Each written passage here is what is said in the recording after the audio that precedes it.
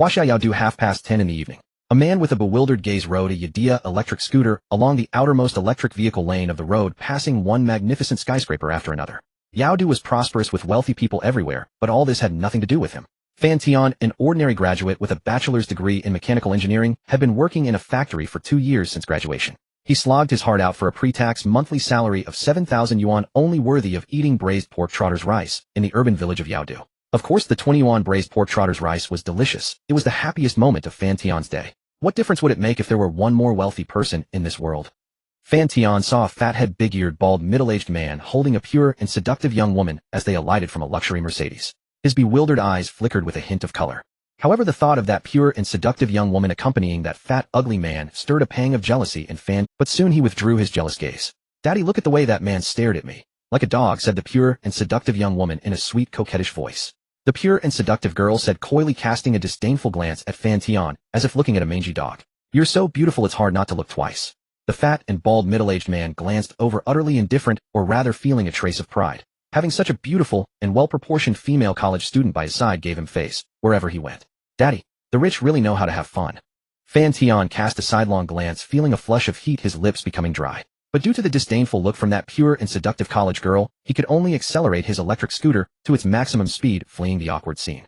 This was the real society. Fan Tian's own conditions were not bad. Nearly 180 centimeters in height, with delicate features. If he dressed up well, he could easily become a kept man and enjoy the luxury of a wealthy woman. During his university years, he had been asked for his WeChat by innocent junior girls and had been a standout figure. But since entering society, everything had changed. He became unknown, reduced to a brick in the machine of capital. Once girls entered society, their standards rose to a level that left Fan Tian stunned. With his ordinary family background, his feelings of inferiority and bewilderment became increasingly pronounced. In this world, premium resources ultimately belonged to the wealthy or powerful. Beautiful women were such resources, and so were handsome men. Fan Tian understood this truth. There was a time when he had thought of selling his looks, but he could never bring himself to accept the 200 and over 100 kilograms body sitting on him. In matters of being kept, men were far more reserved than women. "No, I have to call my dad and ask if he's hiding a fortune worth hundreds of millions. I must be a rich second generation." Fan Tian inwardly wailed. He thought of the online story about a rich second generation whose parents pretended to be poor for over 20 years, hiding billions in assets. He couldn't help but hold a sliver of hope for his own parents. If it were true, he could forgive the 25 years of miserable life and even obey his parents without complaint. What difference does one more rich person make? Fan Tian thought again of the lustful scene he had just witnessed, and he couldn't help but let out a groan. He also wanted to fight, but thinking about it was enough. A poor loser like him, if he actually threw a punch, would end up drinking tea. Fan Tian rode his electric scooter through the dazzling city center, returning to the place that should be his. Along the way, the originally brilliant street lights dimmed. Yuyuan Village. This was the only place in the city that felt like home to Fan Tian. Since graduating and starting work in Yaodu, he had been holed up in this rundown urban village for 2.5 years. However, he was not familiar with the villagers. He didn't seem to belong here either. Every time Fan Tian worked overtime, he felt his body hollowed out. Lately, his hair had been falling out in clumps. When he returned to his dormitory, he just wanted to lie in bed, take out his phone, scroll through Douyin, TikTok, and watch videos of beautiful girls dancing to relax. Especially today, after 10 consecutive days of overtime, he was mentally dazed and made some mistakes at work, earning a harsh scolding from that skinflint supervisor, making his mood even worse. "Work one more year, then jump ship once I have a marketable skill." This was Fan Tian's thought, his plan for the future: bury his head and work hard for 3 years to learn the trade, then switch to a better platform with experience. Although that skinflint had a foul temper and scolded subordinates at every turn, he did have some real skills, otherwise he wouldn't be able to command respect in the tech department. That was why Fan Tian could swallow his pride. After all, Fan Tian came from a decent university and had some pride. If that skinflint had no skills, how could he endure being humiliated in front of so many colleagues? However, the shareholders and bosses in the company had good tempers. They often showed concern and greetings, preaching big principles and painting rosy pictures. Of course, he knew the reason. Some played the bad cop, so naturally others played the good cop. Upon returning to Yuyuan Village, Fan Tian felt as if he had entered a different world. The environment here was not much different from his hometown. Only here could he regain a sliver of confidence. Still, he was well aware that although Yuyuan Village was an urban village with a relatively backward environment, it was ultimately part of Yaodu and incomparable to his hometown. Boss lady, 2 bowls of mung bean soup and 1 grilled chicken leg. Fan Tian parked his electric scooter at the barbecue stall at the village entrance and called out to a still charming, beautiful middle-aged woman.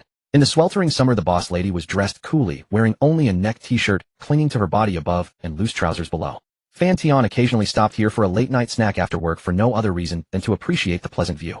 However, he dared not entertain any improper thoughts about this busted boss lady. After all, her burly husband, shirtless and tough, was right there cooking. Moreover, this young woman already had a daughter in her senior year of high school. Approaching 11 o'clock at night in Yaodu, it was prime time for night owls to come out foraging. The barbecue stall at the intersection was doing brisk business mostly with young people. Fan Tian, already restless and hot, looked at the pairs of shapely legs before him. His inner turmoil was understandable. However, when Fan Tian glanced at the oily dirt embedded under his fingernails, a sense of inferiority welled up, quickly suppressing the heat. He quietly sat in his seat and played with his phone.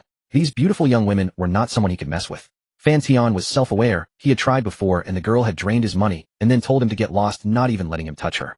From then on, Fan Tian became a Sigma male. Handsome, your mung bean soup.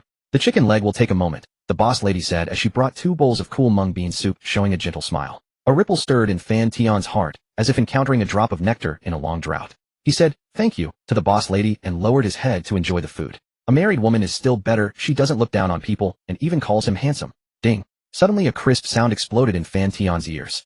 True Man system activated. Mission released. A character with charm value of 90 nearby is in trouble. Please help Chen Shui escape. Upon mission completion, the True Man system will be fully activated. Character auxiliary scanning function enabled. Fan Tian looked up in confusion, trying to see which big shot was playing a Douyin video out loud. True Man system. As a veteran bookworm of over a decade, having browsed major mainstream and not so mainstream websites since junior high, he naturally knew what his system was. But as a product of Marxist education, Fan Tian dismissed it as a delusion. He didn't believe it. Who's so crazy as to play a video out loud this loud? Fan Tian mumbled a couple of words and continued to lower his head and drink the sugary soup. Accept the main quest. Option A, accept the mission and help Chen Shui escape her predicament, binding the True Man system. Option B, abandon the mission and the system will detach and seek a new host. A crisp voice exploded again in Fan Tian's ears, stirring the calm that had just settled in his heart. Could this be real? The system's voice was so clear as if it resonated directly within his mind. Thinking of this, Fan Tian's heart stirred with secret excitement. Just then the proprietress walked over carrying a tray, a smile blooming on her face, her chest heaving, enticingly stirring desire in anyone who saw. A mature woman like her was an irresistible temptation for a novice like Fan Tian. Handsome, hey, raise your chicken leg. As she bent over, the proprietress displayed her cleavage fully. Fan Tian was momentarily transfixed. Seeing his dazed expression, the proprietress merely smiled lightly, seemingly unbothered. As she left, she accidentally brushed his hand. The soft touch and secret thrill sent a shiver down Fan Tian's spine. She's so seductive. The thought immediately surfaced in Fan Tian's mind. Then with a flash of inspiration, lines of data appeared above the alluring proprietress' head. Name Xia Chui. Age 38. Charm 80. Intimate count 301. Married. The system real. Fan Tian's eyes widened. But when he saw the data, he was dumbfounded. 301. How wild would one have to be to achieve that? He couldn't even imagine. Almost one a day for a year. The once charming proprietress turned out to be such a wild woman privately. Fan Tian wondered whether it happened before or after her marriage. Given the shocking number, Fan Tian began to suspect that the barbecue stall couple might be engaged in some perverse private. Besides being in contact with so many people, there were bound to be diseases like syphilis. Fan Tian was immediately frightened off. His arousal vanished completely. He even wiped the arm she had touched with a tissue. Then he glanced at the owner. His intimate count was only a dozen or so. Yet the owner didn't seem to mind his wife's behavior. Since the system is real, who is Chen Shui? System, I choose a. Fan Tian murmured. Unbind. That's mission accepted successfully. Please help Chen Shui escape her predicament as soon as possible. Fan Tian stood up and scanned the surroundings. According to the system, Chen Shui was a woman with a charm value above 90, and she was nearby. Fan Tian should be able to identify her easily. Indeed. Fan Tian stood up and glanced around. Soon, about 50 meters to the right, he spotted a girl in a red dress being dragged toward a nearby Mercedes by a man. The girl was struggling. People nearby noticed, but only watched, pointing fingers. No one stepped forward. After all, the man dragging her was dressed in a branded suit, looking like a successful man. His car was a Maybach worth over 2 million. The bystanders didn't want to get involved. Still, some well-meaning people wanted to help, but were quickly pulled back by their companions. Hey Dong, don't go. Maybe it's just a couple's quarrel. Better to stay out of trouble. And that man's branded suit must cost at least 100,000. We can't afford to mess with him. The young man named Adong glanced at his own delivery suit, then at the man's elegant attire, and could only sigh.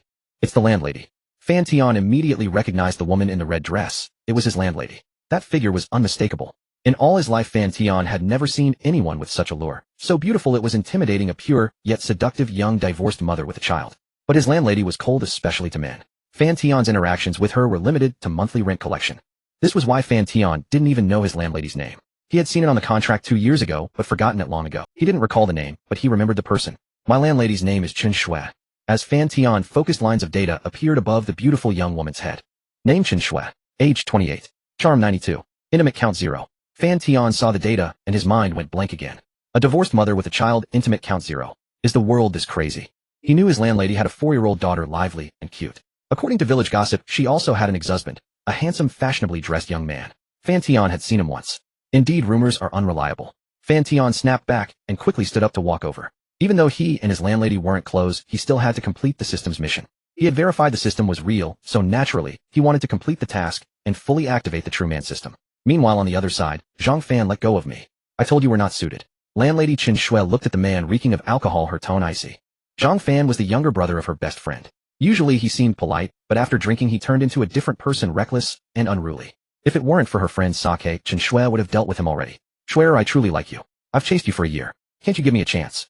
Zhang Fan stared at the beautiful young woman, his lust almost naked in his eyes. From the first time he saw Chen Shui, Zhang Fan fell in love at first sight. Since she was his sister's best friend, he thought he could get close to her easily, and began an aggressive pursuit. But after more than a year of pestering, Chen Shui remained indifferent, even growing disgusted.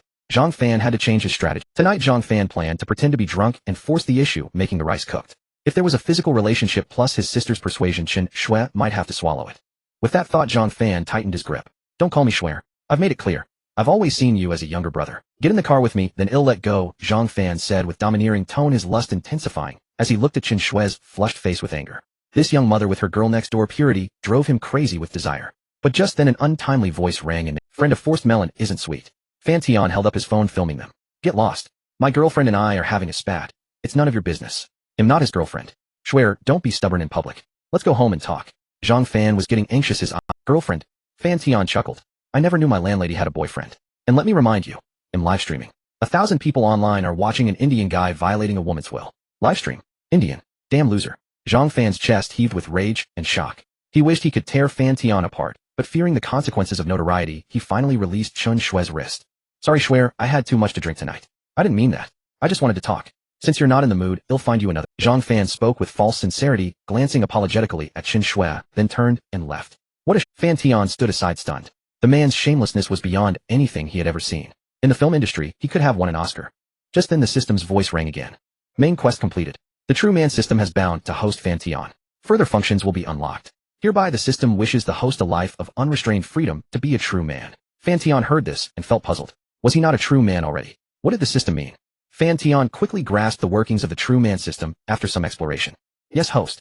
As long as you bind a character with a charm value of 90, your Huaxiao account will receive currency equal to their favorability multiplied by 10,000 every day at midnight. This currency is entirely legal and can be used at your discretion. Currently the number of bindings is 0. Fan Tian felt a surge of excitement upon hearing this.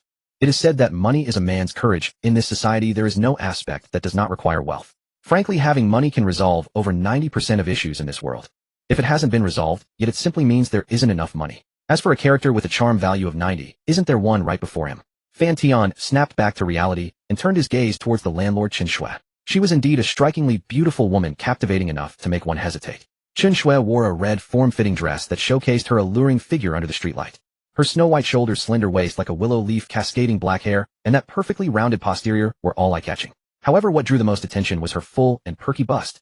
Such a devilish figure Fan Tian had only seen in comics. Beneath the red dress, her fair glossy legs were clad in black stockings, long and straight, finishing with a pair of black. With light makeup enhancing her stunning features, Chen Shui appeared to be a cool beauty. Upon closer inspection, Fan Tian found himself momentarily entranced. It was no wonder that man had tried to force her into his car. The landlord, dressed in a body-hugging skirt, was simply too attractive. Thank you for your help earlier. Chen Shui looked at Fan Tian, who was staring at her intently, her brows furrowing slightly. Despite his assistance, the gaze of a strange man made her uncomfortable. No need to mention it, landlord sister. You are truly beautiful. It's no wonder your friend couldn't control himself after a few drinks. Although he felt a bit nervous after gaining the system, Fan Tian maintained a confident demeanor. Receiving such praise caused Chen Shui's lips to curve slightly as she assessed Fan Tian. He was about 1.8 meters tall with delicate features. His smile was clean and genuine. Overall, he appeared to score around 70 to 80 points, but his work uniform was a bit dirty and his disheveled hair detracted from his appearance.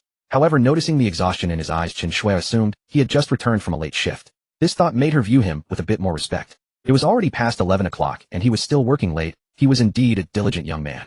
Little brother, if there's nothing else, I'll head home. When I have some free time, I'll treat you to a meal. Chen Shui said politely as she thought about going home to rest. She had been drinking with her girlfriends at a bar that night, her head feeling a bit woozy. After experiencing Zhang Fan's harassment, she was mentally exhausted and just wanted to go home to take a shower and sleep. Wait a moment, landlord sister. Fan Tian noticed Chen Shui's fatigued state, but a glance at her swollen wrist made him rush to a nearby pharmacy and return with a small bag. This is an anti-swelling ointment. It works quite well. I often use it when I twist my ankle playing basketball. Fan Tian handed the item to Chen Shui and left before she could respond. What a sweet little brother. Chen Shui felt a warmth in her heart as she watched Fan Tian's slender back, her cold gaze softening considerably. Favorability 2. System bind Chen Shui. Returning to his dorm, Fan Tian checked the time. It was almost midnight and he decided to allocate the first binding to the landlord's sister without hesitation. Chen Shui has been successfully bound. Charm value must reach 90 to bind. Character information has been updated. Name Chen Shui. Age 28. Height 168 centimeters. Weight 50 kilograms. Charm 92. Occupation landlady comic artist. Intimate connections 0 divorced. Favorability 10. Note, when favorability reaches 80, the true man physique will be unlocked, and once unlocked the true man physique will permanently follow the host. Remarks: once favorability reaches 100, the binder will never betray the host. True man physique: for every character successfully bound, favorability reaching 80, the host's basic physique will be doubled. As a true man, how can one conquer the universe without a powerful physique? Fan Tian exclaimed in amazement after he never expected that being a landlady could also be a profession. And the true man physique seemed domineering. If he were to charm 100 goddesses, he would undoubtedly become a little superhero. Dreaming of punching kindergartens and kicking nursing homes was enough to make his mind explode. There are still 15 minutes until midnight. According to the system, a sum of money will be deposited into my Huaxiao account daily. Given the current favorability from the landlord's sister, it should be around 100,000. 100,000 a day. Fan Tian lay on the shabby rental bed staring blankly at the peeling ceiling. With 100,000 entering his account daily, that totals 3 million over a month. And with Chen Shui's favorability increasing, once it reaches 100, the monthly income would ultimately reach a staggering 30 million. In a year, that would amount to at least 3 small goals. This system also allows for multiple bindings, and each binder can provide funds based on their favorability. That would truly be a steady stream of wealth. However, what excited Fan Tian the most were the rewards for charming binders. System: does each binder come with their own ability? Fan Tian looked at the favorability section, curious. Yes, every character with a charm value of 90 regardless of gender will possess a special ability. If successfully charmed, it can be permanently obtained. Upon hearing this, Fan Tian felt even more exhilarated, lying on the bed and grinning foolishly. The landlord's sister has the true man physique. I wonder what special abilities others will have. Fan Tian pondered whether he should explore nearby tomorrow to bind more characters, but the quickest way should be online, given the plethora of beauties on the internet. System: can charm values also be assessed through photos or videos? Fan Tian asked with anticipation. Yes, host. This system can assess a character's charm value through photos or videos and other means. However, to bind a character, they must be within 10,000 meters of the host. Additionally, their favorability must exceed 0, and currently the system can only bind 3 people. Only when any binder's favorability reaches 80 can the next level be unlocked. Not exceeding 10,000 meters. Favorability above 0. These aren't major issues, just a little investment will surely yield some affection. However, the character binding restrictions made Fan Tian contemplate who to bind next. Ding! Your Huaxiao account has received a deposit of 100,000. Current balance 112,532. 6-inch. Coming in 100,000. Fan Tian excitedly opened his Huaxiao account, and when he saw the cold hard data sitting in the account, he couldn't help but let out a howl. 1 point of affection is 10,000. I must take the initiative from now on, striving to max out sister Chen Shui's. Fan Tian had planned to rapidly increase the landlady's affection before midnight, but since they had just met, greeting her so soon might easily cause resentment, so he had to remain still. 110,000. I wonder if it's real, and whether it can be transferred out. Fan Tian still harbored a sliver of doubt. Then he opened WeChat to verify. Fan Tian opened his contacts, tapped on a cartoon milk cow avatar, and immediately transferred 30,000. As soon as the transfer message was sent, a reply came back in less than 3 seconds. Sure enough, at this hour, that little tagalong wasn't asleep yet. Fuck you, little shit came into money. Fan Tian glanced at the message, and the joy of successful transfer vanished instantly. He came from a blended family. His mother passed away from bone cancer when he was 8, and a year later his father brought him a stepmother. Fan Tian's relationship with his stepmother was not particularly good. Although they once lived under the same roof, they wouldn't even greet each other when they met. However, he got along well with his stepsister. When he was young, Fan Tian often tricked his stepsister out of her New Year's money. For example, charging her 100 yuan for a piece of candy, or asking for payment to take her out to play, and so on. Yet that stepsister, after being tricked, would still foolishly follow him around a complete tagalong. Later, when Fan Tian grew a little more mature, he felt somewhat embarrassed to keep exploiting her. Regarding Fan Tian's exploitation of that tagalong's New Year's money, the stepmother didn't say much. She was an elementary school teacher with a gentle disposition. Fan Tian's father, perhaps out of guilt or other reasons, dared not even suggest taking charge of Fan Tian's New Year's money. So every year after the New Year, Fan Tian's wallet would be bulging, and because of that he enjoyed a long period of carefree living. But ever since Fan Tian started working, his stepsister would occasionally demand he drop gold coins, a boomerang that ultimately— "Little silly dog, what the hell are you talking about? If you don't want to, give it back." Fan Tian immediately typed a retort. "Hee, I want it, why wouldn't I? However much you send, I'll take it." Wishful thinking. That's all there is, little silly dog. Now get the hell to bed. Hee, oh, roll away nice and round. Fan Tian smiled helplessly. This stepsister of his, though unrelated by blood, was certainly a mischievous sprite. Wait, shit, how could I forget that little silly dog? She may be a bit dumb, but she's got looks. Fan Tian slapped his thigh. He quickly opened his sister's moments and found a photo. Name: Zhou1. Age 19. Height 165 centimeters. Weight 47 kilograms. Charm 91. Occupation: college student. Intimate count 0, unmarried. Affection 92. Note: when affection reaches 80 or above, the ability, immunity to all poisons, can be unlocked. It has reached this threshold, once bound it can be unlocked. Immunity to all poisons greatly enhances the host's immune function, providing strong resistance to harmful drugs and viruses. When affection reaches 100, it can be upgraded. This silly dog's affection for me is actually 92. I'll have to go see her tomorrow. Fan Tian was both surprised and delighted when he saw the system data. An affection of 92 meant that once bound he could obtain the special ability of immunity to all poisons. Moreover, his sister Zhou, when school was in the university town of Yaodu by taxi, it would only take a little over an hour. Guanghai Media University female dormitory.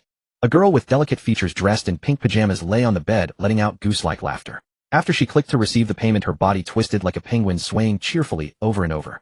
He'll save the 20,000. Brother spends money lavishly and can't save much. When he's broke later, I'll give it to him. The remaining 10,000 I'll use for myself.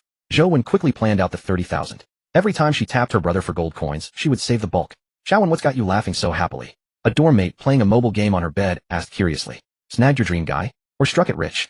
Struck it rich. My brother just transferred me 10,000 as pocket money. Zhou stared at her WeChat balance lying on the bed, grinning foolishly. Her posture now somewhat resembling Fan Tian's. How much? 10,000. We've only been in school for half a month. Your brother really dotes on you. The dorm mate playing the game widened her eyes, full of envy.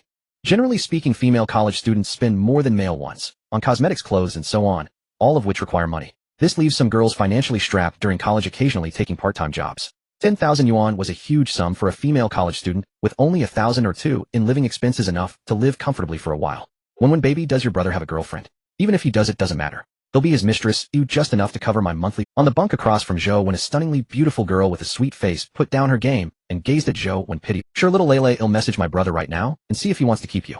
When you two do it, I'll hand you condoms, and if you get pregnant, I'll take care of the baby. Zhou laughed cheerfully. Oh no, I was wrong, baby. The stunning girl was flustered. Seeing her friend's embarrassment, Zhou burst out laughing. Fine, when you dare to mock me. Tonight, I'm definitely getting into your bed. Su Yanla, seeing Zhou's teasing expression, stormed down from her bunk, lifted Zhou's covers, and climbed in. Soon the entire bed started shaking, and from under the covers came some rather unsavory dirty talk. Just 10,000 yuan. You uncultured bumpkin who hasn't seen the world. In a corner of the dorm, a dorm mate texting her boyfriend muttered disdainfully. Her boyfriend had given her a bag worth more than Yuan village rental house. It was already 1 o'clock, but Fan Tian still didn't feel sleepy at all. Bored, he opened the appearance section of Douyin and started browsing. However, after scrolling for half an hour, he still hadn't found a suitable target. If not that, then the intimacy count was too high, making Fan Tian feel uncomfortable. Why does the beauty filter feature even exist? Is it just to bully honest people? When he saw a young girl, even more beautiful than the landlady, giving him a feeling like first love, he opened the system to scan her. Good heavens, 41 years old, charm value only 50, and it was a man's name. Fan Tian's heart gently shook. With the aid of the beauty filter, a mediocre-looking man could be transformed into a breathtaking beauty. Fan Tian no longer trusted the online world. All sorts of monsters and freaks exist. Forget it, let's just sleep. Just as Fan Tian was about to mute his phone and close his eyes to sleep, the system's notification sound suddenly rang out. Chun Shui affection 1. Chun Shui affection 1. Wait, what is that girl doing late at night? How did her affection rise for no reason? Fan Tian opened his eyes, somewhat stunned. Chun Shui returned to her residence. After showering, she changed into a white lace camisole nightgown. It was very comfortable and also sheer. Under the light, her curvaceous figure was clearly visible. She didn't mind the exposure. Her daughter had been sent to her mother-in-law's place for a couple of days, and the house was currently just her alone. I wonder which man will end up being so lucky, Chun Shui said as she stood before the mirror, her hands resting on the sink. She was quite satisfied with her figure, and Chun Shui also knew which parts of her body were fatally attractive to men. After all, even she herself sometimes felt amazed when she touched them. But suddenly a sharp pain came from her wrist on the sink. Chun Shui looked down and saw her right wrist red and swollen. Chun Shui stared at the wound and sighed helplessly. I'd better not tell Minmin about this. After all, he's her own brother. She had always tolerated that Zhang Fan, never embarrassing him in public, all for the sake of her best friend Zhang Min. From childhood to adulthood, Chun Shui didn't have many friends. During school, most girls were unwilling to befriend her, even ostracizing her. Her best friend Zhang Min was the only one who had been with her since middle school. Chun Shui cherished this relationship deeply and didn't want Zhang Fan to put her friend in a difficult position. So she had always been in a state of indecision. As for accepting Zhang Fan's goodwill, Chun Shui was utterly unwilling. That guy played around too much. A regular at bars who had even caused a young girl to have an abortion. She was not about to entrust the rest of her life to someone like that. But if she told her best friend about this, it would inevitably sour their relationship. At the thought, Chun Shui's head ached, and she somewhat hated her own weak nature. Chun Shui had little social experience. After graduating from university, due to her parents urging her to marry, she chose a man with decent conditions. Initially, she had some expectations for the marriage, wanting to be a good wife and mother. After all, her husband was handsome, gentle, and seemed perfect in every way, the ideal partner in everyone's eyes. But unexpectedly, he turned out to be a rainbow person. In this deceived marriage, Chen Shui had tried to display her advantages before her husband, hoping to straighten him. But unfortunately her husband only treated her as a sister, and she thus became a wife of a gay man enduring years of a sexless marriage. So later Chen Shui completely gave up. Coupled with her sister's situation, she had even less expectation for marriage. After the divorce, her ex-husband was generous. He left all the property to her and moved abroad with his boyfriend. He'll stop thinking. Worst case, he'll just avoid her brother from now on. Chen Shui patted her head, then left the room to find the medicine box in the living room. Suddenly her peripheral vision caught a small white bag on the coffee table, and an inexplicable image of that young man's clean smile flashed through her mind. That little brother looks pretty good. It's a pity he's just a little brother. Chen Shui didn't want to find someone she'd have to take care of like a... The next morning at 9 o'clock, golden sunlight streamed through the window pane, painting the floor with a riot of colors. Fan Tian opened his drowsy eyes and asked immediately, "Yes, host, what do you need?" "Nothing, just checking." Fan Tian felt elated at the instant reply. Then he opened his phone, but the sheer volume of messages on the screen made him feel suffocated. He saw several missed calls and a few unread messages from the skinflint supervisor. He dreaded getting messages from that boss. Every time he saw them his heart raced. "Fan Tian, did you finish the task I gave you yesterday? The project is really urgent. Get it done as soon as possible and come in this Sunday to work overtime." Also, there were some issues with the new machines debugging yesterday. Xiao Chun just joined recently, he can't handle it alone. Go to the company today and help him. "Fan Tian, where are you? Call me back immediately." Fan Tian's heart tightened at the supervisor's message bombardment, but then he remembered it was Sunday, and he had awakened the system, so he grew bold. That drudgery of a job, let whoever likes it do it. He couldn't stand it any longer. Just because he lived closer to the company, every time a machine needed debugging, he was the one called in. Fan Tian composed a long message cursing the supervisor, venting all the resentment he had accumulated over the past 2 years. But when the text was ready, he still lacked the courage to send it, so he deleted it and started over. "I'm feeling a bit unwell today, so I won't come to the company," Fan Tian replied with an excuse. Indeed, after being exploited for so long, he had become shaped by capitalism. Even with the system, here his confidence couldn't recover overnight. About 10 minutes later, a voice message came from the other end. Fan Tian didn't even need to listen, he could guess what the skinflint supervisor would say. He didn't want to hear that nauseating voice, so he converted the voice message to text. "Nothing serious, I hope. Take some medicine and rest. If you feel better, drop by the company and help Xiao Chen out. It'll be done quickly. I believe in you." Fan Tian glanced at the text message and almost laughed in anger. "I believe you. Bullshit." Every word reeked of... Every time, it was the same excuse. It'll be done quickly. But when it came down to it, he ended up exhausted every single time. He recalled all the scoldings from that skinflint over the past 2 years, and his anger flared up. "If it's so quick, why don't you go? I remember your home isn't far from the company. Just a 10-minute drive. And stop dumping Xiao Chen's work on me. I'm not paid enough to do 2 people's jobs. Finally, I quit. Find whoever you want, you old bastard." After sending the message and venting his negative emotions, Fan Tian felt instantly relieved. As for the consequences, he didn't care. At worst, he'd be fired. He ordered takeout on his phone, then tossed it aside and got up to freshen up. After washing up, he picked up his phone and glanced at it. No messages, very quiet. It seemed the skinflint supervisor didn't want to make trouble at this juncture. Fan Tian thought that if the supervisor dared to scold him again, he would immediately turn into a venomous troll and fire back fiercely. Half an hour later, the phone rang again. Fan Tian initially thought it was the delivery, but when he saw the caller ID, it was the boss playing the good cop. Fan Tian answered the phone and calmly listened to the boss' long-winded lecture. "Boss, the world is big. I want to see it." After the boss finished, Fan Tian said calmly, "What do you mean, Engineer Fan? I know the pressure has been high lately. How about this'll give you a week of paid leave. Rest up, then come back to work. If you have other conditions or are unhappy with your salary, we can talk about it. Quitting without a word, that won't do." The boss was somewhat anxious and urged him earnestly. Training a mechanical engineer isn't easy, especially in the machinery industry, where there's a saying that it takes 3 years just to get started. Moreover, factory conditions are inferior to other fields, and the starting salary is particularly low. All these factors make many college graduates unable to endure it. Some fresh graduates, upon seeing the dirty factory environment, quit within 3 days. In the 2 years since Fan Tian started, he had roughly counted, and there had been more than 10 such cases. "Boss, actually am a wealthy second generation. My family is very rich. I came out to work only to experience life. Now my family is calling me back to inherit a fortune worth hundreds of millions. Boss." After Fan Tian finished, the boss paused, muttered indistinctly, "Idiot," and then hung up. Why doesn't he believe me? Did other people who quit use the same excuse? Fan Tian shook his head and laughed. To him, the system was worth far more than a fortune in the hundreds of millions, and it came with special abilities.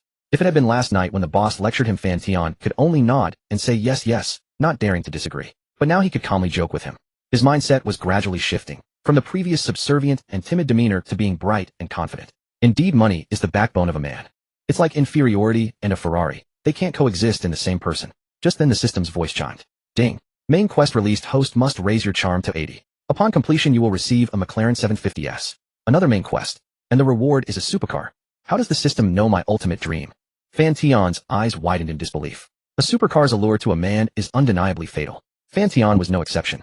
He had once dreamed of owning such a flashy supercar, but some things are predetermined at birth. If you don't have them, you never will. According to online prices, a McLaren 750S supercar costs at least 3.5 million yuan on the road. Fan Tian could never earn that much in his lifetime. System, how do I increase my charm?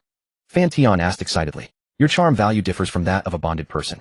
It can be improved through personal appearance and social status. Currently your charm is 75. Detailed stats: host Fan Tian, age 25, height 179 centimeters, weight 65 kilograms, charm 75, occupation mechanical engineer, in the process of being fired.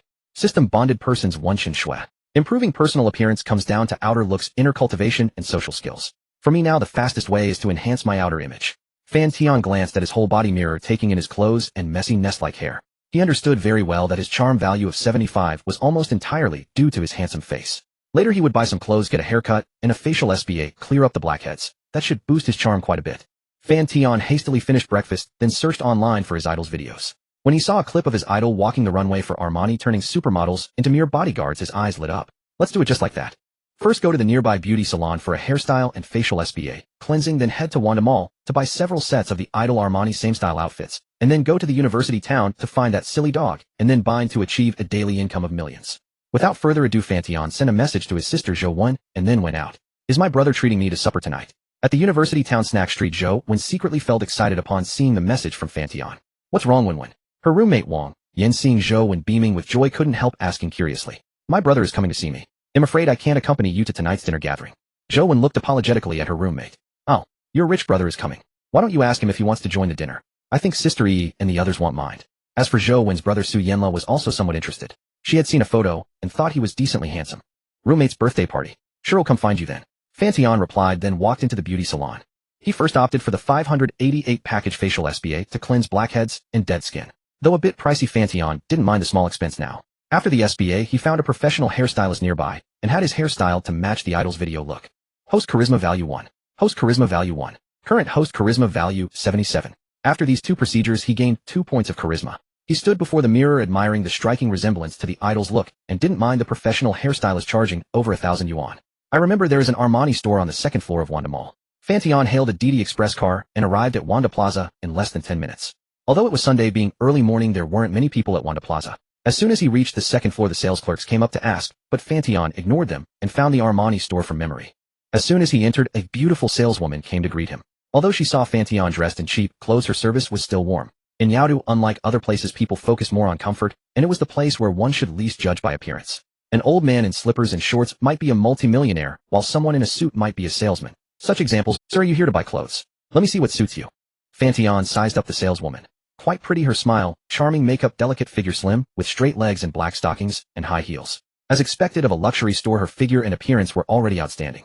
Fan Tian used the system to scan the beautiful saleswoman's profile. Name: Guomei. Age: 27. Charisma: 77. Intimate relationships: 8. Divorced. Not bad. For a beautiful saleswoman like her at age 27, having had intimate relationships with 8 men isn't that many. In this fast food era, someone like the landlady sister is rare. Help me put together a set in this style. Fan Tian currently had 80,000 yuan left, more than enough to buy an Armani suit. The beautiful saleswoman smiled. Okay, please wait a moment. Have a seat here, and I'll bring the clothes over. She could tell Fan Tian was composed, and with his clean and handsome face, she couldn't help smiling even more warmly. A handsome man or a beautiful woman always brings more joy. If something beyond friendship were to happen, the saleswoman wouldn't. Sitting bored, Fan Tian couldn't help opening WeChat contacts, finding the landlady's avatar, wanting to boost his goodwill. A 2-dimensional anime girl avatar seemingly called Kikyo. Fan Tian wasn't very sure, he had little interest in anime, but his sister Zhou Wen was obsessed, and through osmosis Fan Tian had some knowledge of popular anime. Opening the chat history, it was all cold transfer records, not a single daily greeting in 2 years. Sister, is your rich? After sending the message, Fan Tian felt a bit uneasy and nervous. After all, he was still a virgin, he had never been in love many times, and flirting was rather rusty. But after waiting for a while, there was still no reply. Fan Tian felt a little disappointed. Meanwhile, in the room, Chen Shui was constantly drawing anime characters with a stylus on her tablet. Her other job as a manga artist specializing in 2-dimensional characters, which she posted on foreign websites for browsing and downloading. However, the characters she drew were very explicit and violent, with some female roles designed based on her own figure. So Chen Shui had always done it secretly, not daring to let anyone know. After finishing one female character, Chen Shui stretched her waist, then picked up her phone and opened WeChat to check messages. But they were all from people she had set to do not disturb, meaning they weren't important. Even though Chen Shui's attitude toward men was cold, some men still eagerly threw themselves at her, even delighting in it. These included friends from her ex-husband's side and her former classmates. Chen Shui didn't want to delete them, so she simply treated. Chen Shui opened her mother-in-law's WeChat, asked about her daughter's condition, and then prepared to go to the kitchen to get some drinks. Just as she was about to close the screen, her peripheral vision caught a message from a contact labeled Building 1 Room 303 tenant. Calling me sister. Could it be that little brother from last night? Chen Shui murmured softly. A boy who smiles very cleanly. That was her impression of Fan Tian. She had some fondness for Fan Tian, but it was the kind of sister-to-brother affection, not woman-to-man. Chen Shui liked mature, steady men with a tough guy temperament, not those delicate little puppy boys that turn her off at first sight. Chen Shui glanced at it, not intending to continue the conversation, then put down her phone and walked out of the room. Chen Shui glanced at it, not intending to continue the conversation, then put down her phone and walked out of the room. Meanwhile, Fan Tian, now dressed up, stood before the full-length mirror. In the mirror, he was clearly in a suit and leather shoes, like an aristocratic young master of high society, every crease a carefully designed track. Yet the unbuttoned buttons instantly transformed Fan Tian from an ascetic noble into a walking hormone. His well-defined fingers adjusted the inner lining buttons, revealing his elegantly shaped collarbones. The rustling sound of fingers against the suit fabric sent the hormone level to its peak. His originally pure gaze now held a hint of wicked charm. This noble, yet slightly cynical temperament left the nearby saleswoman mesmerized. She stared directly, unabashed, her gaze almost melting. But when Fan Tian looked at her, his aggressive gaze made the saleswoman shyly lower her head like an ostrich. Yet soon she, oh, so embarrassing. What was I afraid of? I'm a saleswoman. Oh, it's perfectly normal to observe how a customer dresses, isn't it? The beautiful saleswoman wailed inwardly. When she looked at Fan Tian again, at his well-defined hands, imagining them around her neck, her legs involuntarily tightened slightly, and she unconsciously licked her lips. A foreign study shows that women are naturally 6 times more lustful than men. Host charisma value 5. Current host charisma value 82. Mission completed. McLaren 750S has been placed in the Wanda Mall underground parking lot. An Armani suit costing Fan Tian $52,000. Had it been yesterday, he would never have imagined such a luxurious garment adorning his frame. Stepping out of the boutique, he still felt a surreal dislocation. Overnight wealth, from initial excitement to dazed bewilderment, and finally to a composed acceptance of reality. No sooner had he left the store than a young woman approached. Handsome, I have a question. What type of girl do you like? A vivacious, curvaceous girl with a pair of bewitching fox eyes stared directly at him. Fan Tian scanned her with his name: Wan Chen, age 22, charm 60, intimate contacts 25. At 25 intimate partners, the initial attraction instantly evaporated. I like girls who don't talk to me. Though not averse to a fleeting fling, he wasn't about to accept just anyone. What's so great about you? I'm not interested anyway. The woman stormed off. From the boutique to the underground parking, at least 10 attractive women approached him. Never before had he realized that women could be so forward and passionate, their eyes practically undressing him. Recalling his bitter first love, Fan Tian smiled wryly, his gaze growing resolute. A man should spend money on himself and enhance his own abilities. After all, the vast majority of women are drawn to strength. Sometimes abandoning principles and boundaries to be endlessly good to a woman does not move them. It only makes you seem cheap. Of course, one cannot entirely blame those scoundrels or heartbreakers. After all, they didn't force anyone to forsake them. A typical simp harbors deep-seated inferiority, believing himself unworthy of his pursuit, and thus resorts to groveling in hopes of a scrap of pity. He pulled out his phone and opened WeChat. Silence. Landlady Chen Shui still hadn't replied. System, can a bound person be unbound? Fan Tian asked. Yes, host. With the affirmative answer, he looked at the platycodon avatar on WeChat and chuckled. The anxious anticipation of waiting for a message vanished. Someone once said that when you truly stand at Victoria Harbor, you no longer care if someone hasn't replied. He was now in that mindset, shifting from a subordinate to a superior. He hadn't stopped pursuing the landlady. Chen Shui's unique abilities and devilish figure were still his desires. But now his approach had completely changed. He adopted a devil-may-care attitude. Reply or not, there's always a better one. It's only noon. After I get the supercar, I'll familiarize myself with it, then head to the university district to find that silly dog. Thinking of the dream supercar he was about to own, Fan Tian felt a surge of excitement. Following the system's directions, he soon arrived at level 3 of the parking garage. When Fan Tian looked around and saw the McLaren 750S, a metallic work of art, his heart skipped a beat. The low-slung body was like a crouching cheetah ready to pounce. The sharp LED headlamps resembled a beast's predatory eyes, and every crease in the fluid bodywork spoke of its unattainable nobility. Wild and flamboyant. The visual impact hit him like a wave, sending adrenaline surging through his veins. So this was the system's reward. Damn, it's gorgeous. Fan Tian stared at the futuristic silver supercar, as if beholding a naked beauty. Finally, he had to take a deep breath to calm his racing heart. Just as he walked toward the silver supercar, a strikingly tall woman stepped out of the passenger seat of a nearby Mercedes-Benz E-Class, her eyes glued to the supercar as she pulled out her phone to take pictures. Clearly she too adored this luxurious supercar. What a figure, Fan Tian remarked, unable to help but appraise her. She wore a white cropped camisole top and summer hot pants with white flats, an outfit that was exceptionally sexy and fiery. She stood about 1.75 meters tall, with light makeup that made her look radiant and charming. What truly caught the eye were her wineglass legs, long, shapely, not an ounce of flab. Those thighs must be at least 1 meters long, longer than his life. Fan Tian marveled. Then he scanned her with name: Yi Fan, age 22, height 177 centimeters, weight 50 kilograms, charm 91, occupation car model dance streamer makeup artist intimate contact 0. 5 unmarried. Affection 0 note when affection reaches above 80 the super talent scout ability can be unlocked. Super talent scout a unique insight to discover others' future potential and breakout opportunities. Another beauty with a charm value over 90. Fan Tian was surprised. In just one day 2 such women had appeared. Were charm values of 90 now so common? But what did that 0. 5 mean? Host this is influenced by your social circle. The larger your social network the easier it is to attract characters with charm values of 90 or above. Fan Tian understood. Birds of a feather flock together. Just as a successful person's friends tend to be similar, so too would Fan Tian's increasing wealth and social standing naturally bring him into contact with more high charm individuals. For instance, if he hadn't owned a luxury supercar, he wouldn't have come to the underground parking lot, and certainly wouldn't have met this tall, stunning car model. 3 occupations, a bit too industrious, Fan Tian murmured. He had no issue with the intimate contact count.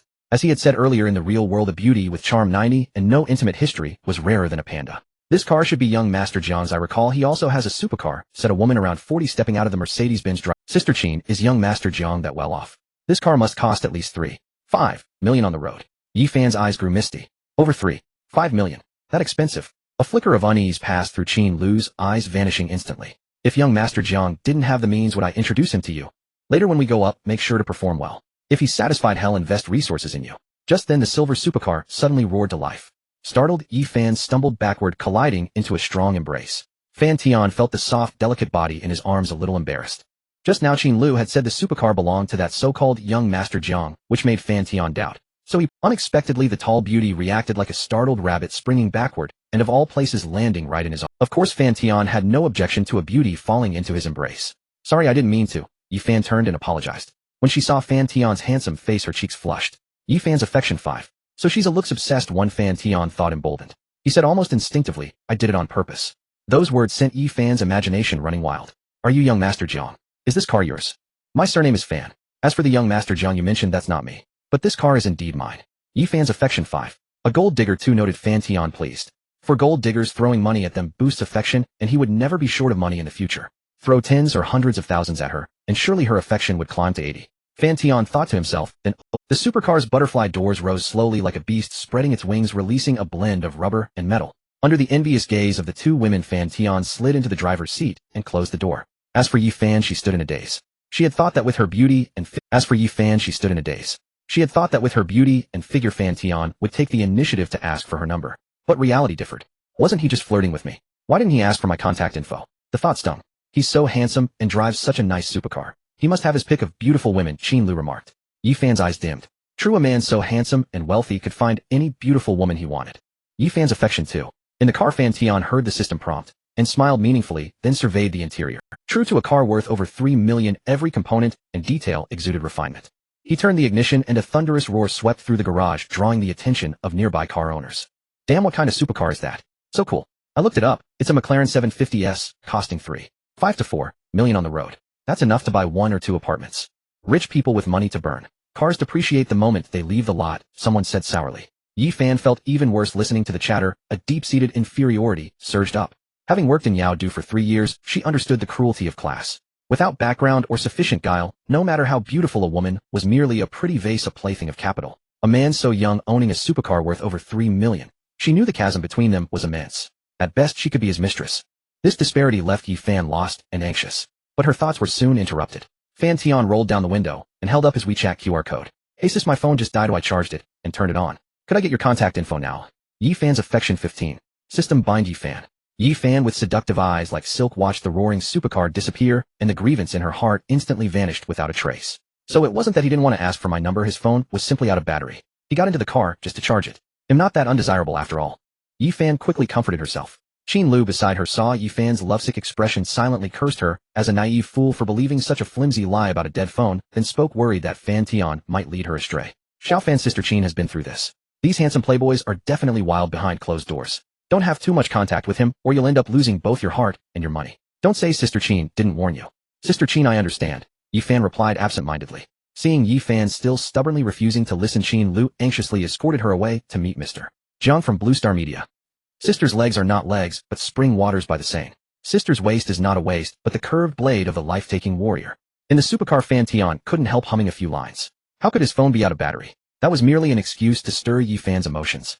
Only by continuously stirring her feelings could their connection heat up quickly. If he had added her on WeChat right away, he was certain her fondness for him wouldn't have increased that much. Affection level 23. A few more days of teasing, and it should soon reach 80. Then I can unlock the super scout ability. He had stopped talking in the parking lot earlier because Fan Tian had his reasons. After all, human emotional responses have threshold. You can't keep stirring them over and over, that would backfire. The main thing is I really don't have much time right now. It's 1 in the afternoon. They'll find a hotel for a short rest, then head to the university town. Fan Tian had been too excited last night, and only fell into a drowsy sleep at 4 in the morning. Now fatigue was setting in. He grabbed a bite near Wanda Mall, and checked into a luxuriously decorated hotel. During this time a few girls came up to Fan Tian fully realized how much appeal he now had to women. In the past such a thing would have been impossible.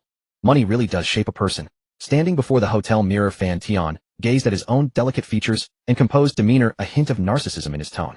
It was the same face as yesterday, yet he could feel a tremendous shift, from yesterday's inferiority and uncertainty to today's confidence and ease. Though his features were soft and gentle, they were now infused with an audacity and dominance. This contradictory blend added even more charm to Fan Tian. Fan Tian took a good look at himself, then returned to his room and fell into a deep sleep. It wasn't until 4 in the afternoon that his alarm clock roused him. System, are you there? Fan Tian followed the routine. Yes, host. How may I assist you?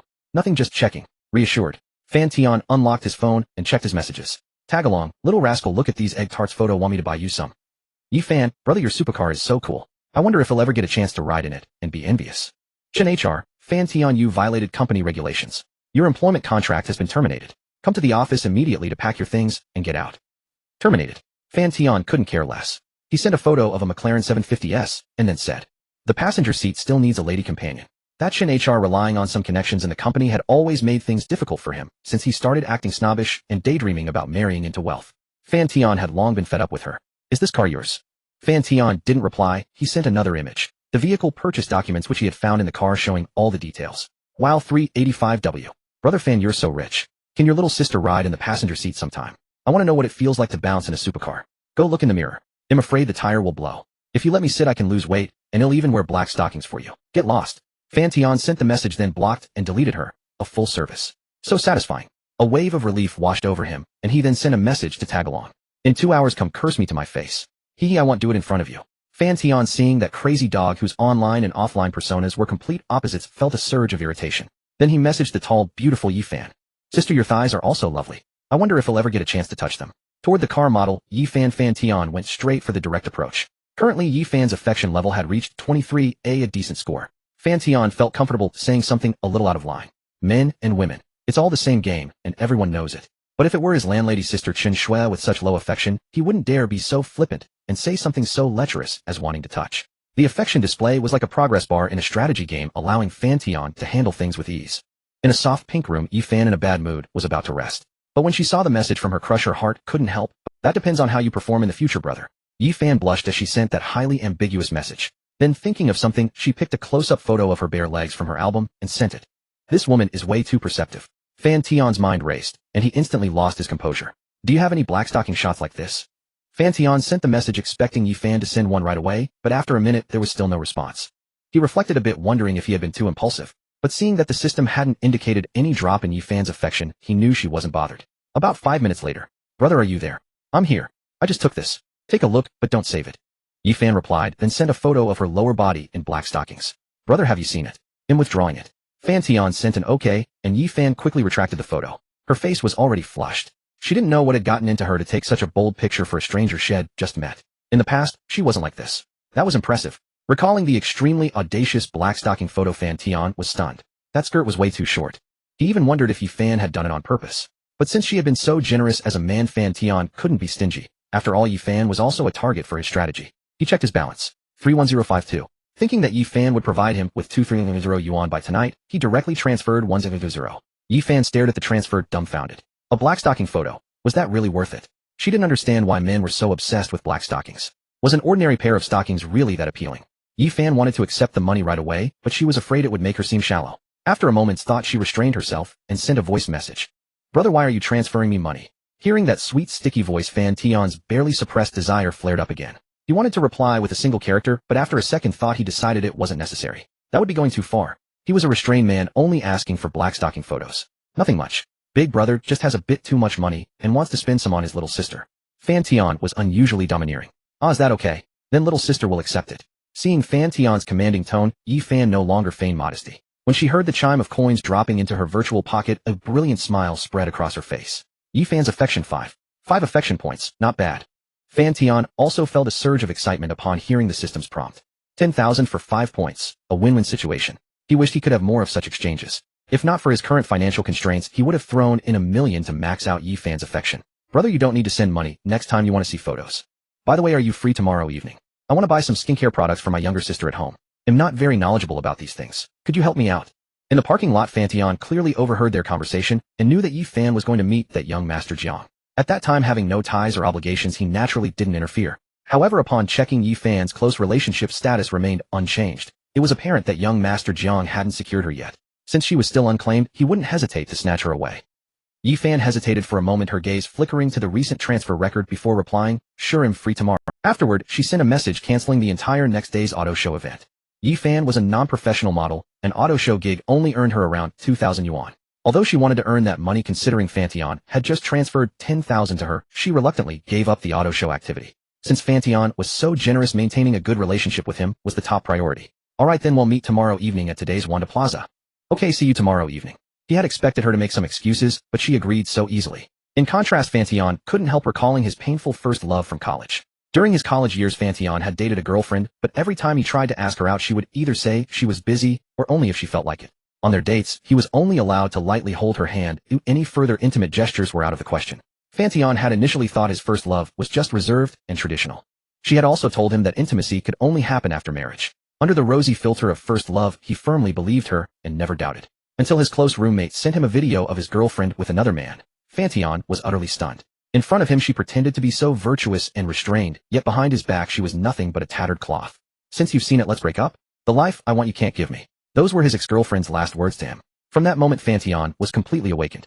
No use dwelling on it, just look forward. Fan Tian was a bit surprised. He had thought recalling that painful past would fill him with bitterness and rage, but now his heart was as calm as still water untouched. If there was any feeling, it was a trace of ruefulness. He rued how foolish he had been back then. His college roommate had warned him time and again, but he turned a deaf ear, even mistakenly believing they were jealous of him for having a girlfriend. Fan Tian tidied himself up, checked out of the hotel, and directly drove his supercar toward the university town. Although it was in the same city, Yaodu was enormous. An hour and a half without traffic and at least 2 hours if congested. Since it was the weekend, the roads were fairly smooth.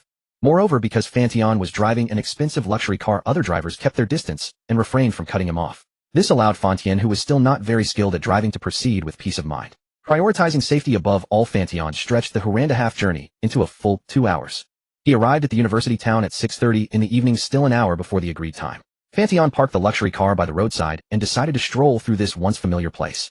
2 years had passed, but little had changed. The milk tea shop where he used to work part-time was still there. Boss, 1 large cup of mango pomelo sago, half sugar. Fan Tian walked into the milk tea shop, ordered a drink he used to enjoy, then sat at a table watching the pedestrians on the street. The university town was naturally dominated by college students. Fan Tian observed those lively, energetic students whose eyes shone with innocence and naivety, and couldn't help feeling a hint of envy. It was the best period, no longer immersed in the sea of studies like in senior high, and yet not yet facing the corrupting influence of society. They could skip early morning classes, stay up all night gaming, and openly pursue the ones they liked. In short, I must have been insane back then to fall for that country girl. Fan Tian's emotions were stirred by the scene, and he sighed ruefully. Just as he was lost in thought, a familiar figure appeared on the street ahead. A girl in a JK uniform carrying 2 cups of milk tea was walking toward the school gate with a bright smile on her face. When did this silly girl start liking this style of clothing?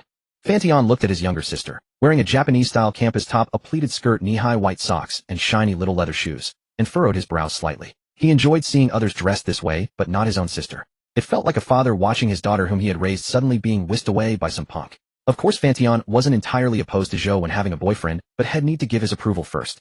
Gumming milk tea shop, university town. Come over. Fan Tian opened WeChat, found the contact labeled Shadow, and directly sent a message. Zhou, when heard the special ringtone from her phone, handed the milk tea to her best friend beside her and opened WeChat. When she saw Fan Tian's message, an excited expression appeared on her face. Without a second thought, she typed a reply. Little tail, did you arrive? But then, realizing Fan Tian was nearby, Zhou, when panicked, urgently recalled the message and resented, Brother, did you arrive? Yes, I'm here. I saw you too. Come quickly. Babe, what's wrong? Why so nervous? Her best friend, who had been taking photos nearby, noticed Zhou's tense look and raised an eyebrow. My brother is here at the gumming milk tea shop ahead. He told me to go over. So your brother's here. What's there to be nervous about? Su Yinwei asked, puzzled. Oh, you don't understand. In my family, the person I fear most is my brother. If he hits me, my stepfather won't intervene, and my biological mother will even hand him the stick herself. Zhou Wen said urgently. But your brother is so good to you. Why would he hit you? Su Yinhua grew more confused. Just last night, he had transferred 10,000 yuan as pocket money, and her best friend Zhou Wen was always talking about her brother. The relationship couldn't be that bad. I just like to mess with him when we don't meet face to face. Recalling Zhou Wen's sharp tongue during gaming, Su Yinhua, indeed she could be quite cheeky. Don't worry him here. If worst comes to worst, he'll drag you and run. If he dares to hit you, Su Yinhua patted her ample chest confidently. She was a 7th degree black belt in karate. Zhou Wen felt a bit relieved hearing her friend's words, thinking that Fan Tian probably wouldn't dare do anything to her in front of others. But babe, wait a moment. Let me take a picture of this supercar first, then I'll accompany you to see your brother. Zhou Wen nodded. Although she was anxious, she knew her best friend dreamed of becoming a female race car driver and was most passionate about luxury sports cars. Done taking pictures. Let's go see your brother. Zhou Wen with her best friend hurried to the gumming milk tea shop. She saw a slender figure in a white shirt sitting at the entrance, and her eyes immediately lit up. Brother, when did you arrive? Zhou Wen's voice was filled with anticipation. The young man in the white shirt turned around in confusion. Seeing two breathtakingly beautiful women standing behind him calling him brother, his face flushed crimson as he stammered. I just arrived. Damn, that's not my brother. Zhou Wen was dumbfounded when she saw the unfamiliar face. Beside her, Su Yinhua looked at the ordinary young man and felt her small expectations instantly deflate. This is the one she talks about all the time. Over here. A slightly cold voice came from inside the milk tea shop. Su Yinhua looked over, and her eyes brightened. So handsome. So manly. As a child, she once mistook the way and went to someone else's house for a meal. Now grown up, she still mistakes people. No wonder Aunt Su Mei still checks up on her even in college. Su Mei was Fan Tian's stepmother and also Zhou Wen's biological mother. Sorry, I mistook you for someone else. Zhou Wen apologized apologetically to the stranger. It's fine. The man's face showed disappointment, and he turned back to his milk tea. But when he saw the two campus belle-level beauties walking toward Fan Tian, jealousy ignited in his heart. Why do I have none while he has two? Just because he's a bit better looking than me. Wow, brother, did you get plastic surgery in Korea? It's only been a month since we last met, and you've changed so much that you could pass for a duck. Zhou Wen looked at Fan Tian's transformed appearance and blurted it out, but quickly realized it was inappropriate. His face. Su Yinhua beside him stifled a laugh. A duck. Hearing this, Fan Tian's expression darkened, and he smiled with feigned cheerfulness, gesturing to the seat beside him. Alright, I gotta come over here for a moment. Brother, I can sit here just fine. Fan Tian frowned, and counted to 1, prompting Zhou Wen to obediently come over. Have you ordered duck? Fan Tian directly pinched Zhou Wen's mouth shut, making him look like a duck. Zhou Wen said nothing, only shook his head repeatedly, his gaze pitiful. Fan Tian couldn't take it anymore, especially with others around, so he had to give up. Are you friends? Why not introduce her? Fan Tian glanced at Su Yinhua, his heart skipping a beat. This was the most delicate and beautiful face Fan Tian had ever seen, flawless like those AI models online. She wore a floral dress with straps, the slightly tight fabric accentuating her graceful body, curves highlighting her slender waist, and her exposed skin was fair and smooth, truly like creamy jade, with a dainty nose and cherry-like lips, her exquisite face adorned with light makeup like a polished gem. The floral dress reached her thighs, revealing a pair of smooth straight legs, and she wore stylish women's sneakers that exuded both fashion and vitality. Her slightly curled hair draped over her shoulders, adding to her allure. Fan Tian was surveying Su Yinhua while she gazed back at him with her phoenix-like eyes. He looks just like that uncle from that Korean movie about a lone agent. Su Yinhua's heart fluttered. Remembering the joke she made with Zhou Wen last night, her face instantly flushed, turning a rosy hue, as if she had applied blush. This scene left Fan Tian mesmerized, prompting him to check the system. Name: Su Yinhua, age 19, height 168 centimeters, weight 47 kilograms, charm 97, occupation university student. Number of close friends 0, favorability 3, note unlocks language master and driving master abilities when favorability reaches above 80. Language master, proficient in various languages of the world. Driving master, mastery of driving techniques for various vehicles with a profound understanding of vehicle performance and structure. Language master and driving master. 2 special abilities in one person. This was the first time Fan Tian encountered someone with 2 unique skills. This is my best friend Su Yinhua. She's the campus beauty. Isn't she gorgeous? Indeed, she's beautiful. In my life, I've never seen anyone this stunning. Fan Tian sincerely admired. With a charm value of 97, verified by the system, how could she not be beautiful? Su Yinhua's favorability 5. Wow, that was quick to gain 8 favorability points. Indeed, university students are the most innocent. Just a compliment and favorability skyrockets, Fan Tian thought to himself. However, when Fan Tian noticed Zhou Wen's face darkening, he suddenly realized. Never compliment another girl in front of a girl. Of course you're beautiful too. In my heart no one can compare. Fan Tian quickly patted Zhou Wen's head. Upon hearing this, Zhou Wen's face lit up with joy. Zhou Wen's favorability 1. System binding Zhou Wen. After binding, Fan Tian took another look at his panel. Host: Fan Tian, age 25, height 179 centimeters, weight 66 kilograms, charm 84, occupation unemployed.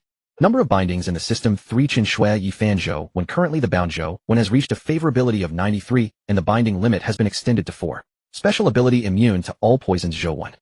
The ability of immune to all poisons seems to have activated. After binding Zhou Wen, Fan Tian suddenly felt something unusual in his body, a tingling sensation, as if a mysterious energy was continuously transforming his body. Only when the favorability reaches 80 can the next one be unlocked.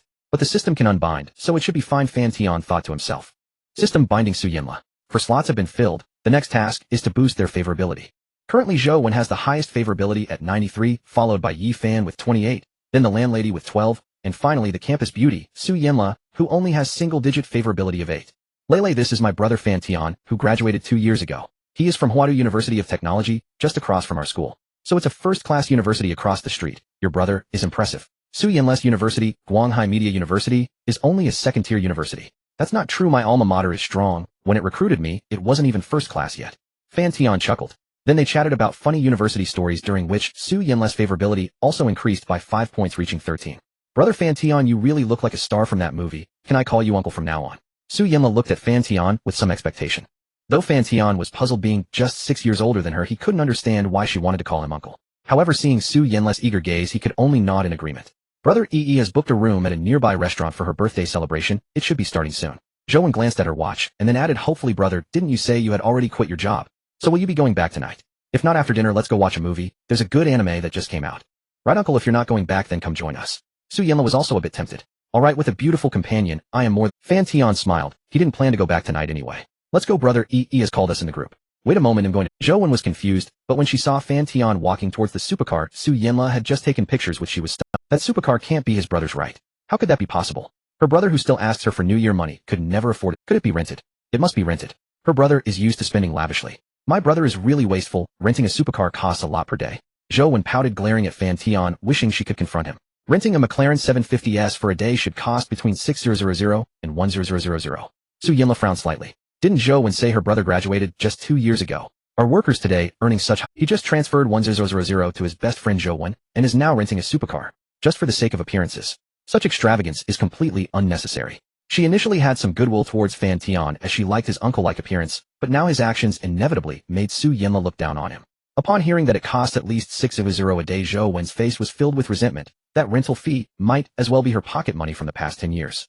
Her pocket money, which she could have given to her mother and stepfather, instead went to Fan Tian, and she even did it willingly. Bro, did you rent that car? When Fan Tian returned carrying a bag, Zhou Wen looked at him with a resentful expression, like a neglected wife. Amused by her expression, Fan Tian couldn't help pinching her soft cheeks, and joked, yeah, rented. 10,000 a day, and it's from your New Year's money. They'll bite you to death. Zhou Wen became furious and lunged at him with claws bared. Su Yinla, standing nearby, furrowed her brows, her impression of Fan Tian plummeting. Su Yinla's favorability 5. Huh. Hearing the system's prompt, Fan Tian frowned. This college bowtie's mood was too capricious. Couldn't she take a joke? It had dropped to a single digit again. However, he didn't care much now. He was already earning $1 million a day. He saw no need to alter his behavior based on the emotions of these bonded individuals. In short, if he couldn't raise the favorability, he would just switch to the next one, since he could unbind anytime. Alright, silly, didn't I tell you? I made some money from investments recently. I bought that car. The purchase documents are in the car. You can check. Bought. Zhou Wen was instantly dumbfounded, her mouth agape, unsure whether to close or keep open. But Fan Tian kindly helped lift her chin. You're almost drooling, Fan Tian chuckled.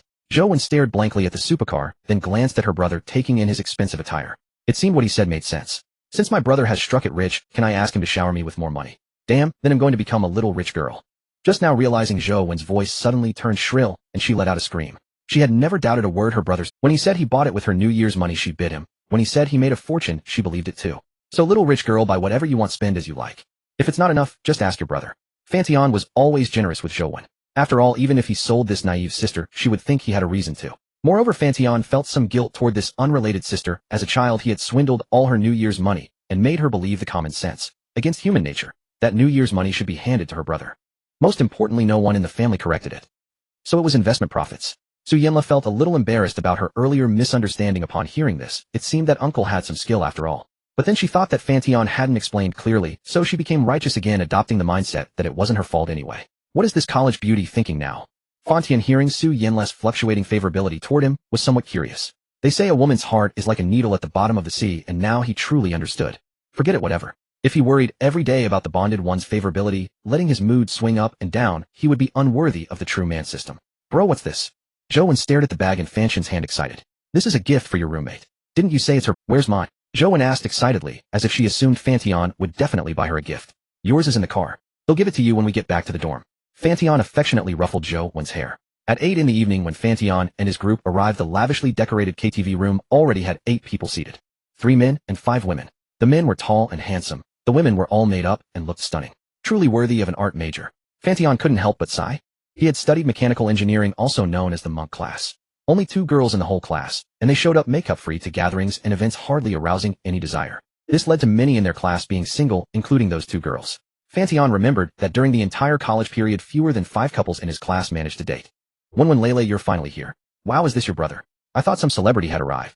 As they pushed open the room, a girl who had been singing on the mic immediately put down the microphone and walked over. She wore a red dress and heavy makeup, exuding a radiant, mature charm. She must be the birthday girl Luo Yi. Happy birthday. Baby, happy birthday. Zhou Wen and Su Yinla went to embrace her, while Fan Tian took the chance to check her information with the system. Host Su Yi, age 19, height 170 centimeters, weight 54 kilograms, charm 89, intimacy count 0. A charm value of 89, and her appearance perfectly matched his taste. Fan Tian sighed in admiration. Zhou Wen's dorm really had high beauty standards. The last one must be just as good. Happy birthday, beautiful. Fan Tian congratulated and handed over the gift. Su Yi's eyes lit up at the Chanel package. Thank you, handsome. Su Yi gave a bright smile, then exchanged a few pleasantries before turning to talk with Zhou Wen and the others, maintaining proper boundaries. Fan Tian didn't mind. According to Zhou Wen, Su Yi had a long-distance boyfriend who had flown from Beijing specifically to celebrate her birthday. Yi finished chatting. It's our turn to sing. A young man with sharp features and fair skin, wearing a white shirt and jeans, called out to Su Yi. When Fan Tian looked at him, the young man nodded politely, appearing refined and gentle with a somewhat soft temperament, rosy lips and white teeth. Must be a favorite of wealthy women. Fan Tian nodded politely in return, then habitually scanned him with the system. But the detection results shocked him. Damn, 32. Didn't Zhou Wen say Su Yi and her boyfriend were deeply in love? Didn't expect him to be more promiscuous than me. Fan Tian kept an eye on that young man. However, he didn't intend to expose him. After all, it was their personal affair, and he didn't consider himself a saint either. Meanwhile, Fan Tian's presence also brought a sense of pressure to the other men. Dressed in a suit, mature and radiating masculine energy, he made the 3 male students unconsciously feel a bit nervous, as if a domineering lion had entered their territory. I thought Su Yi's boyfriend was already handsome enough, but Wenwen's brother is even more so, and his aura is great. Very masculine. Privately, the girls stole shy glances at Fan Tian. In their eyes, he was an uncle with a youthful vibe, combining the vitality of youth with mature stability. This type of uncle was a killer for these 18 or 19-year-old college girls. Plus, judging by the Chanel gift, he must be, well, a rich and handsome uncle with charisma. Who wouldn't love that? Bro, wanna play some dice? A handsome young man nearby enthusiastically invited. Sure, Fan Tian was interested. These games were old hat from his college days, but after graduation, busy with work and little socializing, he hadn't touched them much. Bro, you're really handsome, like a celebrity. The young man's eyes sparkled. Fan Tian felt pleased upon hearing this. After all, when a man compliments another man's looks, that's genuine handsomeness. You're not bad either. Bro, what do you do? Currently in investments, but it might change later. Fan Tian smiled. Wasn't he investing now? But his investments were in women. He had to spend money to charm the bound ones. Fan Tian sized up the young man beside him. He had to admit that this guy was even more handsome than Su Yi's boyfriend, probably the department heartthrob, or even school heartthrob. Then he checked with the system. Host Su Mingyu, age 20, height 182 centimeters, weight 65 kilograms, charm 90, intimacy count 2, occupation college student. Favorability 45. Note: when favorability reaches 80 or above, super physique can be unlocked. Super physique greatly increases host cell vitality, skin resilience, bone density, etc. Super physique. Why is Su Mingyu's favorability toward me so high? Fan Tian was a bit surprised. This was their first meeting, wasn't it? However, he now had a question. System men are also acceptable. Reply: the true man system fears nothing. It can explore winding paths or face men hidden. Entirely up to the host's preference. Damn, Fan Tian was taken aback. Mainly because he had no such inclinations, so he rarely checked male information. He didn't expect the system to drop such a shock. Forget it. I'm straight. I can't bend even a bit in this life. Fan Tian sighed slightly. He knew that raising favorability between men was too easy. A simple meal or a cigarette could make the other call him godfather, and male friendships could endure years without contact with no awkwardness upon reunion. But binding the system to a man always felt a bit odd to him. Investment. Like investing in companies. Bro, you're that. Can I follow you in the future? The young man's eyes brightened even more with a hint of admiration. Fan Tian felt a bit embarrassed by the praise and had to change the subject. What about you? What's your major? With your good looks, talent scouts must have approached you for acting. I'm studying fine arts. My acting isn't great. Some scouts did approach me, but I was afraid I couldn't act, and with my studies being busy, I declined. Acting doesn't matter, popularity is king. In the entertainment industry, there were countless stars who made a living with just a handsome face and no acting skills. But Fan Tian didn't say more. Bro, can I have a little beer tonight? Just as Fan Tian was getting into the game, Zhou Wen walked over from the girls' group, holding a glass of beer, looking pitiful. Zhou Wen's mother had been strict with her since childhood. Before college, she had to be home by 10 p.m. In college, the rules loosened a bit. She could drink moderately outside, but had to inform her family.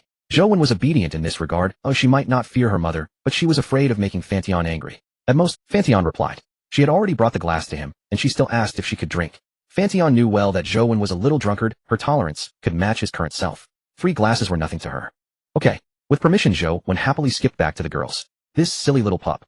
Fan Tian cast a fond glance at her, then turned his gaze back. However, when he saw Su Mingyu beside him looking at Zhou Wen with the same kind of look, Fan Tian was stunned. Damn, a wolf in sheep's clothing is right beside me. No wonder he was so warm. Had mistaken himself for the future brother-in-law. The way Fan Tian looked at Su Mingyu was like a father sizing up a shady suitor for his daughter. His flaws began to magnify, especially the 2 intimate encounters that Fan Tian initially dismissed. Little brother, you're so handsome, you must have a girlfriend, right?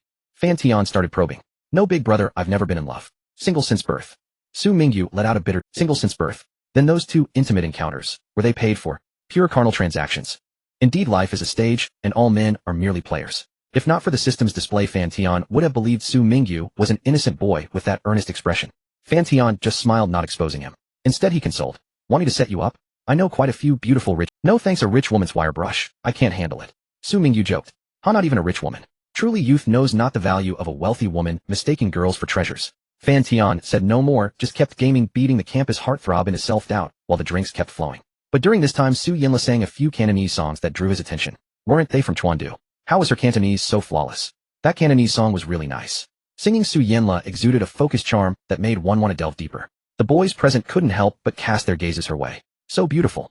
No wonder she was the university's beauty queen with a charm value of 97. Under the glow of the lights, Su Yinla seemed draped in a layer of soft silk, adding a touch of dreamy allure. Especially during a maiden's prayer, Fan Tian seemed to see a girl nursing a secret crush, pleading with the Heavenly Father for— At that moment, everyone unconsciously paused their movements, afraid that any noise would startle away a maiden's most beautiful wish. Truly beautiful. Fan Tian was entranced, his eyes unconsciously softening with tenderness. At this moment, Su Yinla truly sparkled. When Su Yinla finished, everyone applauded spontaneously. But then the maiden's gaze turned toward Fan Tian. Uncle, I heard you know Cantonese, want to sing a duet with me? Su Yinla asked, a mix of shyness and expectation in her eyes. What's happening? Why does she call him uncle? Isn't he Zhou Wen's brother? For the first time ever, the campus beauty queen has invited a guy to sing. But given it's that man, it's not surprising. I was thinking of asking for his WeChat after the event. The gossip instincts of the girls present ignited fiercely. Some covered their mouths, eyes wide, looking like they were enjoying the show. Bro, sing with Lele. You're not called the Isan Chan of Yaodu for nothing. Zhou Wen was the first to stir up trouble. The second to speak was the birthday girl herself. Su Yi looked at Fan Tian with a matchmaker's gleam. Handsome man, beautiful woman, so pleasing to the eye. Su Yi could almost envision her roommate with a baby in the future. Don't start trouble. Su Yi's boyfriend Luo Dongqing whispered in her ear. What's wrong? It's just a song. Su Yi frowned, shifting slightly away from her boyfriend. Nothing, I just thought you should be the center of attention today. Luo Dongqing made up an excuse. He wouldn't admit he spoke out of jealousy. It's fine. Lele is my roommate and my bestie, we always play like this. Su Yi didn't care and continued to cheer enthusiastically. Alright, today's your birthday, so whatever makes you happy. Luo Dongqing could only force a smile, but a shadow of gloom lurked deep in his eyes. He'll make you pay later, Luo Dongqing vowed silently. Uncle, sing with me. Su Yinla invited again. Alright, let's do one. Fan Tian hadn't expected Su Yinla to invite him so publicly. He was flattered and stunned for— How about spring and autumn? At the karaoke machine, Su Yinla's eyes shone like stars as she gazed at Fan Tian. In this moment, she showed no timidity, like a lovesick girl bravely facing her love. Not bad. Fan Tian found it hard to meet her star-like gaze. Somehow he felt like a rat in a gutter, afraid to expose his own ugliness. A sense of inferiority welled up inside him like a hideous goblin encountering an elf. Damn, I'm supposed to be a playboy. How can I feel inferior? If not for the others present, Fan Tian would have slapped himself awake. He already had the system, why was he still like this? With that thought, Fan Tian quickly adjusted his mindset. Staring at me like that? You're not falling for me, are you? He joked quietly. Yes. Su Yinla said playfully, but her cheeks flushed. The campus beauty queen's coy expression was witnessed by the crowd below. Some were mad with jealousy. Guess nothing. Fan Tian knew very well that Su Yinla's favorability was only at 15, she merely had a slight liking for him, not yet love. He had to admit her maiden-in-love act was highly deceptive. If not for the system, Fan Tian would have been played by her. Indeed, the more beautiful the woman, the better the liar. Forget it, let's sing. Fan Tian backed off, turning away. He knew Su Yinla was still caught up in the emotion of the previous song, like someone drunk. Uncle, you're such a coward. Su Yinla pouted as if she had hooked a fish only to lose it. But as the music began, the two quickly immersed themselves in the song. Fan Tian loved singing, and was quite good at it. He had been the music monitor in high school. But in college he rarely had the chance. Now as Fan Tian and Su Yinla started singing, they sounded like a real couple duetting. In the musical atmosphere, their gazes unconsciously intertwined, full of affection. Some below clenched their teeth in rage, while others enjoyed the chemistry intensely. Zhou Wen, watching from the crowd, saw a familiar scene, and was momentarily stunned. For her, if her brother was happy, she was happy too. But ever since her brother met, that wretched woman, the once brave and passionate brother, had become timid and fragile, with deep-seated inferiority lurking in his eyes. He had never been truly happy since. Zhou hated that woman for turning her beloved brother into this wreck. She wanted to skin her alive, but she knew that would only bring her brother more pain. So she just silently endured and accompanied him, occasionally joking and saying cheerful things to help Fan Tian move past that failed relationship. Until now, when she saw her brother on stage singing with ease and a fearless gaze, Zhou seemed to see the once brave and passionate brother again. "Thank you, Lele," Zhou murmured emotionally, and then pulled out her phone to capture this precious moment. But her mischievous nature soon surfaced. "Now that my brother's so rich, I wonder how much I can squeeze out of him for this photo." The dazzling nightlife with its neon lights and bustling bars always intoxicates the senses. Time slipped by like a fleeting white steed glimpsed through a crack. Before they knew it, it was 10 o'clock at night. The college students present were still brimming with energy. As the gathering came to an end, some of the more playful girls, still not satisfied, suggested heading to a nearby bar for another round of drinks. "Brother, are we going?" Zhou was clearly tempted, but after a stern glare from Fan Tian, he had no choice but to drop the. Although Fan Tian also enjoyed drinking, he had always exercised great self-control in this regard. He believed that alcohol was merely meant to enhance the mood, and there was no need to get dead drunk. Moreover, he detested the throbbing headache that followed a bout of heavy drinking. "When have you forgotten? We have a movie to catch at 10:30. Su Yinla didn't like drinking, and she disliked the atmosphere of bar. "Alright, I almost forgot we have a movie." Zhou and Su Yinla walked over arm in arm to say goodbye. "Isn't it too late to go?" Su Yi said with some concern. The dormitory had a curfew at 11 o'clock at night. The doors would be locked, and students could. "Wen and I are staying out tonight, so we won't be coming back. Please let brother Dongqing know." "Alright, then be careful. Call me if anything comes up."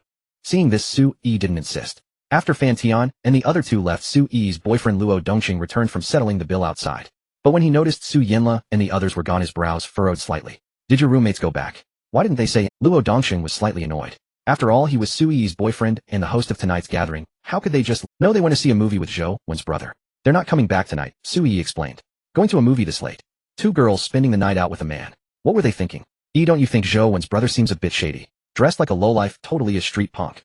Luo Dongqing had been irritated with Fan Tian all evening. Now that everyone else was gone, he let his anger out freely. "He's not that bad. Wen has good upbringing, and her brother's manners are quite polite." Su Yi wanted to say that in this internet age, girls actually matured earlier than boys in such matters. If Su Yinla had been unwilling, she would have easily found an excuse to decline.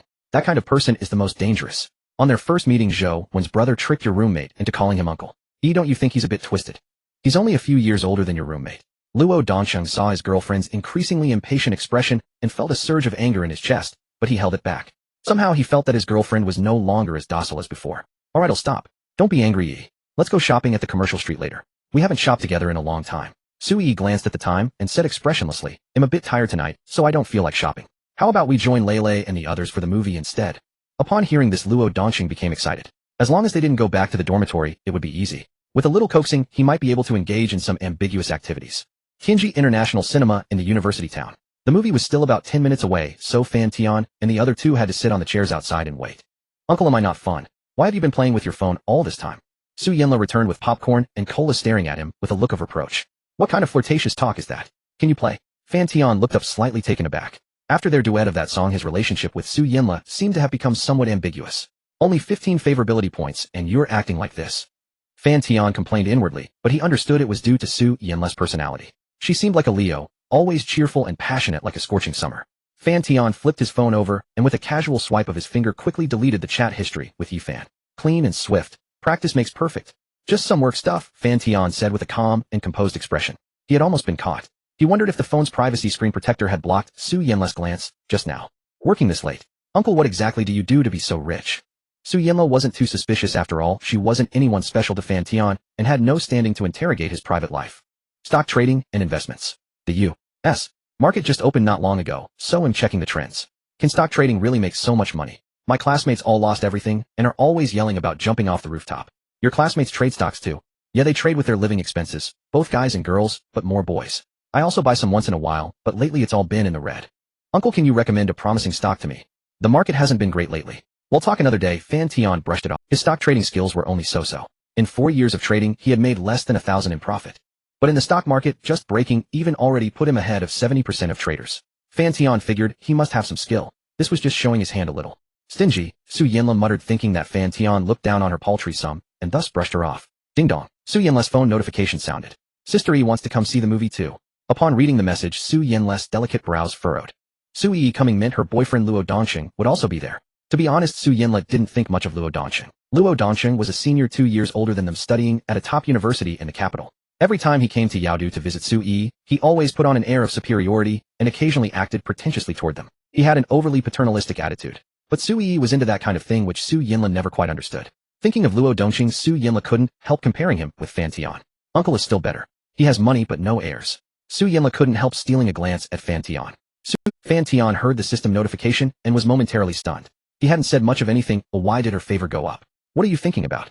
Fan Tian couldn't help turning to look and directly met Su Yinla's sparkling gaze. In that instant, Su Yinla's face reddened once again. Let her come. But Su Yinla, why does your face keep blushing so easily? Fan Tian teased. He was increasingly enjoying the pleasure of teasing the university belle. It's all because of you, uncle, Su Yinla said, both shy and bold. She caught the scent of his warm breath and her face turned even redder like a luscious red apple. A girl's blush is better than anything else. That's no joke. However, Fan Tian was well aware that Su Yinla was putting on an act. With only 17 favorability points, he didn't believe the college beauty had a secret crush on him. A complex glint flickered in Fan Tian's eyes, part regret, part disappointment. Do you like it? Do you want it? Again. Before Su Yinla could finish, Fan Tian pressed his lips firmly against hers. Soft and sweet. So what if she was acting? Just play along. Su Yinla's eyes widened as she stared at Fan Tian in disbelief. The thought that her first kiss had been taken so inexplicably filled her with grievance, and a layer of crystalline mist glazed over her bright eyes. Pervert, you jerk. Su Yinla's affection level decreased by 5. When Fan Tian heard the system notification sound, it confirmed his suspicion that Su Yinla was putting on an act. Should he blame her? She approached him with an ulterior motive, but wasn't he the same? Really, you're all bark and no bite. Fan Tian felt a hint of disappointment, yet found it only natural. He wasn't a renminbi. How could anyone express such blatant fondness upon their first meeting? Fan Tian felt a hint of disappointment, yet found it only natural. He wasn't a renminbi. How could anyone express such blatant fondness? Fan Tian said with a thick face. Su Yinla grew even angrier. How could he be so shameless? Was that even a human thing to say? But remembering that she had teased him first, her momentum instantly waned. Give me your hand. Su Yinla huffed. Fan Tian had no choice but to extend his hand, curious to see how long she... Oomph. Su Yinla snorted coldly, then bit down hard. Hiss. Fan Tian drew in a sharp breath. When he pulled his hand back, a clear bite mark was imprinted on it. Luckily, it hadn't broken the skin. Not bad, your teeth are quite neat. Fan Tian examined the bite mark seriously, then Su Yinla's face flushed at his words, and she silently cursed him as a pervert. If it weren't for her best friend Zhou Wen's idea, she would never have ended up in this situation. Stop looking. Su Yinla seemed shy and pressed his hand down. Fan Tian laughed. This little girl wanted to compete with him, but it seemed pointless and unnecessary. Life was a play, but being perpetually performed upon felt exhausting. In the end, it was all about wounded pride. Everyone wished to be treated sincerely, not approached with falsehood. All right, Lele, stop acting. Call Wenwen back. She's been in the bathroom for over 20 minutes. Su Yinla was startled. Had Fan Tian seen through her deception? Impossible. Her acting was so good. Just moments ago, he had seemed captivated by her charm. UNC? Uncle, what are you talking about? Her voice trembled. Little silly dog must have made a deal with you. Maybe to cheer me up or something else. But it's unnecessary. Perhaps their intentions were good, but Fan Tian didn't need this. Still, he wasn't angry. After all, the compensation had been quite generous. Su Yinla grew timid. She felt that Fan Tian was not the pushover she had imagined. Instead, he had become a lion lurking beside her, exuding an intimidating aura that made her afraid. She didn't know if she feared him distancing himself, or simply dreaded the guilt of having deceived him. I'm sorry, uncle. Su Yinla dared not meet his oppressive gaze. She felt like a child awaiting punishment, her heart restless with anxiety. No need to apologize. Call little silly dog back. The movie's about to start. Fan Tian didn't reproach her. Su Yinla nodded vigorously and quickly texted Zhou Wen. Wenwen, come back quickly. Your brother found out about our deal, and he seemed a bit angry. No way. What did he say? Outside the cinema, Zhou Wen, who was chatting with Su Yi, saw the message and was startled. Involuntarily, fear crept into her heart. She had indeed made a deal with Su Yinla. Su Yinla needed money to register for the short-distance rally at the motorsports club. About 10,000 yuan, including the 1,000 registration fee and 5,000 car rental. Plus a 4,000 deposit. Zhou Wen lent her the money, and in return Su Yinla was to keep Fan Tian entertained today. Su Yinla had believed that handling a romantic novice would be a piece of cake. With a little acting, she could wrap Fan Tian around her finger. She was well aware of her own charm. But she hadn't expected to get carried away. Fortunately, uncle hadn't seemed too angry. Wait, since he knew she was acting, why had he stolen a kiss just now? Your brother said to call little silly dog back. The movie's starting. Su Yinla glanced at Fan Tian. He sat beside her, casually browsing his phone, the look of a man spellbound, now completely absent. What a loss. Su Yinla realized belatedly, though she wasn't too angry having provoked him first. Little silly dog. At least it's not my real name. Zhou Wen breathed a secret sigh of relief.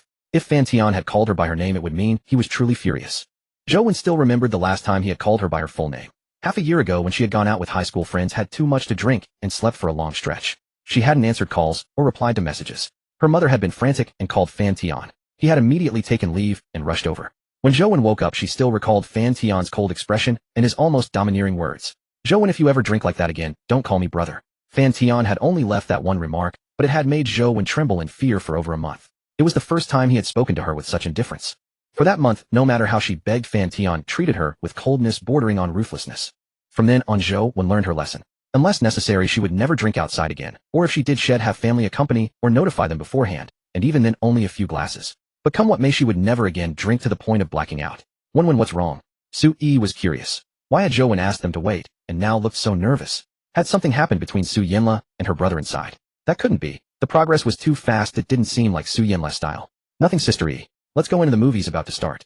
Zhou smiled and linked arms with Su Yi. Luo Dongsheng followed behind, his lecherous gaze fixed on the two beauties of different styles.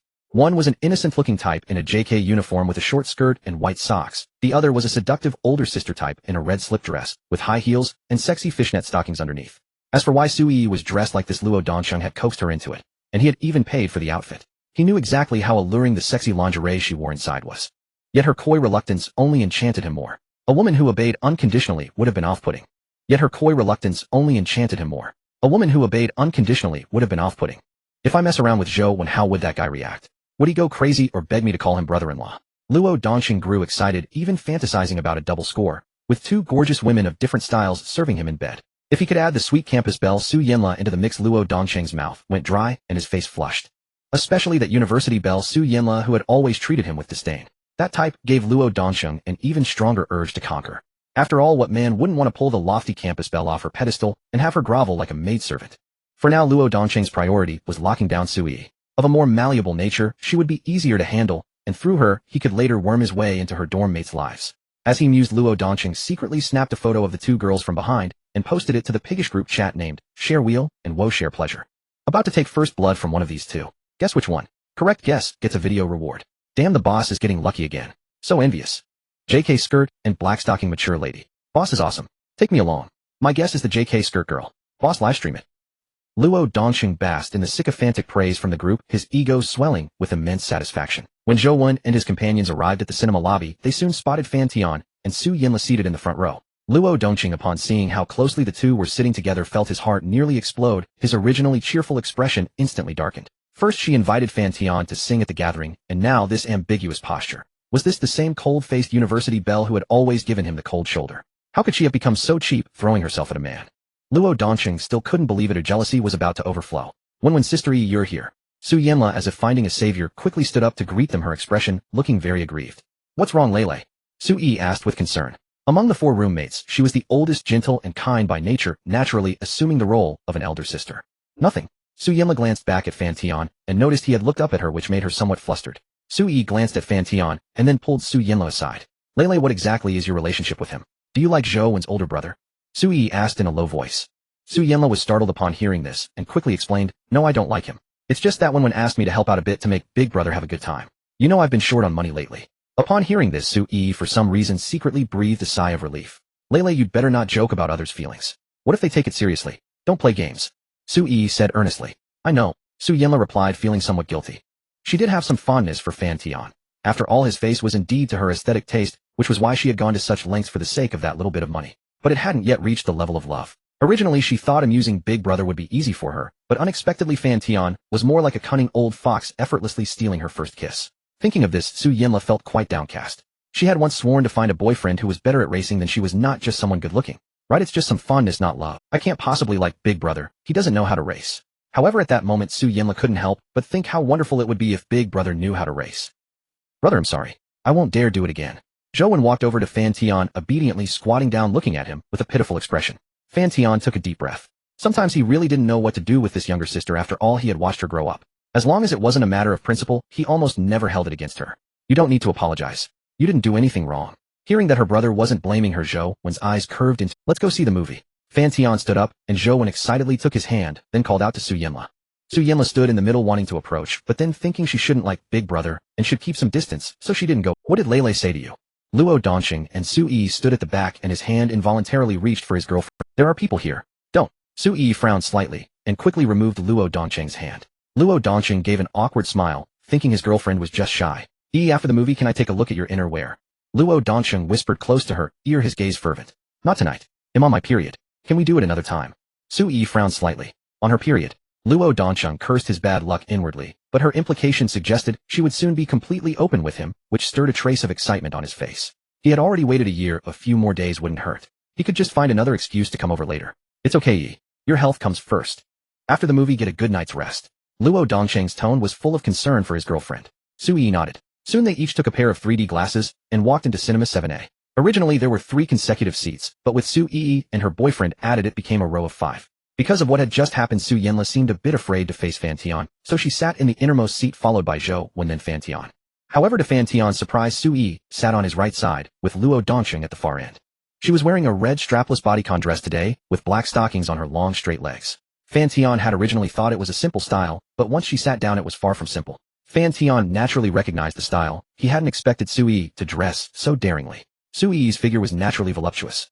In terms of feminine allure, she even surpassed Su Yanla. However, he glanced, and then looked away. After all, her boyfriend was right beside him, and he didn't want to be too obvious. In this regard, Fan Tian had his principles. He wouldn't actively provoke someone like that. The movie soon began. It was a relatively popular domestic anime recently. He initially held no hope for this overhyped domestic production, or rather he had no interest in domestic movies or TV shows. The years of shoddy productions and forced feedings of terrible dramas had long consumed his expectations for domestic entertainment. It gave him a nauseating feeling like being forced to eat a piece of shit, and being told it was delicious. Thus he hadn't watched many domestic movies or TV series for several years. This had nothing to do with patriotism. If he saw a good domestic movie he would praise it. If someone accused him of being a foreign worshipper just because he liked foreign films, Fan Tian would just want to slap them. However, this domestic anime actually suited his taste. Just as Fan Tian was getting into the movie, he suddenly felt someone touch him. He initially thought it was an accidental brush and paid no attention. After all, in his view, Su Yi was someone with a strong sense of boundaries. At the gathering, she had barely interacted with anyone but her boyfriend. But the feeling soon returned. Fan Tian slightly lifted his 3D glasses and casually glanced sideways, only to see Su Yi and Luo Dongcheng both engrossed in the movie. Then he looked down and noticed that Su Yi had crossed her legs, her right high-heel shoe already off her foot, swaying idly. If it wasn't deliberate, Fan Tian wouldn't believe it. He looked at Su Yi's face again. Somehow he sensed that behind those 3D glasses, she was also nervously watching him. With her boyfriend right beside her, could she be so blatant? But since it was aimed at him, his mind began to wander. At that moment, Su Yi's body leaned closer to Fan Tian, their arms touching. She had a faint fresh scent, a blend of body wash and perfume with a hint of her natural milky fragrance. It was very refreshing and quite intoxicating. Su Yi seemed to sense Fan Tian's undisguised gaze. Her cheeks flushed even more. But thinking of Luo Dongcheng's betrayal, how he had casually commented on her online, the vengeful emotion within her surged. Since he could cheat and treat me as a trophy to boast about online, why can't I? We're just boyfriend and girlfriend, not husband and wife. Play the game. Who's afraid of whom? That strong desire for revenge kept emerging, and coupled with Fan Tian's tacit acceptance, it emboldened her even more. But when Fan Tian's well-defined right hand touched her, Su Yi couldn't help but tense up, her breathing becoming heavier. Su Yi's heart was racing with tension, yet she did not stop him. At midnight the movie had ended, yet many remained in their seats, eager to watch the post-credit scene. That wicked. Su Yi felt both shame and exhilaration. Forget it'll break up with Luo Dongcheng in a while. I'd better not provoke Zhou Wen's older brother. Su Yi couldn't help thinking this way, as she feared becoming addicted to that feeling, and occasional rationality kept warning her to stay away from that enigmatic man. This emotion was both contradictory and seemingly reasonable. About 5 minutes later the credits ended and Fan Tian's group walked out of the cinema. The men were handsome, the women beautiful, drawing constant stares from those around them. The man in the middle wearing the suit is so handsome, he exudes masculinity. Some older single women eyed Fan Tian with predatory, blazing gazes. At their age they had long lost the shyness of youth. The man in the white shirt looks pretty good too. When Luo Dongcheng heard someone praising him, he couldn't help lifting his chin slightly, but after hearing the following remark, not bad. Look at those dark circles under his eyes, he's obviously no good. No good. The one thing men fear most is that word. Luo Dongcheng shot a furious glare at the meddling woman in the distance. See, I hit the mark. If he weren't no good, would he get so angry? So young and already like this, by 25 he'll be even worse. The woman turned and whispered to her friend, this time too softly for Luo Dongcheng to hear. No good. Fan Tian muttered, recalling Luo Dongcheng's over 30 intimate relationships, and nodded in understanding. Perhaps not just no good, but even carrying some ailment. At that thought he couldn't help glancing back. Sensing the mockery in Fan Tian's gaze, Luo Dongcheng's face turned grim. Enraged and humiliated, he muttered something to Fan Tian, nearly inaudible to anyone else. What the hell are you looking at? Fan Tian chuckled coldly, his scornful expression only fueling Luo Dongcheng's fury. Were it not for the others present, he would have lunged at Fan Tian. Luo Dongcheng was seething. Bro, where are we staying tonight? Zhou Lu asked as they reached the roadside. I checked nearby hotels, they all seemed to be full. That was the downside of university towns. After all, college life was indeed pleasant. Su Yanla's eyes flickered as she stared at the supercar parked by the curb, a restless urge stirred within her. Compared to Fan Tian, she preferred driving his supercar, eager to take the wheel. But remembering how she had just deceived big brother Su Yinla thought better of asking. Besides, she had drunk some beer at the gathering and couldn't drive under the influence. As for Su Yi, she seemed distracted since leaving the cinema. Haven't you arranged anything yet? Come with us. I booked 2 double rooms at the 5-star Wayasi Hotel. Yi and I will share one, and you girls can take the other. Bro, you're the only man left. You can figure it out yourself, right? At that moment, Luo Dongqing stepped forward, addressing Su Yinla directly, then cast a mocking glance at Fan Tian. Luo Dongqing had actually appraised Fan Tian. Though dressed sharply aside from his Armani suit, he wore no value. Thus he concluded that Fan Tian was an ordinary man wearing a suit that might even be a knockoff, just putting on a show. After all, women were practical. Under these circumstances, unless foolish, they would silently choose the advantageous option. Besides, Su Yinla wasn't close to Fan Tian. He could tell the college beauty was intentionally distancing herself. They had barely exchanged words since leaving the cinema. Moreover, his booked double room at the 5-star Venus Hotel cost over 3,000 a night. Few college students could afford that. He didn't believe Su Yinla could refuse. Wayasi. Su Yinla was clearly tempted, but when she spotted Fan Tian's supercar parked by the curb, she instantly dismissed the idea. Su Yinla decided against it. She already found Luo Dongqing somewhat annoying, his patronizing air too heavy. She would rather stay with Fan Tian. At least Big Brother was easy to get along with. Forget it. Big Brother, did you book a room? If not, we can look further away. Su Yinla inquired.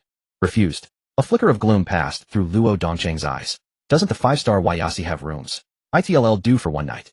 Hey bro, what are you thinking? It's fine for you and your sister, but Lele is an outsider. How can she share a room with you?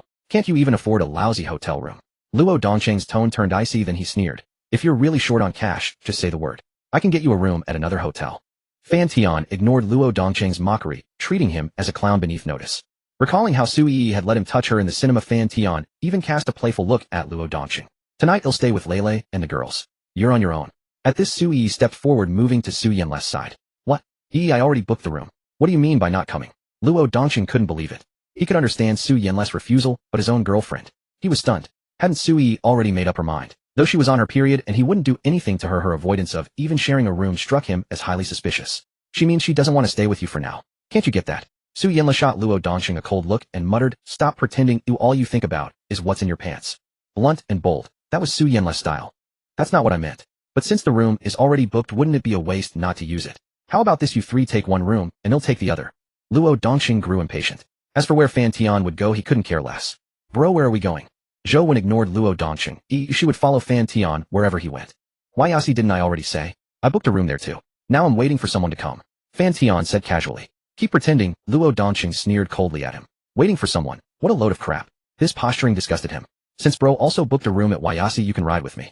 Luo Dongqing flaunted his BMW, key pressing the button. A BMW X5 parked by the roadside beeped in response.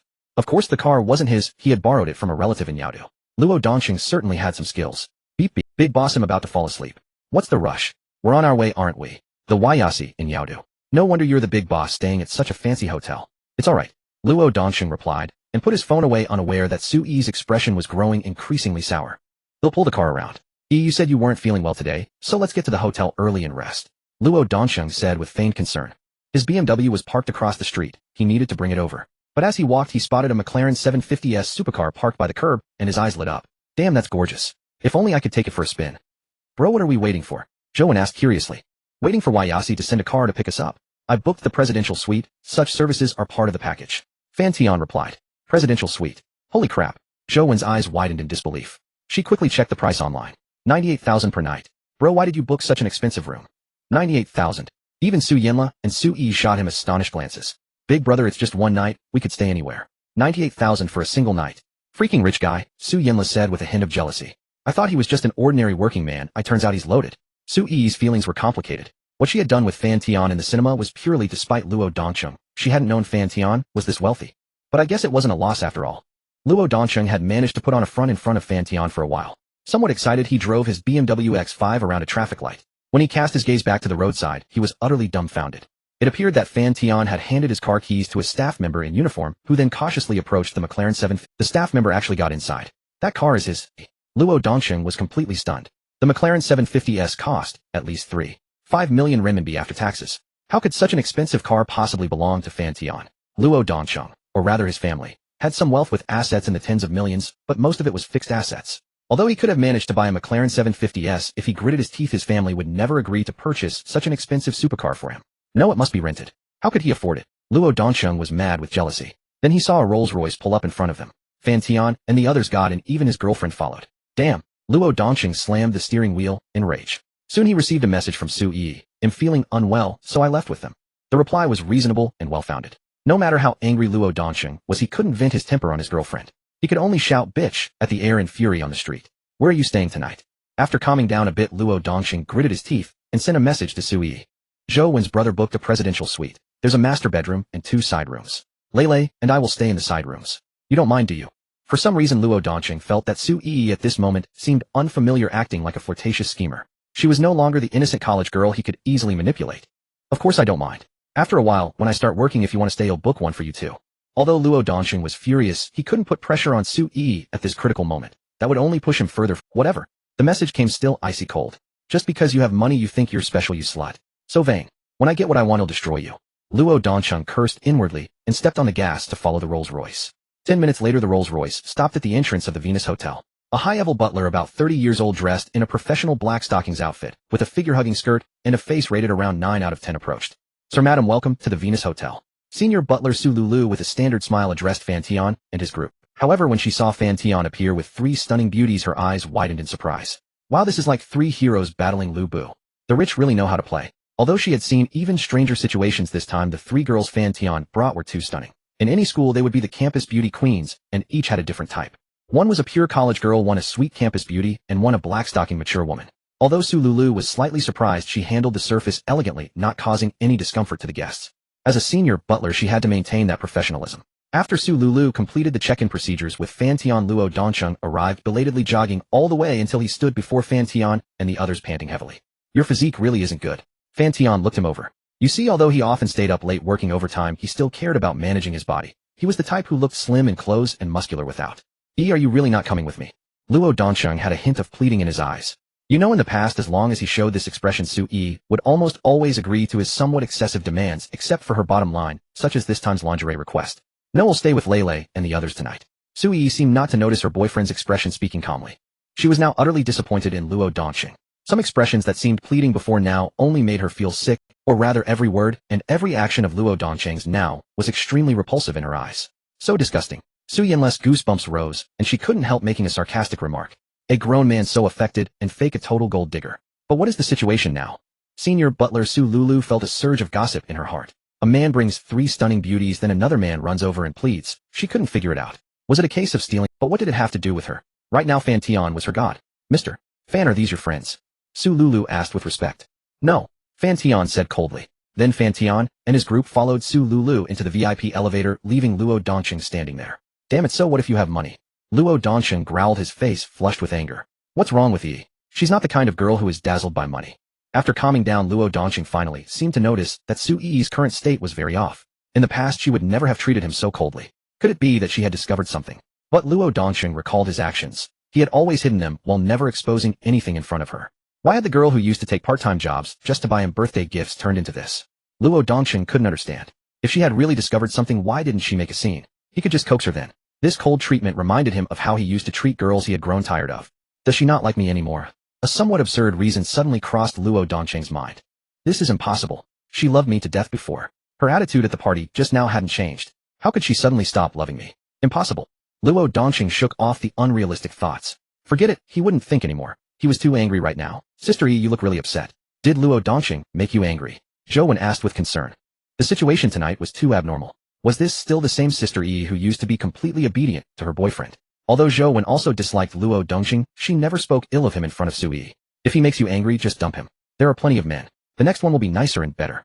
At this moment, Su Yinle seemed to have completely returned to her true nature, no longer putting on a facade in front of Fan Tian. However, when she saw Fan Tian's sharp sword-like gaze, her eyes involuntarily shrank. "I'm fine," Su Yi said softly, and as she finished, her gaze involuntarily drifted to Fan Tian, wanting to see his expression. However, when she saw Fan Tian sniff his right hand, her expression became unsettled. Su Yi's affection won. Su Yi glared at him with feigned anger. She was not very repulsed by his action. Instead, there was a faint stir inside. Pushing open the door adorned with gold-gilded reliefs, a 300-square-meter cloud space unfolded before him, with distinct zones for the living room, study bedroom, and dining area, resembling a palace in the sky. Floor-to-ceiling windows encircled the space, offering a panoramic view of the city's nightscape, where the brilliant lights formed a painting painted with night as ink. As he stepped into the presidential suite, and beheld the full panorama of the night view. Fan Tian was suddenly filled with a sense of grandeur, as if he could command the entire world. Wow, such luxurious decoration. Look, leather sofas, floor-to-ceiling windows, and even an indoor hot spring. Let's soak in it together later. At this moment, Zhou Wen and Su Yanla were like two unleashed little rabbits hopping around excitedly. As for Su Yi, she appeared somewhat reserved. Among the three, her family background was the most ordinary, making her more sensible and endearing. Although she was equally curious and intrigued inside, she still restrained herself, maintaining a gentle and dignified After all, unlike Zhou Wen, Fan Tian was Zhou Wen's brother, and they were only here because of Zhou Wen. Naturally, Su Yi dared not behave as recklessly as Zhou Wen. As for Su Yanla, she was inherently the enthusiastic and bold type, which is why she dared to go wild with Zhou Wen. At this moment, Fan Tian stood behind Su Yi, studying this tender and gentle girl with great interest. She was entirely different from Su Yanla. Su Yanla was vivacious, lively, warm, and outgoing, while Su Yi seemed more like the type of virtuous wife and caring mother. No matter how excited she might be, she could always restrain her emotions, always appearing sensible and obedient on the surface. But in private, how could you be so bold in the cinema, Yi? Brother, please don't. Fan Tian's unexpected touch and the warm breath he exhaled almost made Su Yi cry out. Yet her voice sounded more like a pitiful, charming whimper, which only made Fan Tian more addicted. His well-defined right hand grew even bolder. Don't what? Fan Tian revealed a wicked smile like the whisper of a demon with an alluring charm, as if Adam was tempting Eve to eat the forbidden apple. Su Yi's face was now completely flushed, her heart tense to the extreme. After all, it was she who had initiated the teasing in the cinema, so she couldn't blame Fan Tian. But when she saw Zhou Wen and Su Yanla turning their gaze toward them, she instinctively shifted forward a little, pulling away from that right hand that had fascinated her. What's wrong with me? Why do I feel a sense of loss? Su Yi seemed to have become addicted to that secret thrill. After breaking contact, she felt an emptiness inside. She didn't know if it was her own doing, or if Fan Tian's charm was simply too overwhelming. At first she had only acted out of a sense of revenge, but now it was like Pandora's box. Once opened, it could never be contained. Su Yi was well aware that a man like Fan Tian, who could spend over 100,000 in one night, without blinking, was not someone she could ever hope to match. The rationality deep in her mind told her that being with such a man would lead to no good end, but her body seemed to be slipping out of control. She was addicted to that feeling. Is this a physical attraction? Even though I know he is an unattainable man, I can't help but... Su Yi's shy gaze stole a glance at Fan Tian. At this moment, she was even afraid that her recent behavior might... It seemed she couldn't help but want to please Fan Tian. Brother. Later. Su Yi mustered a trace of courage and murmured in a voice so soft it was barely audible. Had Fan Tian not been focusing on her, he would never have caught her whisper. After saying that, two blushes rose on her cheeks, and she silently scolded herself for being so shameless as to utter such obscene words. Fan Tian smiled. If he backed down now, and let Su Yi return to Luo Dongcheng's side, he might as well throw away the system and find a thick wall to crash into. Death would be the end of it. He go sit over there. I ordered some late-night snacks, we'll eat together later. Fan Tian sat down directly on the sofa. Su Yi followed hesitantly, sitting beside him, and naturally placed a piece of silk cloth over her legs. It was her first time wearing such a daring outfit. However, when she noticed Fan Tian's gaze on her black stocking-clad thighs, she felt both shy and proud. Then Su Yi removed the silk cloth, allowing Fan Tian to admire her freely. Ever since she had uttered those words that broke the boundary of ambiguity, Su Yi's thoughts became bolder. But in front of others she remained the gentle and virtuous Su Yi. This girl has a bit of a people-pleasing personality. Fan Tian liked her even more. In the hands of a heartless man, she would be the type to be completely devoured, and still remember him fondly. Brother, can you ask someone to bring a few swimsuits over? Lele and I want to soak in the hot spring. Sister Yi, you should join us too. Zhou Wen and Su Yanla returned after wandering around, their joy evident on their faces. Before they came back, Su Yi quickly covered her thighs with the silk cloth again. This little gesture made Fan Tian's mind wander. Sure, just send me your clothing sizes. Fan Tian replied. Uncle, do you want to join us? Su Yanla continued her bold. Fan Tian thought for a moment and decided against it. He would rather enjoy the view from the sidelines. You girls go ahead, I won't intrude. Soon Fan Tian asked the head steward Su Lulu to bring 3 brand new swimsuits. It must be said that the senior steward seemed to fully understand a man's desires. The swimsuits she brought, while not as revealing as a bikini, were backless and pure, yet seductive, perfectly showcasing their slender figures. Who would have thought that Su Yi has the best figure among them? When they changed and stood before Fan Tian, he couldn't help. Su Yi's body was the fuller, more voluptuous type. At 1.7 meters tall, her long legs were straight and slender, and her delicate pinkish feet stirred Fan Tian's excitement. As for Su Yanla, her body proportions were almost perfect, full chest, slender waist, round hips, and long legs. Every part seemed like a gift from heaven, stunningly beautiful, neither too much nor too little.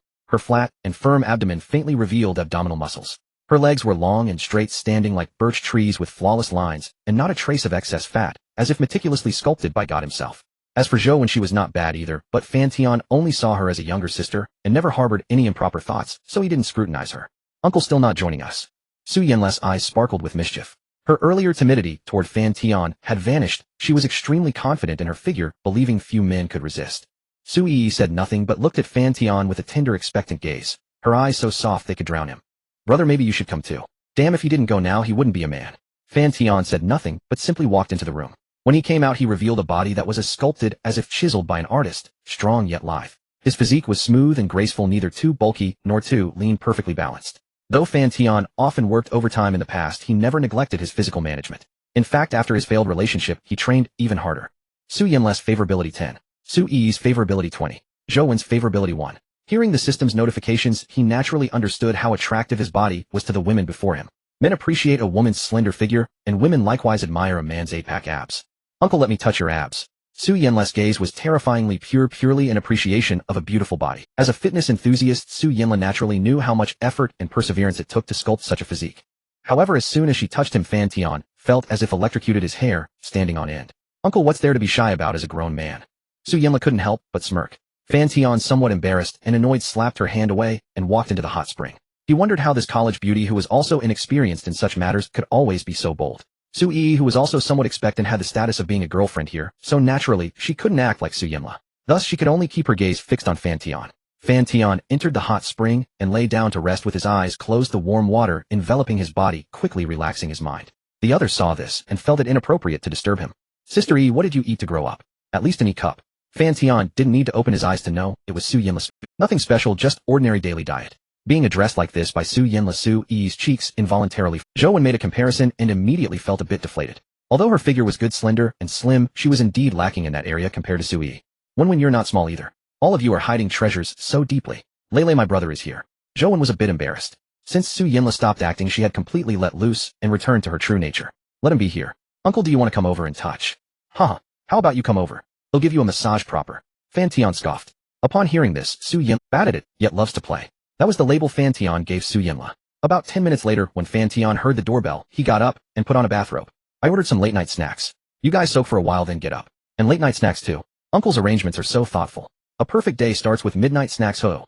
Su Yinla exclaimed excitedly and left the hot spring. Opening the door, a female hotel staff brought a pile of barbecue and set it on the dining table according to Fan Tian's instructions. Sir, this is the 1998 Romanicanti you requested. Shall I open it for you? The female waitress watched as 3 stunningly beautiful women in bathrobes gathered around, silently sighing at how well he was living. However, a man who could afford a 1998 Romanicani and was handsome to boot didn't seem so strange. She even felt a little tempted to join Fan Tian's group, since she wasn't bad-looking herself. Open it. Eating barbecue in a 5-star hotel presidential suite. Uncle is so down-to-earth. Su Yinla laughed. But when she heard that Fan Tian had opened a bottle of Romanicani, her eyes went wide. Although she didn't like drinking, she knew something about famous wines such as Lafite and Romanicani. What wine? Romanicani. Zhou Wen exclaimed, grabbing the bill. Seeing the amount close to 180,000, she was shocked, speechless, but then seemed to think of something, and her face became excited. This was the wine of her dreams. One of her greatest dreams was to taste all the famous wines in the world. I've never had wine worth over 100,000 before. Brother, can I have a few more glasses later? As you wish. With Fan Tian's permission, Zhou Wen excitedly picked up 4 wine glasses and poured. Quite disciplined. Although I don't usually like drinking with such an expensive wine, I have to at least taste it. Su Yinla's eyes on. Su Yi, on the other hand, said nothing and simply picked up the meat skewers and started eating. She felt that the gap between her and Fan Tian was so huge that it made her feel a sense of inferiority. She was someone else's girlfriend, and Su Yi even wondered if Fan Tian might despise her as a dirty woman. What are you thinking? Have a drink. Here you never need to be polite. Fan Tian placed the last glass in front of Su Yi. Besides, today is your birthday. By rights, you're the most important here. Let's toast to you. Wishing Yi peace year after year. Yes, cheers to Sister Yi, getting more beautiful. Sister Yi, may you have happiness as vast as the eastern sea and longevity as high as the southern mountain. This was Zhou Wen's bizarre toast, causing Fan Tian to glare at her. Little silly dog, mind your limits. Did I say something wrong? Isn't that how they say it on TV? Zhou Wen looked a bit aggrieved. It's already past midnight. Su Yi said with a blush, but still couldn't help picking up her glass. She was very happy today, truly happy. So this was what it felt like to be valued. Clink. After the crisp sound of glasses clinking, Zhou Wen couldn't wait to taste it. No wonder it's a famous wine. It's delicious, refined, and mellow, very smooth. Fan Tian didn't know how to taste it, he just wanted to know that the wine was expensive. Those celebrities in movies often flaunted it, so he wanted to try it too. Su Yinla took a sip and her fair, delicate face immediately scrunched up. Not good. It was clear that she really didn't drink often, so she wasn't used to the taste of red wine. But Su Yinla, thinking about how expensive the wine was, decided not to waste it even if it didn't taste good. As for Su Yi, she only took a sip and then put it down. Fan Tian stared at her, somewhat perplexed, since from what Zhou Wen had said, Su Yi's alcohol tolerance was actually quite good, about the same. Doesn't it taste good? No, it's very good. Then drink more and eat more meat. Mum. Su Yi sat obediently beside Fan Tian, complying like a dutiful wife. About an hour later, after eating and drinking their fill, the three girls changed into pajamas and lay on the soft big bed in the room chatting. Why does Uncle always call you little silly dog? You're not stupid, your grades are so good. Su Yinla had always been curious about that nickname. According to my mom, when I was 5, I chased a little puppy and got kidnapped by human traffickers. My brother found me and carried me back, and he got seriously injured because of it. That's when he started calling me little silly dog. Su Yinla's affection increased by 5 points. Although Fan Tian didn't know what they were chatting about, he was glad it went up. Rescued from traffickers. Your brother is really brave. But when you actually got kidnapped chasing a dog, that's truly silly, living up to the name, ha. He'll tickle you to death. You were the one who said you wanted my brother to support you, you little slut. Joe, and having had some alcohol group, Su Yi said nothing, watching her roommates play fight with gentle eyes, only occasionally lost in thought, daydreaming. Should I go find brother Fan tonight? What if he's already asleep? If I don't go, will he be disappointed? And when will these two go to sleep? Perhaps due to the alcohol, everyone soon fell into a deep slumber. Su Yi tiptoed out of bed, her movements gentle and seductive, as if she were a born enchantress, exuding femininity at every moment. Some women are exceptionally beautiful, yet fail to stir any impulse in men, while others, though not the most gorgeous, ignite the most primal drive within them. Su Yi was the type who possessed both. Are you asleep? I miss you a little. Originally, Su Yi thought it was Fan Tian and felt a surge of excitement, but when she saw it was her boyfriend, a wave of nausea washed over her. Su Yi frowned involuntarily, then switched to her alternate account and opened the group named Share Hardships and Joys. When she saw Luo Dongxing showing off only half an hour ago, a sense of discomfort crept over her. Initially, Su Yi had held certain expectations for this relationship. After all, it was her first love, and she nurtured it with great care. From her freshman year, she had taken part-time jobs to save up and buy Luo Dongxing an iPhone as a birthday gift. That iPhone was worth 11,000 yuan. When she discovered Luo Dongxing's shady dealings behind her back, Su Yi had endured a period of pain, but she recovered quickly. After all, she had only lost some money, and her principles remained unbreached. You started it. Su Yi harbored a certain resentment toward Luo Dongxing, for he had shattered her expectations of love, and a fierce desire for revenge festered within her. So at her birthday party, she indulged in lavish spending, even wearing black stockings just to get him riled up, then made Luo Dongxing foot the bill. In the cinema, by some strange twist of fate, she ended up with Fan Tian. Yet now she wasn't sure what she felt for Fan Tian. Perhaps he was merely a tool of vengeance, but she seemed oddly addicted to that feeling. Under the interweaving of these complex and peculiar emotions, Su Yi, who was traditionally inclined, stood dazed in the side room for over 10 minutes. Then, gathering her courage, she sent Fan Tian a message. Are you asleep? After sending it, Su Yi felt both nervous and expectant. Waiting for you. Those two simple words made Su Yi incredibly tense. She rearranged her coat, took a deep breath, stepped out of the side room, and stealthily made her way toward Fan Tian's master bedroom. If she was going to play, she might as well go all the way. Since things had already gone this far, she might as well choose what she liked. Su Yi pushed open the master bedroom door, silently locked it behind her, and turned her gaze toward Fan Tian, who was lounging lazily by the floor-to-ceiling window. He wore a white bathrobe, his right hand with knuckles distinctly defined, holding a goblet of wine, swirling it gently. The red wine gleamed with a decadent sheen under the glow of the night view outside. Come here. A magnetic voice brimming with pheromones issued from Fan Tian's somewhat thin lips as he watched Su Yi with keen interest, her nervousness palpable. At that moment, Su Yi was like an obedient little bunny, docile beyond compare. Upon hearing Fan Tian's words, as if spellbound, she walked over and sat down on the sofa. Come closer. Fan Tian frowned at the gap between them, wide enough to fit two adults. Su Yi was at her peak of nervousness. When her eyes met his oppressive gaze, her look grew hazy. Fan Tian was like a superior being, making her involuntarily submit. Some wine. He handed her the glass in his hand. Su Yi noticed the faint lip print on the rim of the glass, and her cheeks flushed crimson. Then she felt a strong, powerful arm reach around her waist and pull her close. Su Yi caught a scent of sandalwood from the man beside her, an aroma like aged wine that intoxicated her deeply. Perhaps under the influence of alcohol, she no longer felt as tense as before. Now Su Yi's face was flushed a bright red, and she dared not meet Fan Tian's gaze. Have you made up your mind? Su Yi said nothing, only nodding obediently. An hour passed. In the aftermath, Fan Tian's eyes as he looked at Su Yi were filled with tenderness. Congratulations, host, for completing the special achievement, First Dream. Achievement reward of 10 million has been deposited into your Huaxiao account. Daily mission issued: for every 1 million spent, you receive 1 ordinary draw. After accumulating 10 draws, you gain an additional mystery draw opportunity. Note: only 10 draws per day. Fan Tian was taken aback by the system's prompt. He opened his phone to check his Huaxiao account, and sure enough, there lay a cold figure of 11.3 million yuan. The remaining 1.3 million came from the goodwill provided by his binders. Such a good thing. A special achievement. And spending draws. Special achievements can only be unlocked when the host accomplishes something of great significance in life, such as marriage, childbirth, or career success. The daily mission is designed to stimulate the host's spending. Brother, what's wrong? Su Yi woke up groggily, nuzzling again. When will you break up with him? Since Su Yi had become his Fan Tian had no intention of letting her go. Now it wasn't as if he couldn't afford to support her. Brother, does this mean you want me to be your girlfriend?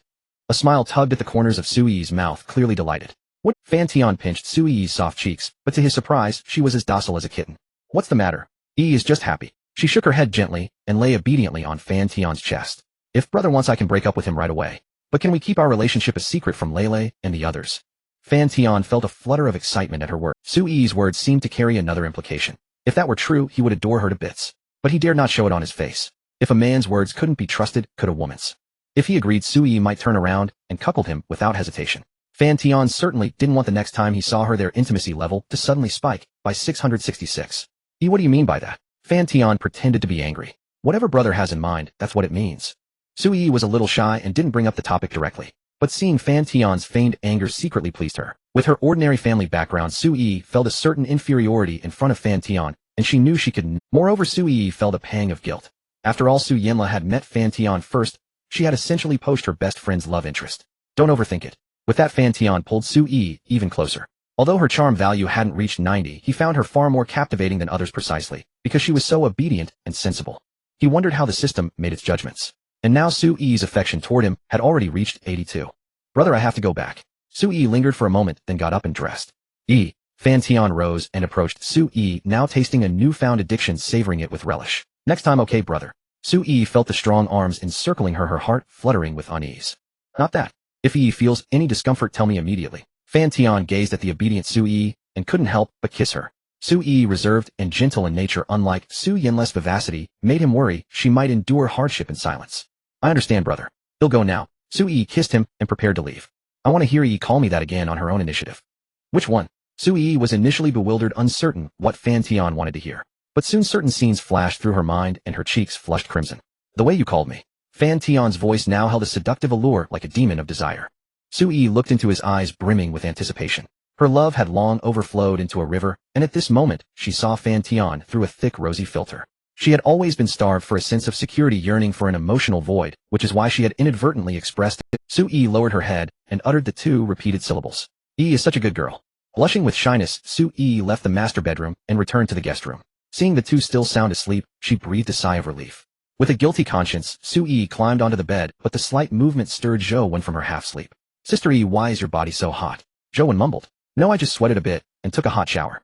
Su Yi was almost startled. I see, Zhou Wen murmured. Seeing Su Yi was fine, she drifted back to sleep. Out of love for Fan Tian, Su Yi now regarded Zhou Wen with a similar fondness, her gaze toward her becoming, I'm going to sleep. Good night. Su Yi sent a message. Good night, my good daughter.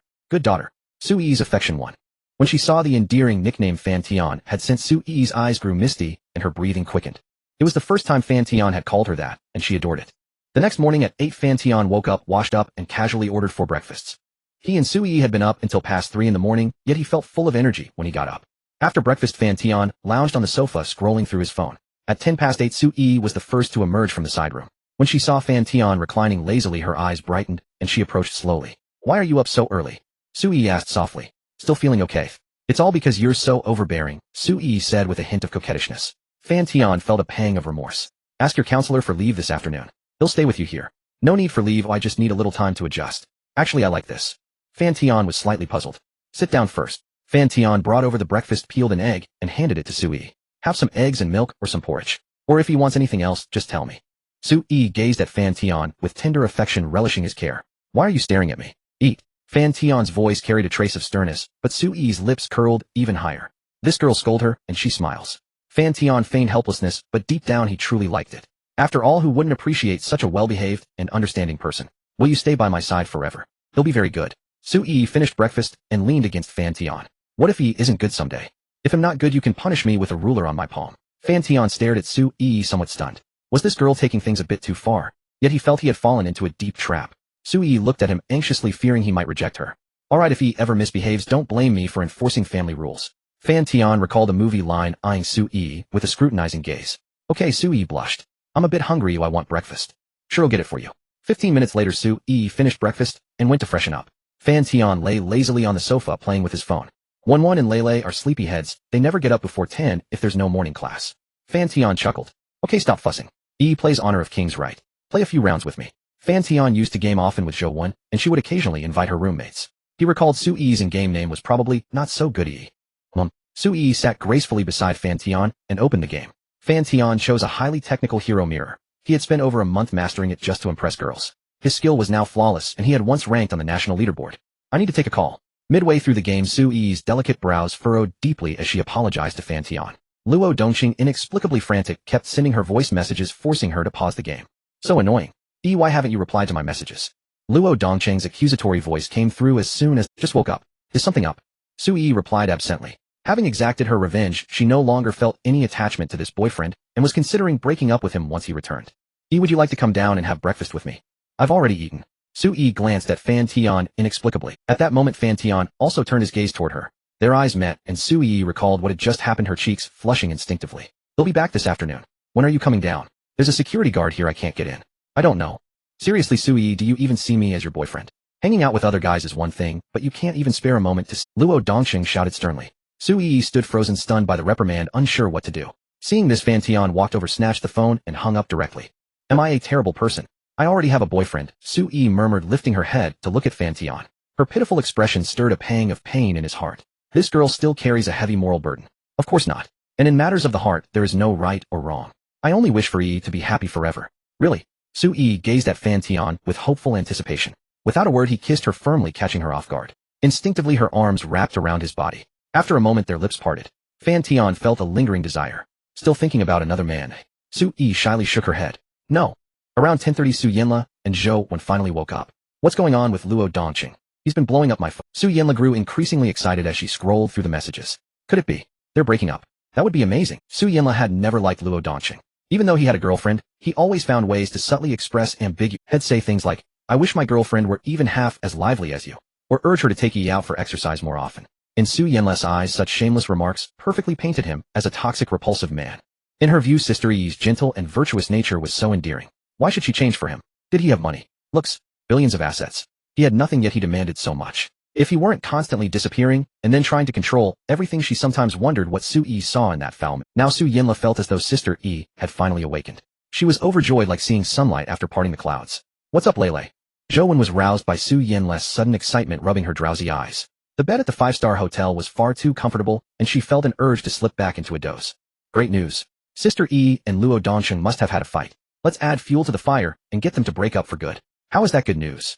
Zhou Wen bolted upright, bewildered. Was this something to celebrate? Hadn't Luo Dongqing and Sister Yi seemed quite— Although it was a long-distance relationship, Su Yi's boyfriend frequently called to check on her, and she seemed to enjoy it.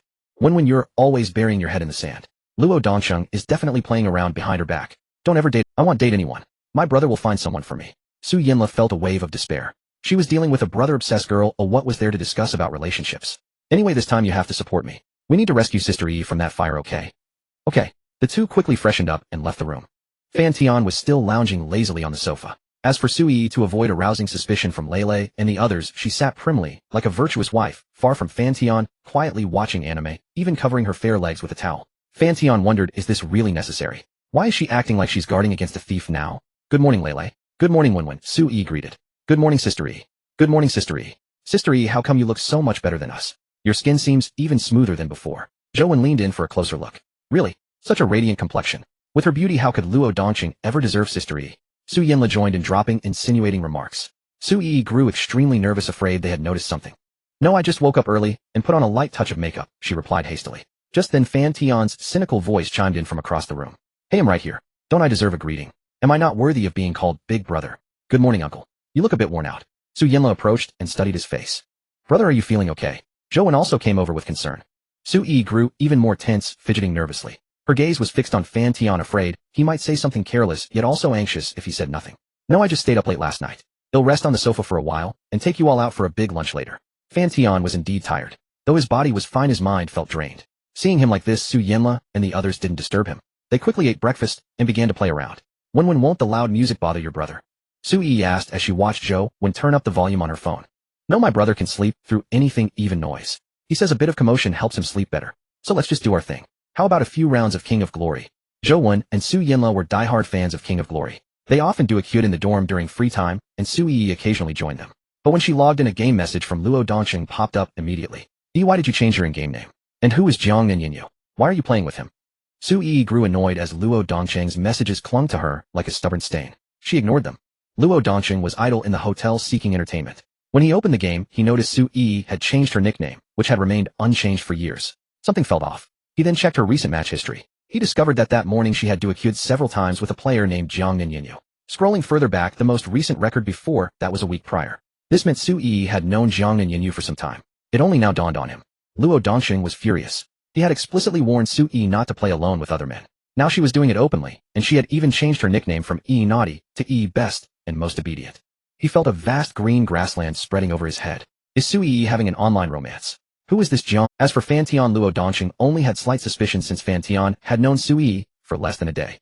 In his understanding, Su Yi was a very traditional and slow-to-warm-up woman. In the entire year, he had only managed to hold her hand a few times.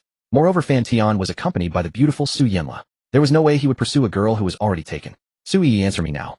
Luo Dongxing slammed the sheet in frustration. When he saw Su Yi enter the game without responding to him, he grew even more enraged.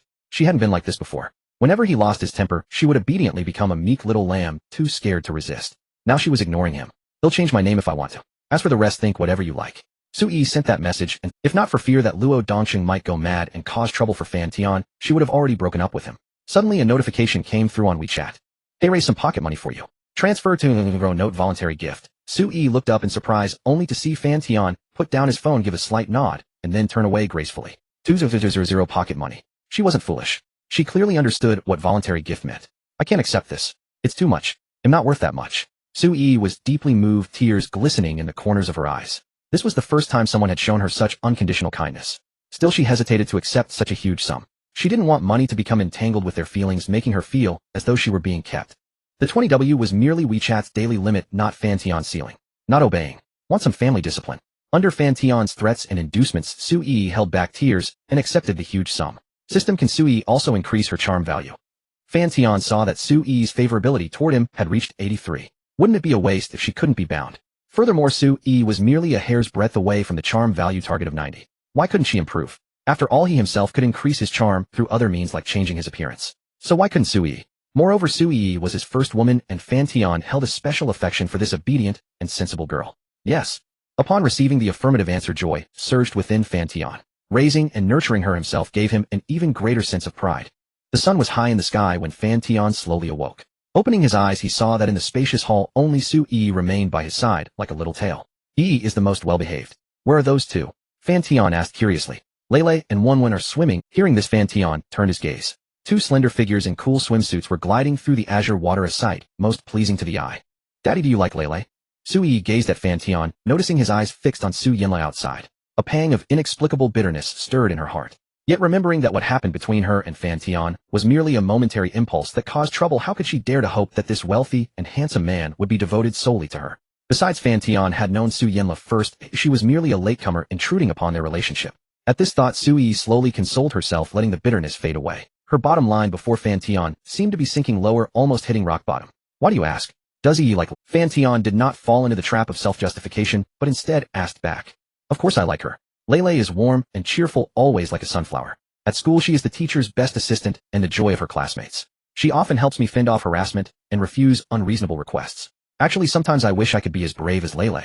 Su Yi's eyes sparkled with starlight. These were words from her heart. She longed to be as courageous as Su Yanla, able to reject others' unreasonable demands. But she clearly couldn't, for she lacked that confidence and conviction. Since childhood, early development had made her the target of ridicule, leading to a sense of inferiority. She had always hunched her shoulders and stooped.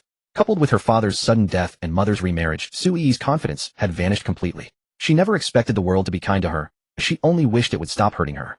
Revenge against Luo Dongxing had been the greatest courage she could muster. Yet Su Yi considered herself fortunate to have met such a soft-hearted deity.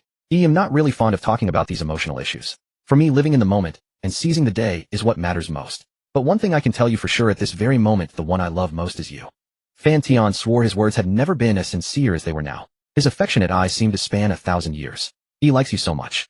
Tears flickered at the corners of Su Yi's eyes. How she wished time could freeze at this moment. And I like Yi so much too. Ignoring the gazes of outsiders, Fan Tian couldn't help but stroke Su Yi's head. How could she be so obedient? Su Yi asked with bright, shy eyes, as if she would disregard all outside observers if Fan Tian just nodded. Fan Tian was speechless. He swore he hadn't meant anything by it. How could this girl let her imagination run wild? Don't overthink. By the way, I bought you a pair of sneakers. Don't wear heels for lunch. I saw your heels are a bit chafed. Fan Tian gently tapped Su Yi's head and spoke tenderly. It's fine. Su Yi's eyes shimmered with emotion. Fan Tian was too good to her. Though Luo Dongxing had bought her things before, they always came with strings attached. She was naive and starved of affection, but Su Yi's favorability too. Great Su Yi. Transferring you 20W didn't earn a single point, but buying you a pair of shoes boosts it this much. Fan Tian was both exasperated and amused. Indeed, the devil is in the details. For Sui, attention to detail probably captivated her even more. At 1 o'clock in the afternoon at Fan Tian's, urging the two fish in the pool reluctantly came ashore. Change clothes, we're going to lunch. Uncle, is it a big feast? Su Yinla asked without any coyness, her demeanor open. She was indeed hungry now. Swimming drained the most energy. Yes, a big feast. Fan Tian was also wondering what the system's so-called million expenditure for one lottery draw would yield. Perhaps they didn't want to keep Fan Tian waiting long. They changed clothes and applied light makeup, emerging from the room in Fan Tian's eyes, these three were breathtaking even without any adornment, being young college girls full of collagen and youthful vitality. When they stepped out, the senior housekeeper Su Lulu, dressed in a black lace skirt and red-bottomed high heels, was waiting respectfully. It must be said that a woman with a face score of 90 bowing and scraping before a man could indeed give him a heightened sense of accomplishment. Su Lulu kept her head low and wore the most ingratiating smile. She wouldn't have chosen this, but Fan Tian was simply too generous. He had tipped her 30,000. Her current monthly salary was just over 20,000. In the face of money, being a little humble wasn't so bad. And being in the service industry, it didn't bother her at all. Her charm value isn't 90 yet, but her work attitude is decent. Fan Tian couldn't help but take a closer look at Su Lulu. Name Su Lulu, age 30, height 165 centimeters, weight 55 kilograms, charm 88, intimate partners 1, widow favorability 20. A widow rather than remarried. Could she have just lost her husband? Fan Tian speculated, but he had no interest in prying into her private life. Soon Su Lulu led them to the VIP hall. There were few people here, all dressed in expensive designer clothes and adorned with costly jewelry. Each person exuded a calm and elegant demeanor with no trace of aggression. Occasionally some guests meeting Fan Tian's gaze would nod politely, but upon seeing the three stunning beauties behind him, they all showed a hint of surprise. Damn, how did this guy find them? 3 college campus beauties, each a different type. I'm rich too, so why aren't such beautiful women following me? During the lunch, no story of rivalry unfolded here. Wealthy people might indulge in secret pleasures, but rarely did they put such things on display. However, an unexpected person appeared, none other than Su Yi's boyfriend Luo Dongqing. Luo Dongqing spotted his girlfriend dining with Fan Tian and the others laughing and chatting, and he nearly lost his composure. She had been cold and indifferent to him, yet now she was out eating with another man. And she had changed her shoes, no longer wearing the black stockings he had bought her. He couldn't help speculating. Impossible. Yi isn't that kind of person. She's always been conservative. How could she have gotten involved with someone on first meeting? It must be that the stockings got snagged so she didn't wear them.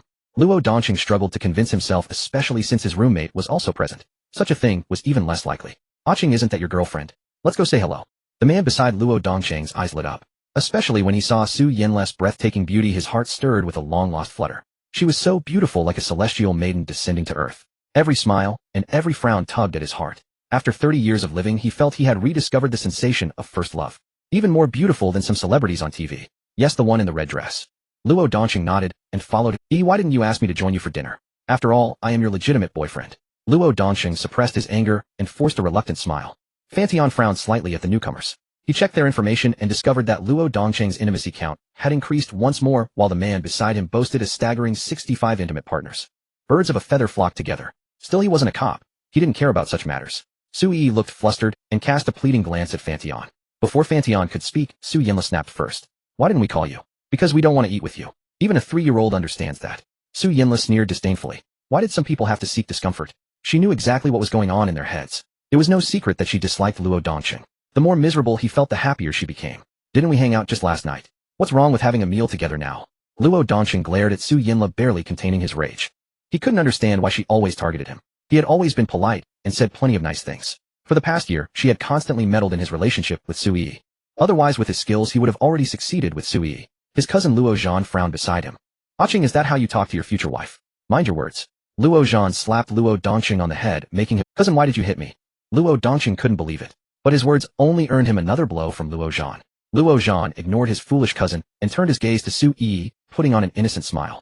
Sister-in-law, my cousin may have a temper, but he truly likes you. If you're still angry, you'll keep hitting him until you're satisfied. Just say the word. Should I continue? Su Yi's brows knitted together like tangled vines, and she didn't want to say more. No need. Could you please just leave us alone? She replied, anxiously, wanting nothing more than for Luo Dongqing and his cousin to leave. She had no idea about the hidden implications in Luo Zhan's words. Fan Tian's face grew increasingly calm, as cold as an iceberg beneath the deep sea. Sister-in-law. Huh. We're all friends. Let's just join tables. This meal is on me as an apology to my sister-in-law. Luo Zhan smirked. Little brother, that's all right, isn't it? He thought he was handling the situation well. After all, one should never strike a smiling face or curse a gift giver. I've already ordered.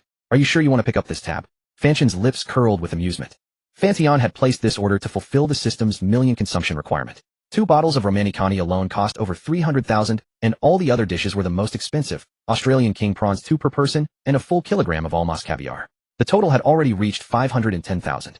A meal of 510,000. He still had 490,000 to figure out where to spend. At first Luo Zhan thought little of it. A meal couldn't cost more than 30 or 40,000 at most. Spending that much to win favor in front of a beautiful woman seemed worth it. But when he picked up the menu that had been tucked away, his smile vanished instantly. Sorry, little brother. Sister-in-law, I'll owe you this meal. I'll make it up to you, cousin. Luo Zhan let out an awkward laugh, then grabbed Luo Dongsheng and walked away without looking back. Damn, this guy who orders 2 bottles of Romanicani for 1 meal. Drinking that much? Was he insane? In all his years, he had never splurged on something so expensive to drink. Treat. That would cost half a year's income. Treat my foot. Even if he were rich, he wouldn't waste it like that. After all, the girl was his cousin's girlfriend, not his own. Brother, what did you order? Why did Luo Dongsheng's cousin turn pale with fright? Zhou Wen asked dramatically. Nothing special. Just eat. You like red wine, don't you? Take a bottle back to share with your roommates later. Fan Tian said expressionlessly. Zhou Wen nodded numbly. Even Sui, slow as she was, could now sense that Fan Tian's mood had shifted drastically. She quickly pulled out her phone and secretly sent an apology. Daddy, I'm sorry. I didn't know he would come. I was planning to break up with him when we got back. He knows she was wrong. He'll take a day off, and you can punish me however you like. Please don't be angry, Daddy. Fan Tian glanced at the message from Sui and couldn't help but feel exasperated. If he let himself get angry at someone like her, he'd have to slap himself a few times. Whatever. He'd just give her a token scolding when he had time. Eat properly. I'm not angry. When Sui saw Fan Tian's reply, she breathed a sigh of relief. If you're not going to break up with Luo Dongsheng, then stop dragging it out. He doesn't really like you anyway. Why would he change his mind? And he has such perverted demands. Su Yinla thought Sui was upset about what had just happened and tried to comfort her. Perverted demands. Fan Tian frowned. Could Sui have some kind of leverage in Luo Dongsheng's hands? He knew that some couples in the heat of passion liked to record videos or something, even posting them online. Had Sui done something? What perverted demands? Fan Tian asked, directly seeking confirmation. Uncle, you don't know? Luo Dongsheng once asked Yi for photos of her in black stockings and other weird stuff. I blocked all of that, but he's always been troublesome and stingy. And recently Yi found out he's been cheating. At Su Yanla's words, Sui's just calmed heart tightened again, afraid of angering Fan Tian. A boyfriend like that? Why not break up? Save him for the new year. Fan Tian sneered darkly. If it were his own relationship, he naturally wouldn't like a girl who whispered in his ear like Su Yanla. But for others, well done. Fan Tian was exactly that, hypocritical. Or perhaps most people wanted such double standards. Brother, what on earth is going on? Luo Dongsheng asked, puzzled. His cousin ran several small hardware factories and earned over 1 million yuan annually. Was he truly so terrified by a single meal? He had invited him to bolster his presence, yet all dignity had been utterly lost. Moments later, Luo Dongsheng received a breakup message from Sui. His mood darkened further. Last night he had paid for Sui's dinner gathering with exhilaration, convinced that her acceptance of his generosity meant the relationship had reached its final triumphant stage. Yet by morning everything had vanished. All for naught. Break up. Why? Just because I saw you with another man, and grew jealous. Sui, how can you possibly justify this to me? How can you betray the love we shared for an entire year? Which man could endure such treatment? Sui remained silent, only forwarding the group chat log before blocking and deleting him. It was just playful banter among friends. Upon seeing the glaring exclamation mark, Luo Dongsheng froze. Sui had erased him entirely. How dare she? Fine, let it end. She's merely a woman. After a year together, I've had my fill. A man ought to be Luo Zhan dismissed it lightly. Though he'd felt a fleeting spark of attraction towards Su Yinla, the sight of the dinner bill instantly extinguished any such notion. Just a woman. Spend a little money and fresh-faced student models or glamorous actresses are yours for the choosing, attentive, versatile, and accommodating. Even for those with fastidious standards, a virgin companion could be secured, for a premium. 50,000 yuan could purchase the innocence of countless university beauties. Love. In an era where sparks ignite at first sight, it means absolutely nothing. That man must be extraordinarily wealthy, to spend over 500,000 yuan on a single meal. How many student models could that afford? Luo Zhan knew full well such affluent signs were far beyond his reach. Clapping his cousin reassuringly on the shoulder, Luo Zhan said, "Tonight I'll treat you to drinks at a bar, and arrange for a few charming young models to keep you company. You've been dating for a year, surely every position has long since been explored. No need to grieve. I've never even tried," Luo Dongsheng lamented inwardly, but dared not utter it aloud. Such admission would cost him too much face. If he truly indulged, a breakup would have left no room for reconciliation. He felt deeply aggrieved. The same girl who once cared for him so tenderly, even working part-time to buy him a smartphone, had now severed ties without warning. He had committed only the most common mistake men make. What Luo Dongsheng did not realize was that Sui's kindness toward him stemmed not from special affection, but from her inherently gentle nature, and a subtle inclination to please. Watching his cousin's anguished expression, Luo Zhan sighed. He remembered his own youth, when every romance felt like life. By his age, even a beautiful young woman stripping bare would fail to stir him without medicinal aid. Youth truly is golden. Cheers to your breakup. Su Yinla exclaimed gleefully. Sister Yi, in a few days I'll introduce you to a man 100 times better than Luo Dongsheng. Su Yi flinched in alarm. The wineglass in her hand trembled. No need, Lele. she murmured, stealing a glance at Fan Tian. Seeing no change in his expression, she breathed a quiet sigh of relief. Since surrendering her heart and body to Fan Tian, she had grown increasingly attuned to his moods, interpreting even the faintest shift in his countenance with anxious scrutiny. I heard from Wenwen that you only have ideological and moral cultivation class this afternoon. Shall we skip it and go shopping? All expenses today are on me, Fan Tian declared with effortless grandeur. Su Yinla's eyes shimmered with starlight. She'd long coveted a particular garment, yet her monthly allowance had been entirely consumed by racing. The landlord's granary, alas, stood empty. Uncle, what form of repayment do you require? Su Yinla, ever bold, teased without hesitation. Yet Fan Tian glanced at her affection meter, merely 25, and decided against pressing forward. Approaching too eagerly might only cause it to plummet further. Lele, have you been watching those peculiar things in your dormitory all day? Fan Tian genuinely wondered whether his well-behaved daughter had fallen under her influence. Ahem, no such thing. Su Yinla flushed crimson. Fan Tian knew it wasn't shyness. It was the embarrassment of being exposed. She seemed quite simply born to blush. She's obsessed with forced love tropes, Zhou whispered discreetly into Fan Tian's ear. Forced love? Truly a twisted university beauty. But how on earth did this silly pup know? Damn, did they watch them together? He felt no moral judgment, yet an inexplicable wave of shame washed over him, for he and Zhou had never discussed such matters. Why then should Zhou viewing provoke such discomfort in him? Wenwen, what are you muttering about? Su Yinla panicked. She knew Zhou was utterly devoted to her brother, telling him virtually everything. If Fan Tian discovered her private tastes, what would become of her? Wenwen, your roommate's privacy need not be relayed to me, Fan Tian said, gently tapping her forehead as a light reprimand. If I wish to know, I'll ask the source directly. Still, he hadn't anticipated Su Yinla's particular predilection.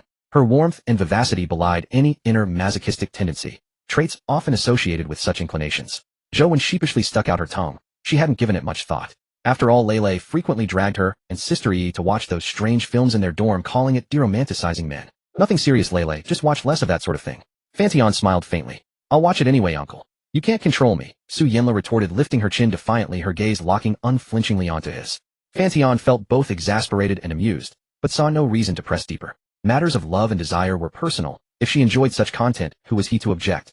Who among us doesn't? The Chinese temperament tends toward restraint. Few declare such preferences openly, though privately many indulge far more. Had Fan Tian lacked his system, he might well have mistaken Su Yinla, a brazen worldly young woman, for a flighty co-ed whose knowledge betrayed promiscuity. Shall we go shopping?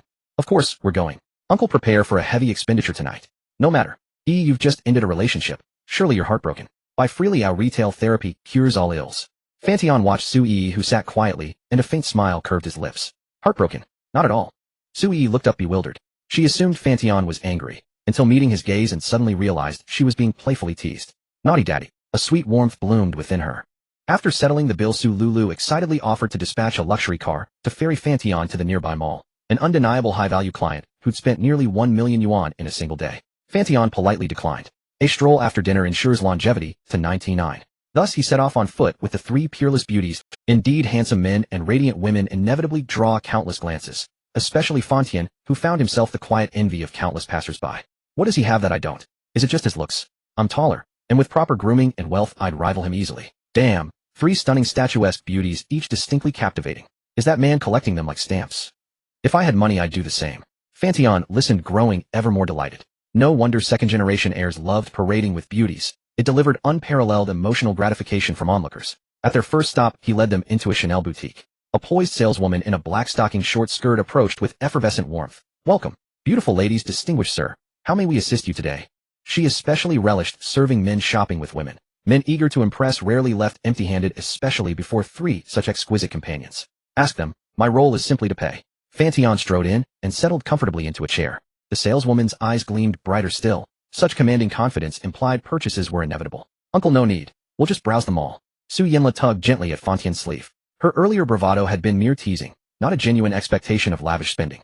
After seeing the astronomical lunch bill, she'd been stunned. Her mind instinctively whispering, is he naive? Or just a single meal costing over 500,000 yuan. That could fund her racing competitions dozens of times over. Now shopping again. She felt profoundly embarrassed.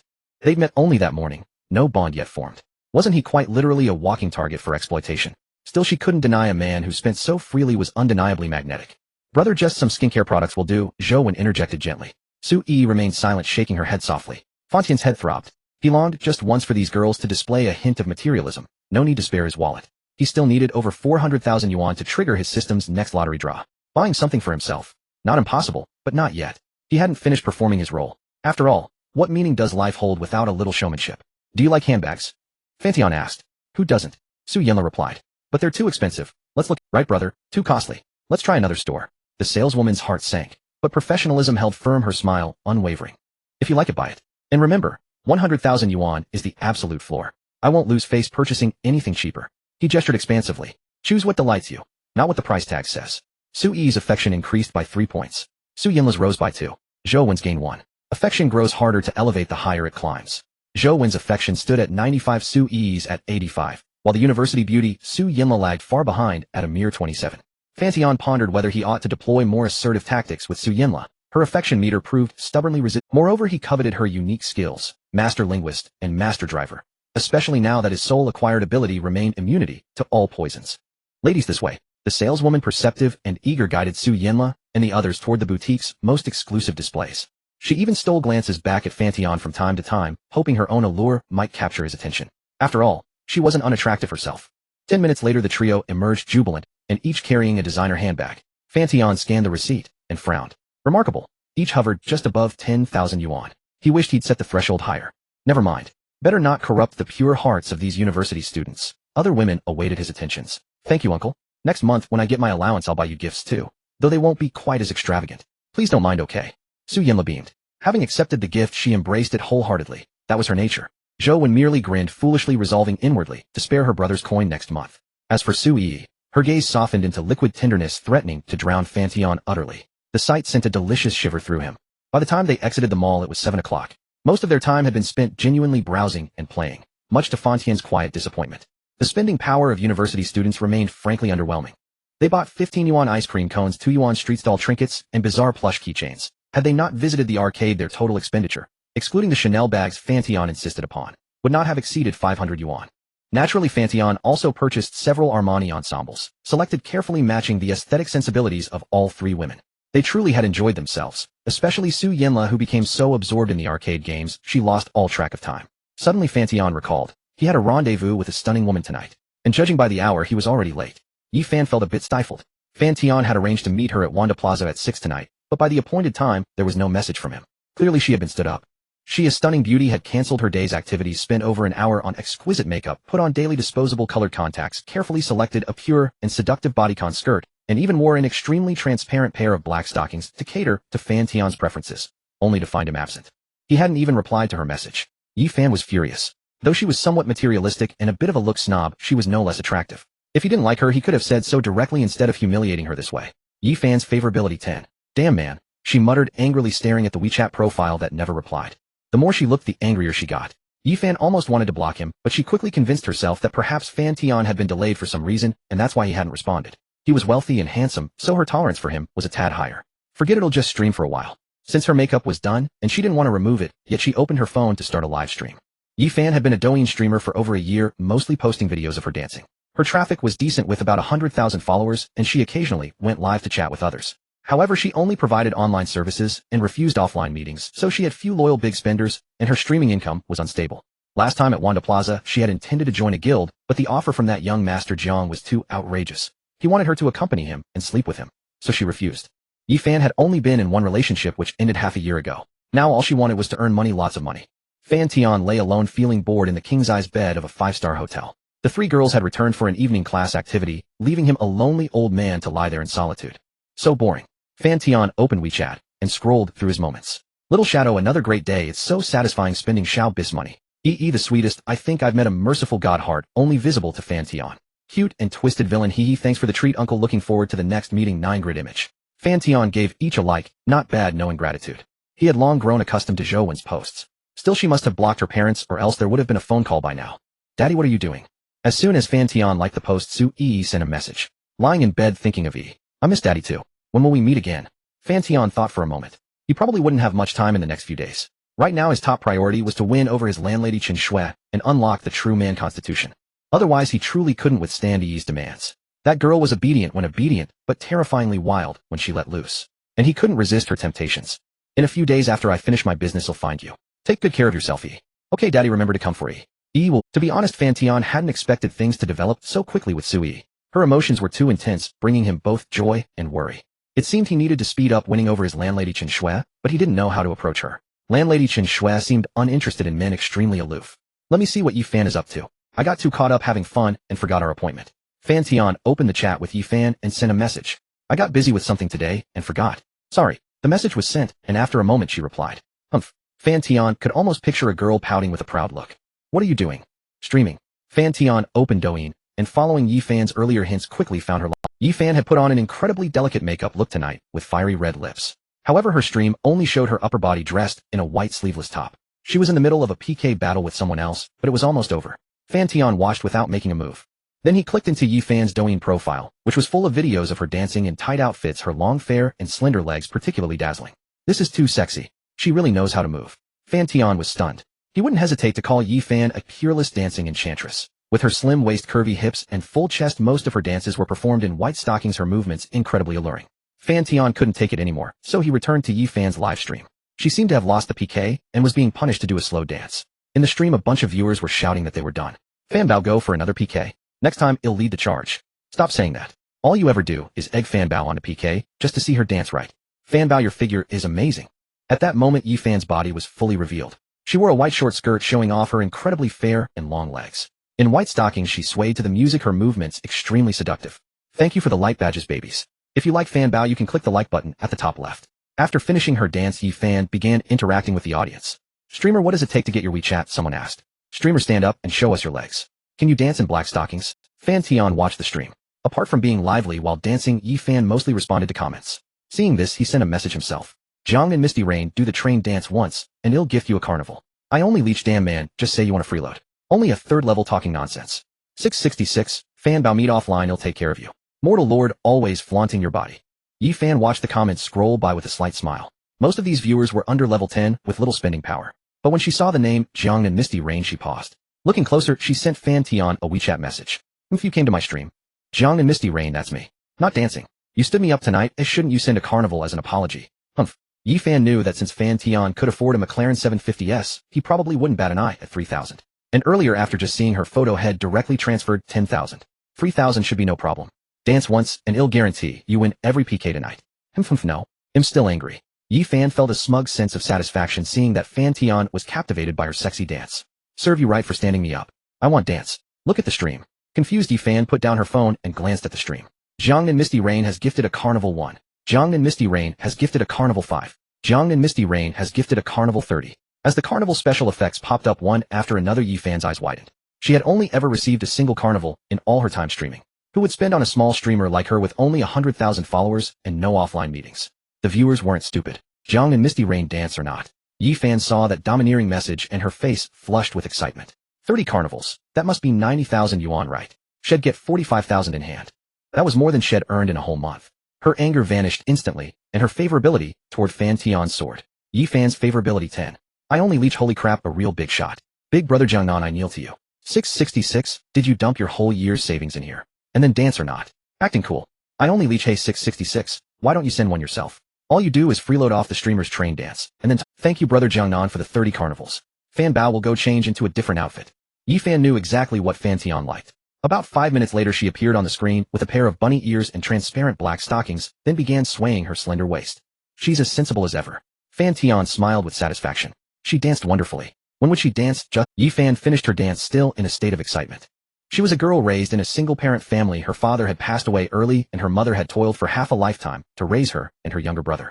Just as things were supposed to ease up, she was diagnosed with uremia, forcing Yi Fan to drop out of school midway. Yi Fan had entered society at the age of 18. At 20, she began a relationship with a high school classmate. However, upon learning about her mother's illness and her brother who was still attending university, the ex-boyfriend, after much deliberation, finally broke up with her half a year ago. She did not harbor much resentment toward her ex-boyfriend. After all, uremia meant her mother would need treatment for almost the rest of her life with a hefty monthly medical bill plus a brother in college. Anyone would weigh the decision carefully.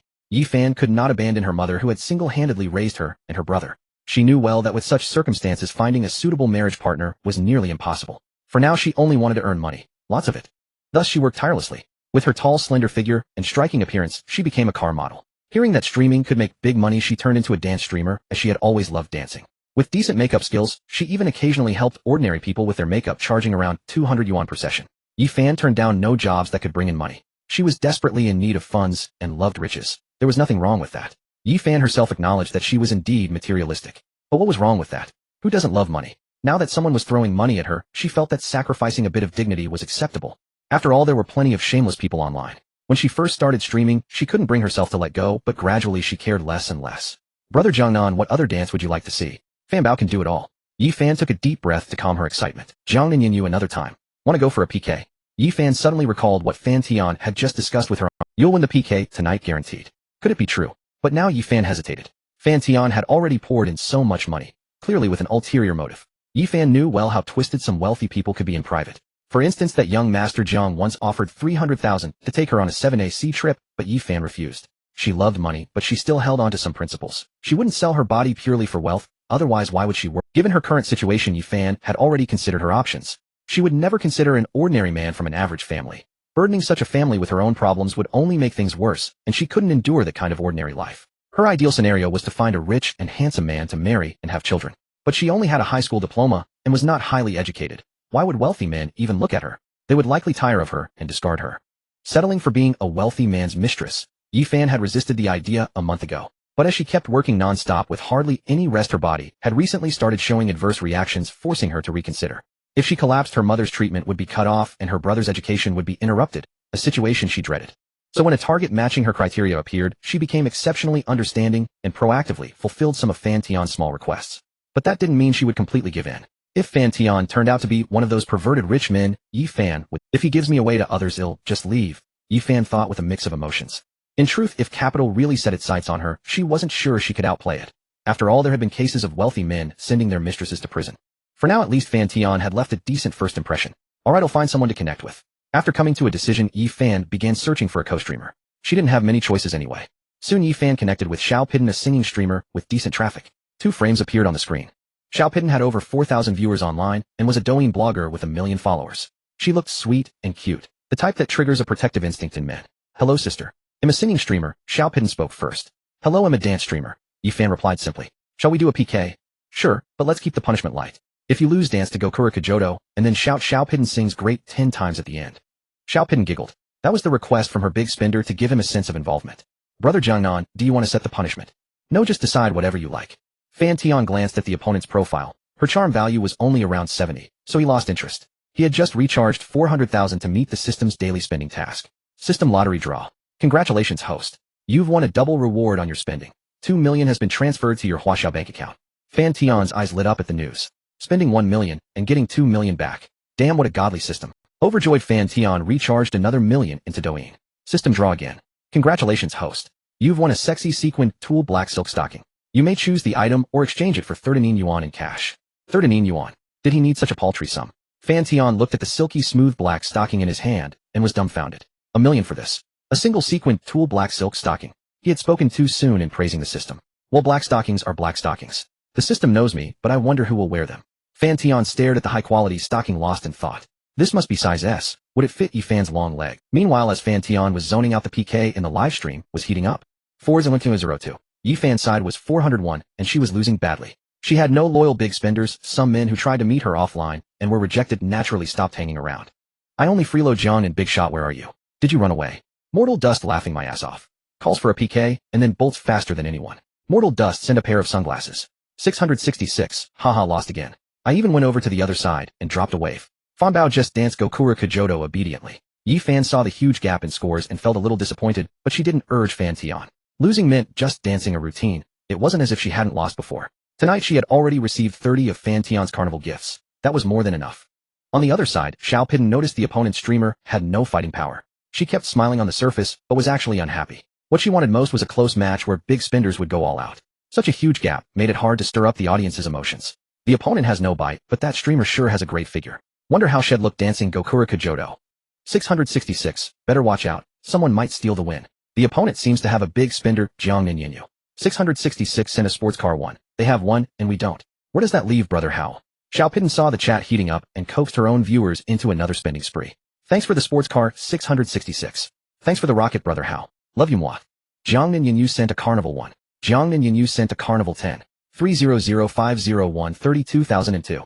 Damn, the other side has a real big spender. Little Pai Dan is being stolen from the tower. This is going to lose.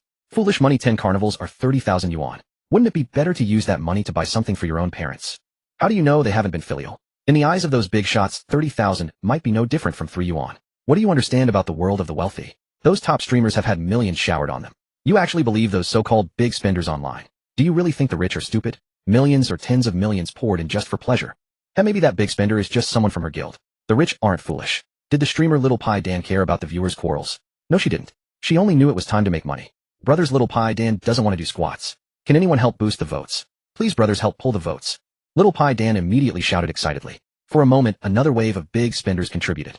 Jiangnan Yinyu sent a carnival 10. Jiangnan Yinyu sent a carnival 10. In the end, Fan Tian threw 30 carnivals directly and won overwhelmingly. Little Pi Dan on the other side was also straightforward. In the live stream, she sang while doing squats. Quite pitiful. Fan Tian went to Little Pi Dan's stream and dropped 1. Jiangnan Yinyu sent a carnival 1. Thank you, brother Jiangnan, for the medical fee. Little Pi Dan was thrilled. This was a big spender who had dropped 30 carnivals. If she could lure him to her own stream, she'd make a fortune. Brother Jiangnan, is there any song you'd like to hear? Little Pi Dan can sing a few for you. Damn, what's wrong with the streamer? Jiangnan is the big spender from the other side. Is she trying to steal him away?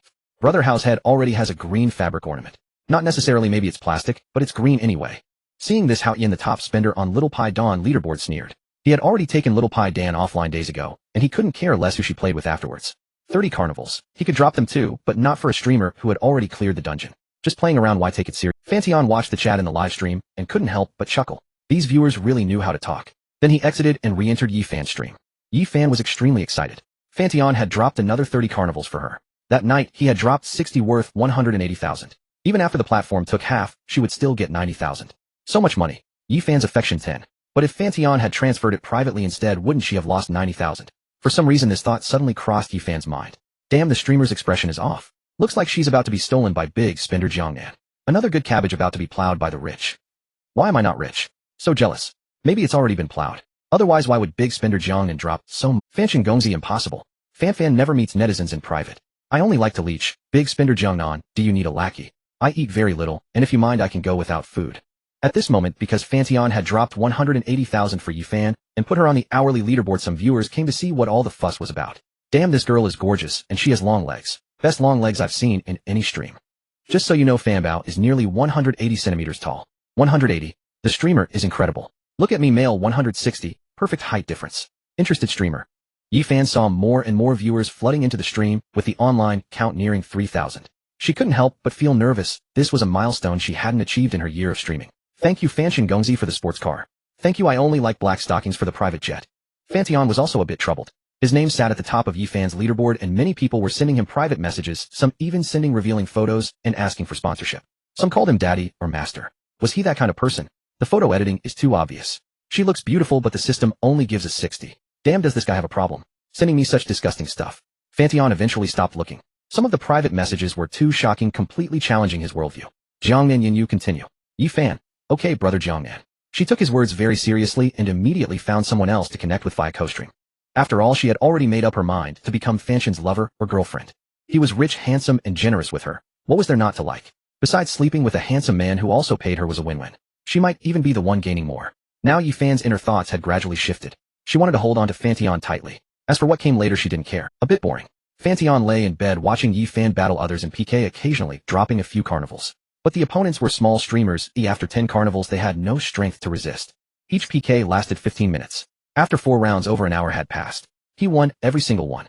Fan Tian still had over 1 million yuan in his Douyin account. He probably wouldn't finish spending it tonight. He wasn't going to dump it all at once. If he could achieve the goal with 100,000, why spend 1 million? Human emotions have a threshold in a short period. He had provided enough emotional value for Yi Fan tonight, and her affection had already reached 65. The reason her affection grew so fast was mainly because she had already seen Fanshin's appearance in private and understood the basics. Steward Su, are there any good in-room massage services you could recommend? Bored Fan Tian contacted the senior butler of this 5-star hotel via WeChat. Yes, Mr. Fan.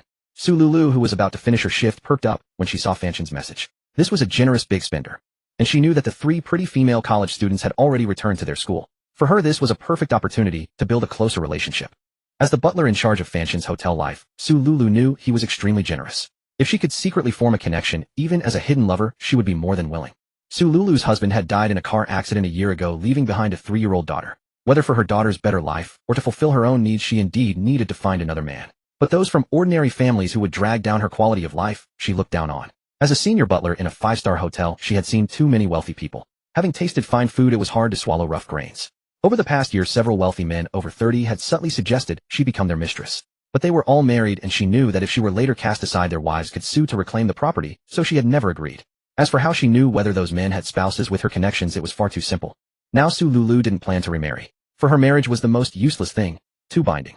Instead, she pursued quality of life. Rich and young Fan Tian was a good choice for her. As long as it's comfortable, Fan Tian quickly replied. Mr. Fan, I know some massage techniques. If you don't mind, I'll come over now. Don't mind, come on in. Fan Tian recalled Su Lulu's information. She seemed to be a widow.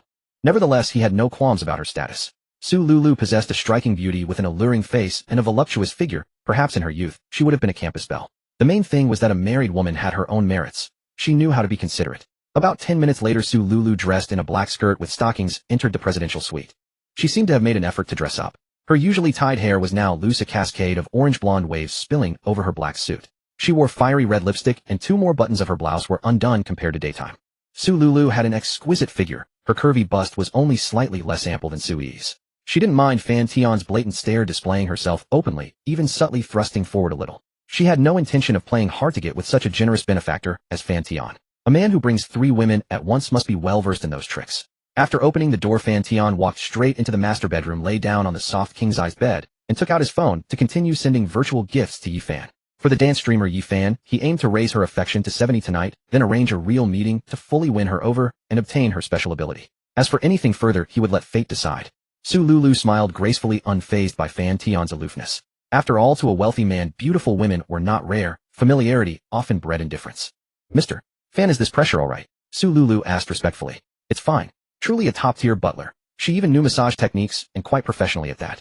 Under Su Lulu's massage, Fan Tian felt the stress melt away and the fatigue of the day gradually dissipated. He felt refreshed and couldn't help but let out a sigh. Moreover, Su Lulu carried a distinctive fragrance.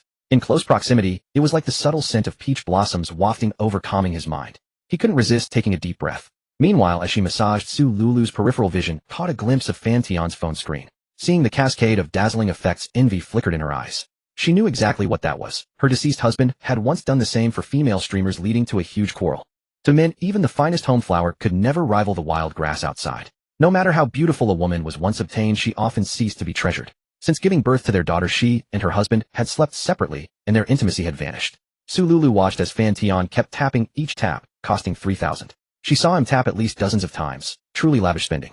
Fresh out of college as a former campus belle, she had looked down on those coquettish streamers, calling them online beggars. Now, watching Fan Tian splurge, she could only admit that this profession was indeed lucrative. One day's earnings probably matched her monthly salary. Manager Su, what did you study? You even know massage. Seems you're quite knowledgeable. Fan Tian, having nothing better to do, decided to chat with the beautiful young widow to pass the time. Hotel management. After graduation, I tried other jobs, but eventually came back to my old trade. Su Lulu replied with a gentle smile. She had feared Fan Tian would remain cold and distant, and inwardly she was anxious. Now that he had initiated conversation, perhaps he still had some interest in her. Though she was past her prime, her looks and figure should still hold up. She was quite strict about maintaining her appearance. However, she didn't dwell on the topic. Talking less and doing more would never be a mistake. Her job was giving a massage, so she would focus on that. Mr. Fan, would you mind turning over? I'll massage your front. Su Lulu's voice was tender. Hearing this, Fan Tian gladly rolled over. Manager Su, you're so beautiful. Are you married? Su Lulu's heart fluttered at his question. My husband died in a car accident over a year ago. Now I have a 3-year-old daughter. I'm just a widow no one wants. Su Lulu made a little ploy, wanting to gauge Fan Tian's reaction. Oh, sorry, I asked something I shouldn't have. Fan Tian pretended to be apologetic, though he already knew the truth. It's fine. It's been a while, and our relationship wasn't great anyway. We slept in separate rooms for years. But why would Sister Lulu be unwanted? You're so beautiful. Fan Tian was a bit surprised and changed his address to sound more intimate. You look very young, like a girl in her early 20s. A beautiful widow with no takers. Was she hinting at something? Did she want him to be a stepfather? This plot resembled his father's remarriage, but Fan Tian had no intention of marrying at all. Mr. Fan, you flatter me. To be honest, my simple wish is to find a wealthy bachelor who can give my parents and daughter a better life. Whether as a wife or a secret mistress, or even bearing him a child after some emotional foundation, I really don't mind. Being a secret lover carrying on the family line. This was probably what men wanted most. For her, bearing a child wasn't taboo, rather she was willing to use a child to bind the relationship. Fan Tian looked so young, probably a rich second generation. A child would better sustain the relationship, or at least if he abandoned them later, he wouldn't go too far for the child's sake. Su Lulu nervously glanced at Fan Tian from the corner of her eye. She had laid her cards on the table. Now it was up to his response. She hadn't planned to be so direct, but seeing Fan Tian continuously sending virtual gifts, she thought, why let those female streamers benefit when she could benefit herself? Her charm wasn't bad, either was it. So your target is me. Fan Tian asked, knowing the answer. Su Lulu candidly nodded in acknowledgement. She no longer had a young girl's shyness, but this mature charm presented a different kind of allure. Mr. Fan, you're very generous and so young. If I'm to find someone I want him to excel in every way. Young, wealthy, generous, and handsome. How could I not be tempted? Fan Tian nodded in approval. Su Lulu knew how to provide emotional value. With her silver tongue, she could easily lift his spirits. Sometimes straightforward praise was more refreshing than beating around the bush. Sister Lulu, you're quite forthright. Is being forthright a bad thing? At least I want to deceive you. But Mr. Fan, since I've been so open, can big sister know your answer? Fan Tian pretended to ponder. Su Lulu's charm value of 88 was close to Su Yi's, and with his money's influence it might even break 90 in the future. Money could nourish a person, it was no joke. The transformation in appearance and temperament between poverty and wealth could be earth-shattering. My answer. Sister Lulu, what if I gave you 1 million a year as pocket money? How does that sound? Su Lulu's affection 10. Su Lulu's heart leaped with joy. She had thought Fan Tian's thoughtful expression meant a refusal or a monthly allowance of 20 or 30,000, but the result far exceeded her expectations. 1 million a year in pocket money. That could support several vibrant college campus belles, let alone a young widow with a little girl. Fan Tian's generosity astonished Su Lulu, but considering he had spent 1 million in a single day, it was hardly surprising. Perhaps to Mr. Fan 1 million was no different from 100 yuan. Honestly, Su Lulu was a little moved. She couldn't fathom what charm she possessed to warrant such spending. Mr. Fan, if that's the case, then from now on you are my god. Su Lulu was both delighted and touched. If that were true, what harm was there in treating Fan Tian like her god? She would comply with his every wish, never vie for attention with other women, not even question him if he never came home. As long as he returned, she would welcome him with the warmest attitude, being a mature, understanding lover. Wasn't that perfect? 1 million a year was more than enough. Contentment brings happiness. God, that's a bit of an exaggeration. Fan Tian was secretly delighted. The sensation of a mature, enchanting woman whispering softly in his ear. Who could truly understand that? Spending 1 million to maintain a mature married woman was no longer a burden for him now. Su Lulu was quite knowledgeable and could help him manage household chores, serving as a masseuse and even a bed companion. Wasn't this perfect? At this moment, Su Lulu had already taken off his suit jacket with due understanding, leaving only a somewhat translucent white blouse. Fan Tian could vaguely see the black lace bra underneath. Mr. Fan, let me take off your bathrobe. It'll make the massage more comfortable. Fan Tian stood up and allowed Su Lulu to remove the white bathrobe, revealing a well-defined muscular physique. Mr. Fan has such a great figure. Su Lulu, seeing his taut and powerful abdominal muscles, couldn't help but when her husband was still alive, he had a mistress outside and rarely came home. She hadn't been with a man for years. Faced with such a vibrant, virile body, she was on the verge of reaching out to touch it, but without Fan Tian's permission, she ultimately suppressed her own burning desire. For her, Fan Tian was a client who had paid for her services. Without his consent, she dared not overstep. Her most important task was to serve him and keep him happy. After all, he had spent 1 million, not for her own pleasure. Su Lulu understood that logic well. Perhaps this was the charm of a mature woman. She knew how to be considerate to a man and always understood her role. Fan Tian watched the woman kneeling obediently beside him, using her soft, boneless little hands to massage every part of his body, starting from the feet and working upward without missing a single spot. His heart began to race with restless thoughts. Forget it, I'm tired today. No need to push myself. I should exercise some restraint. Lulu, that's enough. Come over and sit with me for a while. Fan Tian sat up, leaning against the headboard. Hearing this, Su Lulu nestled close against his shoulder and lay down. Fan Tian caught the intoxicating fragrance of the mature woman beside him and instantly felt a sense of peace. He wondered what kind of perfume she had used that smelled so exquisite. From now on, you don't need to be so formal with me, Lulu. How about calling me hubby? Fan Tian teased, for her current, overly respectful manner had somewhat diminished the allure of her mature femininity. Su Lulu was a bit embarrassed at this. She hadn't used that term in years, and having to say it now made her feel quite shy. Yet under Fan Tian's expectant gaze, she finally whispered shyly, hubby. Fan Tian felt an inner thrill and couldn't help but put his arm around her. Her body was fragrant, soft, and boneless. Pleasant to touch, though the clothes dampened the full pleasure. Su Lulu slowly leaned and resting against his chest. Are you going home tonight? My mother is taking care of my daughter at home, so it's okay if I don't go back. Su Lulu had already informed her mother before coming. After all, having finally met a promising target, she was determined. Mr. Fan, could I take a shower? I've worked up a bit of a sweat. Su Lulu looked at him with a pleading and expectant gaze. A shower? Surely he understood what that implied. Sure, you can sleep here with me tonight. Fan Tian pinched her soft body with a smile. He had decided to keep it platonic tonight, but holding such a soft body while sleeping should be very comfortable. Su Lulu gently kissed him on the cheek, then took a women's bathrobe from the wardrobe and entered the bathroom. The door was left slightly ajar, and soon the sound of splashing water could be heard. Indeed, a mature married woman knows a man's heart. Fan Tian smiled, then continued using his phone to send tips to Yi Fan in the live stream. His total tips for the night had reached 400, and Yi Fan's affinity had also climbed to 70. But at this point the affinity stopped rising, apparently reaching a threshold for the night. So he decisively chose to withdraw. Jiang Nin Yin Yu. I have something to do later, last round. Yi Fan, seeing Fan Tian's message, was sensible enough not to find anyone else to duet. After Fan Tian left the live stream amidst the wails of the audience, she immediately ended the broadcast and continued chatting with him on WeChat. "What are you busy with so late, big brother?" Yi Fan sent a voice message. Her voice had an assertive, mature tone, as if she were a dark, sadistic type. "At this hour, I'm busy with some delightful things," Fan Tian replied. "Seems like big brother has a rich nightlife. Take good care of yourself, okay?" Fan Tian's remark didn't lower Yi Fan's affinity in the slightest, and he silently acknowledged her tactfulness. Both Yi Fan and Su Lulu were extremely sensible women. They clearly understood what they wanted and never dared to play the fishing game with him. However, compared to Su Lulu, Yi Fan's personality was a bit more lively. It seemed that being handsome and wealthy was practically a surefire weapon against women. "My body has always been good, and it will only get better. If I don't believe it. Words are cheap. Show me your abs."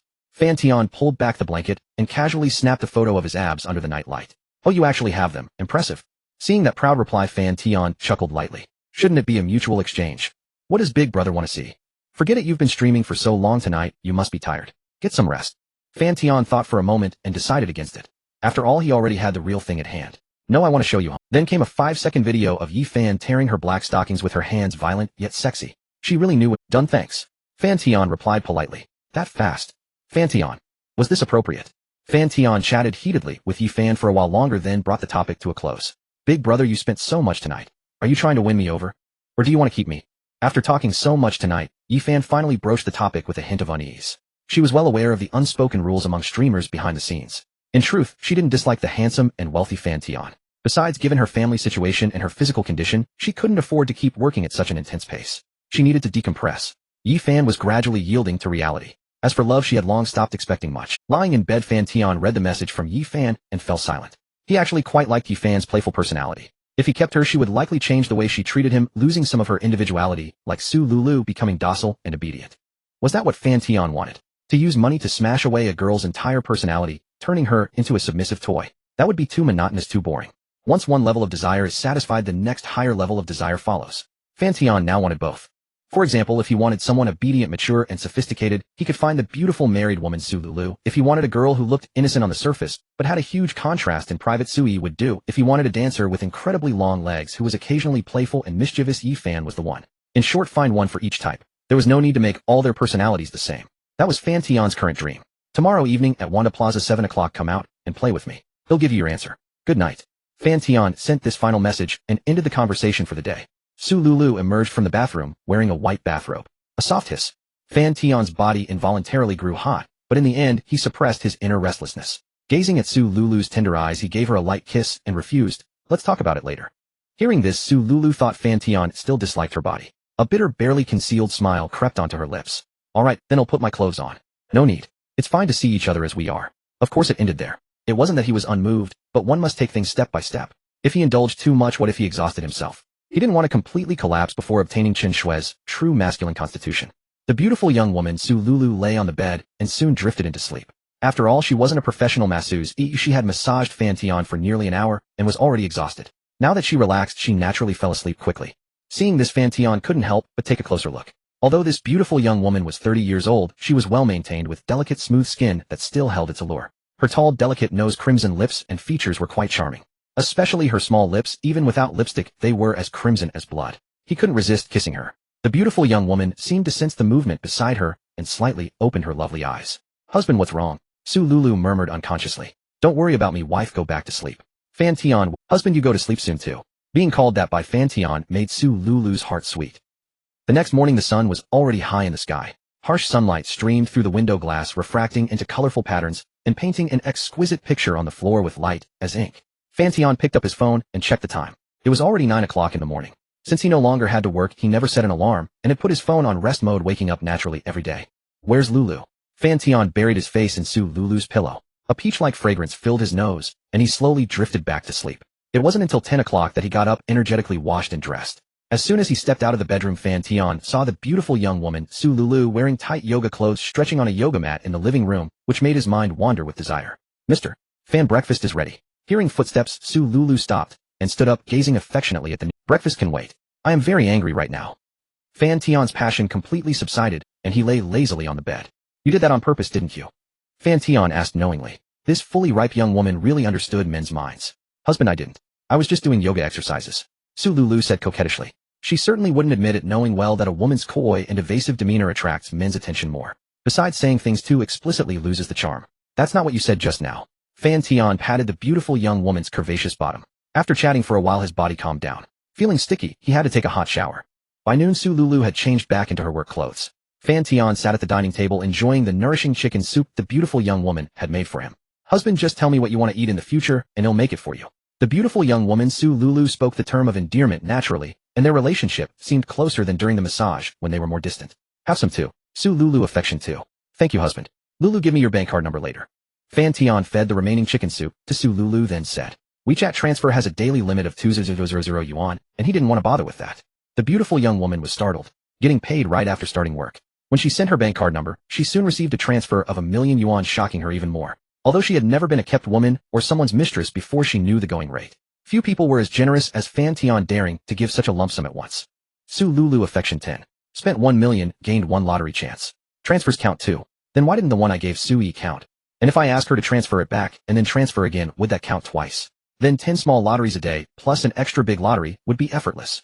Host, the transfer to Sui was a voluntary gift from the host and does not count as consumption. Given Su Lulu's situation, it can be regarded as salary payment. The final interpretation of consumption definition belongs to the system.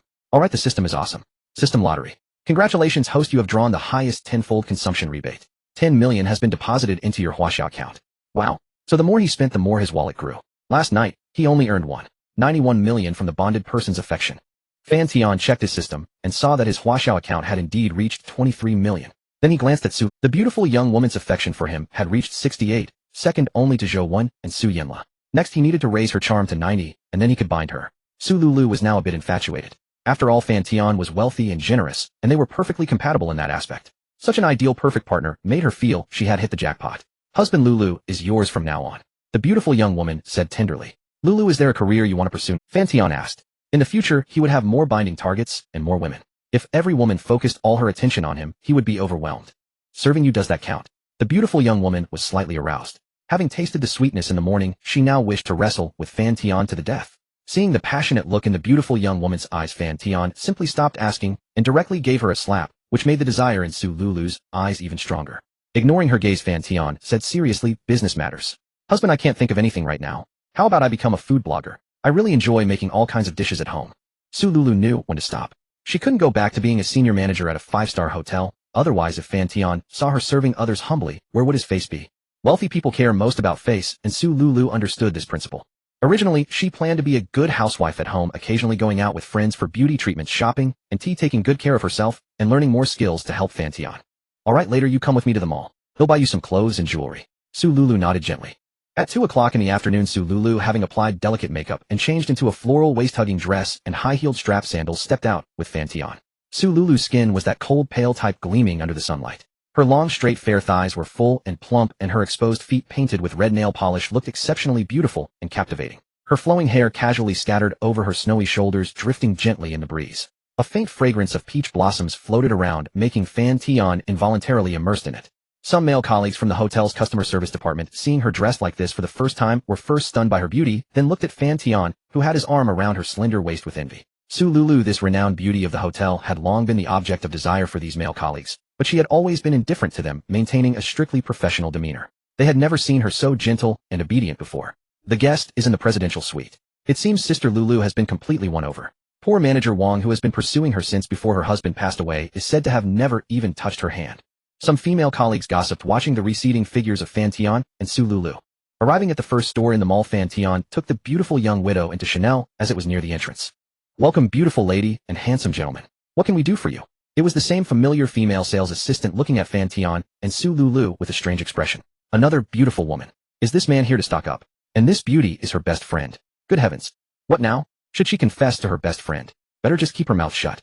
The pretty sales assistant secretly winked at Su Lulu, wanting to know what was going on, or at least how far things had progressed. But she also knew her best friend's dream to find a wealthy bachelor and become his mistress, thus achieving a leap in social class. She had once sneered at that idea, a middle-aged widow with a daughter, who would want her. But unexpectedly, she had actually found one. Lulu, come take a look. These bags seem quite nice and match your outfit, Fan Tian said, walking over to a row of bags. Hearing his call, Su Lulu smiled triumphantly at her best friend, then walked over and intimately took Fan Tian's arm.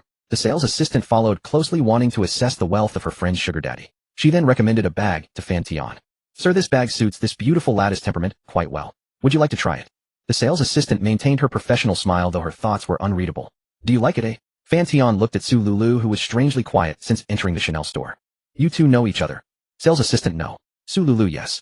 So they did know each other. No wonder it felt awkward. Fan Tian used the system to check the sales assistant's information. Name Lu Yao, age 28, height 167 centimeters, weight 53 kilograms, charm 80, profession senior luxury store sales associate. Number of intimate partners, 4, affection 10. It was no wonder such a pretty sales associate had been intimate with 4 men. Lu Yao, my best friend, Su Lulu introduced. A best friend. Why don't you pick one too as a welcome gift, Fan Tian said. Fan Tian said. No need, boss, the sales assistant declined. She didn't want to affect her friend's impression on her sugar daddy, and she knew these rich people were two-faced. Who knew what they really thought?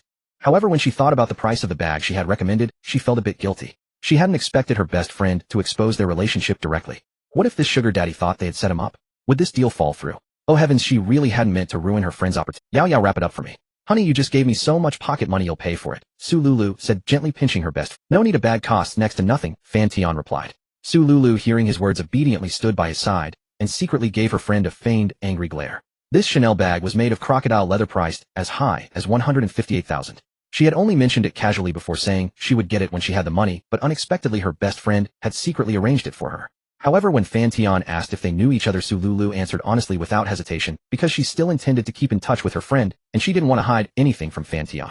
Sorry Lulu, I really didn't mean to, Lu Yao said, feeling embarrassed, afraid it might affect Su Lulu's impression in Fan Tian's. It's fine, he's not that petty, he won't mind, Su Lulu reassured her, then added, wrap up that men's perfume for me. I want to give it to him. Alright, but this time it's my fault.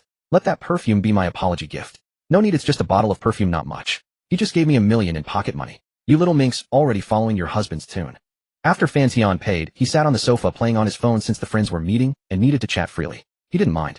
About 5 minutes later, Su Lulu walked over from the counter, while Lu Yao watched her friend with an envious expression.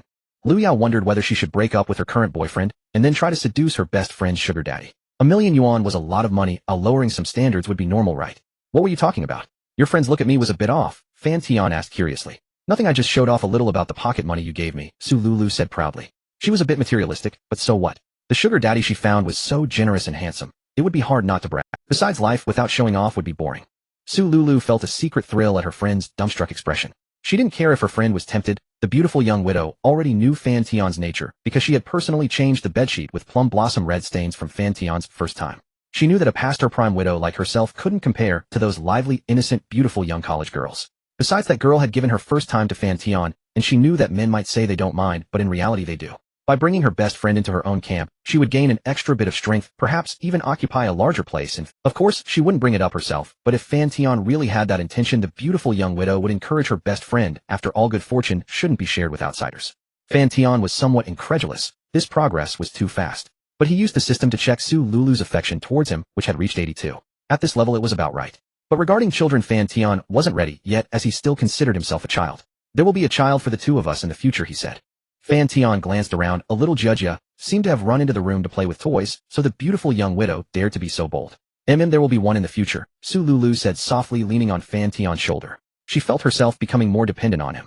After Su Lulu coaxed Judgia to sleep, the two lay on the sofa cuddling for half an hour, but Fan Tian couldn't help asking, is this your ex-husband's house? Of course not, he sold his place long ago. This is newly bought. What are you scared, honey? Su Lulu said mischievously. What am I afraid of? Fan Tian silenced her with a kiss. If not for fear of waking Jejia, he would have taken action. A few minutes later, Fan Tian went to the room to change into a new set of clothes. He examined himself in the full-length mirror and was quite satisfied. He wore dress pants with a long-sleeved black shirt, a silver pendant around his neck, a multi-million-dollar Patek Philippe on his wrist, and a pair of custom black leather shoes. He exuded a mix of nobility and roguishness like a fallen aristocrat. Su Lulu was mesmerized by the sight, her adoration almost overflowing. This was the man she had slept with and would continue to sleep with. Honey, can you wear this outfit when you punish me later? The beautiful young widow, Su Lulu said, unable to hide her desire excited. I will, Fan Tian said, kissing her passionately until the desire in her eyes nearly spilled over. Then he stopped. That's it for today? Take good care of our little Jejia. By then, Fan Tian pressed his well-defined fingers against Su Lulu's fiery red lips, revealing a wicked smile. Annoying, you got me all worked up, and then left, the beautiful young widow pouted. The beautiful young widow, Su Lulu watched with deep affection as Fan Tian walked down the stairs in his leather shoes, the tap-tap fading away. She returned to the room and saw through the window his supercar roar off and disappear into the neighborhood. The moment Fan Tian left, Su Lulu's mother came up.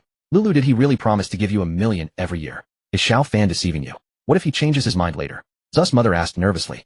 Mr. Fan is not that kind of person, and he's already given it. Mom, didn't you want to go traveling? They'll transfer 2000 to you now. How about you and Dad go on a trip for a few days? Really? Of course it's true. Mr. Fan is richer and more generous than you imagine. Not only did he give me money, but he also bought me nearly 2,000 worth of gifts just now, Su Lulu said proudly. So from now on don't set me up on blind dates anymore. Oh dear, with Xiao Fan around, who needs blind dates? When old Su gets off work, he'll discuss with him about going to Jiangnan for a visit. Seeing the 2,000 transfer, Zu's mother smiled like a blooming chrysanthemum. Lulu, you must hold on to Xiao Fan tightly. Don't lose your temper with him.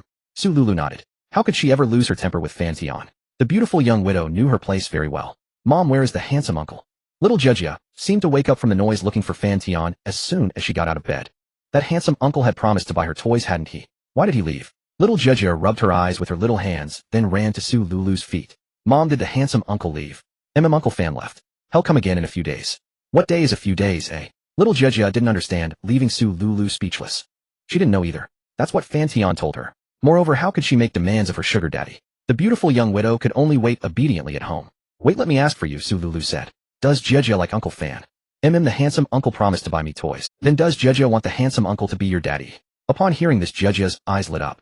She had a vague notion of what a father was, only knew that the other kids in kindergarten had fathers and mothers, and their fathers played with them and bought them treats. In her mind, a dad was someone very kind to her. Yes, little Jejia said in her baby voice. Fan Tian sped along the highway in his McLaren 750S. After an hour and a half, he finally returned to Yuan village, then checked his messages. The most obedient. Daddy, hey, race the meal I had for lunch. What did Daddy have for lunch? The most obedient. Daddy, these flowers are so beautiful. JPG. Fan Tian looked at the daily updates from Su Yi and smiled absent-mindedly. Was this the bittersweet taste of love? Very beautiful, but still a notch below E, Fan Tian replied, then added. Why are you only eating vegetables? You should eat both meat and vegetables for balanced nutrition.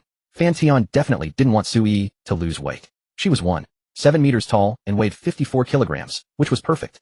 The most obedient. I feel like I've gained some weight recently, so I want to lose a bit. No, you haven't. Don't listen to others' nonsense, Fan Tian replied. Fan Tian replied, then added. We'll find a female trainer for you in a few days. Let her arrange your diet and exercise. Don't torture yourself. The most obedient, thank you, Daddy. Su Yi affection 1. Actually, Su Yi had seen Su Yanle's devilish figure at the hotel and was somewhat tempted. Then she heard that most men online prefer thin, fair, and young girls, so she wanted to lose weight. Su Yi felt sweet inside. She liked being controlled by Fan Tian. In her view, it was a sign that he cared about her. The stricter the control, the more she liked it. Fan Tian heard the system prompt and thought luckily he had snatched her away. If she were in some other man's hands, he wouldn't be. Go to class properly. I remember you still have one more class. After I finish my work in a couple of days, I'll come find you. The most obedient, really. Then will go to class now. At that moment in the girls' dormitory, Zhou 1 and Su Yanle were on a bed playing games and whispering furtively. Leilei's sister has been acting strange lately, always on her phone. Could it be she hasn't completely broken up with her boyfriend? Zhou 1 bumped Su Yanle with her, but after all, it's sister Yi's first love. How can she cut it off instantly? There's always a period of tugging back and forth until she becomes disheartened and curses all men as worthless. Anyway, we need to keep an eye on her and not let that cheater Luo Dongsheng have his way, Su Yanle chuckled. Leilei, you're so null. Of course. I'm an 8G internet surfer. Su Yanle suddenly showed a lecherous grin. When is your brother coming again? I want to try driving his car. I regret drinking last time. I asked him, but he didn't reply. I don't know what that Xiao Bizi is busy with. He's been replying really slowly these days. At 640 in the evening, Wanda Plaza was packed with people, elderly accompanied by children, couples immersed in sweet affection. Fan Tian parked his supercar in the underground garage, then took the elevator directly to the third floor, heading to the milk tea shop. Fan Tian ordered 2 cups of Yangji Ganlu and found an empty seat to sit down. Now an aura of aristocracy radiated from him, causing passers-by to cast glances his way, though they merely sighed in admiration before moving on. Occasionally a few beauties approached to strike up a conversation, but Fan Tian politely declined them. At present he had little interest in any woman whose charm value was below 80. He was getting a bit carried away. When the agreed meeting time with Yi Fan arrived, Fan Tian still saw no sign of her. He couldn't help but feel a bit disheartened. Was he being stood up? Let's wait a little longer. Maybe she's just late, he murmured as he sent her a message. After a quarter of an hour there was still no reply. Perfect. Fan Tian cursed inwardly. He had played the game all his life only to be outsmarted at last. Could it be that Yi Fan was pulling that old trick of playing hard to get? Fortunately, just as his patience was wearing thin, a tall figure came jogging over from the distance. This time Yi Fan wore a beige fitted top, a short black pleated skirt, sheer black stockings over her long legs, and heels about 5 centimeters high. As she ran, her flowing hair swayed like a waterfall in the air. Almost every passerby turned to look, captivated by the undulating strands. With her model-like height of 1.77 meters, plus the 5-centimeter heels, few in the crowd were taller than her. Her stunning beauty, long legs, and the ripple of autumn in her eyes made it hard not to steal a second glance. Sorry, big brother, I'm late. You've been drinking? Fan Tian frowned as he looked at the breathless Yi Fan. Yeah, I was a bit nervous before coming, so I had a few drinks, Yi Fan said apologetically, her face tense. But did Fan Tian believe that? A dance streamer who flaunted herself online, a car model who often stood on stages. Would she really drink because she was nervous about meeting her top fan? He wasn't that foolish. Without the filter of affection, Fan Tian saw through these petty tricks clearly. Yi Fan grew more uneasy as she looked at his calm, cool face. She had no intention of playing games when meeting Fan Tian. She had carefully put on her makeup and dressed beautifully to leave a good impression, but on the way her agent Qin Lu stopped her, insisting she meet someone tonight. That someone was the real boss of Blue Star Media, a man worth over 100 million. He happened to be in town for a dinner engagement, and the boss seemed interested in Yi Fan, wanting to invite her to be the lead actress in a short drama. So her agent Qin Lu had taken her to share a drink and make an appearance. Yi Fan thought it was still early, just one drink wouldn't take much time, and she didn't want to offend a boss who could help her future career. But then faced with the boss' enthusiastic insistence to stay, she couldn't refuse, so she ended up taking some extra time. Forget it, I stood you up last time, and you're late this time. Let's call it even. Fan Tian smiled to ease the awkwardness. Thank you for understanding, big brother. I won't be late next time. Yi Fan said, clasping her hands together, her peach blossom eyes glistening with tears. Let's go grab a meal first. I reserved a spot at the nearby Chengwang restaurant. I've heard the food there is quite good, Fan Tian said. He was genuinely hungry now.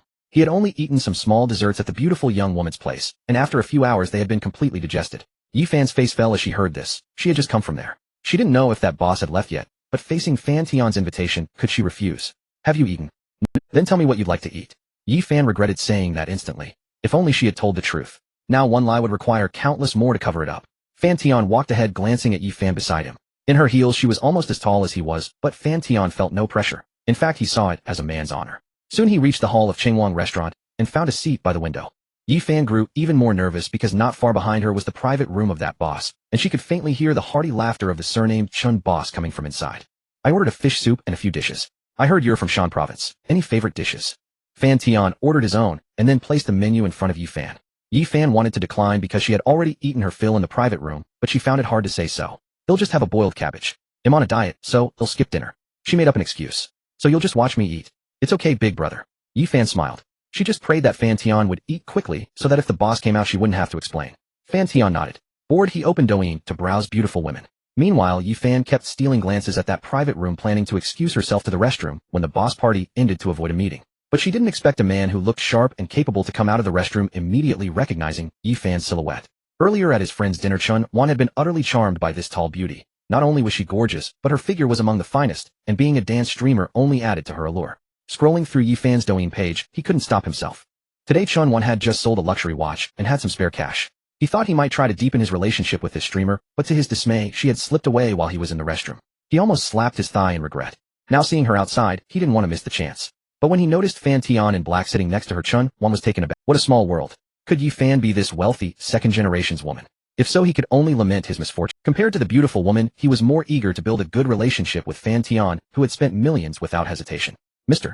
Fan, what a coincidence, Chun Wan called out as he walked over. Miss Yi, no wonder you left so quickly. You're dining with Mr. Fan. Fan Tian looked up and recognized the man. Yi Fan was stunned at being exposed. The more she feared, the more it happened. How did he come out of the restroom so silently, and how did he happen to know Big Brother? Was the circle of the rich really that small? Mr. Chin, you're having dinner here too? Fan Tian asked, also surprised. Could it be such a coincidence? Yes, my friend is hosting a dinner party here. Mr. Fan, would you like to join us? Chun Wan invited warmly. This was the rich second-gener who bought a watch for over 10 million in one go. His cousin would surely want to know him too. More connections meant more opportunities. No need, I'll eat outside with my friend. Next time I'll treat you, Fan Tian declined politely. Alright, I won't disturb your date with Miss Yi. Chun Wan greeted them and went back into the private room. Fan Tian said nothing and continued browsing Douyin on his phone. Now it was Yi Fan's turn to be anxious. What did he mean? He found out she had lied to him, yet he remained unmoved, still calmly scrolling through Douyin. Big brother, I'm sorry. I was just having a drink with someone in there. Yi Fan said nervously. I know. It's not a big deal. Fan Tian looked up at Yi Fan and smiled. Besides, that's your freedom. Yi Fan's face fell. Was Fan Tian completely cutting ties with her? Why didn't he show a hint of jealousy? What should she do now? Beg for his forgiveness? Or just ignore him? Seeking answers online. Brother, don't be like this, it's terrifying. At least get angry, scold me, or something. The oppressive atmosphere made Yi Fan's right hand continuously grip the stockings on her thigh. Fan Tian was speechless. Asking to be scolded. Isn't emotional stability a virtue? Why has it become synonymous? Furthermore, he truly wasn't that angry. If Yi Fan had feelings for someone else or had intimate relations with another while their affinity was so high, just find the next one. After all, he had many choices now. You think you deceived me and that I should be angry, right? Fan Tian calmly gazed at Yi Fan. What else would it be? Are all wealthy people this emotionally stable? Deception is something you believe you've done, but I knew you were lying from the start. Such a flimsy excuse only you could come up with. And having dinner with a friend isn't strange, so I'm not angry. Fan Tian spoke truthfully. Yi Fan grew even more anxious. The less he cared, the more he secretly cared. He was just bottling it up, silently deducting points until they were gone, and he'd say goodbye. Don't do this. If he really said goodbye, Yi Fan would be reluctant. After all, a tycoon who gifted her 400,000 in one night and matched her taste, she didn't want it to end like this. But what should she do now? Yi Fan wondered if she should truly anger Fan Tian and let him vent completely. He'll start a live stream on my phone. If you gift me a carnival, I'll believe you're not angry. Yi Fan proposed on a whim. Fan Tian was bewildered. What sort of twisted logic was this? Only she could think of it. You were late, you lied to me, and now you want me to gift a carnival to prove I'm not angry. Sis, do you think that's okay? Fan Tian couldn't help but laugh as he spoke. Are you okay? What an amusing soul he was. Then what should I do? Yi Fan was resigned to whatever. She thought her proposal was perfectly fine. If he wasn't angry, gifting a carnival was only natural, wasn't it? Last night Head said over 100 gifts. If he didn't have feelings for her, why would he gift so much? Now that Shed deceived him, how could he not be angry? First of all, I'm truly not angry. And if I were angry since you made a mistake, you should be the one to appease me, understand? Fan Tian spoke softly and slowly, believing he was now a top-notch kindergarten teacher. Then let me touch your legs, eh? Yi Fan's eyes lit up. He often asked for her black stocking photos, didn't he? He must like her legs. If she did this, he probably wouldn't be angry anymore. Yi Fan secretly delighted in her clever idea. Moreover, the table had a cloth covering the sides, and unless someone deliberately looked, barely anyone would notice. She wasn't worried. Stop right there. It's dinner time, and there are so many people. I don't want anyone to think him a pervert. Though he admitted to being somewhat perverted, he wasn't an animal constantly in heat. If the lights suddenly went out, maybe something could happen. Fan Tian glanced down at the transparent black stocking foot swaying, and felt an inexplicable stir. Oh fine.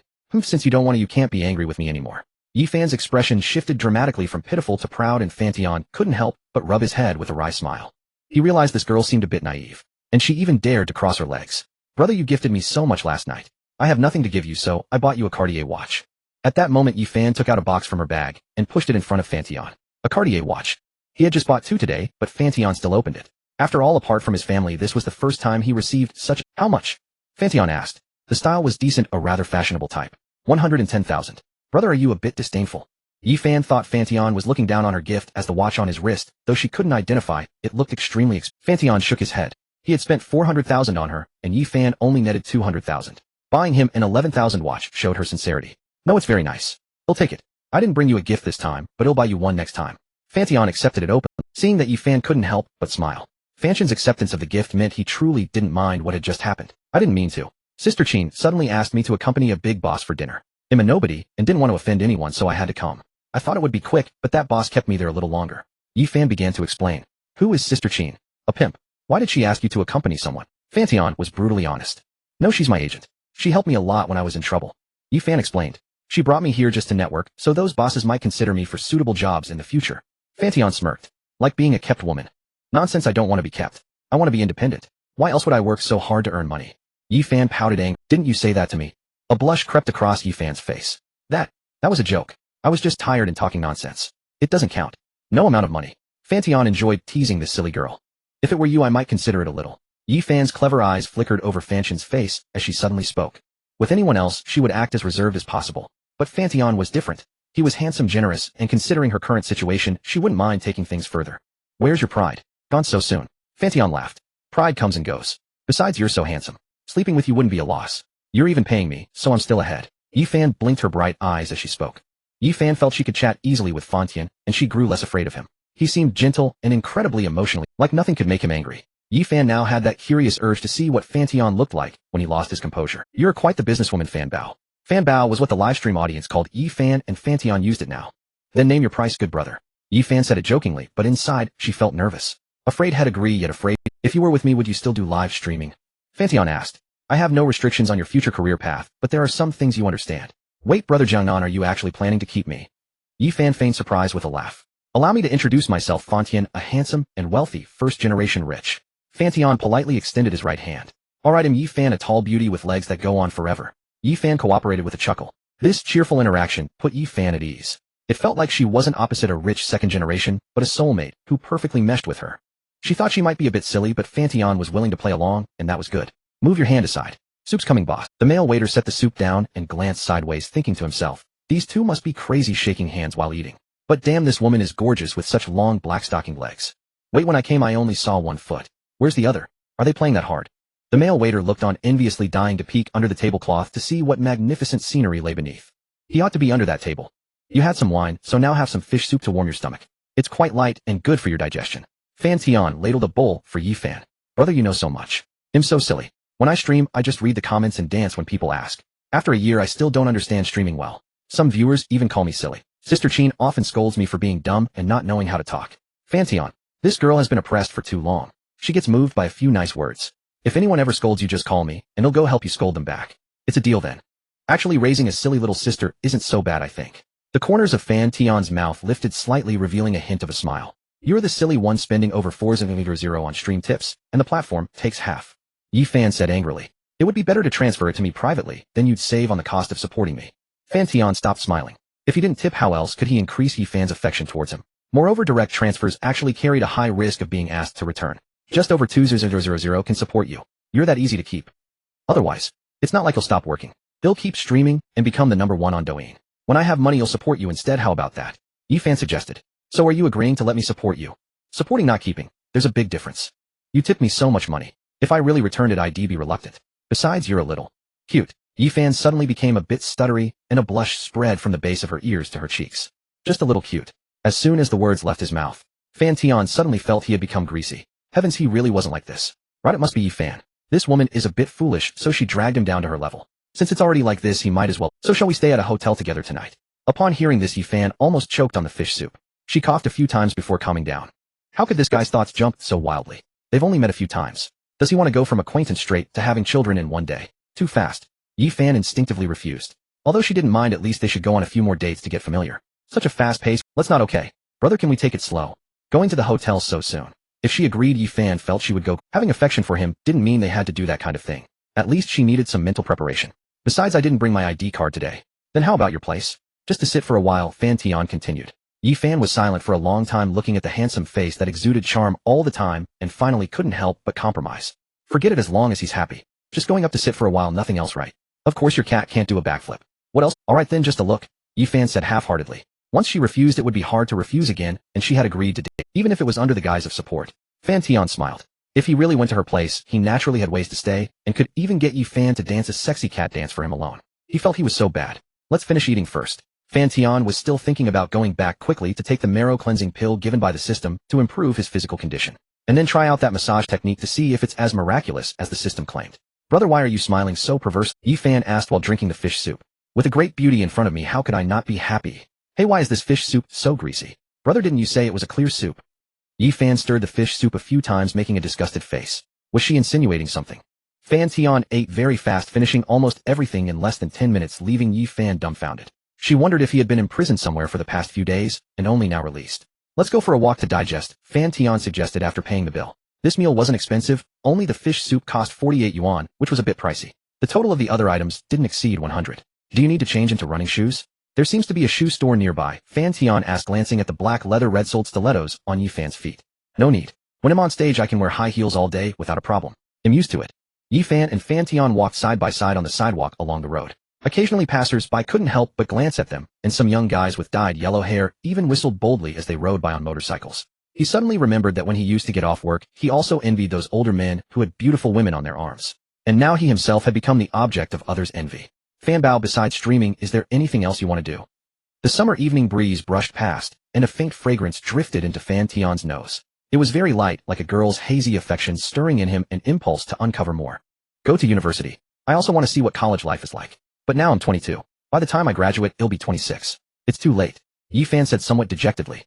She had actually been admitted to a decent undergraduate university that year. But then her father passed away, and her mother developed uremia. Under this double blow, Yi Fan chose to go out and work to earn money, but deep down, she still had some regret about not being able to continue her university education. It's not too late at all. Besides, even if you do nothing now, you'll still be 26 in 4 years. So why not choose to do it? Is that how you explain it? That's true. Even if I do nothing, I'll still be 26 in 4 years.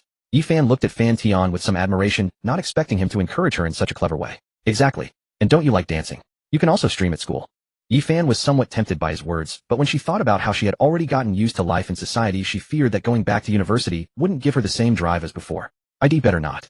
When I first entered society, maybe I still wish to go back, but now that regret has faded. I just want to earn money, live well, take care of my mother, help my brother finish university, and be content with traveling occasionally. What about you, brother? Is there anything you want to do? What's your dream? Fan Tian fell into deep thought. He seemed to have no dreams now, or rather his dream had already come true. He used to want to become rich, and then find a beautiful companion. Now it seemed he had overfulfilled. So many. My dream has already come true. As for what I want to do now, it might need your permission. Upon hearing this, Yi Fan's heart immediately tensed up. Was he going to do it? What to do? She really wasn't prepared yet. She knew that sooner or later they would have a relationship beyond friendship, but she hadn't deep down she was still nervous. After all, it was her first time, and she didn't want to give it away so casually. Moreover, if she agreed so quickly, wouldn't her brother think she was a flippant person and not treasure her after he got what he wanted? Yi Fan's heart was in turmoil like a roller coaster. What do you want to do? Yi Fan asked nervously. Hold hands. Just holding hands. Just do it directly. Why be so polite? Are all the rich this modest and courteous? Yi Fan breathed a secret sigh of relief, then took the initiative to interlace his fingers with Fan Tian's. Your hands are so small. How can there be such adorable little hands? Hearing the system prompt, Yi Fan's affection won. A faint smile curled at the corners of Fan Tian's lips. Yi Fan's affection for him had now reached 75. Just 5 more points until he could unlock the Superstar Scout. But since we're already holding hands, how about a kiss, eh? Yi Fan was startled. Before she could react, a pair of soft lips her entire body tensed up instantly, her eyes wide open in disbelief. How could the same Fan Tian who had been so polite just a moment ago suddenly do such a thing to her? This was out in the street with so many passers-by around. What should she do? Should she push him away? But it felt so. Yi Fan's face flushed crimson, too nervous to even breathe. After a long moment, their lips parted. Fan Tian licked his lips and chuckled. Your kissing technique is terrible. Yi Fan was so flustered that her mind went completely blank. It took her a long time to snap out of it. And eventually, she let Fan Tian pull her away from the crowd. You jerk. When Yi Fan finally came to her senses, the image of what had just happened flashed through her mind, and a wave of shame washed over her. There were so many people there, kids, students, all watching. How could her brother just kiss her like that? You've messed with the wrong person, you just kicked a pillow. Since you agreed to let me take care of you, why such a big reaction to a kiss? And you're blushing. Fan Tian led Yi Fan to a bench in a small park, and sat down, pulling her onto his lap. Yi Fan's temper immediately— how could he say that? Getting such a big reaction from a kiss. He was taking advantage, and still acting smug. Yi Fan couldn't take it anymore. You're bullying me. I don't care, I'm going to kiss you back. Yi Fan looked around, and seeing no one, she puffed up her cheeks, cupped Fan Tian's face, and pressed her fiery red lip. Fan Tian thought he was getting lucky, but unexpectedly her lips felt a bit painful. He instinctively pinched her thigh. This girl, she actually bit him. Yi Fan bit down even harder instinctively. Let go, Fan Tian said, his voice muffled. That's what you get for bullying me, humph. Yi Fan released his lower lip with a triumphant smile, like a little fox. Earlier under the table, he had torn her black stockings, leaving her toes exposed, and now this sudden ambush. Even Cotton has a temper, okay? But when she saw the bright red blood on Fan Tian's lower lip, she panicked. She might have bitten. Brother, are your lips okay? She had meant to nip lightly, just being playful, but when he pinched her thigh so hard, something made her bite down harder, breaking the skin. It's fine. You kissed pretty hard. Fan Tian couldn't bring himself to scold her, seeing her flustered state. After all, he had been the one to react first. He had never had someone bite his lip before. It was just a bit unexpected. He had never kissed quite like this before. It was rather novel. Stop laughing. Let me go get some medicine. Yi Fan got up anxiously and pulled him toward the nearby pharmacy. At the Dashanlan pharmacy, a young man who had been playing a game at the cashier counter looked up and saw a tall, stunningly beautiful woman walk in. He quickly put down his phone, feeling a mix of excitement and nervousness, his face flushing. So beautiful, such an amazing figure. He had only ever seen young women like this on TV. In his excitement, his mind began to wander, conjuring up scenes of a chance encounter with this beauty. But when he saw the man behind her, his expression darkened. Damn it, always the same story. Can't you buy birth control pills alone? It's just a little broken skin. ITLL heals soon. No need to make such a fuss. No way, what if it leaves a scar? Yi Fan said worriedly, then to the counter clerk.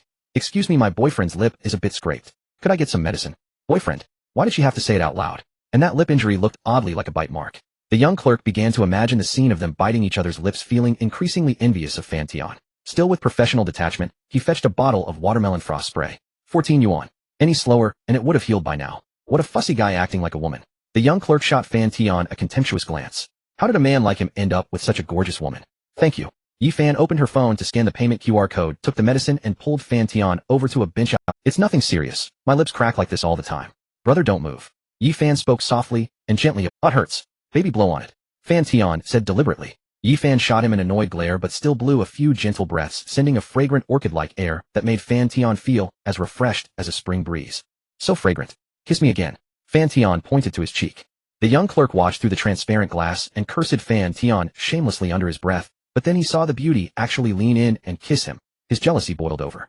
So being shameless, is this satisfying? His worldview began to warp slightly. He immediately pulled out his phone and sent a confession to the goddess he had been silently crushing on for ages. Hey, I've got my eye on you. Let's make out. Who's this idiot? Panicked, the young clerk sent another message, only to see a red exclamation mark. Damn, now he couldn't even be friends anymore. At that moment, Yi Fan was half bent over in front of Fan Tian, revealing a glimpse of her cleavage. He felt a bit embarrassed to look directly, so he turned his head away. What a blinding white initial D. But she had just been so seriously applying medicine for you, and you're ogling her grandmother. Fan Tian, you're a terrible person. Brother, you need 3 coats. I'm not done yet. Turn your head back. Yi Fan said indignantly. You're flashing. Yi Fan was startled, instinctively glanced down, and her face turned as red as a sunset. She quickly covered her neckline with her hand and thrust the medicine into Fan Tian's hands. Do it yourself. I'm not helping you anymore. She turned and walked away in shame. Fan Tian sighed inwardly. If only Head kept his mouth shut. How could he be so stupid? He knew Yi Fan wasn't really angry, just a shy, embarrassed young girl. Watching her graceful figure, Fan Tian caught up and forcibly took her small hand. Yi Fan tried to yank her hand away in annoyance, but Fan Tian held on tight. Don't move. Fan Tian's tone became a bit firmer. He knew this was the time for a man to be domineering. This was wisdom Head gleaned from years of watching Korean romance dramas. What? I'm holding my girlfriend's hand. What baby won't let me hold it anymore? Fan Tian's lips curled into a I never said you couldn't. Yi Fan shot him an annoyed glare, but she couldn't help it. Shed ended up with such a roguish boyfriend. But since he called me baby, I'll forgive him for now. Baby, you know what? Even when you're angry, you're super cute. Oomph. Yi Fan felt shy, but at the same time a sweetness crept into her heart. Though her face still wore that stubborn expression, her body subconsciously leaned closer to Fan Tian. Feeling the softness against his arm, Fan Tian chuckled softly. Just a little girl's temper. Easy to handle. Half a moment later, Yi Fan's peak had vanished completely, and she was bouncing around again. Brother, are you really going to take care of me? I eat a lot, you know. Of course. No matter how much you eat, I can afford it. Fan Tian declared with heroic bravado. Then okay, brother, Fan takes care of me now. When I make big money, he'll take. Fan Tian was amused by her earnest expression. Had eaten his boss empty promises before, and now he was eating Yi Fan's. Seems like he was destined to swallow promises. Alright, how about baby takes care of me in my old age? Fan Tian glanced at the time. It was only 9. The night stretched ahead. He thought about going for barbecue, but with his lip injury, he didn't want to risk an infection. Where should we go? Fan Tian really couldn't think of anything. Tonight he simply wanted to take Yi Fan out and have fun, deepen their bond. No ulterior motives. What is brother thinking about? Yi Fan noticed the man beside her seemed to have a slight frown, so she moved closer. Fan Tian pondered for a moment, then glanced down at Yi Fan's long, shapely legs clad in black stockings. He wondered if those long legs and scissor hold would be the death of him. Fan Bao, want to play a game? Yi Fan gazed at Fan Tian with curiosity sparkling in her eyes. What game? She asked. Have you seen The Running Man from Dahan Country?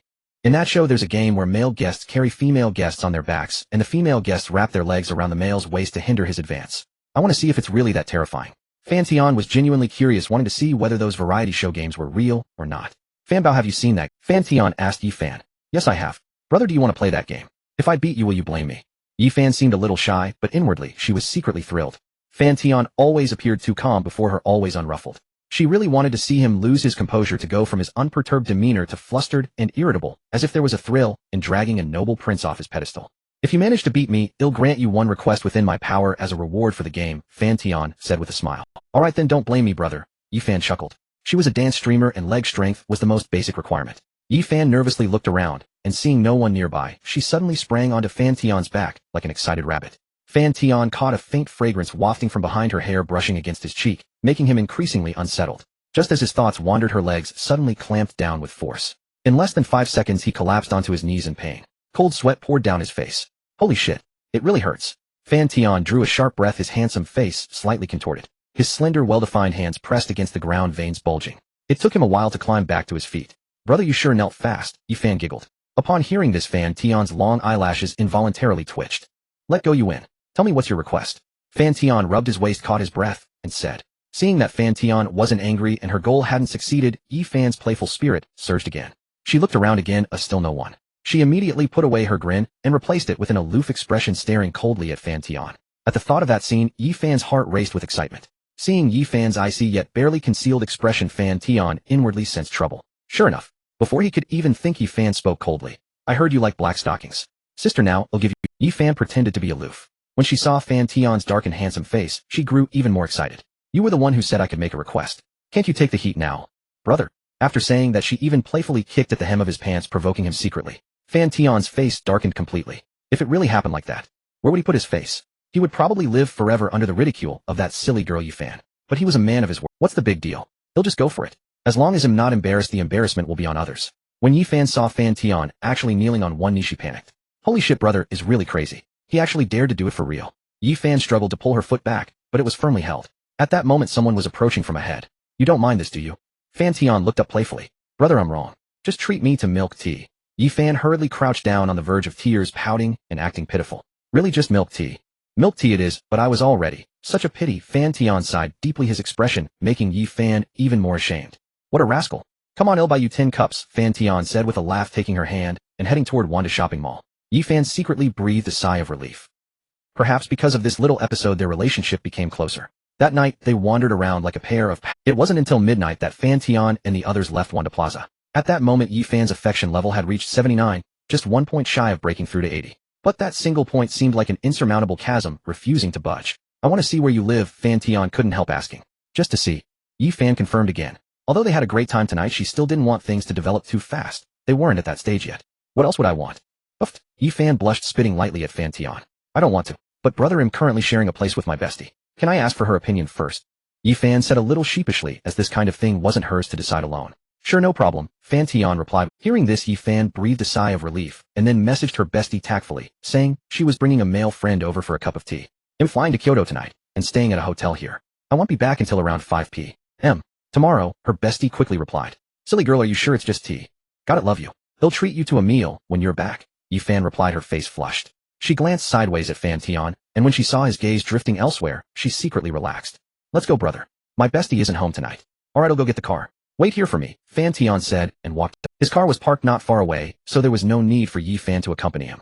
We've only met twice, and now I'm letting him come to my dorm. Is this too rushed?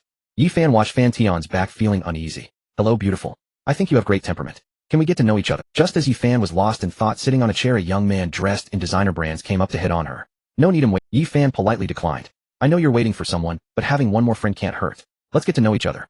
The young man wasn't willing to give up. He had already noticed this hot-bodied beauty from afar, and wanted to seize the opportunity when Fan Tian was away to make a move. After all, he thought his conditions weren't bad. 182 centimeters tall family, living off rent, some money to spare. He believed that given a chance with his skills, he had a high probability of stealing this beauty away from Fan Tian. Yi Fan frowned slightly. She looked up and assessed the young man before her decent height, Gucci brand clothes, a silver necklace, and a smile he thought was charming. If it were other young girls, they might actually fall for his act. But Yi Fan found him extremely greasy and pretentious. A super low-end knockoff of her brother. No need, my boyfriend wouldn't like it, Yi Fan said coldly. Fine, but your boyfriend is really controlling. What era is the young man, having been shut down, grumbled. Yi Fan shot him an angry glare. What's wrong with this guy? She cursed him 10,000 times in her heart. A loser who got defensive when rejected. I like being controlled by my boyfriend. So what? What's it to you? Yi Fan raised her delicate brows and said The young man didn't expect such a fiery response from the beauty. He said sheepishly, why so fired up? I was just What a joke. She wasn't stupid. Yi Fan kept a cold face, ignored him, and began playing on her phone with her legs crossed. The low growl of a supercar's exhaust swept in. The young man, seeing no more opportunity, had to leave with a scowl. What's there to show off? It's just a supercar, isn't it? Everyone has one. The young man cast a dark glance at Fan Tian in the driver's seat of the McLaren. He wasn't envious of Fan Tian owning the supercar, but rather jealous that he had a girlfriend with an exquisite model's figure. And moreover, like that. The young man was crazed with jealousy. What kind of rare, perfect girlfriend was this? What's wrong? The moment I'm away, a little puppy comes sniffing around. Fan Tian looked at Yi Fan, who sat in the passenger seat looking somewhat sullen, and couldn't help but chuckle. What little puppy? I didn't give him my number, so he started badmouthing you, saying you're too controlling over me. Yi Fan huffed. How could he be like that? Wow, so cringy. Right, I think so too. He got all but hurt just because I didn't give him my number. Totally classless. Cringy guy, sir, loser. Yi Fan seemed to find a common topic and immediately started criticizing the man. Fan Tian saw this and couldn't help but laugh. Brother, what are you laughing at? Did I say something wrong? Yi Fan was puzzled. She was cursing with such gusto. Why was Fan Tian laughing? Babe, you're so cute when you curse. Upon hearing this, Yi Fan was momentarily at a loss from the praise. The corners of her mouth involuntarily lifting, a blush spreading from her ears to her cheeks. Are you making fun of me? I swear you're really cute when you curse. Fan Tian spoke truthfully, casting a sidelong glance, and seeing Yi Fan's mouth nearly turning up to the sky. Watch your expression, so easily flattered. Fan Tian couldn't help but laugh. Yi Fan felt an immense joy at that moment. She wasn't in the habit of cursing, only occasionally, unable to resist muttering a few complaints in private. In the past, when she couldn't hold back her complaints, Sister Chin always told her to control her temper and not let words bring trouble. Now being praised by Fan Tian for complaining felt like finding a kindred soulmate. Brother, then you have to praise me more often and he'll get used to it. Yi Fan said softly to Fan Tian with a smile. Just then a phone rang. Fan Tian instinctively looked at his own phone, but the call had already been answered. Hello, Sister Chin. Xiao Fan, that big boss you met today, just called and wants you to accompany him for a few days in Yao City. I've canceled your car shows for the next few days. Entertain him well, and the compensation will definitely be generous. Yi Fan shot an awkward glance at Fan Tian and noticed his brow slightly furrowed. Clearly he had heard the call. Sister Chin, I'm not going. Why not? The boss offered 10,000 a day, just to perform some dance programs. There are other female dancers too. Oh, it's not what you think. He called me personally, so late it's hard for me to refuse. Besides, aren't you short on money lately? 10,000 a day, truly extravagant. Sister Chin, I'm not feeling well these days. Please just turn it down for me. Yi Fan said in a small pleading voice. If I could, I would have already. The boss specifically requested you. It's really tough for me too. Give me the phone. He'll talk to her. Fan Tian reached out his hand. Seeing this, Yi Fan grew anxious. No need, brother. I can handle it myself. She was afraid of a conflict between Fan Tian and Qin Lu. One was her sugar daddy / boyfriend, the other the agent, who helped her through tough times early on. Agent Qin Lu had her own selfish motives, but she had indeed helped Yi Fan through her hardest period. Yi Fan was still grateful to Qin Lu for reaching out back then. Is someone with you? Qin Lu's doubtful voice came through. Alright, think it over yourself. Give me your answer by 10 tomorrow morning. Yi Fan hung up and looked at Fan Tian awkwardly. Brother, I won't go. From now on, I'll consult you before any such invitation. Please don't be angry, okay? Yi Fan was panicking. She wasn't really stupid. Any man would be intolerable of such self-serving activities. Let alone Fan Tian, a wealthy patron who wasn't short on money. Yi Fan didn't think Fan Tian had any peculiar fetishes. It's not about turning it down. If you don't make things clear with your agent, more of these will keep coming. Fan Tian said calmly. Actually, I don't lack women. If you're sure you want to be with me, I'll make sure you never have to worry about anything. If not, we'll go our separate ways. Fan Tian also knew that a stunning beauty like Yi Fan faced too many temptations. Such things would definitely keep coming. Could she keep brushing them off every time, saying no again and again? If she wasn't sure, he would help her decide. Give me some time. I'll sort it out. Is that okay, brother? Yi Fan's mood was also sour. Fan Tian said nothing more. About 10 minutes later, he drove the supercar into Fuyuan residential area. Brother, do you want to come up for a bit? Yi Fan saw Fan Tian sitting motionless in the driver's seat and grew anxious, taking the initiative to invite him. No need. It's late. I won't come up. You get some rest too. With that, Fan Tian prepared to drive away. Yi Fan knew her hesitation had angered Fan Tian. A sense of crisis surged within her, and she grew even more anxious. She stepped forward, grabbed Fan Tian's hand, and began to sob, looking pitiful and wronged. No, you can't leave. You promised to stay over at my place tonight. Yi Fan said stubbornly, then began to explain the earlier incident again. It's because Sister Qin lent me money back then to pay for my mom's surgery. She did me a great favor. Brother, I didn't mean to make you angry. He'll talk to her clearly later. For Yi Fan, aside from crossing the line, occasional socializing to make ends meet was normal. She was used to navigating tricky situations. Plus, with Qin Lu's kindness, she couldn't just sever ties overnight like that. But when she saw Fan Tian's stern expression, Yi Fan realized she was wrong and instantly sobered up. If she didn't break away from her past, she would lose this handsome and wealthy man forever. At that moment, Yi Fan also made up her mind, recognizing her true feelings. If she wanted to be with Fan Tian, she had to completely sever ties with her past. Fan Tian looked at the girl before him, pitiful, wronged, and ingratiating, and felt his heart soften. He reached out his big hand to stroke her smooth, jade-like cheek, gently wiping away the pearl-like teardrops. I happen to have time tomorrow. I'll go with you. I want to see what your work is like. Yi Fan's tears glistened even more. Forgetting her shyness, she pressed her red lips against his, using her tongue to part his teeth, wanting to drown herself in this man's tenderness. After a moment, Yi Fan felt she couldn't breathe and pulled back her lips. Brother, will you stay at my place tonight? Yi Fan's voice was as soft as water, carrying a hint of shyness and expectation. Fan Tian nodded. Hearing the affirmative answer, Yi Fan became much happier. She took Fan Tian's phone and keys and put them in her bag in one smooth motion, then opened the car door and stepped out with her long, straight legs to wait. Fan Tian was amused and exasperated. He got out of the car without a word, walked over, and playfully hoisted the bewildered Yi Fan over his shoulder, grabbing her shoulder bag from the ground. Which floor? Third floor, room 304. Feeling the broad, firm muscles against her shoulder, Yi Fan's face flushed slightly. Your muscles are so hard. I thought all you rich second-generation types were lazy and never worked out. Yi Fan rubbed Fan Tian's back through his shirt and said with some delight. Just touch. Don't squeeze so hard. If I get a reaction, you'll be the one to put out the fire, right? Fan Tian gave Yi Fan's but a firm slap. Yi Fan let out a pained, coquettish cry, feeling an electric sensation spread from her buttocks to her limbs. Her delicate face grew even redder, as if on fire. About a minute later, Fan Tian carried Yi Fan on his shoulder, opened the apartment door, and entered. 2 bedrooms and a living room plus a kitchen, around 80 square meters. The interior was relatively tidy, not as messy as he had imagined. A faint floral scent lingered in the living room. A few plush toys sat on the sofa, giving it a cozy feel that matched Fan Tian's idea of a girl's cute nature. Brother, do you want to take a shower first? Yi Fan took the lead. Now that she had brought him here, she was mentally prepared. You go first. He'll rest for a bit. Fan Tian sprawled on the sofa in an extremely lazy posture. Then he'll rest a bit too. He'll shower later. Yi Fan snuggled up to him. Yi Fan also pressed close to him. A pink room where Fan Tian lay leisurely on a soft, fragrant bed, hugging an oversized white plush toy. Affection still hasn't increased. It seems 79 is a bottleneck. Though Fan Tian felt a slight regret, he didn't take it too seriously. His current focus was still primarily on his own enjoyment, and only secondarily on boosting these binders' affection. Killing 2 birds with 1 stone would be even better. Fan Tian looked at the pitch-black marrow-cleansing pill in his hand, crushed it directly, without a second thought, and swallowed it. In the blink of an eye, a surge of heat spread rapidly through his body. At that moment, he felt his body grow scorching hot, as if he had just stepped out of a hot bath, followed by a series of faint crackling sounds from within. Is this what the system calls mild pain? It feels like my body is being constantly hammered by an iron mallet. Fan Tian gripped the bedsheet tightly, his brows furrowing involuntarily. However, after a short while, the pain gradually subsided. View profile. Host Fan Tian undergoing modification, age 25, height 181 centimeters, weight 66 kilograms, charm 89, occupation unemployed. System-bound individuals, fortune shui yi fan su yin le zhou, when special abilities immunity to all poisons, massage master. Fan Tian felt that energy within him was still continuously refining his body, but even the current effect had already astonished him. At this moment, he felt completely relaxed and rejuvenated, as if reborn. A bit taller, a bit stronger, and that seems a bit longer, 2 dimensions a bit larger. Fan Tian left the room, went back to the bathroom, took off his clothes, and examined himself carefully. His facial features had become more chiseled and handsome, losing some of their delicacy. His skin was as smooth as a peeled egg, the overall appearance more natural and flawless. His abdominal muscles were more defined, sculpted with exquisite contours. Fan Tian looked down quite satisfied. On the internet, everyone claims to be 18, but he truly was. It seemed his women were in for a treat. Brother, are you hungry? I have some noodles here. Want me to cook some for you? Yi Fan's footsteps came from the kitchen, and then she appeared at the bathroom door. Sure, cook some noodles for me. Fan Tian replied quickly, then took a cold shower to rinse off and calm the fire in his body. After all, he was currently in a vacant state. Yi Fan didn't have any men's clothes, so she gave him a pair of loose shorts she usually wore. Fan Tian didn't mind. The fabric was quite comfortable, though a bit small.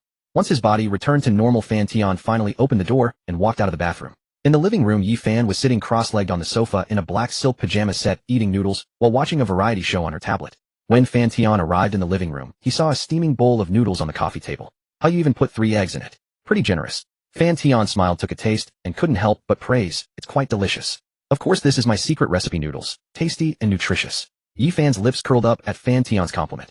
In less than 5 minutes, Fan Tian had emptied the large bowl of noodles and then lounged lazily on the sofa. Yi Fan was somewhat stunned. She still had more than half of her smaller bowl left. How could Fan Tian eat so fast? Are you still hungry? Want to eat mine? No, I'm not hungry. I just eat fast. You go to your room and sleep after you finish. They'll just lie on the sofa. The sofa was quite large and soft, comfortable to lie on, and a gentle breeze wafted through.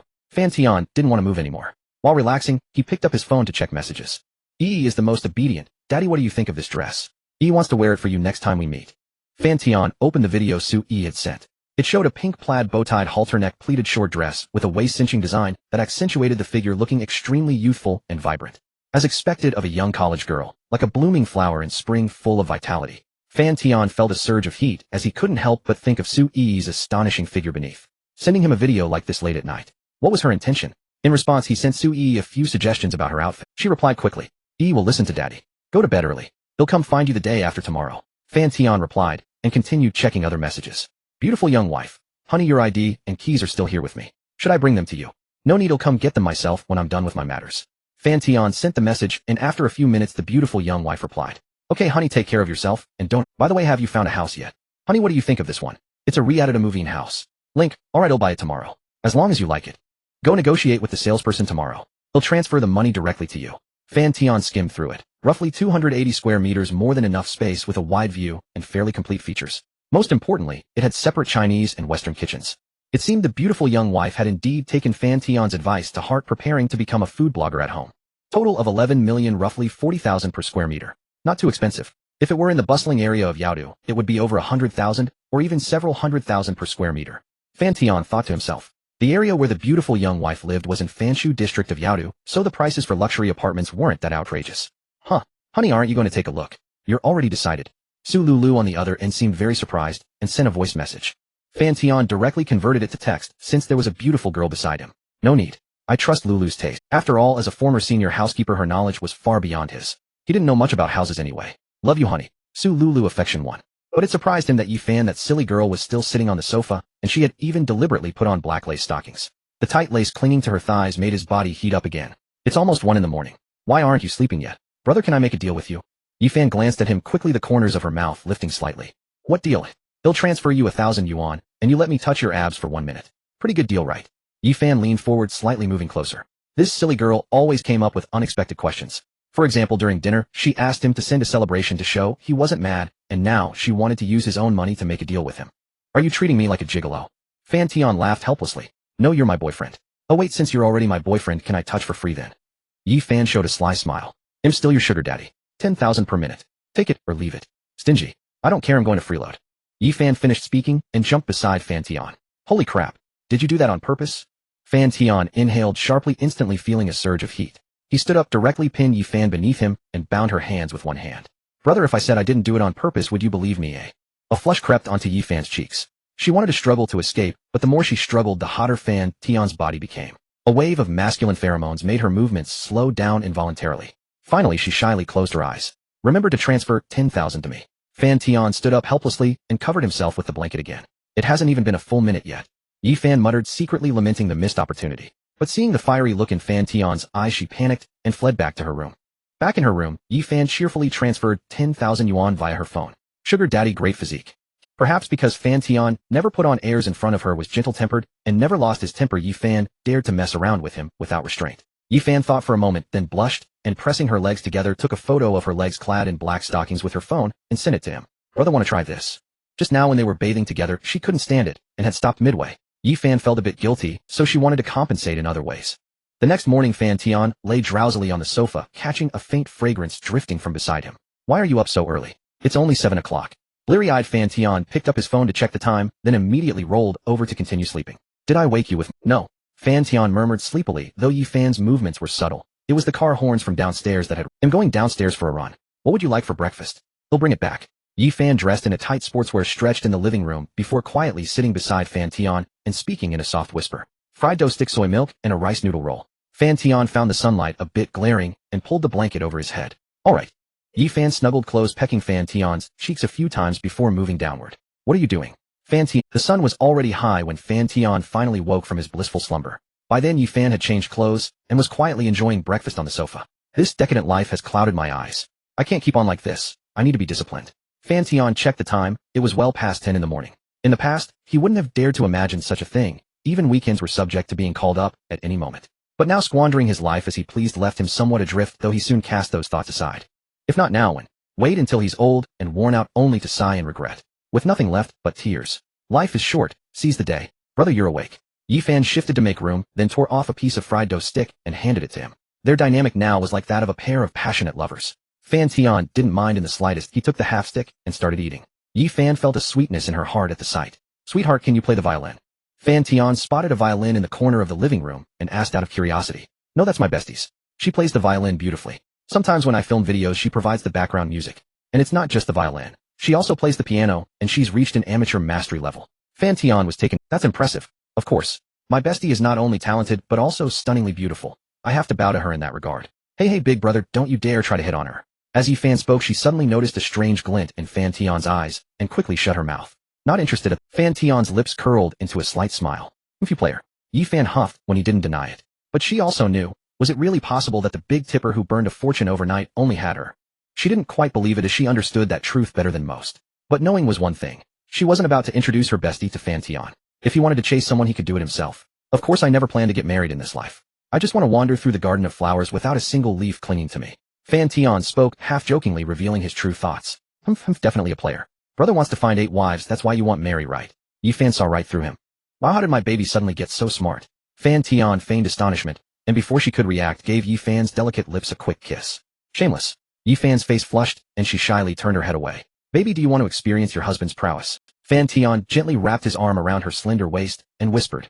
Huh now? Here. Yi Fan said with a hint of embarrassment. Yes, right here. Lie down obediently. Then big brother, can you draw the living room curtains and close the windows? Yi Fan lay straight on the sofa like a lamb waiting to be slaughtered, filled with anticipation, but also some nervousness. Fan Tian quickly pulled the curtains, plunging the entire room into dimness. The amorous atmosphere reached its peak. Surveying the shapely figure lying on the sofa, Fan Tian was still marveling at her beauty. Big brother Yi Fan kept her eyes tightly shut, and when Fan Tian still hadn't acted, she called out softly. Fan Tian gently pressed his hands on the acupoints of Yi Fan's calves. Big brother, what are you doing? Yi Fan opened her eyes, puzzled. She was already laid bare, ready for him to take, and yet he was Why couldn't he be a little more forceful? She had already prepared herself to endure. Giving you a massage. What were you thinking? Fan Tian teased, looking at her blushing face, and let out a soft laugh. I noticed you've been dancing a lot in your live streams lately. You must be tired. Your big brother here taught himself a few massage techniques to help you relax. Alright. Yi Fan seemed doubtful, but the soreness and numbness in her calf soon made her realize what a master-level massage truly felt like. She quickly pushed aside any other thoughts and simply indulged. Big brother, do it here. Big brother, you're amazing. I feel like even the foot massage therapists aren't as skilled as you. Yi Fan felt both surprise and a touch of gratitude. She hadn't expected her big brother to go this far for her. Wasn't the top tipper supposed to be here for fun? Shouldn't she be the one serving him? How had the roles completely reversed? Though their relationship wasn't clearly defined, somewhere between sugar daddy and boyfriend, Fan Tian was unmistakably the dominant one, given the lavish sums he had spent on her. The dominant one lowering himself to serve her. Yi Fan felt a secret thrill. She minded his other women, but what good did that do? Did she have the power to change Fan Tian's mind? Make a scene. Threaten suicide. That would only push her further from the life she wanted. Be realistic. As long as the money kept coming and Fan Tian had a decent body and was handsome, wasn't it normal for him to have a few women? Yi Fan no longer held much hope for love, she just wished to meet someone who would treat her well. Her first lesson in the real world had been that to gain one must lose. She was gradually learning to accept that. Half an hour later, Yi Fan felt completely rejuvenated, as if every joint and tendon had been thoroughly loosened, giving her a sensation of being reborn. It was heavenly. She had never enjoyed a massage this much before. In the past, even the women at massage parlors, skilled as they were, never achieved the right pressure to give her this ethereal floating feeling. Fan Tian thought to himself that the effort had finally paid off, or else it would have been a waste of the half hour he had devoted to giving Yi Fan a full body massage, though he had genuinely enjoyed it. Then he used his super talent spotting ability to examine Yi Fan's potential career path. Suitable for comedy dance. Peak future followers of 10 million. Fan Tian glanced at Yi Fan's stunning face and found it hard to imagine her performing those goofy dance moves. If it were any other area he wouldn't object, but comedy dance. No way. His woman prancing around like a clown for strangers online, making them laugh. Providing them with emotional gratification. Ridiculous. They didn't deserve it. Take a good rest. I'm sweating, so we'll go take a shower first. Fan Tian adjusted the air conditioner in the living room to a comfortable temperature, grabbed a towel, and headed for the bathroom. The September weather in the demon capital was brutal. By just after 9 in the morning, the temperature was already rising, and outside it hovered around 30 degrees Celsius. After kneading and pressing Yi Fan from head to toe, Fan Tian felt sticky all over. Thank you for the service, big brother. Yi Fan's heart was sweet with contentment, utterly satisfied with Fan Tian's massage. Relaxed, she soon fell into a deep sleep on the sofa. When she woke, it was already 10:30 in the morning. Yi Fan opened her eyes to find Fan Tian gone from the living room. There were a few missed calls from her agent. Yi Fan silently cursed himself for sleeping so soundly. Hey Sister Qin, I just dozed off and missed your call, he said. It's fine. Have you thought about last night's matter? The big boss came asking again today. Sister Qin, it's okay, but this kind of private social engagement. This is the last time. Yi Fan said firmly. Last time it is. The big boss specifically named you. I have no choice. Fan, have you fallen in love recently? Who was that person beside you last night? Was it the top fan who gave you 400 last time, or that guy in the parking lot? Yi Fan felt a chill inside, like the nervousness of being caught dating by his parents. Both, I guess. Yi Fan's voice weakened, and the other side fell silent. Alright Fan, just show your face tonight. On the other side, when Xin Lu heard that Yi Fan indeed had a boyfriend, her mood soured. Yi Fan was her cash cow, earning her over 100,000 this year. Now that she had a boyfriend, it meant the cash cow was about to dry up. Moreover, she dared not stop it. After all, that was a tycoon who casually threw over 400 in one night, clearly not short of money. But the agent Xin Lu quickly recovered. She wondered if she could use Yi Fan to get in touch with Fan Tian, a tycoon who treated money like nothing. As long as the service was good, money was a minor issue. Okay Sister Qin, but my boyfriend wants to come with me. He knows that boss well, and also wants to have some fun. Yi Fan made this clear to avoid misunderstandings. Xin Lu was stunned again. She obviously hadn't realized that the benefactor keeping Yi Fan had such a connection with that boss. She almost messed up a big opportunity. Fine, do as you see fit. Xin Lu finally conceded. Fan Tian returned to Yuyuan village with a faint sense of pride, like returning home in glory. Since his rental apartment had no parking space, he had to park his McLaren at the roadside of the village entrance. The villagers saw the supercar, pause to look, then went about their business. They were a bit surprised, but only briefly. In Yaodu, a supercar worth over 3 million was not common, but not rare either. These experienced locals had seen it all. A few young people came up to chat, asking about the price, performance, wanting to make friends. Fan Tian chatted for a while, then walked into Yuyuan village. Whose young man is that? I've never seen him before. An old man sitting under a tree exclaimed, his eyes lighting up, and he started talking with his companions. I haven't seen that handsome guy before. That car must cost at least 1 million. I remember the village chief's son has something. Doesn't he may have an unmarried daughter? Who has his contact info? Fan Tian noticed people looking at him and knew his purpose was partly achieved. He came back to win over the landlady Chen Shui. The first step was to make a name in Yuyuan village, rich, single, with a body comparable to a special forces soldier. He didn't believe Chen Shui wouldn't be interested. If that failed, he would try to win over her mother-in-law. Landlady Chen Shui was the most stunning among all the goddesses he had seen. Curvy hips, slender waist, full chest, as if she had stepped out of a manga. The most important thing was the special physique after winning her, true man physique. True man physique after successfully winning over a bound person, affection reaching 80, the host's base physique doubles. How could Fan Tian not be tempted by such an insane ability? He returned to his rental apartment, changed into sportswear, and went to the outdoor fitness area in Yuyuan village to exercise wildly. Why outdoors? Because that's where the most elderly women gathered. Fan Tian exercising there made him more visible. He started with 300 standard push-ups as a warm-up, then 10 minutes of suspended hula hoop, perfectly showcasing his terrifying core control and endurance, enough to make wealthy women drool. Fortunately, the weather turned overcast in the afternoon, otherwise the scorching sun would have peeled his skin. Damn bro, your waist strength is impressive. Seeing Fan Tian's perfect abs, the fitness guy nearby swallowed his saliva. How long have you been training your body? As Fan Tian rested, a few fitness guys came over to chat. About 3 years. 3 years, and you reached this level. Bro, you're a natural fitness prodigy. I've been training on and off for 8 years, and I only look like this. A guy with a muscular fat build looked at Fan Tian with envy. Dadong, if you don't control your diet you won't reach that level even in 80 years. His is almost the peak of natural fitness. A companion joked. Bro, wanna exchange contacts? Let's work out together, and you can share your experience. Sure, Fan Tian smiled. Let's add WeChat after we finish. These were local young people in Yuyuan village. Adding them might open another path. An hour later more and more people gathered watching in shock as Fan Tian continuously did the exercises that wealthy women loved most. It's been over an hour. This guy's waist strength and endurance might be even scarier than a special forces soldier. Onlookers were stunned, filming the scene with their phones. Some young girls looked at him in admiration, secretly imagining some unspeakable activities. Fan Tian felt he had achieved the effect, so he stopped, put on his shirt, and prepared to leave. Bro, him from Mingjiang Gym. Interested in being a coach. Someone stepped out from the crowd as Fan Tian put on his shirt. We can add WeChat, but being a coach is not for me. I'm not cut out for that. Fan Tian smiled. Alright, add WeChat, and we can discuss fitness tips later. After adding a few more contacts, Fan Tian left the square and headed back to his rental apartment. That guy's body is insane. 8-pack abs, a wasp waist, a Christmas tree back, and handsome. If he joined a gym, he'd be kept by wealthy women. Some fitness guys who had added Fan Tian's WeChat praised him.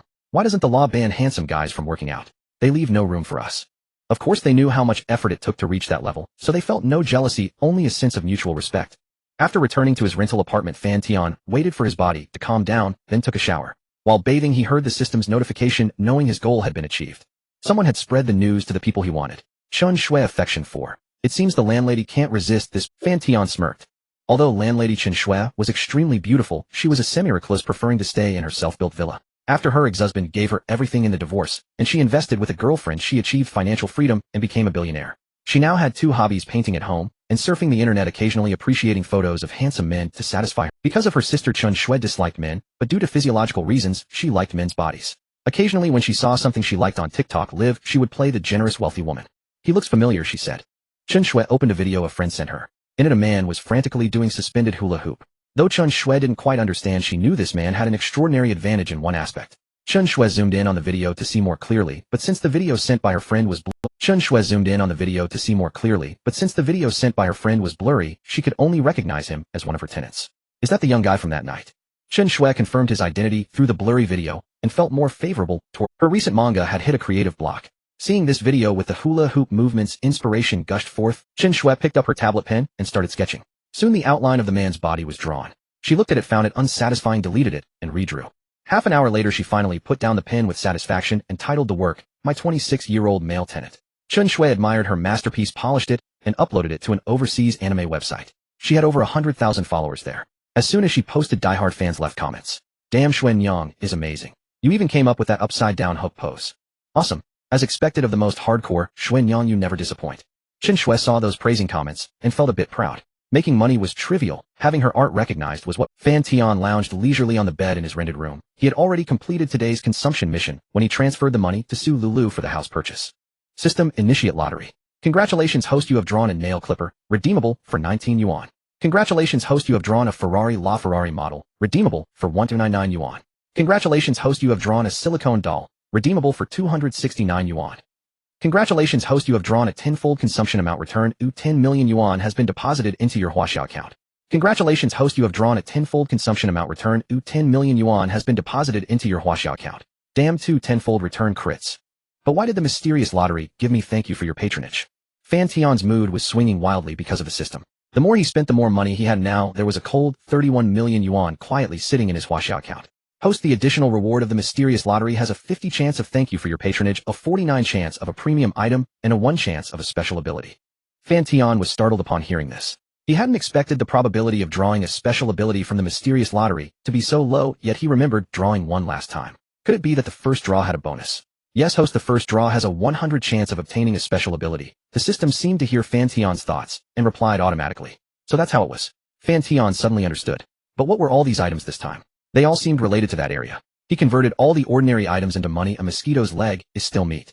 Just then the beautiful young woman sent a message. Honey, the house procedures are done. We can move in tomorrow. Do you need to buy? It was already done. Fast efficiency. The beautiful young woman still had some skills. Fan Tian glanced at it and replied, no, just sort out the stuff at home and move in with little Jeja first. They'll be back tomorrow or the day after.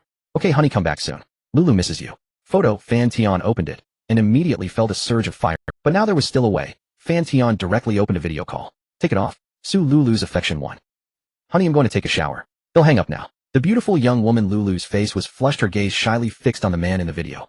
Go ahead. By the way, today seems to be the rent due date. Fan Tian opened the group chat and saw that a staff member had already listed the electricity and water bills for each rental unit.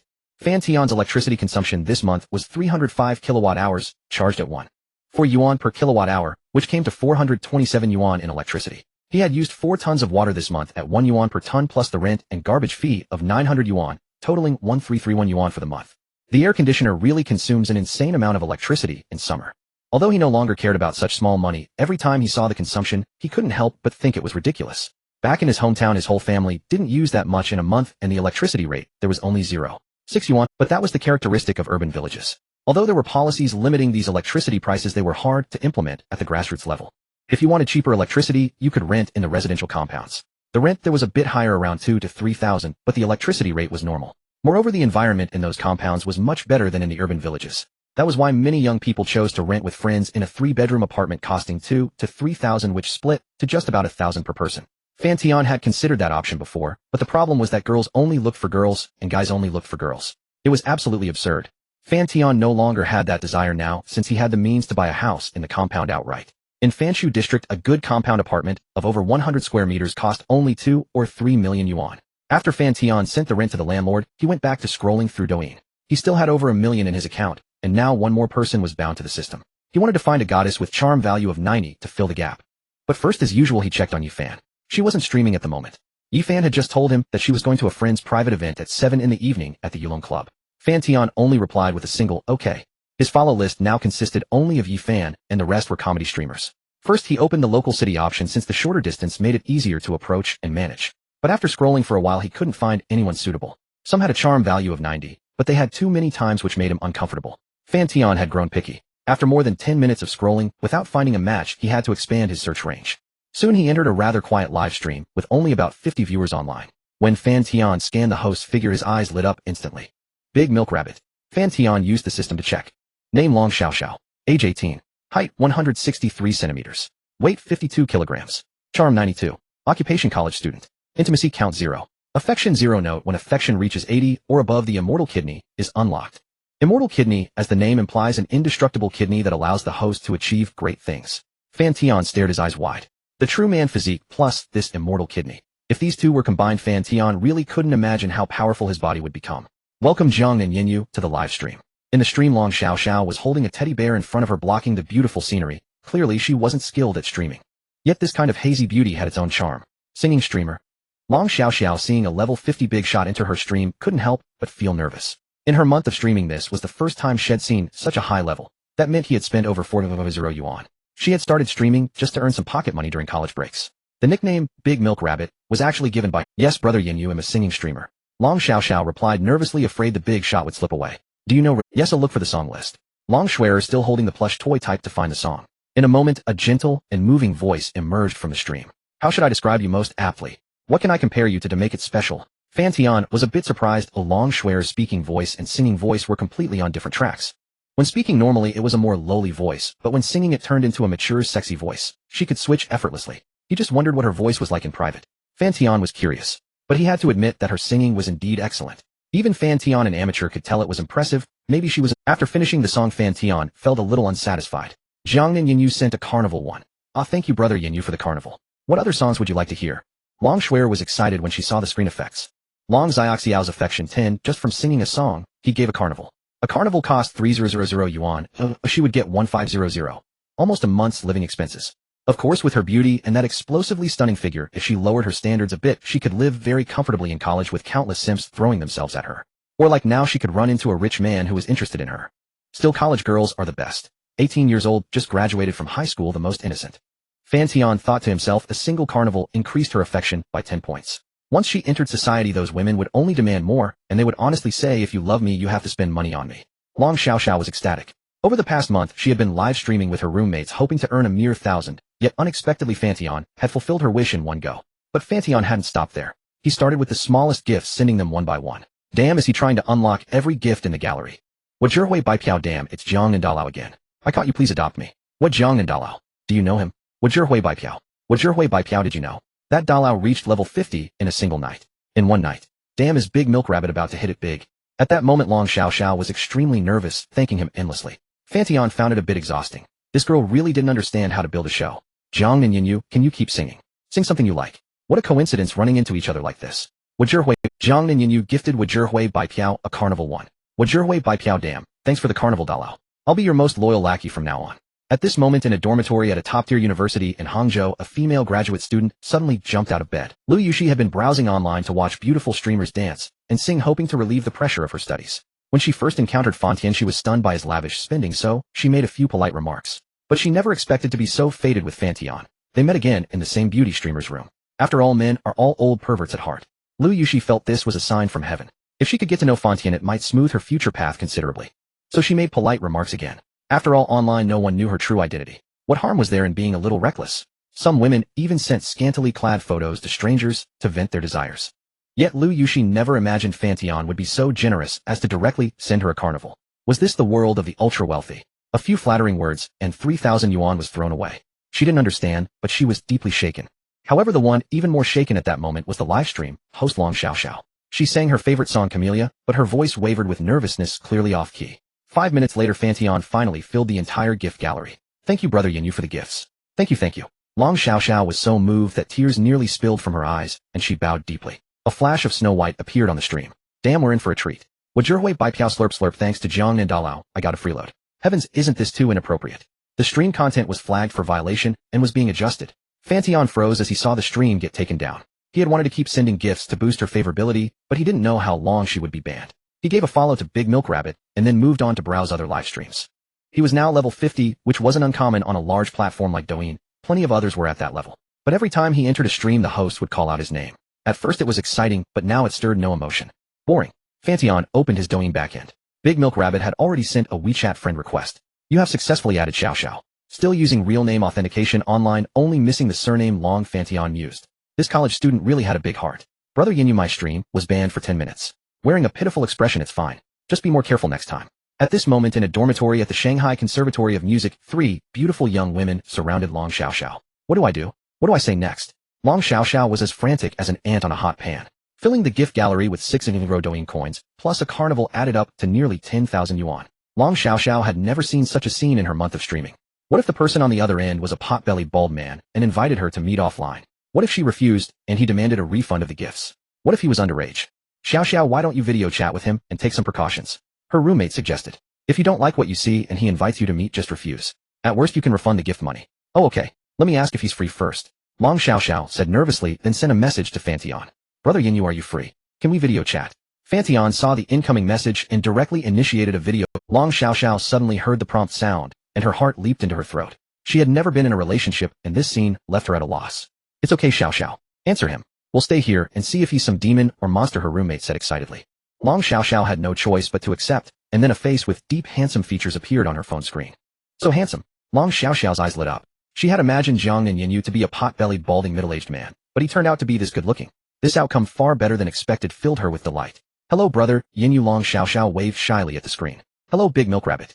Hearing Fan Tian call her by that nickname, Long Xiaoxiao's cheeks flushed crimson. It was a name her roommate had come up with to attract viewers, and also because she was indeed generously endowed. As soon as she entered the Shanghai Conservatory of Music, she was hailed as the school's most explosive bombshell. In less than a month, countless senior students had already sent her milk tea and invited her to meals. Are these your roommates? Are you in college? Fan Tian asked, his gaze occasionally drifting as if equipped with an aim. Without the little bear blocking the view, Fan Tian finally saw the true face. The 2 headlights were even more exaggerated than he imagined, almost defying human science. Fan Tian glanced a few times unconsciously, and then looked away. Can't handle it. Yes, these are my roommates. I'm in college in Shanghai. And you, brother Yinyu? I'm in Guangzhou. Shanghai sounds like a fun place. I might visit sometime. The straight line distance between Guangzhou and Shanghai is over 1200 kilometers. Was it far? It was a bit far, but for the wealthy, it was just over 2 hours of travel. Fan Tian's commute from Hua District to Panyu District in Guangzhou took nearly the same time. His current residence was close to the airport, about 20 minutes away. Brother, you're in Guangzhou. I heard people there speak with a really nice accent. My roommates and I were thinking of traveling there during the National Day holiday, but plane tickets are too expensive now. Long Xiaoxiao said regretfully. If it were someone else, Fan Tian might have thought she was hinting at something, but with Long Xiaoxiao the odds were slim. Even if she did have such intentions, Fan Tian wouldn't mind. His patience with her was as vast as her abundant assets. No problem. If you want to come, I'll cover round-trip tickets for all 4 of you, Fan Tian said with a smile. The National Day holiday was just 5 days away. Really? Long Xiaoxiao was surprised, but her roommates were even more excited. Fan Tian used the system to scan the others. The attractiveness value of the one beside Long Xiaoxiao was higher, reaching 83, while the other two were around 70. Moreover, those two with 70 were no longer virgins. Clearly, they had already been taken. If you like come, the 7-day holiday is packed. If you have boyfriends, you can bring them along too, Fan Tian said magnanimously. Brother Yinyu, isn't that too much? Long Xiaoxiao felt a mix of joy and hesitation. She never expected that a random big shot she met online would be not only handsome, but also generous and wealthy. Since he allowed bringing partners, he probably didn't have ill intentions. That's already 32 favorability points. Too easy to raise, Fan Tian thought to himself. It seemed the day he would obtain the golden immortal kidney was not far off. Plane tickets are nothing. Alright, I'll end the call now. Okay, bye-bye, Brother Yinyu. Long Xiaoxiao waved reluctantly. When the video ended, her dormitory erupted. Wow, so handsome. I was too scared to even speak earlier. Right? And he's so generous. He said he'd cover our round-trip tickets. Is he serious? He's serious. He's already sent the money. Long Xiaoxiao stared wide-eyed at the transfer record on WeChat. 52,000. That was far more than just plane tickets. They could spend 7 days in Guangzhou and still have money left over. Damn. He's for real. What if he steals our kidneys in Guangzhou? Wang Yin shrieked excitedly, but the thrill in her eyes was barely concealed. She wasn't scared at all. That can't be. He's so handsome, he wouldn't do bad things. What's there to fear? With a handsome older brother like that, he could slap me, and I'd take it. Another outrageous roommate chimed in. Xiaoxiao, what do you say? Are we going? The other three all looked at Long Xiaoxiao, since she was the one in charge. Without her, Fan Tian would have no connection to them, and they knew that his generosity was largely because of Long Xiaoxiao. Let me check the flights. The other three obediently looked too, but the expensive ticket prices almost made them scream. Damn, I forgot it's National Day. A regular economy ticket to Guangzhou now costs nearly 2,000, while it's usually just over 400. Long Xiaoxiao was shocked. She knew holiday tickets were expensive, but not this much. And most seats were sold out. Still, she eventually bought 4 early tickets to Guangzhou. September 30th, 8:30 p.m. 7 days should be enough to raise Long Xiaoxiao's favorability to 80. However, with the 4 of them coming, his McLaren wouldn't be suitable for pickup. He would need to buy a spacious luxury car in the next couple of days. But what to choose? At 5 in the afternoon, Long Xiaoxiao had not been streaming since she was banned. Fan Tian glanced at his messages and surprisingly found a text from that aloof landlady. Little brother, are you there? Fan Tian felt a surge of excitement. Was this cold, proud orchid finally yielding? All along, the goddesses he had pursued had warmed up quickly, but this landlady was truly frigid. He would send a message and she would reply the next day, or not at all. Her current affection level was barely 17. Money was no object to her. Rumor had it she owned an entire residential complex worth over 100 million. The path of flaunting wealth was completely closed to Fan Tian. Since money wouldn't work, he had to rely on his looks. The love of beauty is human nature, savoring food and admiring attractiveness. Enhanced by the system, Fan Tian had considerable confidence in his physique. I'm here, landlady. Are you free? I promised to treat you to a meal for helping me last time, but I haven't had the chance yet. Haven't had the chance. He didn't believe Chen Shui, the rent collector, was truly busy. I'm free. I've been resting these past. Then perfect. I've cooked some dishes at home. Would you like to come now? The address is Shan No. 1. It wasn't far from where he was, about a 10-minute walk. With a bit of time to pick up gifts, he could make it in 20 minutes. Sure, I'll be there. Fan Tian grabbed his car keys and considered driving his supercar, but thought better of it. He casually hailed a ride-hailing car, picked up some gifts at a nearby supermarket, and headed to Shan No. 1. The road to Shan Resort Villa District was lined with beautiful scenery and an abundance of greenery. Along the way, Fan Tian saw nothing but BMWs and Mercedes and even a few Ferraris parked by the roadside, more expensive looking than his McLaren 750S. In the past, he wouldn't have dared to dream of such luxury cars, but now he couldn't help sizing them up, deciding which one he liked best, and planning to buy it tomorrow. The ride-hailing driver was clearly a first-timer in this area, his curious eyes practically glued to the window. After reporting to the security booth, the driver finally brought Fan Tian into the Villa District. I heard the property here starts at 50,000 per square meter. A whole unit costs at least 10 million. Bro, do you live here? No, I'm visiting a friend. Fan Tian was dumbfounded. What? Only 50,000 per square meter? Property prices in Hua District were that low, but he had gotten carried away lately. A villa at 50,000 per square meter didn't seem expensive, mainly because he had already bought a 10 million yuan luxury flat in Fanshu District. He hadn't expected the total price of this villa complex to be comparable to that flat. It seemed the beautiful landlady had chosen a prime location. Shan No. 1 was near the community entrance. Fan Tian, carrying the newly purchased red wine and some gifts, sent a message to the landlady. You're here so soon. I'm coming. The villa door opened, revealing a stunningly beautiful and cool face. Chen Shui was wearing a purple cheongsam with a fitted waist, perfectly accentuating her curvaceous figure. The slit reached her thigh, exposing her fair, slender legs. Her hair was pinned up with a jade hairpin, giving her an elegant and dignified air. She wore a light, soft makeup that added a touch of tenderness to her cold features. Little brother, you look even more energetic than a few days ago. I almost didn't recognize you. Chen Shui's lips curled as she appraised Fan Tian. He was about a head taller than her, wearing a black t-shirt with the collar slightly open, revealing well-defined collarbones. His black casual trousers and black leather shoes gave him the appearance of a movie star rather than a 9-to-5 office worker. At first glance, Chen Shui thought a celebrity had wandered to the wrong door. She never imagined Fan Tian could dress up with such an aristocratic aura. He was still the same person, but with less rawness and more mature masculinity. Landlady, you look even more beautiful today. Fan Tian complimented with a smile. Enough with the flattery. Come in and eat before the food gets cold. And from now on just call me Shuejia. No need to be so. Okay, Shuejia. Hey, raise some red wine and fruit. It's my first visit, so I didn't prepare anything fancy. You're too kind. Just coming is enough. There's no need to spend money. Chen Shui chided gently. In her eyes, although Fan Tian was well dressed, he didn't seem like a rich young master. After all, he had lived in her urban village apartment for 2 years. If he were truly wealthy, he would be suffering without reason. Besides, she had plenty of red wine and fruit at home. Buying more would be a waste. Fan Tian smiled, but said nothing. Her refusal was her business, but he had to do his part in courtesy. Mommy, who is he? Just as Fan Tian stepped into the villa, a little girl in ancient-style clothing came over clutching a plush toy, her big, lively eyes blinking at him. The girl was not shy at all. She leaned in to get a better look. What big eyes? She looks part foreign, Fan Tian marveled. The little girl was dressed exquisitely like a little princess from ancient times. This is brother Fan Tian. He helped mommy with something, so I invited him for a meal to thank him. Chun Shui said softly, then gracefully crouched down and lifted the girl into her arms. A hint of exposed cleavage appeared, neither intentionally provocative nor lacking elegance. The sight made Fan Tian instinctively bend slightly. Thank you, big brother, for helping my mommy, the little girl said in a sweet childish voice. You're welcome. It was nothing. Big brother, what does nothing mean? Fan Tian was momentarily speechless but patiently explained. It means something. Okay, you two can chat later or the food will get cold, Chen Shui said gently. She knew her daughter was a fountain of endless questions. If she didn't intervene, the conversation could last till dawn. Big brother, let's play together after dinner, okay? I have lots of toys upstairs, the girl said softly. Sure, I'll play with you later. Im Chun Yunchi. You can call me Xiaobao. Xiaobao, be good and eat your meal. Don't bother your big brother.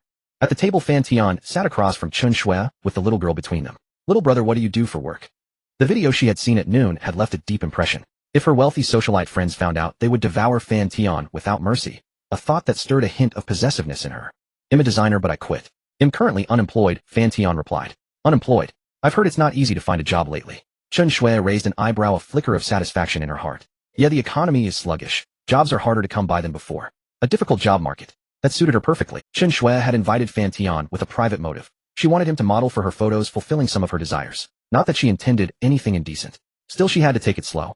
If he had no such inclinations, she might scare off. If you need any help with work, just let me know. Fan Tian was slightly surprised. It seemed the landlady was not as aloof as the rumors suggested. Half an hour later, Fan Tian had his belly fully satisfied. No need, brother. He'll have Annie clean up later, Chun Shui said gently, as she watched Fan Tian efficiently clearing the table. All right, Fan Tian replied with slight embarrassment. Big brother, come play puzzles with Xiaobao in the living room. The little one jumped off the chair and tugged Fan Tian's hand toward the hall. Chun Shui could only shake her head helplessly and silently followed. After Fan Tian and Xiaobao played puzzles for about half an hour, Chun Shui handed the little girl a tablet to watch PAW Patrol on her own. Brother, have some fruit. Chun Shui brought over a plate of fruit and sat gracefully on the sofa. Her cheongsam was cut rather high, reaching her thigh.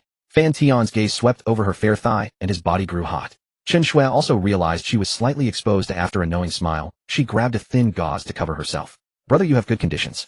Have you ever thought about working as a print model? Chun Shui asked. Print model? Fan Tian was somewhat surprised. He had never considered it before. Previously, he lacked height, but after taking the marrow cleansing pill, he had gained 5 centimeters, reaching 184 centimeters, and his physique was more perfect. With his body and looks, being a print model was more than sufficient. He had heard print models earned quite well. But now he didn't need money, playing around would be more like it. I probably can't do it. I've never worked in that field. Fan Tian declined politely. Seeing his lack of interest, Chun Shui felt a pang of disappointment. That video had left a powerful impact on her. Though blurry, it was precisely that blur that stirred her desire to explore. Just wearing some clothes, striking a few poses, and taking some photos, Chun Shui continued probing. If you ever become interested, you can contact me. The pay won't be low. Is it legitimate? Fan Tian raised an eyebrow. Chun Shui was momentarily at a loss for words. Of course it wasn't legitimate, as she just hadn't expected the boy to be so sharp and see through her intentions immediately. Still, this was better. No need to beat around the bush. I want to take a few sets of photos and find some material. It might require taking off clothes or something. Chun Shui said candidly. They'll sign a contract with you and none of these photos will be leaked. If it's too much, then forget it. Fan Tian shook his head. Though he wanted to raise Chun Shui's favorability, he wouldn't go along with everything. He didn't want his photos flying around the internet. What are you thinking, you silly brother? Am I that kind of woman? At most it's just that, Chun Shui said with a guilty smile. She really wanted to have a look, but given Fan Tian's reaction, she had to back off for now. After all, boundaries were meant to be gradually broken. Once Fan Tian tasted the flavor of money, his limits would naturally lower. No one could resist the lure of money. It was just a matter of how much you threw at them. Chun Shui firmly believed that. If you agree, we can shoot a few test shots later today. They'll prepare the clothes and props. 10,000 per hour. How does that sound, brother? If the results are good, I can add more. Chun Shui smiled. Fan Tian was stunned.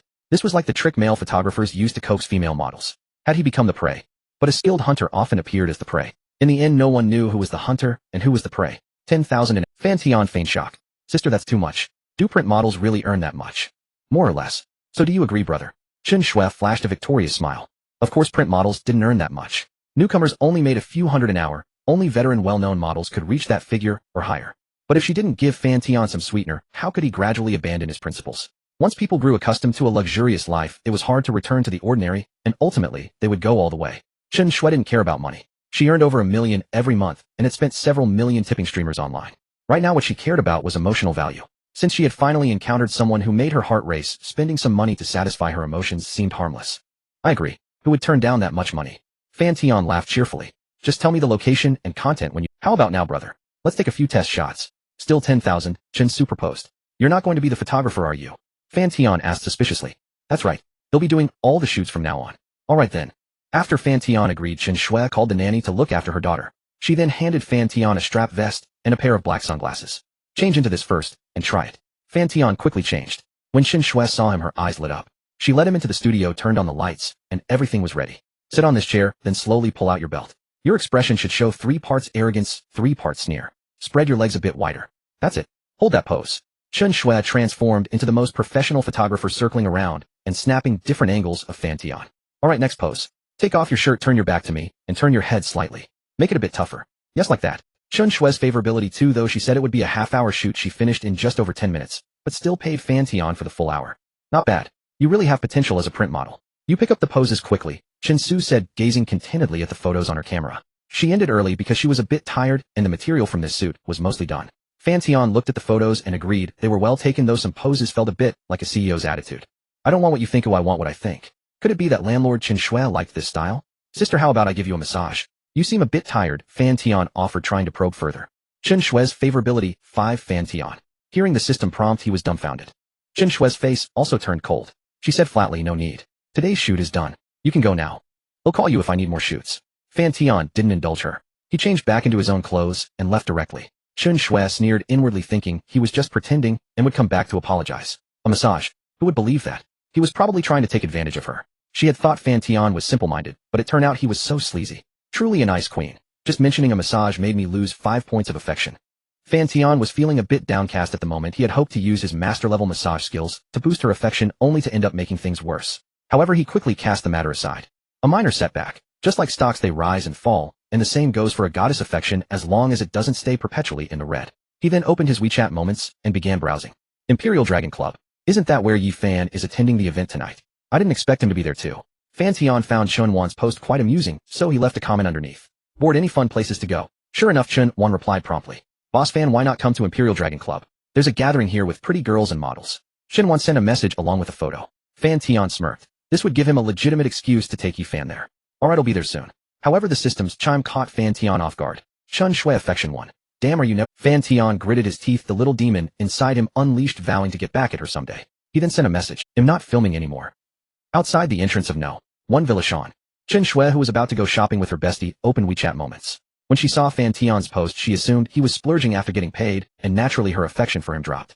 A broke loser who still parties. But his message left her confused. This wasn't how the script went. They had just started shooting. She doubted his character, yet she couldn't help but adore his physique. Those sets of photos and videos were truly impressive. The essence was spot on.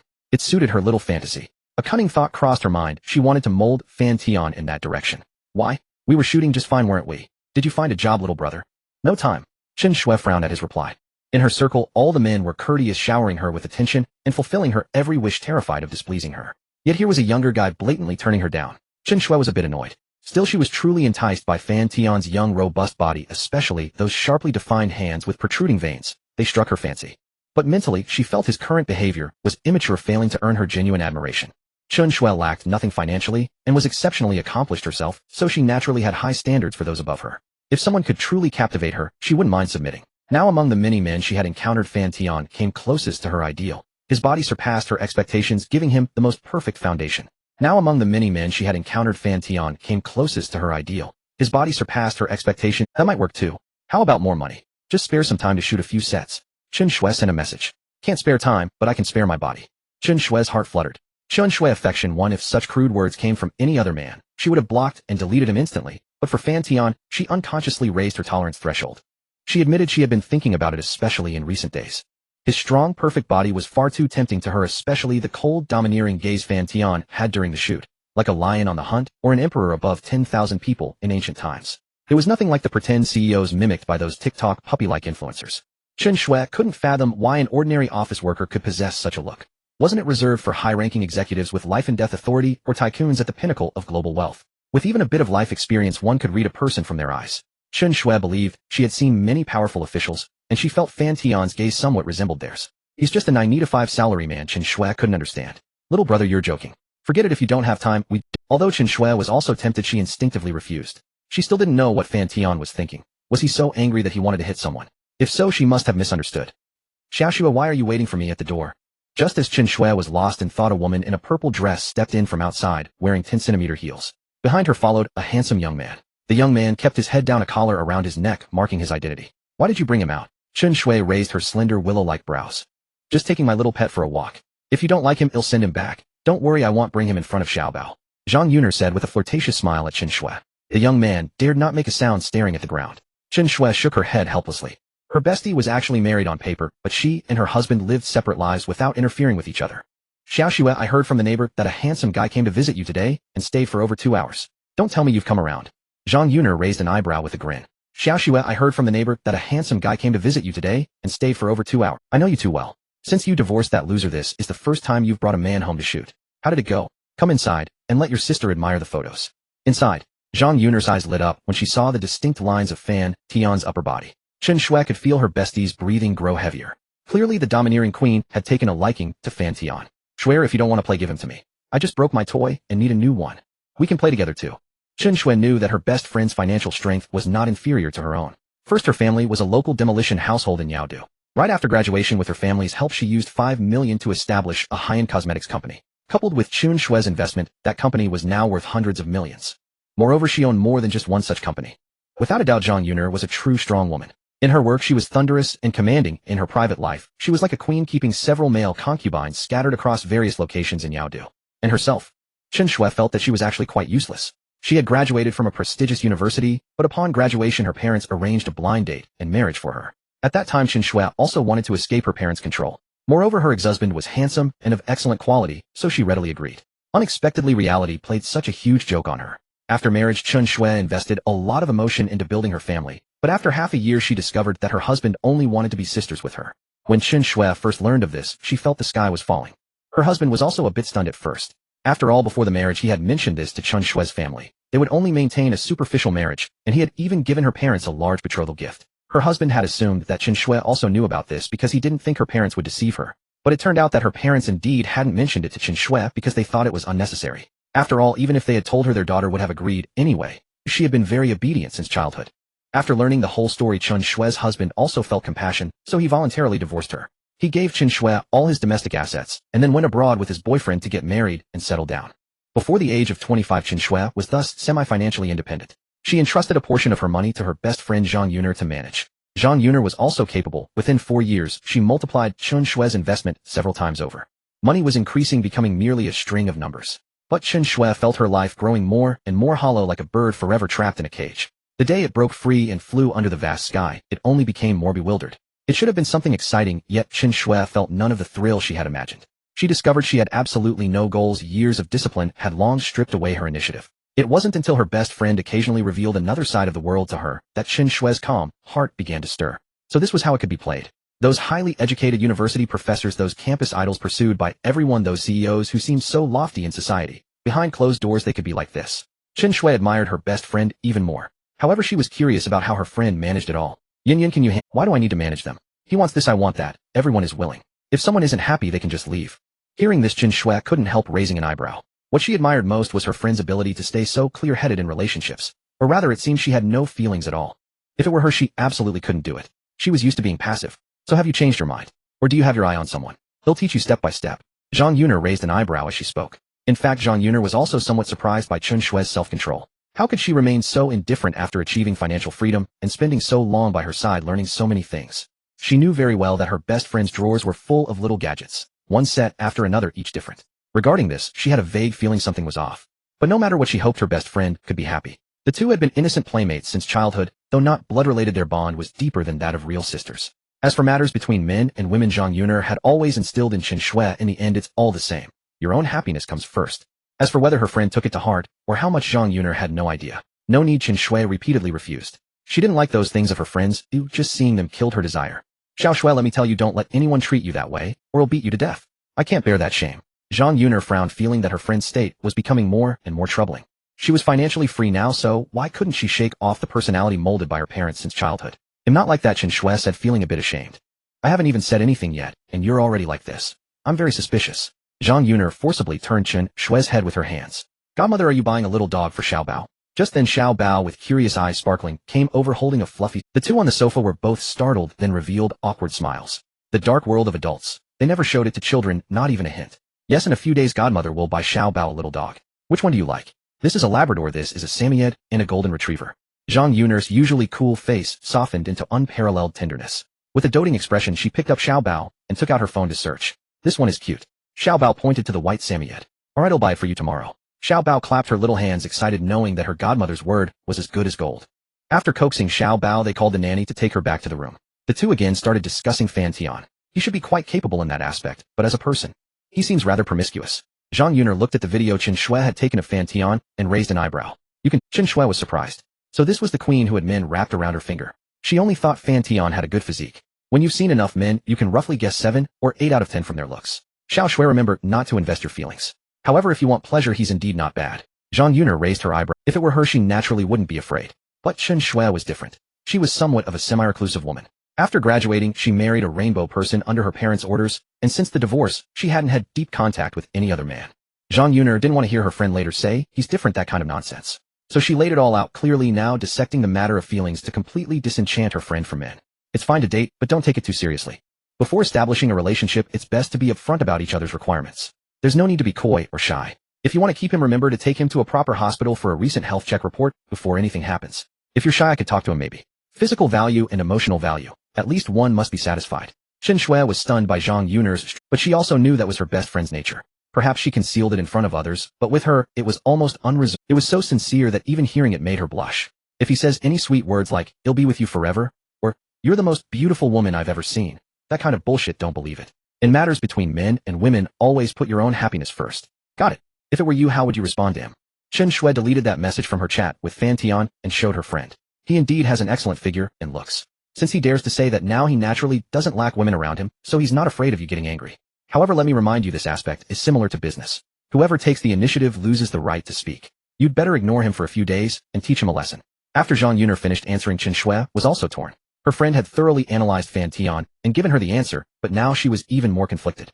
At this point, Zhang Yuner didn't disturb her friend's thoughts. If it were her, she would ask Fan Tian to bring a health certificate. If Fan Tian agreed, she wouldn't mind adding one more. If he disagreed, then each would go their own way. What was there to be torn? To Zhang Yuner, both business and private life could be treated as a form of transaction, even feelings. Each takes being rational, seeing clearly, and thinking clearly. There would be no such nonsense as loving someone desperately. Apart from her best friend, Zhang Yuner was a completely self-interested person. Pleasing herself, she felt there was nothing wrong with it. Even in the future, if she wanted a child, she would go out and find a suitable person and then conceive one. Actually, you don't need to be so entangled. As your best friend, I advise you to seize the day and not take romantic relationships too serious. But Zhang Yuner kept instilling that self-serving mindset in her, not wanting her best friend to get hurt, and only hoping she would. If any man dared to hurt her, Zhang Yuner had plenty of means and time. In the end, Chen Shui followed her best friend's advice and decided to give him the cold shoulder for a few days.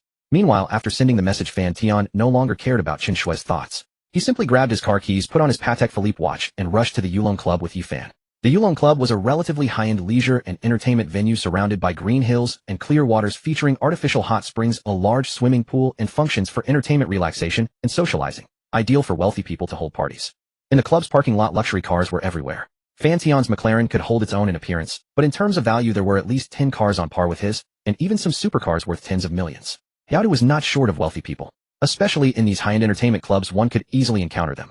After getting out of the car, Fan Tian led Yifan straight to the booked venue. Along the way, the attendants he saw, whether male or female, had charm scores no lower than 70. With the added boost of makeup, every female attendant could command a bride price of 300,000 if they were out in the world. But here they were just waiters serving tea and water. Brother, you go upstairs to discuss business with the boss. He'll go greet my friend. Yifan also knew that Fan Tian had connections with that boss. Business among men might not be suitable for a girl like her, so she proactively offered the suggestion. Alright, I'll say hello, and come down later. In the end, Fan Tian followed a female attendant into a spacious private room on the second floor. As soon as he entered, Chun Wan enthusiastically rushed over. Welcome, Boss Fan, your presence is an honor. Chun Wan showed a warm smile. Come have a seat. Let me introduce you. This is Chun Dongxing, the boss of launching media. This is Zheng Ming, a famous short drama director who filmed the recently popular series Eavesdropping on Hearts. And this is investor Nyo Du. This gentleman is the noble scion Fan Tian, who paid over 10 million in full for my Patek Philippe watch. Boss Fan, truly young and accomplished. Spending over 10 million on a watch, I wouldn't dare to think about it. Chun Dongxing, wearing glasses, and about 40 years old, quickly stood up to greet him. Having built his career from scratch, Chun Dongxing's style of handling things had long become smooth and tactful. Being able to spend over 10 million on a watch at such a young age clearly indicated a wealthy second-generation scion. There was no reason for him to offend such a person. Boss Fan, so young, what do you do? Personal investments. Upon hearing this, Chun Dongxing's eyes lit up. Personal investments. Boss Fan, are you interested in learning about the short drama industry? The production cycle is extremely short, and the return on investment is very quick. It's quite suitable for investment. Also, there are several good scripts recently.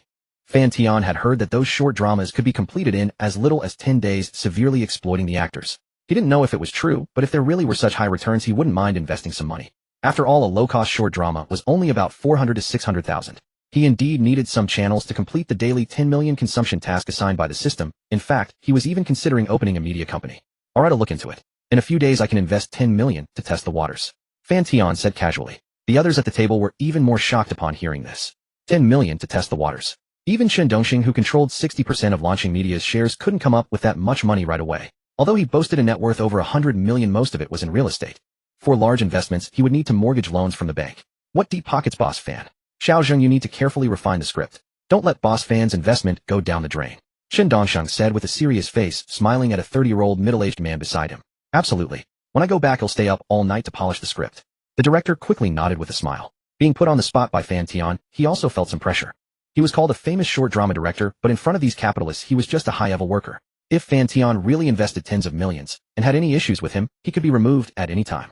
Boss Fan, later my company is holding a team-building event here, and there are also some actors here for auditions. If you like anyone, just give me a signal, and I'll have them come over to have a few drinks with you. Fan Tian nodded, tacitly accepting this rule. On the second floor were private rooms with a clear view of the swimming pool, and some entertainment facilities below. These few people were like capital looking down from above, sizing up those below. After Yi Fan arrived at the gathering point downstairs, she found that everyone was wearing swimsuits. She felt both relieved. If Fan Tian hadn't brought her here, and if he had found out, and caused a misunderstanding, she might have completely lost that. Brother, tonight's party seems to be a swimsuit party. There are so many beauties. Do you want to come down and play? Yi Fan proactively sent a message to Fan Tian to report, and then sent a video. He'll come down later. You hang out with your friends first. Fan Tian looked at the tall figure below, and couldn't help but smile. Okay, I'll chat with my friends first. Brother, when you're done, come down to find me. Yi Fan looked up at the second floor lounge, but there was a one-way glass barrier, making it impossible to see inside. But she had a feeling that Fan Tian was watching her from there. Not just Fan Tian, but other big bosses were also looking at the beautiful women below. Especially seeing Yi Fan's tall figure and exquisite face, everyone's eyes lit up slightly. However, Chun Wan was a bit panicked at this moment. He knew about the relationship between Yi Fan and Fan Tian, and was afraid that someone at the table who didn't know might make a risque joke about the one downstairs. So he quickly said, Boss Fan, that's your girlfriend Yi Fan, right? I didn't expect her to be here today. Chun Wan quickly said to prevent any potential blunder from his cousin. Fan Tian nodded, not denying it. The others were also startled, and shot Chun Wan grateful glances. Fortunately, everyone was civilized and hadn't said anything inappropriate. A perfect match, Boss Fan. Investor Nyo Du said with a hint of regret, but he quickly shifted his gaze to another woman. A voluptuous young matron in a purple one-piece swimsuit. That woman was his target this time. She specialized in short dramas where the husband cheats and the long-widowed wife seeks excitement by finding young lovers. She was also the leading actress for his next investment. He had been chatting with that matron for a few days, and today, he came to reap the fruits. Yi Fan sat quietly by the swimming pool, took a few photos, and sent them over. She then covered her impressive figure with a white robe. Occasionally some male actors and models came to chat her up, but she politely declined them all. Later the big boss sent a message in the company group chat, and no one came to bother her. Fan, aren't you going to go play? A beauty in a bikini walked over and sat down generously beside her. This was her friend, a model under Chin Lu, who wanted to get to know big bosses here. People who came here more or less had those intentions, seeking to achieve their goals through some channel. After all, a pool party. Those who know. In the adult world, there's no room for so much shyness. Some people meet in the morning, hit it off, get to know each other by noon, and even get married in the afternoon. Not going. Yi Fan smiled. Even if Fan Tian weren't here, she had always been quite resistant to this kind of pool party. I heard from Sister Chin that the major shareholders and big boss of launching media are here today. I don't know if it's true. A hint of vain joy welled up in Yi Fan's heart. Her sugar daddy might be upstairs discussing business with the big bosses, earning money to support her. By 8 in the evening, the Royal Dragon Club grew increasingly lively. After swimming and taking photos, the actors and influencers of Blue Star Media proceeded to the next activity: barbecue. Fan Tian, as an outsider, was also invited inside. Of course, he was not with the company employees. They were on the second floor's professional barbecue platform, attended by professional service staff. Among them, investor Nyo Du had a plump, still youthful matron by his side, while the CEO of Blue Star Media had a young model beside him. As for the famous director Zheng Ming, he had already gone downstairs to liven up the atmosphere and arrange performances. The watch dealer Chen Wan had long since gone down to play. He seemed more suited to that environment, charming many influencers into giddy laughter. During this time, some management personnel and influencers came up to toast, calling out, "May the bosses prosper." It must be said that these managers were eloquent enough to please their CEO greatly. A happy CEO naturally gave out red packets. Even investor Nyo Du was coaxed into handing out tens of thousands. To add to the excitement, they played games such as 1,000 yuan per glass of beer with no bathroom breaks allowed during the drinking. Some who could hold their liquor eyed the opportunity with fervor, while those with poor tolerance could only silently regret. "Boss Fan, would you like to join in?" Investor Nyo Du, slightly drunk, held the matron close in his arms, and the managers and influencers seemed unperturbed. "Why don't you toast Boss Fan and ask for red packets? He's a real tycoon." With the CEO's words, the influencers and managers swarmed around Fan Tian, flattering him endlessly, nearly lifting him to the skies, with abundant emotional value. No wonder just moments ago the investor had been coaxed into giving nearly 200,000 yuan through red packets and game rewards. "Boss Fan, you're so handsome. Indeed, very handsome. He'll just give each of you 10,000 yuan in red packets. I want play games." Fan Tian thought that since he was freeloading, he should at least contribute something. "Thank you, Boss Fan. May you prosper every year." Some bold female influencers cast seductive glances and performed a wealth-attracting dance for Fan Tian, even giving him a kiss on the cheek. Women are fine, but men stay away. With this commotion, the atmosphere on the upper floor reached its peak. The CEO and investor laughed heartily. "Little Fox is still a little fox, as flirtatious as ever. You two go and ask for a red packet too." The CEO and investor eyed the women beside them, knowing they were also tempted. In the end, Fan Tian distributed a total of 240,000 yuan. Clearly, only the management and top influencers of Blue Star Media were allowed to come up and toast. For instance, Little Fox, with over 4 million followers, was a sexy dance streamer.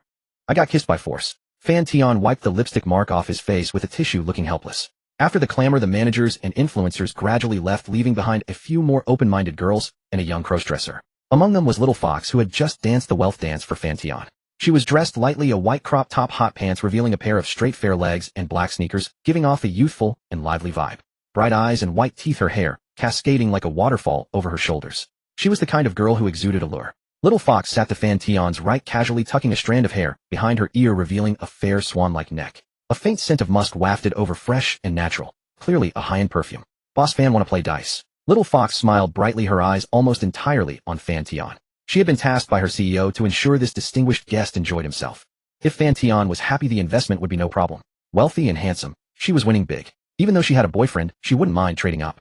Sure, Fan Tian used the system to check Little Fox's profile: charm score 80, intimacy count 12. But playing games was all it was. He didn't care. Good girls should be cherished, bad girls shouldn't be wasted. As for the other female streamers, Fan Tian wasn't interested. Little Fox was the most attractive here. As the drinks flowed, some female streamers got tipsy and became increasingly open, some even taking off their outerwear, revealing their undergarments. The scene was exceptionally heated and explosive. Why were we going this wild? Fan Tian naturally had no objections. After all, he was no saint. Blushing or shyness was out of the question. One head. I challenge. Counter challenge. Open. Little Fox, you lost again. Are you trying to score free drink? Little Fox's delicate oval face showed a frown. She had lost a lot tonight, making many trips to the bathroom. Whenever she got carried away, she had counter challenge, acting purely on whim. Drink half a glass, the rest can be on credit. Fan Tian smiled faintly. "Thank you, Boss Fan." Little Fox quickly replied, vowing never to be reckless again. She felt dizzy and unconsciously leaned against him. The other female streamers didn't mind. Unconsciously, it was nearly 10 in the evening. The CEO and investor had already left with their companions.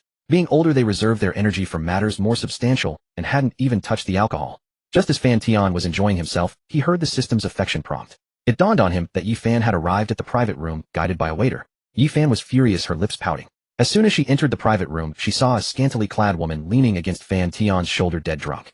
She had thought Fan Tian was discussing business upstairs, not in this manner. Also, why was there only one black stocking on one leg and the other missing? What was she doing? So cold. Was this punishment? Spilling wine.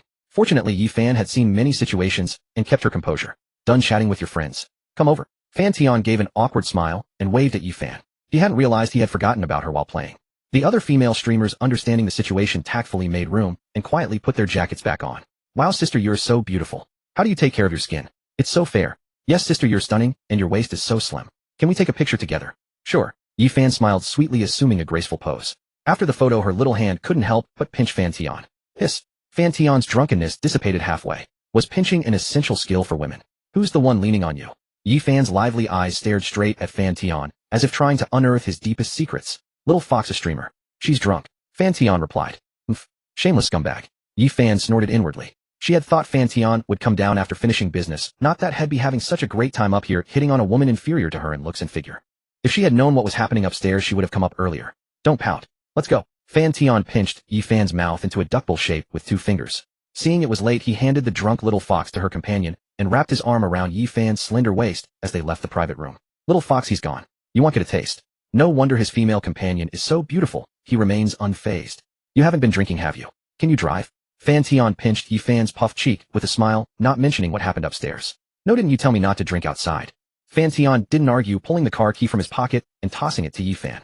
She caught at her lively eyes sparkling as she examined it closely. Even the car key is so beautiful. She remembered that she had met Fan Tian because of this supercar. But soon she hesitated. I've never driven such an expensive car. I'm a bit nervous. She was genuinely afraid damaging even a tiny part would pain her for a long time. Don't be nervous. In a few days you'll buy another new car. Maybe this little toy will be yours to drive. Yi Fan trembled, tears of gratitude welling up. Really? Then he'll be your full-time driver, big brother. Her eyes practically sparkled. Fan Tian smiled. Driving is tiring and having a free driver was nice. He could find Yi Fan as a driver in Hua District and a beautiful mature woman in Fanshu District occasionally having fun in the car. Well, it depends on your driving skills. My driving skills are great. I always pick up my best friend after work. Big brother, where? Longhu Princess Hotel. A 5-star hotel. Yi Fan was taken aback, her first thought being why he was staying at a hotel. Yes, I booked a presidential. How much? 88,000. What's up? Fan Tian couldn't help but chuckle at the distressed look on Yi Fan's face. He didn't want to go back to the rental apartment. There were too many mosquitoes in the summer, making for an uncomfortable sleep. He didn't want to take Yi Fan there either. Moreover, it was already past midnight, which meant he would have to spend tens of millions today to complete the system's task. That daily task had become a routine he had to complete every day. Brother, maybe you could sleep at my place instead. Yi Fan stammered, and even though she had thick skin, she felt embarrassed after saying it. Your place? Is your best friend not? Fan Tian revealed a meaningful smile. Actually, that was his plan all along. The small bed was quite fragrant and soft, much more comfortable than the hotel. She is probably there, but my best friend should be asleep by now. Brother, just be gentle when you come in. Fan Tian looked at Yi Fan's coy yet eager expression, couldn't help but lift her chin with his hand and kissed her deeply. The two got lost in each other in the club's corridor, kissing passionately, until footsteps nearby made Yi Fan panic and snap back to reality.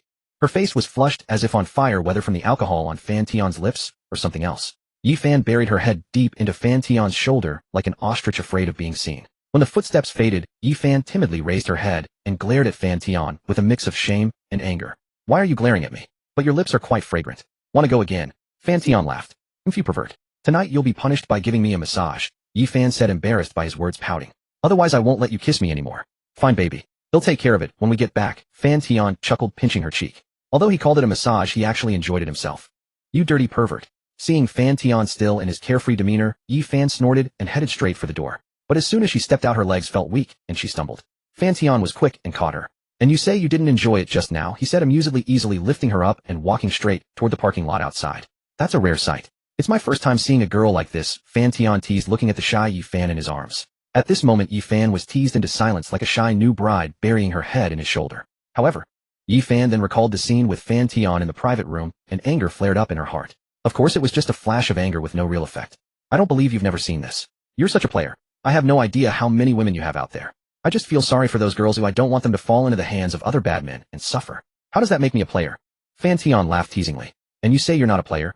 Yi Fan was furious. Couldn't he at least lie to her? Calling him a straight guy, yet sometimes he was full of sweet talk. But not a straight guy's words could drive her crazy. Why did she end up with such an infuriating boyfriend and sugar daddy? Oh right, Fan Tian was the sugar daddy. Yi Fan's mom. I'm going to buy a bag tomorrow. Brother, give me the money. Yi Fan had to vent her anger this way. No, I have no money. Fan Tian said with a sarcastic smile. You earned quite a bit today, didn't you? How about transferring today's red packets to me? They'll keep them safe for you. Yi Fan seemed incredulous, staring with wide eyes at Fan Tian's calm and composed face. He was handsome, but how could he say something so rebellious? He was the sugar daddy, and she was the kept woman. How could he ask her? This was utterly upside down. Transfer or not? Fan Tian bounced the beauty in his arms. Oh. In the end, Yi Fan obediently took out her phone from her bag, and in front of Fan Tian transferred all the money she earned that night, including the bonus. 15,000. Fan Tian was slightly surprised. Yeah, I got lucky tonight, and won a cash prize. That's my brother. This 15,000 is for massage services, 1,000 per session. You'll have to give me 15 massages to offset it. Yi Fan's cheeks flushed as she finally came up with an excuse, otherwise she would have lost face. Was she actually being asked for money by her sugar daddy? If word got out, how could Yi Fan maintain her reputation? Having her sugar daddy give her massages at 1,000 per session, though a bit more expensive than outside. His technique was really good, so it was worth it. Yi Fan finally convinced herself. Actually, she wasn't that angry, it was just about saving face. After all, Fan Tian had been very generous to her, having transferred nearly 500,000 to her in the past few days. Yi Fan didn't want to owe Fan Tian too much. She didn't want to be a completely obedient kept woman, otherwise she wouldn't have continued working. Fan Tian was a backup plan and a safety net she had found for herself. Sure thing, Fan Tian laughed. It's just a massage, right? He would use massage oil on her back, and as he rubbed, things would naturally start. Yi Fan looked at Fan Tian's deep-featured face and couldn't help but start imagining things. Brother, will you ever abandon me? In her view, she couldn't be as submissive as other women, as she occasionally had a temper, making her not a qualified kept woman, so Yi Fan felt insecure inside. No, if you ever dare to leave me, I'll put you in a cage and lock you by my side, Fan Tian said with domineering flair. If I don't want to live in a cage. I want to live in a big house, Yi Fan said. She was secretly pleased inside but kept up a facade of annoyance. Little did she know, with the system's prompt, Fan Tian knew exactly what she was thinking. Anyway, you can't run away, or else you'll live in a cage inside the big house. Fan Tian then carried Yi Fan, and the two chatted idly along the way until they unknowingly arrived at the parking lot. Yi Fan reluctantly got down from Fan Tian's arms, but when she saw the supercar before her, that trace of reluctance vanished without a trace. This was a luxury car worth over 3 million, a dream goal of hers. She never expected to be able to use it to the fullest. She eagerly pressed the key, and under her expectant gaze the McLaren 750S slowly spread its wings like a butterfly, an aura of luxury immediately washing over her. A McLaren 750S and low self-esteem can never coexist. Yi Fan felt a sudden surge of confidence. Brother, this car is really handsome. Yi Fan couldn't help but swear. But when she realized what she said, she instinctively looked at Fan Tian, a hint of embarrassment creeping onto her face. He'll show you something even cooler when we get back, Fan Tian raised an eyebrow. Shameless. Yi Fan pouted, slapped Fan Tian in mock anger, then eagerly sat in the driver's seat. However, when she saw the dashboard that oozed money everywhere, she couldn't help but feel a bit nervous. Which one is the start? This question shocked Fan Tian so much that his hands trembled while buckling his seatbelt. Don't scare me. If you can't do it well, just take a taxi back. Just kidding you, Yi Fan said, delighted at having tricked him. Then she skillfully started the McLaren and drove out of the parking lot. Have you driven this before? Fan Tian was surprised. She seemed even more skilled than he was the first time. No, but the moment I saw this car, I knew I would drive it one day, so I learned by watching videos in advance. Wow, damn. I thought I was the hunter, but it turns out I'm the prey. What else? You can't run away from now on. You'll have to obediently be my trophy man, got it? Late at night, the McLaren 750S roared like a lion as it cruised along the silent streets. So this is what it feels like to drive a supercar. So exhilarating. Yi Fan placed her hands on the steering wheel, the wind blowing against her face, her waterfall-like hair flowing wildly. Men love sports cars, and so do women. But riding and driving are entirely different experiences. At that moment, Yi Fan finally understood the feeling of driving a supercar. In one word, exhilarating. Watching the pedestrians and drivers of other cars cast curious glances her way, Yi Fan's vanity was instantly gratified.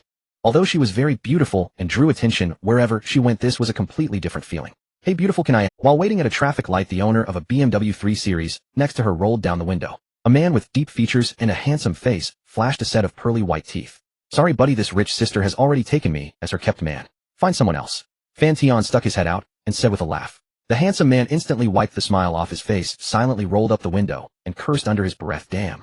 You're so cheeky. Yi Fan was nearly tickled speechless. Then sister, you going to work hard and take good care of me. Fan Tian had now transformed into a little puppy, even his originally magnetic voice becoming coy and sweet. Yi Fan affection, one which old cadre could resist such temptation. Of course sis will work hard to support you. From now on you have to wait obediently for me at home. Yi Fan turned her head, fixing Fan Tian with a domineering gaze, then used her slender fingers to lift his chin and exhaled softly. Come here, give sis a kiss. The supercar drove back into the neighborhood. Perhaps because of the noise, lights turned on and I remember this neighborhood didn't have any supercars. Did some nouveau riche move in? I saw a black supercar parked in building 5 a few days ago. No idea whose it is. Yi Fan parked the supercar downstairs, then excitedly got out carrying an ordinary handbag that couldn't be more ordinary. Fan Tian looked thoughtful. He noticed that from head to toe Yi Fan had no designer clothes or jewelry. In her rented room, there were no expensive luxury items, and she seemed to be working 3 jobs. A frugal girl. Not like her gold-digging nature. For a beauty with a charm value of 90, which gold digger wouldn't have. What are you looking at? Bro, be quiet when we go up. Actually, Yi Fan had already secretly asked her best friend and gotten her permission at the cost of treating her to a nice meal in a few days. Yi Fan agreed without a second thought. Don't worry, baby. We'll be quiet. Your best friend won't hear us. Fan Tian said with a low laugh. Who said I want to be quiet with you? A blush spread across Yi Fan's face. This guy kept cracking dirty jokes, stirring it. She unlocked the door with her key. After turning on the light, she saw her best friend's door locked tight and let out a silence. Even though she had gotten her best friend's consent, Yi Fan still felt a bit guilty bringing a man back when she was home. Had she known it would be like this, she would have just asked Fan Tian to book an ordinary hotel. Bro, here are your slippers. Fan Tian watched Yi Fan bring a brand new pair of men's slippers for him to change into, and found, baby, did you prepare pajamas for me too? Fan Tian couldn't help but ruffle Yi Fan's hair. Yi Fan said nothing, too shy to look at Fan Tian as she lowered her head. Then she silently went to her room and took out a set of black men's pajamas, exactly Fan Tian's size. There were also toothbrush, towel, and other daily necessities, all new and prepared for Fan Tian. Fan Tian gazed at Yi Fan meaningfully, making her so embarrassed that her face turned red. I just thought you might be busy with work or something and need to stay here temporarily. Nothing else. Go take a shower now. Unable to bear his stare, Yi Fan directly pushed Fan Tian into the bathroom.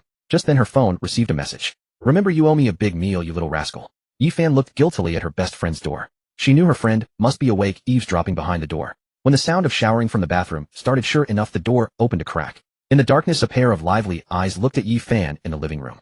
Their eyes met. Yi Fan was both shy and nervous. Then her best friend extended a fair little hand and crooked her finger at Yi Fan meaningfully. Yi Fan silently walked into her friend's room, knowing she was in for another friendly chat between besties. After Fan Tian finished showering and came out, he found no trace of Yi Fan in the living room. He glanced out of the corner of his eye at the last closed door. A lot less stuff, much cleaner. Fan Tian came to the living room, recalling the first time he was here. The balcony had been hanging with several flight attendant uniforms. Now there was nothing, which made him slightly disappointed. Then he walked into Yi Fan's small room and looked around again, also much cleaner. The clothes on the drying rack were neatly arranged. Now, compared to last time, there were a few new clothes he hadn't seen before, which made Fan Tian very happy. She was still as sensible, but since they weren't on her, Fan Tian lost interest in looking further. After showering, it was past 1 a.m. Fan Tian lay leisurely on the fragrant bed. A girl's bed was indeed much more fragrant and clean. His own rental had pillows that were already a bit dirty. Fan Tian thought he was actually quite fond of cleanliness. Just then the sound of increasing affection from the system rang out. Fan Tian thought it was Yi Fan's, but to his surprise it was from the aloof landlady sister Chen Shui. Chen Shui affection 1, Chen Shui affection 1, Chen Shui affection 1. Fan Tian was very puzzled. In the deep of night, what exactly was that wealthy landlady sister doing? So he sent a message over. Hey, about today, I was impulsive.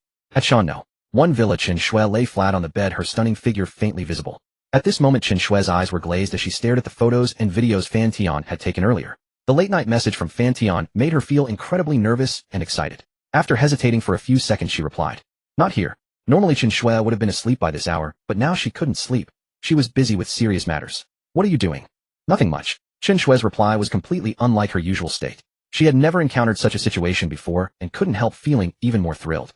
"Playing DIE." Chen Shui stared at those 2 words in disbelief, her eyes wide open. How did he guess? How could he blurt it out so shamelessly? But why did she feel an inexplicable excitement at being discovered by the object of her fantasy? Chen Shui affection 2. Those 2 words seemed to possess a magical power, completely opening Pandora's box for Chen Shui. It made her eager to try a different way of communication. With her face flushed red, Chen Shui sent just that 1 word, and she felt ecstatic. "You're not looking at the photos I took today, are you?" Upon seeing that, Chen Shui grew even more excited. "So what if I am?" Chen Shui affection 1. Say something. Fan Tian heard the system prompt, thought of the landlady sister's aloof demeanor, and then thought of the content from today's shoot. As if possessed, he sent that message. Chen Shui looked at that message, ashamed, angry, yet with a trace of inexplicable emotion. "What do you want?" Holy shit. Fan Tian really hadn't expected this. At that moment his heart was unimaginably stirred. On the Chen Shui felt like she was going crazy. Her whole body was burning. How could she reply such perverted words to a man so much younger than herself? What was wrong with her? It felt like she was being controlled. If her best friend found out, she'd surely beat her to death. She had just been, but tonight she was like this. Now Chen Shui couldn't care less. It was just one last step. Then I have to take a look. Bank card balance. JPG, Chen Shui affection 10. Chen Shui affection 10. He saw the message from Chen Shui, and his entire body boiled with excitement. Is this the crazy world of the internet? Everyone inside expresses their desires without restraint. Fan Tian never expected that his rapport with the landlady would break through in such an unimaginable manner. It was utterly preposterous. However, thanks to the system's notifications and his reckless attitude toward Chen Shui, since her favorability was already so low, what worse could happen? The combination of the system's prompts and his boldness led to this wonderful outcome. But suddenly the system's notification interrupted his thoughts. Chen Shui favorability 5. Hearing this, Fan Tian was speechless. He knew the landlady had already put on her pants. So aloof. She used him and then discarded him, even dropping his favorability drastically. Yet Fan Tian glanced at Chen Shui's favorability level, which was still as high as 32, and smiled meaningfully. Tonight his relationship with Chen Shui had achieved a substantial breakthrough. If they interacted again, Fan Tian was confident he could take it to the next level. But now what could he do with his raging pent-up frustration? Done. He sent a message, but the other side remained silent. After 10 minutes, Chen Shui, having cleaned herself up, reluctantly replied, I'm going to sleep. You should sleep too. So aloof. Fan Tian sent another message, but got no reply. Fickle woman. She really started something, and left. Fan Tian's fists clenched. He then thought of Yi Fan, who was in the next room with her best friend. Are you asleep? Do you still want to come over for a massage? There was no reply. Maybe she was asleep or something. Fan Tian considered knocking on her and her friend's door, but it was so late that it wouldn't be proper. He'll just take a cold shower, he decided. He got up, went to the bathroom, and showered to cool down. After the cold shower, it was nearly 1:30 a.m. Drowsiness overwhelmed him, and he lay down on the soft bed and fell asleep. But elsewhere some people couldn't sleep. Trembling slightly, Chen Shui blushed as she stared at her chat history, with Fan Tian unsure of what to do, filled with regret and remorse. How could she have been so foolish as to do such an absurd thing with a younger guy? What if he used the chat history to threaten her? What if he posted the chat online, pay him off, or warn him directly? But it didn't seem to be his fault. She had been the one to lose control. Chen Shui then wondered whether she should tell her best friend about this. But recalling her friend's warning from yesterday, she dismissed the, how could I have done that? What if he threatens me? Chen Shui gritted her teeth, a trace of remorse growing deep in her heart. How could she have been so foolish? Why couldn't she control herself? Why did she lose her head? If he stood before her now, could she even lift her head? He was 3 years younger than her. Chen Shui had never encountered such a situation before. Her mind was a mess, torn between collapse and a hint of thrill. In the morning, still groggy with sleep, Chen Shui stared at her faint dark circles and checked her phone. Seeing a few red dots at the top, she inexplicably grew tense. Last night is our secret. I will keep it strictly confidential. Chen Shui saw the message, and the weight lifted from her heart. Chen Shui favorability too. Chen Shui stared fixedly at the chat box with Fan Tian, her phone in hand, wondering how to reply with dignity and grace, how to maintain her image as an older sister before him. But it already seemed impossible. Her image before that person had long crumbled into ruins. What would he think of her? A divorced, wealthy young mother in the desert. In the end, Chen Shui lacked the confidence to reply. She decided that for the time being she should avoid contact with this person. Perhaps time would gradually fade the memory of last night. She was still afraid of that incident. Afraid of being gossiped about, afraid of her family finding out, afraid of her best friend knowing. After all, she was a well-known beauty and a wealthy woman in the area, and since her divorce, she had remained chaste and proper. If such a scandal leaked, rumors would spread for miles around. Chen Shui was scared. Finally, she deleted the chat history between her and Fan Tian, but saved the photos inside, and as if possessed moved them into a hidden album on her phone. If only I had half the courage of my best friend, Chen Shui scolded herself for being a coward. Her friend never cared about others' opinions, living as she pleased, and even her family dared not dictate to her. But she wasn't bad either, so why wasn't she as confident? Perhaps she could never be like her best friend. Chen Shui had already resigned herself. That was who she was, a worthless person destined to be trampled underfoot. Since childhood, Chen Shui had been well protected by her family, living a strictly disciplined life. Her parents had a harmonious relationship with hardly any quarrels, and she grew up in such an environment. Her family was unlike her best friend's, as Zhang Yun'er's family relationships were extremely complex, which had forged her friend's decisive and ruthless nature. Chen Shui thought to herself that she had really never suffered much adversity, except for the matter with her ex-husband. But her ex-husband was generous. He left with nothing and gave her 10 million in assets. When her best friend heard about it, she exclaimed what a huge bargain Chen Shui had gotten. So truly she had encountered few setbacks along the way. If there was one, it was last night's incident. Yet why did she feel a sense of longing? It's all his fault messaging me so late. It feels like he planted a surveillance camera near me. Chen Shui fumed, then opened the chat history with Fan Tian again. Seeing the empty box, she felt a pang of regret. Why did she delete it? Could it be restored? But there was no way she would take it outside to have someone recover it. Years ago, she had heard of a star with the same surname as her, and her best friend had even found material and watched it with her. Chen Shui didn't want that. So she searched online, how to recover deleted chat history. Self-help was the best help. After recovering the records, Chen Shui set Fan Tian's message box to not display, hiding it away in an obscure corner. Not replying to my message. Fan Tian heard the system notification, knowing that landlady Chen Shui had woken up. But the other party chose not to reply, and Fan Tian was no longer in a hurry. An excellent hunter never lacks patience. Fan Tian felt that it was better to take things slowly with the landlady, but she was like a well-aged wine needing to be savored gently. After washing up at 7:30 in the morning, Fan Tian felt a bit sleepy, so he went back to lie on the bed for a while. Then a figure crept in and quietly opened the door. Catching that familiar and unique fragrance, Fan Tian felt instantly refreshed. "Brother, I'm sorry." Yifan leaned on Fan Tian's shoulder and spoke softly. "My best friend kept me company last night, so I couldn't come." Is saying sorry useful? Then what do we need the police for? Brother is angry. Then he'll leave. Yifan teased. Fan Tian smirked. "You pervert." Yifan's face flushed crimson. Her best friend was in the next room, so she didn't dare make too much noise. "Brother, my best friend is still asleep." Yifan said, her entire face reddening, not daring to look him in the eye. Seeing this, Fan Tian threw caution to the wind. After a moment, Fan Tian released her soft lips. "Baby, you just said what method would you like?" Still not satisfied. Yifan pursed her lips, hesitating to speak. Yifan gazed tenderly at Fan Tian and couldn't help but gently stroke his high-bridged nose with her finger. "Your technique is terrible." Yifan was furious, showing her two little fangs fiercely. "Baby, stop messing around. They'll stop if you give me a shoulder rub. My shoulders are a bit sore. Courtesy calls for reciprocity, it's only right." Fan Tian agreed without a second thought. "Keep up the good work, little brother." Yifan's mouth curled up in a smile, and she happily patted Fan Tian's head. Fan Tian was speechless for a moment. "If you want to die, just say so," Fan Tian threatened, frightening Yifan into quickly backing down. "Brother, your body feels like it's getting better and better." Fan Tian did not take up Yi Fan's topic. He leaned against the headboard, pulling her soft and delicate body into his arms, then asked, "Do you know which 4S stores have cars in stock? I want to buy a Rolls-Royce Phantom or a Cullinan." "What?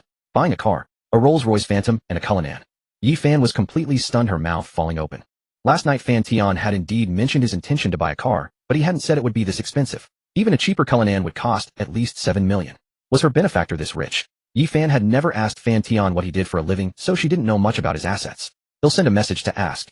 Yi Fan often participated in car shows as a model, so she naturally knew some luxury brand salespeople. After she sent the message, a call came in less than a minute. "Hello, Miss Yi. I have a Topothaline Rolls-Royce Phantom here that a previous client had to give up due to funding issues. He'll send you the detailed information. Take a look, and if it's suitable, you can come directly to pick up the car." "Okay, please send the information to my WeChat," Yi Fan said with a smile. After she hung up, more calls came in one after another. "Miss Yi, I heard your friend wants to buy a car. Would you like to take a look at a Porsche? I also have similar luxury cars here, and the Not for now," Fan Tian spoke up.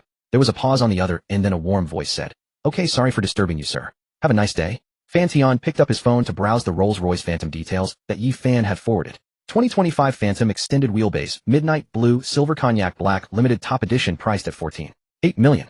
The powertrain is equipped with a new N74B68A twin-turbocharged 6.7L V12 engine producing a maximum power of 420 kilowatts and a maximum torque of 900 Newton meters at 1700 RPM. The 0-100 km/h acceleration time is only 5 seconds. These were written in the specifications, he only half understood them. However, the car's appearance satisfied him. A square silhouette with a black body paint finish, a Parthenon-style grille, and rectangular LED headlights with sleek lines. The interior includes extremely soft leatherwood veneer panels and a starlight headliner. Truly a luxury car worth over 10 million. It looked magnificently opulent. Send him a message. This one. We'll go over later. He'll leave that McLaren 750 for you to drive. Fan Tian gently pinched Yi Fan's soft body and said, "Yi Fan Affection 1. Yi Fan Affection 1, was that luxury car really given to her to drive?" Yi Fan's eyes sparkled, biting her red lip. The two stayed together for a while before leaving the room. You two finally decided to emerge from the room. A beautiful woman wearing a pink scarf and busy in the kitchen teased, "I made some corn and pork rib soup. Freshen up and come have some." Yi Fan, teased by her best friend in person, instantly blushed. "Brother, you go freshen up first. He'll go later." After half an hour, Fan Tian and Yi Fan emerged from the bathroom. Yi Fan's best friend, wearing white earphones, sat gracefully on one end of the sofa, engrossed in watching a music channel on her tablet. Fan Tian used the system to check her information. Name: Lu Suyi. Age: 24. Height: 168 centimeters. Weight: 48 kilograms. Charm: 97. Occupation: flight attendant. Intimate partners: 0. 5. Unmarried. Affection: 20. Note: when affection reaches 80 or above, Piano Master and Absolute Pitch can be unlocked. Piano Master: profound mastery of music comparable to world-class performance skills. Absolute Pitch: the ability to identify the pitch of sounds produced by instruments or the surrounding environment without a reference. Fan Tian's eyes lit up. Another girl with dual special abilities. Her charm value is exactly the same as the campus belles. But why is her intimate partner's number 0? Again. 5. Fan Tian couldn't help but look at Yi Fan and Lu Suyi with a strange expression. It seemed he had guessed the truth. Thinking of that scene, an unbearable itch stirred within him. Which one is the T? Lu Suyi was now wearing a loose white short-sleeved pajama, sitting elegantly on the sofa. Her exposed skin was fair with a rosy tint, and her petite feet were painted with pink nail polish, looking utterly alluring. She seemed to notice Fan Tian's gaze and couldn't help but turn around and smile gently. Even a smile that could captivate a city would be nothing more than this. Her delicate yet cool face, with a slightly upturned nose tip carrying a hint of playfulness, and lively eyes like dancing sprites, made one unable to resist delving deeper. Fan Tian couldn't help but take a deeper look, but noticing the slightly murderous gaze from the lovely woman beside him, he withdrew his eyes. "If I knew it." Yi Fan let out a coquettish snort. Fan Tian looked at her puffed-up appearance and smiled. "What do you know? You?" Seeing Fan Tian like this, Yi Fan's little temper rose again. He dared to openly stare at her best friend right in front. This dog of a man. But when Fan Tian placed the McLaren car key in her pocket, that anger inexplicably dissipated, and she could only let out a coquettish snort. Again next time," Fan Tian whispered in Yi Fan's ear, instantly turning her face crimson. She glared at him angrily, then lowered her head to drink her soup, occasionally glancing at her best friend from the corner of her eye. She looked thoroughly like a guilty thief. If only she hadn't crawled into Fan Tian's blanket that morning, she had been bewitched and momentarily foolish. After finishing what was unclear whether it was breakfast, it was already noon. Since it was still early for the scheduled car pickup, Fan Tian sat on the sofa to rest, while Yi Fan had already moved over to her best friend's side. Watching the two beauties sitting together, Fan Tian felt a feast for the eyes. If he could sit in between, holding both in his arms, it would be a picture of peerless beauty. "Brother, come here for a moment," Yi Fan suddenly invited. Fan Tian was taken aback. Was it going to happen now? However, he had clearly overthought it. "My legs and shoulders are a bit sore." Yi Fan called him over, using up another massage session. Fan Tian didn't mind. After all, the wool comes from the sheep's back, and he would make Yi Fan pay him back sooner or later. Moreover, standing behind, Yi Fan looking down, all he saw was a spring scenery. The two beauties' bust sizes must both be a D, right? Xiaoyi, did you learn music on your own? Fan Tian couldn't help but ask. Xiaoyi, that's quite strange. Lu Suyi raised her slender eyebrows. Common friends called her Suyi, not Xiaoyi. How weird. I started learning from middle school, but got too busy in high school, and dropped it for a while, then picked it up again in college, until now. Lu Suyi replied calmly, then looked up at Fan Tian. Quite handsome, no wonder he had her best friend infatuated, sneaking into his bed early in the morning while she was asleep. However, his handsome appearance held little appeal for her.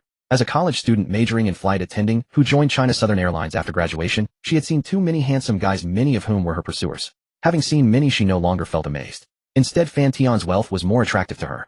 Regarding Fan Tian, Yi Fan had already revealed everything during their late-night girl talk, including how they met livestream tipping, and even Yi Fan's attendance at an event last night, where Lu Suyi had given her advice. Perhaps Yi Fan didn't know the extent of Fan Tian's assets, but Lu Suyi did. When she came out in the morning and saw the Patek Philippe watch placed on the tea table, she was deeply shocked, secretly marveling that her best friend had encountered a true tycoon. This was also the main reason why her affection for Fan Tian was 20, along with her ability absolute pitch. It made her listen to 2 continuous hours of music programs outside.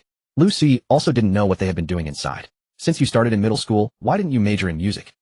Fan Tian asked curiously. That's because her family didn't allow it, and in a fit of pique, she chose flight attending. A fit of pique? That's really willful. Not really. Partly family reasons, partly my own. In high school, I wanted to travel across the motherland, so I arrogantly chose flight attending.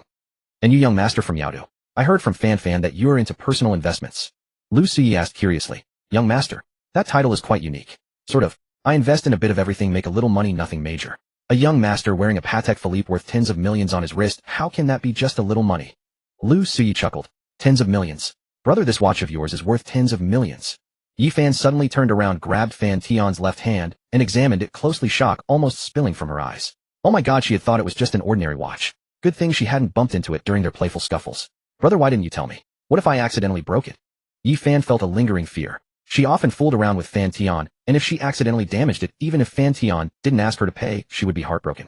But a watch worth tens of millions, and then a Rolls-Royce Phantom also worth tens of millions. Thinking about it, Yi Fan's admiration for Fan Tian became even more apparent. As expected of her sugar daddy, it can be repaired. After repairs, such luxury watches don't lose much value. By the way, speaking of watches, I have an extra Vacheron Constantin in my car. Baby can have it later. Fan Tian then remembered that there seemed to be 2 watches in his supercar's trunk, one Vacheron Constantin he bought, because it looked good, worth 18 million, and one Cartier that Yi Fan had given him. Since they were just gathering dust there, he might as well give them to his woman. He had taken Yi Fan for 2 hours this morning without any complaint from her. He really deserved to compensate her. That one isn't expensive, Fan Tian explained, seeing the worried look in Yi Fan's eyes. Okay, thanks brother. Just over. Lu Suyi couldn't help but take a deep breath, forcing herself to stay calm. This damn rich guy was doing it on purpose, saying $1 million. And that's not expensive. Yi Fan was also stunned, but considering Fan Tian's assets, perhaps it really was just a small toy to him. Yi Fan couldn't help but look at her best friend, and at the same time Lu Suyi also looked at her. Their eyes met, then quickly, even in front of Lu Suyi, whose charm value had reached 97, Fan Tian felt no restraint. He gave Yi Fan a massage right in front of her, then returned to his room to rest. You sure know how to enjoy yourself, calling your sugar daddy to give you a massage, Lu Suyi teased, then asked furtively, tell me, brother's massage is better than the masseurs outside, very comfortable. I'm not talking about the massage. I mean, how did it go with the cooking? Tell me more. Yi Fan was taken aback, but then shame followed. Are you trying to get me killed? Keep your voice down. Yi Fan glanced secretly toward the room, and saw that Fan Tian hadn't noticed them, so she relaxed. Not yet. Not yet. Are you two having a platonic relationship? Lu Suyi revealed a knowing smile. In that case, what were you moaning about this morning? No, it's just. I wasn't ready, and am a little afraid of him. Yi Fan's face flushed, and she hesitated. It's just. Yi Fan furtively glanced into the room again, and saw Fan Tian still on his phone, then she leaned in. It's just. Yi Fan furtively glanced into the room again, and saw Fan Tian still on his phone, then she leaned in, and whispered to Lu Suyi. His size is even more outrageous than those overseas guys. No way. Really. Lu Suyi's pupils dilated, and she unconsciously swallowed. If that's true, that's way too terrifying. No wonder she's scared. If it were me, I'd be scared too. Babe, I'm telling you this because you're my closest friend. Don't you dare tell anyone. I'm not stupid. How could I ever tell anyone about this? So babe, what do you think of him? Didn't you always say you wanted to find a top-tier rich heir? What? Honey, you don't mind. And you don't want to take some of the heat for me, do you? If it were someone else, I would mind, of course. But for you, babe, I don't mind. Yi Fan looked at Lu Suyi's cool, delicate face, and couldn't resist pinching it. Lu Suyi hesitated. After all, such matters were still hard for her to speak of. Although they had joked about this kind of thing when they were messing around, it was only talk. Faced with the real situation, Lu Suyi still found extraordinary size, huh? Lu Suyi's gaze flickered toward Fan Tian, and her heart trembled slightly. But when Fan Tian looked over, she quickly turned her head away, a faint blush spreading across her cool face.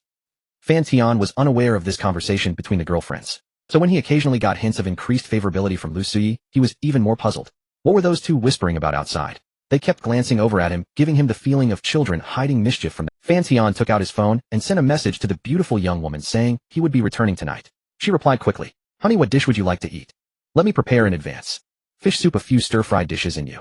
The beautiful young woman read Fan Tian's last line and couldn't help biting her lip. Then she laid out the clothes she had bought over the past few days on the bed and sent a video. "Which one do you like, honey?" Fan Tian immediately sat up excitedly from the bed and carefully examined the clothes in the photo from left to right. Today were the one on the far right first, then from left to right in the future. Then tonight Lulu will be hubby's little. Fan Tian deeply sighed in admiration. The beautiful young woman really understood a man's heart. Each piece was an extreme kind of hazy beauty that made one want to explore further, especially that sheer maid outfit. But in the end they were just clothes. Only when worn on a person could they showcase that ultimate aesthetic. Perhaps because he had exhausted too much energy in the morning under the intermittent coolness, he unconsciously fell asleep. When he woke up, it was already 2 in the afternoon. Upon waking, he opened his eyes to find Yi Fan sleeping beside him on her side, as docile as a little kitten.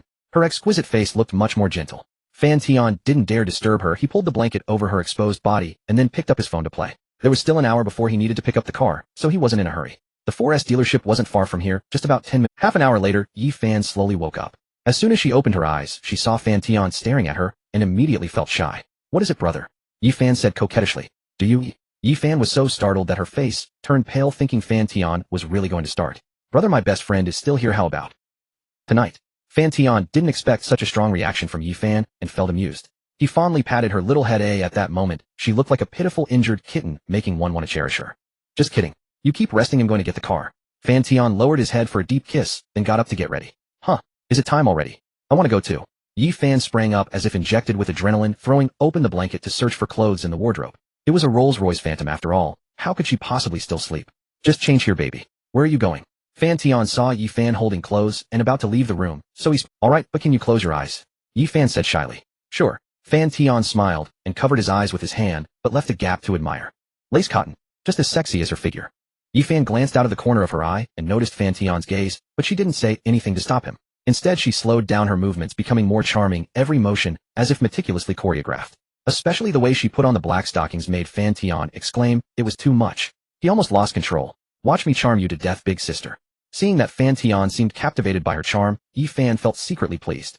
Half an hour later, Fan Tian walked out of the room arm in arm with Yi Fan. The living room was empty. Lu Sui had already gone to work early for her afternoon flight to Modu. "Wait for me here. They'll go down first to cool the car," Fan Tian said considerately. The weather was scorching hot, and as soon as he stepped out of the hall, a wave of heat hit him. Yi Fan's residential complex was old and had no underground parking. 5 minutes later, Fan Tian sent a message to Yi Fan. Yi Fan was wearing a white spaghetti strap belted mini dress that perfectly accentuated her willow-like slender waist. On her feet were a pair of white fashionable sneakers, and her incredibly long legs shimmered in the sunlight. She truly had a devilish figure comparable to a model, flawless in both body and looks. Especially her black stocking-clad legs, long and shapely. "This is that Vacheron Constantine. It's for you." When Yi Fan came in, Fan Tian handed her a box. Yi Fan took it gracefully, and upon opening it, her eyes lit up. "So beautiful." Fan Tian was pleased to hear that. He felt the same. At the luxury store, he had taken a liking to this watch at first sight, but unfortunately, it didn't match his status, so he had to set it aside. However, Fan Tian now wore a watch on each wrist. On his left was a Patek Philippe worth over 10 million, and on his right was the Cartier that Yi Fan had given him. Why were two? Because he liked it. It wasn't illegal. "As expected of my woman. You have great taste. Put it on." Fan Tian praised sincerely. Yi Fan was so flattered that her lips nearly pouted. "Brother, put it on for me. Give me your hand. Let's take a picture holding hands." Yi Fan looked at the Cartier on Fan Tian's hand and had a sudden inspiration. They took several photos with their fingers interlaced and finally picked the best one. "Post it on Moments." Fan Tian asked curiously. "Can I?" Of course. It was okay for her to post on her Moments, but not on his. "Oof, playboy." Yi Fan seemed to guess what Fan Tian was thinking and let out a coquettish snort. Fan Tian just laughed at that. This was their dynamic harmless. Yi Fan had long known he was a man of many loves. "Hello, my boyfriend." Yi Fan happily posted the hand-holding photo, instantly drawing countless comments. "Big beauty got a boyfriend. Congrats, congrats. Cartier and Vacheron Constantine. Wow, the love of the rich, so envious." Yi Fan felt even more proud when she saw that comment. Though it smacked a bit of showing off, what woman doesn't have a little vanity? "Bring your boyfriend over sometime." After posting, Yi Fan saw the numerous blessings and felt happy inside. "Sis, you have a boyfriend."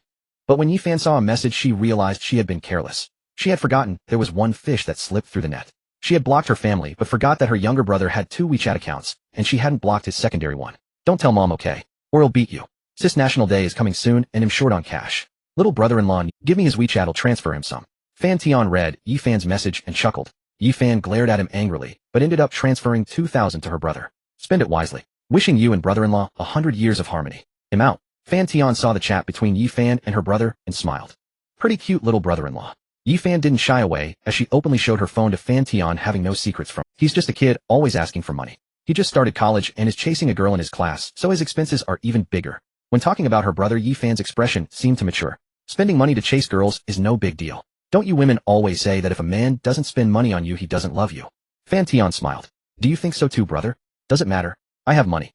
The McLaren 750S roared with a thunderous exhaust note as it sped down the highway, drawing the attention of passers-by, who wondered which noble scion was out for a daytime joyride. Fan Tian drove the McLaren with one hand. Don't do that. There's no one else to see, as Fan Tian chuckled, though he eased his movements slightly. Yifan shot him an indignant glare. Was it about being seen? When Fan Tian and Yifan entered the auto show, a perceptive salesperson enthusiastically approached, inquiring about their interest in purchasing a vehicle. Yifan seemed familiar with the place, leading Fan Tian straight to their destination. You come here often? Fan Tian asked, noticing staff greeting Yifan. Yeah, when I first came to Yaodu, this was my first stop. I worked as a salesperson for 6 months. Then Xin Jie discovered me, and I became a car model. Soon Yifan led Fan Tian to the BMW section, where a salesperson in a black suit gracefully approached and handed them 2 bottles of water. Mr. Fan, Miss, you welcome. I am Manager Wan. Are you interested in purchasing a Rolls-Royce Phantom, Mr.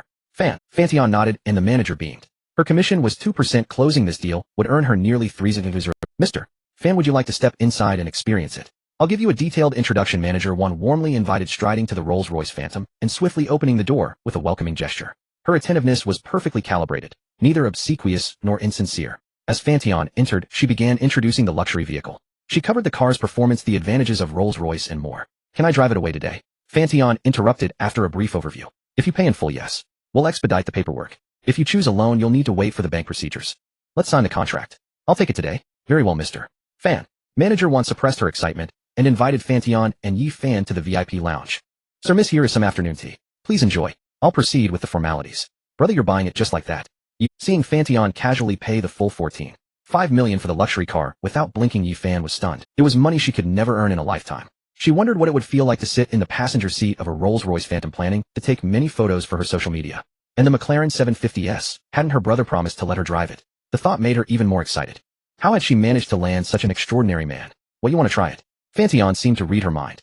Brother, can I sit in the driver's seat and take some pictures? No. Fan Tian refused. Yifan's eyes widened, her spirits plummeted from heaven to hell. She couldn't believe Fan Tian would deny such a simple request. Fine, brother doesn't love me anymore. I understand, Yifan pouted reproachfully. How could I not love you? Fan Tian chuckled at her expression. Then why won't you let me take photos? I didn't say no. I just have a small condition. Yifan was so exasperated she wanted to bite him if no one were around. He was bargaining again. What condition? Fan Tian leaned close and whispered in Yifan's ear until a faint blush spread across her exquisite face. Fine, I'll do it in a few days. Yifan's gaze grew more reproachful. He always asked her to do embarrassing things, but at least not happy. Then I'll find someone else, Fan Tian teased with a raised eyebrow. No, don't find someone else. After about 5 minutes, Manager Wan entered with a beaming smile. Bind your driver's license to it, and don't use up my points. Fan Tian handed Yifan the keys to the McLaren 750S. Don't worry, I've driven for 2 years without a single point deduction. Fan Tian found that surprising. He used to drive a company truck for deliveries and occasionally had minor scrapes. When he first got the McLaren, he was so excited he sped and lost 3 points. Alright, but let's go to the mall first. I'll buy you something. What? Didn't you mention yesterday that you wanted a bag? Did I? Yifan was taken aback. She couldn't recall ever asking Fan Tian to buy her a bag. Last night at the entrance of Yulong Club, reminded by Fan Tian, Yifan finally remembered she had blurted it out while throwing a little tantrum. Yet Fan Tian remembered her casual remark.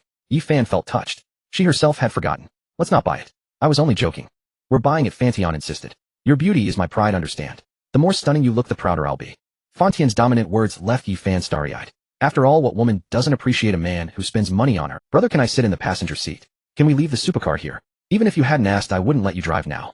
Mr. Fan, may I have your contact? If you have any issues or need maintenance, feel free to consult me. I'll be your dedicated account manager. Manager Wan smiled. Fan Tian readily added her. He'd heard that every time a Porsche is sold, a salesperson disappears, though he wasn't sure if it, but he knew if he wanted Rolls-Royce, might really lose one account manager. Yifan grumbled from the passenger seat, recalling Manager Wan's ambiguous glances at her man. She couldn't help but feel jealous of any woman who cast flirtatious looks at Fan Tian, turning into a little vinegar jar. Deep down, Yifan knew Fan Tian was a man of many loves. It was impossible for him to have only her. She had tried to convince herself. But in reality, when faced with the situation, jealousy still surfaced. The more she loved Fan Tian, the more possessive she became. Fine, I'll delete her. Fan Tian took out his phone, but Yi Fan panicked. It was just a normal business interaction, nothing had happened. Why was she so dramatic? Don't delete, brother. It's my problem. I'll calm myself down. Yi Fan felt a hint of sweetness inside. Good girl. Fan Tian knew that even in a kept relationship jealousy would arise, let alone for Yi Fan who was new to this. If he were a devoted man, he could easily give her security. But he wasn't, and Yi Fan would have to gradually accept that fact. I'm going to buy a really expensive bag and bleed you dry, Yi Fan announced her jealousy, turning into a playful pout at Fan Tian's nonchalant demeanor. Her little mouth went on and on. Annoying. Has your anger subsided? If not, we'll continue. Who's afraid of you? Yi Fan unbuckled her seatbelt, twisted around, straddled over, and sat directly on Fan Tian's lap. She lifted and cupped Fan Tian's face, then kissed him wildly for 10 minutes. Baby's kissing skills are getting better and better all over the face. Fan Tian took out a mirror from Yi Fan's makeup bag, looked at the red marks covering his entire face, and didn't know whether to laugh or cry. He said to continue, not just kissing lips. After finishing her mischief, Yi Fan sat back in the passenger seat with a happy heart and began touching up her makeup. Has your anger subsided? I've calmed down. I didn't say you were still angry. Yi Fan was initially stunned but quickly understood and exclaimed, what a pervert. Brother, have you heard the saying, no land is worn out by plowing, only oxen die from exhaustion. If you wear yourself out and can't. Ill. As she was speaking, Yi Fan noticed Fan Tian's playful gaze and quickly chickened out. Brother, I was wrong. I won't be naughty anymore. 10 minutes later, Yi Fan bit her red lip in grievance, looking at the torn black stockings on her thigh, her face full of resentment. This kind of torn look is the most beautiful. I don't believe it. The Rolls-Royce Phantom parked by the roadside slowly started moving. Yi Fan realized that in front of Fan Tian, she seemed unable to ever win. Fan Tian was always calm and carefree, while she became flustered the moment she was teased. Brother, are you never angry? Yi Fan looked at the red marks on Fan Tian's face and asked curiously. Of course I get angry, I'm not a robot. Then what makes you angry, brother? Fan Tian turned his head and looked at Yi Fan with a stern, warning-filled gaze. Want to try? Then I won't be like this now. Even if you cry and beg me, I won't stop. Yi Fan chickened out. She didn't want to make Fan Tian angry, she was just curious. No, I don't. Yi Fan replied honestly, but her heart couldn't help trembling. She glanced at him with a guilty conscience. Cry and he won't stop. Maybe that would be best. And so the two little perverts chatted idly. 20 minutes later they arrived at Wanda Plaza again. This was where he and Yi Fan had first met. As the Rolls-Royce Phantom slowly drove into Wanda Plaza, it drew the gaze of countless passersby. Damn, I finally get to see the legendary Rolls-Royce Phantom in real life. Some pedestrians stopped, took out their phones, and started snapping photos of the luxury car. What a beautiful girl. She looks just like the dance streamer Fan Bao on Douyin, someone muttered. Then they took out their phone, opened Douyin, and the more they looked the more similar she seemed. Seeing this, Yi Fan's vanity was greatly satisfied. The car wasn't hers, but the man was, which was as good as being hers. However, Yi Fan also realized that Fan Tian was too outstanding. She only had a beautiful shell, but no matter how good the shell, it would eventually be despised. Thinking about it, she couldn't help but feel inferior. What's wrong? Fan Tian parked the car and looked at the sullen Yi Fan in the passenger seat. Brother, you're so outstanding. I feel like I don't deserve you. Not deserve. You didn't say that this morning in bed. Fan Tian's single sentence blew away Yi Fan's worries, leaving her face flushed red. This pervert. He always teased her with dirty jokes, and they'd be on the highway in no time. Don't overthink. You and I match perfectly in every way, got it.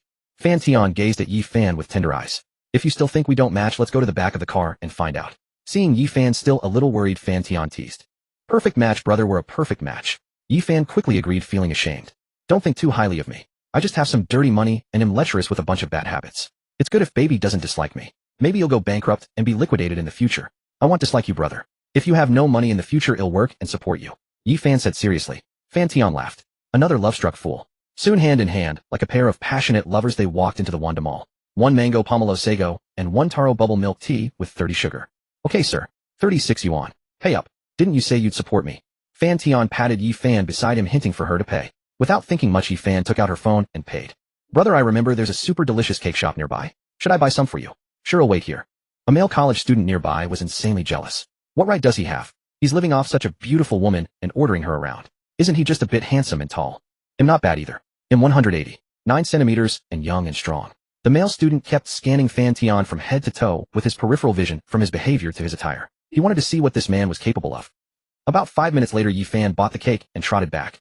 Baby, feed me. I'm playing with my phone and can't free my hands. Although Yi Fan didn't understand why her brother was doing this, he called her baby. How could she refuse his request? However, the stares of others made Yi Fan a bit uncomfortable. It was her first time feeding a man in public like this, so she couldn't help. Baby, don't look at other men, or I'll spank you like I did this morning. Fan Tian's mild warning made Yi Fan's heart pound. Brother, I'm not looking. The handsome male college student was shaking with anger. Isn't this pure PUA? Lazy and demanding, and he doesn't even allow the beauty to contact other men. Spank. How dare he? If you bring home such a beautiful woman, shouldn't you treat her like a goddess? The male student began to doubt the world. For a moment, a series of stories unfolded in the male student's mind. He wondered if the beauty had some leverage in this man's hands forcing her to do this. When Fan Tian went to get the drinks, the male student secretly slipped a note over. Miss, if you need help, add me on WeChat CX. Yifan frowned, slightly confused. She thought it was a clumsy excuse from that seemingly naive man trying to hit on her. She had encountered this before. When Fan Tian returned with the milk tea, Yifan directly handed him the note. The male student beside them silently cursed and walked away in shame. He suddenly realized that he seemed to have become part of someone else's play. That guy just handed me a note. Looks like baby is quite attractive. In the short time I was away, someone tried to steal you from me. Fan Tian said with a sly grin. Brother, aren't you jealous? Not jealous. If you dare at him, you won't be able to get out of bed for a week. I guarantee it. Yifan affection 1. I want at him. See, I gave you the note. At this moment, Yifan's affection for Fan Tian had reached 88, second only to the little silly dog Zhou, when's 95. Getting it to 100 wasn't a big problem. Just as Fan Tian was enjoying Yifan's attentive feeding, a beautiful figure in a cheongsam suddenly caught his eye. Even with just a side glance, Fan Tian recognized her instantly from her curvaceous, devilish figure. It was none other than his wealthy landlady sister Chen Shui, who had been texting with him late at night. However, she was now accompanied by a middle-aged man in a suit and tie. The man had a refined, scholarly demeanor, dressed immaculately, and appeared quite serious. They seemed quite well matched. Fan Tian spotted Chen Shui, and at the same time Chen Shui noticed Fan Tian sitting ahead with his legs crossed, enjoying being fed by a beautiful girl. Their eyes met, and Chen Shui's delicate body trembled, waves of emotion surging within her. The moment Fan Tian's gaze fell upon Chen Shui, she seemed to sense something, and instinctively turned her eyes toward the bubble tea shop next door. When she recognized that familiar face, her heart was thrown into turmoil, and unbidden memories of last night's absurdity flooded her mind. Yet beside this man was a woman who rivaled her in beauty. This realization left Chen Shui both flustered and unsettled, stirring a peculiar sensation within her. Just as her best friend had said, he was nothing but a thorough scoundrel. Only last night he had been passionately chatting with her, and now here he was shopping and dating another beauty in broad daylight. From the way they behaved intimately, they were clearly a couple in the throes of infatuation. Yet Fan Tian, bold as ever, offered Chen Shui an enigmatic smile before averting his gaze. Both of them shared a tacit understanding, neither offering a greeting. Though Chen Shui maintained a calm exterior, her heart raced with tension. But as she walked past the man without any reaction from him, the stone in her heart finally settled. She still wished to keep her online connection with Fan Tian hidden from everyone, safely tucked away in the shadows. However, as she passed by Fan Tian, she felt a light touch on her calf. So faint it seemed accidental, yet it still sent a thrill of nervousness and an inexplicable excitement through Chen Shui. She stole a glance and realized it was only the hem of his clothes. Ah, what a fool she was for flattering herself. A pang of inexplicable disappointment swept through Chen Shui. Brother, do you want to drink this? Yifan lifted her taro bubble tea toward Fan Tian. The straw still bore the imprint of her lipstick. Fan Tian didn't mind at all and downed it in one gulp, provoking Yifan to pinch him in mock anger. Brother, let me have a taste of yours too. It's all yours, let's go keep shopping. Soon the two were strolling through Wanda Plaza. When they passed the Hermes boutique, Fan Tian pulled Yifan straight inside. As if by some twist of fate, the landlady Chen Shui and the man in the suit were also there. Fan Tian swore he hadn't meant. Sir, madam, welcome to Hermes. How may I assist you? A female sales assistant stepped forward warmly. No, we'll look around on our own. Certainly, sir. Hearing that familiar voice, Chen Shui started and lifted her head in panic. When she saw Fan Tian browsing before her with a woman, she thought he had come because of her. After all, a tenant renting her house could hardly afford Hermes. Even the beauty beside him wore no designer labels, clearly from an ordinary family. Wasn't he following her then? Could he be trying to threaten her? Chen Shui affinity. One hearing the system prompt, Fan Tian frowned, puzzled over what Chen Shui was imagining. Just then another system voice sounded. Main quest released, manly might, time limit 1 hour. For every 1 million the bonded spends, obtain 1 great strength kidney pill, premium limit 5 pills. Great strength kidney pill, temporarily 2 hours, greatly enhances manly might, no side effects, after consumption, permanently and slightly enhances the host's kidney function. Permanently and slightly enhances kidney function after consumption. A miraculous elixir. Fan Tian was the great strength kidney pill sounded formidable, but the best part was the 2-hour invincibility and the permanent enhancement to his kidney function. Fan Tian glanced at his bank balance. Only a cold 25 million remained. Spending 5 million for 5 great strength kidney pills seemed worth it. Baby, do you think this little white bag is pretty? Fan Tian pointed at a small white handbag in the display and gestured to Yifan. Yifan had initially planned to buy a small bag under 10,000, not intending to fleece Fan Tian. But when she followed his finger, she couldn't help but tremble. 2 million. Yifan carefully counted the zeros. It really was the price of a small apartment. Not pretty at all, she said bluntly. Spending that much on a small handbag was insane. Even if she bought it, she wouldn't dare carry it out. One scratch and shit. The sales assistant overheard, and a faint fleeting mockery glimmered in her eyes. Whether it was ugly or unaffordable, but professionalism kept her from uttering any sarcastic remarks. What about this Birkin? It looks quite nice. Himalaya, a lovely name. Yifan followed his gaze again. 97 million. Good heavens, her brother was picking one more expensive than the last. Her little heart pounded and 2 tiny figures fought inside her head. What torment. Not pretty either. Chen Shui, standing nearby, cast a skeptical glance at Fan Tian. Was he doing this on purpose, and what was he trying to imply? Did he think she knew his financial standing and was using this to pressure her into buying a bag for another woman? Chun Shui affinity 2. Chun Shui's exquisite face turned cold. She hadn't even established a relationship with him yet, and he was already treating her like a fool. These young people talk. Without sense, the man in the suit beside Chun Shui remarked indifferently, a hint of contempt flickering. A bag worth over 2 million. Even as a university professor, he could barely afford it. Arrogance and recklessness. That was the suit man's first impression of Fan Tian. In his eyes, Fan Tian's behavior was not only arrogant, but foolish, draining his parents' fortune just to please a goddess. Wasn't that the classic simping behavior? A man should keep his money, enhance his own charm, and women would flock to him. The suit man glanced at the wealthy woman beside him. If it were her, he might consider it. He knew how rich she was. Assets over 100 million. Marrying her would be a direct class leap, freeing him from financial worries for the rest of his life. Meanwhile, Fan Tian grew tired of the indecision and simply told the assistant to ring up the purchase. No more dilly-dallying. How else would he complete the system task? Even if it's ugly, I'm buying it for you. If you like something else, pick another one. And just like that, the 2.97 million Birkin. Yi Fan was stunned. So domineering. She loved it. Even when the bag, worth a small apartment, was placed in her hands, she still couldn't quite process it. It wasn't that she didn't like it, as she was just too embarrassed. Yi Fan affinity 1. He actually paid. Chun Shui's eyes widened in shock. She hadn't expected Fan Tian to really afford that amount. For a moment, her curiosity about his identity grew, and her peach blossom eyes studied him intently, as if trying to uncover something. He seemed quite well off in every way. Brother, why are you so good to me? Because we're a perfect match. Alright, don't cry. Fan Tian gave Yi Fan a playful slap. Chun Shui affinity 1. These youngsters behaving so frivolously in broad daylight, the suit man remarked again, criticizing Fan Tian's actions. Chun Shui arched her brow, unsure what to say. The blind date her parents had set up seemed rather chauvinistic and impolite. What business was it of his if someone bought a bag? And what did it have to do with him if Fan Tian patted his girlfriend's bottom? Chun Shui detested people who moralized about others. Just like her parents, always imposing their will on her, controlling her since childhood. They thrust things upon her without ever asking her opinion, ignoring whether she liked it or was happy. Chun Shui had originally planned to give this university teacher a chance, at least as a friend, but now she had abandoned that idea. Though he appeared genteel, the arrogance in his bones was palpable. She didn't like it. Miss, please bring this out for me to see. Chun Shui pointed to a black handbag in the display. The suit man glanced at the price, 2.5 million, and found it absurd. He had hoped Chun Shui would pick a bag under 100,000, so he could play the big spender. But 2.5 million was far beyond his means. Miss Chun, there's no need to buy such an expensive bag. I think that one over there is quite nice. Very well, miss, please bring that one out for me to see, Chun Shui said, politely walking over. Fan Tian pondered. Was landlady Chun Shui hinting at something? Then he approached. Miss, please wrap this one too. Yi Fan was puzzled. Brother, who is this for? Her attention had been on the bag in her hands, so she hadn't noticed Chun Shui's movements, nor did she suspect that the wealthy woman beside her had any connection with Fan Tian. But a woman's intuition made Yi Fan size up Chun Shui.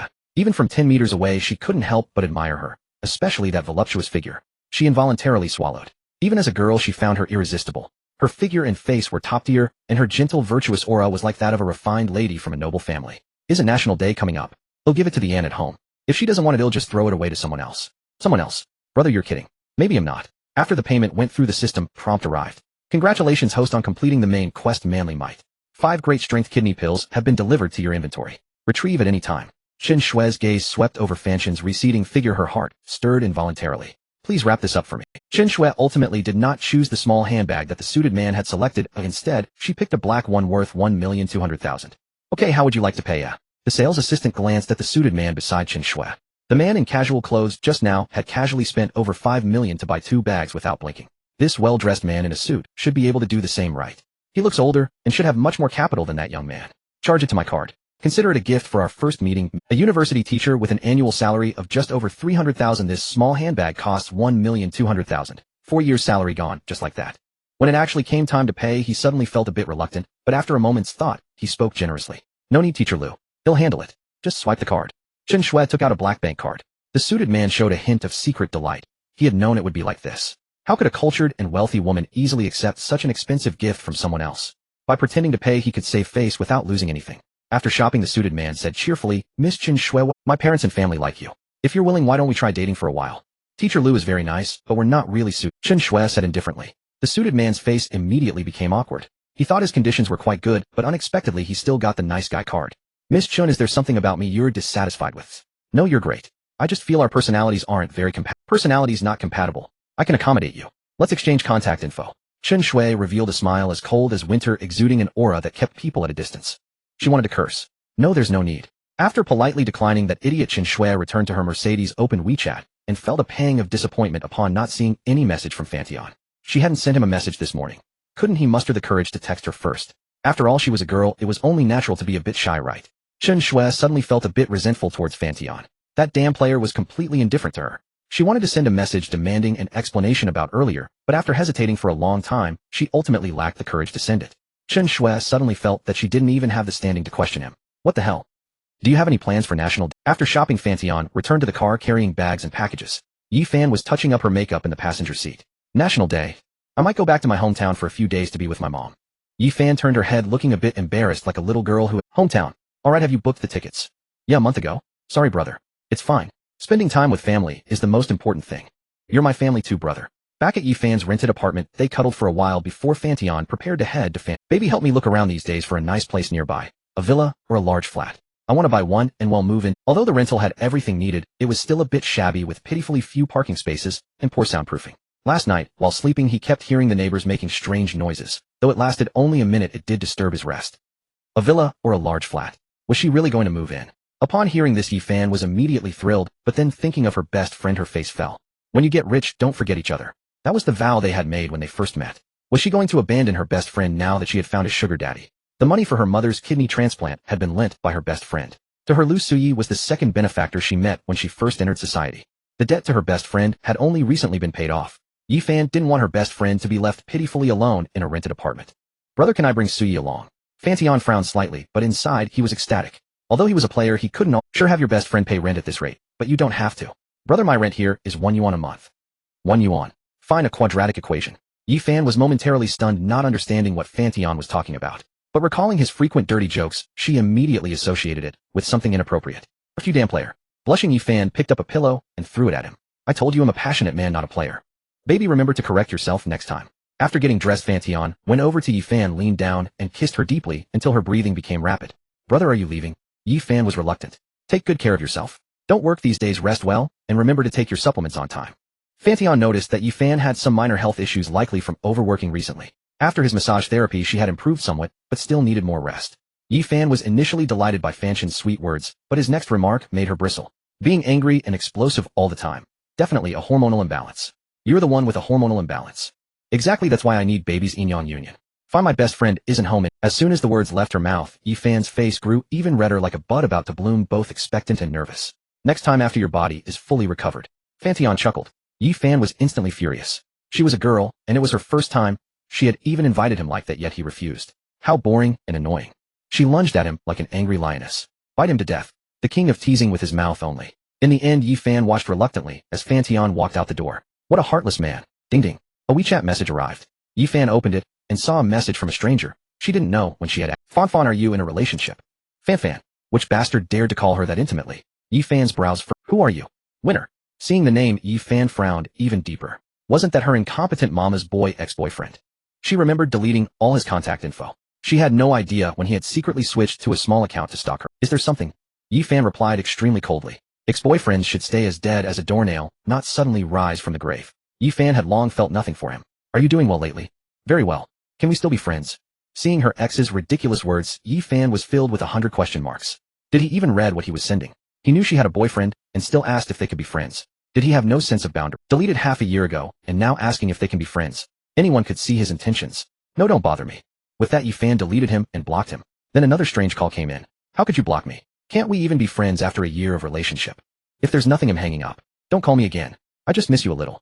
Don't even think about it, you're sick." Before he could finish, Yi Fan hung up immediately. Then another message came in. "I didn't mean to disturb you. I just wanted to see how you've been. Since you're doing well, I can rest assured. Take care of yourself. I wish you happiness for the rest of your life." Yi Fan looked at this seemingly affectionate message and was even more bewildered. Was he pretending to be devoted? Who was he performing for? Every word reeked of disgust. What a hypocritical family. Where was this earlier? Back then, when his mother scolded her harshly, calling her a supporting brother demon, he just stood by coldly without stopping or defending her, just watching. She used her own money to pay for her brother's tuition and her mother's medical treatment, yet they gossiped and belittled her at every turn. But when they started dating, she had already been upfront about her family situation. Yi Fan was very glad she had seen through this family early on, otherwise marrying into it would be terrifying. So sick. Yi Fan deleted the message without replying. Physically weak and a mama's boy listening to his mother and everything. Yi Fan felt that dating that ex-boyfriend was like having a... She could only pray that her ex wouldn't cling to her like a persistent stray. On the other side, a man lying in his room looked at a photo of a couple holding hands, a pang of bitterness welling up inside him. After breaking up with Yi Fan at his mother's urging, he dated a female teacher. He initially thought his tall and strong physique made him a hot commodity. However, after the female teacher seduced him and they slept together, her tone became incredibly cold, and she often left his messages unanswered. Winner couldn't stand the cold treatment and directly proposed a breakup, hoping to make her change her mind. But the result was that the female teacher fled without hesitation and even posted on Moments, saying that she had to bear everything alone in the end. This sudden blow made Winner angry, irritable, and completely lost his confidence. He lay in bed depressed. It wasn't until he saw Yi Fan's official relationship post on Moments that he realized he seemed to be missing the most important thing in his life. He recalled the moments he had with Yi Fan, now desperately trying to grasp at the last straw. But now even this straw seemed to be trembling. Even you want to treat me like this? Winner's face twisted. He scoured the internet for clues, trying to find the contact of Yi Fan's current boyfriend. If he could sabotage their relationship, he would have a chance. He didn't believe Yi Fan could forget the moments they shared. After breaking up with Yi Fan, he realized she was the best person he could ever meet in his life. Kind-hearted, stunningly beautiful, and with a perfect figure. How could he have listened to his mother's nonsense and broken up with her? Regret and pain had already filled his mind. Now he only wanted to win Yi Fan back. As for his mother's words, he no longer wanted to listen. He didn't want to see the look of contempt from others anymore. At least Yi Fan was pure and kind. She probably wouldn't say those things about him. Fan Tian drove his Rolls-Royce Phantom down the road with a cheerful heart. After an hour and a half, he finally arrived at Fanshu district. Driving is really tiring. Fan Tian mused whether he should hire a driver after all those big shots generally never drive. But when he saw a graceful silhouette at the entrance of the residential compound, his fatigue instantly dissipated. The beauty was wearing a black coat with her arms crossed over her chest, glancing left and right. It was the beautiful young woman Su Lulu. Wife waiting for me. Fan Tian rolled down the window and let out a whistle. Originally, Su Lulu was somewhat surprised why this Rolls-Royce Phantom had stopped in front of her, but when she saw the person inside, her wary gaze instantly softened. Husband, you changed cars again, the beautiful young woman said after getting into the passenger seat, her eyes growing brighter as she looked around, but ultimately her gaze settled on the man in the driver's seat. This was her man. Lulu, why are you wearing a long coat at this late hour?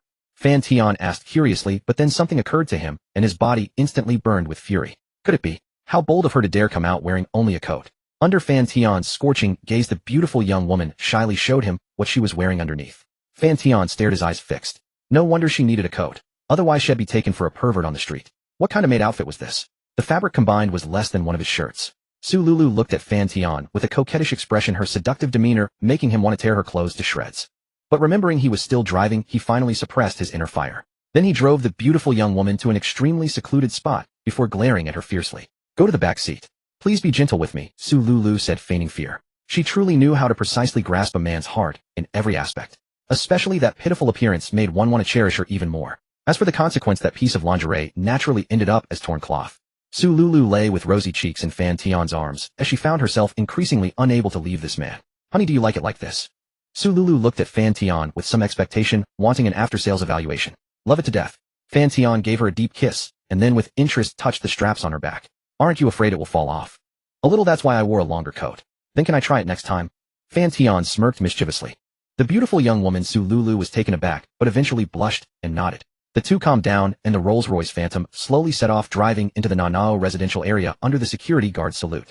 All the way, Su Lulu kept her coat tightly wrapped and followed close behind Fan Tian, afraid that pedestrians might notice something. The residents of Nanao residential area were somewhat curious, but didn't ask much, merely feeling a hint of amazement at the couple's appearance. When they reached the elevator, Su Lulu directly leaned against Fan Tian's back. Carrying a mix of nervousness and excitement, she finally arrived safely at their new home on the 10th floor. After showering, Su Lulu heated up the dishes. Lingji sea cucumber, angelica lobster, and lamb. Lulu, are you trying to overnourish me? Fan Tian looked at the table full of tonics and couldn't help laughing. Su Lulu felt a little embarrassed by his comment and could only sit quietly beside him sipping the lamb soup. Where's little Jejia? Little Jejia is with my mom today. I will pick her up tomorrow. After eating and drinking their fill, Fan Tian finally had the leisure to look around the luxuriously decorated penthouse. The European-style furniture exuded grandeur and luxury. The crystal chandeliers hung like dazzling stars overhead, and the floor was covered with a soft plush carpet. In terms of view, the penthouse on the 10th floor offered a panoramic vista of the beautiful scenery below. Su Lulu followed Fan Tian with some trepidation, as nervous as if being inspected by a boss. She hadn't expected that Fan Tian would let her buy it without even inspecting it in person. Su Lulu felt a warmth of being trusted, yet also a fear that her taste might not satisfy him. Wife has good taste. Fan Tian's words instantly lifted the weight from Su Lulu's heart. Both the security and the environment here were extremely satisfying to Fan Tian, except that the space was too large, appearing somewhat cold and lacking in liveliness. After the tour, Fan Tian reclined leisurely on the soft sofa. Seeing this, Su Lulu obediently sat beside him and began to massage him.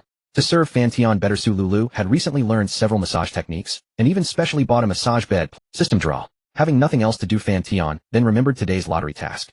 Congratulations to the host for winning a realistic inflatable doll refundable for 99 yuan. Congratulations to the host for winning a pair of lace black stockings refundable for 58 yuan. Congratulations to the host for winning a fascia gun refundable for 269 yuan. Congratulations to the host for winning a double strike consumption refund, 1 million, has been transferred to your Huaxiao account. Congratulations to the host for winning the rare secret manual Inyang art. Fan Tian was extremely curious, and then the manual flipped through his mind page after page. The contents were profoundly mysterious, not limited to matters between men and women, but also combined with the way of health preservation, which could well be called the Inyang art for longevity. The vast profundity within greatly astonished Fan Tian, and some unprecedented knowledge was fully unfolded before him. Honey, why don't you go to the room? I bought a fully functional massage bed there. Fan Tian's lips curled into a smile as he looked at the beautiful young woman beside him. Then he whispered something in her ear. Blushing and heart racing, she walked into the room and obediently laid down on the massage bed. It's time to try the effect of that pill. Fan Tian took a black pill from his pocket and swallowed it. Immediately he felt a surge of warmth rapidly spreading from his stomach, reaching certain parts. Very potent. Fan Tian nodded in satisfaction. Then he strode boldly inside. 2 hours later he carried the exhausted Su Lulu to bathe, blow-dried her hair, then lay on the bed and opened his phone to browse messages. Fan Tian, I can't leave you for the rest of my life. Occasionally the beautiful woman beside him murmured sleepily an unconscious confession that pierced straight into Fan Tian's heart. I know. Hearing this, the beautiful woman hugged Fan Tian even tighter, afraid he might escape. At midnight the system's daily tasks refreshed again, and simultaneously too. 38 million yuan entered his Huaxia account. The characters currently bound to the system are Chun Shui 30, Su Yenla 22, Zhou 195, and Yi Fan. There was still one slot open.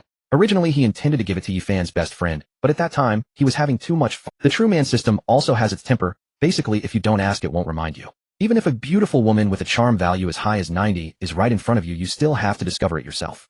Honey, I'm thirsty. The beautiful young woman murmured unintentionally, instantly drawing Fan Tian's attention. He rose and fetched a glass of warm water. Lulu has become even more beautiful. Fan Tian took a closer look, noticing that the young woman beside him had fairer and more delicate skin with a rosy glow beneath the white.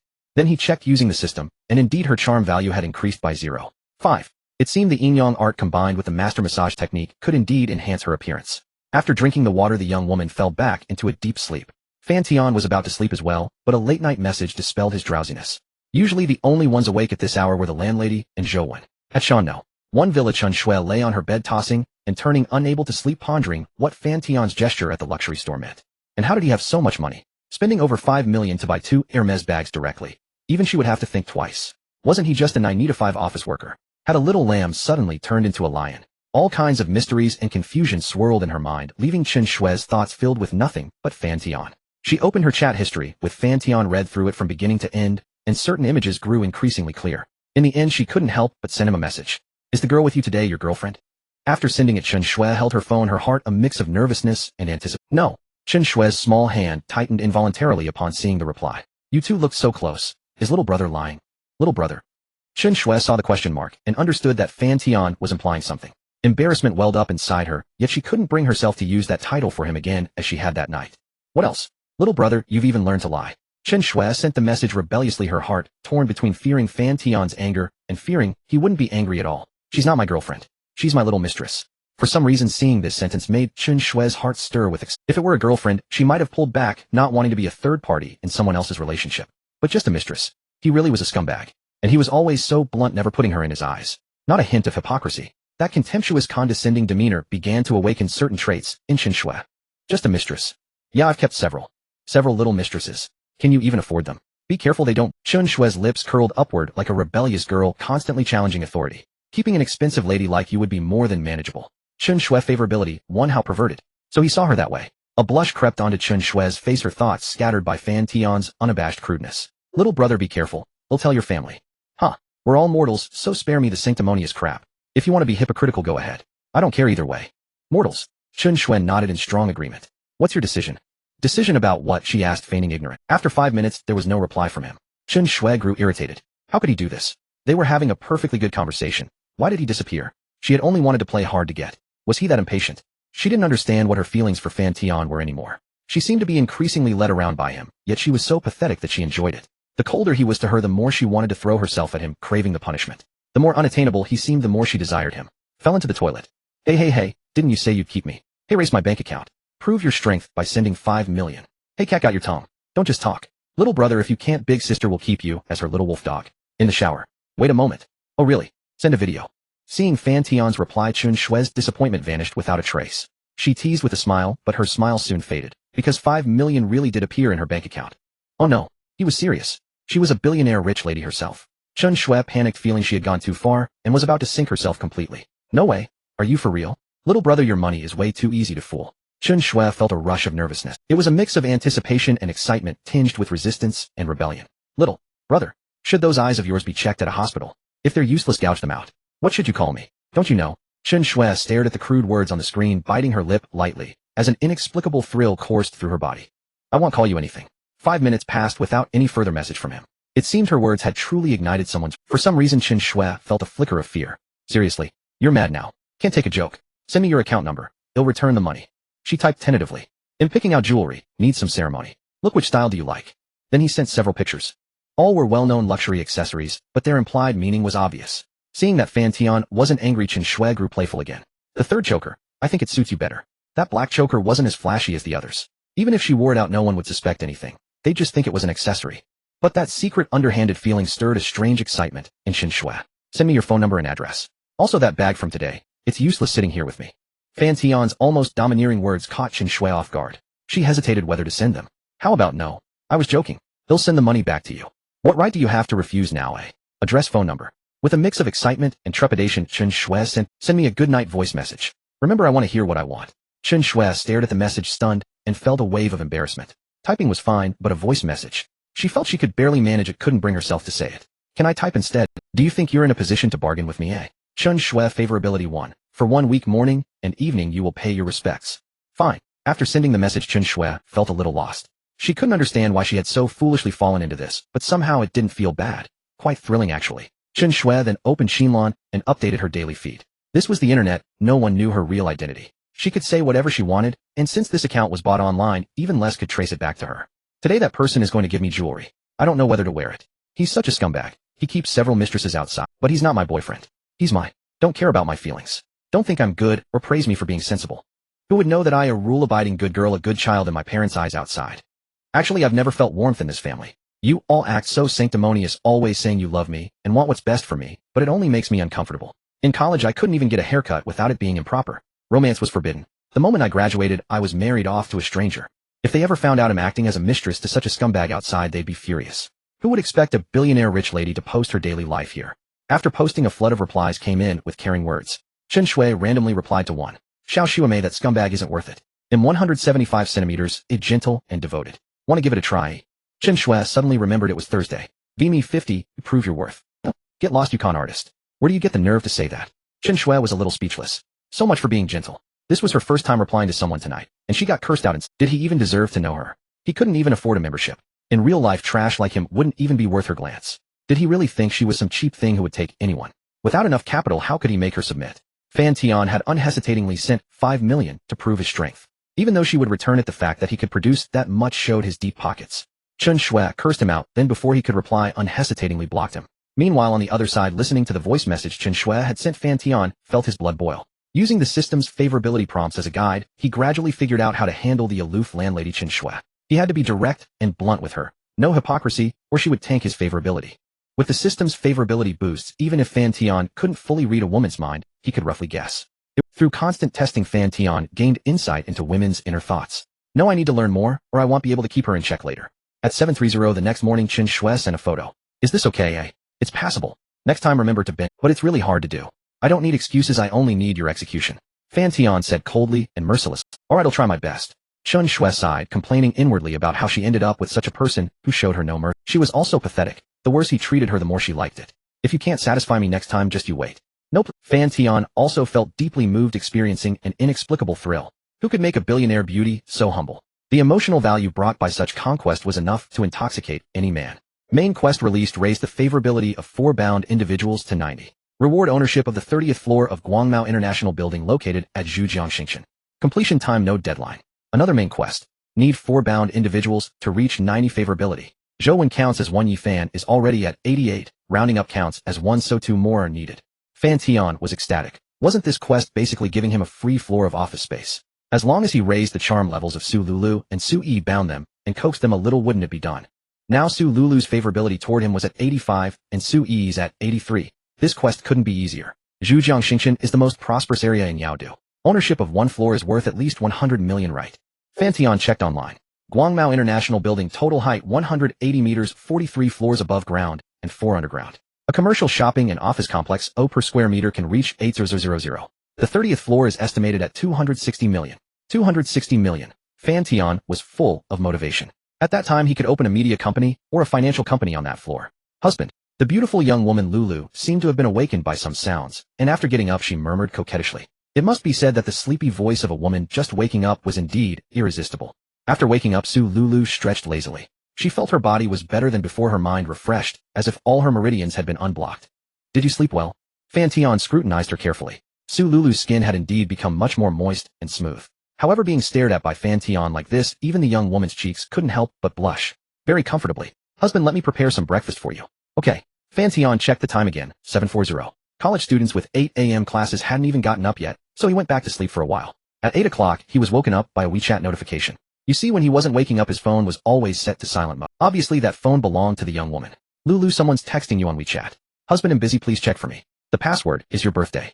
My birthday. Fan Tian was moved by this unexpected gesture. He picked up the cartoon-covered iPhone from the bedside table, entered the 6-digit password, opened WeChat, and saw that the message was from a contact labeled downstairs. Hello, I'm the tenant downstairs. Did something happen last night? I heard someone shouting. After reading the message, Fan Tian's expression turned somewhat awkward. It must have been when he was massaging Lulu and the young woman got too excited. However, theoretically this spacious flat should have good soundproofing, so it shouldn't have been heard by the downstairs neighbor, but Fan Tian quickly dismissed it from his mind. It's nothing, thanks for your concern. Oh, okay. If something really happened like rape, don't tolerate it. Rape only comes in never or repeatedly. I raped her. Fan Tian almost burst out laughing after reading the message. What's wrong, husband? The young woman walked in somewhat confused. It's the tenant downstairs saying I raped you last night. The young woman immediately caught the implication and said shyly, I didn't mean to. Although the process was agonizing, the effect was indeed good. When Lulu got up in the morning and saw herself in the mirror, she was somewhat startled. I wonder if that girl Sui can endure it. Last night was only the first course of treatment, and there are 6 more to go. That health preservation secret art. The first 4 courses are meant to activate certain acupoints, and the pressing is indeed painful, but the last 3 are pure enjoyment. Bitter first, sweet later. Fan Tian looked at his phone for a while, and saw the schedule Sui had sent him earlier showing she had classes all day today, so he didn't want to disturb her. Husband, do you want to get up and eat? They'll heat it for you. Disturbed by the downstairs neighbor, Fan Tian had lost his drowsiness, so he got up, washed up, and came out for breakfast. So abundant. Fan Tian saw the table laden with both meat and fish, and his appetite surged. You see, massage was extremely energy-consuming, and he had woken up famished this morning. He sat at the head of the table, and the young woman sat quietly beside him, nibbling on bread and milk. Lulu, how do you usually arrange your time when I'm not here? Me, I usually get up at 7 in the morning, make breakfast for Xiao Jejia, take her to kindergarten, and come back, then do about an hour of yoga. At noon, I look up some cooking methods. In the afternoon, I film and edit. In the evening, I pick up Xiao Jejia, and then watch some TV. Fan Tian had given the young woman advice back then, and he didn't expect she had actually taken it to heart. He used his super talent scout ability to check the young woman's future career path. This food blogger was indeed going to succeed. 3 years later, her followers would reach over 4 million. Let me see. Curious, Fan Tian wanted to see what kind of videos the young woman had made. Lulu blushed shyly but finally handed over her phone. A little young lady focused on food, understanding men's stomachs, making them irresistible. This bio was quite interesting. She had posted a video and each had dozens of comments. A few were for the food, but most were for the young woman's beauty. Nothing explicit, very normal attire. But Lulu's figure was too good, completely hitting men's hearts. She was really great. The content quality is decent. Lulu had obviously put in effort. The cooking steps were very detailed to the point where even a beginner could follow. Fan Tian used his own Douyin account to follow her, then returned the phone to the young woman. Husband, can I follow your Douyin? The young woman's Douyin account was new with no followers at all. Sure, Fan Tian said with a smile. It wasn't a big deal. At most, those netizens would speculate about their relationship. Receiving Fan Tian's consent, the young woman showed a hint of joy and then tapped follow with her small hand. She knew this might cause some fans to leave, but she didn't care at all about those with ulterior motives. Becoming this Douyin blogger was entirely because of Fan Tian's suggestion, plus just to pass the time. They'll pick up little Jejia tonight. Without her here, it feels a bit cold. They'll go down later and buy some toys for her to play with. Alright, what else would you like for lunch, honey? I'm ordering some dishes. After a hearty meal, Fan Tian embraced the beautiful young woman as they reclined on the sofa. His right hand naturally wandered to its familiar place, and she had long grown accustomed to this posture. What a rogue. The beautiful young woman's gaze grew hazy, her body involuntarily pressing closer to Fan Tian. Yet Fan Tian remained oblivious to her subtle movements, his mind occupied with how to spend today's 10 million. Should he buy another car, invest in stocks, or fund some other venture? Fan Tian had no clear direction. No need to cook lunch, let's eat out. Alright honey, what do you fancy? I remember there's a highly rated Sichuan restaurant downstairs. Good, let's go for Sichuan. He had an odd obsession. He couldn't handle spice, yet he craved it, always ending up drenched in sweat. Ding. A WeChat notification sounded. Fan Tian opened it, his eyes lighting up as memories of university flooded. It was a group of 4 named Eat, Drink, Gamble, and Women, his dorm mates from all 4 years of college. After graduation, they scattered. One returned to Modu, another to Chuandu, and one remained with him in Yaodu for work. Calling Fan Tian, calling Song, calling Huangjingi. I'm on a business trip in Yaodu. Anyone free tonight? Let's meet at Rainbow Bar near the university. My treat. Calling. Luo Zheng kept sending messages. Ha, if you bastard are coming, your grandpa must show face. Song, nicknamed Gambler, was the first to reply. Among the 4 in-game, Song, lost the most, hence the moniker. Fan Tian was naturally the womanizer, as he was the only one among the 4 to have a girlfriend in college, making the other 3 green with envy. I'm near the university area right now. Count me in, Fan Tian replied. So jealous. I'm stuck in Modu, bricklaying, wiping my tears from afar. Huangjingi far away cried with envy. The 4 of them were gathering with only him missing. We'll meet one day, Huangjingi. Still can't drink any alcohol. Song, comforted. No can do. The alcoholic never touched a drop. 1 sip and head collapse. The first time the 4 drank together, Huangjingi gave them a fright. Just a little liquor turned his face ashen, and they had to rush him. It was then Huangjingi discovered he was allergic to alcohol. Fan Tian actually shows up. How've you been? Work going well? Found a girlfriend yet? Luo Zheng asked. Work's fine. Now I've got a beauty in my arms. No way. Unless the beauty says a word, I won't believe it. Bring her out tonight, and let us see. Song scoffed in envy. At 26, he was still a virgin, barely ever having touched a girl's hand. Final, bring her. Fan Tian pondered whether to bring Su Yi or the beautiful young woman. But he hadn't seen Su Yi in a while, and her constant messages exuded longing. It was time to meet. Bringing both was out of the question. His brothers would be insanely jealous. Haha, among the 4 of us, Song is the only one still single, right? The alcoholic got hitched a year ago. Heard he has a kid now. Huangjingi. Fat chance. The kid's due in a month. Then he'll be even busier. Alright, stop this discussion. I'm a lonely bachelor here. If you have anyone to introduce, I'm all ears. Song said, 8 o'clock tonight at Rainbow Bar. I've booked a booth. Okay, they'll be there on time. A faint smile curled on Fan Tian's lips. Back then, he and these brothers skipped classes together, played games in the dorm until dawn, and even shared websites and resources, enjoying each other's company to the fullest. But after graduation, they rarely met. Even Song, who worked in the same city as Fan Tian, only crossed paths about once a year due to work or other reasons. Now everyone was busy making a living with little time for anything else. Fan Tian sighed, but quickly snapped back to the present. He opened his phone and clicked on the chat with Su Yi. Are you free tonight? Within seconds a reply came. Yes. Are you coming over here? I'm meeting my old college dorm mates at Rainbow Bar tonight. Would you like to join me? Sure, but would I embarrass you? Embarrass? You're gorgeous and have a killer figure. You'll make me look good. Just wear that outfit from last time. He'll pick you up at the university gate around 7:30. Okay. In the ethics class, Su Yi's excitement was so evident that Zhou, when beside her, was stunned. Sister Yi, what's up? Something happened. My mom is coming over. I might not be back tonight. Your mom's coming. Zhou looked at Su Yi with sympathy. Her roommate's sister had a tough life. Her father died young, and her mother remarried. For her, a visit from her mother was a huge blessing. Zhou just hoped he would never meet another scumbag like Luo Dongqing and live happily ever after. But tonight he'll be alone in the dorm. Zhou realized that Su Yinla had also taken leave for racing training. Su Yi wouldn't be back, and another roommate, who rented an apartment with her boyfriend, was often absent. The entire dorm would be just her tonight. The thought made her thrilled. Su Yi felt a bit awkward, unsure whether to come clean with Zhou since her invitation came from Zhou's brother. But since Fan Tian hadn't arranged anything, Su Yi chose to keep quiet, nurturing her selfish desire to be alone with Fan Tian. Sorry, Wen. Oh, it's no big deal. Being alone suits me just fine. I can leave the lights on and game all night. If you game all night, what would your brother say? Su Yi asked with a strange expression. He's not around. And that little bastard used to game even crazier than me back in the day, Zhou said nonchalantly. But what if your brother logs into the game tonight and finds you online? He'd be mad. When you'd better go to bed early. True, that little devil pops up out of nowhere. Su Yi felt secretly pleased that she had persuaded Zhou. After all, if Fan Tian ever asked about Zhou, she would report truthfully, as she instinctively didn't want to deceive him about anything. After class this afternoon, I have to hurry back to the dorm to shower, apply a face mask, and do my makeup. 2 hours. I wonder if ITLL be enough. Su Yi planned to dress up beautifully for Fan Tian, even scrolling through their chat history to check if he had mentioned any requests she might have forgotten. Only after ensuring everything was perfect did Su Yi let out a sigh of relief. After finishing lunch with the beautiful young woman, Fan Tian strolled through the large supermarket in Nanao community for a while before it reached 1 o'clock in the afternoon. The weather is scorching. Lulu, is there a swimming pool nearby? Fan Tian glanced at the high temperature warning on his phone and felt reluctant even to step outside. Although Nanao community was shaded by lush trees, the ground temperature remained high. Moreover, with a stunning woman by his side, he did not want Su Lulu to become a darkened beauty. What Fan Tian cherished most was Su Lulu's fair and rosy skin, especially during their intimate moments, when her face flushed as gently as a fully ripe peach. He was unabashedly shallow. Honey, do you want to swim? I recall there's a swimming pool on the second basement floor. Let's go check it out. Lulu, can you swim? Yes, I learned a while ago. Alright then, teach me, Lulu. Fan Tian felt somewhat resigned. He truly wasn't proficient, having never learned properly. When playing, he could only hold his breath and thrash about underwater. Lulu was rather surprised. She hadn't expected that Fan Tian, who was even skilled in massage techniques, couldn't master something as simple as swimming. Wasn't it something anyone with feet could do? The thought made her chuckle softly. What are you laughing at, Lulu? If you don't teach me well, I'll give you a full body massage like last night, when we have time. Lulu's face instantly contorted with hesitation. Alright honey, I'll do my best. Her tone was sincere, but inwardly she resolved to do the opposite. She longed for the punishment from last night. After all, it truly had health and beautifying benefits.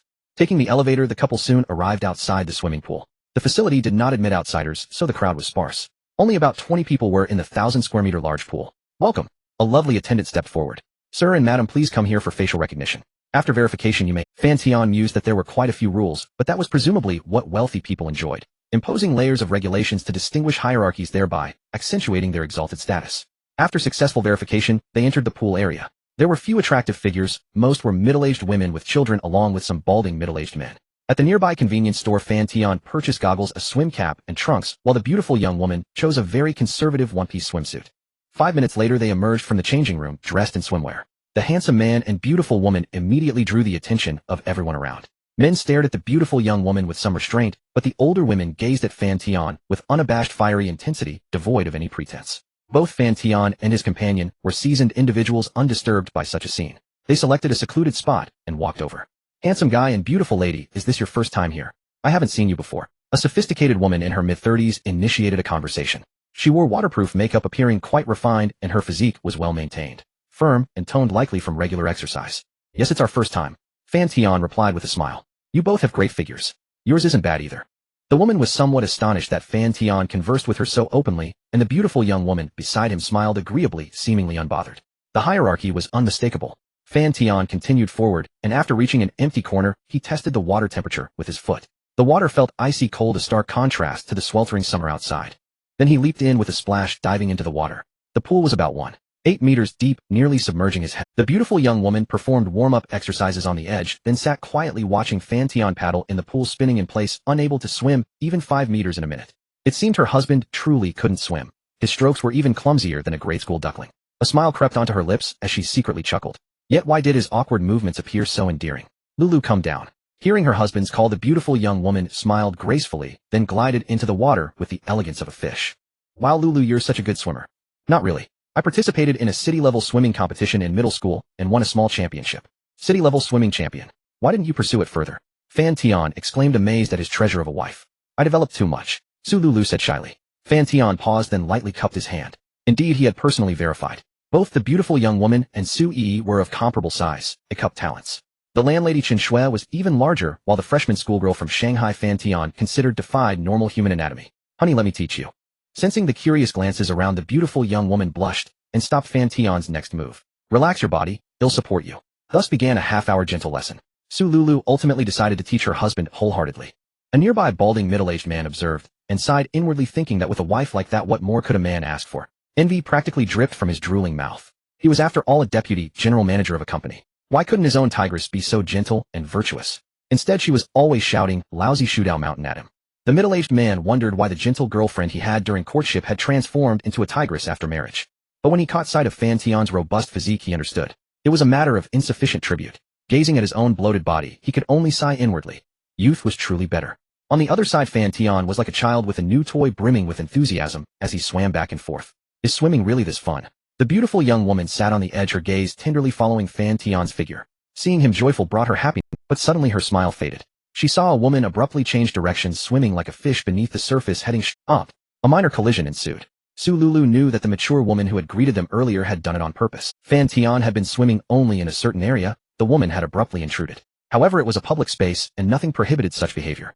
Reluctantly, the beautiful young woman dove in and helped her husband support the woman to the edge. Are you all right? Should we take you to the medical room? Fan Tian said apologetically. He had been swimming underwater and had no idea how he had collided with a soft body. It's fine, just a little pain in my chest from the impact. He'll rest on a chair for a while. Handsome, it wasn't your fault. Oh, I was careless. The woman reassured him, which only made Fan Tian feel more embarrassed. A lifeguard approached to check on them, and after seeing that the woman was not seriously hurt, exchanged a few polite words before returning to his post. That big flirt did it on purpose, the beautiful young woman thought with feigned concern but inward annoyance. All right, please rest well. If you feel any discomfort, let me know. He'll be nearby. Handsome, could I get your contact info? Fan Tian looked to Su Lulu as his phone was currently in her possession. A subtle smile crept onto the beautiful young woman's lips as she gently retrieved Fan Tian's phone from a waterproof pack. With such a minor mishap, Fan Tian had little inclination to continue, so he hastily wrapped things up. I'm truly sorry, handsome young man, for spoiling your fun. If you have time next time, I'd love to invite you both to my swimming pool for a good time. How about that? The mature woman had already changed into her everyday clothes, her face beaming with a sweet smile. Her slightly sheer white sportswear accentuated her voluptuous figure to perfection, and the addition of a translucent mesh jacket added an enchanting hazy allure. She seemed quite open-minded, and indeed she was. Her intimate encounter count reached 752, the highest Fan Tian had ever seen. To be honest, he once wondered if this mature woman had worked in a certain red light district in her younger days. How else could she be so outrageous? Not at all, it was my fault for bumping into you. Next time I'm free, I'll treat you to a meal, Fan Tian replied, maintaining his polite smile. After a few more courteous exchanges, they parted ways at the entrance of the swimming pool. Quite the skilled one, Fan Tian chuckled softly as he watched the mature woman walk away. Beside him, Su Lulu, whose heart was somewhat troubled, caught his words, and a flicker of light shone in her bright eyes. What, Lulu, you think a man can't tell sincerity from tactics? But men enjoy these little games, so they pretend not to notice. Not at all, my clever husband would never fail to see through it, the beautiful young wife said with a radiant smile. In truth, she wasn't overly concerned. Her only fear was that Fan Tian might be cheated out of his money. From the very beginning, the beautiful young wife understood her place only by being utterly compliant and never causing trouble could she stay by his side longer.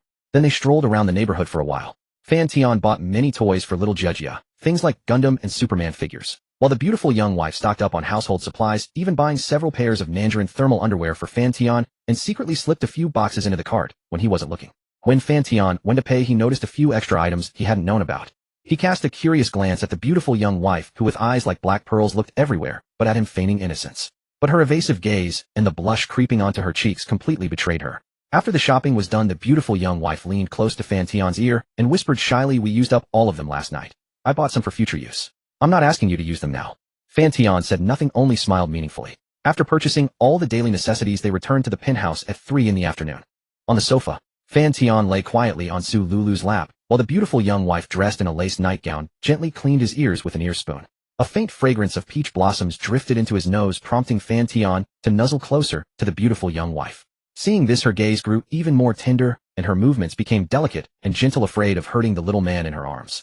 Lulu, let's go pick up little Jejia together later. By the way, do you have a car? I'll get you one. I have a Honda Civic for daily use. What a crappy Civic. I'll buy you something else. Maserati, Porsche, Audi A8, or Bentley. Which do you like? Su Lulu felt a warmth in her heart. She didn't really care about luxury cars, but receiving a gift from Fan Tian naturally made her happy. Honey, if possible, get me a Mercedes. It's more comfortable, she said after a moment's thought, choosing a luxury car for its superior comfort. Perhaps in the future, when Fan Tian needed her to drive him to business meetings or to pick up the children, comfort would be paramount. Do you have a salesperson's number? Call and ask if they have a Maybach S680 in stock. We'll go pick it up tomorrow. Yes, honey, I'll call later. Honey, turn over, let me clean the other ear. Fan Tian turned, pressing even closer, and a richer fragrance of peach blossoms filled his nostrils. Then followed another leisurely hour and a half of ear cleaning. Su Lulu tidied up the torn lace nightgown and cleaned the stains, then changed into everyday clothes and emerged from the room. She leaned against the doorframe, gently rubbing her sore thighs with her small hands. This little troublemaker. How could he not be more gentle with her? But who could blame him? He was her beloved little scoundrel, and she would let him do whatever he wanted with her body. Su Lulu cast a tender gaze at Fan Tian, who was waiting by the door. Feeling okay? Maybe I'll go pick her up alone, Fan Tian said with a smile. No, let's go together. Su Lulu smiled and took Fan Tian's hand as they stepped into the elevator. Honey, what is it, Lulu? Sometimes when I say wait a moment, it doesn't necessarily mean you have to stop. The beautiful young wife, her face flushed, whispered softly in Fan Tian's ear. Fan Tian frowned at first, then smiled meaningfully. He understood. At the Chunhuan kindergarten, a Rolls-Royce Phantom was parked by the roadside. Fan Tian, dressed in a black casual outfit, walked hand in hand with Su Lulu, who wore a red long-sleeved dress, waiting at the kindergarten gate. The handsome man and the beautiful woman drew the covert gazes of countless parents. Isn't that little Jejia's mother? The man beside her must be Jejia's father. Looks very young, some women whispered curiously. They didn't know the situation, so naturally they assumed Fan Tian was Jejia's father. Lulu, is this your husband? Yes, I'm her husband, Fan Tian answered with a smile. Hearing Fan Tian's sincere answer, even if only verbal, Su Lulu felt as if honey had melted in her heart, seeping sweetly through her entire soul. As a mistress, she believed she should be utterly submissive, but deep down she longed for Fan Tian's recognition. As time passed, a young and beautiful kindergarten teacher let a neatly dressed little girl out. Mommy. Little Jejia trotted over to Su Lulu's feet, looking at the man beside her with some excitement. Come here, little Jejia, give me a hug. Fan Tian bent down, and little Jejia happily threw herself into his arms like a little sparrow. Did you have fun today, little handsome uncle? Someone stole my toy today. Really? Next time he does, just hit him. Okay. Little Jejia said in a milky voice. The beautiful young wife overheard this, felt a jolt in her heart, and shot him a helpless glance. Fan Tian carried little Jejia with one arm, and held the beautiful young wife's hand with the other, walking under the envious eyes of the crowd toward the Rolls-Royce Phantom, parked by the roadside. Handsome uncle, is this toy for me? Little Jejia spotted a unicorn plushie twice her size on the back seat, her eyes curving into crescent moons. Of course. Uncle bought lots for you at home. Thank you, handsome uncle. Su Lulu cast a tender glance at Fan Tian in the driver's seat. She felt that Fan Tian's affection for little Jejia even surpassed that for herself. He would surely be a devoted, daughter-doting father. Little Jejia clung to the unicorn toy, rubbing against it over and over. Sit still, little Jejia. Time to go home. The Chunhuan kindergarten was only about 10 minutes away from the Nanao neighborhood. Along the way, little Jejia was very excited, clutching the big plushie and looking around. Has little Jejia never been to our new home? Not yet. The beautiful young wife had been afraid that little Jejia would make a mess in the new home and leave a bad impression on Fan Tian, so she hadn't brought her here. Alright. After getting out of the car, Fan Tian carried little Jejia, while the big plushie was naturally carried by the beautiful young wife, Su Lulu. As the elevator ascended, little Jejia stepped into the grand palace-like house with a face full of excitement. The worry Su Lulu had harbored never materialized. Little Jejia had been taught well by Su Lulu. Though excited, her cheeks flushed red, she restrained herself and sat still, not daring to move, only looking around with her big sparkling eyes. Little Jejia, this is your room. Come take a look. Hearing Fan Tian's words, little Jejia dashed over on her little legs. Seeing the bed piled high with stuffed toys, she broke into a brilliant smile, her eyes curving into crescent moons, letting out a joyful cry. Uncle, hug. Little Jejia extended her small jade-like hands. Fan Tian was warmed by the sight, picked her up, and placed her on the bed. Little Jejia looked at her mother standing at the door, then at the uncle, who could make her happy, and finally spoke in a soft, milky voice. Uncle, can you be my daddy? She asked with hopeful eyes. Though the beautiful young wife had only mentioned it once in front of her, little Jejia had remembered it firmly. Because all the other kids in kindergarten had daddies who loved them, but she didn't. And every time her mother talked about Fan Tian, she smiled, often discussing him with Jejia. With such anticipation already in her heart, and having felt Fan Tian's affection, little Jejia blurted it out. The beautiful young wife standing at the door also felt a hint of nervousness, her soft, boneless fingers unconsciously pinching the hem of her pants. Of course, little Jejia, you're so good and so cute. The beautiful young wife watched this heartwarming scene, tears glistening in the corners of her eyes. That day she shed tears twice. In the living room, the beautiful young wife accompanied little Jejia in watching Paw Patrol, while Fan Tian wore a pink scarf and busied himself in the kitchen. There was no helping it. The beautiful young wife had no intention of letting Fan Tian into the kitchen, so naturally she hadn't prepared a scarf for him. Thus Fan Tian had no choice but to wear hers. Not bad, he said, tasting the saltiness with a spoon. It had been 6 months since he last entered a kitchen, and his cooking skills had declined considerably, but 3 dishes and a soup were still well within his grasp. The beautiful young wife kept coming over to ask if he needed help, but after Fan Tian strictly forbade it, she had no choice but to pout and accompany their daughter in the living room watching cartoons. How could Fan Tian allow anyone else to take credit when he was personally cooking? As if, did he need help? These 3 dishes and a soup were his specialty. Even that glutton Zhou Wen licked the bowl clean, and his father praised him for inheriting the Fan family's culinary skills, wanting to pass on the position of head chef to him. Of course, Fan Tian declined the head chef role. Cooking occasionally was fine. Alright, come eat, he called out, and the big and little figures in the living room came trotting over. Sweet and sour pork, stir-fried pork with garlic shoots, scrambled eggs with tomatoes, and a slow-cooked, nourishing soup. Fan Tian ladled out a bowl of chicken soup for each of them and placed it before them. Try it, the temperature is just right. Fan Tian looked at them expectantly. Daddy, the soup is delicious, little Jejia said, proving her liking with actions. Honey, how did you do it? I feel this chicken soup isn't greasy at all, Su Lulu said with some surprise. This sugar daddy she had found. What other skills did he possess that she didn't know about? He could cook, was handsome, made money, and even had all sorts of bizarre knowledge that kept her entertained in ways she had never heard of. He'll teach you later. Fan Tian felt a bit proud. The dishes he could cook were not many, but he strived to make each one the best. After half an hour of dining, Fan Tian finished his meal and went to freshen up. When he came out, the kitchen had already been cleaned spotlessly by the beautiful young wife. Little Jejia was playing with an educational jigsaw puzzle in the living room, while the beautiful young wife tidied up the master bedroom. Lulu, let's hire a maid to come regularly in the future. The 280 square meter flat was indeed a bit troublesome to clean. No need, honey, I like cleaning, the beautiful young wife said with a gentle smile. This was her new home, with Fan Tian and their daughter, and she loved to arrange it exactly as she wished. Whether it was cleaning or buying furniture and decorating, she preferred to do it all herself. How did I end up with such a virtuous little sweetheart? Fan Tian walked over and gave her a deep hug. Instantly, a faint, elegant fragrance filled his nostrils. Perhaps because the beautiful young wife was slightly perspiring, that elegant scent was stronger than usual, making Fan Tian even more captivated. Su Lulu felt the warmth behind her and stopped wiping, turning around shyly. Honey, what's wrong? My college roommate is coming over to hang out tonight. You stay home with little Jejia and don't wait up for me. Okay, honey, just have fun. He'll be at home with Jejia. If you need anything, just tell me, Su Lulu said gently. Fan Tian sighed inwardly at her gentleness and obedience. Alright, Lulu, wait for me at home. And next time don't shout. Hearing this, the beautiful young wife's already fair and rosy face flushed crimson like drunkenness, and she dared not meet Fan Tian's gaze, but in the end she nodded shyly. Can't help it. Lulu smells so good. Fan Tian felt himself growing more perverse, but he had heard that the more perverse the play, the better the relationship between lovers. He wondered if that was true. Jejia, I'm going out to make money now. You listen to mommy at home. Fan Tian said, gently crouching beside little Jejia. Okay, it'll be good. Little Jejia said reluctantly, her small lips beginning to pout, looking very aggrieved, but she still nodded. Little Jejia had been well raised by the beautiful young wife, so Fan Tian had no worries. Sensing something, he turned his head and saw the beautiful young wife also come out of the room, seeing him off warmly. Finally, out of little Jejia's sight, they kissed deeply for a minute at the door. The beautiful young wife straightened his clothes and then handed him a box. Take care, honey.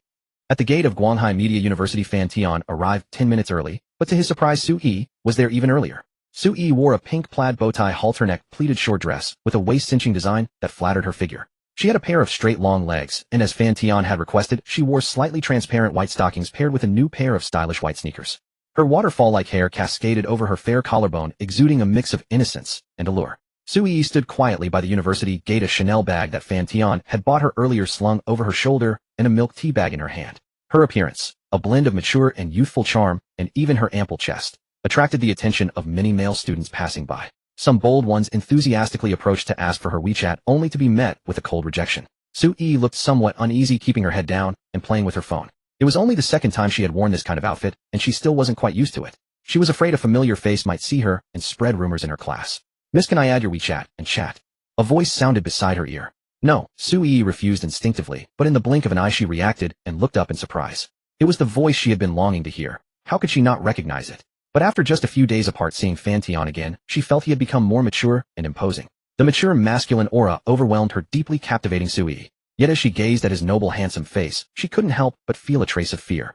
In front of ordinary people she could act naturally, but before Fan Tian, she couldn't help feeling a sense of inferiority. I didn't expect that after just a few days you wouldn't even recognize my voice, Fan Tian said with a smirk, his eyes playfully fixed on Su Yi. I didn't. Su Yi suddenly felt a panic, nervously pinching her fair thigh without thinking. So easily flustered. Fan Tian didn't dare to keep joking, or else this well-behaved girl might actually burst into tears. How long have you been standing here? 20 minutes, Su Yi replied nervously. Fan Tian frowned. That meant she had arrived half an hour ago. Fan Tian felt that Su Yi in some aspects was even more patient than the beautiful young wife, and was more eager to please him than he had imagined. Come on, let's go rest in my car first. Fan Tian took the milk tea bag from Su Yi and led her toward the roadside. Su Yi kept her head down, watching Fan Tian's heels following behind him like a marionette. In front of others, she always maintained a gentle demeanor, but before Fan Tian, she was as obedient as a well-petted kitten.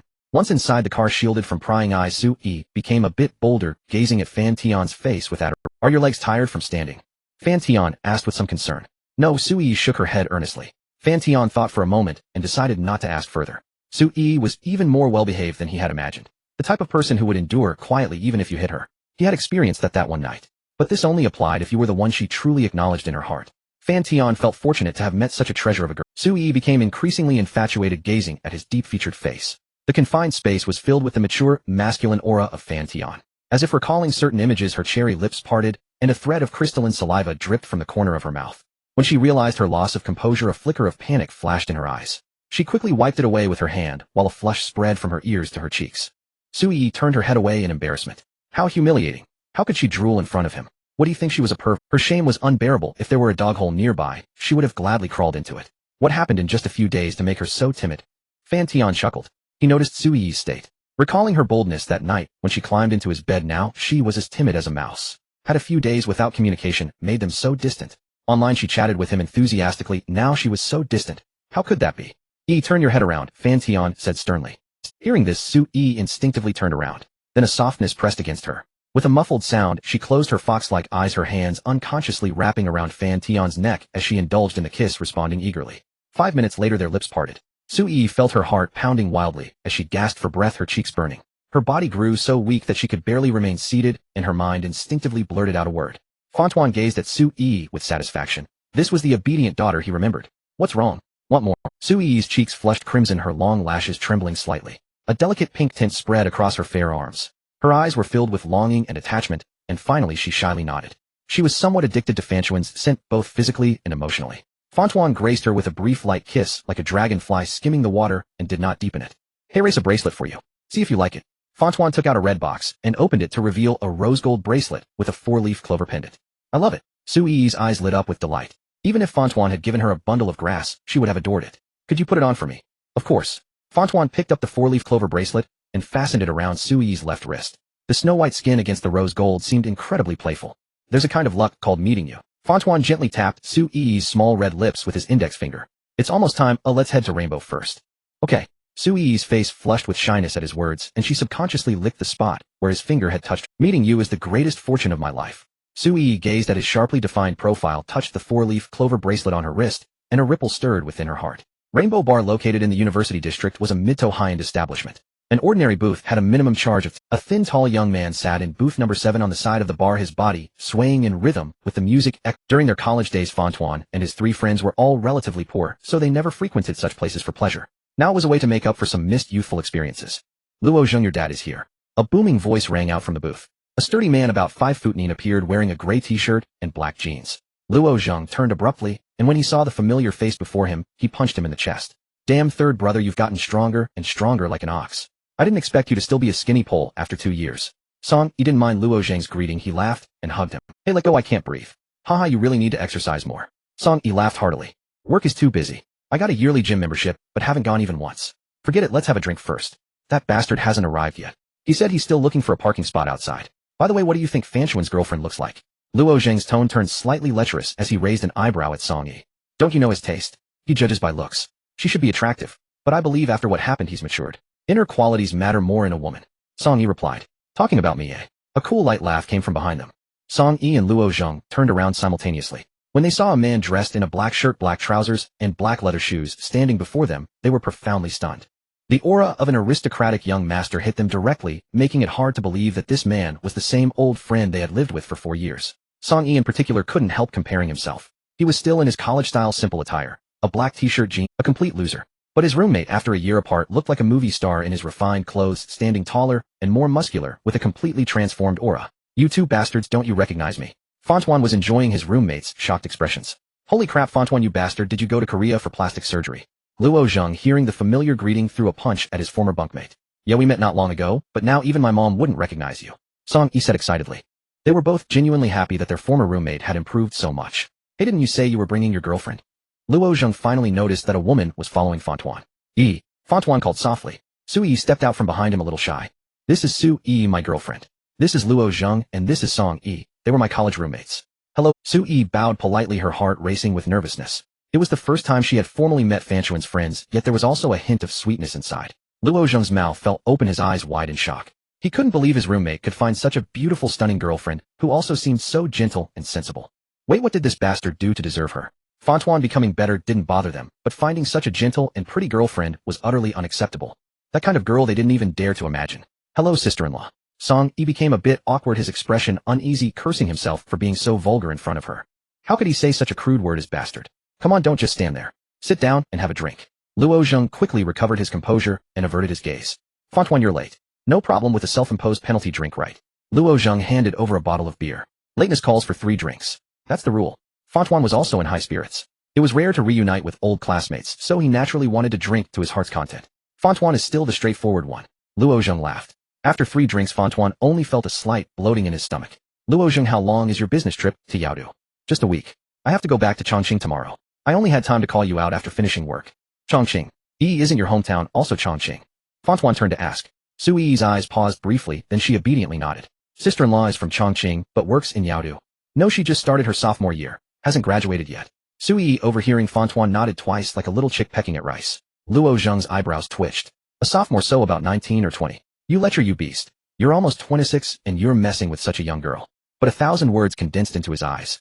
Luo Zheng could only secretly envy and finally replied, you're something. Anyway, he wasn't capable of landing such an elite partner. These days campus beauties are all cunning, you can't even touch their hand without spending tens of thousands. Luo Zheng knew his limits. He was a simple man, and such girls were beyond his reach. Haha, not bad. Want to play a game? Song Yi, what about you? Luo Zheng patted Song Yi, who was sitting beside him. Sure, bring it on.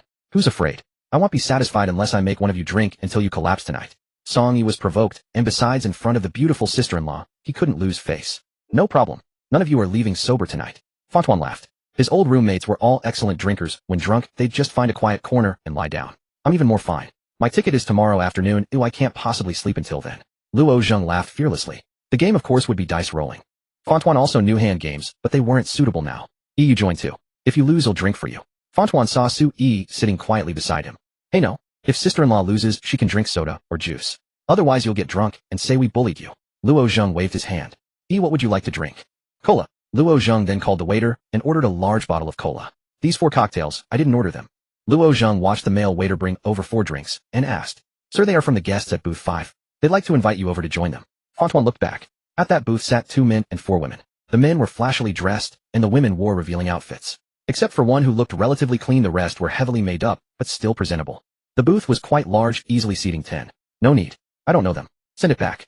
Luo Zheng refused without hesitation. Those people's flashy clothes clearly weren't their type. Send it back. Song Yi also declined. It was rare for old classmates to meet and catch up. He had no desire for outsiders to interfere. All right. The male waiter looked a bit embarrassed. Forget them. Let's keep playing. But soon the male waiter returned with a bottle of champagne, his expression somewhat uneasy. What now? Luo Zheng frowned slightly. That guest sent a bottle of Black Ace complimentary for you. He only asks that this lady come over to say hello. If the first gesture was friendly, the second was clearly a provocation. No need, send it back to him and don't bring it again. Luo Zheng's expression also soured. He knew this was already bordering on provocation. If it had been during his college days, he would have charged over and given him a couple of punches. But age had tempered him. He recalled the time when the 4 of them were out having fun and faced similar provocation. Back then Fan Tian and Song Yi had rushed forward immediately with him and another roommate following closely behind. For against 8, they had beaten the opposition so badly they fled in panic. But now it was easier to just let it slide. The male waiter was also somewhat apologetic, but the customer had tipped generously, 500 each time, worth the risk. Besides, he was just delivering drinks, he hadn't offended anyone. Booth no. 5. Fucking 8800 bottle of Ace of Spades, and they won't even come over for a drink. They think they're too good for us. A clearly intoxicated man slammed the table, startling everyone nearby. Brother Zhang, you've had too much. His companion sighed helplessly, trying to reason with him. This companion knew that once Brother Zhang got drunk, his impulses took over. What are you afraid of? Cursing isn't a crime. Coming to a bar, they act all high and mighty. Ungrateful bastards. What are you looking at? I'm talking about you. What the hell is wrong with booth no. 7. Pretending to be virtuous, my ass. What are you staring at? Come over and hit me if you dare. The man called Brother Zhang stood up and roared, clearly ready to start a fight at any moment. The people around frowned, caught in the crossfire of Brother Zhang's loud mouth, but no one wanted to step in and lecture him. The man was obviously drunk. There was no need to invite trouble. And since he wasn't targeting them personally, they preferred to avoid trouble. Some even watched booth no. 7 with a look of amusement, anticipating a show. If someone provoked me like that, I'd have slapped him twice already. Those 3 sure can take it, but it's a waste having such a gorgeous one. What the hell? Does he really think all my muscle is for show? That scumbag. Song Yi stood up angrily. If Fan Tian hadn't held him back, he would have grabbed a bottle and charged over. There are other ways to vent, Fan Tian said, also angered, but maintaining his composure. Song Yi, it's not worth it. He's just drunk. Getting into a fight means ending up at the police station. Luo Zheng patted Song Yi's shoulder and offered a resigned comfort. Is this bar's management dead? With all this commotion, no one's come out. After letting off steam with his rant, Zhang Heng felt immensely relieved. Come on, let's keep drinking. Tonight you're sticking with your big brother. Zhang Heng sat down with a smug expression, then lecherously pulled the flashily dressed girl beside him into a close embrace. The girl was only a bit older than Su Yi, but faced with Zhang Heng, who had just thrown his weight around, she couldn't help feeling intimidated, forcing a smile to appease him. There was no helping it. Though he had a terrible temper, he was indeed generous with money, spending tens of thousands on a single night. We're terribly sorry. That guest was drunk, and we failed to handle it in time. This bottle of champagne and fruit platter are our apology. Please accept our sincere apologies. A male manager in a suit came out, his attitude extremely earnest. Zhang Heng was a regular at the Rainbow Hotel, spending tens of thousands each time, so the bar didn't want to offend such a customer. In business, profit comes first. For the bar, when 2 guests clashed, they only mediated and avoided taking sides unless the stakes were high enough. Forget it. It's business, and you have to deal with guests like that. We understand. Luo Zheng said with a helpless sigh. Damn it, I really want to go over there and knock that bastard around. Song Yi grumbled, still fuming. I'm so sorry, really. The male manager continued to express his apologies. What's your most expensive package? Fan Tian asked from the side. The manager's heart skipped a beat. Was he about to? In truth, the manager was most wary of Fan Tian, who sat quietly. His attire and the familiar luxury watch on his wrist marked him as someone extraordinary. It's the Divine Dragon set, priced at 88,880. The manager replied nervously. On a normal day, a customer ordering the Divine Dragon set would delight him, but in this tense atmosphere, he was both uneasy and excited. The experienced manager could foresee what was about to unfold. Fan Tian, let it go. Don't get carried away, Luo Zheng sighed in the end. Don't worry, I'll handle this. Manager, give me 4 sets here and send 4 bottles to booth no. 5. Tell those 4 ladies over there to come and have a drink with us. Fan Tian's gaze was cold and fixed on the manager. This. The manager hesitated at first, but soon his face lit up with excitement. 4 sets in one night. That was over 350,000. Even Crow, who had been coming here for a long time, had only spent 300,000. It was worth the manager's decision. Just asking them over. How hard could it be? Of course, boss. He'll arrange it right away, and the show will be to your satisfaction. The manager said fawningly. The customer had become a boss. That's the reality. Holy crap, Fan Tian 4 Divine Dragon sets. You're dropping 350,000 in one night. What a waste. Song Yi could barely contain his excitement, exclaiming in a low voice after the manager left. I'm asking you, when that piece of trash sees his own 4 ladies come over to toast you, won't that feel amazing? Amazing. That's beyond amazing, Fan Tian. Song Yi's face flushed with excitement at the thought. Even the always composed Huang Zheng couldn't help clenching his fists. This was the life a man should live. After being ground down by society for so many years, finally, he could breathe. Su Yi stared intently at the man beside her. Her small fair hand tightened on Fan Tian's sleeve, her enchanting fox-like eyes revealing a gaze of ever-deepening infatuation, like spring water, and her red lips parted slightly unconsciously. Her man was so handsome. One wave after another. Then the bar's MC started delivering blessings. Okay, a big thank you to Boss Fan from booth No. 7. Boss Song, Boss Huang, and Miss Su for the 4 grand Divine Dragon sets. On behalf of the entire staff, we welcome you, and wish you a fantastic time at Rainbow. Enjoy yourselves, and don't leave until you're drunk. Then came a procession of bikini-clad girls and male waiters holding bottles of ace of spades and placards. The dynamic beat the full-screen announcement, the bikini beauties carrying the liquor. The spectacle was fully orchestrated. The eyes of every guest in the bar turned toward them, envious, jealous, excited. Some girls were already eager to come over and strike up a conversation. That was the charm of the Divine Dragon set. It was all about face and premium service. As for whether the ace of spades tasted good, who cared about that? Men come to the bar not to drink, but to make others drink. Boss, if you need any other service, just say the word. The manager smirked obsequiously. Fan Tian returned a playful smile. They say money makes the world go round. He wanted to test that. Do you have any staff here who are good at cursing? Find me 3. He'll pay each 100,000. Go over there and cuss him out until he leaves. The manager's eyes lit up completely. Cursing. He was a pro. 100,000 an hour. He'd quit after that. Fearless. Boss, consider it done. The manager excitedly called 3 of his friends. Fan Tian transferred the money without hesitation. The 3 were skeptical at first, but the moment the money arrived, they suddenly had a look of martyr-like resolve. Their eyes as steadfast as if joining the party. Boss, we guarantee to complete the mission. At booth No. 5. What's so great about them? Zhang Heng watched the splendor at booth No. 7, his face turning an ugly shade as if he had swallowed a dead rat. The Divine Dragon said. He himself had only ever ordered one. His companions also felt helpless. Clearly Zhang Heng had finally met his match. Given his temper, it was only a matter of time, and they just hoped he'd learn his lesson. Big dog, do you have any money on you? Lend me 200,000. Screw, the Divine Dragon said. I'll order 5 of them. Crow gritted his teeth. I just bought a Mercedes last month. Where would I have spare cash? His companion Big Dog sneered inwardly and made up an excuse to refuse. Lending money was easy, but getting it back was hard. They were just fair-weather friends who mooched off each other. How could he lend anything? If Crow didn't have money, Big Dog wouldn't even go out with him. And now Crow was asking for a loan. Dream on. A verbal agreement for 200,000. Even 10,000 would make Big Dog think twice. What if Crow reneged when he sobered up? Zhang Heng was stunned. He hadn't expected to be refused so bluntly. He felt everyone was looking at him like an idiot, which only fueled his rage. Then the waiter brought over 4 bottles of ace of spades. Hello, sir, madam.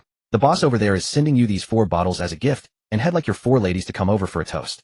The 4 girls brightened up. Coming out to party was about finding a big shot, wasn't it? And that side seemed much more substantial than this volatile, short-fused man. Damn it. Zhang Heng's face turned red with fury. He had sent over 1 bottle, and now they'd sent back 4. 1 versus 4. And they wanted his female companions to go over for a toast. Wasn't that blatant provocation? Wasn't it obvious they were looking down on him? He'll fucking kill them. Zhang Heng roared, smashing his glass on the floor. But worse was yet to come. 3 burly men stood behind him. Before he could vent, they started hurling insults at his mother. Zhang Heng, what the hell are you throwing a tantrum for? Look at that shifty-eyed face of his. How does he even dare go out? If I look like that, I'd find a rope and hang myself. What are you looking at? Hit me if you dare, you coward. They'll sue you for everything you've got. What the? Zhang Heng was furious. Being cursed like this to his face was unbearable, but 2 of the 3 were built like oxen.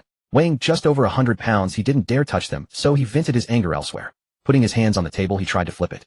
It barely budged. Seeing this, the 3 staffers cursed even more enthusiastically. Haha, look at this weakling. Can't even manage that. Go back home and suckle your mommy. Come out and try to act tough when you're grown. Zhang Heng, you don't even have a dick down there, do you? Thailand welcomes you. The 3 grew more excited with each insult, spitting everywhere. They were getting paid and could vent all their pent-up negativity. How could they pass up such an opportunity? As for revenge afterwards, who cared? Everyone had their connections. Brother, I'm sorry, please stop cursing, okay? Zhang Heng felt like dying.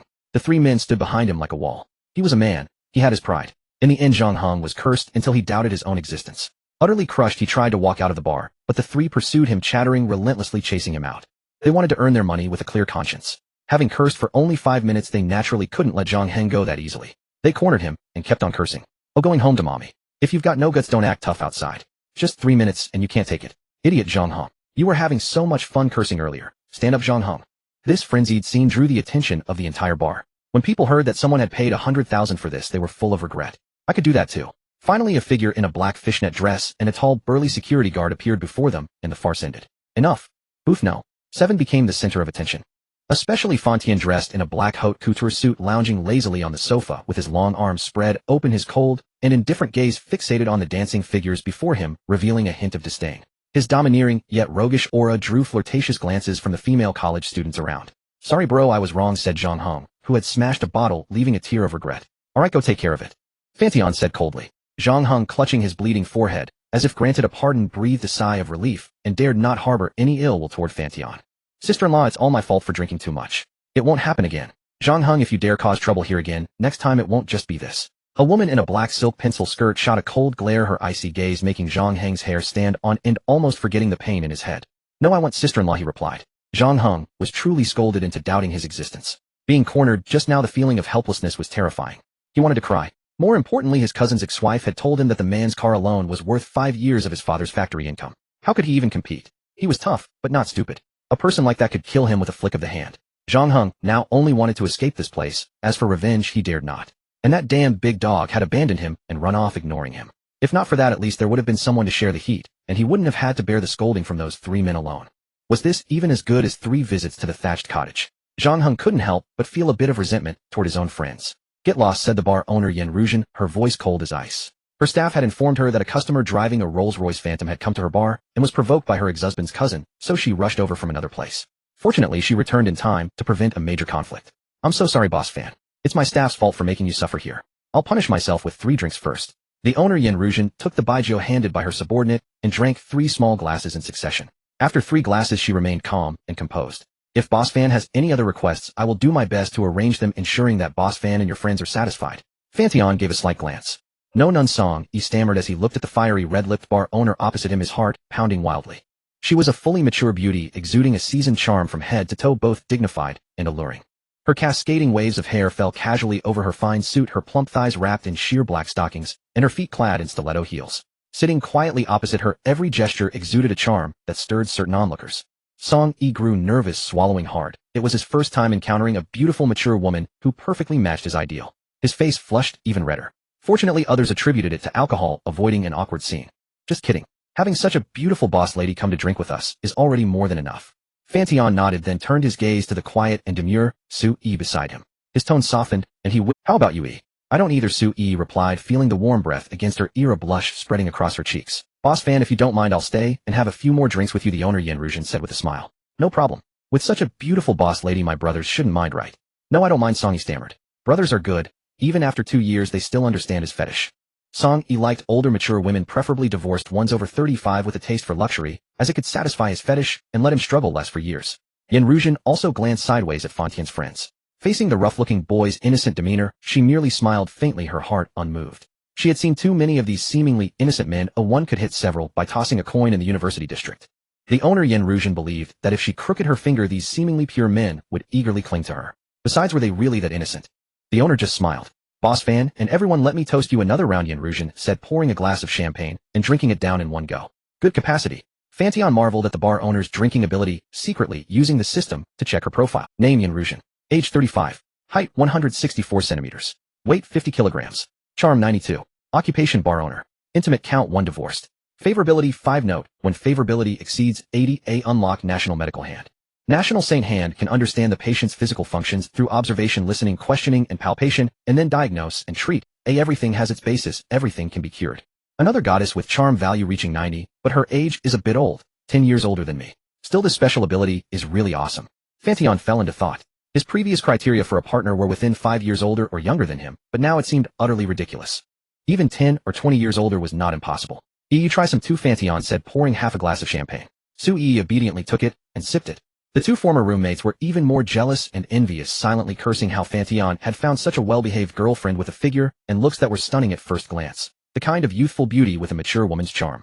They had seen Su Yi's behavior tonight, as she was too obedient. Whatever Fan Tian gave, she ate. Her gaze was almost exclusively fixed on him, as if glued. Even when the bikini dancer performed in front of Fan Tian, she showed no jealousy or tantrums. How did he deserve this? How did he manage to make a campus belle-level beauty so obedient? Could he have hired her with money?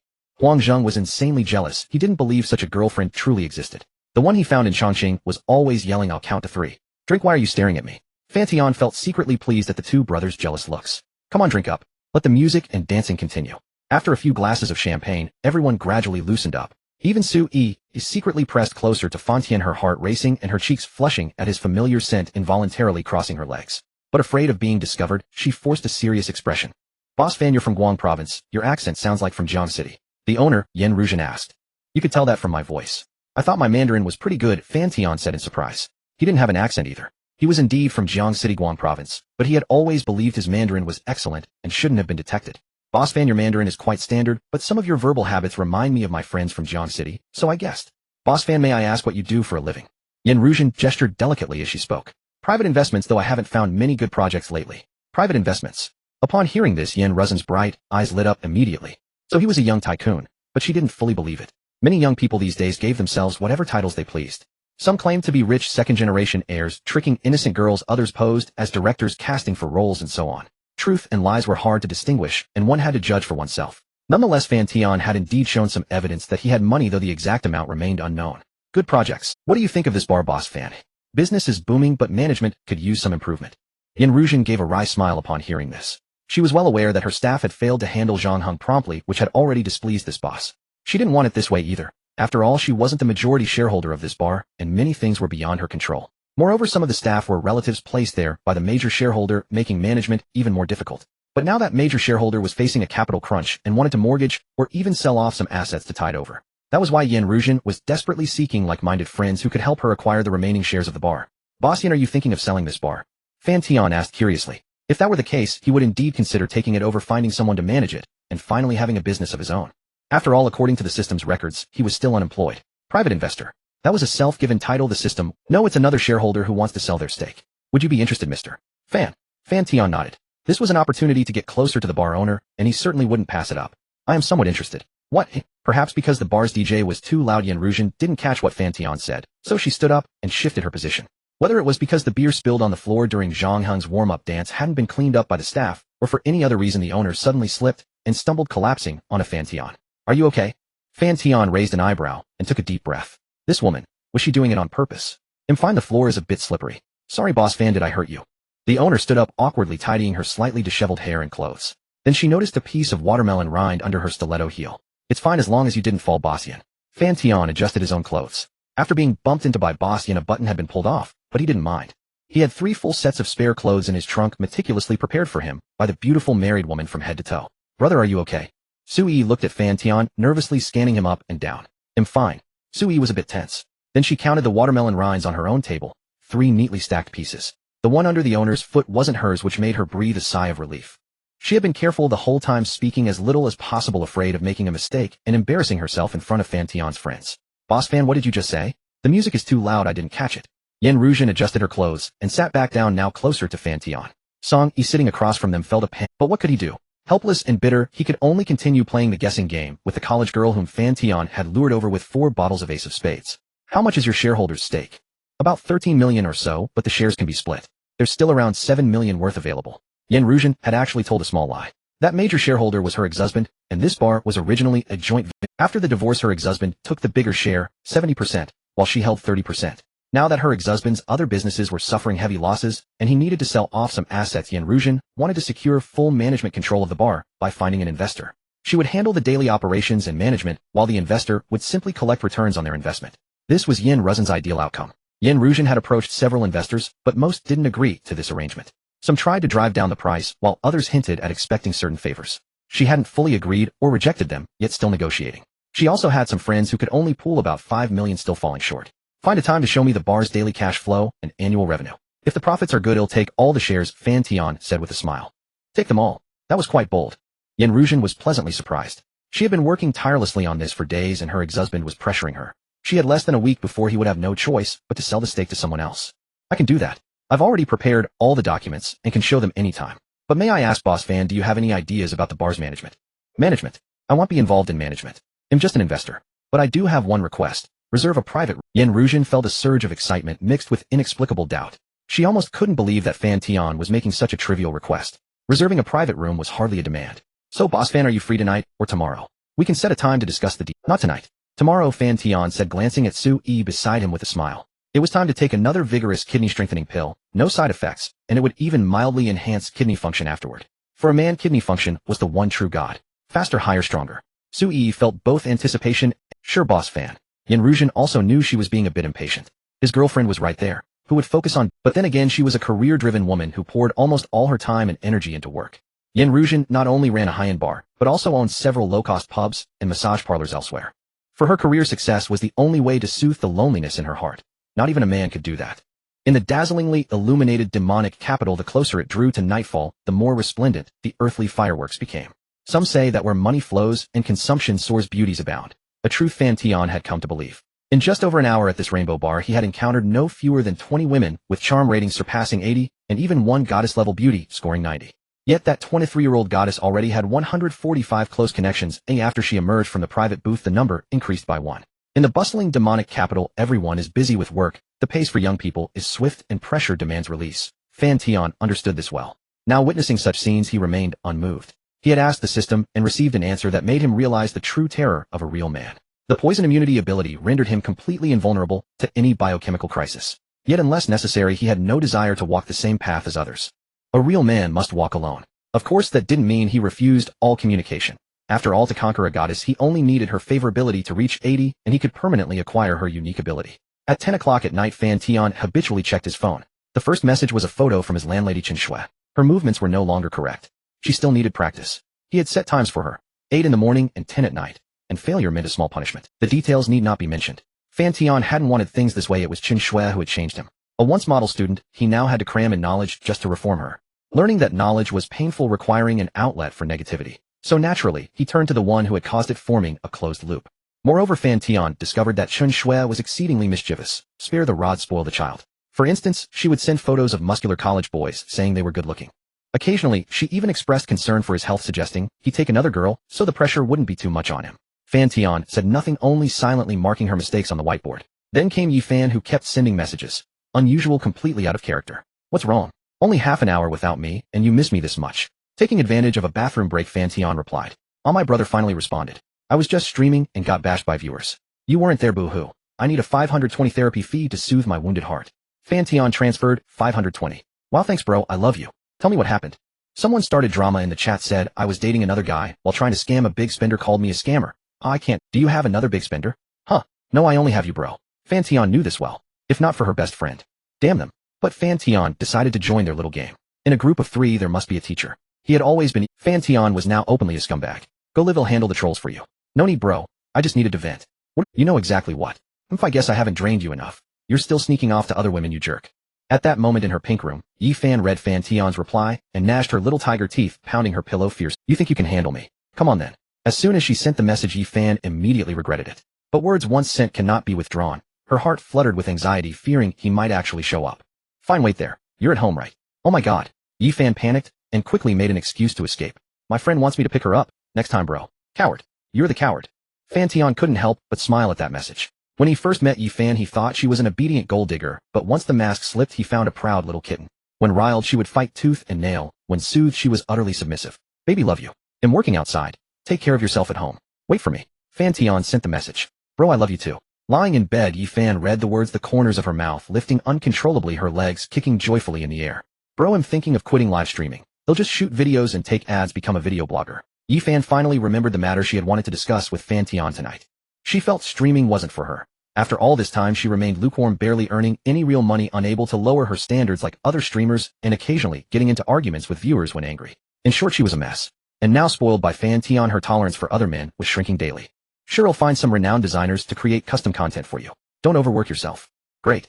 Oh brother, hey, raise today's earnings. Add 2 massage sessions for me, total 15. Yi Fan transferred. Fan Tian couldn't help but laugh. But this shouldn't include the 520 head just given her, right? Alright, I'll add them for you. If you need a session, sister, please make a reservation in advance. Fan Tian noticed that although Yi Fan was younger, she loved being called sister. Bro, you're so obedient. Sister. Then Yi Fan sent a photo of her legs in black thigh-high stockings, lace trimming draped over her fair thighs. Baby, stop. I'm trying to keep celibacy. Fan Tian replied insincerely. What? Oh my god, I didn't mean to send that. Mortified, Yi Fan buried her face in the blanket, vowing never to take straightened photos again. Too embarrassing. I'm going to sleep. Good night, bro. Yi Fan finally sent a message and ended the humiliating scene. Fan Tian was baffled. She didn't mean to. Oh well, this silly girl has thin skin. He sighed regretfully and prepared to end his bathroom excursion. His legs had gone numb from squatting too long. But then another message came through. You little brat, you're at Rainbow Bar in University Town and didn't call me. Zhou sent a string of question marks. How does this little dumb dog know? Hey, how did you know I was at Rainbow Bar? Fan Tian adjusted his clothes as he walked out of the restroom. When he saw Zhou walk in and sit down beside Sui, he was momentarily stunned. Holy crap, did he just drag her here? This was Fan Tian's first time at a bar. There was no way he had brought Zhou here. Bro, what's going on? Why is Sister E here? Zhou expression turned extremely mischievous as she watched Fan Tian return from the restroom, a thrill of catching him red-handed in her eyes. Sui sat on the sofa at a loss, her gaze panicked as she sought help from Fan Tian. She had no idea how Zhou had managed to track them down while Fan Tian was in the restroom. She should have gone to the restroom with Fan Tian earlier. First tell me how you found out, Fan Tian said as he walked over, calming himself and giving Sui a reassuring look. I saw a post on the campus forum saying that a handsome guy at Rainbow Bar had ordered 4 sets of Divine Dragon drinks, made a man strip and dance in front of him, and even smashed a bottle over his head. Zhou handed over her phone. In the forum post, only a side profile of Fan Tian was visible, and with the dim lighting no one unfamiliar with him would recognize him. Sui was on the other side and wasn't captured in the photo. Bro, do you like men? Zhou asked curiously. He actually enjoyed watching a man dance. No way. Could it be that after suffering heartbreak, even his preferences had changed? But then what was Sui doing here? Weren't they supposed to be meeting her mother? Why was she here? On the other side of the sofa, a somewhat drunk former roommate looked on with envy. How had another campus beauty shown up and the two seemed to know each other, whispering about something? Could it be a Tufferon? This former roommate was having way too much fun. Girls change so much in a few years. When Fan Tian had his graduation photo taken, Zhou and his family had come to see him off, but back then she was a high school senior, dressed and styled in a more innocent way. No one could recognize her now. Like men, my ass, Fan Tian said in exasperation. This is my sister Zhou. You should have seen her at my graduation. Hearing Fan Tian's explanation, the two friends withdrew their jealous and shocked expressions. No wonder she looked so familiar. It's Wen. Long time no see, Luo Zhang said with an awkward smile, not about to admit he hadn't recognized her. Long time no see, Zhou replied politely, then turned her interrogating gaze back to Fan Tian. He still hadn't answered her question. Why was Sui here? Could it be? Zhou thought of a possibility. The most likely. No wonder Sister E had been glued to her phone lately, occasionally chuckling to herself. She had thought Sui had gotten back together with that jerk, but it turned out she had been snatched up by her own brother. Zhou sifted through her memories, becoming more alarmed as she recalled that when they left the hotel and returned to school, Sister E they thought it was just the aftermath of the breakup, but now it seemed otherwise. Damn, when had this started? How had they managed to pull something off right under their noses without anyone noticing? Had this little punk turned into such a player after getting rich? And would he take responsibility for Sister E? Would he marry her, or was it just a fling? What about her other roommate, Su Yenla? She seemed to get along even better with Fan Tian. Had she also been swept off her feet? Zhou seemed to have uncovered something terrifying, her expression growing more complicated as she looked at Fan Tian beside her with disbelief. Bro, you're playing this big. Does your dad know? Finally, Zhou leaned close to Fan Tian's ear and whispered, did you Fan Tian raised an eyebrow. Don't ask what you shouldn't, he shot back with a glare. Fine, Zhou replied, already knowing the answer. She secretly sent Sui a message on her phone, a mischievous grin spreading across her face. Hello, future sister-in-law. Sui nervously picked up her phone and saw the message, her shyness deepening. She didn't dare look at Zhou, nor did she reply. The shame of betraying her roommate was too much to put into words. After a few more rounds of drinking, Fan Tian saw that everyone had had their fill. Song Yi was completely smitten by the bar owner's beauty and was already unconscious, so Fan Tian decided it was time to leave. Miss Yin will be going now. Alright, Mr. Fan, next time you come just give me a heads up, and he'll have everything arranged for you. Yen Ruzhen said with a tipsy smile, steadying herself with the help of a female waitress. We need to go. After paying the bill, Fan Tian and Luo Zhang helped support Song Yi and headed outside. Song Yi had drunk too much that night, trying to show off his masculine charm in front of Yen Ruzhen, and was now rambling incoherently. Miss Yen, let's keep drinking. Step on me. Fan Tian and Luo Zhang exchanged helpless glances. Anyone with half a brain could see that Yen Ruzhen wasn't interested in Song Yi. She had only occasionally glanced at him, giving him the illusion that she liked him. Song Yi did have one advantage. He had decent muscles, the sturdy, well-built type. For some experienced older women, such a muscular physique might be appealing. But Yen Ruzhen didn't seem to be that type. Her eyes held no appreciation for male beauty. The three men walked ahead, while Zhou and Sui followed arm in arm, whispering to each other. When did you two start? You kept it from me all this time. On my birthday. Sui felt a bit flustered facing Zhou. She instinctively didn't want to offend her potential sister-in-law, and besides they were roommates who had always been close. Except for some extremely personal questions, Sui answered almost everything. That day? Then what? Did my brother bully you? No, your brother is very nice. Did you sleep together? Fan Tian caught wind of the conversation and turned back, shooting a death glare at Zhou. Seeing this, Zhou playfully stuck out her tongue. Fan Tian, I'll take care of Song Yi. You two go ahead and handle your business. We won't interrupt your romantic evening, Luo Zhang said with a knowing wink, taking Song Yi off his hands. He had drunk quite a bit tonight, but for him it was just a drop in the bucket. Alright, text me when you get to the hotel. Luo Zheng nodded and hailed a rideshare heading for a nearby hotel. One when ill take. No, I don't have class tomorrow morning. I'm not going back. If you force me, you'll tell mom that you brought me to a bar. Fan Tian was, although they had lived under the same roof for years, his relationship with his stepmother was still somewhat distant. And it was that very distance that made him hesitate. If it were his biological mother, he wouldn't have bothered. Fan Tian glanced at Su Yi, who shyly nodded. Fine, let's go. Fan Tian was quite helpless. When he called the hotel's reservation number, he found that the presidential suite was already taken. Bro, I want to sleep with Sister Yi tonight, Zhou Wen said with a mischievous grin. Got it. Fan Tian instinctively booked 2 deluxe double rooms. Boss, is that a Rolls-Royce Phantom? A man in his 40s who had arrived on an electric scooter stopped in shock when he saw the legendary luxury car. Holy crap. If he scratched it, even a little, he wouldn't be able to afford the repair for the rest of his life. Boss, you better call someone else. I don't dare drive it. It's fine if there's any scratch or accident, I won't make you pay. It's not about paying. Look, my hands are shaking. You really should call someone else. I'm so sorry, boss. Fan Tian had no choice but to ask the beautiful young woman for the number of a professional luxury car chauffeur service. She used to be a hotel concierge, so naturally she had the contact. Honey, do you want me to come over? The beautiful woman sent a concerned message. No need, just take good care of little Jejio at home.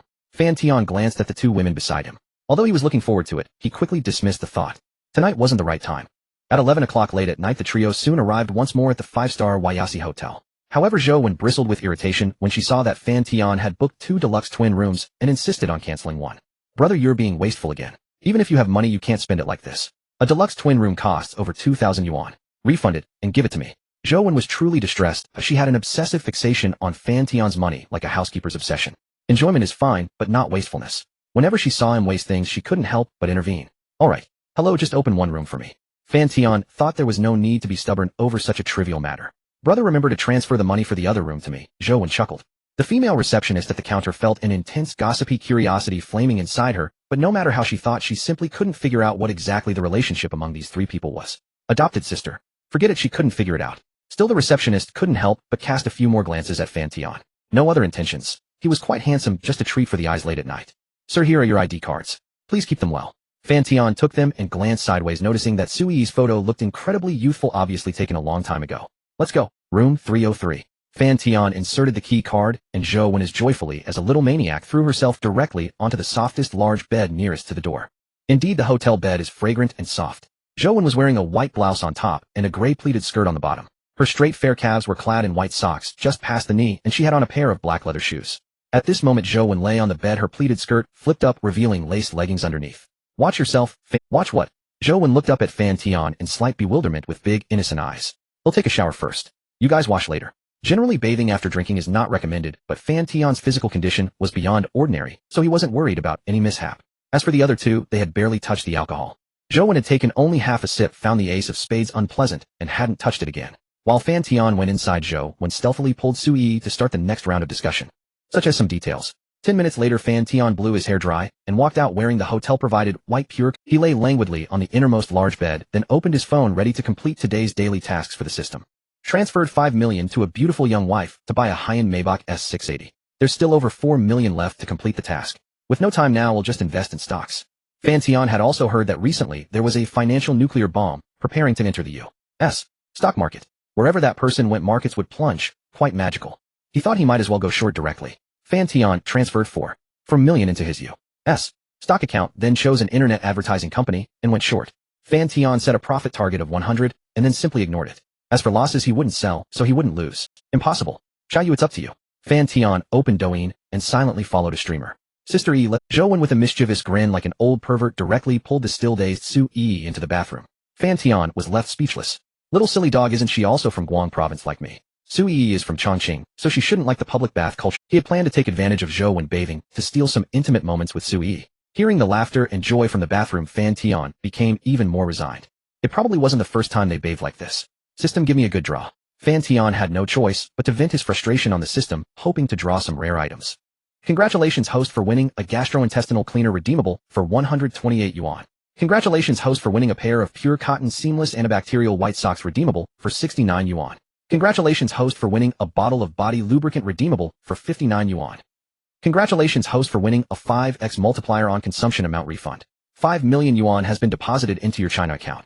Congratulations, host, for winning a 5x multiplier on consumption amount refund. 5 million yuan has been deposited into your China account. Thank you for your patronage. Fan Tian was puzzled. He felt the system was acting a bit gay today. However, luckily the refund of 10 million meant that everything he bought today was effectively free. This is the first time I haven't drawn a rare item. Fan Tian felt a little disappointed. Brother, what are you looking at? By then Zhou Wen had finished showering and came out. She was wearing a bathrobe and flew onto Fan Tian's bed, cuddling up to him playfully. Seeing this, Su Yi was also startled, a hint of grievance on her face. Though they were siblings without blood ties, there was no boundary between the sexes. She herself was his girlfriend. She simply couldn't understand what kind of relationship Fan Tian and Zhou Wen really had. If in the future Zhou Wen really came to fight her for Fan Tian, what should she do? Su Yi felt utterly lost, and they were siblings who had grown up playing together since childhood, while she and Fan Tian had only known each other for a few days. If they really ended up together, what right did she have to compete? And with what would she compete? Could her feelings be as deep as theirs? Su Yi could only sit aside in grievance, pretending to look at her phone to ease her inner confusion and helplessness. Yet the more she did so, the more afraid she became. Is a national day coming soon? Let me see what fun places there are. Fan Tian then remembered that there were also 4 friends from Modu arriving in Yaodu the night after tomorrow. Right, Long Xiao Xiao. That one who defies common human logic. But how could he spend all 7 days on that? And Su Yi, what's going on? She's so quiet. Yi, come over. Fan Tian also sensed that Su Yi's state seemed off and directly called her over. Su Yi, who had been pretending to play on her phone, trembled slightly. Then she quietly wiped away the tears in her eyes and walked over as if nothing had happened. Come lie down here. Fan Tian lifted the blanket and patted the spot on the other side. Su Yi instinctively glanced at Zhou Wen on the other side, who was still looking at Fan Tian's phone. Then she quickly stepped over and quietly lay down on Fan Tian's other side. Then Fan Tian pulled the blanket over Su Yi, covering her entire body, even her little head. In the enclosed space, Su Yi's lost and helpless heart finally seemed to find a haven. Hiding under the blanket, she pressed her body tightly against Fan Tian, breathing in the familiar scent, and only then felt a glimmer of security. Brother, why did you cover Sister Yi with the blanket? Are you doing something naughty inside? Zhou Wen grinned mischievously. She wanted to pull the blanket away, but was stopped by Fan Tian's warning gaze. If you keep talking, I'll send you back to Jiang City for National Day. No. Uncle and my mom, those 2 old geezers, have already planned to go to Shilin Snow Mountain to escape the heat during National Day. No one will be home. As soon as Zhou Wen thought about those 2 at home, she felt furious. They had dared to abandon her and her brother and go off to enjoy themselves, even sanctimoniously saying that going to college meant learning to take care of oneself. If not for her recent squeeze of some money from Fan Tian, she would probably have spent another boring 7 days at school. Under the blanket, Fan Tian gently wiped away the tears at the corners of Su Yi's eyes with his fingers, then quietly gave her a pinch. Su Yi felt a little shy. In this airtight space, the scent unique to Fan Tian became ever stronger, making her intoxicated and emboldened. It seemed like returning to that night when they watched a movie together. But that night only the 2 of them knew, now others knew, and it was done openly. This blatant possessiveness deeply fascinated and infatuated Su Yi. It was as if Fan Tian was declaring to the world that she was his private belonging. How about going to Ximen? I heard there's a nice Riverview restaurant there with great scenery. Many influencers go there to check in. Zhou Wen and her roommate had long made a travel guide for Yaodu. Now she was just discussing it with Fan Tian. Moreover, the pocket money she had saved was enough to cover the costs of her planned 7-day trip. What about Yi? The blanket moved slightly. Zhou Wen also revealed a meaningful smile. So this was how they played behind the scenes. No wonder that night she and Su Yinla hadn't noticed. With Zhou Wen, that mischievous one around Fan Tian couldn't do anything more outrageous with Su Yi. Zhou Wen was considerate enough. After discussing the National Day plans, she went to play on another bed alone. However, late at night, she kept hiding under the covers, giggling while looking at her phone. Fan Tian naturally knew what Zhou Wen was laughing about. She spent all day watching funny videos online and then shared them with him. Many of the funny accounts on his Douyin were recommended by Zhou Wen. It was nearly midnight before Zhou Wen fell asleep. Once she was asleep, Fan Tian lifted a corner of the blanket. When Su Yi was pulled out, she was a bit dazed, or perhaps having been cooped up inside for too long. Her cheeks were flushed, looking very adorable. What's wrong, big brother? With Zhou Wen lying nearby, Su Yi dared not use an overly intimate address. That was a private form of address between the 2 of them. Come up. Su Yi looked up, casting a shy sidelong glance at the opposite bed, slipped off her bathrobe, and quickly lay down on his broad chest. Fan Tian pulled the blanket up, covering any exposed skin, leaving only 2 little heads visible. Su Yi felt joy as she loved lying on Fan Tian, sensing his heartbeat and breath as if she were completely merging into his body. Even without any movement, she felt extremely safe and warm, just like being held by her father as a child. When Su Yi was 5, she lost her father in a car accident. As she grew up, her mother met a wealthy businessman and remarried. From then on, Su Yi lived with her grandmother, often being bullied and insulted by classmates at school, which caused her to become increasingly insecure and self-abased. After entering university, she encountered a Luo Dongqing, but she didn't fall too deeply. Under her roommate's persuasion and constant brainwashing, she remained wary of Luo Dongqing. Until she met Fan Tian, Su Yi found herself infatuated with his scent, and then, as if possessed, they crossed the line. Su Yi felt even more insecure. Fan Tian was so handsome, wealthy, chatting and laughing with big bosses, casually discussing tens of millions in business, driving supercars and luxury cars worth tens of millions, radiating brilliance. As for herself, she was a child raised by her grandmother from an ordinary family, timid and cowardly with no special abilities. In front of the dazzling Fan Tian, she was like a humble speck of dust. Su-yi clearly understood the huge gap between herself and Fan Tian. He was so dazzling while she was so ordinary. For instance, that alluring bar owner probably also had feelings for Fan Tian, or else she wouldn't have pretended to fall over in front. Su-yi firmly believed the bar owner had done it on purpose. However, she didn't think it was Fan Tian's fault. It was just that his charm was too great, irresistibly drawing the attention of those around him. The more outstanding Fan Tian was, the more Su-yi felt unworthy. She had once rejoiced that heaven had given her a soft-hearted deity, but this soft-hearted deity was not someone her humble status could ever be worthy of. This enormous disparity in status and position made her already lacking confidence even more humble. Even if she were abandoned later, Su-yi would have no complaints, as she would only think that she was not qualified to stand by his side. Now Su-yi's only prayer was that this soft-hearted deity would allow her to stay humbly by his side for a little longer. Why were you crying just now? Su-yi looked at the eyes before her, deep and enchanting like an abyss, yet as dazzling as stars. She dared not. In the end, she still didn't dare to voice her inner thoughts, the words about fearing abandonment. Su-yi was afraid Fan Tian would despise her for being so timid and weak. I don't know. Su-yi's eyes flickered and tears of grievance involuntarily streamed down her face. Feeling the tears on her cheek, Fan Tian's heart trembled, and a wave of undisguisable guilt washed over him. This girl. She couldn't even cry, audibly afraid of being scolded if discovered. How could there be someone so foolish? Fan Tian said nothing, nor did he dare to blame her. He simply held her tighter, knowing that only this way could Su-yi feel more secure. At this moment, thousands of words could not compare to a suffocating embrace. Tip to tip, they felt each other's breath. Held tightly, Su-yi's face flushed with unprecedented brightness. The suffocating feeling almost taking her breath away gave her an unparalleled sense of safety and excitement. She wished Fan Tian would hold her even tighter, so their hearts could press closer, as if she would completely merge into his body. Then Fan Tian directly pressed his lips to hers.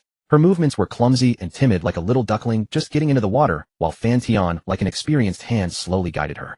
The sound of whispers in this quiet double room was particularly stirring. On the other side, Zhou stealthily lifted a small gap under the blanket, and when she saw that thrilling scene, a lewd smile crept onto her face. After pretending to sleep for so long, she finally caught them. Driven by intense curiosity, Zhou opened the gap a little wider. Such a scene was rare, and she wanted to see how the real thing differed from those little movies. Don't just dry hump. What about the rest? Next step. Use your hands. How can you be so stupid? Zhou was she desperately wanted to go over, lift the blanket, and observe closely. Her curiosity had never been so aroused before. But why was it only empty kissing? Zhou felt a sense of unfulfilled desire, an unbearable itch like ants crawling over her, making her want to rush over and pull the blanket off to push them. Can you two do it or not? Move. Pretend I'm not here. Bro, what's wrong with you? A delicate beauty like Sister E is lying on you. How can you hold back? Xiao Bai Dang, are you impotent? If you really can't take some medicine, how about I take over and you just watch? Zhou was dying of anxiety. In the end, the two only kissed for a while before stopping, still not satisfying her wish. She could only close the small gap with resentment, afraid of being discovered. One day you'll definitely catch them again, Zhou silently vowed. This small-time scene was nowhere near as wild as the little movies she watched with Su Yinla under the covers. Things like 365 Days with a Mafia Boss, Forceful Love with a Domineering Sister, Eyes in the Corner, and so on. However, seeing it in real life with Fan Tian as the protagonist made her incredibly thrilled and excited, giving her an unprecedented sense of experience. But this Xiao Bai Dang was useless. She was already down for it. She had given them such a good opportunity by pretending to sleep, yet they still didn't get it done. She didn't know if it was Sister E being shy or Xiao Bai Dang refusing. She thought that next time she should discuss it with Sister E probe to see if she could satisfy her curiosity. If not, maybe filming a short video would do. As for proposing it to Fan Tian, Zhou didn't even consider it. She knew Xiao Bai Dang would never agree and would instead scold her harshly without any mercy. After all, that request was indeed a bit perverted. Although Zhou dared to crack light-hearted jokes with Fan Tian, and he would indulge her, he would definitely refuse anything that touched on sensitive high-voltage lines. On the other side, they parted lips. Su-yi felt she could hardly breathe, her respiration extremely rapid, but she loved that experience. It made her mind go blank, free from any thoughts. She felt her body already restless beyond control, making her involuntarily shift slightly. Fan Tian looked at Su-yi's flushed face, and then gave a helpless glance at Zhou, who was sound asleep nearby. He could only suppress his desires. In front of Zhou, he was doomed to not be able to do as he pleased for fear of waking that girl. This was already outrageous enough. Let's just sleep like this. Fan Tian adjusted their position. Su-yi shyly nodded. Being held quietly by Fan Tian, her sense of security was instantly filled. Even without any movement, she was perfectly content. At 7 o'clock the next morning, when he awoke, Su-yi was still lying on top of him, sleeping soundly, her breathing steady. Her long eyelashes, cherry-like lips, and fair rosy skin made her appear like a sleeping beauty from a fairy tale. No wonder she was a youthful college girl, her face full of collagen. Fan Tian watched her quietly, his breathing quickening. Su-yi was still immersed in a sweet dream, but a familiar scent wafted into her nose, rousing her from slumber. Upon opening her eyes, she saw the face that had been appearing in her dreams. Su-yi felt shy and dared not look directly at him. Good morning, Yi. Good morning. Su-yi shyly lowered her head, resting it on the side of Fan Tian's head. He'll go wash up. You can sleep a bit more if you like. Sui nodded slightly, but her lips pouted, and her eyes seemed to brim with spring water. Fan Tian glanced at Zhou Wen beside them. Her sleeping posture was extremely uninhibited. She sprawled on the big bed, like an octopus mouth, slightly open, glistening drool trickling down. He knew this silly dog was in a dead sleep. Forget it, let's go together. Sui's heart leaped with joy, the corners of her mouth curling upward. She quickly dressed, and then clung to Fan Tian like a little kangaroo. An hour and a half later, Fan Tian carried the exhausted Sui out of the bathroom. Zhou Wen was still sleeping soundly, not even a change in her posture. They did not know that Zhou Wen had stayed up until 3 or 4 in the morning waiting like a cat for them to continue their activities in the dead of night. Eventually unable to fight off sleep, she had sunk into a deep slumber. At 9:30, Zhou Wen groggily opened her bleary eyes. Her first instinct was to glance inside. There Fan Tian was already fully dressed, leaning against the headboard and playing on his phone, while Sui, now in a pink short skirt, nestled beside him. Disappointed that the scene she had imagined did not occur, she said, "Good morning, big brother, sister E. Get up quickly, brush your teeth, wash your face, and have breakfast." "No, I'm so sleepy. I need to sleep a bit more. Call me in an hour." With that, Zhou Wen turned over and continued to lie face down. Fan Tian picked up a pillow and threw it at her. "Eat breakfast first, then sleep." "No." Zhou Wen was too tired. She placed the pillow over her face and fell back into a deep sleep, this time even faster. Fan Tian did not disturb her further. After all, he used to be the same on weekends. Everyone loves to sleep until they naturally. He is the best, so well-behaved and beautiful. How did I manage to find such a gorgeous girlfriend? Fan Tian pinched Sui's soft cheek and said happily. Sui blushed even more, her face flushed crimson. Being praised, a wave of sweetness surged in her heart. Seeing her shy appearance, Fan Tian's heart stirred. The blush of a maiden is always the most beautiful scene, surpassing all the wonders of the world. Especially a beautiful girl who looks up at you with a face so fair you can't see her feet when she lowers her head. You're from Sichuan and Chongqing, right? Do you know Laosi Shidation? Sui shook her head in confusion. She had no idea what that was. Only when Fan Tian showed her a video on Douyin did she shake her head in terror, like a wave. "If I give you 1 hour, you can do anything to me, and you can ask me to do other things. What would you want to do, or what would you want?" Fan Tian was in a playful mood. He wanted to see Sui show a bit of assertiveness. At first, Sui was taken aback, thinking Fan Tian was joking, but when she saw the sincerity in his eyes, her heart fluttered. "Anything at all?" Sui looked up full of anticipation. "Yes, anything." Fan Tian nodded, also curious about what Sui would choose. "Really?" Sui was still a little timid, but the anticipation in her eyes grew. However, deep down, she was uneasy. After making that request, she was still afraid Fan Tian might get angry. "Of course, as long as it's not something excessive like stabbing me, I can agree." Sui was amused by this. She would never do that. Facing Fan Tian's expectant gaze, Sui felt tempted, her heart torn between nervousness and shyness. She felt deeply embarrassed. Saying such a thing was incredibly difficult for her. Seeing Sui's hesitant expression, Fan Tian became even more curious. He pulled her into his arms, drawing her close. "Are you asking me to beg you?" Fan Tian whispered in her ear and blew a soft breath. "No, but if I say it, promise you won't be angry." Teased by Fan Tian, Sui's face flushed, her breathing quickening. Seeing Fan Tian nod, she took a deep breath to calm herself, seemed to weigh the matter again, and finally mustered the courage to murmur something in Fan Tian's ear. "I want a piece of your underwear." "What?" If he hadn't been so close, Fan Tian would have thought he misheard. This girl? What did she want it for? A man's intimate garment. Wasn't there only one kind? Seeing Fan Tian's stunned expression, Sui's face turned an unprecedented crimson, like a blooming rose. "I knew I shouldn't have said that." Sui felt so ashamed she could die. That request was far too embarrassing for her. Mortified, she buried her head like an ostrich into the down comforter, unable to face Fan Tian. "Silly girl." Fan Tian gave a helpless smile. On second thought, the request wasn't that big a deal. Someone more experienced, like a mature woman, might ask for such a thing without even a change of expression. But Sui was inexperienced, or perhaps entirely inexperienced, and naturally introverted, which explained her extreme embarrassment.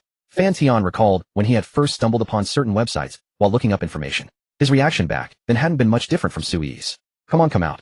"I agree." "No." Fan Tian tried to lift the blanket, but she held it tightly. It took him a lot of effort to get inside and coax her out after a long while. "Brother, do you think I'm a little pervert?" Sui looked nervously into Fan Tian's eyes, trying to read his thoughts from those deep, dark pupils. "What are you thinking? Everyone has their little quirks." Fan Tian saw her shy, tense expression and gently tapped the brick. "He'll give it to you later. Don't use it for anything bad." Sui shyly nodded. Fan Tian didn't want to refuse her first request, or else she might keep everything bottled up inside. When he came out of the bathroom, even Fan Tian, who usually boasted of having thick skin, felt a bit awkward. "How about I change to a new one? I have a clean one in the car. I want this one. Is that okay?" Sui's eyes sparkled like stars. Ultimately, Fan Tian yielded to Sui's pitiful gaze and tossed the item over. "Don't do anything bad." Fan Tian felt his cheeks flush slightly, like a virtuous woman being teased. "All right, big brother." Sui cheerfully walked to the sofa. Fan Tian cast a sidelong glance, feeling even more embarrassed, but he pretended not to see and sat on the bed playing with it. When Sui returned, she looked like an innocent, adorable child lying on the bed with her little feet kicking and swaying back. The soles of her feet were pink and translucent, like crystalline jade. Su Yi was 170 centimeters tall, yet her feet were only size 36, quite rare among women. Fan Tian opened WeChat. At 7 in the morning the bar owner had already sent the electronic records of her hotel's cash flow and profit statements from previous years. Rainbow Bar started operations in 23, with a half-year profit of 4.52 million that year and 9.8 million in 24. Is running a bar really that lucrative? Fan Tian was taken aback by the profit figures. Back when he graduated the factory, he worked at had over 100 employees and a market value of over 20 million. After deducting labor, utilities, and rent, the annual profit was only about 3 to 4 million. Compared to manufacturing, bars were indeed a lucrative business. With a similar market value, they yielded 2 to 3 times the profit. At that rate, compared to manufacturing, bars were indeed a lucrative business. With a similar market value, they yielded 2 to 3 times the profit. At that rate, investing 13 million could recoup the cost within a year. However, he wasn't about to fully trust the data provided by the bar owner. Fan Tian packaged the information and forwarded it to the beautiful young woman, asking her to find professionals in the field to investigate the profitability of nearby bars. Honey, are you planning to acquire Rainbow Bar? Yes, I heard they're selling shares. I want to invest. Lulu, do you know anyone who can verify the situation? Just let me know what you need. Alright honey, give me a few minutes. I'll make some calls. Having worked as a senior housekeeper for years, the beautiful young woman had some connections. Within 10 minutes, she learned the profit figures of bars near Rainbow. The situation was largely consistent, and she also recommended a lawyer. Lawyer Zhang is quite familiar with this field and is well respected. If you need to sign a transfer contract, you might ask her to review it. Fan Tian couldn't help but admire the beautiful young woman's work ethic. So thorough, as if she were feeding him everything. 1 million per year, total compliance, almost everything on demand, handling daily trivialities. He felt it was well worth it. In truth, Fan Tian didn't realize that the beautiful young woman's mind and body had been completely captivated, prompting her to scheme on his behalf. Alright, I understand. Thank you, Lulu. Fan Tian was polite. Honey, why are you so formal with me? It feels strange. True, we're practically an old married couple. Take good care of little Jejo at home. After I sign the contract, I might come back later tonight. You little rascal. They'll wait for you at home. What would you like to eat? Let me prepare something now. I do like some seafood. Lulu prepares some shrimp and river clams, steamed shrimp and stir-fried river clams with green peppers. Is that enough? Do you need any other seafood? Around 10 in the morning, Fan Tian spoke with lawyer Zhang, inquired about matters, and arranged a meeting with the hotel owner at Have you already decided, boss Fan? Yan Ruzhen was both surprised and delighted. She hadn't expected Fan Tian to finalize a multi-million deal within one morning. Was he that trusting? Not afraid she might cheat. Yan Ruzhen felt a certain confidence. I trust your capability, boss Yan. You'll manage Rainbow Bar well in the future. Alright, 2 in the afternoon, Rainbow Bar. See you there. Fan Tian put down his phone and stretched lazily. He walked to the window, gazed at the towering buildings, and slowly clenched his fist. Once he was merely a tiny cog in those structures, insignificant. Now he finally had the chance to become their master. He walked to the window, gazed at the towering buildings, and slowly clenched his fist. Once he was merely a tiny cog, Fan Tian murmured. Investing worldwide was another way to conquer the world. A global financial magnate. Of course, with the bloody lessons of predecessors, even if he were truly rich in the future, he would never invest in India. That place had bizarre incidents every year. Even Jesus wouldn't dare go there. Most importantly, he had no interest in the... Behind Fan Tian, Su Yi looked at him, with adoration, stars practically sparkling in her eyes. Fan Tian heard the system notification and turned around in confusion, seeing Su Yi lying on the bed, propping her head with her hands, staring intently at him. What was that girl thinking now? Before he could reach the bedside, a phone rang. It wasn't Fan Tian's, it was Su Yi's. Su Yi looked at the unfamiliar caller ID with confusion. It showed a call from the capital. She didn't know anyone there, so then the unfamiliar number called again. Hello, who is this? It's me. A hoarse, suppressed voice came through the line. Su Yi frowned and instinctively glanced at Fan Tian. Is something the matter? I haven't been able to eat or sleep these past few days. My mind is full of you. Can you give me another chance? He'll make it up to you. Please give me another chance. I can't live without you. I really can't live without you. Fan Tian's lips curled slightly. Don't bother me anymore. If you don't agree, I'll keep Aren't you annoying? I said it's impossible. Su Yi said coldly and hung up. Looked like she could be quite fierce. Ex-boyfriend. He's been calling from different numbers for days. Su Yi looked at Fan Tian with pleading eyes. Call him. Su Yi was puzzled but instinctively dialed the number again as Fan Tian instructed. Have you forgiven me? A delighted voice came from the other end. Brother, you'd better look for someone else. Who are you? Why are you answering her phone? A furious roar erupted from the other end. Luo Dongsheng was enraged. Only days had passed since their breakup, yet she already had a new boyfriend. This wasn't just moving on, it was seamless transition. Luo Dongsheng truly believed Su Yi was an innocent, delicate flower, and that belief made him cling to her with desperate reluctance. What remains unattained forever stirs unrest in the heart. Had he truly possessed her, he would have felt no longing. It was precisely that agonizing nearness, the chasm of almost having, that gnawed at him, driving him to pursue Su Yi with shameless persistence. Women are creatures of emotion. Generally, if love once existed, a man's relentless, unembarrassed devotion will gradually soften her heart. She'll come to believe his obsession proves genuine love. Moreover, Luo Dongsheng knew Su Yi possessed a gentle, yielding nature. With enough audacious persistence, her compassion would inevitably stir, and she would return to him moved by his feigned devotion. Yet now, A man's voice answered the call. His world collapsed. Luo Dongqing felt as though a crown of emerald green betrayal had been thrust upon his head, blindingly, humiliatingly bright. He could place such a crown on others, but to wear one himself, that ignited white-hot fury. When did you two begin seeing? Damn you shameless whore. You dared to leap straight into another man's arms. You're finished. No, stop.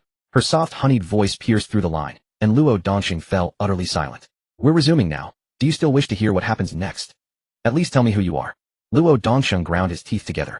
The woman he'd pursued for a full year, unattainable, elusive, now addressed another man with such intimate familiarity after only a few days apart. Rage surged within him until he trembled on the verge of madness. And clearly that man had orchestrated the call deliberately. Sui herself lacked such cunning intent. Luo Dongqing, native of He Province, 23 years old, senior student at Beijing University. Father Luo He, mother Song Qiao. Phantom, his playful demeanor vanished, recited Luo Dongqing's dossier with chilling detached precision. Before Phantom reached the halfway point, cold sweat streamed down Luo Dongqing's brow. He hadn't imagined this stranger possessed such exhaustive knowledge, not only personal details, but even hotel records, some of which Luo Dongqing himself had nearly forgotten. Should those facts surface publicly, his reputation would be irreparably shattered. Graduation would become impossible, guaranteed. In worse scenarios, he might even find himself summoned for a quiet cup of tea with authorities.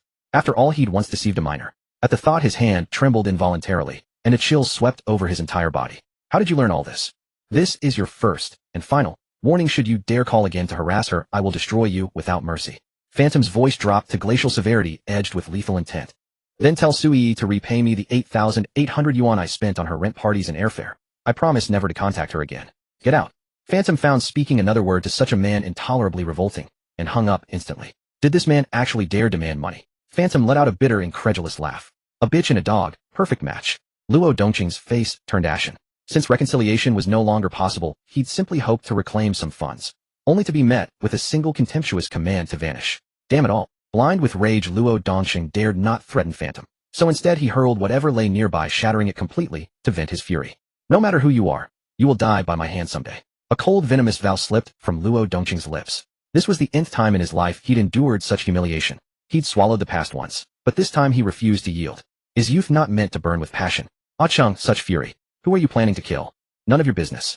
Once calm, returned Luo Dongqing reluctantly retrieved his phone, then winced. A 10th Sandyuan device, smashed in a fit of rage. Regret pricked at him sharply. Is this about that girl from Yaodu? Is she really worth this? She's just a woman. She's different. By the way, I'm renting a yacht soon for a photo shoot with some friends. Care to join? Only 500 yuan. No, I need some time off. Luo Dongqing hesitated, then declined. Last time he'd invested heavily to win Sui over, his recent generous gestures had drained his entire allowance. That memory chilled him further. Though his family held assets worth tens of millions, they were hardly elite. By Shanghai's extravagant standards, he was merely middle class. To afford luxury, he'd resorted to pretense since sophomore year. He'd current high-end cars and yachts with friends, then posted curated images across a separate WeChat Moments feed, carefully crafting the illusion of a top-tier rich heir. Remarkably, it worked. Some women eager to marry into wealth eagerly approached him. Even gold diggers unwilling to appear crass sometimes treated him to expensive meals. Luo Dongqing had enjoyed several such indulgences, but none compared to Sui. She sought no fortune, only sincerity. In this age of rampant materialism, such purity felt rare, even sacred. Most importantly, Sui was kind and easily influenced. He'd originally planned to marry a wealthy, beautiful heiress, then quietly install Sui as his mistress in a rented apartment. But fate denied him that design. Luo Dongqing seethed with hatred toward the man who'd stolen Sui away, shattering his meticulously laid plans. Wait, that voice, why does it sound familiar? Only after regaining composure did the realization strike him. Meanwhile, Sui gazed at Phantom with timid, tearful apprehension. The first time she'd ever seen him so icily detached. Even Zhou Wen stirred awake, blinking sleepily. Half dreaming, she'd faintly heard the word "get out," and assumed it was part of her own dream. What's wrong? Had they argued? Surely not. Yi Jia was unfailingly gentle, endlessly patient. How dared this little brat speak to her harshly? How dared he? Zhou Wen jolted, fully awake, and silently resolved to exact vengeance. Next time she treated him to a burger, she'd load it with enough mustard to make his eyes water. 1-1, go wait in the bathroom. Close the door. Phantom shot her a sharp glance. Oh, big brother, don't bully Yi Jia, okay? Not your concern. Reluctantly, Zhou Wen rose, pausing 3 times to glance back. Once inside the bathroom, she stealthily poked out 2 wide, curious eyes. Why didn't you tell me? Phantom studied Sui's tear-streaked, crestfallen face, his expression unrelenting. I didn't want to trouble you. Sui stared down, tears welling. Afraid to trouble me. Did you bring the bamboo ruler? Yes. Inside the bathroom, Zhou Wen's eyes widened in outrage, her jaw clenched tight. This little brat had lost his mind, daring to treat Yi Jia this way. She nearly charged out wielding a broom, but reconsidered. She'd likely get beaten instead. Poor Yi Jia. First that scoundrel Luo Dongqing, now my own brother, this brute. Su Yi flushed deeply. Stand up. Phantom exhaled softly and gently massaged her shoulders. From now on, never bottle everything up inside. Understand? Yes. Su Yi murmured, humbled and ashamed. Only when the scene concluded did Zhou Wen emerge, immediately pulling Su Yi close with tender concern, glaring daggers at Phantom. Little brat, you dared hit Yi Jia. Have you grown tired of living? No respect for elders. Phantom replied coolly, sparking Zhou Wen's furious weapon toss of pillows. You hit me, eh? I'm telling Uncle Fan, and this won't be settled for less than 10,000 yuan. Phantom ignored her, then calmly dialed his father's number. Hello, who's calling? Phantom blinked, double-checked the screen. Yes, it was his father's number. And yes, that was his father's voice. Had half a year of silence truly eroded their bond so deeply? Dad, it's me. Phantom took a slow, steadying breath. Oh, senior son. Sorry, I missed the caller ID. Huh. An awkward chuckle echoed through the line. I heard you and Aunt Sue are traveling. Yes. We're already in Sichuan province. Let me transfer some money. You take Wenwen on a holiday during National Day too. No need, just enjoy yourselves. By the way, Wenwen's here. She wants to speak with you. Uncle, I just got hit by my big What a? That little brat struck you again. When I get home, I'll discipline him properly. Zhou Wen shook her phone with an ecstatic face because Fan Tian's father had transferred the money for the National Day trip to her. His father was also such a careless man. He hadn't even saved his own phone number, making him lose face so badly in front of these two. Sister E, let's split it in half and not give a single cent to that brat. He's loaded anyway. Oh, no, I can't take it. E, take it. Consider it a red envelope for your future daughter-in-law. Su Yi's affection too. Upon hearing this, Su Yi's heart rippled with sweetness. Exactly, Sister E is so gentle and beautiful. When they come back from the trip, they'll have them give you another big red envelope. Alright, go brush your teeth and have breakfast. It's almost 11. Got it. Thank you. Su Yi whispered in Fan Tian's ear, her gaze full of tenderness. If you're willing, you'll always be my family. Fan Tian affectionately stroked Su Yi's little head and gave her a kiss. Su Yi's affection 10. Su Yi's affection has reached 100, unwavering till death. Fan Tian was stunned. Su Yi's heart surged with turmoil. Can I also become his family? Family. A term so foreign to her, something she had once desperately yearned for, something she lacked most. Now spoken by the man she loved most, she felt as if happiness had struck her brain. Just one sentence, yet like water naturally flowing, Su Yi was utterly captivated. Even if it were a lie, even if death came the next moment, she would no longer care. She would be like a devoted believer. Only pray for him. Only worship him as a deity. Unwavering till death. That's it. Fan Tian was shocked. Just one sentence about family. It directly added 10 points of affection. He knew that the higher the affection, the harder it was to raise, and even Zhou Wen had been stuck at 95 for a long time. But he never expected Su Yi to come from behind. One sentence about family, and it filled up completely. Logically, reaching 100 affection should have made him happy, but for some reason at this moment, he only felt a heavy sense of responsibility and a trace of compassion. This is what is unobtainable in youth that will trap one for a lifetime. Family will also trap her for a lifetime. Congratulations, host, for completing the unwavering till death mission for the first time. Host Charm 1 current 87. You can now hear Su Yi's inner voice. Fan Tian. Wow, he seems even more handsome. His lips are so soft and red. Why are you staring at me? Is there what does he want to reach for? His hands are so beautiful. I feel like I'm about to cry.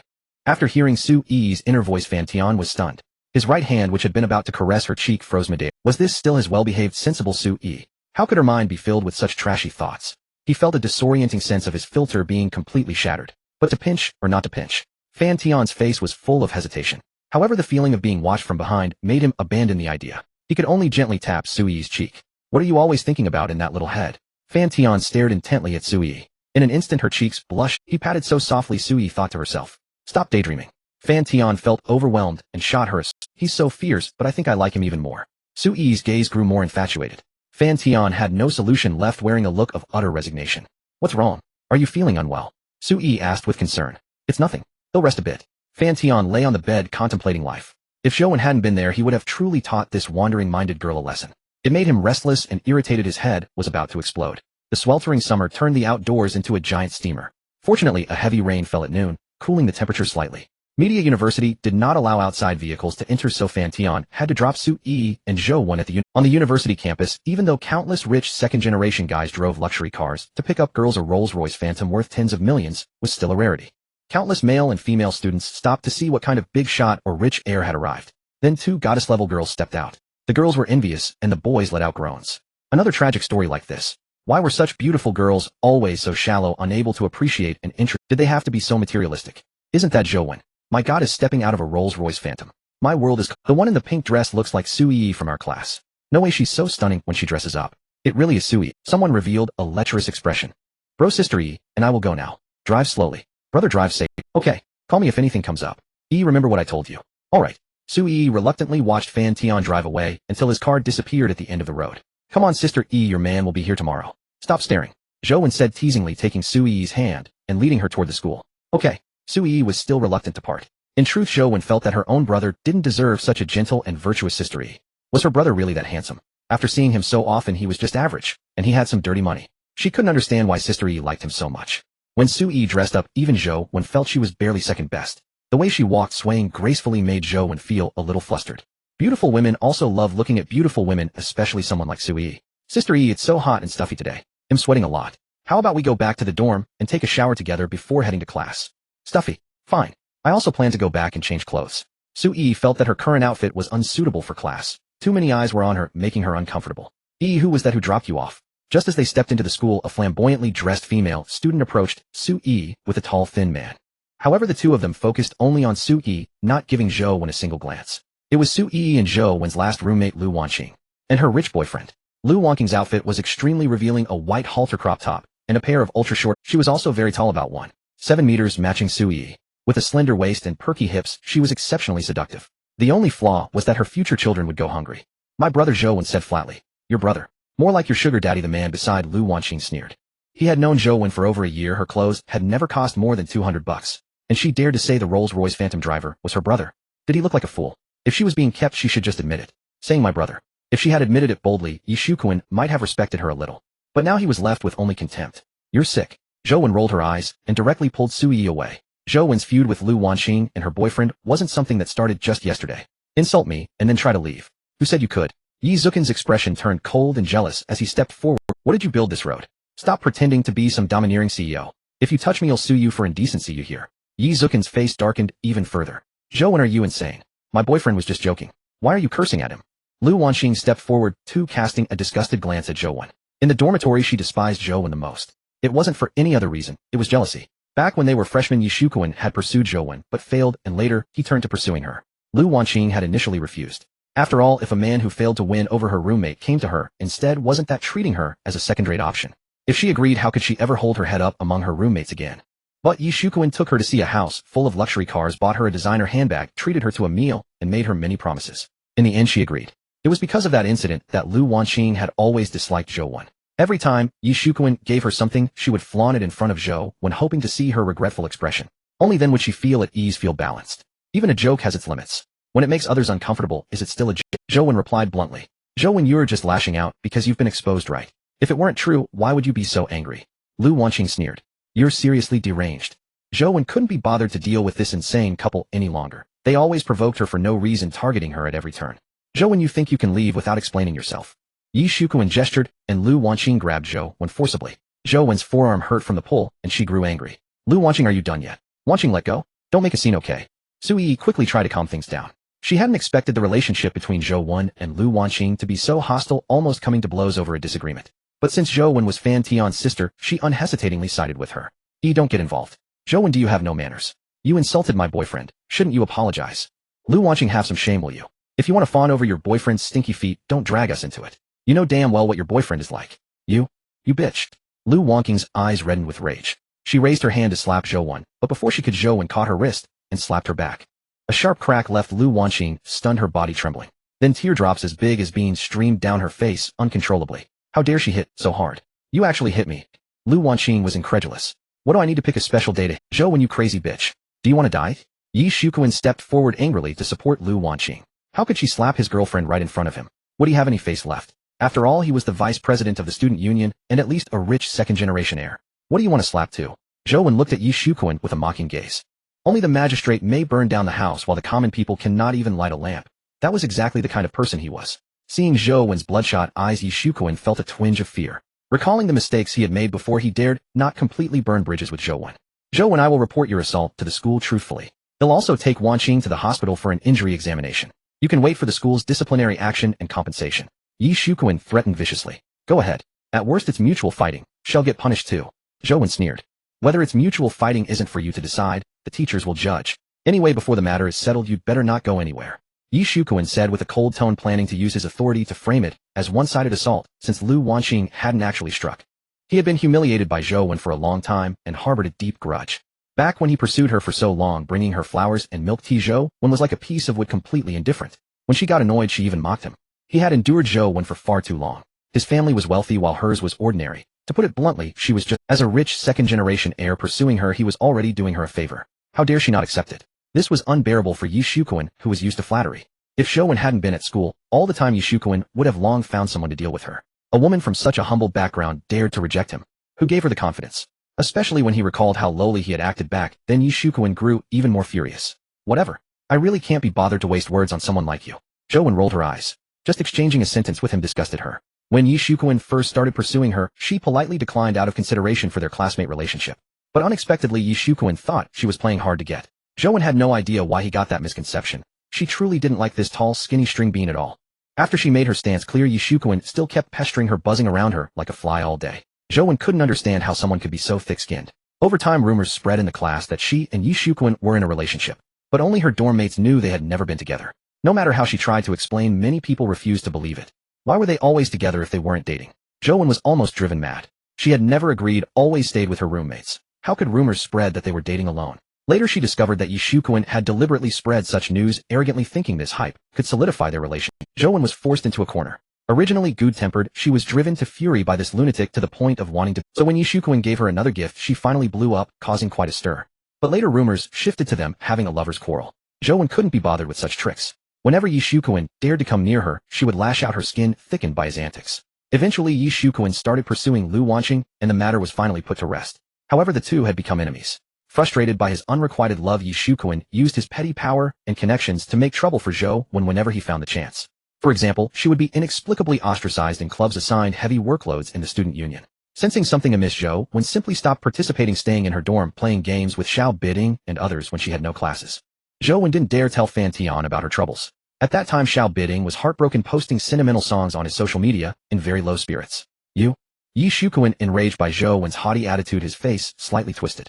One day I'll make you kneel and willingly lick my feet, he thought coldly. The more he couldn't have her, the more he craved her. If legitimate means failed, he would use illegitimate ones. He would get her pregnant, then threaten her with videos. He was certain Zhou would submit. Sister Yi, let's go.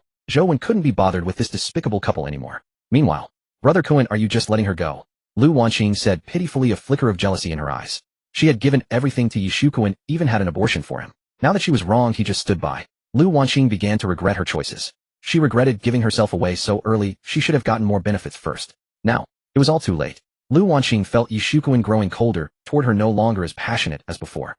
Alright, don't be upset. Let's check your injuries first. Remember that watch you liked last time? He'll buy it for you. Hearing this, Lu Wanqing's heart softened immediately. Yi Shuquan noticed people gathering around, so he took Lu Wanqing and left. Then he called the school security department. At 1:40 in the afternoon, the scorching sun blazed down. Fan Tian drove a Rolls-Royce Phantom carrying a lady to Rainbow Bar. This was lawyer Zhang Lan, introduced by the beautiful young woman. She wore a white blouse, a black blazer, a skirt reaching her knees, and black heels with red soles. Zhang Lan wore a pair of gold-rimmed glasses, exuding an imposing air of high-class professionalism, both elegant and unpretentious. Fan Tian studied Zhang Lan, and she studied today's client in return. He seemed about the same age as her own son, yet possessed not a trace of immaturity. So young, yet carrying an air of paternal authority. They blended together perfectly, compelling Zhang Lan to marvel at the wonders of nature. Far better than those saccharine sweet boys, or the little puppy-like men. The older she got, the more she appreciated mature men, not in appearance, but in conduct. I didn't expect Boss Fan to be so young, and successful, and so handsome. And you, Lawyer Zhang, are impressive. I heard you once worked at the undefeated law firm of Nanshan. I worked there for 5 years, but left for personal reasons. Now I've started a small firm with a few like-minded friends. Zhang Lan smiled gracefully. A small firm? You're being too modest, Lawyer Zhang. Fan Tian shook his head with it. Although Zhang Lan and her partners founded Zhang Lan Associates less than a decade ago, they had carried on the tradition of their former employer. Only one loss on their record. That was an astonishingly impressive achievement. Fan Tian mused that if he ever started his own company, he would entrust all legal matters to a lawyer as capable and polished as Zhang Lan. Once the company grew large enough, he might even poach her entire firm. By the way, may I ask what personal reasons made you leave? Your previous company must have treated you well. I thought going solo would be easier, but it turned out to be more exhausting. Zhang Lan let out a self-deprecating laugh. It was true. At the firm, she only had to focus on professional expertise. Running her own practice required social skills and daily client maintenance. Still, Zhang Lan had no regrets. Just some everyday grumbling. Running her own firm was more tiring, but her income was several times higher than before. At 42, she felt that if she pushed herself for another 3 years and saved 30 million, she could achieve semi-financial freedom and then retire. Indeed, running your own company is very exhausting. You have to think of everything and accompany clients for drinks. Are you that tired too, Boss Fan? You're an investor. Shouldn't they be the ones treating you to drinks, trying to win your investment? Zhang Lan teased. Me, I'm also tired. Every day, I have to sift through information and look for good projects running around like a relentless beast of burden. Some old clients need huge sums, which scares me a bit. If I weren't young and healthy, I really couldn't handle it. Zhang Lan cast a sympathetic glance at Fan Tian. No matter the line of work, making money was never easy. But his exhaustion was probably warranted. How else could he afford a Rolls-Royce Phantom? Rumor had it, he was a self-made man. Zhang Lan inwardly admired Fan Tian's capability. Her own son was always calling her mom and finding excuses to ask for money. She felt she should be tougher on him. Cut off his allowance for a few weeks so he could learn to stand on his own. If he ever became even 1/10 like Fan Tian, she would count herself lucky. Boss Fan, making money is important, but you should take care of your health. When I was young, I was a workaholic. Now that I'm older, I get aches and pains at the slightest thing. Zhang Lan looked at this client more than a decade her junior and felt a surge of maternal concern. She was getting more sentimental with You're right, Lawyer Zhang. He'll be more careful. Fan Tian's lips curled into a slight smile. Seeing this, Zhang Lan thought he had taken her advice and smiled back. At about 1:55 in the afternoon, Fan Tian drove to Rainbow Bar.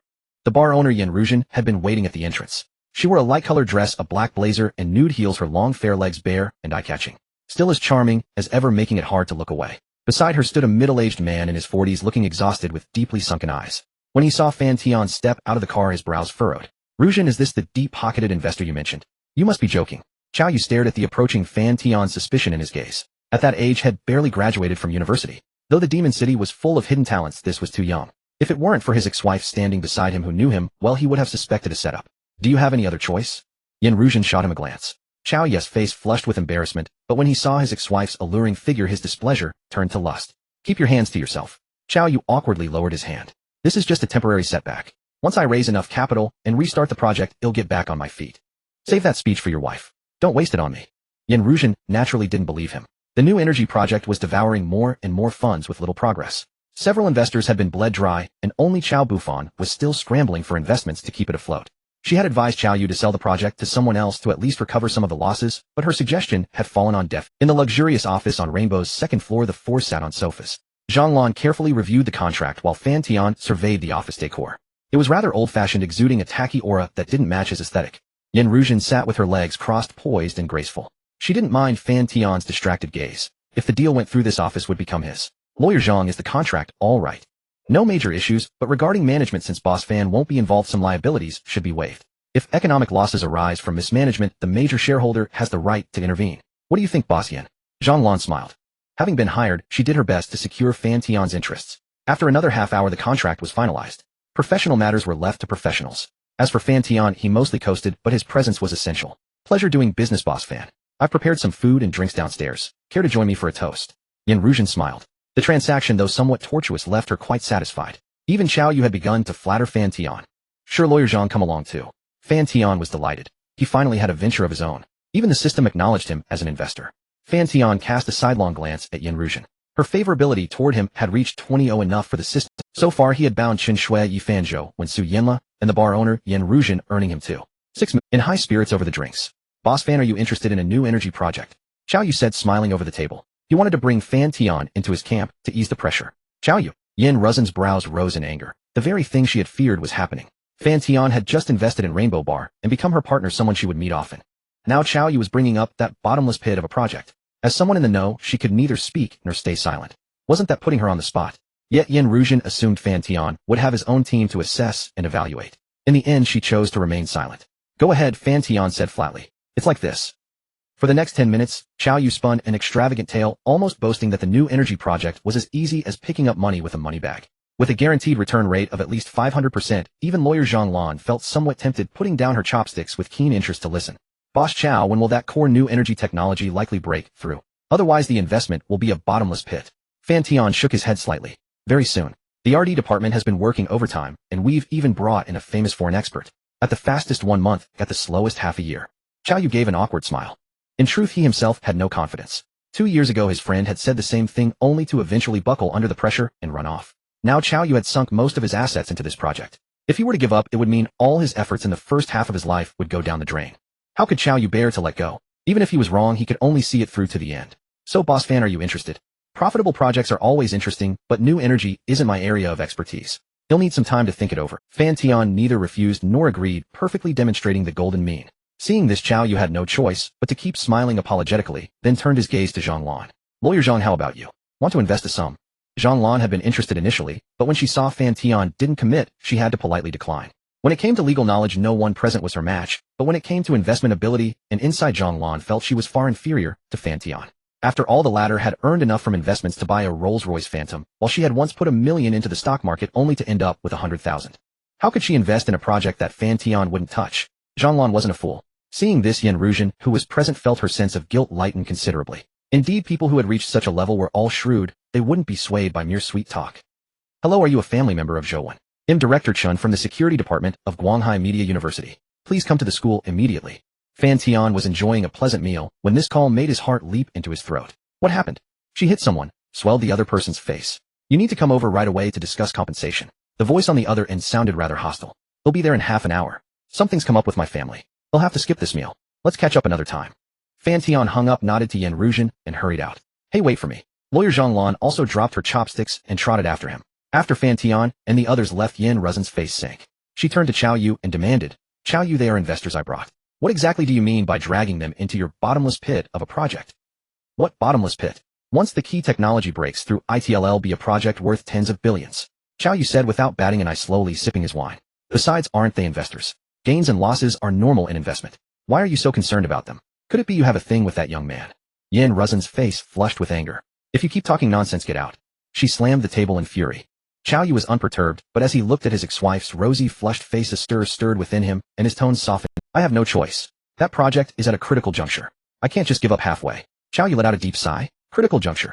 What's the real state of that project now? The bars sold, the houses mortgaged, friends avoid you like the plague. How long will you keep dragging it on? Until you're completely bankrupt.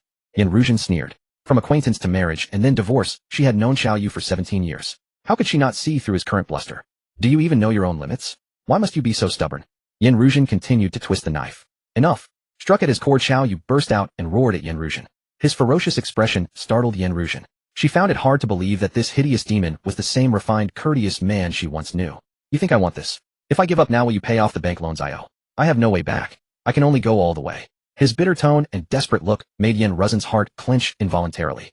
There are still over 1,000 people in the company relying on me to survive. That project is not just my life's work, but also the dreams and efforts of those 1,000 employees. Even if I can't bear it, I have to. Chao Yu's tone shifted from desolation to firmness, as if he had regained the ambition of his youthful enterprise. Yan Ruzhen felt a momentary daze recalling the past. Chao Yu was not handsome. Frankly, he was even a bit ugly. When she first met him, Yan Ruzhen had looked down on him, but later she was gradually captivated by his manliness, and they naturally got together. Later, due to various reasons, they had to separate. Yan Ruzhen might no longer have romantic feelings for him, but 18 years of bonds were not so easily severed. The way they interacted now was more like friends. How much more capital do you need? Let me see if I can scrape something together. Forget it. Your little money is just a drop in the bucket. How much exactly are you short? At least 100 million. Can you come up with that? Chao Yu asked. 100 million. Yan Ruzhen frowned, her mind instantly cooling down. Even if she mortgaged all her current assets and took out a bank loan, she couldn't borrow that much. The economy had been sluggish across all industries in recent years, and she was no exception. Moreover, Chao Yu was only her ex-husband, an ex-husband who had already remarried and had children. Yan Ruzhen couldn't stake everything on his future. Couples are like birds of the same forest. When trouble comes, each flies away separately, let alone them. I can only scrape together 5 million. Hearing this, Chao Yu was visibly displeased. 5 million. That would only fuel the project for half a month. Not nearly enough. Looking at his ex-wife's conflicted face, Chao Yu began to harbor ulterior motives. He knew she could at least provide 20 million. Asian, considering our past as husband and wife, can you help me one last time? Borrow 50 million from the bank in your name. Just this once. Once the project is completed, it'll repay you with 3% interest. 50 million. That's too much. Impossible. Yan Ruzhen refused without hesitation. Then 20 million at least. I'm forced into this corner. You know I wouldn't ask if I had any other choice. Chao Yu wiped a tear. Yan Ruzhen's heart wavered. Let me think about it. She finally relented. Thank you, wife. Chao Yu was overjoyed and stood up to embrace her, but Yan Ruzhen blocked him. Don't call me that. If you try anything funny, you won't get a single cent. Yan Ruzhen shot him a glare. Besides, what about the one at home?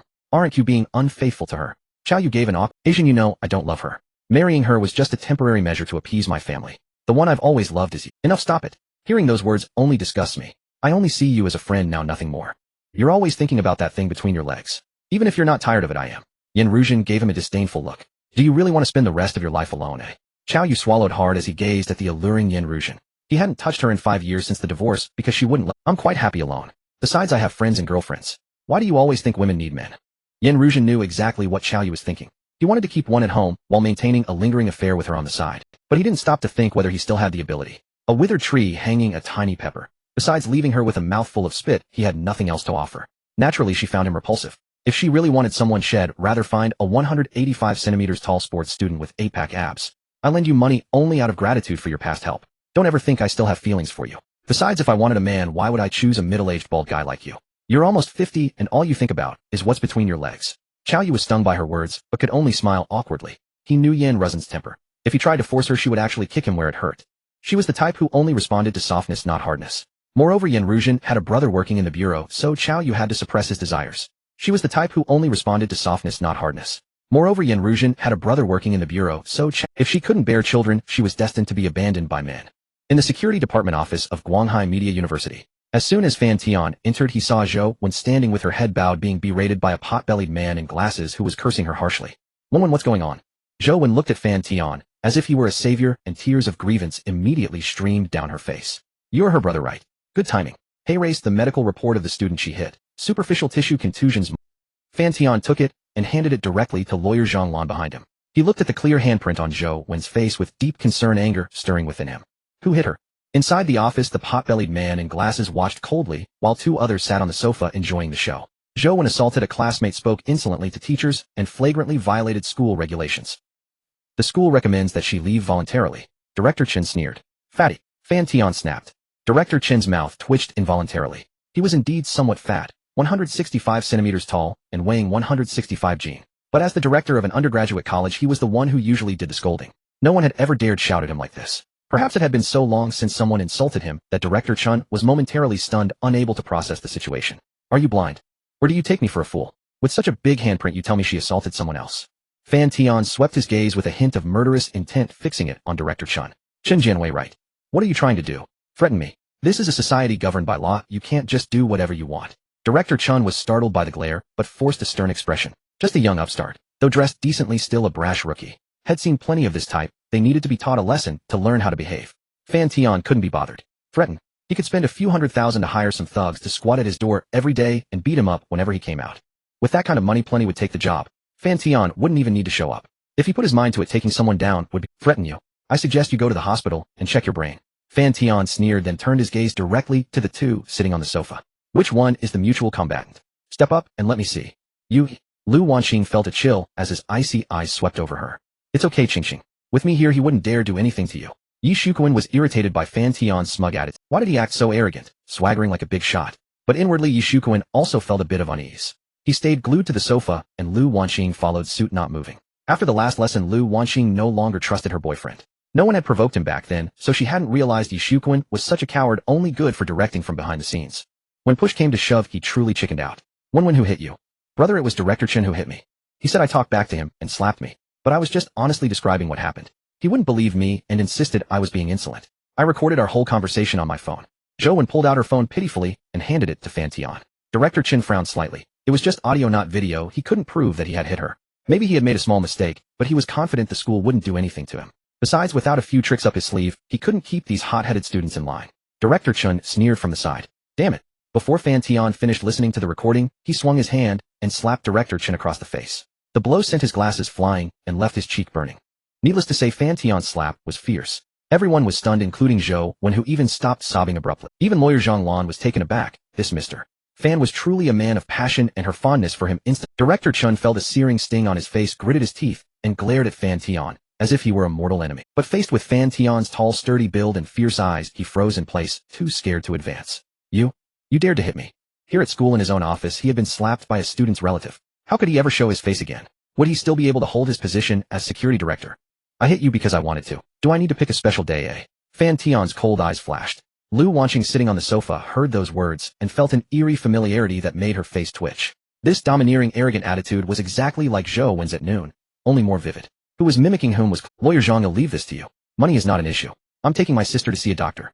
A bunch of idiots. If you have a problem, feel free to come find me anytime. Fan Tian shot back a curse as he left. Then he led Zhou Wen out of the office. Lawyer Zhang Lan could only smile wryly. He was truly arrogant and overbearing. Like a nouveau riche, he didn't even think before slapping someone right on campus. But then again, with all his money, no wonder these people were blind enough to think that the wealthy fear the law. Assault would only cost a fine, a trivial sum. People had just grown too accustomed to being civilized, forgetting that society's essence is the survival of the fittest. Money really does rule, at least for now. I am lawyer Zhang Lan from the Zhang Lan law firm. Director Chen, let's sit down and talk. There's a video of the assault, isn't there? It should show the truth. This isn't just your word against hers, the law requires evidence. Lawyer Zhang Lan resumed her cool demeanor. Director Chun was still in a daze. When Song Shukuan had given him gifts, he said Zhou Wen's family was very ordinary and her brother was just a salaryman who could be easily manipulated. But now she had even brought a lawyer. He had some connections at the school, but he didn't think he could afford an elite lawyer. And a man as aggressive as Fan Tian. Would he lack connections? Director Chun suddenly wanted to drop the matter. That slap had hurt deeply. He was actually scared. Moreover, he had accepted a bribe, so the last thing he wanted was to involve the authorities. In the end, Director Chun didn't even dare ask for medical expenses and just swallowed his pride. He told himself he was a civilized man and shouldn't quarrel with reckless brutes. Yi Shukuan, however, couldn't let it go. He had planned to use this incident to torture Zhou and wait until she was at her wit's end and came begging him, then smoothly take her under his wing. But he never expected she had such a domineering brother. After the others left, Yi Shukuan raised an eyebrow at Director Chin's swollen blubbery face, finding it both ridiculous and amusing. But he straightened his expression and goaded, "Director Chin, are you really afraid of a young punk like that? You're a full-level director. In a few years you'll be promoted to dean." Director Chin's face twitched. He knew Yi Shukuan was fanning the flames. If it weren't for the 500 yuan bribe he had accepted, he would have slapped him. But considering Yi Shukuan was a member of the Yi family, one of the 4 great clans of Yao, Director Chun could only smile. "It's precisely because I'm up for promotion to dean in a few years that I don't want any trouble at this critical juncture. It's not that I won't help you. I simply can't. He'll refund your money. I'm out of this case." Yi Zukin's face darkened at the words. But in the end he said nothing more and left in a huff with his girlfriend. A bunch of cowards, Yi Shukuan muttered to himself. He decided to discuss this with his brothers. He really couldn't swallow. Why did he get to be so bold?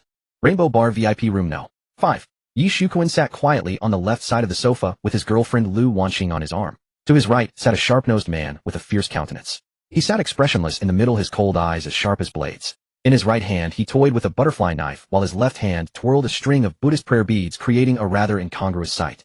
But Yi Shukuan dared not laugh. This man was a notorious troublemaker in the area and the head of security at Rainbow Bar, known as Chun Bo. He was a freestyle fighter who had won several championships. However, after getting drunk and causing a disturbance injuring over a dozen people, he had quietly retired from competition. Now he cornered a security company in the vicinity with over 100 men under his command. "You're a friend of Long Xiao. You know the rules, right? If the job fails, you only get half your money back." Chun Bo said with, "I understand, Brother Chun." Yi Shukuan handed over a photo which clearly showed Zhou Wen's ID picture. "She looks pretty innocent. A pity to cripple her. Starting price for beating someone is 10,000. The more severe the injury, the higher the price. Serious injury or disability starts at 100,000. Death is 1.5 million. Which one do you choose?" Hearing this, Yi Shukuan felt it was rather brutal and cruel. He truly couldn't bear to ruin Zhou Wen's face. But now that things had come to this, he couldn't swallow his anger either. However, he could resort to a different form of revenge. "Could you get her to take some kind of photos or videos?" Yi Shukuan asked after a moment's thought. That was the real purpose of his visit, to use photos and videos to blackmail Zhou Wen into submission. Though a forced melon isn't sweet, at least it quenches the thirst. Kidnapping someone, taking nude photos and videos. Chun Bo said with a smirk. "That's against the law." Ugh. Yi Shukuan was momentarily at a loss for words. Wasn't that obvious? Wasn't beating someone also against the law? If it weren't for the law, why would he come to them? He could just do it himself. Wasn't it just about asking for more money? "Brother Chin, how much? Name your price." Yi Shukuan asked. 1 million. So expensive. Yi Shukuan was stunned. He thought 10,000 at most, since it was just taking a few photos and videos. Was it really that hard to get a female college student? Just find someone to lure her out, then feed her some drugs, or simply get her drunk. It was easy. Expensive. You can find someone else. What if she can't bear the shame and commits suicide later and the cops come knocking? Are you going to handle the aftermath? Hearing this, Yi Shukuan felt a deep inner conflict. That was 1 million after all. His family had money, but he didn't. To prevent him from developing extravagant spending habits, his parents gave him a monthly allowance of only 100,000. Yi Shukuan checked his bank balance. It was only 220,000, far from enough. "What about this person? I want him crippled." Yi Shukuan handed over another photo. "As long as you pay, we can do business." But when Chun Bo took the photo, his brow furrowed slightly. Why did this man look somewhat familiar? He felt he had seen him somewhere before, but couldn't recall at the moment. For this man, crippling him costs 200,000. Chun Bo said flatly. "Why? Didn't you say serious injury and disability start at 100,000? Yi Shukuan said angrily. Was he jacking up the price? Did he take him for a fool? "Didn't you hear me clearly? I said the starting price." Chun Bo said coldly. "Of course, if you don't have enough money, you can choose another way to get revenge. For example, I could have someone sleep with him and then sue him for rape. That's simple, 100,000. If you're willing to provide the person 50,000. Chun Bo looked Yi Zukin's girlfriend up and down. A sexy dressed female college student in hot pants and a crop top, her fair skin exposed with long legs that were almost outrageous. A flicker of lust stirred within him. She looked quite slutty, as she'd probably be exciting in bed. A bit small, but Chun Bo preferred that type. A handful was enough. He didn't like them big. 200,000 then. When will it be done? Yi Shukuan saw the lust in Chun Bo's eyes, but dared not speak his anger. Although he no longer had much affection for Lu Wanqing, he had grown tired of her. She was still his girlfriend in public Yi Shuquan wasn't depraved enough to use his own girlfriend as bait. Besides, she was indeed very beautiful and obedient in bed. He was still reluctant to let her go. Hearing this, Lu Wanqing breathed a secret sigh of relief. She looked at Chun Bo with fear and instinctively pressed closer to her boyfriend. Yet even so, facing those wolf-like eyes, even leaning against her boyfriend, she still felt no sense of security. She unconsciously compared her boyfriend to brother Zhou. He's so man. What's the hurry? Of course he'll investigate first before striking. But if he's not the ordinary person you said he is, don't blame me for raising the price, or simply keeping your money. Chun Bo smiled faintly. He wasn't stupid. Before messing with someone he would investigate thoroughly. If this person was someone influential from the demonic capital, he would only be asking for trouble. He didn't want to bring fleas onto himself, but if the money was enough it was negotiable. Fine. Yi Shuquan gritted his teeth, and finally paid 200,000. It would be best if Zhou Wen's brother ended up half paralyzed, then he might be able to win Zhou Wen in another way. After they left, Chun Bo sat looking at the photos on the table lost in thought. The man's cold eyes were as sharp as knives. He didn't look ordinary at all. Why does he look more and more familiar? Is that kid messing with me? This man is ordinary. Isn't that a Patek Philippe on his wrist? Wait, Patek Philippe. Isn't that the major shareholder who just acquired Rainbow Bar? Chun Bo was startled, suddenly remembering the photo sister Yin had shown him. He was face-blind with men, but he knew that famous watch inside out. Chun Bo took out his phone, opened the photo Yin Ruzhen had sent him, and compared. Good heavens, it really was the major shareholder. Hot 200,000 to beat up my business partner. Chun Bo sneered. When he was cornered in the past, it was Yin Ruzhen who gave him the money to get through that dark time. Now that Fan Tian had invested in Rainbow Bar, he was naturally Yin Ruzhen's partner. Yin Ruzhen's partner was also his partner. To confirm the man's identity, Chun Bo directly called his underlings. Brother Chin, you need us.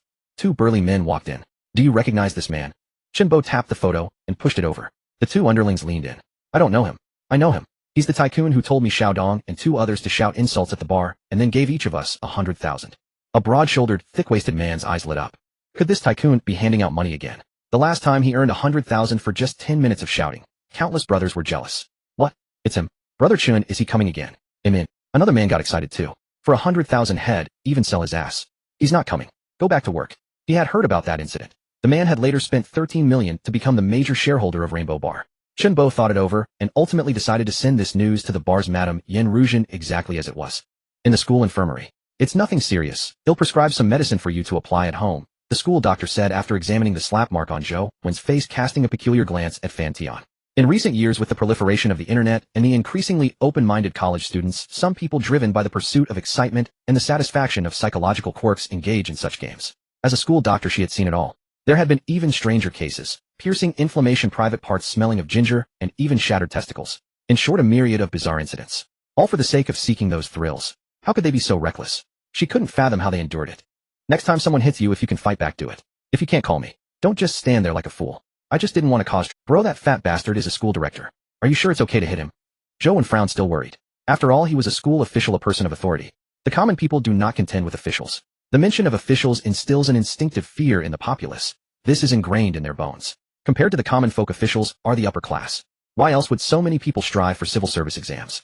Isn't it for the sake of that little bit of power? Most seek a better life for themselves, hoping to transcend their social class. Trouble. I'm thinking of how to get him removed, Fan Tian said coolly. With the system at his disposal, why fear him? Ridiculous. If he were that cowardly, he might as well give the system away. Forget it, bro. Let it go. Better to avoid trouble than to invite it. You've already slapped him once. Zhou Wen immediately tried to dissuade him. Instinctively, she didn't want Fan Tian to escalate matters, or rather she didn't want him to get hurt because of her. Fan Tian was silent for a moment, then gently lifted Zhou Wen's chin with his hand, carefully examining the slap mark. It wasn't too severe, no bruising, and after applying the medicine it should disappear by the next day. What are you doing? Zhou Wen felt the warmth of Fan Tian's breath on her face, her expression turning uneasy. Her long eyelashes fluttered and her heart began to pound. Nothing. Find a place to sit, and I'll apply the medicine for you. Okay, Zhou Wen replied with a hint of excitement, and Fan Tian led her to a bench under a large tree. Fan Tian took out the ointment and carefully read the instructions. Twice a day. Remember to apply it again after. He punctured the seal with the sharp tip on the cap, squeezed a dollop onto his index finger, then gently dabbed it on the smooth skin around the mark, finally spreading it softly.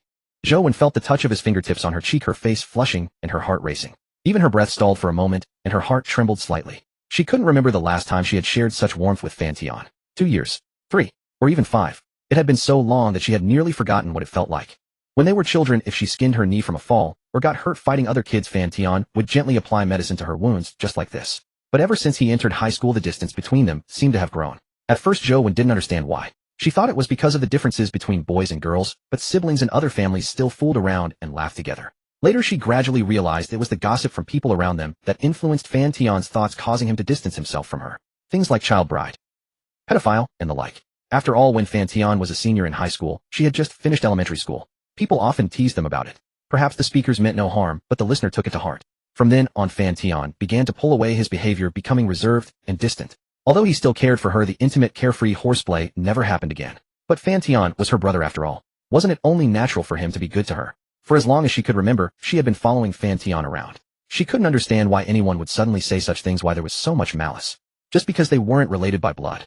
Zhou Wen had always felt hurt and aggrieved by her brother's deliberate estrangement. In the past she had thrown toys at him, bitten him, but it was useless. He was always indifferent, passively enduring everything, even walking into his room and closing the door to avoid playing with her. It was as if he were the most familiar stranger. She just wanted things to go back to how they were. With the current state of affairs, how could she not feel wronged? It was all the fault of those gossiping women. What business of theirs was her family's affairs? Damn those gossips. What are you thinking about? Fan Tian asked, noticing Zhou Wen's eyes gradually reddening, puzzled. Nothing. Got some sand in my eyes. Zhou Wen's voice was choked with sobs as she rubbed her eyes with her hands. But somehow the gentler Fan Tian's expression and the softer his movements became, the more aggrieved she felt. Large teardrops couldn't help but roll down her cheeks. Don't cry. Fan Tian assumed the slap had made Zhou Wen feel wronged, and his anger toward that fat bastard grew even more intense. Damn it. He'll hire a thug to beat him up for 10 million, Fan Tian cursed inwardly. He had never once laid a hand on Zhou Wen since she was a child, and now that fat bastard had dared to strike her. How could he not be furious? Don't cry. They'll have someone put that fat bastard in the hospital, and when he gets out, we'll put him back in. In and out, until he's paid 3 visits to that hut, Fan Tian said, patting Zhou Wen on the back to comfort her. Zhou Wen let out a chuckle at his words. A hospital was hardly a thatched hut. Forget it, bro. Don't blow things out of proportion. Bro, can I borrow your shoulder for a moment? Fan Tian frowned, and his comforting gestures came to a halt. Seeing this, Zhou Wen unconsciously pouted, but deep inside she sighed. He was still the same, instinctively resistant whenever she made any gesture that resembled the intimacy of lovers. It seemed he had always regarded her only as a sister without any illicit thoughts. Every movement he made seemed bent on proving that she was merely his sister. What about E? Is she still in class? Fan Tian awkwardly changed the subject. She should be in PE class now. Want to go see her? Zhou Wen forced a faint smile. Sister it is, she thought. As a family member she could stay by his side forever. Lovers, on the other hand, were not necessarily guaranteed. Having reasoned this out, Zhou Wen stopped fretting. Still, there was a faint disappointment in her heart. She had fantasized about Fan Tian holding her the way he held Su Yi, playing with her as they did when they were children. Even if not as lovers, it would be fine. But clearly that was unlikely. Fan Tian's moral boundaries in that regard were too high, fortified by a thick barrier that made such closeness nearly impossible. Come on, let's go see how you attend PE class. I haven't been back to school in a long time. Zhou Wen was stunningly beautiful, but she was ultimately the sister he had watched grow up. Fan Tian felt that even a flicker of such a fantasy was utterly sinful and shameful. Under the scorching summer sun, youthful sweat glistened on the fiery lawn. Tan male college students were freely expending their energy and passion on the football field, while lively female students sought shade on the sidelines, secretly stealing glances at their crushes. As Fan Tian and Zhou Wen entered the open-air stadium, they saw a group of female students sitting quietly on benches watching the male students competing on the field, some even locking onto a specific target. Those secret adoring gazes were nearly impossible to conceal. Youth is indeed beautiful, but it is also occasionally tinged with bittersweetness. Fan Tian swept his gaze across the gymnasium and easily spotted Su Yi. Today she was dressed simply, gray sweatpants and a white fitted t-shirt, yet her stunning figure still shone brilliantly on the court. Now having transformed from a girl into a woman, Su Yi had shed some of her former aloofness, gaining an enchanting beauty that left the male students around her utterly spellbound. She was playing badminton with a few female classmates on the sidelines, her movements crisp and agile. Nothing like the submissive and obedient demeanor she showed before Fan Tian. Even Fan Tian was somewhat surprised. That bright and composed demeanor was exactly how she had appeared at her birthday party when they first met. Perhaps this was another side of her, the face she showed to the outside world. It was good this way, or he had always worried that this girl might be bullied outside. Brother, let me tell you, Sister E is very popular in our class. Out of 25 boys, at least 20 like her. You should treat her well, or be careful she doesn't get snatched away. Fan Tian merely let out a disdainful laugh. 100% affection. Try to snatch her, show me. Love. They just covet her body, right? After all, she was curvaceous. Men just like big ones, don't they? Sometimes, even if the face is average, a good figure still attracts countless admirers, not to mention a stunning beauty like Su Yi, who has both looks and physique and a gentle, virtuous personality. What man wouldn't like such a sweet girl who seems easy to handle? A woman who falls for an eagle would never care about a roadside crow. Fan Tian said, shamelessly drawing a roll of eyes from Zhou Wen. He's handsome indeed, but could he not be so cheesy? You have a problem. Fan Tian saw Zhou Wen's expression and glared coldly. How would I dare, brother dearest? Zhou Wen let out an extremely strange voice that instantly gave Fan Tian goosebumps. Forget it, better not provoke her. Fan Tian wasn't afraid of her being unreasonable. What scared him was this mischievous look. He knew that gesture too well. If he responded, he would definitely end up being taken advantage of. He had been traumatized by that in the past. He would rather Zhou called him baby. That felt more natural. Should we go over and have some fun, or should we call Sister Yi over? No need, let's just sit here and rest. Fan Tian found a spot at the gym's snack bar and sat down. Seeing this, Zhou happily sat beside him. She thoroughly enjoyed their time alone together, though being with 3 people also had its own thrill. Jealousy. Zhou didn't feel it. In fact, she wished Fan Tian would be a bit more perverse. That way he might let go of worldly judgment, making room for her in his heart. Brother, go buy me a cup of milk tea strawberry flavor, Zhou ordered Fan Tian. It's just a few steps away, go yourself. Fan Tian refused without hesitation, then added, just bring me a watermelon-flavored one. Zhou giggled, fine, 100 delivery fee, transfer it to me later. Fan Tian was speechless, realizing he had been tricked, but he honestly transferred the money. In less than 10 minutes, Zhou returned carrying 3 cups of milk tea. This is yours, this is mine, and this is Sister Yi's. Fan Tian took one stuck in a straw and began drinking, then looked into the distance, admiring Su Yi's graceful, sporty figure. Brother, give me your milk tea. Fan Tian instinctively frowned and turned his gaze back. When he saw the prominent slap mark on Zhou's face, his heart softened, and he handed her the milk tea. Seeing this, Zhou's heart leaped with joy. She took the cup, took a big sip, then handed it back. When she saw Fan Tian continue drinking his milk tea as if nothing had happened, she became even more delighted. Zhou knew that Fan Tian had had a cleanliness obsession since childhood. If someone else drank from his cup, he would directly discard it. Even family members were no exception. She still remembered that once a cousin came over and took a sip of his drink, and Fan Tian very graciously gave the entire bottle to her. On the surface it was generosity, but in reality it was his obsession. That peculiar habit was known to the whole family. In the past, even if Zhou had touched his milk tea, he would have also generously given it away. But now that boundary seemed to be wavering. Zhou suddenly realized that something was beginning to change Fan Tian's mindset. Her gaze involuntarily swept over Su Yi, who was perspiring in the distance. Perhaps only a pure beauty like her could gradually break through Fan Tian's psychological barriers. Who is that handsome guy next to campus beauty Zhou? They look so intimate. They're even sharing a cup of milk tea. They must be boyfriend and girlfriend. I heard that 3 out of the 4 girls in the campus Beauties dorm already have boyfriends. I didn't expect the last one to be in a relationship now. The surrounding gazes fell upon them, filled with envy and jealousy, with a few frenziedly shipping the couple. A handsome man and a beautiful woman. They truly caught the eye. Especially Fan Tian's aristocratic yet slightly languid aura, which prompted these female students to imagine various scenarios. Particularly that barely fading slap mark, which further fueled their wild imaginations. Stories like a domineering CEO falling for a cold-faced wild campus beauty, forced love, and so on. Now it seemed the domineering CEO had won. If Fan Tian knew that these female students had already conjured up tens of thousands of words of love and hate in their minds, he would be both amused and exasperated. Perhaps the commotion here was too loud, or maybe Zhou was indeed quite famous on campus. As people around turned their gazes, naturally Su Yi also noticed what was happening there. When she turned back and saw Fan Tian, her heart seemed to skip a beat. Then a surge of emotion welled up inside her, and her face bloomed like a radiant flower. They'll stop for now, Z. Take my place. Su Yi handed the racket to a petite beauty sitting nearby and trotted toward the snack bar, or rather straight toward. What's wrong with Yi? On the badminton court, a handsome male student looked sour. He set down his racket, made an excuse to take a break, and fixed his gaze on Su Yi's retreating figure. Yan Ming had recently noticed that Su Yi dressed more glamorously, growing more beautiful and captivating each day, especially her devilish figure. It seemed to be getting even more voluptuous, which only stirred his desire further. So he had set his sights on Su Yi, and was looking for opportunities to get close, starting as friends, then making her call him big brother, and eventually other things. This was his usual method of pursuing girls, never revealing his intentions early, starting as friends, and then transitioning to lovers when the time was ripe. This approach had never failed him. Girls were almost defenseless against this type of pursuit. But when Yan Ming saw Su Yi trot over, take the milk tea from that man's hand and drink it, he was instantly furious, fuming with anger. She's tainted. How could she drink milk tea that another man had already drunk? Yan Ming's face darkened immensely, as if he had seen his beloved toy defiled by someone else. It disgusted him, and he grew even more resentful toward Fan Tian. I thought she was so pure, but she's just this self-degrading, Yan Ming thought coldly. Although he was furious and wanted to grab Su Yi and beat some sense in her, make her understand that he was her one true, destined lover. However, Yan Ming maintained his gentle jade-like demeanor on the surface, then made an excuse to buy water and walked over. Yan Ming believed he was good-looking and confident enough that he wouldn't lose to Fan Tian. Women are that superficial, aren't they? Don't they just love his strikingly handsome face? Su Yi took the warm milk tea handed to her by Fan Tian and began to sip it slowly. Perhaps due to the intense exercise earlier, her face was flushed with a charming red hue, and a few unruly strands of hair were tousled on top, sticking to her skin due to sweat. Seeing this, Fan Tian couldn't help but gently tuck her hair behind her ear. Su Yi instantly transformed from a lively state to a frozen one, not daring to move, feeling a mix of shyness and nervousness. This was in front of so many people.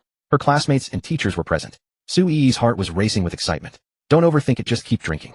Fan Tian felt a bit helpless. Ever since Su Yi had developed 100% affinity for him, he could hear her innermost thoughts. However, At times he felt lost upon hearing this girl's thoughts, even experiencing a sense of having his worldview overturned. She actually thought of such things in front of so many people under broad daylight with her mind filled with inappropriate thoughts. Fan Tian felt somewhat at a loss. Upon hearing this, Su Yi began to suck on her cherry-like lips again. Her demeanor was simply too adorable, prompting Fan Tian to pinch her soft chubby cheeks. Nearby Zhou Wen instinctively pouted. That damn wench. How dare she show off her affection right in front of her. Zhou Wen's heart began to rebel again, thinking about how one day she would put that little brat in her place. After all, they weren't related by blood, and she was well aware that Fan Shu and her mother were merely cohabitating without even a marriage certificate. That night she had eavesdropped outside the door and heard everything clearly. It was just that Fan Tian was overly guarded, not giving her even a glimmer of opportunity to cross boundaries. Hello, there are no seats elsewhere, can I sit here? Just as the three were lost in their thoughts, a strange voice interrupted. Yan Ming stood before them with a smile, holding a cup of milk tea, exuding confidence and charm. Fan Tian and the others simultaneously looked up. Zhou Wen maintained a calm expression, while Su Yi glanced briefly before turning back to her milk tea. Seeing this, Yan Ming's lips twitched slightly. After all, he was also the heartthrob of the Fine Arts Academy. How could she remain so indifferent, not giving him even a hint of response? What an unappreciative when she cursed inwardly. Sure, you can sit. Yi, come over here. Fan Tian smiled and nodded. Due to her sweaty body, Su Yi sat at another end. Now upon receiving Fan Tian's command, she dashed over saying, thank you. Yan Ming maintained his smile, but inwardly he was extremely gloomy. It was evident that Su Yi's relationship with this man was unusual, otherwise she wouldn't have been so unbothered sitting next to Fan Tian, who even had his hand resting on her shoulder, occasionally playfully rubbing her rosy cheeks. What drove Yan Ming to the brink was that Su Yi looked as if she was truly enjoying it. As for Zhou, when she rested her chin on her hand, expressionless, playing on her phone. No wonder she was called the coldest, yet most temperamental campus beauty. Yan Ming felt a bit annoyed. He prided himself on being handsome, yet it seemed to have no effect in front of these two women. Why? He took a moment to assess Fan Tian. He was indeed handsome, but relied more on his clothing for that appeal. If he dressed similarly, Yan Ming believed he could easily surpass Fan Tian. He didn't look like a student. If he wore a suit jacket, he would resemble an insurance salesman. Yan Ming thought to himself, who in the Demon City dresses so formally? I thought you were from Magic City. Dude, you're not from our school, are you? No, I've already graduated, Fan Tian replied with a smile, feeling that this person looked somewhat familiar. Yan Ming. I wonder what his relationship is with Yan Ruzhan. Fan Tian glanced at the young man, finding it rather. This person should be meeting him for the first time, yet his affinity was an astonishing -40. He must be one of the suitors of the two beside him. Let me have a sip of your milk tea. Yan Ming's affinity dropped by 5. Understood. Fan Tian smirked, took a few sips from Su Yi's milk tea, then placed it back. Su Yi was his girl, he saw nothing wrong with it. Although he was a bit of a neat freak that was only towards outsiders. As for Su Yi, she was even less concerned, her lips curling upward, her eyes squinting like a crescent moon. Only Yan Ming felt his mouth twitch involuntarily. He thought to himself that he was also being mistreated. Why did he have to sit here, when he could have found a corner to rest comfortably? Hey, can I interrupt for a moment? Another crisp voice rang out from behind them. A girl holding a Canon camera approached enthusiastically, a bit anxious, standing behind Fan Tian and the others. Yan Ming felt a surge of joy. He knew who this person was. A street photographer specializing in capturing handsome men and beautiful women in the university. He had been invited to be photographed before and had received quite a positive response. Now she must be looking to photograph him again. Hey Charlotte, you're here to snap some pictures again, Yan Ming said confidently. Who are you? Xiaju looked up, feeling that Yan Ming looked somewhat familiar, but couldn't quite recall. Yan Ming's smile immediately faded, feeling inwardly frustrated. Why? Just 2 months ago she had taken a set of photos of him, and now she didn't recognize him. He thought to himself, how pretentious. Yan Ming, I had you take my photos just 2 months ago. Have you forgotten so soon? Yan Ming forced a smile, suppressing his displeasure. Oh, it's Yan Ming. No wonder I felt so familiar. Xiaju chuckled awkwardly. Right, I'm here to capture this handsome guy. Handsome guy, I really like your style. You look very handsome. I just came over to ask if you mind if I take some pictures of you. Xiaju explained enthusiastically to Fan Tian. What are the photos for? Fan Tian frowned slightly. I'm a street photographer. These photos will only be posted on my social media. Posted online. Fan Tian hesitated. Sorry, I might not be interested. It's okay, no problem. However, Xiaju felt a bit anxious. The moment she saw Fan Tian, she sensed that if she could capture his photos, it would a youthful-looking uncle. How many girls dream of him as their ideal partner? She could even envision the frenzied reactions of women online. That would be amazing. So she still wanted to make an effort. Perhaps I can show you my work if you're willing. At least we could leave some beautiful memories together. Alright, I'll take a look. Xiaju was a bit excited, quickly pulling out her phone and opening Douyin to let Fan Tian browse through. I must say the photos were indeed quite good. Whether in terms of angle or color they were top-notch. It was evident that she was truly passionate about photography. Are you willing now, or? Xiaju's eyes were filled with hope and anticipation, her entire demeanor radiating positivity and sunshine, like a sunflower facing the dawn. Sure, but what do I need to do? Fan Tian smiled and relaxed. You just need to sit there and occasionally look at the camera. I'll find the angles myself. Alright. Yan Ming felt somewhat defeated, because he realized that the vast majority of the nearby girls' gazes were glued to Fan Tian, as if they were stuck to him. A bunch of sycophants, shallow women. Yan Ming gritted his teeth. Used to being flattered by others, and having lived under the spotlight for years, suddenly, one day the light shone on someone else, igniting feelings of jealousy within him. He didn't believe he was inferior to Fan Tian in looks, at most he felt slightly lacking in temperament. Old men, they just deceive naive college girls with their perceived maturity and wealth. Yan-Ming thought he was simply losing out due to age. If he waited a few years gaining social experience, he would definitely be more outstanding, more mature, and reliable than Fan Tian. What he hated most were these older men who, having lived a few more years, relied on their maturity and wealth to chase after college girls. He felt that such people were like scavengers, unable to find partners within their own age group, thus turning to naive college students, leveraging their social experiences to deceive those young women. Yet those young women genuinely fell for it, believing them to be mature and reliable. While Yan-Ming despised these older men, he also felt a sense of helplessness towards those brainless college girls. In the scorching summer, Fan Tian, clad in black, appeared menacing in the shadowy corner. The bright sunlight pierced through the branches, casting upon his handsome face, while his sharp, eagle-like gaze added an extra layer of majesty. The towering tree, the sunlight, and the somewhat dilapidated old chair evoked a sense of salvation, as if a dazzling light tore through boundless darkness. However, he sat there lazily, crossing his legs like a demon king in the darkness, looking down upon a dragon-slaying warrior. A faint, sinister smile curled at the corner of his mouth, and an overbearing aura surged forth, completely suppressing the light. Overbearing dark style? So captivating. Xia Zhu gazed at the captured images, waves of excitement surging within her, and her hands involuntarily quickened. She couldn't wait for more frames, more angles. Sui stood by holding a milk tea, her eyes sparkling with so handsome. Black leather shoes, black custom-tailored trousers, a black shirt, and the slightly exposed perfect collarbones. Isn't this exactly the domineering CEO type? Under the effect of a certain filter, Sui felt that Fan Tian became more majestic and domineering, perfectly matched. She felt that even if Fan Tian stepped on her head with his shiny leather shoes, she would relish it. The feeling of being completely conquered. Fan Tian, lost in thought, glanced over at Sui. That scrutinizing gaze, like a hawk's, seemed to see through Sui inside and out. She was suddenly at a loss, shamefully averting her eyes, a blush spreading from her ears to her cheeks. For some reason, she felt a strange sense of being seen through in her little schemes. It was a bit shameful, but not as mortifying as the previous time. Ever since she made that request to Fan Tian, she felt that the distance between them had narrowed. Or rather, Sui had grown a little. Zhou felt somewhat relieved as well. She was the one who understood Fan Tian best, having followed him around since childhood. Even when choosing a college, she unhesitatingly selected the city where he worked. She felt that Fan Tian had changed, becoming increasingly composed, confident, and domineering, without the initial uncertainty about the future. It was a transformation from the inside out. Money.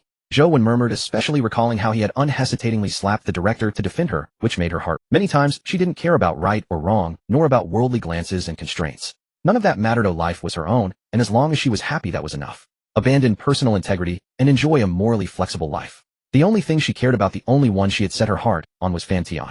If he didn't mind those things, Zhou felt she would have captured him long ago. Why let that foolish woman toy with Fan Tian's feelings? At the thought, Zhou felt a surge of anger. Then she cast a sidelong glance at Sui, and sighed deeply inside. Perhaps this was the right choice.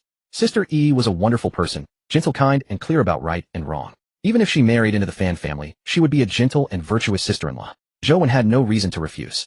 Still, Zhou felt a pang of bitterness. That position could have been hers, so close, yet always out of reach.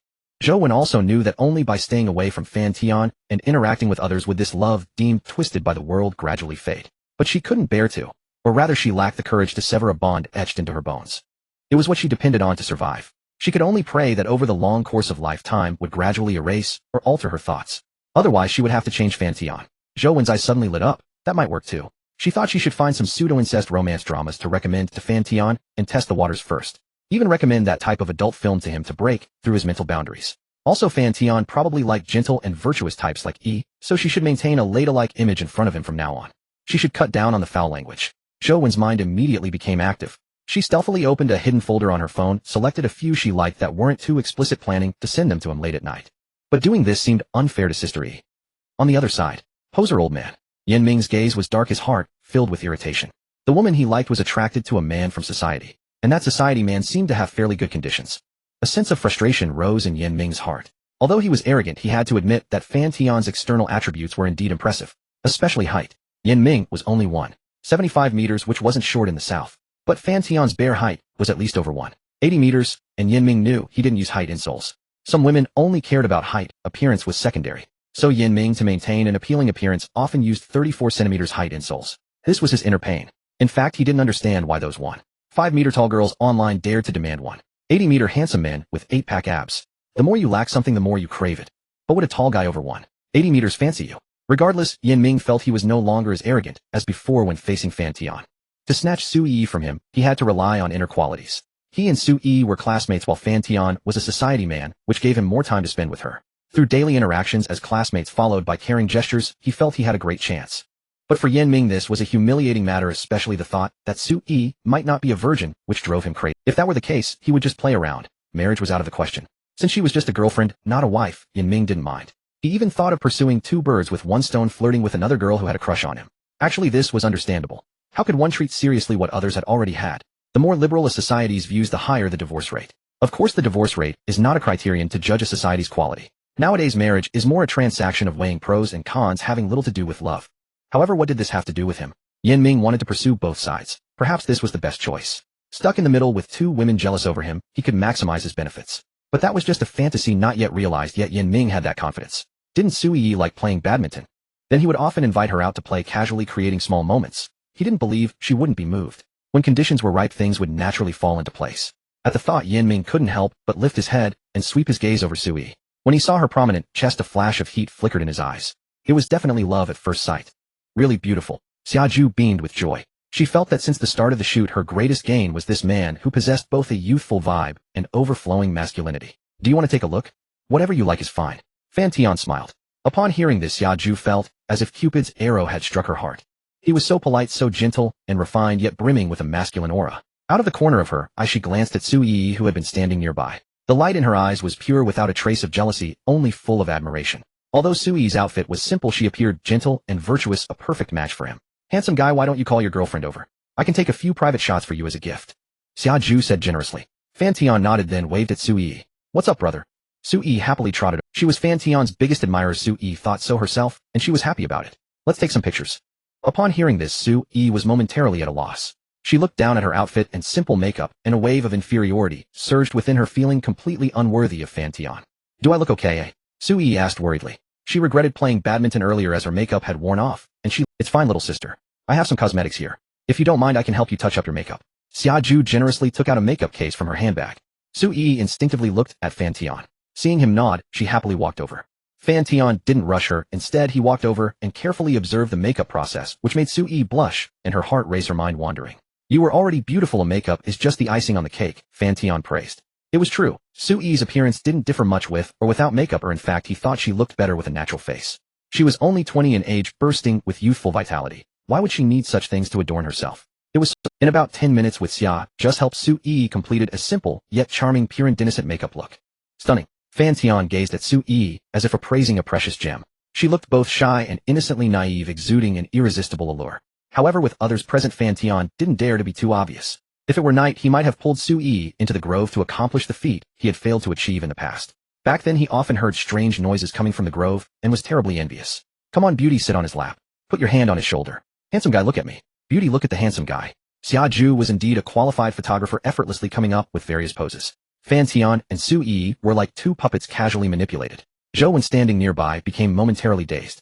But she quickly snapped out of it, took out cosmetics to cover the slap mark on her face, and after Fan Tian and Su Yi finished shooting, she walked over with a swagger that acknowledged no authority. Brother, sistery, I want to take some pictures too. Zhouwen's lips curled up. Xiaju's mouth slightly opened. She recognized Zhou, the cold-faced school beauty of the art academy, infamous for smashing the gift from wealthy heir Yi Shuquan in an incident that caused quite a stir. Moreover, she had once invited Zhou for a photo shoot, but was rejected. She never expected her to be this handsome guy's sister. What a small world. Hello, could I trouble you to take a few more pictures? Fan Tian said apologetically to Xiaju. Of course, Xiaju beamed. Both Fan Tian and Zhou were rare beauties, stunning in appearance and possessing a unique aura. Moreover, shooting videos of these handsome men and beautiful women actually brought her monetary gains, though otherwise she wouldn't be so enthusiastic. Her passion for photography was largely driven by the opportunity to improve her life through the profits from these shots. Working purely for love, that wouldn't last long. Next, Xiaju took a few more sets for Fan Tian and Zhou, and then a few solo sets for Zhou. Finally, the three of them walked together. Xiaju's enthusiasm soared. As she looked at the photos on the camera, she grew increasingly satisfied, feeling that today's work would become a phenomenal hit. In the future, more and more people would invite her for shoots, and becoming a renowned photographer was just around the corner. How about adding me on WeChat? They'll go develop the photos now and give them to you later. Zhou, standing nearby, directly took out her phone, scanned the code, and added Xiaju on WeChat. Just give them to me when they're ready, Zhou said with a smile. Fan Tian nodded. Xiaju was somewhat disappointed. She had wanted to add this handsome guy's contact info, so that if her work really became a hit, she would have the chance to invite him for more shoots. But since his sister had already spoken, she felt too embarrassed to bring it up. After the shoot, the three returned to the tables at the convenience store. Just then the school bell finally rang, so Su-yi and Zhou Wen had to head to the front to gather. That fatty really doesn't want anything. After handling matters, lawyer Zhang arrived late. Yes, after all, he is the party at fault. If he really wanted to fight it out, he'd be in greater trouble. Zhang Lan smiled. What was a slap? As a lawyer, she had witnessed far darker things. Human nature was often complex and changeable. Enemies 1 second, settling out of court the next. As long as Fan Tian paid, if he wanted revenge, Zhang Lan had ways and means to bring Director Chen down. I should have slapped him a few more times. Fan Tian sighed lightly. Hearing this, Zhang Lan's mouth twitched slightly, reminding herself not to be influenced by her employer. This employer was quite carefree. Having just hit the school's director, he was now strolling around without a care in the world. It had to be said, his mentality was truly remarkable. However, Fan Tian's attention was soon captured by an incoming phone call. Yi Shuquan hired thugs to break my legs. Just a trivial matter. Fan Tian couldn't care less. With his current physical condition, taking on 10 or even 20 opponents was more than enough. It's not like they could just shoot him with a gun. 200000. Am I that cheap? Fan Tian's brows furrowed. On the other end, Yan Ruzhen was also amused and exasperated by Fan Tian's concern. What was there to be angry about? Did he think he was in one piece proud of a bounty? However, given his status, driving a car worth tens of millions and wearing a watch worth tens of millions, 200,000 was indeed quite embarrassing. Yi Shuquan is a member of the Yi family, a clan with assets in the hundreds of billions. Although he's a peripheral figure, he's still a descendant of the Yi family. They're very protective of their own, so it's best not to provoke them. We suggest letting the matter rest and valuing harmony. Fan Tian's brows knitted. The Yi family. Did he know them? No. Or rather, he didn't know any of the major families in Yaodu, nor what capabilities they possessed. After all, it had been too short a time since he acquired the system. He hadn't reached that level of contact. The highest he had reached was the boss of Blue Star Media, or the wealthy woman Qin Shui, with assets over 100 million. But so what? Now that he had a price tag on his head, backing down wasn't in his nature. Revenge for grievances, payback for grudges. In the past, he had no ability, so he could endure. But now why should he endure? Moreover, his wealth came from the system. The Yi family had nothing that could restrain him. Boss, Yan, what do you think my personality is? Fan Tian said indifferently. On the other end, Yan Ruzhen raised an L. Business people rarely engage in emotional conflicts. After all, in today's society, there isn't much actual fighting. The higher one stands, the better their temper and the higher their quality. Because their desires are mostly satisfied, they lack such intense aggression. If something displeases them, their subordinates, eager to win the boss' favor, will usually handle it quickly. However, she recalled the day she first met Fan Tian. He had a strong sense of justice. That day, Fan Tian directly paid 300 to 3 waiters, asking them to give a troublemaking drunkard a half-hour-long profound lecture. Yan Ruzhen was somewhat startled and surprised at the time. She rarely saw such a flamboyant young master who seemed to treat money as nothing, only seeking to vent his grievances with panache. In her opinion, hiring someone would only cost 1,000 or even 1,000, 1,000 for 3. If you want to do it, there are plenty of others willing to do it. After all, in today's society, jobs paying a dozen or 20 an hour are fiercely competed for, let alone jobs that only require talking. There are too many people. 3,000 is too much. You could hire 10 male models for less. What's your intention, boss Fan? Yan Ruzhen gave a helpless smile. Across from her, Chun Bo was brewing tea while pricking up his ears, focusing all his attention on this conversation. In recent years, his security company's business had been disappointing.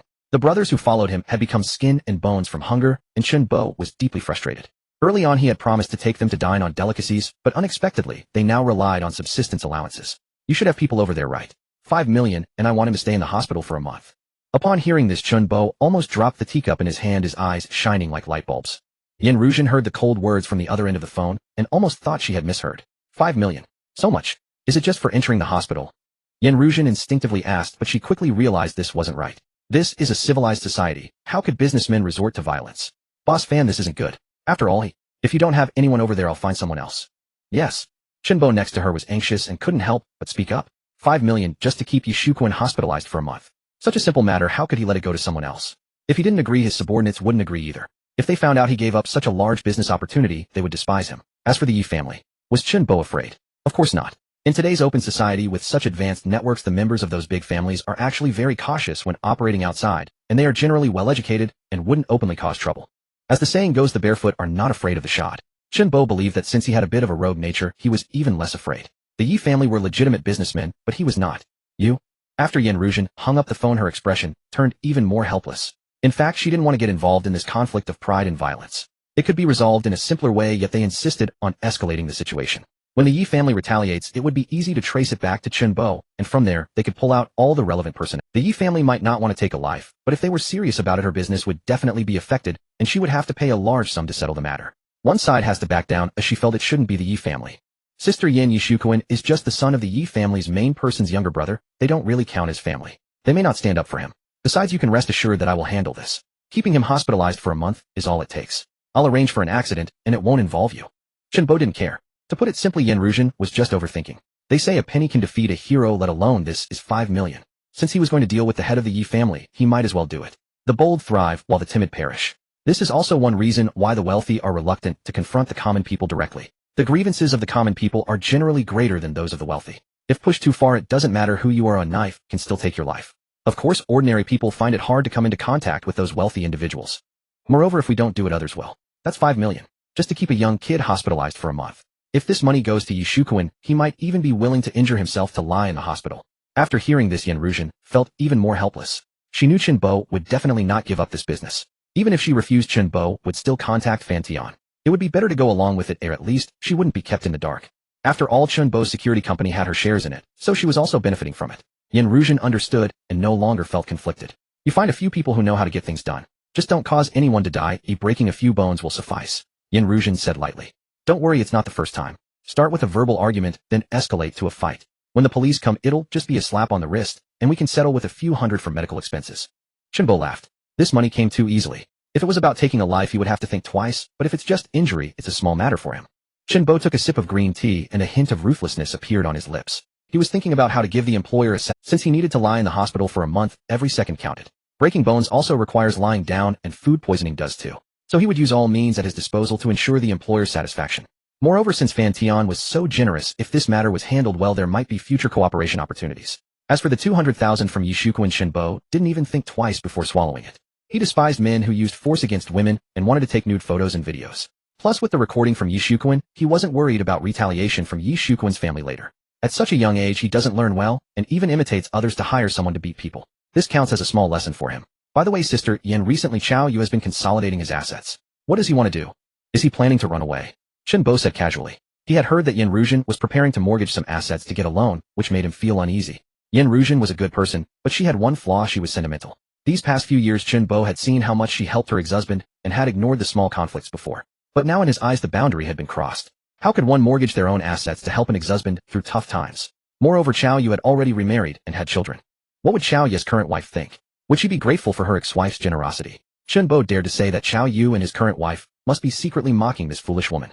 That person was very selfish and hypocritical. Chenbo had always known. What they showed on the surface was one thing, but behind the scenes it was another. Only Yin Ruzhen was blinded by the leaves of emotions and ignored Chao Yu's selfishness. He must be preparing to go all out. You know how critical his project is right now, Yin Ruzhen said without a hint of embarrassment. Sister Yin, it's better to keep your guard up, Chenbo advised. Yin Ruzhen's cold gaze sharpened, then she replied, I understand. Chenbo looked seriously at Yin Ruzhen, then shook his head with a wry smile.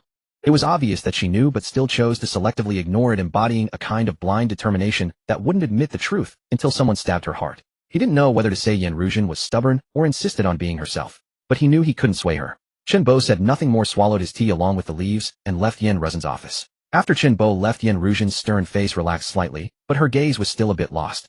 Whether Chao Yu would deceive her, Yin Ruzhen wasn't sure, but everything he did suggested that outcome. He wanted to sell off that project and then flee abroad with his wife. However, what did that have to do with her? As for the 20 million she lent to Chao Yu, it could be regarded as a repayment for the guidance and education he had given her in her career back then. She was merely repaying a debt of gratitude. Once that was settled, everything else would have nothing to do with her. The outcome is already like that, Yin Ruzhen said with a calm smile. Just thinking about a friend of over a decade betraying her still made her heart feel a bit bitter. She didn't know what was real anymore. All feelings seemed to fade with the passage of time, turning from fiery passion into serene indifference. This was true for her, and it was true for her friends as well, almost without exception. But it seemed that none of this mattered anymore. Her own happiness was the priority. Realizing this, Yin Ruzhen changed out of her high heels and into casual clothes, heading straight to the massage parlor downstairs. It had been a long time since she visited the business below, and she was nearly forgetting the soft massage techniques of those female therapists. As for Chao Yu, he could go to hell. Yi Shuquan walked back to school with his girlfriend feeling quite pleased. Although spending 200 stung a bit, the thought of that person lying in bed for months brought a smug smile to his lips. What he despised most was others showing off in front of him, especially in front of his woman. Fan Tian had crossed a line. In his eyes, Fan Tian was nothing but a lowlife, crude and violent, unlike himself, who always sat on high, elegant and refined, using mere words to make others do his bidding. And Zhouwen, how dare she defy him? A slut. Once he started managing part of the family business and gained wealth and power, he would make her regret it. He would show her just how vast the gap between them was. Make her realize how foolish it was to reject him. At the thought, Yi Shuquan felt a secret thrill. Now living on a monthly allowance, he felt too constrained. Even a lowly person dared to provoke him. Lu Wanqing glanced at her boyfriend's smug expression and felt a pang of bitterness. She hadn't thought much of it before, but the incident at noon had sobered her up. Instinctively, she wanted to flee from Yishukuin, realizing he wasn't a man she could rely on. For Yishukuin, she had initially chased him for his money. As for feelings, there were none at first, but after they became intimate, spending time together slowly fostered some. Yet this incident forced her to reevaluate their relationship. At first he was generous with money, but after he got what he wanted he gave less and less. Lu Wanqing knew he was tired and didn't care anymore. Men, they were always like that. Though somewhat hurt, Lu Wanqing wasn't one to show it or make a fuss. She had been after his money from the start. Over the past year she had milked over 200,000 from Yishukuin and lived quite comfortably. That was enough. She had once dreamed of marrying Yishukuin after graduation and becoming a wealthy housewife, but that seemed unlikely. Over the past year she had gradually accepted reality, knowing he was just playing with her. A girl without background like her could hardly marry into a wealthy family. Besides, she was lazy, not cunning enough, and lacked such ambition, making it even more impossible. As for getting pregnant and forcing a marriage, Lu Wanqing had no such intention, nor was she that reckless. So her current goal was to squeeze as much money as possible from Yishukuin before initiating a breakup, hoping he would feel a twinge of nostalgia, making it easier to handle him. After having her fun for a few years, she would settle down through an arranged marriage with an older, wealthy, reliable man, becoming a virtuous wife and devoted mother. That was her life's ambition. Of course, Yishukuin knew nothing of her plans. He still believed Lu Wanqing was mad. What are you thinking about? Yishukuin glanced at Lu Wanqing. He was quite satisfied with this girlfriend. Easygoing, not temperamental, and she brought him face in public while being obedient in bed. But his family valued social standing, so marrying Lu Wanqing was unlikely. Perhaps after breaking up he would give her a sum of money as compensation. He knew this was the best outcome for Lu Wanqing. He just hoped she wouldn't make a scene, or else he would have to be ruthless. Nothing, I'm not thinking about anything, Lu Wanqing smiled. So the two walked on the school path, each harboring their own ulterior motives. One feeling pleased, the other distracted. But a dark figure flanked by two graceful silhouettes appeared ahead, instantly souring Yi Zukin's expression. Yet thinking that soon the lowlife would be sent to the hospital, Yi Zukin's mood improved. He sneered coldly at Fan Tian. A vulgar brute. What use was brute force? Money was the true principle of this society. He knew Zhou Wen's family wasn't wealthy, so he naturally assumed her brother wasn't either. And even if he had money, could he compare to him? After the new year, Yishukuin would take over businesses worth tens of millions, giving him the confidence to look down on Fan Tian. But seeing Zhou Wen act so intimately with Fan Tian, Yishukuin couldn't help but feel irritated. If Zhou Wen had treated him like that before, maybe he wouldn't have targeted her at school, and he would have treated Fan Tian with respect, calling him. But the current situation was Zhou Wen's own doing. Let's take this path back to the dorm, Lu Wanqing said, seeing the trio approaching them naturally, wanting to avoid a confrontation. Lu Wanqing was scared, especially recalling Fan Tian's icy gaze. Yet a strange feeling stirred within her. If only Fan Tian were her boyfriend. Maybe not rich, but he could stand up in critical moments, which was far better than Yishukuin. And his appearance matched her ideal type. After breaking up with Yishukuin, she naturally wanted to fool around with a handsome guy who could provide emotional value. If he had no money, she wouldn't mind subsidizing him. That way life wouldn't be wasted. If men could play with women, why couldn't women? Why are we taking another path? We're going this way. Yishukuin forced bravado. He had also wanted to pretend not to see and take a detour, but his girlfriend's suggestion pricked his pride. If he agreed, wouldn't that mean he feared Fan Tian? How could he save face? Besides, in plain view, he didn't believe Fan Tian. At this thought, Yishukuin subconsciously straightened his back. As for Fan Tian, he paid no attention to those around him, playfully teasing Su Yi and Zhou Wen the whole way, naturally unaware that someone was glaring at him. Moreover, even if someone glared, he didn't care. After all, with two campus beauties by his side, what man wouldn't look at him with envy and malice? Especially Su Yi, who grew more womanly by the day, exuding an irresistible allure for these restless college students. Fan Tian was used to being stared at with strange eyes. Sometimes it even felt satisfying. Bro, I want to rent a place outside. I can't stand living with that bitch anymore. Zhou Wen deliberately said, glancing at two skulking figures hiding behind passersby. Fan Tian might not have noticed, but she certainly did. They were her dorm mates after all. Bitch. Lu Wanqing felt a surge of anger, but seeing her indifferent boyfriend even using a passerby as cover, her rage turned into helplessness and bitterness. She swore never to find such a spineless boyfriend again. Money was nothing without backbone. He prided himself on being a gentleman who argued but never fought. What woman could tolerate such a limp creature? Sure, I'll find a place nearby you can move in. No need, I've already found a place nearby. They'll go talk to the counselor later. Zhou Wen smiled. Su Yi's heart stirred at the idea of moving out. Then she could cling to Fan Tian in the evenings. No more hotels, and it would save Fan Tian a lot of money. Sister Yi, do you want to move out and live with me, eh? That way we'll have company, and my brother can pay the rent. Zhou Wen suggested, seeing Su Yi's interest. Sure, let's live out. Su Yi smiled gently. She had actually considered renting a place alone so she and Fan Tian could do as they pleased without, but she couldn't refuse Zhou Wen's offer, as she would just have to keep quiet at night. Great, the place I found has 3 bedrooms and a living room. Bro will keep a room for you so you don't have to waste money on hotels every time you come, Zhou Wen said. I don't mind. Fan Tian genuinely didn't care. The beautiful older woman's place was only a dozen minutes from the university. By the way, when if that director or anyone else gives you trouble again, just tell me. Okay. Zhou Wen's eyes crinkled with laughter. She glanced at the two sneaky figures who had buried themselves deeper in the crowd, feeling a sense of satisfaction. Yi Shuquan always used his petty authority to harass her and swagger, yet in front of Fan Tian, he didn't dare utter, arrogant but weak. Zhou Wen now held Yi Shuquan in even lower regard.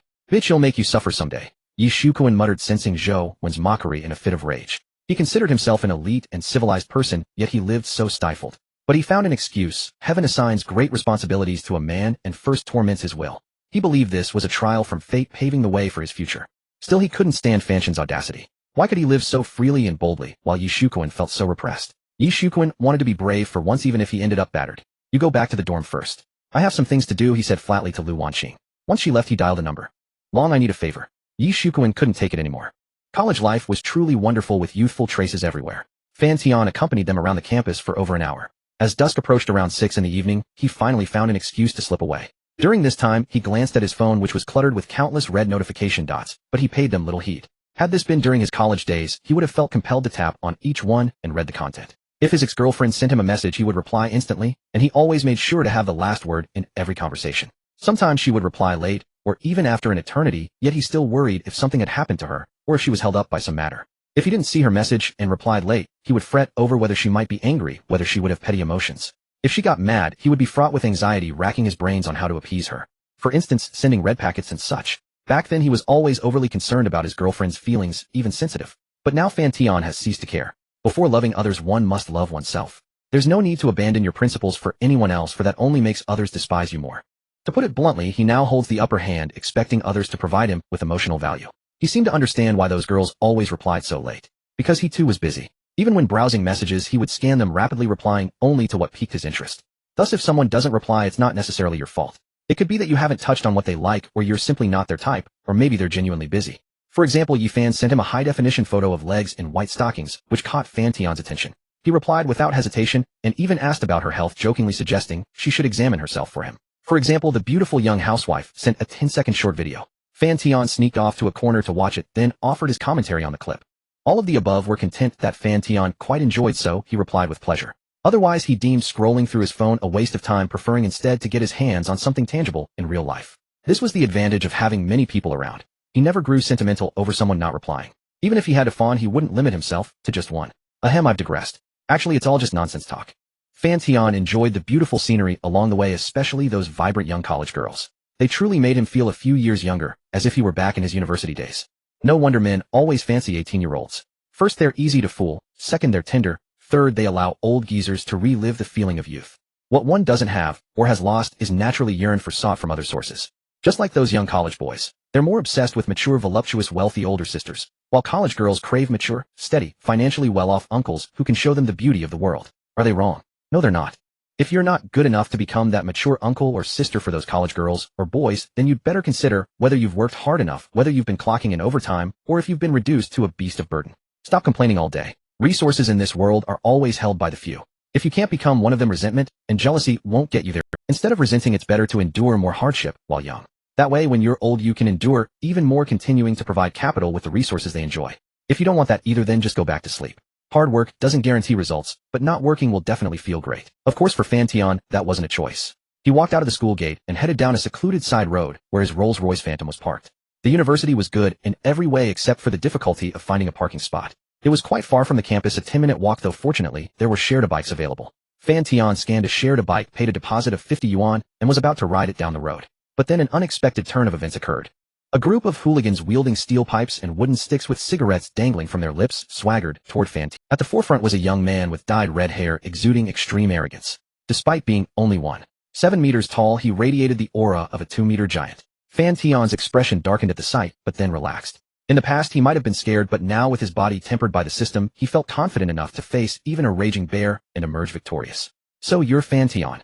The yellow-haired guy watched Fan Tian scanning the QR code for the shared bike, a hint of disdain flickering in his eyes. It seemed he was indeed an ordinary person, giving them free rein to act without restraint.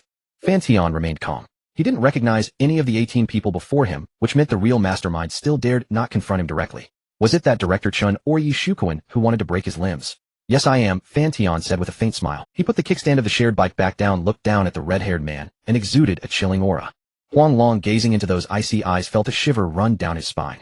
But recalling that he still had 17 companions beside him, he couldn't help but feel a twinge of shame. 1 against 18, and he was already intimidated, cowering before the fight. The advantage was clearly on his side.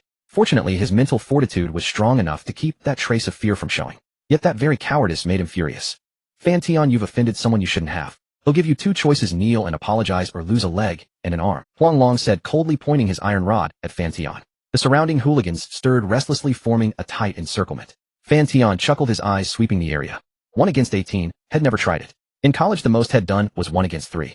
But now he wanted to give it a shot. Kneel and apologize. Lose a leg and an arm. It sounded ridiculous. Why did they always throw out threats before a fight? Why not just get straight to it? This wasn't a TV drama. Why so quiet? Scared? Weren't you pretty cocky? Even dared to hit the director. Now try being cocky in front of me, you bastard. Huang Long gripped his iron rod, his confidence swelling, and roared arrogantly at Fan Tian. 1 against 18 and his brothers were armed. The advantage was theirs. The group of thugs in tight trousers and Adidas sneakers sneered contemptuously. Each one looked so smug their mouths seemed to turn up to the sky. They were itching for action, waiting only for Huang Long's signal to charge like an iron tide and beat Fan Tian to a pulp.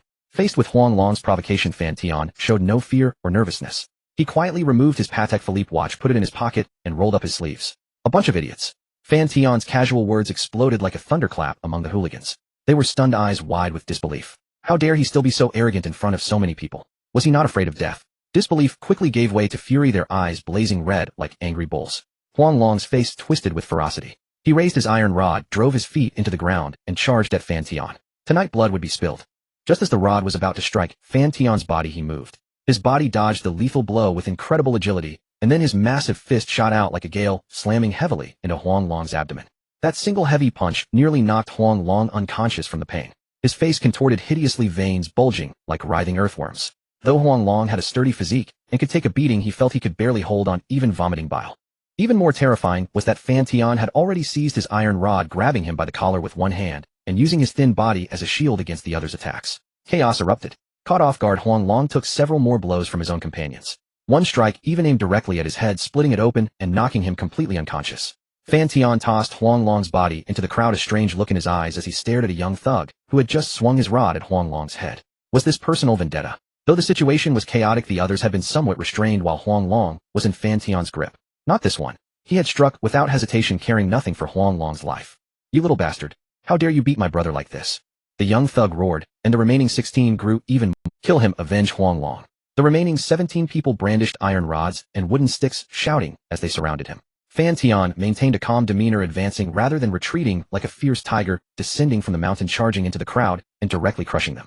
The adrenaline surged, causing Fan Tian to endure a few blows as if nothing had happened. In fact, the pain his body felt only made his movements more frenzied and savage. Fan Tian reached out and grabbed a man weighing around 100 kilograms, lifting him up and using him as a human weapon to smash into the crowd, instantly causing widespread cries of agony. He then took up a stick and advanced, swinging it wildly among the crowd. His fierce demeanor was reminiscent of Lu Bu in his prime, unstoppable by anyone. Some youths from society were frightened, their eyes revealing a deep sense of terror.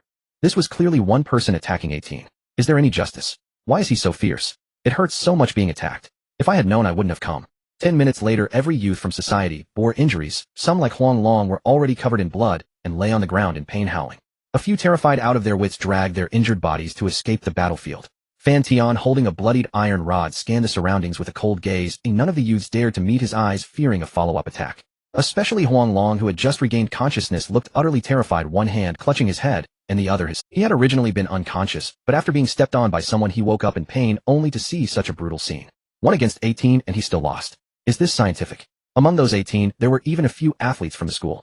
It's simply a dreamlike outcome. No one would believe it if spoken of, yet the reality is just so. The surrounding students and passers-by looked on in shock at Fan Tian among the crowd, all with expressions of disbelief, their eyes wide, as if in a daze. Incredible. Even movies wouldn't dare depict this. No wonder people say reality is more fantastical than movies. Isn't this person Su Yi's boyfriend, Zhou Wen's brother? 1 against 18, it's like a small cow boarding a plane, simply astonishing. From today on, he will be my idol, my male. All the female college students were starstruck. Who wouldn't want a boyfriend as fierce as this? His masculinity is simply off. Fan Tian rolled down his bloodstained sleeves, took out a Rolex from his pocket, donned it on his wrist, and then walked coldly to Huang. You? Stay away. Huang Long's voice was hoarse, his eyes filled with deep fear. This person was simply inhuman. How could there be such a freak? In this peaceful society, even a martial arts champion wouldn't dare to fight barehanded against 18 men wielding weapons, yet Fan Tian not only did so, but defeated them in an overwhelming manner. Huang Long knew that starting tonight, Fan Tian would become famous in the university town, while he had become a stepping stone. Bro, I was wrong. Just treat me like a fart and let it go. It was Yisu Kuan who sent me. Before Fan Tian could speak, Huang Long revealed everything in detail. At that moment a shadow hiding in the crowd stared coldly at Fan Tian, and Huang Long cursing them as useless. Initially boasting about how fierce his subordinates were now, they were like paper easily knocked down by a single blow. All of them are useless. Yi Su Kuan said softly, realizing the situation was untenable. He had no choice but to slip away to avoid bringing trouble upon himself.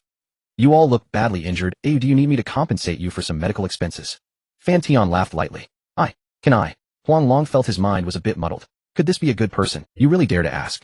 Fan Tian scoffed lightly, rubbing Huang Long's broken bone, causing him to grimace in agony, even filth flowing out. Huang Long dared not make a sound. He didn't even dare to glare with resentment. This person was a devil, deliberately leading him like this, then finding excuses to torment him. How could there be such a thing? I will let you go this time, but if there is a next time, I assure you I won't hold back. It won't be as simple as breaking a rib.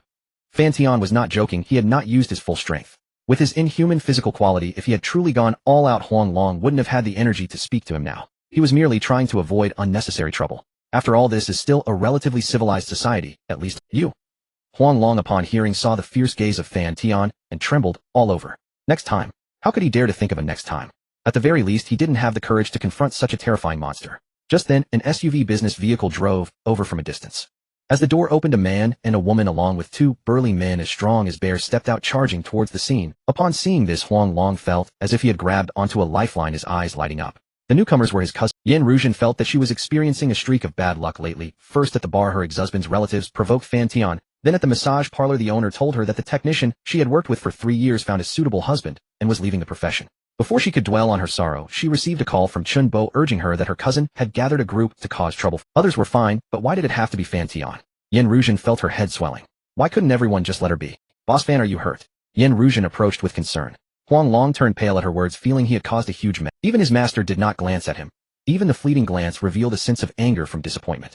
What could have happened? Fan Tian replied indifferently. Yan Ruzhen sensed the faint detachment in Fan Tian's tone and felt somewhat helpless. He had clearly guessed that she had a connection with Huang Long. Fan Tian replied indifferently. Yan Ruzhen sensed the faint detachment and I apologize, Boss Fan. It's all my fault for not teaching properly, causing the flood to wash away the Dragon King Temple. Once I return, I will discipline these rascals well and provide you with a reasonable explanation. Chun Bo also stepped forward, apologizing, then kicked Huang Long a few times on the ground. You blind fool, who allowed you to bring people to trouble Boss Fan? Chun Bo also stepped forward, apologizing, then kicked Huang Long a few times on the ground. You blind fool, who allowed you to bring people to trouble Boss Fan? He doesn't bother me again. Since he is one of your people, you can handle it yourself. I have matters to attend to first. No problem, Boss Fan. Boss Fan, do you want to go to the hospital? I can have someone take you there. Yan Ruzhen looked at the bloodstains on Fan Tian, her brows furrowed with worry. No need, I can handle it myself. Alright then, contact me anytime if needed. Once Fan Tian walked away, Chun Bo's expression darkened completely. Huang Long, you fool, who allowed you to bring people here? Why didn't you consult me first? Damn it, had I known it was him, I should have let you fool face the consequences alone. Fortunately, Boss Fan is fine, otherwise I would have truly skinned you alive. Alright, the matter has happened, complaining is useless. First take those with heavier injuries to be treated. They'll handle things with. Yan Ruzhen looked at Huang Long's miserable state, feeling a bit of compassion. However, she was also curious, was Fan Tian really that fierce? Although Huang Long was not very bright and acted impulsively, he had trained with Chun Bo for a few years and had some strength. Yet along with the others, they were surprisingly taken down by Fan Tian alone. How did he do it? Yan Ruzhen's favorability 5. Fan Tian returned to the car, first taking out a brand new set of clothes from the trunk and changing into them, then checking his injuries. In the chaos, he had indeed taken a few hits, and once the adrenaline subsided, the pain slowly emerged. Still not strong enough. If I had the true man physique, I would have been able to react to those strikes. System, draw the lottery. Sitting in the car, Fan Tian followed his daily routine of making 11 draws. Congratulations, host, you have drawn a 7 leather belt, which can be refunded for 599 yuan. Congratulations, host, you have drawn a bottle of cola, which can be refunded for 4 yuan. Congratulations, host, you have drawn an 8x multiplier on the consumption amount refund. 8 million has been deposited into your Huaxiao account. Congratulations, host, you have drawn a special ability, Qi refining and breathing. Fan Tian, who had been indifferent and largely uninterested in money, suddenly had a much clearer gaze. At that moment, he seemed to have an illusion of sensing a certain energy in the air penetrating his body through his skin. At the same time, a vast amount of knowledge surged into his mind. Qi refining and breathing can absorb the energy floating in the air into the body, enhance physical fitness, and heal internal injuries. Another special ability. Fan Tian was overjoyed. The Qi refining and breathing technique became like an instinct of his body, just as a fish is born knowing how to swim. Every moment, he could feel an extremely faint energy seeping into his body through his skin and other parts. Although the energy was weak, he could indeed sense his injuries gradually easing. Invulnerability to all poisons, super talent scout, Qi refining and breathing massage master. I now have 4 special abilities. I'm quite looking forward to what the next one will be. As for special abilities, the more the better. As for money, However, Fan Tian no longer felt the same ecstatic thrill as before. Seeing the series of digits in his bank card now only caused a slight ripple in his mood before calming down. With the system's lottery tasks, his money only grew the more he spent. Even the daily cashback from the bound character's favorability couldn't match the refund from the lottery tasks. He'll sleep for a while then go back. Fan Tian had indeed had a tiring day. In the morning he had tested Su Yi and found the limits of her physique. Then at 2 in the afternoon he had business negotiations followed by taking photos at school and fighting among other things. His daily life had never been so eventful. Before he got the system, every day was just a back and forth between the company and the dormitory, monotonous and unchanging like a soulless puppet. And now, tired as he was, Fan Tian quite enjoyed this kind of life. The whole day felt like playing. Fan Tian sent a message to the beautiful young lady, then tossed his phone aside, went to the back seat of the car, and fell into a deep sleep. He didn't know how long had passed when he was awakened by the patter of raindrops. In the midsummer of Yao City, the weather was the most capricious and unpredictable, rivaling the speed of a woman's mood swings. When Fan Tian fell asleep, it was clear and sunny. When he woke, it was a violent storm with strong winds. Fan Tian looked out the window. Outside was a pitch-black expanse. The raindrops hit the ground, scattering into blooming flowers of rain, which in his eyes possessed a peculiar beauty. He didn't know why he liked such extreme weather. After watching for about 5 minutes, Fan Tian snapped back to reality and picked up his phone to check the time. It's already 8 o'clock. Fan Tian felt he had only slept for a little while, but unexpectedly 2 hours had passed. He opened WeChat and saw dense red dots again. Joe, when damn is that you in the video? Bro, when did you become so awesome? Are you injured? It's me. I'm fine. As soon as Fan Tian sent the message, a video call came through from the other end. What's up? Fan Tian answered the video call, and 2 little heads appeared on the screen. You really look fine. Bro, are you in the car now? Are you hurt? Yeah, resting in the car? I'm about to head back. Just a small thing. I'm not hurt. Good that you're not hurt. But bro, where are you going back to? Don't you not have a job anymore? Where are you staying now? Is it the old urban village, or are you going to a hotel? Joan asked. Su Yi beside her was also curious. Neither of them had classes tonight, and after tomorrow they would be on break, so they had plenty of time. What do you mean, I don't have a job? I just secured the Rainbow Bar this afternoon. At the very least, I'm a small boss now. Zhou Wen's eyes lit up at that. Since Fan Tian had taken over the Rainbow Bar, that meant she could go there and put it on his tab. Fan Tian's bar was her bar. Not bad, you've got a future. But bro, just how rich are you now? Give me a clue so I can brag outside. Zhou Wen said with a grin. You're still so young, what's there to brag about? If there's nothing else, I'll hang up. We can talk when I get back. Go back where? Bro, you still haven't told me where you're staying now. Zhou Wen asked, hurriedly determined to get to the bottom of things. At a relative's place in Nanao. Relatives? Zhou Wen's little head was confused. She didn't recall any relatives on the Nanao side of Yao City, unless it was from Fan Tian's late mother's side. Thinking of this, Zhou Wen immediately stopped talking. Although she and Fan Tian were considered family in some aspects, it was like the boundary where the Yellow River meets the sea. Clearly together, yet distinctly separate. Zhou Wen had also heard that Fan Tian's mother was a brilliant woman who had married down to Uncle Fan back then, and her family seemed to be from the Yao City area. However, the relatives on Fan Tian's mother's side didn't seem to treat Uncle Fan very well, even detesting him, to the point that Fan Tian rarely contacted that side of the family. Now that there were signs of a thaw, Zhou Wen was happy for Fan Tian. Alright, I'll call you guys when I get back. He knew Zhou Wen was worried about his physical condition. After all, taking on 18 people alone without injury was something. Being remembered by others was indeed a nice feeling. Fan Tian ended the video call and browsed through messages. One from the hotel proprietress said she wanted to talk about today's events tomorrow, apologize to him, and give him a satisfactory explanation. So it was Yi Shuquan. He was planning to take photos and videos of Zhou Wen. Coming after him, Fan Tian didn't mind. But coming after his family, that was asking for death. Fine, I'll be there on time tomorrow. On the other end, Yin Ruzhen felt relieved seeing Fan Tian's reply. Sister Yin, what did? Nothing much, just that hell come tomorrow. Shunbo smiled upon hearing this, then added, it's good that boss Fan is willing to come. When he sees those things tomorrow, hell forgive those useless kids. Sister Yin, I'll head back now. If there's anything else, call me. After Chinbo left, Yin Ruzhen opened her phone again and watched Fan Tian's fight video once more. Good at making money, good at fighting, has a sense of honor, and handsome. No wonder those little girls online are so crazy. Too bad he's already taken. The night in the demon capital is always so intoxicating. Even in the pouring rain, there is an unusual beauty that emerges. Handsome, can you give me a ride to the front? There's a reward. Fan Tian was somewhat taken aback. Sister, do you really want to be this wild? He had merely stopped by the roadside to take a call, yet someone braved the torrential rain to flirt with him. Fan Tian looked at the uniquely designed high-tech face outside the window, and was so scared that he hurriedly started the car and roared away. What a piece of work! If you don't want to ride, then don't. What's so great about having money? Can money justify such rudeness? The girl with the tech face exclaimed in anger. You splashed water all over me. Having experienced natural beauty, he naturally looked down on those artificial tech beauties. Moreover, every woman he had was top tier in figure and appearance. Fan Tian had no objections to girls who pursued beauty. After all, the love for beauty is inherent in everyone. He just preferred the pure and natural. Of course, had it been in the past, that tech-faced girl would have been out of his league. But now he could only say that Fan Tian had broadened his horizons and raised his standards. The Rolls-Royce Phantom slowly cruised into the Nanao community with the diligent security guard standing in the booth saluting Fan Tian. Fan Tian returned the gesture. How polite. Once inside the community, Fan Tian headed straight for the spacious apartment. As he opened the door, he saw the beautiful young woman, Su Lulu, elegantly sitting on the sofa in her casual wear. Beside her was a woman in a pink dress. This was the beautiful woman's friend Lu Yao. Fan Tian had seen her once in a high-end boutique. Though her looks weren't as stunning as Su Lulu's, she was still beyond reach for "Hi handsome," Lu Yao greeted enthusiastically. "Honey, you're back," the beautiful young woman said with surprise, getting up. "I'll heat up some food for you." "No need, you and your friend continue chatting," Fan Tian replied with a smile. "Where's Xiao Jiejia?" She had a blast at kindergarten today and fell asleep as soon as she got home.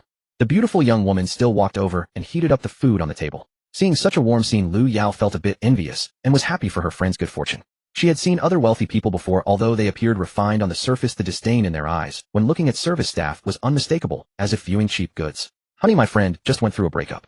Can she stay here for a few days?" the beautiful young woman said, sitting beside Fan Tian with a hint of a pleading tone.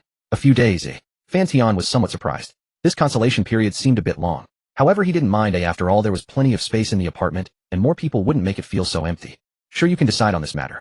But what happened?" Su Lulu hesitated, then thought for a moment before saying, "Mainly her ex-boyfriend is refusing to leave their shared rental apartment, saying he won't move out until he finds a job. Seeing him is annoying, so she decided to stay at my place for a few days. Unemployed and thick-skinned."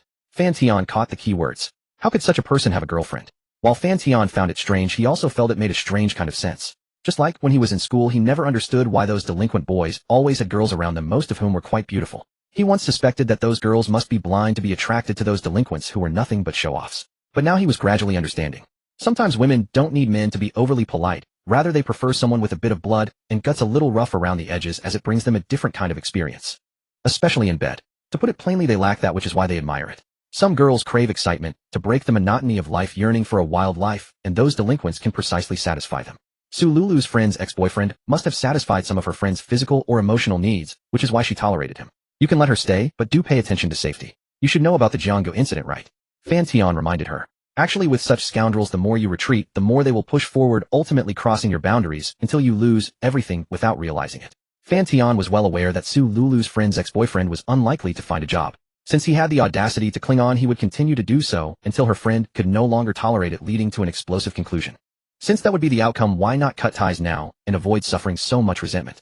But evidently her friend did not have that kind of resolute determination, otherwise she would not be here. "That shouldn't be the case, that's abroad," Su Lulu said hesitantly. With Fan Tian's mention, she also felt a bit anxious. "I'm just giving you a precaution, be mindful. If anything happens, report it immediately or call me." Actually, the chances of such incidents happening are slim, and Fan Tian was just being overly cautious. Moreover, Su Lulu wasn't an inexperienced girl. Fan Tian believed she would handle her own affairs well. "Have you eaten?" Fan Tian peeled a shrimp and handed it over. Su Lulu took it with her mouth, licking his finger in the process. Fan Tian teased softly. Among his many women, Su Lulu had the strongest desires. Perhaps on the surface, she was a dignified and elegant young woman, but in bed, she was a true enchantress. At 30, she was indeed like a wolf. "I'm not flirtatious," Su Lulu replied in a charming tone, casting a sidelong glance at her friend before turning back, feeling a bit guilty. She simply thought Fan Tian had a wonderfully pleasant scent, and being around him was very comfortable, hence her behaviors became just like when Fan Tian brought his finger to her lips, she would instinctively open her mouth. "Still claiming you're not. You want to eat everything. Isn't that because you asked me to?" Su Lulu thought to herself. She didn't have such habits initially, but slowly she developed them, instinctively getting close to. After chatting for a while, Su Lulu finally got off the dining table, washed her hands, and returned to the sofa to chat with her friend. "All said, I told you he's easy to talk to." Su Lulu gave her friend a reassuring look. "Thanks, Lulu. I'll treat you all to dinner when the time is right." "Why say that? It's not a big deal. Remember when I was newly unemployed? Didn't I also crash at your place? But you should cut ties with that ex-boyfriend sooner rather than later. Dragging it out isn't a solution. You've supported him for 2 years, and he still has a bad temper, cursing at the drop of a hat. I don't understand how you can tolerate him. He's always saying he's looking for a job, but either he thinks the pay is too low or the work is at 35 still achieving nothing. Do you love him because he's older and doesn't bathe? Or does he have something on you?" Su Lulu complained, somewhat confused by her friend's tastes. Lu Yao felt a bit helpless, almost in tears. "Are you recording a video?" Su Lulu frowned, seeing her friend silent, feeling a mix of disappointment. "A scheming man. If you're going to record, find someone good to do it, not like your ex-boyfriend, who is just a nuisance. If he dares to use this to threaten you, collect evidence and report it. Yielding and compromising in private will only make him more rampant." "I know what to do," Lu Yao sighed deeply. "Why don't we have a drink to relax? The National Day holiday is coming up. I'll drive you out for a change of scenery." Su Lulu, seeing her friend like this, felt a bit of pity. She originally wanted to intervene directly, but thought better of it. After all, she was now a married woman, and instinctively didn't want to add too much trouble to her family. Su Lulu glanced at the dining table, seeing Fan Tian happily eating. Her gaze softened. Fan Tian seemed to sense this, thinking Su Lulu was pondering such matters, and suddenly showed a peculiar smile, before sending a message on his phone. "I'm going to take a shower. Come help me scrub my back. Lu Yao lay alone on the living room sofa sipping red wine while watching television, yet her peripheral gaze unconsciously drifted toward the bathroom door. From within came the continuous sound of water splashing from a shower.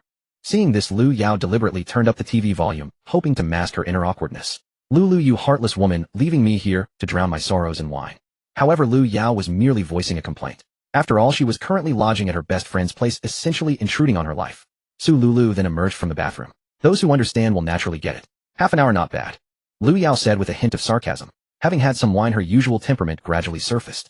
It's acceptable, Su Lulu replied indifferently, though her eyes betrayed a hint of secret delight. Half an hour was nothing, merely a prelude. If not for worrying that her best friend might overthink, she would not have come out so quickly. Don't get too cocky. In a few years you'll find yourself unsatisfied and craving more. Lu Yao teased. Upon hearing this, Su Lulu knew her friend was drunk and starting to ramble, letting out words she usually suppressed. Yet she did not indulge her, directly slapping her friend on the buttocks, causing Lu Yao to yelp in pain. Why so hard? Want to kill me? Lu Yao glared at Su Lulu, lightly biting her pink lips. This girl really put her strength into it. Huh, I thought you enjoyed it. I have a few unused ones in my drawer that I don't need now. How about you try them tonight? Su Lulu's words were also unbridled. Forget it, keep them for your own use later. Come drink with me. We're not leaving until we're drunk tonight. By the time Fan Tian finished showering and walked into the living room to get some drinks, he saw two women sitting with unbridled postures, arms intertwined on the sofa, speaking loudly, without any regard for their image. Their fair, slender legs rested on the tea table as they leaned on each other. The topics they discussed left Fan Tian somewhat stunned. Lulu, I feel like you've grown a lot. Heavier than before. I don't know. I haven't noticed much. It's always been like this. By the way, is your man really that exaggerated? No exaggeration. You have no idea. I once thought I was about to die. Su Lulu said with lingering fear, yet her eyes sparkled with excitement and inexplicable thrill. Ahem. Fan Tian coughed. The two figures on the sofa instantly trembled, withdrawing their hands in embarrassment, glancing awkwardly toward the source of the sound. Handsome, care to join us for a drink? Lu Yao broke the awkward silence. No need. You go ahead. If you need more, there's plenty in the cabinet. Lulu, I'm heading to rest. Okay, dear, Su Lulu said softly. After Fan Tian entered the room and closed the door, the two resumed their conversation in notably lower voices. Damn, why were you talking so loud just now? Your husband heard everything. Did I? You were definitely louder than me. Su Lulu denied outright, though her face showed embarrassment, like being caught gossiping behind someone's back. Never mind, never mind. Since he heard, let it be. Lulu, your husband is really good to you. Have you ever thought about taking the relationship further? He treats you so well. Have you considered marriage? Do you think he'd agree if you brought it up? Huh, that's overthinking. Divorce rates are so high now, why bother with that extra step? I'm already very satisfied with this state. A marriage certificate means nothing. Marriage doesn't guarantee happiness, and not being married doesn't mean you can't be happy. Su Lulu denied without a second thought. She was already content with her current situation. Why would she want to bind Fan Tian with marriage? It might even provoke his aversion and backfire. True. Being happy is what matters. I've also come to a decision. I'm going back tomorrow to confront that bastard. I'll go down fighting if I have to. Go down fighting. Do you think people will watch if you post a video online? You're not a celebrity. No one knows who you are. Su Lulu deliberately said this, hoping to use reverse psychology to ease her friend's inner turmoil. That's true. I'm not famous, just an ordinary person. Who would recognize me? I've watched so many movies, but never encountered anything like that in real life. Lu Yao thought about it and realized that was indeed the case. The knot in her heart regarding that matter loosened a little. Come on, let's keep drinking. All right, no more. If you become a real drunkard, I'm not taking care of you. I need to get up tomorrow to prepare breakfast for my daughter. Su Lulu took the wine glass from her friend's hand. Will you sleep on the sofa or in the room? He'll take the sofa. It's quite soft. Lu Yao patted the smooth, plush sofa. Thanks to her best friend, she could experience a sofa worth over 100,000. While envious of her friend, she couldn't help but feel a pang of sadness at her own life's disappointments. The man she chose after 3 years together spent 2 years cooped up in a rented apartment. Reflecting on it, Lu Yao felt a bit ridiculous about herself. How could she have endured that bastard for so long? When the haze of love receded and the filter faded, only a basketful of his flaws came into view. If she hadn't come here, she might have endured it longer. But now seeing her best friend so happy, the stark contrast made Lu Yao resent her ex-boyfriend's incompetence and hate her own cowardice. Don't overthink it. It'll pass sooner or later, Su Lulu comforted, patting Lu Yao on the shoulder. He'll get you a blanket. Such matters are ultimately a tribulation for a woman. Some might not care, but Lu Yao was a relatively proper girl. Though she had been in 4 or 5 relationships, she always invested her emotions, deeply longing for a love that would end in a happy union. Unfortunately, she had always met the wrong people. Su Lulu cleared the dining table and the scattered bottles and cans. Seeing her friend in a deep sleep, she went to the bathroom to freshen up, changed into pajamas, and returned to the bedroom. At that moment, the master bedroom's large bed held not only the silhouette of the man she loved most, but also a little one nestled beside him, occupying her spot. Jeja, why aren't you asleep yet? The beautiful young woman frowned, and the little one immediately hid her head under the covers. Little Jeja just woke up and was crying, so I brought her over, Fan Tian comforted. The little girl then poked her head out again. The young woman could only sigh helplessly and lie down on the other side of her daughter. her captivating eyes fixed on Fan Tian full of reproach, yet also tender softness. "Mommy, I want to sleep here tonight," Jia said in a childish voice. "No, you're 4 years old now. You need to be independent." At this critical moment Fan Tian remained conspicuously silent. After finishing his affairs in the long night, Fan Tian found himself unable to sleep. He sat on the sofa in the master bedroom, quietly holding his phone, admiring the night scenery. "What are you thinking about, darling?" A soft body slipped in from the side, quickly nestling into Fan Tian's arms. A peculiar expression crossed Fan Tian's face as he gazed with interest at the delicate beauty. "What's wrong?" Su Lulu asked, a trace of confusion in her voice. After all, her attire was perfectly normal at home, and besides, only she and Fan Tian were in the master bedroom. "Nothing." Fan Tian smiled strangely. Su Lulu grew even more puzzled. She glanced around, but saw no one else in the room. Then she looked back at Fan Tian, or rather at his phone. A sound came from it, seemingly a woman's voice, but why did it sound so strange? There was a familiar feeling about it. Su Lulu's face flushed crimson as she knew exactly what that sound meant. Could it be that Fan Tian was video calling another sister? Even with her wealth of experience, Su Lulu was caught off guard by this sudden situation. "Am I interrupting something?" she whispered. "No, you've come at the perfect time. Why don't you say hello to her? She's been wanting to meet you as well." Hearing this, Su Lulu was overcome with shyness. Though she had mentally prepared herself for such scenes, the reality made her nervous and filled her mind with all sorts of thoughts.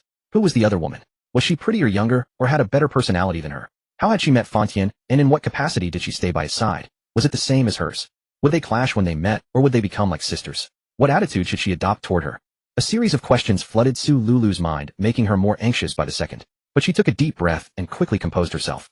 Su Lulu stood up, straightened her clothes, and her demeanor instantly shifted from that of a seductive enchantress to a dignified and elegant lady. Once she confirmed everything was in order, she leaned in to look at the phone screen. "Hello, big sister." On the other end, Chen Shui was equally bashful. Though Fan Tian had forewarned her, seeing Su Lulu's face on the screen still stirred a sigh of admiration within her. So beautiful. Chen Shui was captivated by Su Lulu's ethereal beauty. Her red lips, white teeth, and skin that seemed to glow with translucent clarity, nothing like a woman in her 30s. If judged solely by appearance, she could easily pass for a woman in her early 20s. Moreover, her refined and virtuous aura resembled that of a noble lady, yet she also carried a hint of the assertive spirit of a strong career woman. Chen Shui felt that at least in terms of temperament and character, she might not measure up to Su Lulu. "Hello, little sister," Su Lulu replied politely. She too was stunned by Chen Shui's features, so delicate like a porcelain doll with a cool aura tinged with a bit of childishness. But most of all, Su Lulu subconsciously glanced down and realized she might be lacking in comparison. She had always been proud of her figure, but it seemed insufficient next to Chen Shui's. So this was her sister. After exchanging greetings, both were amazed by each other's appearance and temperament, yet both felt shy given the nature and timing of their meeting. Su Lulu was the first to come to her senses. Seeing Chen Shui drenched in sweat, she couldn't help but ask, "Little sister, what are you doing? Why are you sweating so much at this hour?" "Master said I was too idle and bothering him, so he made me jump rope for 10 minutes. Chen Shui replied, sheepishly revealing the rope she had been hiding behind her back. "Master?" Su Lulu was shocked by the title that slipped out of Chen Shui's mouth. "Was that something you said out loud?" She had used the term before, but only to liven things up. But this was a formal occasion. The matter-of-fact way Chen Shui said it struck Su Lulu as absurd. She threw a questioning glance at Fan Tian, but seeing his unperturbed expression, she suppressed her curiosity. "Your stamina is terrible. All you ever do is stay cooped up mining. Look at how weak you are. Only 9 minutes, and you're this exhausted. Keep going 1 more minute." Fan Tian said coolly. "Okay." Chen Shui felt ashamed, especially in front of another sister. She was mortified. Yet along with the shame, a strange emotion stirred within her. Chen Shui's affection won. "Honey, I see the little sister is drenched in sweat. Is it really okay?" Su Lulu asked with concern, watching Chen Shui's clumsy movements. It was clear Chen Shui rarely exercised, her limbs were uncoordinated. However, the bouncing sight made Su Lulu's eyes widen involuntarily. No wonder Fan Tian had been sitting so quietly here. She enjoyed the view too.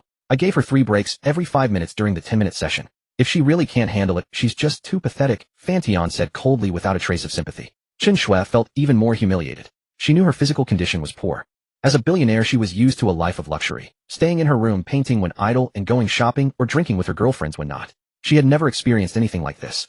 Chen Shui had intended to skip the last minute, but in front of another sister a sense of competitiveness arose. At the very least, she had to finish that final minute. She couldn't let her look down on her. Finally, the minute passed. Chen Shui was drenched in sweat, panting heavily. Her thin white t-shirt was soaked through, revealing the black underwear beneath. But she had no mind for that now. All she wanted was to sit down and rest. It was exhausting. After being sedentary for so long, 10 minutes of exercise felt like a battle for her life. But Fan Tian's next words made her grit her teeth, a fiery spark igniting in her cool eyes. "You little slacker, after 10 minutes, and you're like this. No resting. Do your stretching first." Su Lulu's expression turned extremely odd. It was the first time she had seen Fan Tian like this, and she found it quite novel. He resembled a strict teacher dealing with a student. Chen Shui had had enough. Why, as a billionaire, did she have to kneel and endure such inhuman torment? How pathetic must she be to willingly accept this punishing ordeal? But when she looked at Fan Tian's cold, unyielding gaze, a ripple stirred within her. She couldn't resist, it seemed. But after performing barely half the stretching exercises, Chen Shui broke down and simply collapsed on the floor. At this point, she didn't care about looking pitiful in front of Fan Tian. It was too tiring if she had to rest. Even if Fan Tian wanted to punish her, it would have to wait until she had recovered enough. No way, I'm dead tired. I need to lie down, she whined. Chen Shui started throwing a little tantrum. After all, he wasn't physically here to control her. With that thought, she grew bolder, completely ignoring Fan Tian's increasingly cold stare. This student of yours doesn't seem to listen to you, Su Lulu remarked with a strange smile. The younger sister appeared cool and mature, but privately, she had a childish temper. That's normal. We're still in the adjustment period. She's quite rebellious. Fan Tian wasn't angry. After all, their first offline meeting was scheduled for tomorrow. About 5 minutes later, Chen Shui picked herself up from the floor. Actually, she wasn't that tired. But she simply didn't want to obey Fan Tian. Or rather, she felt it was more interesting to go against him, especially when she saw him get flustered. It excited her. He'll continue the stretches, Chen Shui said, glancing at the phone propped up in front of her. But when she saw the video call had ended, she panicked. See you tomorrow. Fan Tian sent a message. Chen Shui's heart sank as a thought struck her. See you tomorrow? Does that mean the agreed-upon day is tomorrow? Ever since graduating, Chen Shui had almost lost track of what day of the week it was. For her, every day was a day off. Why bother remembering? I'm sorry. Chen Shui weakly sent a message to Fan Tian.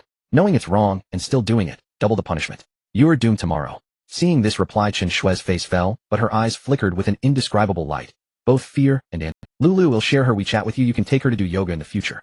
After hanging up the video call, Fan Tian held Su Lulu and returned to bed. He knew that Su Lulu was very perceptive and could perhaps assist him in conquering Chen Shui more quickly. Moreover, getting accustomed to it in advance might not be a bad thing. Sure, let me understand a bit about my sister's situation, and then tomorrow I'll arrange a set of videos to send her to try out first, Su Lulu said gently. She did not resist, and even tested the waters. Should we bring my sister over? This house is quite large, having one more person would make it livelier. Let's talk about it later. Fan Tian neither denied nor agreed. However, thinking of Chen Shui's preferences, such a scenario was not entirely impossible. At that time, he would have 2 beautiful women and a gentle, knowledgeable older sister waiting for his return at home. Just thinking about it made his body start to feel restless. Again, feeling something off, Su Lulu could not help but be startled. Honey, you'll go check if Xiao Jiejia is awake. Ooh, I think I heard her voice. Su Lulu found an excuse to sneak away. Before Fan Tian could react, she dashed out of the room and into the adjacent. Fan Tian was somewhat bewildered by the actions of the beautiful woman. She can't possibly think I want to continue. Although he had the system's gift of a harmless blue pill, he needed a moment to rest his mind. However, having gotten used to sleeping with something soft, it felt a bit empty when the beautiful woman left. So he went to the adjacent room to carry her back, paying no mind to her resentful gaze. The beautiful woman did not resist anymore, or rather she had no choice. Just seeing that Fan Tian had not made a move for a long time, she opened her beautiful eyes. Even in sleep your hands are so restless, the beautiful woman murmured, gazing tenderly at that handsome face that exuded charm at all times. She felt very comfortable staying beside Fan Tian, even more so than before. Holding his body felt like embracing a piece of pure jade, making her reluctant to let go, even unable to resist wanting to take a bite. However, sensing Fan Tian's unusual demeanor, Su Lulu quickly suppressed her inner thoughts. The next day, a gentle breeze brushed through the curtains, letting a beam of dazzling sunlight escape into the dim room, awakening someone who was lost in a beautiful dream. Fan Tian was also somewhat curious as to why every time he reached the most crucial point of a beautiful dream, he would always be disturbed by inexplicable things from outside. Feeling slightly regretful, Fan Tian picked up the phone on the cabinet and checked today's messages. Bro, you've gone viral, you exploded, you're about to become a big star. Zhou sent a crazy voice message followed by a pile of videos. Fan Tian was somewhat confused, but after clicking on the videos he understood why Zhou was so excited. He really had gone viral. Someone had posted the footage of Fan Tian battling 18 opponents online, astonishing netizens. Some believed it was a stunt, heavily criticizing the video content as too fake. Others thought it was a genuine fight, for the sound of the stick hitting the head was too crisp to be fake, and an ambulance had even arrived. Moreover, with confirmations from the college students in the university town, the authenticity of this large-scale brawl was further substantiated. Fan Tian was also called the Demon City Chen Haonan, who fought 18 men at night by netizens, or the most courageous man in Demon City. Women loved him, and men loved him even more. The comments below those videos contained words from some men that left Fan Tian feeling astonished. I always thought I was straight, but after seeing him, I'm willing to be a zero for love. Above, why is your IP from Chengdu? Those who understand, understand. His fighting style is so handsome, I declare that from today on he is my husband. Husband, don't hit others, come hit me. Handsome, come to my northeast, see my rain sister, see what a real tough guy is. Fan Tian scrolled through the videos and simply took it as a bit of entertainment. Not only that, the street photography video taken of him yesterday also went viral, gaining 500,000 likes overnight, and that number was still rising. This person is really something. I feel like there are netizens willing to help him take the blame. The sparrow eats the locust, even I, a man, am moved. Wow, he looks so high and so appealing, so captivating. I thought I had hardened my heart, but unexpectedly it cracked open again. I declare that from today on he is my online husband number 108. After seeing the comments, Fan Tian could not help but put down his phone and walk to the bathroom mirror to carefully examine his appearance. He admitted that what the netizens said was true. He had fallen in love with himself. How unfortunate that he could not kiss his own lip. Just then the door of the master bedroom opened a crack and a small head poked in, curiously glancing around the room. Fan Tian hurriedly picked up a towel to pretend to wash his face, concealing his embarrassment. Xiao Jijia, don't disturb Daddy's sleep. A voice of reprimand came from behind, belonging to the beautiful woman. But I want to play with Daddy, Xiao Jijia said in a sweet voice. Wait until Daddy wakes up to talk. The beautiful woman approached, preparing to close the door, only to find that Fan Tian was already not in bed. Daddy's awake. Su Lulu felt a bit helpless. Why was her daughter so attached to Fan Tian? She had no idea how many times she had quietly opened the door that morning. Let Daddy wash his face first. In the end, the beautiful woman still picked up. Xiao Jijia glanced at the bathroom and then quietly closed the door. After Fan Tian finished washing up, he saw Xiao Jijia sitting in the hall drawing, while the beautiful woman was preparing breakfast in the kitchen. As for her friend Lu Yao, she was not in the hall, and he did not hear any noise from the other rooms. She must have gone out. Daddy. As soon as Xiao Jijia saw Fan Tian come out, she put down her paintbrush and darted over like a little sprite, her sparkling big eyes fixed on him. Be careful, Fan Tian said indulgently, then picked her up and swung her around. The entire hall was filled with Xiao. Su Lulu, who was busy in the kitchen, couldn't help but smile at this scene. This life was already so complete. What more? Su Lulu felt that her life was fulfilling and no longer sought anything more. If anything, it might be the desire to have a love child with Fan Tian. However, Fan Tian did not want that for the time being, and she did not bring it up. As for her mother's suggestion, saying something about getting pregnant first, she didn't consider it. Would Fan Tian not acknowledge it after the fact? Su Lulu knew that her mother was thinking about her future. Her mother believed that if she and Fan Tian had children, their bond would deepen. In case they fell apart in the future, the child could serve as a connection, preventing Fan Tian from going too far. Although she also thought her mother had a point, Su Lulu did not accept or consider it. Having a child was a matter for two people. If she did that, what would Fan Tian think? Would he think she deceived him, or would he accept it joyfully? Su Lulu did not want to gamble. She knew that for their relationship to work well, honesty was the most important. I'm going to Rainbow Bar later. Is it about last night? You could say that. Alright, if you need anything, just let me know. I know some people in the bureau too. Su Lulu looked at Fan Tian, noticing his absent-mindedness, and asked with concern. Last night, while showering, she had discovered some bruises on his body. She asked and he answered, but his reply was rather careless. Su Lulu understood that men since childhood are instilled with the responsibility to shoulder burdens and be manly, naturally developing a habit of saving face. Xiao Jijia, stay home and keep your mom company. Daddy's going to work. Okay. Xiao Jijia reluctantly followed Fan Tian to the door, and it took a while for him to comfort her before she let go. Daddy isn't playing with me again. Back in the living room, Xiao Jijia's brows knitted together, showing a hint of a tantrum. In her understanding, she didn't know what work was. Only that Fan Tian wasn't home and wasn't playing with her. Daddy needs to work to make money so he can buy you toys. Then I don't want toys. I want Daddy to play with me. No one plays with me. Su Lulu was both amused and exasperated. Then does Xiao Jijia want a little brother or sister to play with? She asked tentatively, knowing that some things might not work with Fan Tian alone. But Xiao Jijia was different. Her innocent words might appeal more to Fan Tian. Yes, mommy, buy me one. That kind of thing has to be decided by Daddy. At 11 in the morning, Fan Tian drove his luxury car to Rainbow Bar. Perhaps because the bar offered a 10% discount on drinks during the day, or because the National Day holiday was approaching, Rainbow Bar's business was much better than usual. Even during the day, many college students came and went. As soon as Fan Tian arrived at the bar entrance, he was recognized by some college students. His fame around the university town was enormous. Word spread from 1 to 10, from 10 to 100, and with the help of the street photographer, his reputation soared even higher. These college students might not know the name of their own university president, but they definitely remembered the Chun Haonan of Yaodu. However, deterred by Fan Tian's fearsome reputation, these bright-eyed students dared not approach him. But there were always one or two brave ones. Bro, you looked so cool fighting last night. Can I take a photo with you? A female college student with light makeup and a face about 8 out of 10 stepped forward, her gaze fixed on Fan Tian, full of admiration. That devouring look rivaled the fervent fans of the social circles. Sorry, I'm busy right now, Fan Tian said flatly, then quickly walked into the bar and headed straight for the office. He's so polite. He actually said sorry to me. The female student continued to swoon. The passers-by were speechless. Really, they felt that if that guy had slapped her, she would just stick out her tongue and lick it. The world is just this crazy. In another warmly decorated office at Rainbow Bar, Chen Bo and Yin Ruzhen sat on a leather sofa, discussing how to explain last night's events to Fan Tian. Among them, Chen Bo was more enthusiastic, hoping to continue cooperating with Fan Tian. He wasn't about to give up that large sum of money. He had prepared several plans to strike at Yishukuan. As for Yin Ruzhen, she just didn't want Fan Tian to take last night's events out on her cousin Huang Long. Although she loved money and was a businesswoman, her essence was to realize her value through career success and gain emotional value from it. Money was merely incidental. Huang Long might be a bit unruly outside, but he respected her as his cousin and treated her well. He always brought gifts during festivals, so Yin Ruzhen naturally wanted to resolve the conflict between him and Fan Tian. Otherwise, if Fan Tian could spend $500,000 here to have Yishukuan crippled, he could also cooperate with others to cripple Huang. Yin Ruzhen could roughly judge Fan Tian's character through her observations over the past few days and his behavior. Although he seemed gentle and polite on the surface, he was actually quite impulsive, even vengeful. An eye for an eye, a tooth for a tooth. If you hit him, he hits you back. To put it nicely, he's straightforward. To put it bluntly, he's lacking in sophistication. Such people tend to offend many unintentionally and easily get into conflicts with others.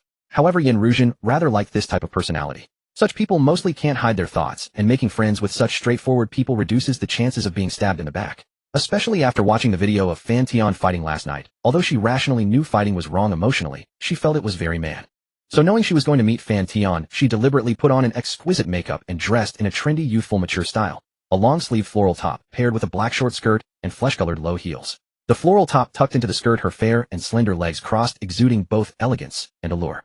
Although Chen Bo was a rough man, he noticed that her outfit today was different from before. She used to wear mature styles, black stockings and pencil skirts, but now she was leaning toward a younger look. He felt that Yin Ruzhen today was more charming than ever.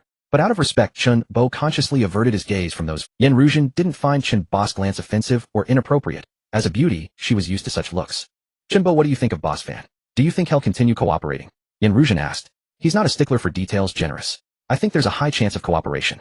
Although Boss Fan has money and power, some dirty work behind the scenes still needs to be done by someone. He can't do everything himself, but he must have some resentment about last night. I don't think he'll believe we orchestrated it, but it was our people after all. Chen Bo tactfully expressed his concern. If it weren't for Huang Long being Yin Ruzhen's cousin, he would have broken the guy's legs and brought him to Fan Tian to apologize. But unfortunately it was him, so there was no way around it. Yin Ruzhen was a sentimental person, she wouldn't stand by and watch her cousin get punished. I know what you want to say. Huang Long is my cousin after all. He made a mistake, but he's just a tool. He doesn't have much brains as Yin Ruzhen was also troubled. On one hand, he was the son of her beloved aunt, and she couldn't bear to punish him. On the other hand, he was a partner she admired, and she didn't want to offend him. Huang Long wasn't the mastermind, just a knife. Yi Shuquan was the one wielding it. Boss Fan will understand. Since Yin Ruzhen had said so, Chen Bo didn't press further. He could only pray that Fan Tian would forgive what those bastards. President Yin, President Chen, President Fan has arrived and is in his office. A waitress entered. Yin Ruzhen and Chen Bo exchanged glances, their eyes brightening, and rose to head over. The money tree, the lucky cat, and the fish tank. Where are the fish? Fan Tian surveyed the vast office, noticing that many things were missing. It must have been taken by the former shareholder Chao Yu. That was fine. Saved him the trouble of finding someone to remove them. He just regretted not tasting that plump golden arowana. He had been curious about its flavor. He didn't much care for the current office decor. Too official, too cliched for his taste. For him, an office was merely a place to rest, not to work. Since it was a resting spot, a comfortable large bed was essential. Good morning, Boss Fan. Have you had breakfast? Good morning, Boss Fan. Yin Ruzhen and Chen Bo walked in with smiles. We're all family, no need for formalities. Have a seat. Fan Tian gestured casually, exuding the air of a true tycoon. Yin Ruzhen and Chen Bo didn't mind the faint arrogance and rudeness that Fan Tian subtly displayed. Fan Tian indeed had the right to be proud. In both wealth and power, he could stand on equal footing with them, or even surpass them. Though they were older than Fan Tian, they weren't foolish enough to act condescending before him. They didn't know exactly how rich he was, but what he had revealed already exceeded 40 million. And that might only be the tip of the iceberg. Moreover, Chen Bo and the others suspected that Fan Tian might be a young master from some reclusive noble family out on a pleasure trip. Hence a bit of arrogance was only to be expected. President Yin, President Chen, you've asked me here about last night's incident and the cooperation, I presume. Fan Tian, got you. Last night's affair was indeed our fault. Although my cousin was instigated by someone, he did lay hands on you. Name your terms, Boss Fan, and we'll do our utmost to meet them as long as it doesn't hinder our future collaboration. Yin Ruzhen's attitude was very proper. However, Fan Tian felt somewhat dissatisfied with her explanation. Was this how they intended to make amends? He had expected them to have taken some action, not to simply ask him how to appease his anger. What did he want? Didn't she know? I'm a straightforward man and don't like beating around the bush. I don't care about the others, but the instigator and that red-haired leader, they won't get away. Fan Tian said coolly. Chen Bo remained impassive, but Yin Ruzhen's brows furrowed and her movements halted. What do you intend to do to them, boss? Simple. Last night, they had 18 men attack me. They'll get 36 to fight the two of them. I'm all about fairness. Fan Tian's voice carried a hint of menace. You must be joking, Boss Fan. 36 against 2, they wouldn't survive. Yin Ruzhen's face showed slight embarrassment. That red-haired ringleader is my cousin. Can you show some leniency? He was just led astray. Then what kind of leniency would you have me show, President Yin? If I weren't capable of defending myself, I'd be the one in the hospital bed. Fan Tian's expression was utterly indifferent. Seeing that Fan Tian refused to relent and pressed harder, Yin Ruzhen bit her lip in frustration, a trace of anger flickering in her eyes. Though she understood why Fan Tian was so angry, she wasn't in his shoes and found it hard to empathize. 20,000, and I'll throw a few banquets as an apology for my cousin's disrespect. Money is useless to me. Do you think someone who can drop 5 million would care about 20,000? Fan Tian shook his head. Yin Ruzhen's delicate frame trembled slightly as she stared at him with almond-shaped eyes now tinged with anger. She had dressed up hoping Fan Tian would at least be a bit more agreeable, but he remained as stubborn and unreasonable as ever, refusing to take the olive branch she offered. President Yin, are you thinking I'm being aggressive? After all, it's your cousin who's in the hospital while I'm sitting here unscathed. So I should forgive him? Of course not. I know the principle: if you make a mistake you pay for it, if you get hit you stand your ground. But he is my cousin, so I hope you can give me face. Since you've said that, I'll give you face. But as for the future cooperation, forget it. Shinbo, who had been silent, suddenly grew. He had wanted to deal with Yi Shuquan last night and settle the matter first, but that cunning fellow had slipped away, now hiding who. Don't say that, boss Fan. I know why you're angry, but please don't be so quick to decide. The one who instigated Huang Long was Yi Shuquan. I searched the entire university area last night with my men and couldn't find him. Otherwise I would have broken his legs and brought him to you. Fan Tian's fury subsided slightly. I'm not an unreasonable man. 3 days, I want to see results. Once the results come, we'll talk about cooperation. He then gave the dismissal signal. If there's nothing else, please take your leave. Alright, we won't disturb your rest, boss Fan. Shinbo breathed a sigh of relief, seeing a chance to mollify him. Since Fan Tian had set a 3-day deadline, he would turn the university area upside down just to find Yi Shuquan. Then we'll take our leave. Yin Ruzhen looked at Fan Tian's composed demeanor, a fire of anger burning inside her. As soon as she returned to her office, she yanked off her high heels and slammed them onto the floor, then kicked the plush sofa a few times. He's already hurt. What more does he want? Is this bullying necessary? All over a small thing, making such a big fuss. Seeing Yin Ruzhen in a rage, Chunbo knew she would say anything in her fury. Wisely, he closed the office door and quietly slipped away, letting her vent alone. In recent years, as Yin Jie's business grew, so did her temper. Quick to anger and explosive. Such outbursts had become common once directed at employees, but now faced with a tough opponent, she could only sulk in private. If Fan Tian next door overheard, it could cause more trouble. That bastard, how infuriating. Yin Ruzhen couldn't let go of her anger. If she had been in the right, she would have given Fan Tian a piece of her mind. Just then a sunny young man pushed open the door and walked in. Sis, what's going on? Who got you so worked up? Yin Ming paused, seeing her kicking the sofa, and felt a chill run down his spine. What are you doing here? Yin Ruzhen shot him a cold glance. Yin Ming had come hoping to ask for some money and grab a bottle of his sister's vintage wine to entertain friends in the lounge downstairs. But seeing her icy expression, he swallowed his words. I heard cousin got beaten up last night, so I came to ask what happened. Yin Ming fabricated an excuse. Yin Ruzhen's face darkened further, the barely settled anger surging again. The one who beat him is in the office next door? Why don't you go ask him yourself?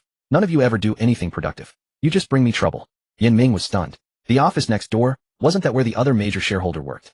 Su Yi's boyfriend had become the other big shareholder of Rainbow Bar. His rival had that much capability. Yin Ming was bewildered, his mind churning. Yin Ruzhen replied coldly. Upon hearing this, Yin Ming's heart sank like ashes. The surname Fan was extremely rare, even a fool like Yin Ruzhen replied coldly. Upon hearing this, Yin Ming's heart sank like ashes.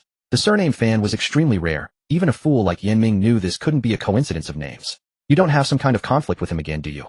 Yin Ruzhen looked at her younger brother's deflated expression, feeling a faint. No, it's just that Fan Tian has the same name as my classmate's brother. Don't overthink it. He is your classmate's brother. Yin Ruzhen calmed down slightly, picked up her high heels again, and put them on, then gave her younger brother a once-over. He was indeed handsome, and Sunny unquestionably the school heartthrob in high school. In college he was slightly overshadowed by talents from all over the country, but his looks were still impressive. After all, he bore a third resemblance to her. Yet such a physique and face, it was a pity not to use them to charm women. Yin Ruzhen recalled that her brother Yin Ming had never had a girlfriend. If he could win over Fan Tian's younger sister, she felt it would be acceptable, and also a way to annoy the arrogant man. Fan Tian's younger sister. Your classmate. How do you find her, little brother? Do you like her? Can you win her over? Yin Ming was dumbfounded. Zhou Wen's aloof and cold personality. She was only warm toward her brother and her best friend. Any man who approached her was met with an icy demeanor, pushing everyone away. Win her over? No way. For over a year, she hadn't even given him her WeChat. And with Yi Zukin's failed precedent as a warning, Yin Ming really didn't want to provoke that aloof young lady. Standing within a meter of her, one could feel the chill emanating. On the other hand, Yin Ming was quite taken with Fan Tian's girl, but such treacherous thoughts must never be exposed. He had to keep quiet, and only act when the deed was done. Stop joking, sis. That classmate of mine is too proud. She shows no kindness to anyone. A girl being aloof is perfectly normal. It also shows she's not casual. Don't fear failure. At least try before you. Yin Ruzhen's beautiful eyes sparkled with a hint of cleverness. Forget it, sis. I don't even like her. Yin Ming still refused. Zhou Wen was very beautiful, but she wasn't his type. Coward. Get out. Yin Ruzhen suddenly flared up, her chest heaving. Seeing this, Yin Ming gave an awkward smile and quickly slipped away. After a while, Yin Ruzhen gradually calmed down. She walked to the office door and gazed thoughtfully at the office across the wall. Once she had cooled off, she felt she was somewhat in the wrong. If it were her, she might have acted even more excessively than Fan Tian. But being contradicted by a man 10 years her junior, and even subdued emotionally, was a bit hard for her to take. Yin Ruzhen saw moving staff carrying items out of Fan Tian's office one after another. Fish tanks, sofas, rosewood tables, and chairs, and so on. Sister Yin, are you busy? How about a drink in your office? Fan Tian asked his assistant to keep an eye on things, then brought a bottle of liquor and some appetizers. This wretch. Yin Ruzhen watched Fan Tian's unruffled demeanor, and a ripple stirred within her. Moments ago they had been locked in a verbal duel, and now he was ready to sit amiably and drink together. Yin Ruzhen couldn't understand how Fan Tian could shift so quickly. She felt that in some ways he was far more mature than she. So this is your office. Quite cozy. Won't you invite me in for a seat? Fan Tian said with a smile. After all, the true man system required the host's affection for the target to reach 80 for it to be considered a conquest, unlocking abilities. Thus sometimes he had to soften his attitude and cater to these beauties to earn their favor. Occasionally Fan Tian thought the true man system resembled a bootlicking system too much. Why not just give him money directly instead? Why all these complications? It didn't live up to its name at all, too inefficient. Moreover, if the ability of a goddess or god was something he desperately wanted but the person themselves was not to his liking, or even inherently evil, what was he to do? Lower himself to curry favor. The very thought was unpleasant. Of course Fan Tian only grumbled lightly since the system daddy had already given him the ding. Detected host's dissatisfaction with the system. The system is now upgrading and revising to ensure the host's satisfaction. Please wait. Fan Tian was startled, completely dumbfounded. No system, you're already great as you are. You don't need to bend over backward for, but an upgrade is fine. Fan Tian was eager to see what new experiences it would bring. Just come in. Yen Ruzin's beautiful eyes shimmered as she immediately changed her attitude and spoke politely. Both were seasoned professionals. Quite fragrant. As soon as Fan Tian entered the office, an enchanting musk greeted his nose. He couldn't help but inhale. Seeing this, Yen Ruzin's brow twitched. At his frivolous gesture, a wave of disappointment welled up inside her. Another lecherous scoundrel. She had seen countless such men in the business world, all cast from the same mold. Bringing liquor, nothing more than an attempt to get her drunk and take liberties. Liquor. At the thought, Yen Ruzin glanced sideways and her brows leaped while her lips parted slightly. Isn't this the Louis XIII collector's edition worth over 800,000? Yen Ruzin could hardly believe it. She had only seen this Louis XIII once at a formal event. The price of a single bottle was beyond what some people could imagine in a lifetime. She never expected Fan Tian to treat her with such expensive liquor. For a moment, she saw him in a new light, and he seemed much more agreeable. Yes, collector's edition. By the way, where's Brother Chun? Call him over for a drink. Hearing this, Yen Ruzin felt an inexplicable sense of disappointment. Sister Yen, I'm a rough man. I judge matters, not people. At times I may speak harshly or offend you. Please don't take it to heart. President Fan, you're too kind. There's no offense at all. Yen Ruzin smiled. She hadn't expected this younger man to comfort her, and her mood lifted considerably. Are you redecorating your office? Yen Ruzin glanced at the workers coming and going. Sort of. I plan to make it cozier. Install a bed, set up a wine cabinet, and equip a few top-tier gaming rigs. The office is spacious enough to be partitioned so work and leisure don't conflict. Yen Ruzin was baffled by his explanation. Was he really turning his office into a home? And what were gaming rigs? Work and leisure. More like entertainment and relaxation. This was far too whimsical. She had rarely met such an unconventional man. President Fan, you know how to have fun. Yen Ruzin teased with a smile, then called Chun Bo to inform him. Next time, Sister Yen. I've already gone out to find that kid. You and President Fan enjoy your drinks. All right. Don't regret it later. Yen Ruzin chuckled. Once Fan Tian entered, she shut the office door, finding the outside too noisy. After closing the door, Yen Ruzin removed her high heels and slipped into a pair of slippers, revealing her fair, delicate feet with a hint of pink polish.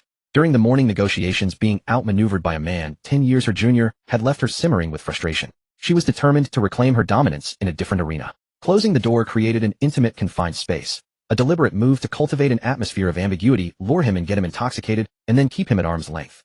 After all, when a man is consumed by desire, his baser instincts override his intellect, rendering his IQ nearly zero. Easy to manipulate.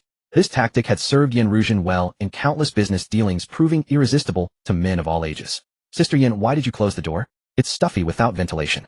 Fan Tian asked, deliberately well-versed in such ploys from his extensive experience. It's too noisy outside. They'll just open the window. Yen Ruzin smiled, opened the window, and then drew the curtains. Afterward, she sat leisurely across from Fan Tian, her fair, shapely legs together.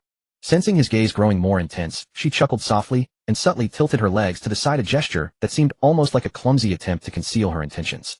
Boss Fan, where are your eyes wandering? Do you really want to look that badly? Yen Ruzin's tone carried feigned indignation, yet it was laced with teasing allure. Embarrassed by her words, Fan Tian quickly averted his eyes, pretending to be shy. Sister Yen, don't tease me. I wouldn't. Fan Tian gave a bitter laugh, though inwardly he was amused. Yen Ruzin, observing his flustered demeanor, couldn't help but curl her lips into a smile. She had thought him a seasoned player on the romantic battlefield, but his shyness proved otherwise. Just as she had anticipated, she wouldn't dare make such risque jokes with men in their 30s or 40s. They would take it as an invitation. Besides, since he had treated her to such expensive wine, a few glances were hardly a loss. Boss Fan, I was just joking. Don't take it to heart. Sensing a hint of disappointment in him, Yen Ruzin felt even more elated. Her charm had clearly captivated him. No offense taken. It's not like I'm the one losing out. Fan Tian chuckled, then opened the wine bottle and poured two. Yen Ruzin shot him a playful glare, but the rich aroma of the wine made her forget his earlier impertinence. The scent of money was intoxicating. Each small glass was worth several thousand yuan. Even the empty bottle could fetch tens of thousands on the market.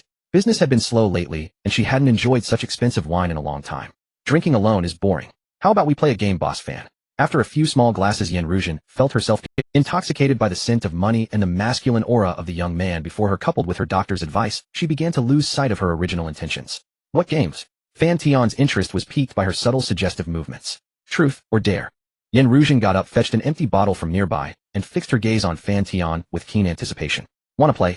Let's play. Then she leaned forward and spun the bottle. As she watched the bottle, Fan Tian watched her curves. It had to be said that a goddess with a charm rating above 90 would never leave a child hungry. The system knew his preferences well. Sensing his gaze, Yen Ruzhen lifted her eyes, and their stares met, both feeling a twinge of awkwardness. Her awkwardness stemmed from the fact that her movement was unintentional, a natural gesture she had forgotten to cover. Caught, she quickly clutched her chest and shot him a mocking glare.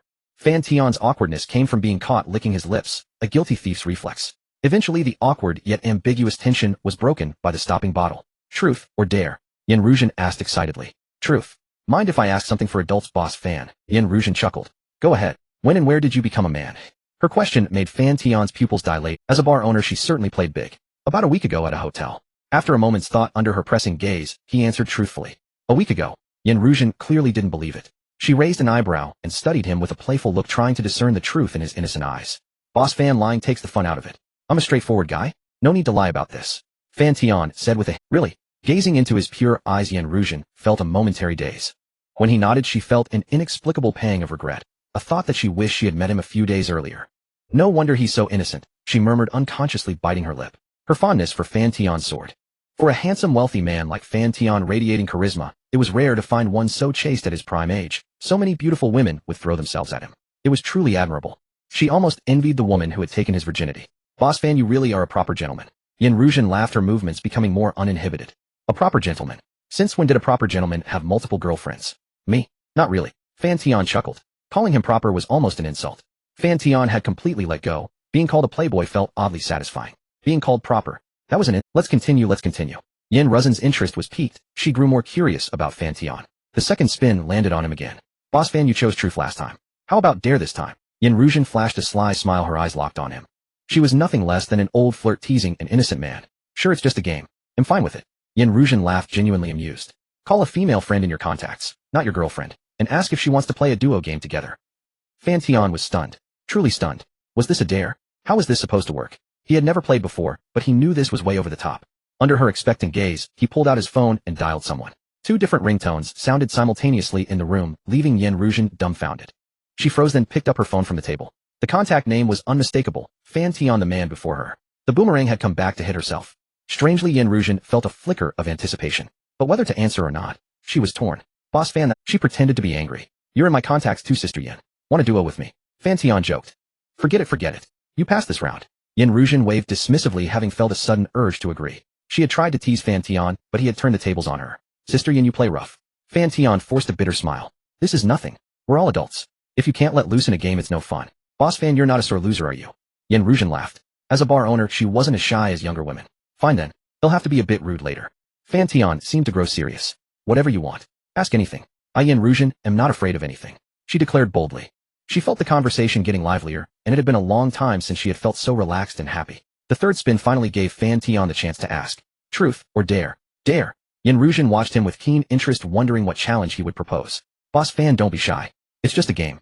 The most important thing is to have fun. Seeing him hesitate, she encouraged him. All right then. How about this, Sister Yen? Take off one piece of clothing and place it on the table until the game ends. Yen Ruzhen was stunned, her eyes wide as she stared at Fan Tian, who now seemed like a wolf in sheep's clothing. Sister Yen, if you want to forfeit, just drink a glass of wine. Fan Tian appeared, shy, his gaze wavering. Yen Ruzhen felt confused, uncertain about what kind of man he really was. Forfeit? It's just a piece of clothing. I'm not one to back down. Finally, she sighed inwardly, calling him a cunning little fox, then stood up, walked to the office door, and locked it. Locked tight. Even Yen Ruzhen's delicate face flushed, as if coated with a layer of blush. You got off cheap, you little rascal. Despite being accustomed to grand occasions, she couldn't help feeling a pang of embarrassment and shyness. Her address unconsciously shifted from boss Fan to little rascal, showing a closer intimacy. Yen Ruzhen's coy demeanor, however, made Fan Tian's heart race. The ambiguous phase is truly the most enchanting in a male-female relationship, he thought. Maybe we should stop playing and just drink, Fan Tian said awkwardly. No, we keep going. Don't think you can run. Yen Ruzhen's temper flared, determined to have fun at this little rascal's expense today. Stubborn woman, Fan Tian thought to himself with a sly grin, like a wolf that had just hooked a little rabbit. All right, game continues, Sister Yen. If you're really uncomfortable and can't let go, just drink a glass, and we'll call it even. What do you mean by let go? When I started going out, you were still in kindergarten. Yin Ruzhen slammed the table in annoyance. Who did he think he was underestimating? For the fourth time the bottle pointed at her again. Me again. How unlucky can I get? Yin Ruzhen frowned. Truth or dare? Fan Tian ignored her conflicted gaze and asked directly. Yin Ruzhen hesitated. If it were a dare, she couldn't guarantee what tricky challenge he would come up with. She didn't want to back down in front of this little rascal. Truth then, she said nervously. Sister Yin, are you sure? No lies. Then I'll ask. Fan Tian flashed a mischievous grin. Go ahead, ask. If I lie, may my business fail every year from now on. Yin Ruzhen swore the most vicious oath. What color are you wearing today? Yin Ruzhen was stunned again. However, she quickly realized that this little rascal was deliberately trying to embarrass her, wanting to see her flustered. Yin Ruzhen consoled herself. It was just a game, no need to take it seriously. She had seen such scenes before. What was this really? But meeting Fan Tian's purely curious gaze, she still found it hard to speak, so her voice dropped. White. Yin Ruzhen murmured, feeling herself gradually falling into the little fox's trap. This little rascal seemed quite sly. What? Speak louder, I can't hear you, Fan Tian asked. This time he genuinely hadn't caught it. Though the door was closed, the bar downstairs wasn't loud, but Yin Ruzhen's voice was just too soft. Yin Ruzhen thought Fan Tian was messing with her, and her temper flared. White. Do you hear me now? Do you want me to take it off to show you? She repeated 3 times in angry humiliation, slamming her hands on the table and shouting at Fan Tian. Sister Yin, keep your voice down. You don't want the whole building to know, do you? Fan Tian said lightly, his calm demeanor making Yin Ruzhen gnash her teeth. Keep playing. For the 5th time the bottle still pointed at Yin Ruzhen. How am I this unlucky? Is he rigging it? Yin Ruzhen grew agitated, starting to suspect Fan Tian was up to something. 3 times in a row on her. That was too improbable. At this rate, she'd reveal all her secrets while he remained unmoved. That wouldn't do. Truth or dare? Truth. Sister Yin, then he'll ask. Go ahead and ask. Am I afraid of you? When was the last time? And where? Yin Ruzhen froze, genuinely stumped. She searched her memory. It seemed ages ago. 5 years. 6. As for where, she really couldn't recall. If he had asked when she last went mining, that would have been easy. But this little rascal had some nerve. He played bold, asking such a question. He wasn't as innocent as she had imagined. Yin Ruzhen snapped back to reality, meeting Fan Tian's curious eyes, a ripple stirring within her. 5. 6 years ago, I think, at home, she murmured, lowering her head. That long? Fan Tian was astonished. He knew Yin Ruzhen was divorced with only one ex-husband, but it was normal for divorced couples to still meet. Especially since her relationship with her ex seemed decent. Alright, let's continue. Even with her thick skin, Yin Ruzhen felt uncomfortable under Fan Tian's stare. This time I'll spin the bottle. I don't believe it. Why does it keep landing on me? Yin Ruzhen clutched the collar of her shirt and began to spin the bottle. Her gaze was fixed entirely on the spinning bottle, completely unaware of her own state. Fan Tian didn't know where to look. Yin Ruzhen was stunningly beautiful, with the aura of years of navigating the world, and that mature scent that hit you like a ripe peach, making you want to take a second look. For the 6th time the bottle still pointed at Yin Ruzhen. Seeing this result, Fan Tian chuckled, while the mature beauty opposite him was exasperated, her face flushed red. Truth or dare? Fan Tian teased, watching her disgruntled expression. Truth. Yin Ruzhen said, her voice weaker, but her eyes still glared fiercely at Fan Tian, as if she wanted to eat him alive. The calmer he was, the angrier she got. Ask away. Why aren't you asking? Yin Ruzhen grew impatient when Fan Tian remained silent. Fan Tian smiled, captivated by her furious little face. He stood up leisurely, looking down at Yin Ruzhen, who was slightly annoyed. His gaze was both teasing and frivolous, yet carried a commanding air of dominance. Like a lion about to attack its prey, he slowly leaned in, his face inches from hers. They could feel each other's warmth and the heat billowing between them. Though Yin Ruzhen was startled by his aggressive posture, she stared back, defiantly refusing to back down in front of his brother, 10 years her junior. Truth, Yin Ruzhen, right now do you want to be with me? Fan Tian launched his most ferocious attack, like a dominant lion baring its fangs.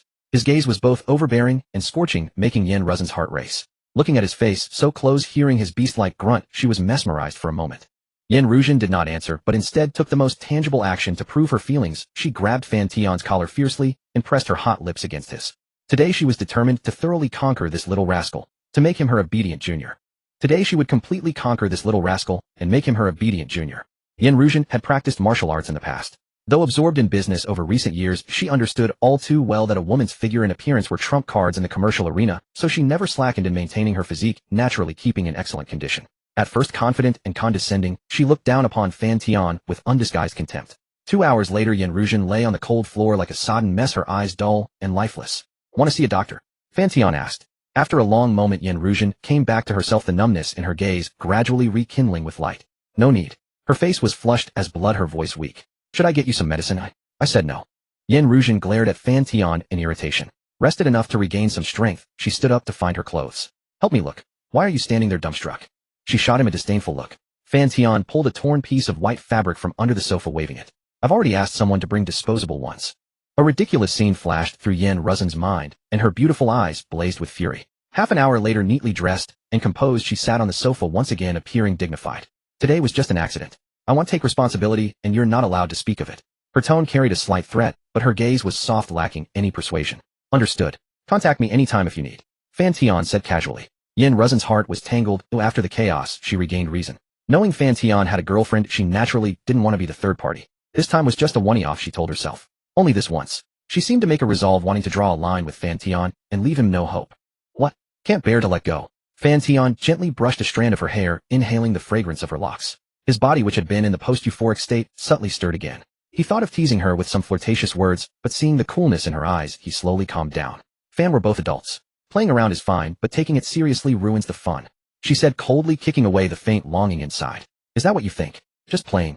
Fan Tian frowned, his gaze fixed intently on her. Why else? Or does Mr. Fan truly want to be with me? Yin Ruzhen saw the sincerity in his eyes and felt a tremor in her heart. Sister Yin, perhaps for you it's just a game, but I'm serious. Call me a love-struck fool or a shameless rogue if you will, but from the moment I first saw you I liked you. Your temper, your beauty, everything about you. You're stunning with crescent moon smiles. I admit I had improper thoughts at first, any man would. You're that beautiful, but later I found your temperament and soul even more captivating, perfectly matching mine. Every move you make leaves. Sister, give me a chance to take care of you.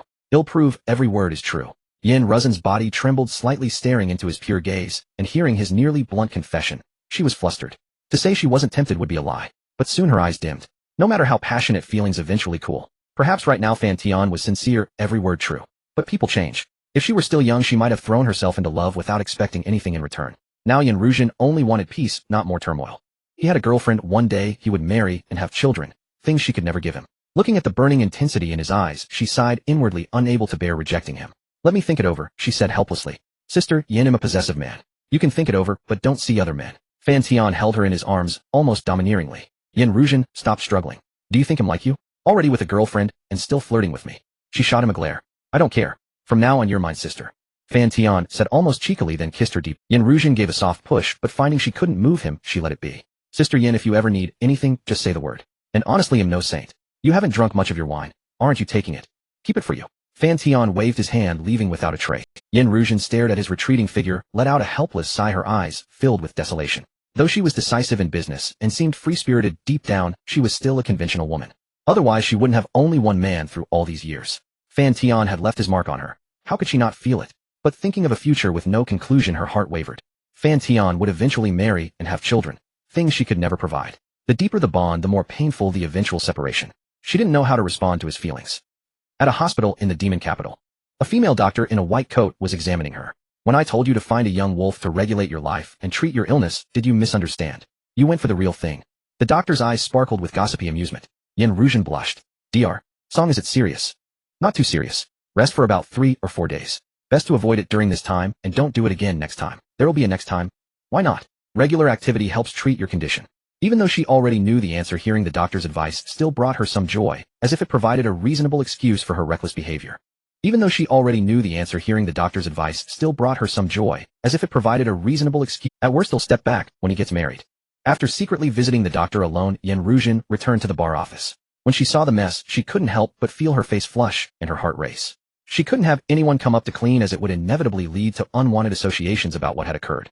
Yin Jia, where did you go just now? And why did you lock the office door? Fan Tian emerged from another office, curiosity evident in his tone. He too had been startled by the sudden surge in Yin Ruzhen's affection points. A boost of 50 points at once. That was astonishing. Where had she gone, or what had she come to terms with? Currently, Yin Ruzhen's affection toward him had soared to 78, just 2 points shy of unlocking her special ability, the National Saintly Healer. Once unlocked, he would become a true divine physician. No, I didn't go anywhere. Brat, look at the mess you've made. Come in and help me clean up. Yin Ruzhen's face showed a hint of embarrassment as she quickly changed the subject. Her office and Fan Tian's were on the second floor, separate from the other employees' workspace. Apart from reporting work, staff rarely came to this side, though there were occasional exceptions, like her younger brother, Yin Ming, who often sneaked up here for free snacks. Though Yin Ruzhen had set aside her inner reservations, she still didn't want anyone to discover her relationship with Fan Tian. Otherwise there would be endless gossip. Comments like, an old cow eating young grass, and the like. She didn't mind it for herself, but it would inevitably affect Fan Tian. Yes, it's all your little brother's fault. Fan Tian responded with a smile. Smooth talker. That mouth of yours must have deceived who knows how many women and flattered just as many. I actually thought you were innocent at first. Don't worry, Yinjia. Except for you. Fan Tian gave an ambiguous smile. Alright, stop talking. Go clean up now. Yin Ruzhen glared at him as if some image had flashed through her mind. Yet because of Fan Tian's verbal offense, she felt cornered and had to throw a towel at him. So fierce, Yinjia. Get lost. Go inside and clean. Her expression was stern and somewhat fierce, but from the barely concealed curve of her lips, it was clear that she didn't actually mind Fan Tian's behavior. It was just her habitual demeanor, hard to correct all at once. Alright. You're the elder sister, you're the boss, you call the shots. With that, Fan Tian walked straight into Yan Ruzhen's office and began tidying up. Yan Ruzhen watched Fan Tian's busy back, a mixture of helplessness and indulgence in her eyes. She had always been proper and orderly like a calm lake without a single ripple. Fan Tian's intrusion was like a meteorite falling from the sky, not even a small pebble, smashing directly into her tranquil waters. It threw her heart into turmoil. Yet Yan Ruzhen didn't seem to mind. She had been too accustomed to rules and routines, and occasionally, she craved an exciting life. She just didn't know how long this kind of life could last, but she didn't dwell on it. Life as long as sees the happiness at hand. After all, at her age, having experienced love, marriage, divorce, betrayal, and everything except childbirth, what more could she? Soon Yan Ruzhen joined in the cleaning.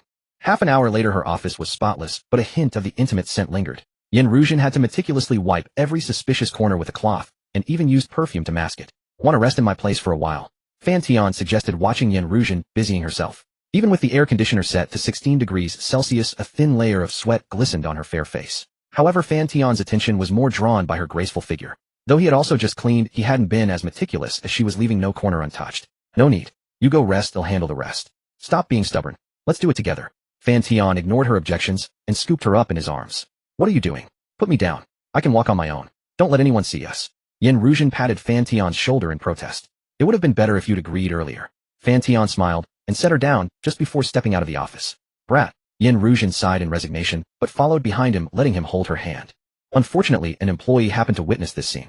He was dumbfounded, finding it utterly unbelievable. Who was Yan? The cold-faced, hot-tempered female boss. Every bar employee feared her, especially lately when her temper had been explosive, like she was going through menopause while swallowing gunpowder. Just yesterday, an employee made a minor mistake in stock distribution, a trivial incident that could have been fixed by a return and repurchase. Yet she dragged him into her office and scolded him for a full hour. The male employee was reduced to tears. But now there she was, holding hands with a man and docilely following behind him. Seeing this, the employee felt as though the world had gone mad, with the illusion that his entire worldview was collapsing. This was followed by a deep jealousy and a pathetic possessive obsession. Though Yan Ruzhen had a fiery temper, everyone had to admit that she was stunningly beautiful, her fame for beauty spreading far. Some employees even deliberately made mistakes just to be scolded by her, and some even secretly recorded her reprimands to listen to at home. Moreover, Yan Ruzhen had countless suitors. The employee had witnessed more than once wealthy heirs, even self-made tycoons, driving luxury cars worth millions to the bar and spending lavishly, sometimes over $1 million in one night, just to win her favor. Yet for all these years she had remained alone, without even a hint of a romantic interest, leading many to believe she had locked away her heart.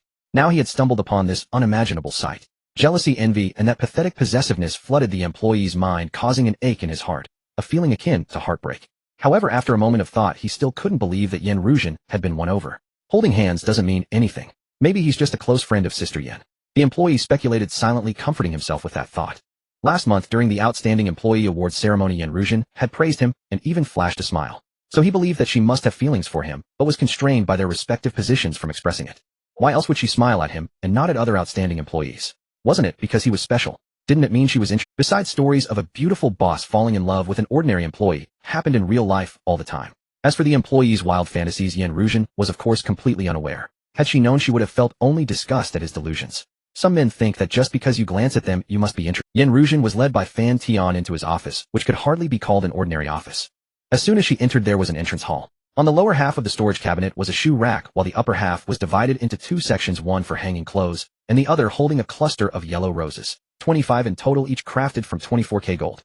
So extravagant. Aren't you afraid someone will steal them? Yan Ruzhen counted them. 25, exactly Fan Tian's age. On November 11th, the day after the month after next, there will be one more. Iwan, clad in a black lace pencil skirt, followed behind Fan Tian.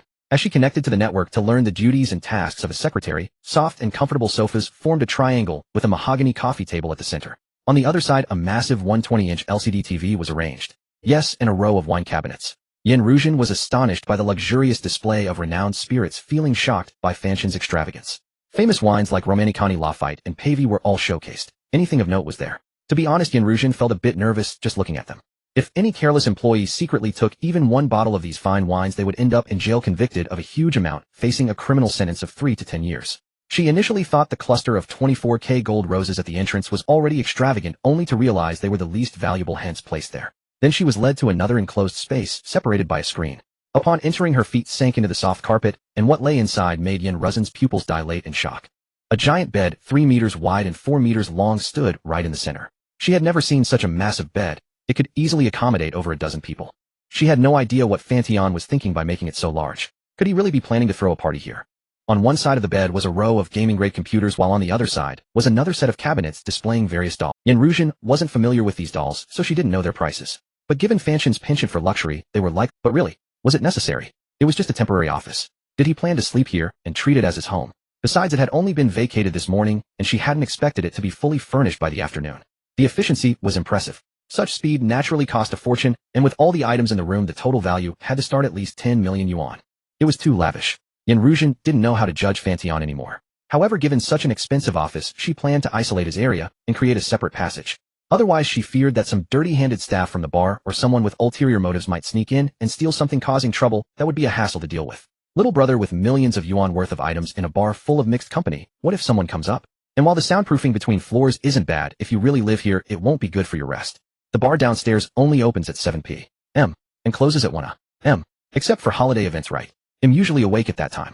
And Sister Yin, you can work over there. When you're tired, come here to rest. Yin Ruzhen's affinity one I don't need to. Yin Ruzhen said with a serious expression. Yet her stern and aloof demeanor ignited a spark of impulse in Fan Tian, arousing a desire to conquer. What do you mean you don't need it? You don't have a bed over there, you're not going to end up on the floor again, are you? It's broad daylight. Oh, what's gotten into you again? I'm just being reasonable, okay? Last time you were the one who took the initiative. And Sister Yin, don't curse at me, it might feel good. Yin Ruzhen's face flushed with annoyance. If it had been anyone else daring to be so flippant in front of her, she would have already slapped them. But with this little man, Yin Ruzhen truly had no idea what to do. His teasing even brought a subtle blush to her cheeks, adding a touch of charm. Why all the sudden modesty? Fan Tian leaned in close to Yin Ruzhen's face, making her turn away in disgust. Seeing this, Fan Tian gently turned her face back, planted a kiss on her cheek, then leaped onto the massive bed with a light jump. He did whatever he pleased. Yin Ruzhen felt even more helpless. She had no temper left for Fan Tian. She could only walk over and sit on the edge of the bed. Fan Tian, I need to talk to you about something. Yin Ruzhen called him by his name. Go ahead, Sister Yin. I'm planning to completely separate your area from the bar and create a separate passage so no dirty-handed employees come up and mess things up. Sure, this is our love nest, though I don't want anyone else coming in either, Fan Tian said readily. Love nest? Yin Ruzhen didn't oppose his words, but rolled her eyes at him. Sister Yin, you've been rolling your eyes a lot today. Alright, I'm being serious. Don't change the subject. And if you want our relationship to continue, you have to be more restrained in public. Behavior like just now is unacceptable, Yin Ruzhen said earnestly. Okay, no problem. But Sister Yin, I want to know what we are to each other. Yin Ruzhen saw the mischievous look in Fan Tian's eyes and knew he was about to steer the conversation towards something indecent, so she quickly interrupted and raised her index finger. Sister and brother. In the older sister, you're the younger brother, got it. You mean in public? I mean when it's just the two of us. Fan Tian watched Yin Ruzhen's serious expression, which only fueled his playful nature. When they were playing games, she was so uninhibited, but now that they understood each other, she became much more formal. Or perhaps this was her true self. Yin Ruzhen had no idea about the dirty thoughts running through Fan Tian's mind. Back when they played games, she had a strong purpose. Curiosity about Fan Tian, a desire for revenge, and the need to treat his condition. So she had let herself go completely. She was the type of person who, once she had a goal, became extremely driven and excited, highly aggressive. Once the goal was achieved, she reverted to her naturally lazy nature. But this goal's capability had indeed not disappointed her, even far exceeding her expectations. Whatever you say, it's up to you, Yin Ruzhen said somewhat dismissively. Alright then, call me daddy, and let me hear it. As soon as the words left Fan Tian's mouth, he was met with a swift, thunderous slap. Get lost. I'm 10 years older than you. If anyone's calling anyone, you should call me mommy. Yin Ruzhen was truly furious. He was too cheeky. A slap was a must. She never imagined that Fan Tian, who initially seemed so serious and even domineering, could be so mischievous and childlike. Daddy. She had never even called her own father that. Did he think she was some naive young girl easily fooled? Yin Ruzhen took a sip, and seeing Fan Tian's pained and twisted expression, she felt a little better. With a soft laugh, she got up to straighten her clothes. I'm going to work now. Call me if anything comes up. This woman has an iron palm. Fan Tian grimaced, taking off his shirt to reveal a conspicuous fiery red palm print on his outer thigh, stinging with pain. Is she getting back at me? Just then the system's voice interrupted Fan Tian's thoughts. System upgrade complete. The system update includes the following content. First, binding restrictions removed. Characters with a charm value of 90 or above will automatically bind once they enter a 100-meter radius of the host. The absolute value of their affinity will provide the host with a source of wealth. Current cumulative affinity of bound individuals is 278. Second, the method of obtaining special abilities has changed. When the absolute value of a bound individual's affinity toward the host reaches 80, the host will acquire the special ability carried by that individual. Third, the daily mission lottery condition has changed from spending 1 million yuan for one lottery chance to one free daily draw, which can yield wealth, mysterious treasures, and special abilities. Daily use items are removed, and the probability of drawing mysterious treasures is greatly increased. Finally, this system wishes the host a life of freedom and indulgence for the rest of your days, to be a true man, and to never forget your original intention. Fan Tian's eyes lit up upon hearing this. This truly lived up to the name True Man system. System, as I understand it, the absolute value of favorability, whether positive or negative, works right. Yes, host. However, this system reminds you that the lower the bound person's favorability toward the host, the higher the likelihood of retaliation. Proceed with caution. Even offering reminders. How considerate. The lower the favorability, the more easily retaliation would follow. That went without saying. Even without the system's warning, Fan Tian understood it clearly. It wasn't as if acting contrarily would make them fall in love with him. This system update had completely lifted the restrictions. No matter whether those bound to him held any favorable feelings, they would still boost his financial resources and even grant special abilities. Moreover, he was no longer compelled to spend daily. The main emphasis was on doing as he pleased. This suited Fan Tian's current state of mind perfectly. System, go ahead and draw today's daily lottery. And from now on, could you automatically draw it at midnight? I'm afraid he'll forget if I'm having too much fun. Certainly, host. Now performing today's daily lottery. Congratulations, host. You've won a premium item T-10,000 combat model. The T-10,000 is a liquid metal robot crafted entirely from memory alloy. It cannot be destroyed by current technology, possesses autonomous learning capabilities at a normal human level, formidable combat prowess, ultra-fast self-repair, rapid adaptation to human society, and absolute obedience to the host commands. The prize T-10,000 has been delivered to the system space and assigned an identity in this world. The host may retrieve it at any time. Fan Tian, who had been resting in bed, shot up as soon as he heard the system's prize announcement, a crisp sound of his skull hitting the ceiling echoing through the room. He was so excited that he smacked his head against the ceiling. His entire mind went blank. T-10,000. Wasn't that a robot like the ones in Terminator? How could he have drawn it? He hadn't even imagined that such a thing existed within the system. To be honest, it felt a bit overpowered. If one day he took a dislike to some foreign president, he could simply dispatch the T-10,000. System, does the T-10,000 have the 3 laws? No, but rest assured, host. Everything produced by this system follows the principle of serving the host above all else. There will be no scenarios like those in the Terminator films. Her appearance scored roughly 80 points with features leaning toward Western aesthetics. Her figure was perfectly balanced, neither too much nor too little, and a red letter F was etched on her chest. With Fan Tian's confirmation, a completely naked short-haired woman appeared before him. A true mechanical femme fatale. Her appearance scored roughly 80 points with features leaning toward Western aesthetics. Her figure was perfectly balanced, neither too much nor too little, and a red letter F was etched on her chest. Everything else was as it should be. He reached out and touched her body. The texture felt no different from a human's, though her temperature was slightly higher, akin to a mild human fever. This female robot was almost identical to a human. The only difference was her eyes, too cold, devoid of humanity. Yet he still couldn't bring himself to regard her purely as a machine. This female robot was almost identical to a human. The only difference was her eyes, too cold, devoid of humanity. Yet he still couldn't bring himself to regard her purely as a machine. Master, does Ewan need to provide service? Ewan asked, her voice slightly stiff as she scanned Fan Tian's facial expressions, analyzing them frame by frame and calculating the results. Although she was a combat-type female robot, she possessed basic female characteristics. However, she couldn't, like service models, detect human emotions and adjust internal temperature, moisture, and softness to deliver the ultimate human experience. No need. Fan Tian refused outright, then fetched a white shirt for her to wear. Otherwise, chatting with a completely naked female robot would keep his attention perpetually distracted. Master, Ewan detects that your heart rate is elevated. Do you require any other needs? Fan Tian. That was out of the question. He still harbored reservations in his heart and quickly changed the subject. Ewan, a combat-type mechanical femme. Can you produce firearms or other cold weapons? Yes. What type of firearm or cold weapon does Master require? Fan Tian began inquiring, wanting to understand her specific capabilities. Ewan nodded. Really? Fan Tian had initially been skeptical. It wasn't that he had an interest in firearms. After all, in the safest country, such things were of little use. But not needing them was one thing, and not having them was another. Can you make me a revolver? Was Fan Tian's first thought. Among handguns, this was his favorite. The impression left by Jerome had been too deep. Ewan nodded, then extended her right hand. Liquid metal flowed over her palm, and in less than a second a silver revolver materialized, which she handed to Fan Tian. Fan Tian took it, feeling the slight warmth of the revolver, and grew even more curious. Could this revolver be alive? Or was it still part of the robot? He pulled back the cylinder latch, swung out the cylinder, and found it fully loaded, 6 rounds. If not for fear that the gunshot would attract attention and invite trouble, he would have fired them all. He then removed the bullets, still faintly warm in his hand. Ewan, what's different about this revolver compared to an ordinary one? Its power is twice that of an ordinary revolver. Since it is part of my body, it features automatic bullet trajectory correction. As long as energy isn't depleted, external forces cannot affect the bullet's path. Additionally, the bullets can automatically return. After firing a full cylinder with a 5-second interval, the next cylinder is ready. No need for the Master to reload. Furthermore, each bullet carries neurotoxins. Upon impact, it can poison and paralyze the enemy. The toxin can completely destroy an elephant's nervous system in 1 minute. His guess had been mostly right, but the toxin inside the bullets caught him off guard. He silently placed the bullets back into Ewan's hand. unmoved. Master, rest assured. Yuan can control every component and bullet of this handgun. It will not endanger the master. Yuan analyzed Fan Tian's thoughts through his facial expressions and explained. Fan Tian felt reassured and then examined the infinitely reloading silver revolver in his hand. To be honest, this handgun should be able to change its form at any time, right? I want it to become a wristwatch now and when needed transform back into a pistol. Fan Tian inquired. Carrying such a thing on the street, if it accidentally fell out of his pocket, would inevitably cause unnecessary trouble. Yes, but reconstruction will take 5 seconds. 5 seconds. Fine. Then Fan Tian watched as the pistol transformed into a Patek Philippe watch within 5 seconds. He picked it up and examined it closely, comparing it with the watch on his wrist. The structure, color, and even the time hands were identical down to the minute.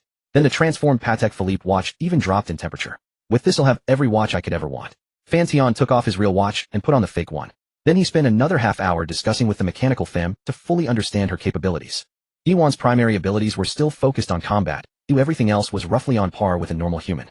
And being fresh off the factory line, she had basic life skills, but was severely lacking in common knowledge. For example, she knew that celebrities existed, but had no idea what they actually did, and was unaware of well-known children's songs or poems. Fan Tian had someone bring over a Huawei Mate 7 for her to surf the internet and catch up on common knowledge. Otherwise, she could easily be mistaken for a spy. From now on, address me as Mr. Fan. In public, you are my hired bodyguard. Very well, Mr. Fan. Yuan gave a slight nod, her facial expression no longer as stiff as before. From now on, your public identity will be my secretary. Fan Tian looked at the newly dressed Yuan and nodded, and Yuan, clad in a black lace pencil skirt, followed behind Fan Tian. As she connected to the network to learn the duties and tasks of a secretary, she simultaneously scanned the surroundings to guard against any sudden threats that might harm him. For her, multitasking was an ordinary skill.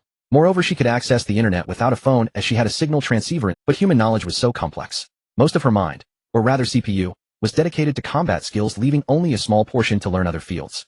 Her efficiency wasn't particularly high, merely on par with an average person. However, as a mechanical femme fatale, she could operate around the clock without any strain. In that regard, humans couldn't compete. To capital, she was the ideal worker.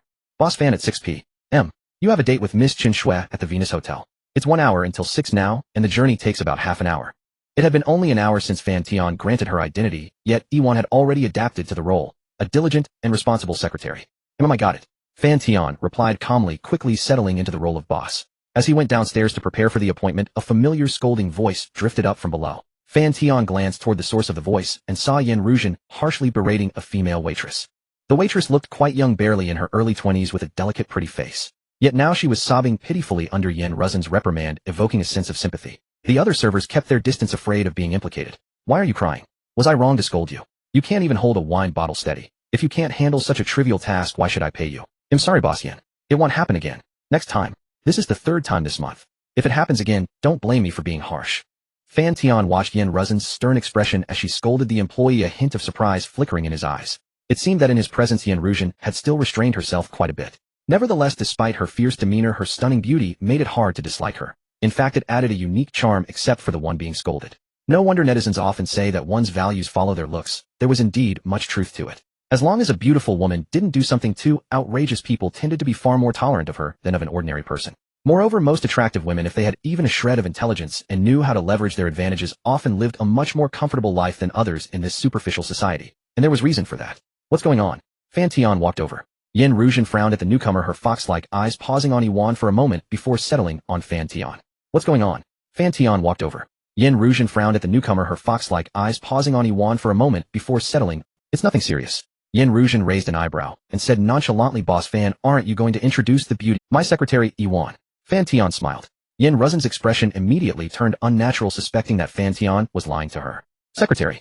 You hired a Western-looking woman as your secretary. Learning a foreign language, huh? Secretary, may I? Yen Ruzhen's tone was calm, but carried a hint of scrutiny. Hello, Boss Yen. I'm Chinese. My father is Chinese, my mother is British, and I've lived in China my whole life, Yuan replied with a smile. She had long prepared a corresponding identity to explain her Western appearance.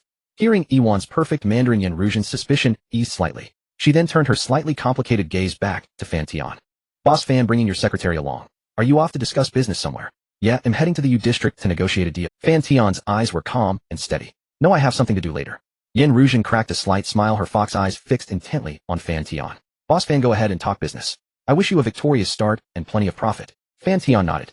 Looking at Yen Ruzhen's serious demeanor, he felt a slight restlessness in his body, but this was obviously not the time for such thoughts. Alright, I'll be off. Be good and wait for me at home. As he passed Yen Ruzhen, Fan Tian couldn't help adding a playful note. Yen Ruzhen said with feigned annoyance. Watching Fan Tian's receding figure, her previously dull and weary heart couldn't help but ripple with anticipation.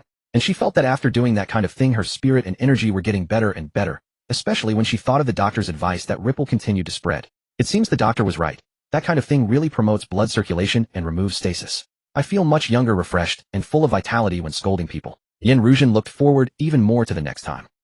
Be safe. When Fan Tian was getting into the car, Yin Ruzhen still sent a caring message. A tsundere Yin Ruzhen, cold on the outside, warm inside with a fiery temper. Of course, to run a bar, especially on the management side, one must have some edge to keep the employees in line. I will. Try to lose your temper less. It's bad for your health. Fan Tian replied. Within moments, Yin Ruzhen sent back a huge rolling eye emoji. If someone can't even do a trivial task right, they deserve a scolding, otherwise they won't learn. Don't you know? After a good scolding you feel incredibly refreshed. Got it, little bro? He chuckled. I don't really get it, but maybe I can try it on you next time. 60-second voice message. Fan Tian ignored Yin Ruzhen's voice message. He didn't need to open it to know it was full of loving insults. But the sudden special ability made his brain throb slightly, as if being stuffed full. Truly profound, and Fan Tian felt that his perception of the surroundings had changed. For instance, normally when he observed a woman his first glance would be at her eyes, and then. But now he instinctively noticed her complexion and physique, then connected it to what illness she might have followed by how to treat it, and what prescription to write. Fan Tian knew this was a side effect of just acquiring the special ability. Soon enough he would revert to observing a woman. However, all his thoughts were interrupted by a message. I've arrived. How much longer will you be? The Rolls-Royce Phantom carried Fan Tian through the bustling Yaodu, a city vibrant not only in material wealth, but also in the diversity of its people. Some people appeared refined and gentlemanly on the surface, but in private were true players juggling multiple relationships, yet still unsatisfied. Fan Tian had once fantasized about marrying someone, living a life of one couple for a lifetime. Then he slapped himself hard, waking from that fairy tale. What kind of person was he to dare dream of such a pure love story? A graceful figure stood silently at the hotel entrance.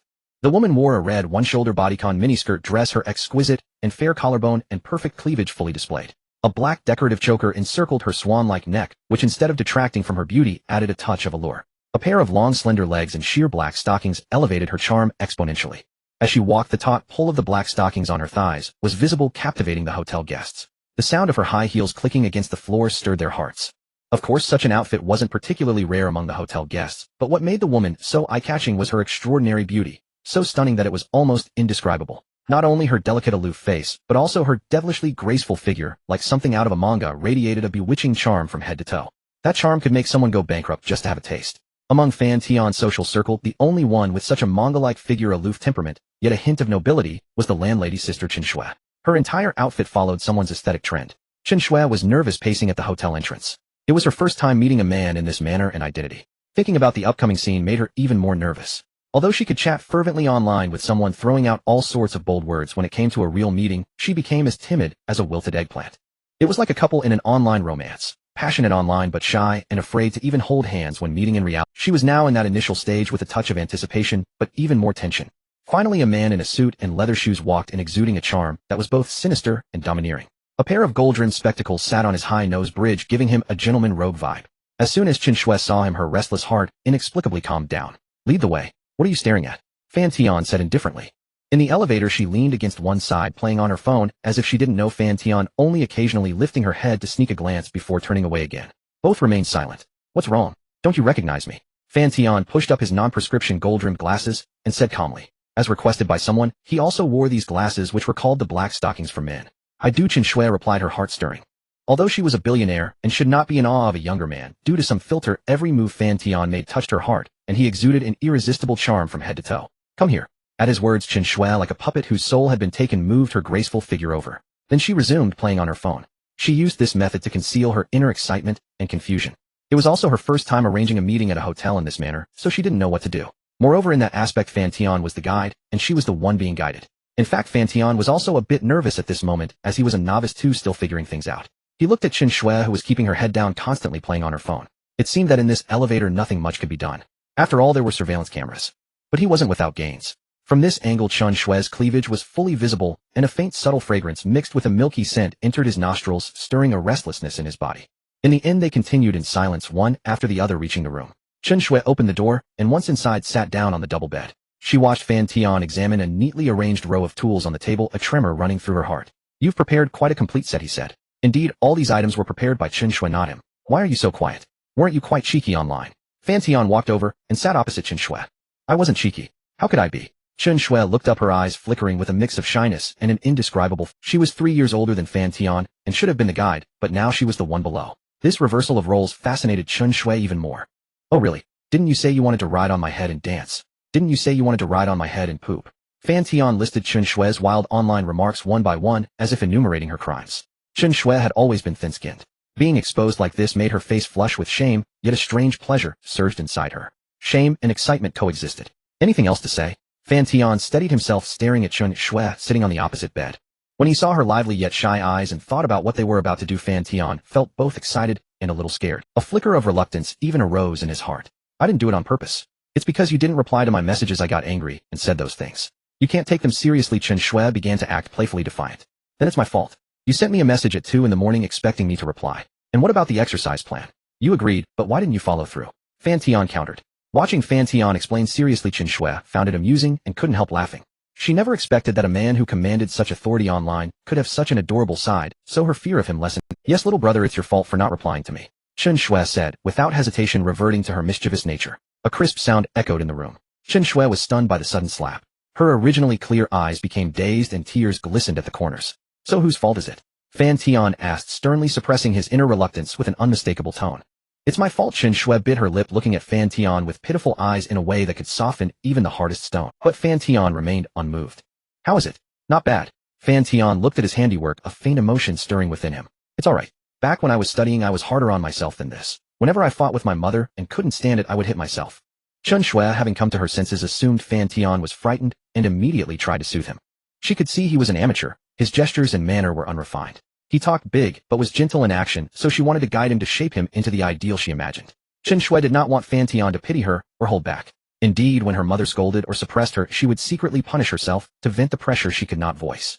It seemed that only when her body was chastened, when she demeaned herself, did she find any fleeting pleasure. Did your mother treat you? It's hard to explain. She's terribly stubborn and insists on controlling every little thing. You wouldn't understand. When I was in school, she even chose my underwear. She demanded to arrange my life.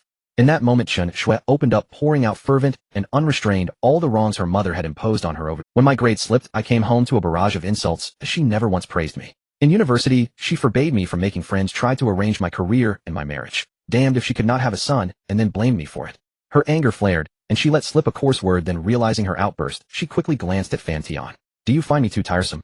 Turning her head, she looked at Fan Tian with timid eyes. This was the first time she had bared her heart so utterly to another. She feared he might mind as others had. She had said such things to strangers online before, only to be called tedious or melodramatic. Bit by bit, she had sealed her heart. No, please continue. I want to hear more. Chen Shui leaned forward, then added coquettishly, you're not going to demand anything of me, right? Apart from that one boundary, I'm willing to try almost anything. Propping her chin with both hands, she fixed Fan Tian with a provocative stare. He had been tending to her desires. Now she wished to gratify his in return. No need. I said today would be plain, and plain it shall be. I do have that shred of honor. She feigned modesty. Chen Shui teased my how proper you are. I half expected you to force me into being with you. Fan Tian raised an eyebrow. Feels good, does it not? Are you some eager masochist throwing yourself at me? Chen Shui giggled, full of mischief. She laughed softly. Then you must enjoy yourself properly. Fan Tian, inwardly unsettled, kept his composure. Chen Shui replied, I'll do as you say. A sudden irritation flickered through Fan Tian. The lingering scent of reheated pork made Chen Shui grit her teeth. Tears welled and spilled from her eyes. You really dared imagine that? I didn't. I'm innocent. Tell me what to do, and I will do it. What choice do I have? Chen Shui said, plaintive and small. Rest a little more, then we'll go eat. All right. After a brief respite, Chen Shui searched for clothes, but could not find another pair. Your hair's a mess. Use this to tie it up. Chen Shui recognized it at once. It was hers. Tie my hair with this to go out, she asked hesitantly. That would be embarrassing. Her face twisted in indecision as a warm blush spread. The thought of others seeing it filled her with mortification. She fretted that people might mistake her for a pervert. Enough talk. Hurry, Fan Tian said sternly. Reluctantly, she murmured, fine. Whatever you say. Chen Shui pouted, feigning innocence. Standing before the mirror, she applied a simple touch of makeup, and then turned her gaze back to Fan Tian. A sly smile curved her lips. Want me to do yours too? Fan Tian replied coolly, if you're itching for mischief, say so. We can settle all the punishments at once. His tone silenced her. She fell quiet, though a quiet anticipation fluttered within her. Still she preferred to proceed. Chen Shui thought it wise to give Fan Tian time to acclimate. To scare him off now, and then find such chemistry again, would be a... After all, most people would find this difficult to accept. When she finished her makeup, she came over, teasing, what are you doing? Reply, why do you object? He asked. No. Do you have videos with other sisters? Send them to me. Oh, I want to learn from their experience, she said, surprising him. Her words drew a frown from Fan Tian. Why would I film such things? If you want to learn, I'll teach you in person. Chen Shui lit up. Really? What about tonight? I'm free. He gave her a long look and said flatly, "Don't be foolish." Fan Tian's glance made her sulk. Yet even that pout amused him, and he found himself smiling despite himself. As the woman had said, Chen Shui wore an aloof exterior, but once familiar she was childlike in temperament without pretense, and sometimes indiscriminate in taste. She drove with surprising speed, even faster than him. "Tomorrow is the 30th. Are you going anywhere for the National Day holiday? Why travel at National Day? The sites are too crowded. Do I go when it's quiet?" Fan Tian realized she was a wealthy woman with no 9-to-5 constraints. Time was hers to command, unlike ordinary workers bound to schedules. "How about you? Working over the holiday? Want to take me and Sister Lulu out?" Chen Shui suggested. Fan Tian's eyes brightened, but then he thought of his upcoming plans and knew he would have to manage his time carefully. His National Day would be hectic. Zhou Wen and Su Yi had already drafted a guide for touring Yao City, and of course, Su Yi was his public girlfriend. Fan Tian did not relish the idea of her meeting other women. He harbored some special regard for that foolish girl. Finally, there was the elegant Su Lulu whom he trusted most. The bar owner Yan Ruzhen had not extended an invitation yet. Perhaps she was simply Finally, there was the elegant Su Lulu whom he trusted most. The bar owner Yan Ruzhen had not extended an invitation yet. Perhaps she was simply too proud. Truly, he would have to become a master of time management over the holiday to avoid awkward encounters. A full-blown fray seemed unlikely, however. "What about Xiao Bao?" Fan Tian asked. Chen Shui had brought along a little girl, her sister's daughter, though Fan Tian could not quite fathom why the child called Chen Shui Mama. Chen Shui would not explain, and Fan Tian did not press. He could guess enough, and did not wish to pry at another's wound. "Xiao Bao is going to Singapore with her godmother. I get airsick, so I don't really want to go." "Airsick? You get sick on planes." Fan Tian had no idea why Chen Shui would blurt out such outrageous words, but then he remembered her other profession. It probably wasn't anything decent. "Let's talk about it later. By the way, what do you usually do at home to pass the time?" Fan Tian casually mentioned. "I've shown you everything. Why can't you show me? I've never even seen it." Chen Shui pouted, her voice laced with a hint of grievance. She couldn't believe that Fan Tian was such a proper man, capable of restraining his desires and remaining unmoved by it. Yet his aloof demeanor only made Chen Shui more infatuated. The colder he was to her, the more she wanted to cling to him. In plain terms, she simply enjoyed being treated coldly. If someone were warm and enthusiastic, she would consider them a sycophant. "If you're itching for a lesson, just say so." I'm just joking." Seeing Fan Tian's stern expression, Chen Shui's pitiful look vanished instantly. Her acting skills rivaled those of a Hollywood star. Fan Tian found it amusing. 2 years ago, when they first met, Fan Tian had thought Chen Shui was a cool and aloof femme fatale, never expecting her to be so passionate and somewhat mischievous in private. Fan Tian's idealization of stunning beauties shattered completely. They were just ordinary people who happened to be good-looking. These beauties also experienced joy, anger, sorrow, and had basic needs. If you placed them on a pedestal, you would only drift further from them. "I don't do much at home. Occasionally have tea with my girlfriends, travel, and take care of Xiao Bao. That's all." Fan Tian's tone was questioning, his gaze scrutinizing Chen Shui. "Does that count?" Fan Tian. "Find no more of..." Chen Shui's face immediately twisted into a bitter gourd. What was the point of life if she couldn't do that? "What are you looking at? I mean you. Look how drained you've become." Fan Tian said with mild exasperation. Chen Shui was taken aback. "How did he know?" "You investigated me," she asked, her voice rising. "Judging by your pathetic excuse for exercise, I didn't need to investigate you. Use your brain. Are you deliberately asking for a scolding?" Fan Tian snapped back. Chen Shui favorability too. Chen Shui gave a faint smile to mask her embarrassment. Chen Shui's favorability toward him had reached 63 is 17 short of 80. That meant 17 more points were needed to obtain the true man constitution. It had been a while. After all, she was the first woman bound by the system. "Can we negotiate?" "Not for that long." "No." Fan Tian refused firmly. "Also, don't skip your Palame training this week. Check in daily. If your completion rate reaches 90%, I'll grant you one condition. Punishment required reward. First a candy, then a slap." Chen Shui's eyes gleamed with motivation, her body surging with energy. "Deal." Fan Tian ignored her excitement and walked to the table. "Come here, put this on, and we'll go eat together." Chen Shui bit her lip. She wanted to refuse. Chen Shui favorability 3. Ring, ring, ring. A crisp sound echoed through the hotel corridor. "What are you afraid of? No one's paying attention. Come on up." Fan Tian smiled. Chen Shui stepped forward and linked her arm through his. "Who said I'm afraid? I'm just not used to it yet," she said stubbornly. Despite her words, she covertly covered her neck whenever. "What if we take it off?" "No." Chen Shui detected his hesitation and immediately retorted. To prove her willingness, she stopped hiding it when others passed, showing it openly, though her grip on Fan Tian's arm tightened and her gaze wavered. Along the way, many passers-by were drawn by the tinkling bell, but they were accustomed to such sights, taking a brief glance before continuing on their way. After all, it was nothing unusual. At the hotel, they saw dozens, if not hundreds of such things daily. It was just a couple's intimate play, nothing to remark on. City dwellers were well informed and held liberal views. If you made a big fuss, others might think you were a hick from the countryside. Most guests' attention was fixed on Chen Shui's stunning figure. When Fan Tian draped his suit jacket over her, they felt a faint discontent. Happiness shared is happiness multiplied. How could a man be so petty? Night fell. As they stepped out of the hotel, Chen Shui's tension gradually eased. Just then a Rolls-Royce Phantom pulled up at the entrance. Passers-by turned to stare and murmur. A Rolls-Royce Phantom was not a common sight even in the dazzling and decadent Yaodu. What a beauty, so hot and fiery. Is she a celebrity? She seems even more elegant than one. A Rolls-Royce Phantom. Damn, that's a rich person's car. And that guy, why does he look familiar?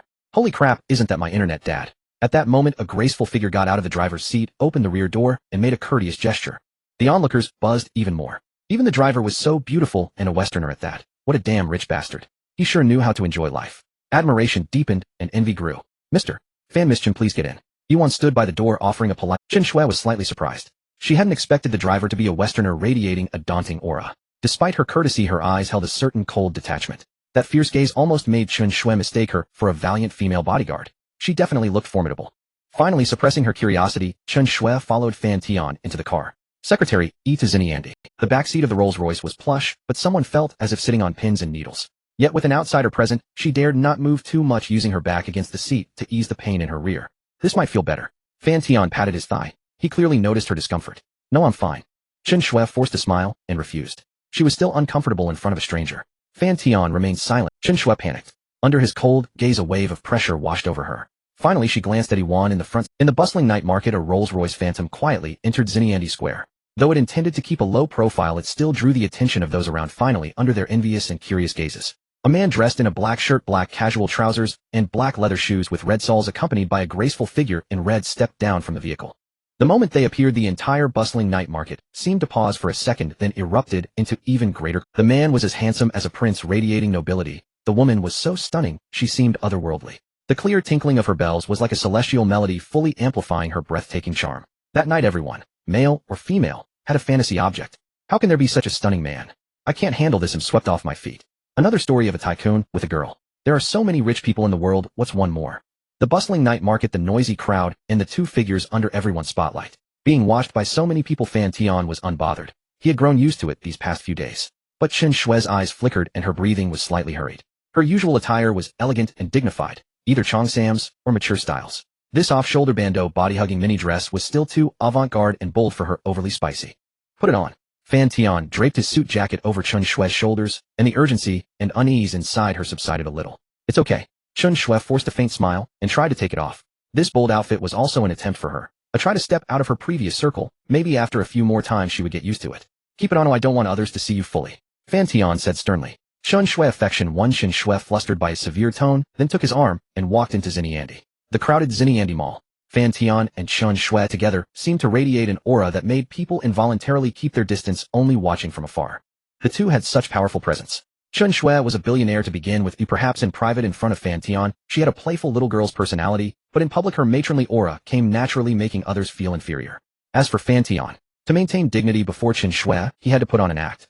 While riding the elevator, Chen Shui leaned against Fan Tian face to face as others squeezed to the side, leaving them a space. Onlookers occasionally glanced over and couldn't help but sigh in admiration. Even just the view of her back was breathtakingly beautiful. Let's go. Fan Tian patted Chen Shui's back and called gently, then took her soft boneless hand and led her out of the elevator. Indeed, so beautiful. Passers-by saw Chen Shui's appearance and were stunned. Are you any good at this? 50 plus, tries not one caught. Fan Tian stood behind Chen Shui holding a basket of coins. I've never played. Being scolded by Fan Tian, Chen Shui's heart was unruffled. This level of reprimand was painless to her, not even enough. I'm definitely going to catch one today. If I don't, I'm not leaving. After another failure, Chen Shui's temper flared up. Fan Tian remained silent, quietly inserting coins into the claw machine. They were originally going to eat, but halfway there Chen Shui saw the claw machine, got interested, and dragged him into it. And as time passed, more and more children gathered around them. They stared eagerly at the coins in Fan Tian's hand. Fan Tian grabbed a handful and gave them away. What are you doing? Those are my coins. Chen Shui was already in a huff from failing to catch any dolls, and seeing Fan Tian give away the coins made her even angrier. But when she saw his cold, stern face, her voice gradually faded. You're a rich woman, how can you be lacking this little bit? It's different. Anyway, you can't give them away anymore. Oh, I haven't had enough fun yet. Chen Shui muttered. Got it. After 100 tries, and still nothing, Chen Shui was somewhat devastated. She looked at the dozen or so coins left in the basket, and cast a pleading glance at Fan Tian. Buy me another 100, okay? Please. Chen Shui coaxed Fan Tian. You win. Fan Tian handed her the coins he had, then asked the staff for another 100. Seeing this, Chen Shui giggled at Fan Tian. She loved the feeling of being spoiled by him in public. In fact, with their wealth, they could buy the entire claw machine store, but they were enjoying the process of playing, not the dolls themselves. After these last 100, well, go eat. No more playing. Fan Tian reminded. Okay, got it. Chen Shui replied perfunctorily, her gaze fixed on the small claw. Big sister is so dumb, so many tries, and still nothing. A child about 6 or 7 giggled. This remark put Chen Shui on the spot. She turned her head and glared angrily, scaring the child away. Still looking? Believe me, you'll call your teacher. Chen Shui threatened. The child immediately turned his head away, almost. At this age they fear their teachers the most. Fan Tian could only laugh helplessly. Finally, with about 10 tries left, she caught a giant panda doll by sheer luck. Clouds turned to sunshine. Yeah, I caught it. Chen Shui was ecstatic, jumping up and down, jostling Fan Tian and making him irritable. This giant panda is mine. Fan Tian snatched it directly from Chen Shui's hands. Oh no, thief robbing me. Chen Shui looked at him with a pitiful face, her mouth pouting as if about to cry. Her appearance now was nothing different from a wronged little girl. Can't stand you. Fan Tian helplessly gave the giant panda. Chen Shui took it and immediately beamed as if she had switched faces. You're grown up, restrain yourself a little. Let's go eat. Give the rest to Secretary E to play with. No way, I want to finish them. Chen Shui took the coins and continued playing. The obvious result, the last 10 attempts yielded all gone. Outside the claw machine store, Yuan stood calmly, her gaze continuously observing the people around, learning human emotions. However, when she heard Fan Tian's words, she instantly withdrew her gaze. Claw machine. For her it was simple. Fan Tian came out with Chen Shui on his arm. Yuan fixed her gaze on Fan Tian, ready to receive orders. Miss Chen is giving you 200 coins. Secretary, go have some fun. All right, Mr. Fan. Yuan revealed a faint smile. Her facial expression was no longer as stiff as at the beginning. Meanwhile, Chen Shui beside her seemed to have something to say, her expression conflicted. All right, after you finish the claw machine, you can wander around nearby. Having given his instructions, Fan Tian took Chen Shui's arm and headed toward the sushi restaurant upstairs. Does Secretary E never clock off? Chen Shui finally voiced the doubt in her mind. In Chen Shui's view, Secretary Yuan was too dedicated. She even followed along on their date, served as a driver, and her posture outside the claw machine store was almost like a bodyguard.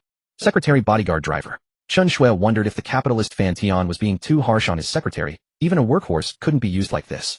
She couldn't help feeling a trace of pity for that diligent female secretary. Feeling sorry for her. How about letting Secretary E go home? After dinner, we'll just go back to the hotel, nothing else. Wait a bit. After she drops us at the hotel, I'll let her go rest. Fan Tian didn't explain further to Chen Shui. Then let's go eat sushi. Chen Shui said nothing more, took Fan Tian's arm, and walked upstairs. But suddenly, as if she had seen something terrifying, her gaze turned panicked and flustered. She swiftly threw herself into Fan Tian's arms and covered her head with his suit jacket. At that moment, the system's chime rang out. Detected a character with charm value of 90 within 100 meters. A woman dressed as a wealthy matron stepped off the escalator, chatting animatedly with a handsome young man. Her face bore a striking resemblance to Chen Shui's, though slightly more weathered. Zixuan, if you see anything you like later, just tell Annie, no need to be shy, the woman said with a smile to the handsome man. The man had a refined face, sharp brows and bright eyes, an impeccably upright figure, truly blessed with good looks.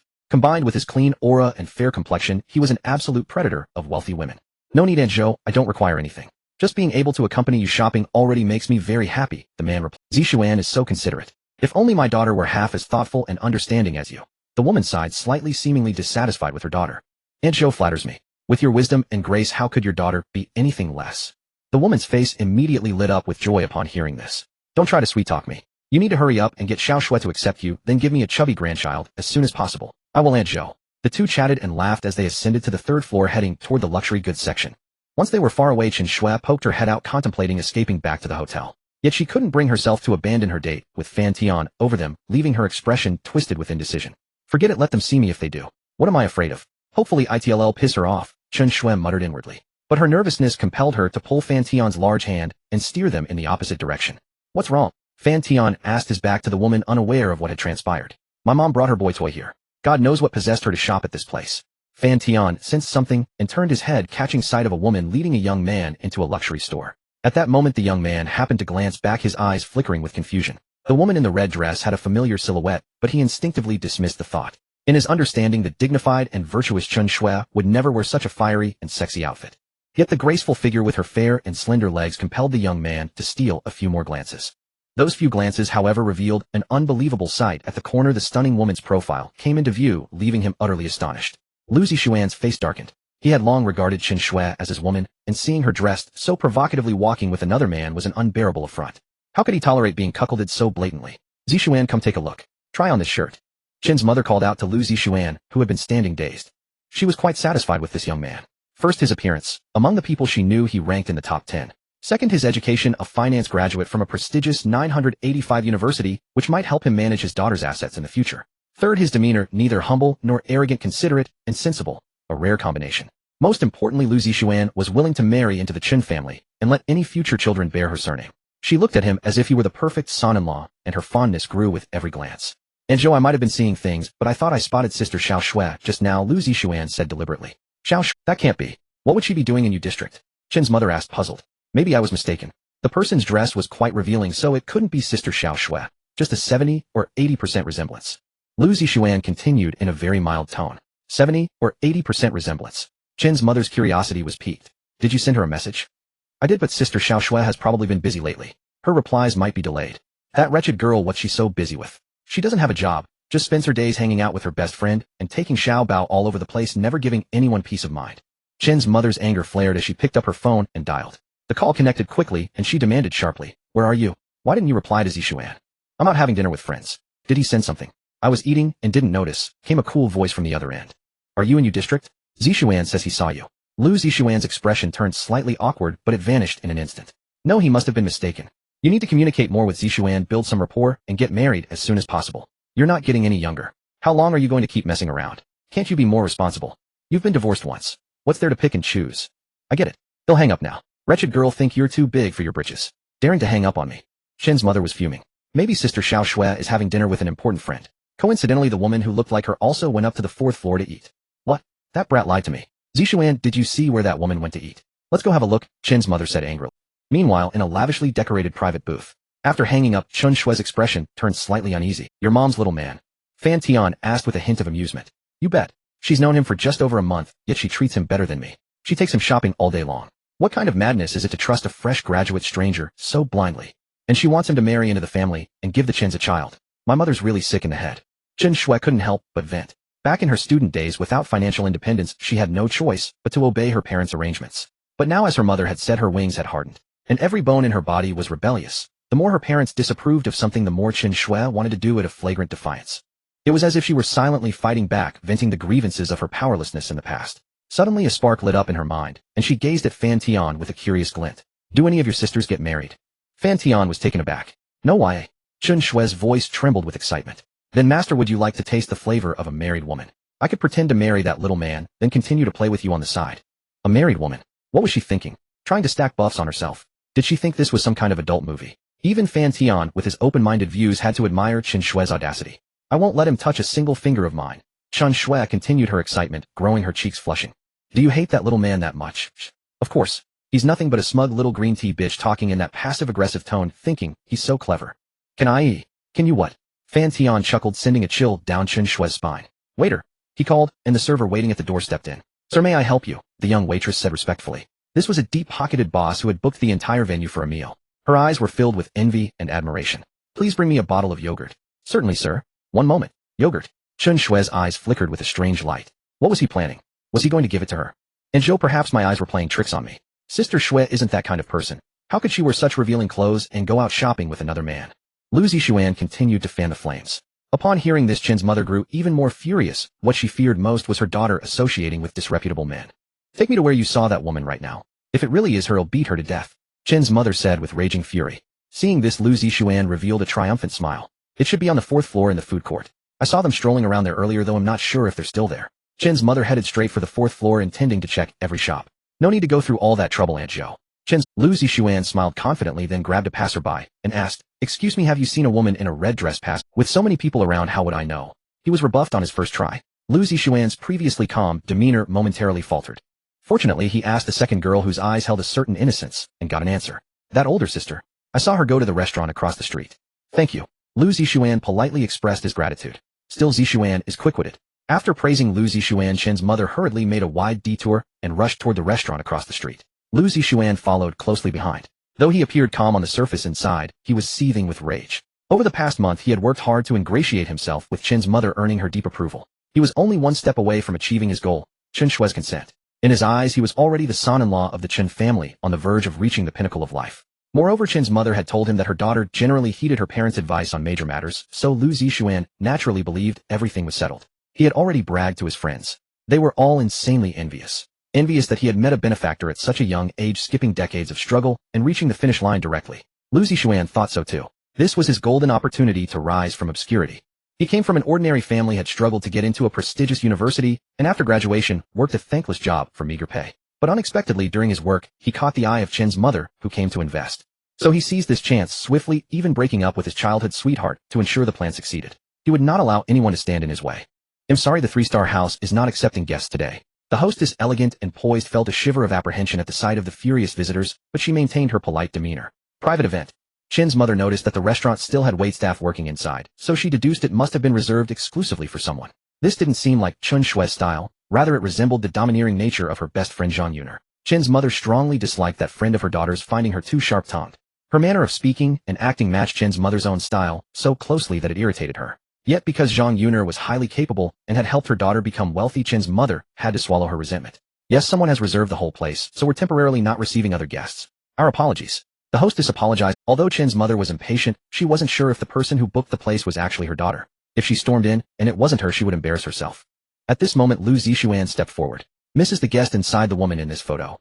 He took out his phone and showed. The woman in the photo wore a tailored Chinese-style cheongsam, sitting gracefully and elegantly on a sofa.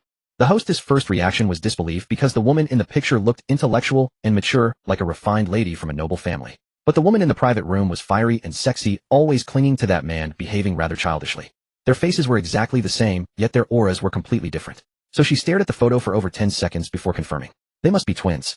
However, the imposing lady before her had clearly come looking for trouble, and she wanted no part in this mess. Please wait a moment. They'll call the manager.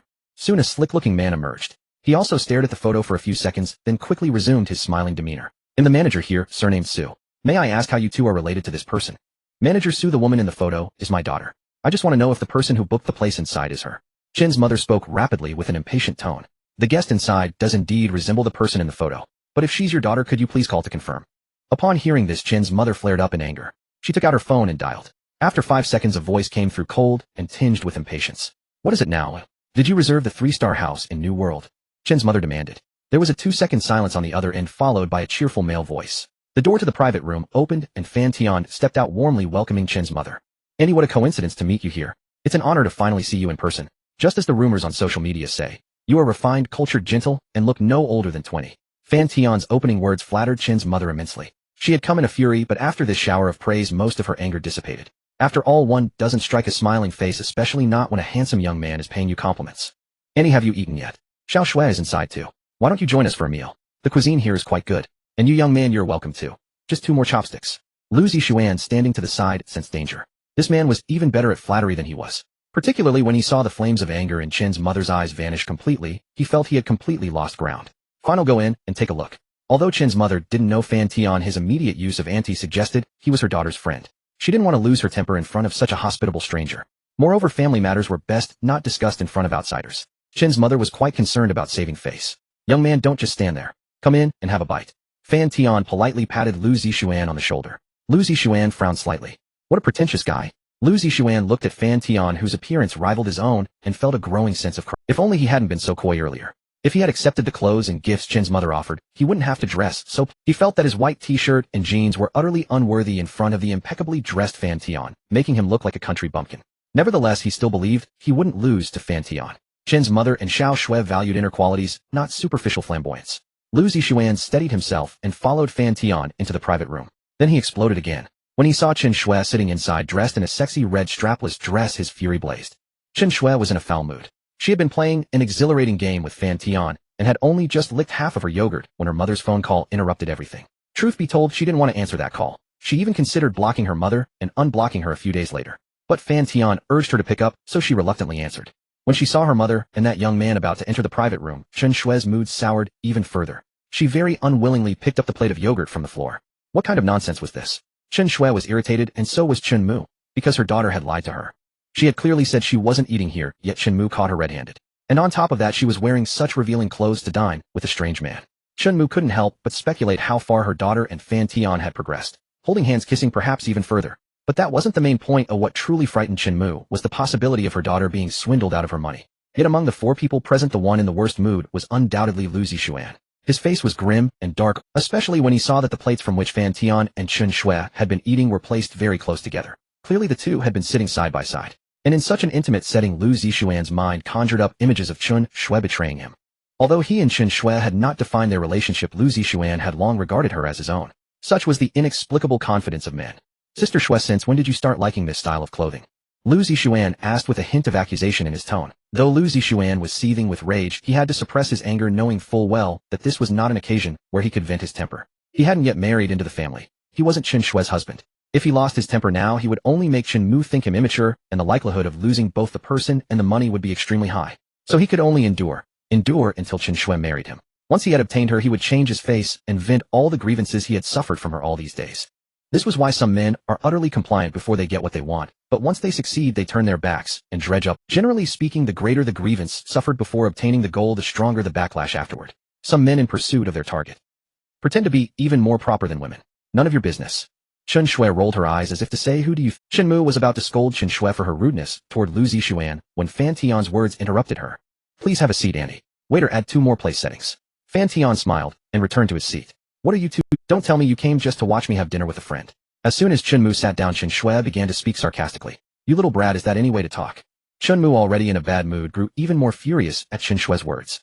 Sister Shui, say no more. Aunt Zhou has high blood pressure and can't stand getting angry. Lu Zixuan quickly added in a caring tone. Chen Shui found Lu Zixuan's hypocritical demeanor disgusting. If it weren't for his big mouth, she would be happily playing games with Fan Tian right now.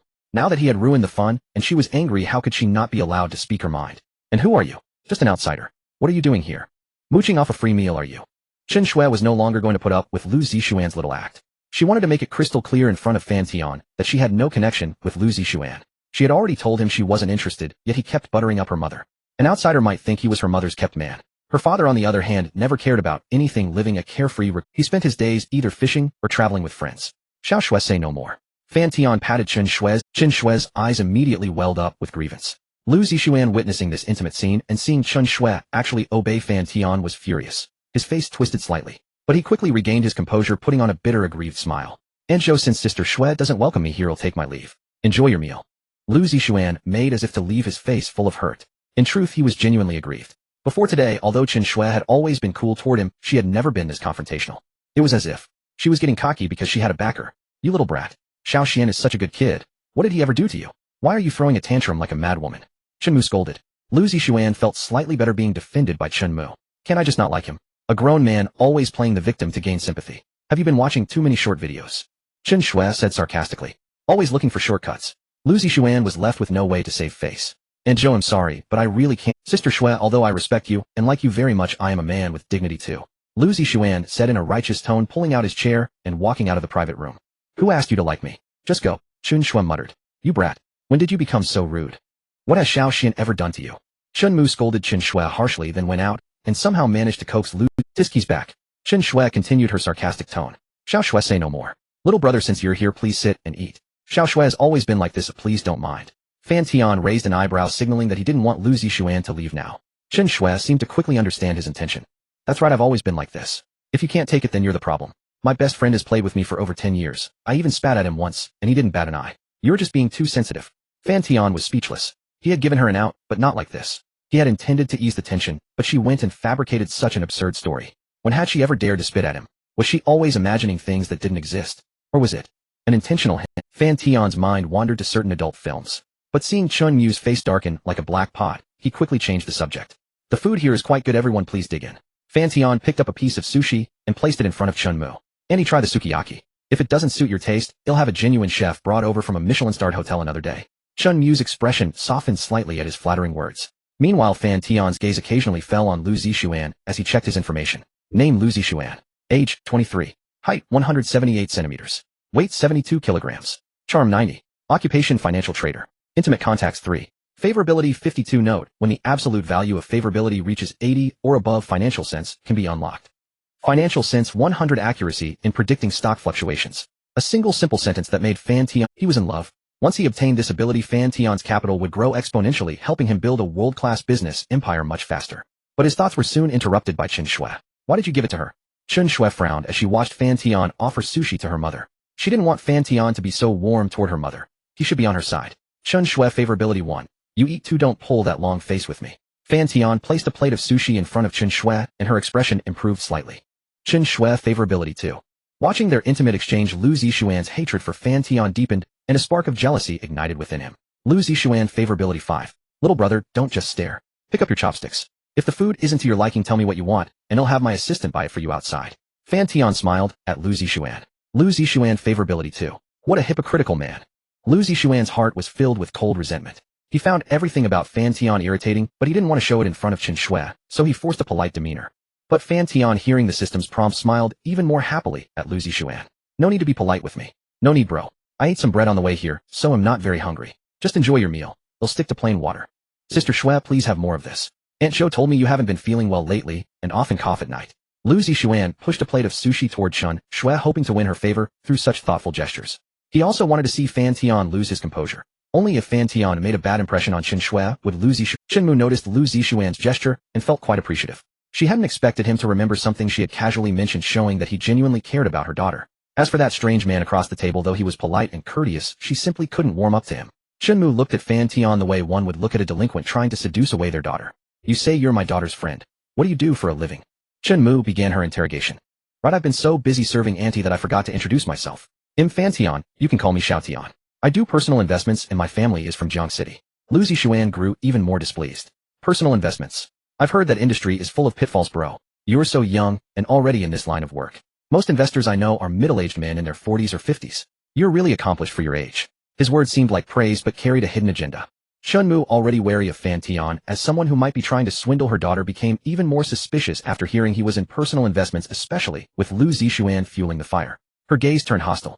She had every reason to suspect this man was here to cheat Chen Shui out of her money. Just then the female shop owner entered holding a wrist. Mr. Fan, is this your watch? I found one on the bathroom sink that looks just like yours. Yes, it's mine. Thanks. Don't mention it. If I lost this watch in my shop, I'd have to sell the whole place and still not be able to afford it. The shop owner had looked up the price online after taking a photo and had nearly fainted. She was terrified that some careless employee might have stolen it. Chen Mu was astonished. Sell the entire shop and still not be able to afford it? Was it that expensive? You're joking, boss. This watch isn't worth much. And if I lost it, it would be my fault. No one else is to blame. Fan Tian smiled nonchalantly as he took the watch and put it on. The shop owner gave a bitter laugh, exchanged a few polite pleasantries, and left the private room. Xiao Tian, is your watch very expensive? Chen Mu asked out of curiosity. Not really, just 0.15 of a small goal. To my friends, it's pocket change. Chen Shui answered proudly from 0.15 of a small goal. 15 million. Chen Mu found it hard to believe that such an ordinary-looking watch could be worth more than the villa Chen Shui had bought her. Lu Zixuan's face twitched uncontrollably at the news. Chen Mu asked again, Xiao Tian, are you really that rich? Fan Tian simply smiled and said nothing. Lu Zixuan's jealousy grew. He hated that Fan Tian could casually flaunt such wealth. He clenched his fist under the table. But Fan Tian noticed and felt a surge of satisfaction. Inside the private dining room, Chen Shui had become Fan Tian's most devoted admirer, showering him with praise. Mother Chen's eyes sparkled with curiosity. She couldn't tell if her daughter's words were true or false, but she sensed that such enthusiasm likely meant Chen Shui had feelings for Fan Tian. Then she compared Fan Tian to Lu Zixuan, who sat nearby. The two were similar in age. One was a self-made investor, mature in both appearance and demeanor. The other was a freshly graduated finance student, youthful in temperament, but endearing to her. Yet the thought that the self-made man would never agree to marry into her family made her lean toward Lu Zixuan. But seeing her daughter Chen Shui show no interest in Lu Zixuan only added to Mother Chen's distress. And Zhou, try this with the sauce. It's quite good. Lu Zixuan placed the sashimi before Mother Chen, his gesture courteous, yet not overstepping like a junior, ingratiating himself with an elder. Zixuan, you should eat too. I can help myself, Mother Chen said, feeling greatly comforted. Deep down, she even wished Lu Zixuan were her own son. He's so thoughtful. Give some to your sister Shui. She likes this dish. Mother Chen gestured, still hoping to bring Chen Shui and Lu Zixuan together. Lu Zixuan smiled faintly and reached for his chopsticks, only to be met with a blunt refusal. No need, I'll help my... Chen Shui replied without hesitation. Lu Zixuan was left embarrassed. Brother, open up. Try this eel, it's quite good. Chen Shui picked up a piece and fed it to Fan Tian, her gesture extremely intimate. Fan Tian smiled and ate it. Brother. Such an intimate term. How could she utter it? Watching this, Lu Zixuan clenched his left hand, his face contorted with jealousy, on the verge of madness. Lu Zixuan's affection too. Apart from Fan Tian, few at the table enjoyed the meal. Each was lost in their own thoughts. Mother Chen was reluctant to let her daughter be with Fan Tian, yet she knew Chen Shui was no longer as easily controlled as before, her temperament growing more erratic, always contradicting her and doing the opposite of what she wanted. She understood that the sizable fortune Chen Shui had received from her ex-husband after the divorce gave her confidence. Most infuriatingly, Chen Shui trusted her best friend to manage that money instead of her own family. To this day, Mother Chen had no idea how much that money amounted to. The thought made her, already domineering by nature, resent her daughter's lack of filial piety and trust in outsiders. But now Mother Chen had little leverage against Chen Shui. Her daughter had grown independent with her own thoughts, and under the constant influence of that friend who fueled her defiance, Chen Shui remained guarded against her. As for Chen Shui, she had long been disappointed in her mother and had given up trying to change her domineering nature. She had tried before, but Mother Chen would never listen to her children and would only scold Chen Shui in return. Mother Chen's authoritarian mindset was deeply ingrained, but she wanted to control everything and was impossible to reason with. So Chen Shui decided she would merely support her parents financially in their old age and let everything else be. Among the four, Chen Shui and Mother Chun were relatively composed as their strained relationship had long become a norm they were used. The real victim was little green tea Lu Zixuan, whom Chen Shui used as a tool to spite her mother. He would place dishes before Chen Shui, but she wouldn't touch them. Anything Fan Tian offered her she devoured. She even made snide remarks to Lu Zixuan while being fervently warm toward Fan Tian. Such stark contrast made Lu Zixuan resent not only Chen Shui, but also Fan Tian. That hatred drove him to abandon his plan of winning over Chen Shui, and instead set his sights on Mother Chun. If he couldn't be her man, had become her father. Though Mother Chun was 49, she had aged beautifully. Her figure voluptuous, skin smooth and firm, appearing no old. Lu Zixuan truly believed she wasn't lacking. Most importantly, her features bore a 5-point resemblance to Chen Shui's. Conquering her would give him a vengeful thrill. Besides, Lu Zixuan knew well that Mother Chen's relationship with her husband had long been estranged. Over the past month, she had mentioned her husband no more than 3 times, and when they met they didn't even greet each other. So he shifted his attention from Chen Shui to Mother Chun, continuing to flatter her with sweet words. This was Lu Zixuan's only thought now. He knew Chen Shui's heart was already taken and unlikely to change unless something. Both Fan Tian and Chen Shui noticed Lu Zixuan's shift, but Mother Chun was blissfully unaware, enjoying the attention. Fan Tian, however, couldn't help but admire Lu Zixuan's audacity. Such things happened online, but witnessing them in real life felt absurd. The sight of Lu Zixuan fawning over Mother Chun made Chen Shui lose her appetite entirely. "I'm going to the restroom." Chen Shui shot Lu Zixuan an icy glare, then discreetly signaled Fan Tian before rising and leaving. Ding. Reading the message Chen Shui had sent, Fan Tian smiled meaningfully. He had to admit Chen Shui was truly kind and generous, thinking of using money to get rid of Lu Zixuan. Seeing her daughter leave, Mother Chun seized the opportunity for a mother-daughter heart-to-heart and followed her out. The spacious private room was left with only Fan Tian and Lu Zixuan. The atmosphere instantly turned cold. Earlier, Lu Zixuan had to maintain his image in front of Mother Chun and had lied about having eaten before coming, but in truth, now with only Fan Tian present, he dropped the pretense, glanced coldly at the man opposite, and began eating the dishes by himself. He had to admit the food was delicious, and he devoured it eagerly. Fan Tian watched him calmly, then recalled Chen Shui's message. "Little bro, the shortcut isn't easy to take. They'll give you $1 million. How about you leave their mother and daughter alone?" Fan Tian tested him. Lu Zixuan, mid-bite, was startled by the offer, but sneered after a moment's thought. A year ago he would have accepted without hesitation. But now his standards had soared. A single bottle of wine at the private dinner Mother Chun treated him to was worth tens of thousands, and a watch at a luxury store cost hundreds of thousands to millions. $1 million. Was that a lot? Mother Chun had mentioned she owned several shops, and Lu Zixuan had someone estimate their value, at least 20 million. From the start he had been interested not only in Chen Shui, but also in Mother Chun. The current situation only solidified. "Brother, are you joking? We're just friends, nothing serious. What's there to leave?" Lu Zixuan said coolly, sneering inwardly. Who would believe he'd actually hand over $1 million? What if he reneged, or accused him of fraud? What if he reneged, or accused him of fraud? Then he'd lose both the money and the girl, and even face legal trouble. Was he stupid? If he could win over Mother Chun, wouldn't all that be his? And he might even get a chance with Chen Shui. Having both mother and daughter would be perfect. $2 million. That's my final offer. Agree, and I'll transfer it now. Fan Tian pressed on. No need, brother. Stop pretending. Keep your money for yourself. Lu Zixuan sneered and refused. The more Fan Tian raised the stake, the more he suspected a trap. Did he think money grew on trees, just handing $2 million to a stranger? He had known Fan Tian for less than an hour, and given his hostility toward him, his guard was up. There was no way he'd accept his money. Me pretend. Fan Tian sighed. Actually, this money is from Shui for you to stay away from her mother. Since he refused, Lu Zixuan's heart skipped a beat. Could it be that both of them had seen through his intentions? Panic set in, but then he wondered if they were bluffing together, so he decided to stay put. I don't know what you're talking about. Aunt Zhou and I have a normal relationship. Lu Zixuan put down his chopsticks and poured himself a drink. Brother, stop testing me. It's unnecessary. He tried to act calm. After all, this wasn't a matter of pride. Only when he had secured Mother Chun would he boast about it in front of. For now, he'd keep silent and work in the shadows. Testing? I wouldn't spend $2 million on that. Fan Tian smiled and sent a message to Chen Shui. Shortly after, Chen Shui and her mother returned. Such a big appetite. Aren't you afraid of choking? Fine, then you won't get a. You may dislike me, but as long as Aunt Zhou does, it's fine.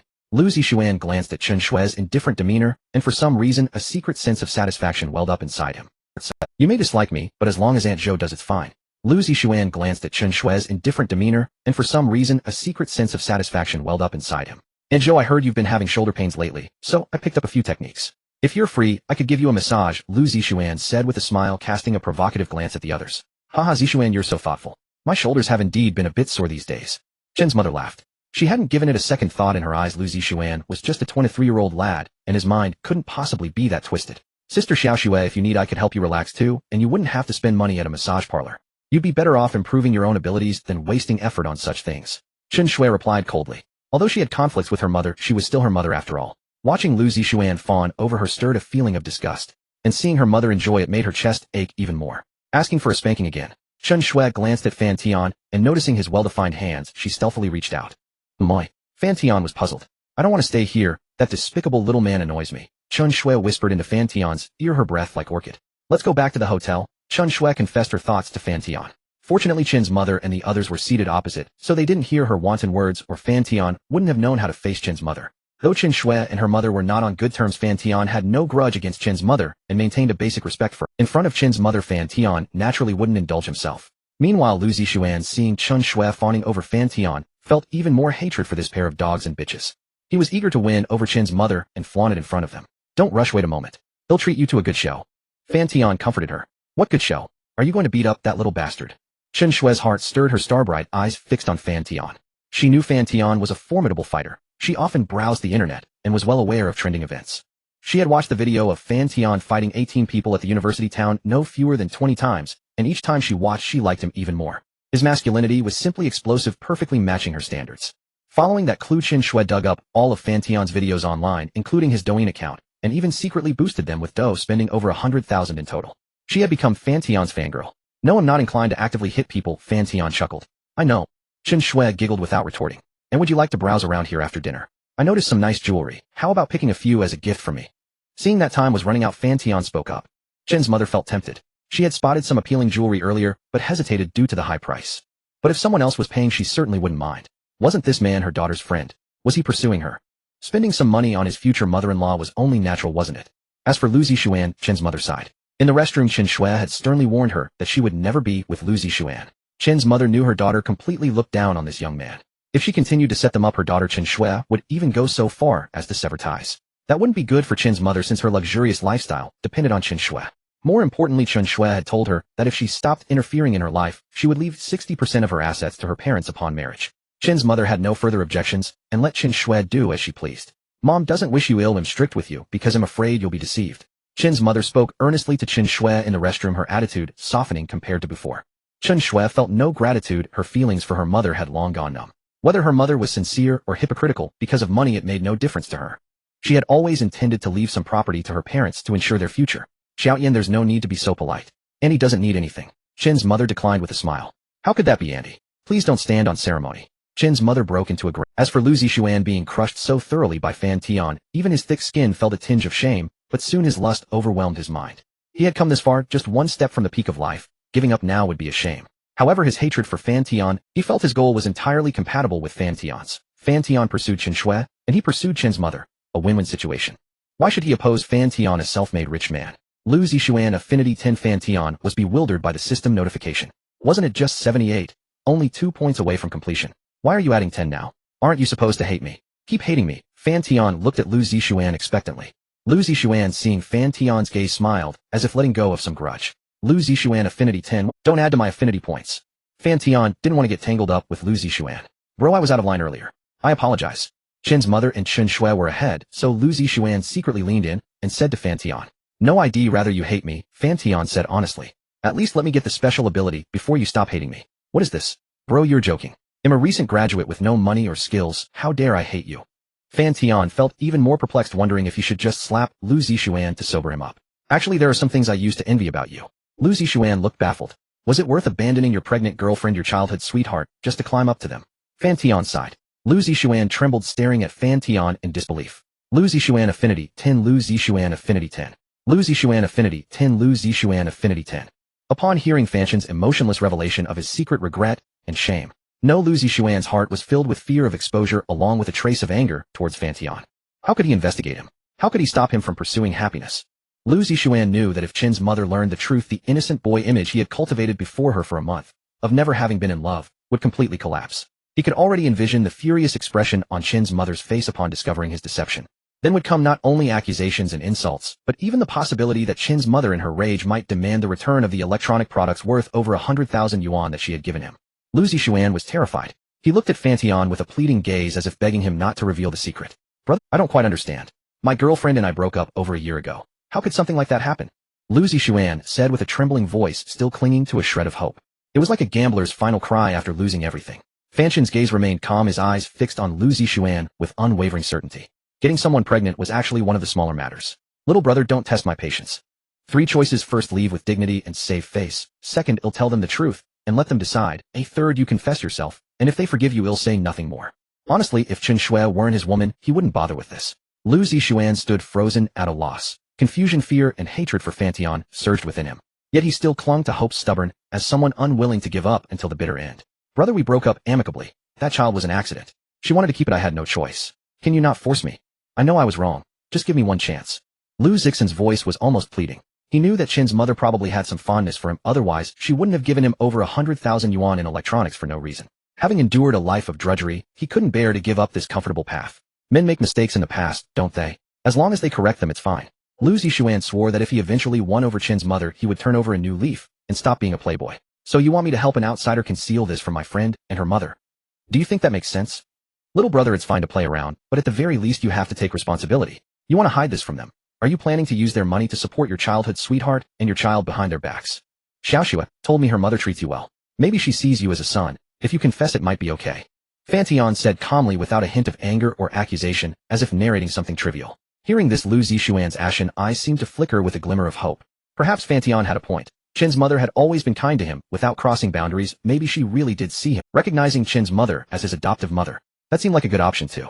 But why should he have to? Why could Fan Tian effortlessly win the stunningly beautiful and wealthy Chen Shui, while he now had to beg for mercy? He had worked so hard. A small-town exam warrior who made it into a top university. Was it so easy for him? Hadn't he earned all this through his efforts? Lu Zixuan asked himself. He was no worse than Fan Tian, just lack. He had already given up pursuing Chen Shui, and was now chasing her mother. Why did Fan Tian have to cling to his past? Hope rekindled and hatred for Fan Tian surged within Lu Zixuan once more.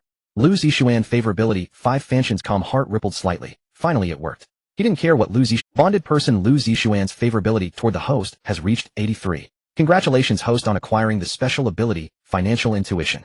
Lu Zixuan stared at Fan Tian with hatred, but Fan Tian took out his phone and opened the stock trading app. At that moment, Fan Tian fixed his gaze on a Matai stock. In a trance, he seemed to see the stock opening low and then climbing. Decline first, dipping, then rising to 5. He'll check tomorrow to see if it's true. Fan Tian observed a few more stocks. The one with the highest gain was a defense industry stock that would hit the 10 limit directly the next day. The U.S. and Hong Kong markets don't seem to have price limits. Fan Tian opened the U.S. stock app and began browsing. However, when he predicted the 10th stock, a dizzy sensation hit his head. As he tried to predict further and see the climb clearly, his vision blurred, forcing him to stop. It seemed this special ability had limits likely related to his constitution. After a brief rest, Fan Tian recovered. He noticed Lu Zixuan still rooted to the spot, motionless. So still choosing to conceal the truth. Fan Tian sighed inwardly. Was he really so stubborn? Xiaoyan, come here and see if this necklace looks good. Chen's mother called out. Coming, Fan Tian replied. Lu Zixuan followed closely, his eyes fixed on Fan Tian, still refusing to believe Fan Tian would expose him, clinging to that slim hope. As for Chen Shui, she looked at Fan Tian puzzled. Where was the promised show? Why hadn't it started? Why was this little scumbag still following them so shameless? Did he really expect her or her mother to fancy him?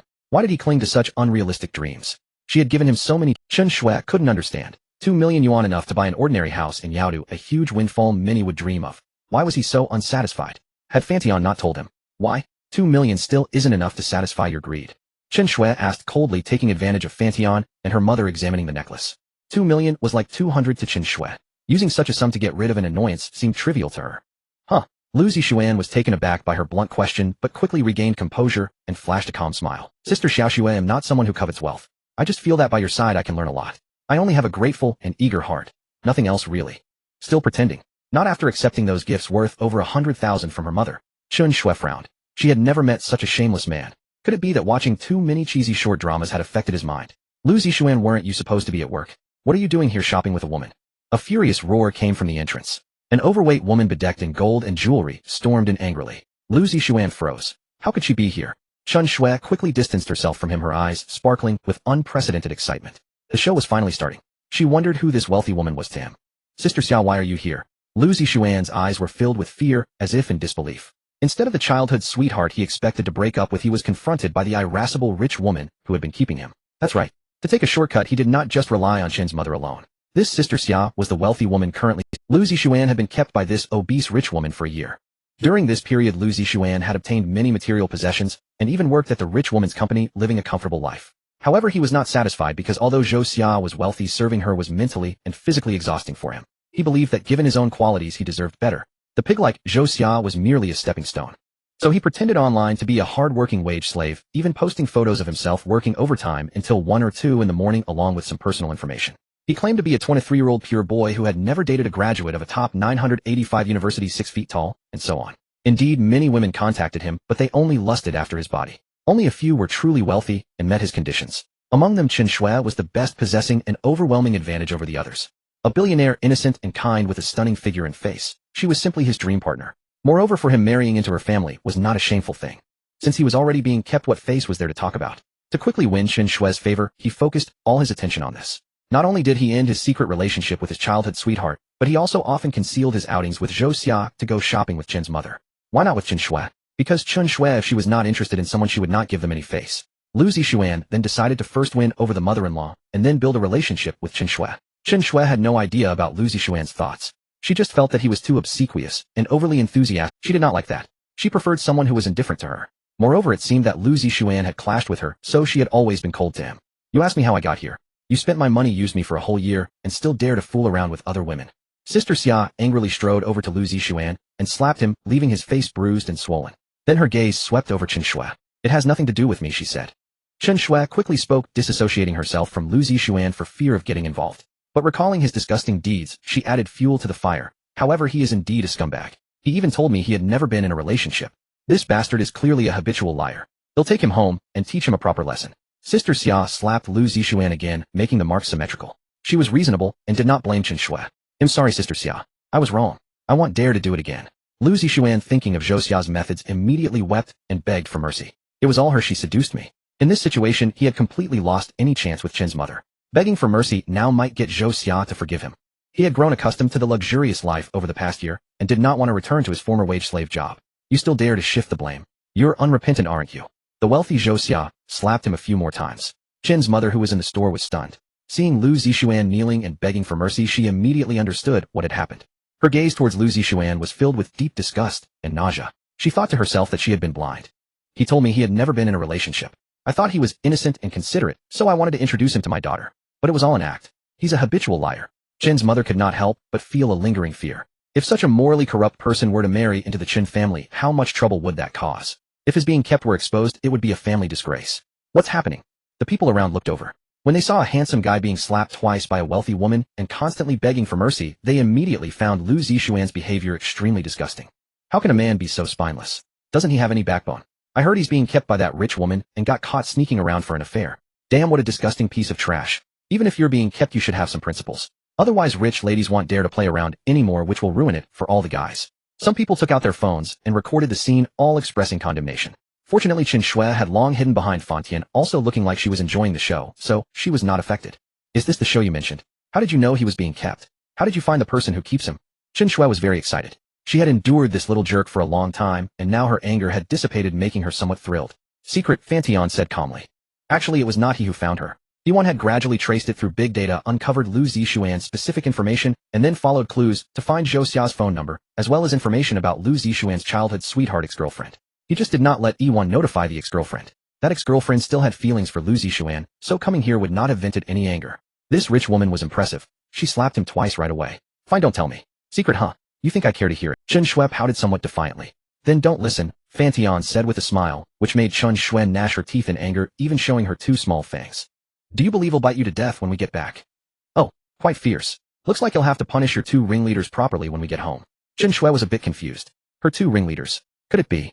She suddenly thought of something, and a blush spread across her face. She was very much looking forward to what was about to happen. It seemed Fan Tian was becoming more and more adept. However, Chen Shui's expectant heart was also tinged with a hint of fear, the fear of the unknown. I'm getting old. I never thought I would misjudge someone so badly. Chen's mother said helplessly. As for the electronic products she had given Lu Zixuan, she did not want to reclaim them, because she truly did not want any further connection with that disgusting creature. Even when Zhou Xia was disciplining Lu Zixuan, Chen's mother did not step out to say a word, afraid that others might misunderstand her relationship with Lu Zixuan. She cared about face and did not want to be embarrassed. After this incident, Chen's mother had no mood to continue shopping. When Lu Zixuan was taken away by the rich woman, she came over and said, "Child, I'm going back now. Why don't you come home with me?"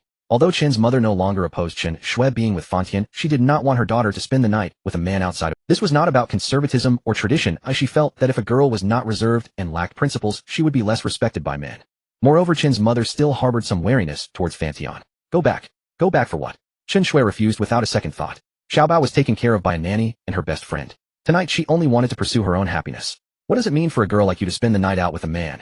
It's not that mom forbids you from being together, but you shouldn't throw yourself at him. A girl should maintain some reserve. Zhou Xueping, can you stop being so naggy? I'm 28 years old. In a few years I'll be going through menopause. Chen Shui said impatiently, addressing her mother directly by name. You go back by yourself. If you say one more nagging word you won't get a single cent from me. Chen Shui knew that if she showed any leniency her mother would take advantage. You? Chen's mother was a bit angry and wanted to refute something, but looking at her daughter's icy face, she could only sigh in frustration, lamenting the misfortune of her family. How did she raise such a rebellious daughter who never listens? Besides, you only have a high school diploma. What makes you qualified to boss around a graduate from a prestigious university? Hearing this, Chen's mother was almost infuriated to the point of fainting. I'm your mother. I gave birth to you. What's wrong with disciplining you? Discipline me? Are you trying to ruin me? Look at the man you found for me. A clueless moocher who can't even figure out how to live off a woman. Your taste is so poor, your insight so shallow, how dare you try to control me? Why don't you go control Dad? Chen Shui seized on her mother's weakness and launched a tirade. Fine, you disobedient girl, I won't interfere anymore. Seeing that she couldn't win the argument, Chen's mother cursed under her breath and stormed off. You're insane. Who asked you to care? Chen Shui muttered back unapologetically. She couldn't understand why her mother was so stubborn in her thinking. No matter what she said, it was always wrong, while her mother was always right. By now Chen Shui didn't want to argue with her anymore, lest she end up with chest pains from anger and develop breast cancer in a few. On the other side, Fan Tian occasionally cast glances their way. However, since it was a private conversation between mother and daughter, even though he overheard some parts, he didn't feel it appropriate to interrupt. Still, what fierce offensive power. Even though she was angry, Chen Shui's argumentative logic remained sharp. Was this what a woman looked like when she regained her rationality? Fan Tian's eyes sparkled with admiration. If she were to scold him with such a tone, he wondered if he could withstand it. Fortunately, he had a thick filter of affection. What are you laughing at? Never seen a fight before. Chen Shui stormed over, and seeing Fan Tian amused herself only made her more furious. Don't you know who's the boss? Chen Shui affection 5. Hearing this, Chen Shui suddenly felt wronged, and an extremely uncomfortable sensation arose in her heart. She had just argued with her mother for the sake of being with him, yet Fan Tian was still here chuckling. Why couldn't he comfort her instead of putting on such a pretentious air? You're just here to laugh at me. Chen Shui didn't know what came over her. The more she thought, the more aggrieved she felt, and in front of Fan Tian, big teardrops inexplicably rolled down her cheeks. Fan Tian hadn't expected this either. Seeing Chen Shui's pitiful appearance, a flicker of tenderness stirred within him, and he instinctively stepped forward and pulled her tightly into his arms. I wasn't laughing at you, Fan Tian said, gently patting Chen Shui's shoulder. Chen Shui greedily relished Fan Tian's embrace and his comfort, and only then did her anger gradually subside. It's fine. I just had a momentary brain freeze. Alright then, let's settle the punishment for you cursing me just now. Before Chen Shui could even wipe away her tears, she was stunned by Fan Tian's words. Curse him? When did I curse him? Cursing me in your heart counts too. Chen Shui was momentarily dumbfounded. How did he? Why is my mother so polite and generous to outsiders, but so sharp-tongued and mean to her own family? Do you? Chen Shui, who had been taken into the restroom and thoroughly ravished by Fan Tian, was in high spirits and chatted happily with him about everything under the sun. Hearing this, Fan Tian didn't know how to respond. Because that's the state of most people. They always maintain politeness in front of strangers, but reveal their true selves in front of those close to them. It's like a romantic relationship, starting with politeness, then the ambiguous stage, as feelings warm up, followed by the passionate phase, gradually returning to calm, and finally becoming sick of each other. Ultimately, the final mode of interaction between two people, whether family members, lovers, or spouses, depends on whether their world. If they can't blend, they have to part ways, otherwise one side always has to bow down. Everyone has some flaws. You have flaws, I have flaws. It's not entirely your mother's problem. Fan Tian's ambiguous answer earned him a playful glare from Chen Shui. Can't you just unconditionally take my side? Look, I don't even mind that you have other girls. I'm so generous, yet you're not even as free and easy as a dog. Being not bossy, you just won't let me speak, huh? Fine, your mother is sick. You dare curse my mom. Hee, I recorded that. Fan Tian's face twitched slightly. Looking at the mischievous Chen Shui, he couldn't help but smile inexplicably. Why are you laughing? Don't tell me you're thinking of some way to punish me again. Although Chen Shui outwardly showed a fearful expression, her heart fluttered. This young guy was getting more and more in tune. No wonder she kept trying to provoke him every day. Life was becoming more and more promising. So I can't even smile, is that it? It's not that you can't, but don't smile at me so lecherously like some pathetic loser who's never touched a woman. Chen Shui teased. A pathetic loser who's never touched a woman. Fan Tian knew exactly what Chen Shui was thinking. She was just trying to provoke him. Have you heard the poem, The Captive King Knows Not the Nation's Grief, across the river, still singing back, courtyard flowers? Yes, it's a satire on those who fail to learn from lessons and indulge in decadence. Chen Shui trailed off, feeling something was off. A glimmer of fear finally flashed in her eyes. But wasn't this moving too fast? It hadn't been that long, it was so embarrassing. Moreover, they hadn't even broken through the outer defense, and he wanted to storm their crystal. She wasn't prepared yet. Yes, exactly. To satirize those who don't learn from lessons, always trying to infuriate me. Tell me, shouldn't I punish her? And what should I punish her with? Fan Tian looked at Chen Shui's shy and frightened expression and finally revealed a triumphant smile. I don't know what you're Chen Shui's cheeks flushed with a hint of red, becoming even more delicate, like a blooming rose begging to be picked. If you don't know what, how about we date like a proper couple at? Fan Tian said seriously as if he meant it. Hearing this, Chen Shui immediately refused. Proper dating. Even dogs wouldn't go for that. She had finally twisted Fan Tian a bit. How could she give up this wonderful life? No, I don't want to. Proper dating is so boring. If you want, go find another girl. I definitely don't want it. Chen Shui said no twice, her expression full of resistance. Then what do you want? Chen Shui hesitated for a moment, but quickly realized Fan Tian was teasing her, so she rolled her eyes. You're asking knowingly. Tonight, how about we skip the hotel and go to Sister Lulu's place? In the dazzling city of Yao, enchanting sights abound. A luxurious Rolls-Royce Phantom glides along the highway. In its back seat, Chen Shui rests quietly on Fan Tian's lap, utterly docile. Are you living near University City now? At Sister Lulu's place? Chen Shui asked curiously. She recalled that under her name there was still a vacant villa and several large apartments, one of which was in University City. To be honest, the Hermes belt she gave Fan Tian was of such poor quality that it broke before he could even wear it. Giving him a house, on the other hand, seemed impossible to ruin. After all, Fan Tian had given her gifts worth nearly 10 million. As his devoted admirer, how could she reciprocate with anything less? Spending money on Fan Tian brought Chen Shui genuine joy from the depths of her heart. Didn't you say you wanted to stay with me for the next few days? But tonight we won't go to Sister Lulu's place for now. Chen Shui was taken aback upon hearing this. Not going to Sister Lulu's. Then where? To see the other sisters. A mysterious smile spread across Chen Shui's face, and just thinking about it made her excited. The more women Fan Tian had, the more it proved his prowess. Wasn't that right? However, she wasn't sure if the other sisters would be as easygoing as Sister Lulu. What if they minded her presence? But Chen Shui quickly set aside her worries. That was Fan Tian's problem to handle, not hers.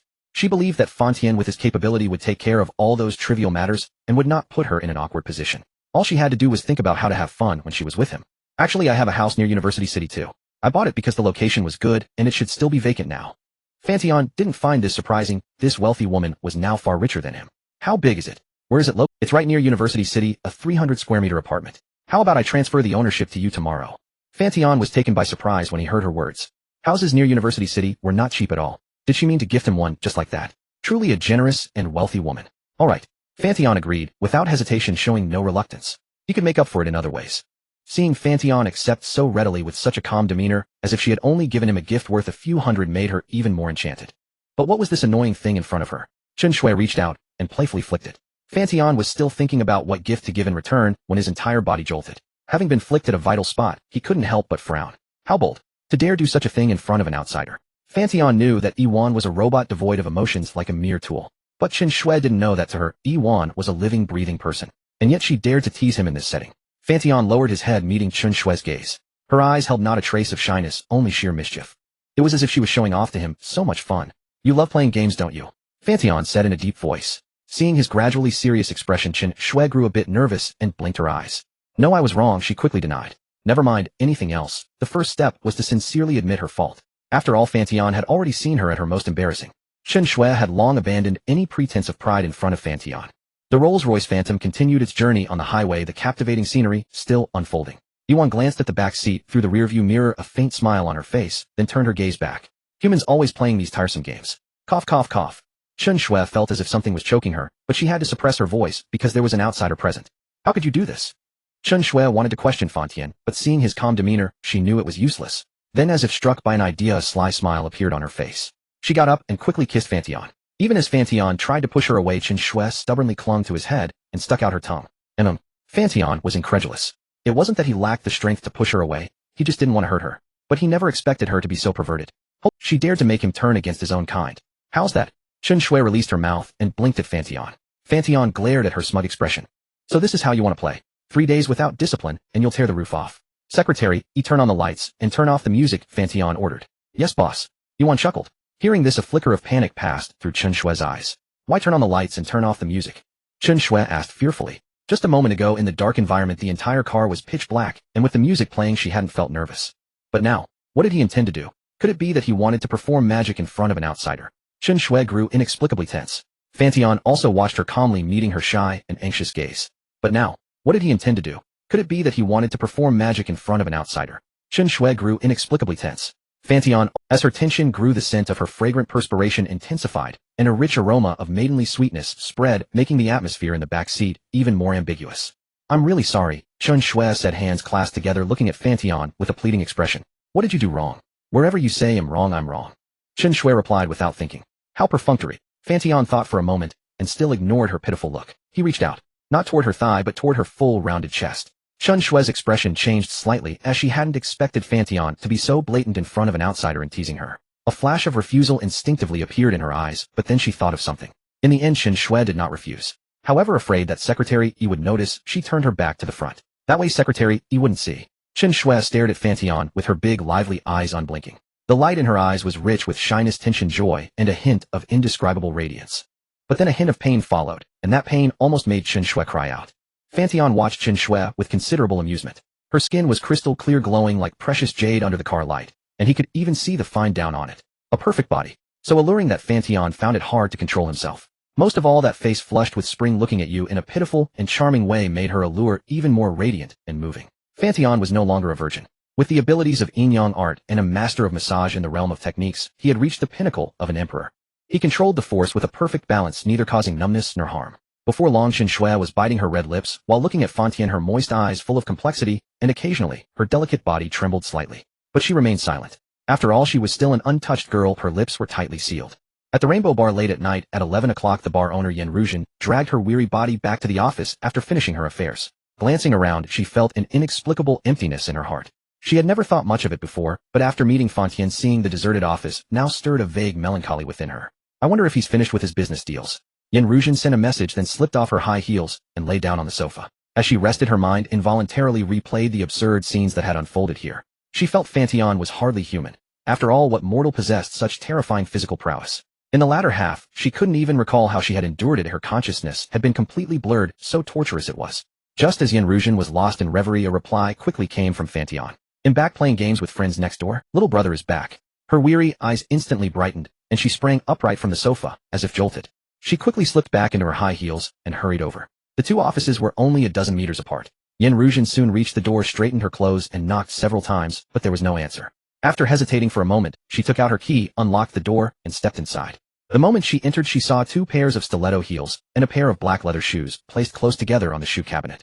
A flicker of irritation rose in her heart as she cast a glance further inside. And as his elder sister, she felt it her duty and responsibility to go in and teach him a lesson to steer her little brother back onto the right path. With that thought, Yen Ruzhen too removed her and as his elder sister, she felt it her duty and responsibility to go in and teach him a lesson to steer her little brother back onto the right path. With that thought, Yen Ruzhen too removed her high heels, placed them on the cabinet, and padded inside barefoot. Yen Ruzhen approached the door and pressed her ear against it. From within came Fan Tian's voice, and a female one she had never heard before, clear and cold, yet carrying a hint of seductive charm. They were indeed playing a game, likely Honor of Kings. Her younger brother played it, and had even taught her a few rounds. Through osmosis, she knew a few female heroes popular in the game. That woman was probably playing Daji, even mimicking Daji's voice. Yen Ruzhen felt her scalp tingle at the sound. So this is what he likes. Her irritation deepened, and she unconsciously compared herself to that woman. Follow up, use your skill to kill that enemy, Lu Bu. Beautiful. Secretary, you're amazing. Playing as mirror, you've made it look like art. The enemy didn't even see a ghost before they died. Yuan simply smiled faintly. To her, it was mere routine. After all, battles in Honor of Kings counted as real combat, and she was a top-tier combat robot. Chen Shui, standing by, let out a snicker, feeling inexplicably delighted. She had played the game herself, but never had she been carried to such heights. Especially Secretary Yi. The mirror she controlled flew from the second tower straight to the enemy base, killed someone, and then made a graceful escape. Chen Shui was in awe without fully understanding it. But she was Fan Tian's devoted admirer. No matter how brilliantly Secretary Yi played, Chen Shui's praise still went to Fan Tian. It was her instinct. Master, you're amazing. Yet suddenly Chen Shui's gaze froze as she spotted a stunningly beautiful woman standing at the entrance, her exquisite eyes carrying a hint of menace as she stared at them. So cold. Chen Shui panicked and dared not speak. She quietly patted Fan Tian. Fan Tian looked up and laughed. Sister Yen, you're here. I just came to take a look.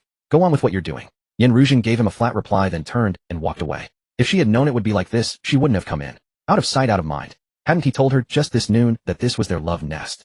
And now come evening, he brings his so-called friends back here to play mobile games on the bed. Seeing her reaction, Fan Tian knew Yen Ruzhen was upset. He quickly put down his phone and dashed over, wrapping his arms around her slender waist from behind. The soft touch was pure bliss. Though not as firm as a young girl's, it carried the richness of years, adding a warmth and tenderness. Sister Yen, what's wrong? Fan Tian gently nibbled her earlobe, causing her body to tremble slightly. Let go. Yen Ruzhen was both angry and embarrassed. She hadn't expected Fan Tian to be so brazen in front of other women. In a fit of rage, she stomped hard on his foot with her bare sole. The pain made Fan Tian grimace, but he still didn't let go. Instead, he lifted Yen Ruzhen up and carried her toward the sofa. What do you think you're doing? Do you have any respect for me? A surge of indignation rose in Yen Ruzhen's heart. She mustered all her strength, pressed her hands against his shoulders, and pushed him away with difficulty. Of course I do. You're all I see, Sister Yen. Don't be mad. Fan Tian's smooth-talking words tumbled out. Mad. Get off me this instant. Yen Ruzhen's expression turned icy. No. He'll say it one last time. If you don't get off, he'll really be angry. Really angry. Fan Tian blinked. But he still didn't dare climb off her, instead keeping her pinned beneath him. This was not the time to let her take control. No matter what she said, he had to ignore it even if the sky fell. Even if she bit him like a pig being butchered for New Year's, struggling wildly, he had to hold her fast and never let her leave. Seeing Fan Tian unmoved, Yin Ruzhen seethed with rage, her chest heaving. She used all her strength to break free, but failing only exhausted herself. Eventually, she stopped struggling and fell silent, just staring at him with wide eyes. When Fan Tian saw she had calmed, he relaxed a little and chuckled. Then with lightning speed, he planted a quick kiss on her lips and immediately pulled back. He dared not kiss deeply. At that moment, doing so would surely get him bitten. Sister Yin, are you jealous? Jealous my foot? Do you think you're so charming that every woman would be jealous? Go ahead and play with whoever you want, just leave me alone. Yin Ruzhen's composure shattered, and she was almost amused that he dared ask if she was jealous. Maybe she should bring a few men back here and ask him if he was jealous. She didn't care what Fan Tian did with other women outside, but he shouldn't bring them back here. You say you're not jealous, but I can smell the you. Yin Ruzhen opened her mouth wordlessly, as if disappointed, about to curse his family, but her refinement, or her affection for Fan Tian, stopped her from speaking. So to vent her anger, she clenched her fist and pounded his broad chest. Since he wouldn't let go, he would have to endure her 40. Fan Tian made no effort to dodge, accepting her little love hammers obediently, letting her vent her fury. Thump thump thump.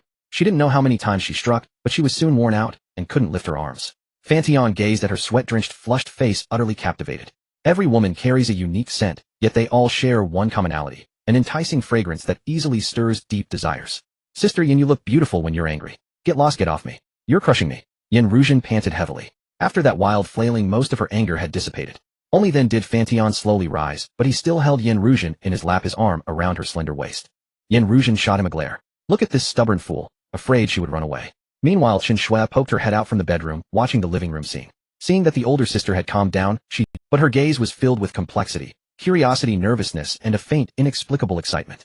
Introduce me to your friends. Yin Ruzhen, as if sensing something, glanced toward the bedroom and straightened her disheveled hair. Since she was here, she might as well make the best of it. Did you conceal your situation from her? Does she know you have a girlfriend? Yin Ruzhen stared at Chen Shui's pitiful demeanor, and her anger surged even more. She feared Fan Tian would deceive the innocent young girl. After all, when a woman goes mad, she is beyond reason. Yes, she knows. She not only knows I have a girlfriend, but also knows about you. Fan Tian quickly interjected, lest another bullet land on him. I know what you're thinking. Don't even consider it. Find someone else. Hearing this, Yin Ruzhen directly pinched the tender flesh at his waist and gave it a twist. Not thinking. Fan Tian endured the pain and let out a sheepish chuckle. Little sister, come sit over here. Yin Ruzhen shed her stern expression and gently waved at Chen Shui, who was peeking from the room. Seeing this, Chen Shui's body trembled slightly, her eyes pleadingly seeking Fan Tian's help. This elder sister was somewhat fierce, unlike Sister Lulu, who was gentle and elegant. She felt like a mouse encountering a cat when she looked at Yin Ruzhen. Come over, Xiao Shui. This is Sister Yin Ruzhen, also the boss lady of this bar. Fan Tian smiled. Hello. Chen Shui was exceptionally obedient at that moment, as she quickly walked out of the room barefoot and sat beside Fan Tian. Come out and have a drink and chat together. Yin Ruzhen cast a glare at Fan Tian, bringing two girls back at once without any mental preparation for her. No wonder she was so furious. That one is genuinely a friend. My secretary, you've met her. Fan Tian smiled awkwardly. A 24-hour secretary. Yin Ruzhen let out a mocking sneer. Are you playing with me? Yuan is not only my secretary, but also my personal bodyguard. Her martial arts skills are formidable. Fan Tian explained, fabricating a reasonable excuse for Yuan's presence. Yin Ruzhen said nothing more upon hearing this. Yet she wondered. A personal bodyguard. Under what circumstances would one need a personal bodyguard? Her first thought was whether Fan Tian had offended someone. After all, many billionaires didn't have personal bodyguards. Did you get into trouble? Or have you offended someone? Yin Ruzhen's delicate brows furrowed slightly. No. Secretary, why don't you come out too? Fan Tian called out to the room, and Yuan walked out, her stride steady and upright indeed, resembling a bodyguard's posture. Sister Yin, hello. I am Yuan. Yuan introduced herself. No need to be polite. You're Fan Tian's secretary and bodyguard responsible for his safety. I should thank you for your efforts. Yin Ruzhen said gently. It's my duty. Yuan replied calmly, her expression becoming increasingly natural, almost indistinguishable from a human's. Sister Yin, were you just finishing up something? I didn't see you when I came back. Noticing the conversation had cooled, Fan Tian spoke. Since they were all close, Fan Tian felt no restraint, unlike Chen Shui and Yin Ruzhen, who were meeting for the first time. The two exchanged only a brief greeting before falling silent. I just finished handling some matters. After resting a bit more, I'll head back. Hearing this, Fan Tian thought, if she goes back, that won't do. Since she needed rest, she should rest here. Don't overthink it. I don't have a change of clothes here.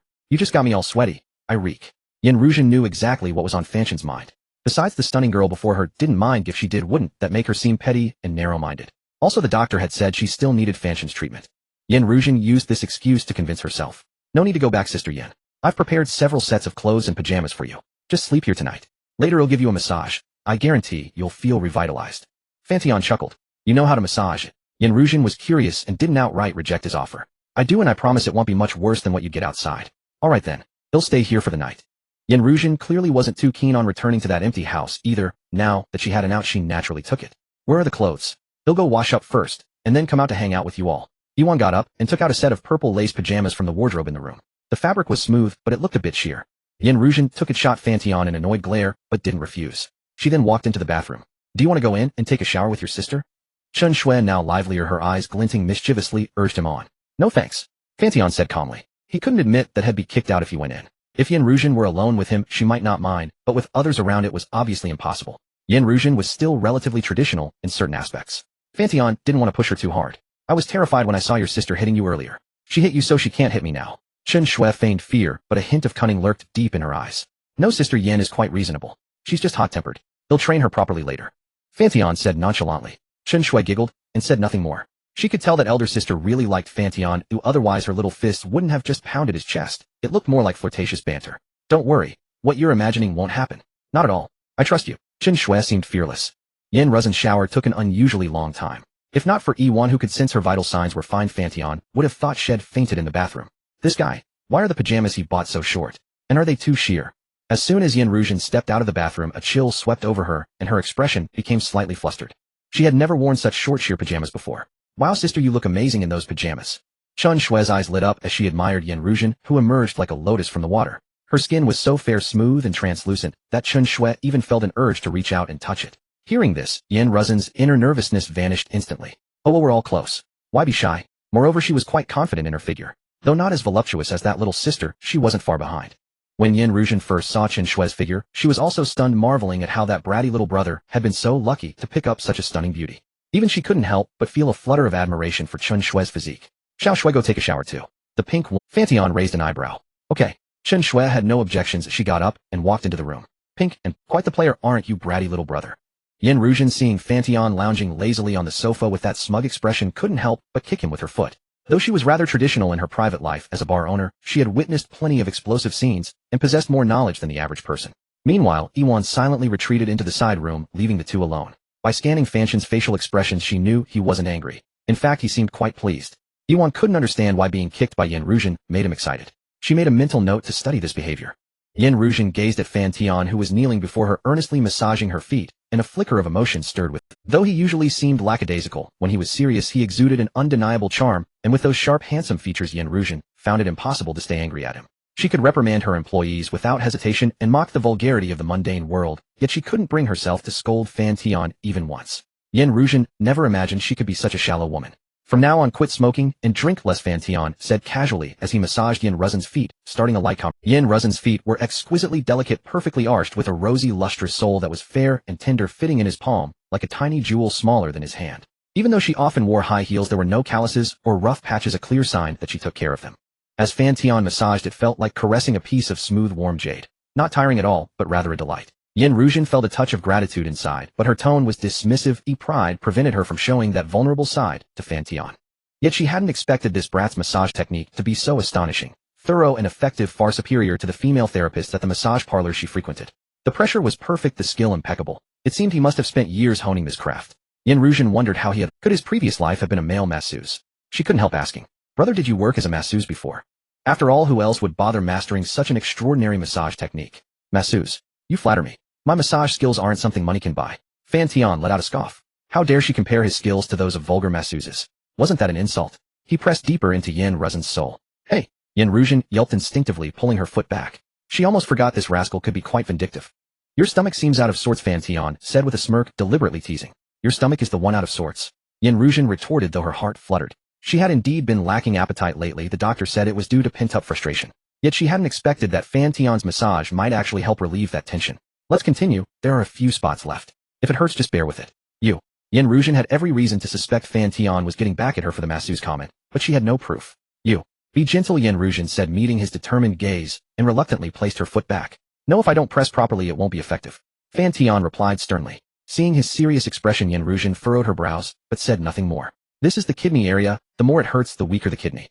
Hearing that, Yen Ruzhen knew she had to endure the pain no matter what. But when Fan Tian pressed down, a sharp jolt of agony shot through her head, nearly making her kick him away. Are you sure that's the kidney area? Yen Ruzhen asked, frowning.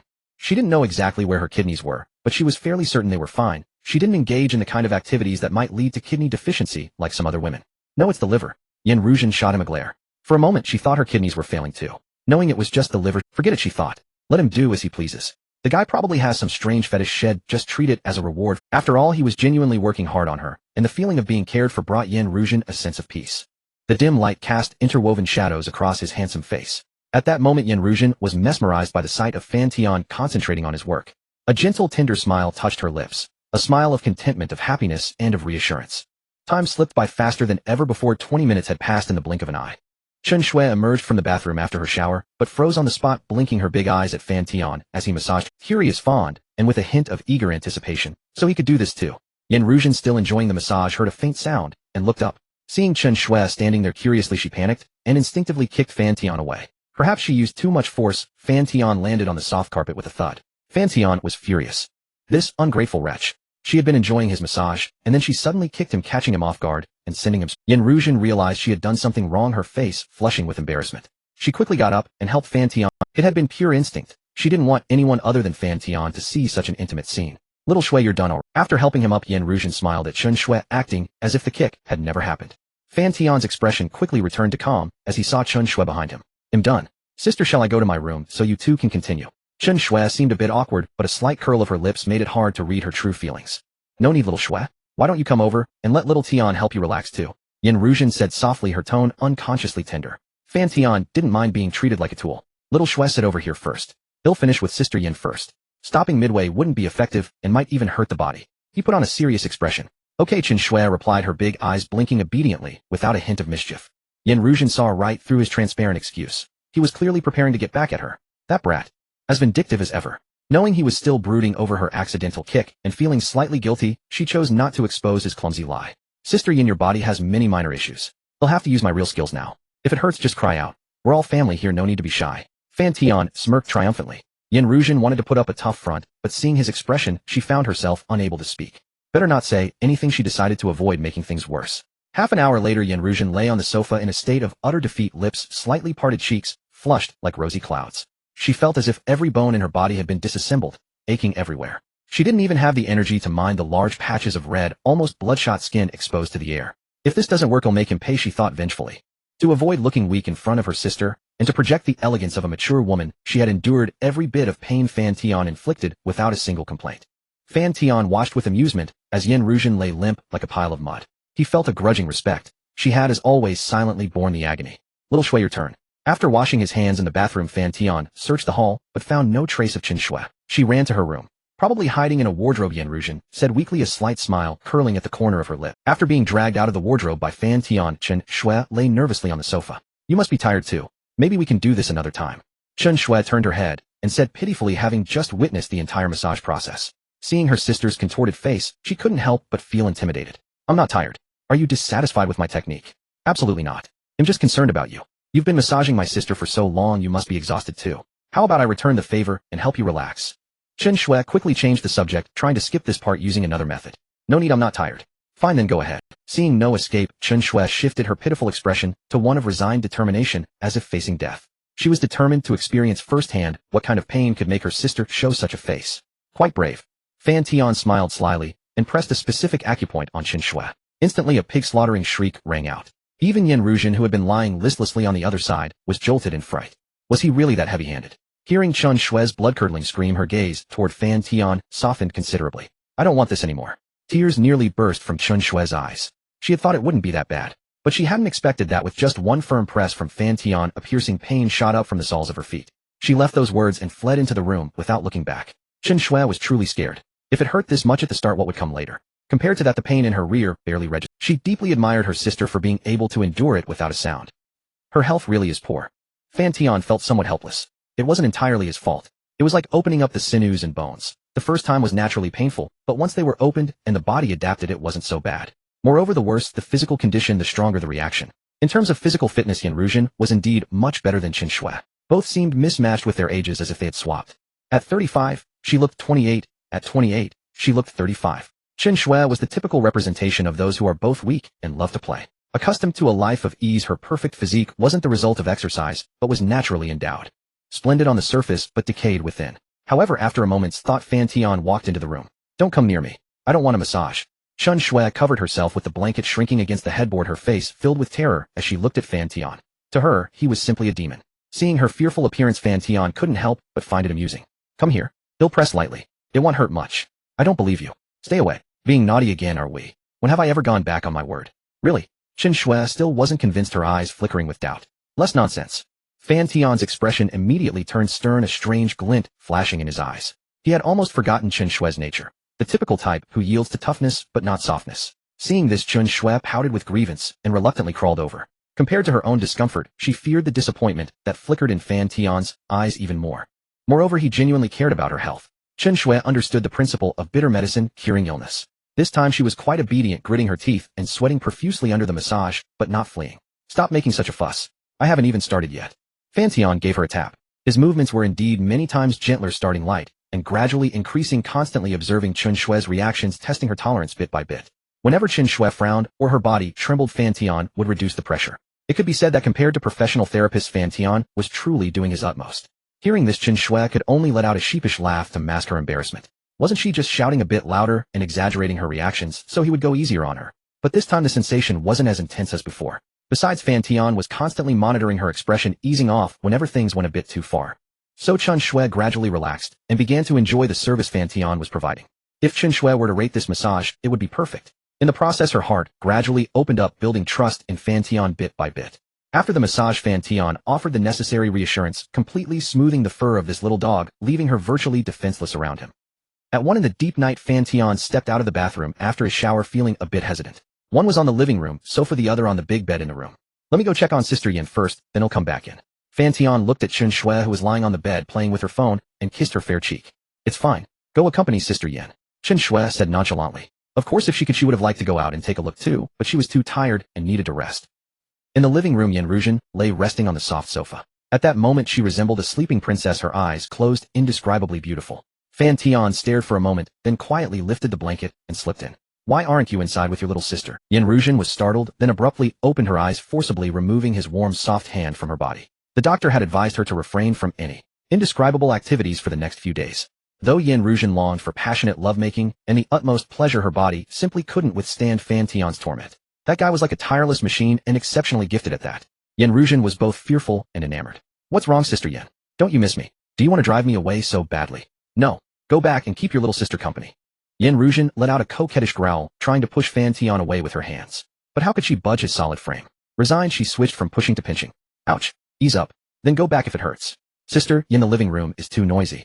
It'll disturb your rest. Why not come sleep in the bedroom? Fan Tian caught hold of Yin Ruzhen's soft, boneless little hands and placed them on his chest. Yin Ruzhen kept rolling her eyes, her lips moving as if mocking something. How could she not guess what was going on in Fan Tian's mind? But in the end, looking at Fan Tian's slightly weary, yet devastatingly handsome face, she held back. She never thought the day would come when her aesthetic standard would change, turning her into a face gone. Besides, staying by Fan Tian's side gave Yin Ruzhen an inexplicable sense of peace and a trace of comfort. It was like a cool breeze in summer or a warm stove in winter. Sister Yin, you're still recovering. No matter how beastly I am, I wouldn't do that sort of thing. He'll sleep here with you tonight. Little Shui can sleep on her own. As Fan Tian spoke, he seemed to be drifting off to sleep. Seeing his tired look and recalling how he had labored diligently over her massage for so long, Yin Ruzhen found it hard to scold him. Still, she frowned slightly, as if resisting something. In the end, she could only let out a helpless sigh. Xiao Tian. Her tone softened, losing its earlier sternness. What is it, Sister Yin? Go back to sleep first. Give your sister some time to adjust, okay? Your little sister is a guest. Don't leave her alone in there. No. I'm sleepy. I'm sleeping here with you tonight. Seeing Fan Tian's stubborn expression, Yin Ruzhen became so irritated that she bit him, then got up and kicked his backside to vent her anger. The force was just right, not enough to stun. Sister Yin, where are you going? Not sleeping. Yin Ruzhen ignored this shameless little rascal and walked straight into the master bedroom. Wasn't sleeping, just sleeping. She could sleep anywhere, as she just wouldn't let him touch her. Besides, little sister Chen Shui was a guest here, and she had invited her in. Since the younger girl didn't mind as the host, she should be magnanimous and not let herself be outdone by the younger one. At 35, being more reserved than a young girl would be a laughingstock if word got out. Helplessly, Yin Ruzhen ended up rationalizing herself once again. Fan Tian saw this and was overjoyed, following closely behind. Sometimes having a thick skin wasn't such a bad thing. And just like that, they all slept together under the same big quilt. The next morning, Fan Tian, still half asleep with his eyes barely open, instinctively reached out his hands to both sides. On the left, there was an uncontrollable softness, his little darling. On the right, nothing. He groped around a bit further. Still no one. Fan Tian snapped, half awake, and turned over to look. Indeed, no one. He sat up and grabbed his phone from the nightstand. It was 615. Is Sister Yin already up this early? Fan Tian sent a message. Ding. The notification rang from the bedside. Didn't she take her phone? Fan Tian looked around. The entire room was dark shaded by curtains, except for a glow. He lowered his gaze to Chun Shui beside him. Her exquisite face in deep sleep lacked its usual coldness, showing instead a gentle softness. Her lips unconsciously mumbled, adding to her charm. Chun Shui was sound asleep. Fan Tian pinched her a few times, her body reacted, but she showed no signs of waking. After a brief moment of clarity, Fan Tian rolled out of bed and headed to the bathroom to relieve himself. A long corridor connected the bathroom to the master bedroom. As he approached, he could hear the sound of water flowing more clearly. Taking a shower so early, what a strange habit. Fan Tian didn't think much of it and turned the doorknob. Finding it unlocked, he stepped inside. The bathroom had a separate wet and dry area. As soon as he entered, Fan Tian saw a perfect silhouette inside the shower. Of course it was just a shadow, but the blurred beauty only stirred his inner fire. Who is it? Came a cold voice from the bathroom. It's me, Sister Yin. Fan Tian replied. Then the shower door slid open and a disheveled head poked out. Yin Ruzhen glanced over, saw it was Fan Tian, showed no reaction, and closed the door to continue showering. In the bathroom, the increasingly robust Fan Tian stood behind Yin Ruzhen, the contrast in their physiques becoming. Although Yin Ruzhen stood at 164 centimeters, already not short, Fan Tian had first consumed the marrow cleansing pill and then the great strength kidney pill. Gradually transformed by the system, his height grew from 179 centimeters to 185 centimeters, and his weight rose from a lean figure to 79 kilograms. Beside Fan Tian, she appeared quite petite. Fan Tian carefully dried her hair with a blow dryer. A gentle fragrance wafted over, and he couldn't help but take a deep breath, earning him a coy glare from Yin Ruzhen, though she didn't object to his actions. On the contrary, seeing Fan Tian captivated by her charm, Yin Ruzhen felt a hint of pride. Chun Bo said he found Yi Shukuan. How do you want to handle it? Do you really want to put him in the hospital? Yin Ruzhen applied toner and essence while chatting with Fan Tian. If it's troublesome for you, I can have someone else do it. For Fan Tian, getting rid of someone discreetly was now too easy. He just had to instruct the mechanical doll, Yuan, to deploy a microscopic mechanical insect into the person's brain. Whether rendering someone mentally incapacitated or outright killing them was now at Fan Tian's whim. It's not a matter of trouble, it's just nothing. Yin Ruzhen thought for a moment and decided not to say more. She knew Fan Tian had made up his mind. In private, she could fool around with Fan Tian, and he would indulge her in small matters. But on major issues, she could only guide him. The final decision was always his. Where are you planning to go with the girls for National Day? Yin Ruzhen changed the subject. Probably just explore Yaodu. I haven't really toured it before. In his previous life after work, he would collapse in his dorm completely drained with no energy to explore Yaodu. What about you? Will you stay home and wait for me? Or would you like to come along? Fan Tian asked again. His words earned him another eye roll from Yin Ruzhen. This little rascal always tried to one-up her and take advantage in conversation. Yin Ruzhen wasn't offended, rather she found it refreshing. No one had ever dared to say such cheeky things to her before. I've gotten tired of Yaodu. Besides, during National Day it's so crowded, packed, hot, and sunny. He'll just stay home. Fine, you rest at home. Yin Ruzhen heard this and hesitated. She actually wanted to spend National Day with Fan Tian, but with her proud nature, she couldn't bring herself to say it. Forget it, she thought. Let him go have fun with the other girls. After all, her body hadn't fully recovered, and she was afraid Fan Tian might get too rough, and she wouldn't be able to satisfy him. Yin Ruzhen pulled her thoughts together and continued applying essence. Little brother, let me put some on you too. You need to take good care of your skin. She scooped some up and reached for Fan Tian's face. No, that's too girly. Fan Tian scornfully dodged. You don't understand. Men need skincare too, or you'll age faster than normal. You'll regret it when it's too late. Be a good boy and don't dodge. Yin Ruzhen said as she forcefully smeared a blob on his face and spread it. Seeing no escape, Fan Tian resigned himself to enjoy it. After a moment, all right, Sister Yin, since you helped me as a return, let me apply medicine for you. After savoring Yin Ruzhen's service, Fan Tian walked over to a drawer and took out a white packet. Seeing this, Yin Ruzhen's, how did he know? She couldn't understand how Fan Tian knew where the medicine was. She hadn't even told him. She went to the doctor. Apply medicine. No need, I can do it myself. Yin Ruzhen stammered flusteredly, a blush creeping onto her face. Forgetting the essence on her hands, she snatched the packet. Sister Yin, let me do it. After all, it's my fault. Little brother, why are your thoughts so perverted? Yin Ruzhen adjusted her pajamas and glared at Fan Tian, and Fan Tian glanced down at Yin Ruzhen without a trace of embarrassment. Eating and sex are human nature. Him just being normal. Everyone else is faking it. Sister, do you prefer those shy, hesitant little men? Fan Tian retorted with an air of pride. You're a smooth talker. I can't out-argue you. Yin Ruzhen pretended to be angry. Sister, don't be mad. Later I'll give you a huge surprise. Fan Tian changed the subject, not dwelling on that. A huge surprise. Yin Ruzhen wasn't convinced. She already had a house, a car, and everything else. Her family was harmonious, her parents healthy. Honestly, even if Fan Tian gave her a mansion or a sports car, she wouldn't be that thrilled. Unless it was a business empire or... Alright, tell me. What's the huge surprise? Yin Ruzhen asked with curiosity. If it's a surprise, it has to be kept secret. Mysterious as always. Suit yourself. If it's not a surprise, I'll give you a surprise. Fan Tian smiled without speaking, but seeing Yin Ruzhen's serious expression, he couldn't resist teasing her. Sister Yin, if you call me husband right now, I'll tell you the surprise. How about that? Yin Ruzhen's delicate brows twitched in anger. She cursed Fan Tian a few times under her breath, but quickly changed her expression and turned the tables on him. Sure. Go with me to the Civil Affairs Bureau and get the marriage certificate. Then he'll call you that every day. This time it was Fan Tian's turn to feel embarrassed. Both were mouths, but why was one so stubborn? Still, Yin Ruzhen's stubborn temperament only stirred Fan Tian's desire. That's how men are. The harder a woman is to get, the more they want her. Those who throw themselves at them often get taken for granted. Seeing Fan Tian's awkwardness, Yin Ruzhen grew even more excited. He had always been the one embarrassing her with his vulgar words. Now that she had finally won a round, she naturally wanted to press her. So little brother, what do you think? I may be a bit older, but I'm not lacking in figure or looks, am I? After we get the marriage certificate, you can do whatever you want to me. Make me do anything. Even my life will be yours. Yin Ruzhen coaxed him in a seductive tone like an enchanting demoness luring an innocent lotus into depravity. Her alluring demeanor nearly shattered Fan Tian's Dao heart, making him want to agree on the spot. But clearly he would never give up the entire forest for a single tree. Fan Tian took a deep breath to steady his Dao heart. Sister, stop joking. If I got married, what about Xiao Shui? Fan Tian forced a helpless, bitter smile. I wouldn't mind. In the future, I can treat any child you have with Xiao Shui as my own. After marriage, if you want, I can be with Xiao Shui too. Not like last night, but truly together. Yin Ruzhen smiled charmingly, reaching out her soft hand to touch Fan Tian. Don't you want sister and Xiao Shui to be calling you master? Just a marriage certificate, and sister can satisfy all your desires. Unlike her usual serious demeanor at this moment, she appeared incredibly seductive, like a demoness of desire driving men wild, tempting them into depravity. Seeing Yin Ruzhen's bewitching appearance, like dodgy reborn, Fan Tian almost wanted to borrow a marriage certificate to fool, but forget it, he couldn't take it anymore. If he stayed any longer, he might actually agree to the demoness demands. So he fled without looking back, leaving Yin Ruzhen stunned and furious. You insensitive man. I'd get more response from winking at a blind man. Yin Ruzhen fumed. At that moment her emotions were a mix of anger and disappointment. It's just a marriage certificate. I'm not stopping you from seeing other girls. In fact, most of what she said was true. She was infertile by nature, and the doctor said it would be difficult for her to conceive. So she wouldn't stop Fan Tian from being with other women. But Yin Ruzhen had a selfishness, a stubbornness deep down. That was the marriage certificate. It was as if, unable to have a child, she thought she should at least have something else, something beyond a purely physical relationship.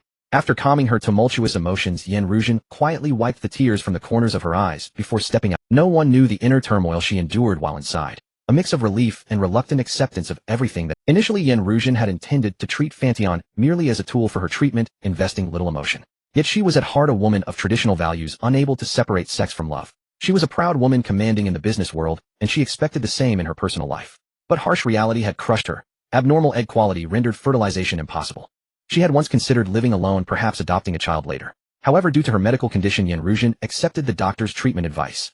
Or perhaps she had already set her sights on Fan Tian, and the doctor's suggestion merely provided a convenient excuse. So that night, both of them knew exactly what was happening, and the spark ignited instantly. Sometimes Yin Ruzhen wondered what kind of person she truly was.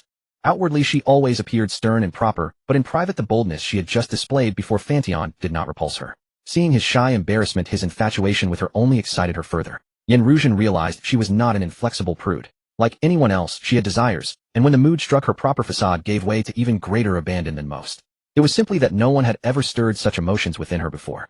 As for Fan Tian, perhaps it began with infatuation for his body, but now Yin Ruzhen had to admit she had grown emotionally dependent on him. Yet no matter how deep the dependence or infatuation, Yin Ruzhen still wanted to preserve a shred of dignity in front of Fan Tian. If he refused to get a marriage certificate with her, she would never reveal her other side to him completely. With this thought, Yin Ruzhen composed herself and resumed her stern demeanor. When she saw Fan Tian leaning against the corridor wall, she ignored him, completely brushing past with a cold face. Clearly she was still unable to let go of his earlier escape. She had bared herself to him, flirting seductively, and instead of an answer, he had simply fled. Did he think she was a desperate divorcee? In recent years she had been pursued by no less than a few dozen men, among them billionaires, overseas elites, and the like. But just as Yin Ruzhen tried to leave, someone wrapped an arm around her slender waist and pulled her into an embrace. What do you want now? As she asked coldly. Sis, why do you change mood so suddenly? I haven't done anything. Don't you know women are like this? Let me go and get lost. Yin Ruzhen tried to push Fan Tian away, but his grip was too tight. Unable to move him, she bit him viciously. Fan Tian winced, but bore it without a sound. Seeing him unresponsive, Yin Ruzhen felt a twinge of pity and released. Can you let me go? I don't want to argue with you here. Yin Ruzhen stared into his eyes, her voice low. Why? A marriage certificate is just a piece of paper. It proves nothing. With or without it, our feelings won't change. Yin Ruzhen sneered, her emotions flaring up again. So what? If it's just a piece of paper, why can't we get one? I won't stop you from finding other girls if we get married. You don't want to because you see me as a free bed warmer. No responsibility on call, dumped when not needed. Fan Tian, what do you take me for? I said let me go. Fan Tian was momentarily stunned, but he still didn't release his hold. Because he had no shame. He told himself he was a scumbag. Shamelessness was the right way. If he let go now, Yin Ruzhen, still furious, would bolt without hesitation. By the time she calmed down, it would be a cold calm that left no room for reconciliation. When a woman is angry, her words are charged with emotion, yet you must still attend to those emotions. At the very least, he had to let her vent most of her anger before releasing her. Why do you think I would ever dump you? What else? Let me go? I'm tired. I don't want to discuss this now. Yen Ruzhen knew she had been carried away speaking nonsense in her fury. Because she also knew that Fan Tian had originally had a girlfriend, it was his girlfriend who had the right to question such things. She, Yen Ruzhen, was the morally bankrupt third party, or rather the fourth standing on the wrong side. But Yen Ruzhen had her own selfishness. In her agitation, that selfishness had slipped out. Now that the words were spoken, they could not be taken back, so she could only persist stubbornly. Sis, Yen, don't you want to hear the surprise I prepared for you? I was going to wait until everything was ready to tell you. Ha, surprise, a house, a car. Do you think I lack those? How about this? If you marry me, you'll give them to you. Yen Ruzhen smirked. Since she had already made a mistake, she might as well see it through. We can take wedding photos, go on a honeymoon trip, buy a house and a car. But as for the marriage certificate, I won't get one. Not with. Fan Tian laid it out plainly. If he set a precedent, the other girls would make the same demand, and that would be too troublesome. He had deep feelings for each of them, and didn't want things to turn ugly. Besides, you knew this from the very beginning when we got together. Why are you changing the rules now? Yen Ruzhen was embarrassed by his words, but she refused to admit it, and continued to argue. So what? I want to get married now, is that not allowed? You can't give it to me, so why not let me find someone else? Let go, I don't want to mess around with you. I'm messing around. Fine, then I won't treat your illness anymore. Go find someone else. I was planning to cure you first, and then with that, Fan Tian let go of Yen Ruzhen, abruptly patted her lower belly, and said, Child, your mother doesn't want you. Child. Yen Ruzhen froze, rooted to the spot in bewilderment. Her gaze was a tangle of surprise, fear, regret, and a trace of doubt. She didn't believe it. For years, she had visited countless hospitals only to receive the same answer. The probability was nearly zero. And now Fan Tian claimed he could cure her persistent ailment. How could she believe such absurd words from a young man, 10 years her junior? Was he more authoritative than those specialists? Yet she stood frozen because it was him. Yen Ruzhen was blind with hope, clinging to a sliver of expectation. Yes, I know. I was going to surprise you by curing you first, but you breaking your word has really disappointed me. I didn't mean to. I just said those things in a fit of anger. I wasn't serious about finding someone else. Little brother, can you really cure me? Yen Ruzhen bit her red lip, her eyes filled with anticipation and trepidation as she gazed at Fan Tian, her body trembling with excitement. No one knew how many hospitals she had visited, how many folk remedies she had tried, all in vain. Even IVF was impossible. This matter had gradually become her inner demon, her obsession. I can only say I'll try. About 90% chance. For this condition, Fan Tian already had a treatment plan. He just needed time to prepare the medicinal herbs. 90%. Yen Ruzhen's mind went blank, overwhelmed by shock. Even the fraudsters she had encountered in the past never dared to promise such a high probability. Joy, doubt, and expectation. Her heart was a storm of emotions. Yet she had no choice but to believe Fan Tian, for she had no other option. You should know that giving someone hope only to shatter it is cruel. If you fail, I can't guarantee what I might do. Yen Ruzhen forced herself to regain composure, maintaining a sliver of calm. If I succeed, will you give me a child to play with? Fan Tian teased. In truth, with the special ability of the nation's master healer, a 99% success rate was almost certain, and there was always the system as a backup. Fine. If you cure me, I'll bear you a child. And what I said in the restroom, he'll follow through. Yen Ruzhen spoke seriously, afraid Fan Tian might slack off, so she raised the stakes. Oh, but just now you were forcing me to get a marriage certificate, and said you'd find someone else. I'm a bit angry now, sis Yen. You don't mind if I collect some interest in advance, do you? You? Yen Ruzhen saw Fan Tian's smug expression and realized she needed his help, forcing her to submit. A sense of humiliation rose within her. Yet strangely, there was also a peculiar feeling. Fine. Little brother, you'd better cure me, or else I'll stick to you forever, become your children's godmother, and beat them up. Yen Ruzhen gritted her teeth, her face flushed red. At this moment, she didn't even know what she truly felt, or but undoubtedly Fan Tian had given her the perfect excuse. Little darling, you've been watching the show from over there long enough. Yen Ruzhen saw Chen Shui creeping over her face, burning even redder. Yet needing Fan Tian's treatment, she had no choice but to endure the humiliation. Sis Yen, you don't mind getting a little preview of what life will be like from now on, do you? Yen Ruzhen was at a loss for words, a mix of shame and reluctant submission flickering in her eyes. Yen Ruzhen shed tears of shame, never expecting to yield so easily under Fan Tian's tyrannical coercion. Yet what she never anticipated was that she could not even measure up to a younger girl, or perhaps a latent sense of rivalry spurred Yen Ruzhen to refuse falling behind, and from her initial awkwardness, she grew increasingly fervent. Even Chen Shui was stunned, speechless at the sight. Truly worthy of being the elder sister, she could only sip at the sidelines.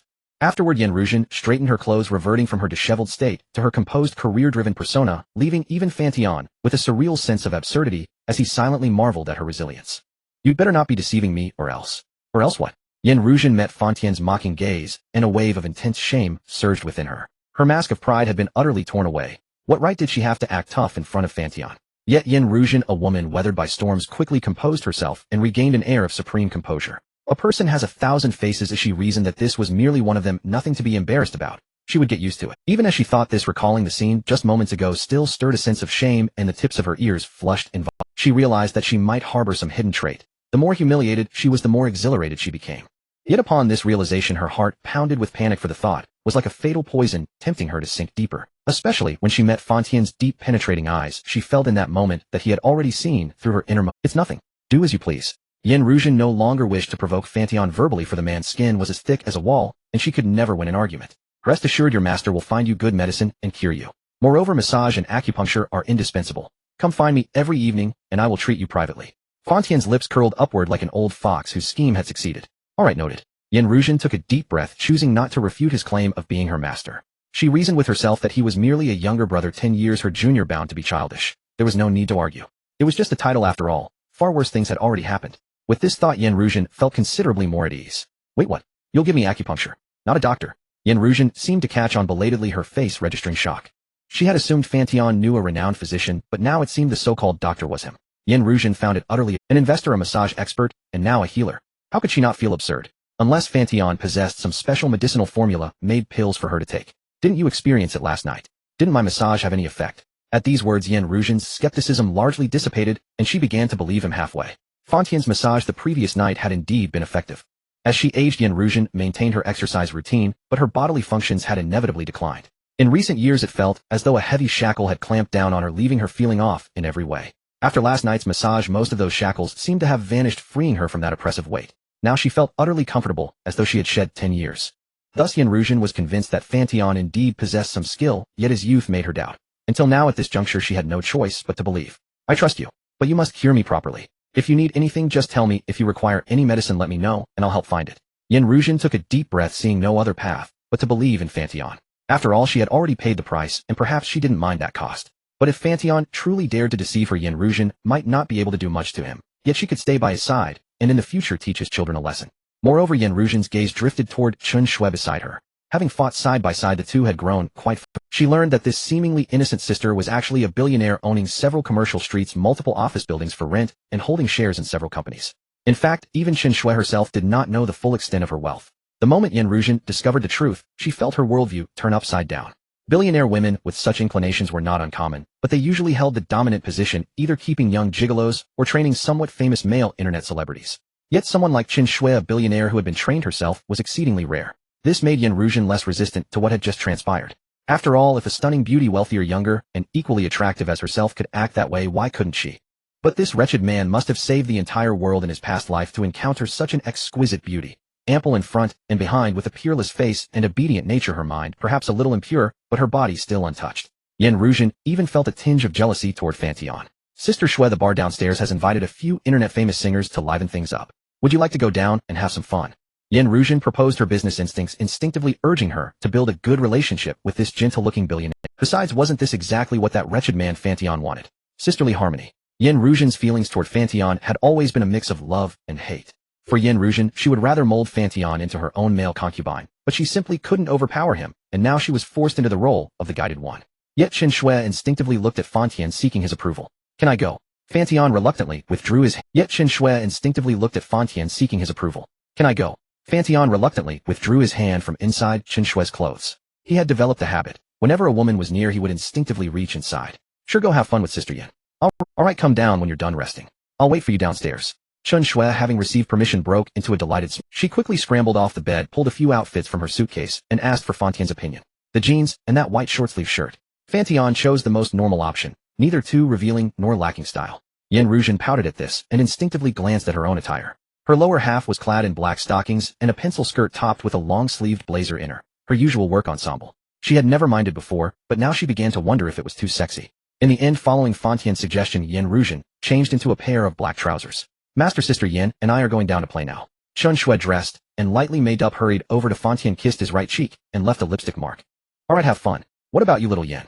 Fan Tian's gaze turned to Yen Ruzhen with a meaningful look. Yen Ruzhen rolled her eyes, then walked over and left a kiss on his left cheek. I'll take little sister downstairs. You rest well. Yen Ruzhen smiled. That title in daily life was still hard for her to utter, unlike Chen Shui, who reveled in it. Fine, have fun. Fan Tian didn't mind. Yen Ruzhen did have certain inclinations, but hers were of the subtle, reserved kind. Summoning that state required a certain prelude. Moreover, unlike Chen Shui, who was playful, yet never sought to be the dominant one, Yen Ruzhen was different. If she were not kept in check, the roles could easily reverse. Currently Xiao Shue's affection for me has reached 78, just 2 points away from acquiring the true man physique. Fan Tian is clear about today's goal to increase Chun Shue's affection for him and obtain the true man physique. By the way, I haven't checked what I drew in today's free lottery yet. Due to a system upgrade, the daily lottery now requires spending millions, but has changed to a daily free draw. Although the number of lottery draws has decreased, Fan Tian actually prefers the current lottery mechanism because the probability of drawing rare items has significantly increased. Fan Tian randomly opened the system to check the information from last night's lottery draw. Congratulations to the host for drawing 10 pieces of the rare item Beauty Pill. After taking the Beauty Pill, it can promote the activity of cells within the body, enhance physical quality, and improve the user's appearance. Note, due to the special substances contained in the Beauty Pill, if taken by males it may lead to elevated estrogen levels, which could cause a decline in certain functions. Males should use it with caution. Initially Fan Tian felt pleased while looking at the first part of the description, but after seeing the latter, note his mood calmed down. It's not useless but can be given to them. Fan Tian took out the Beauty Pill from the system. The shape of the Beauty Pill is quite unique, resembling a pink heart, and about the size of a fingernail. If it weren't for its side effects, Fan Tian would have wanted to try it himself. The Beauty Pill can enhance one's appearance, doesn't that mean it can increase charm? Fan Tian felt as if he had forgotten something. System, do I still have a task left undone? Yes, the host needs to achieve an absolute affection level of 90 with 4 binders to obtain ownership of the 30th floor of Guangmao International Building located at Pearl River Star. Sure enough. System, which of my absolute affection levels have reached 90? Su Yi 100, Zhou 196, Su Lu 91, Yi Fan 90, Lu Zixian 90, among which there are 3 binders. Then we just need 1 more. This Beauty Pill has come at the right time. Fan Tian smiled. Since Su Yi and Su Lu's charm levels have not reached 90, if they take it there's a high chance they will break through that limit. After all, the Beauty Pill is a rare grade treasure, and its effects should not be underestimated. Su Yi is studying here, and can spare some time during lunch to draw. As for the beautiful young woman, it can wait until he finishes playing with Chun Shui in the evening before giving it to her. As for Lu Zixian's secretary, come here for a moment. Fan Tian called softly, and then Yiwan walked out from another room. Mr. Fan, what can I do for you? I asked you to monitor Lu Zixian. Where is he now? Fan Tian had already instructed Yiwan to deploy a micromechanical insect to lurk near Lu Zixian. If he exhibited any actions or thoughts that threatened Fan Tian's life, it would be goodbye for him. Fan Tian is currently quite conservative. He is not a person who revels in killing, but it is necessary to be prepared. Mr. Fan, Lu Zixian is currently at the private hospital. Private hospital? Fan Tian was curious about what kind of harm that wealthy woman inflicted on Lu Zixian last night, making him end up in a private hospital so early in the morning. Yes, that wealthy person was very angry about Lu Zixian going out on a date. After taking him back last night, she gave him drugs, and then called over 10 sisters to keep him busy until dawn, lasting a total of 12 hours. Currently Lu Zixian is still in a coma, and he is likely to suffer permanent damage to his functions. 12 hours. Fan Tian was also startled upon hearing this.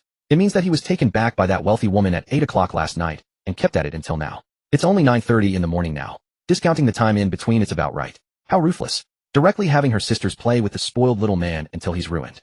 12 hours. Fan Tian felt that even with the true man physique, it would be a struggle. Not to mention physical endurance, it is a tremendous mental torment. Continue to observe. If he shows any signs of retaliation against me, inform me at once. The path was never easy, and what happened to Lu Zixian is his own doing. He has no one to blame. What about Yi Su Kuan? Where is he now? He is also in the hospital. Also in the hospital. Last night after drinking at the bar, he ran into some street thugs on his way back. Those thugs bumped into him, and then Yi Su Kuan cursed at them, which led to him getting 4 of his ribs broken and being sent to the hospital. Currently those street thugs have been detained.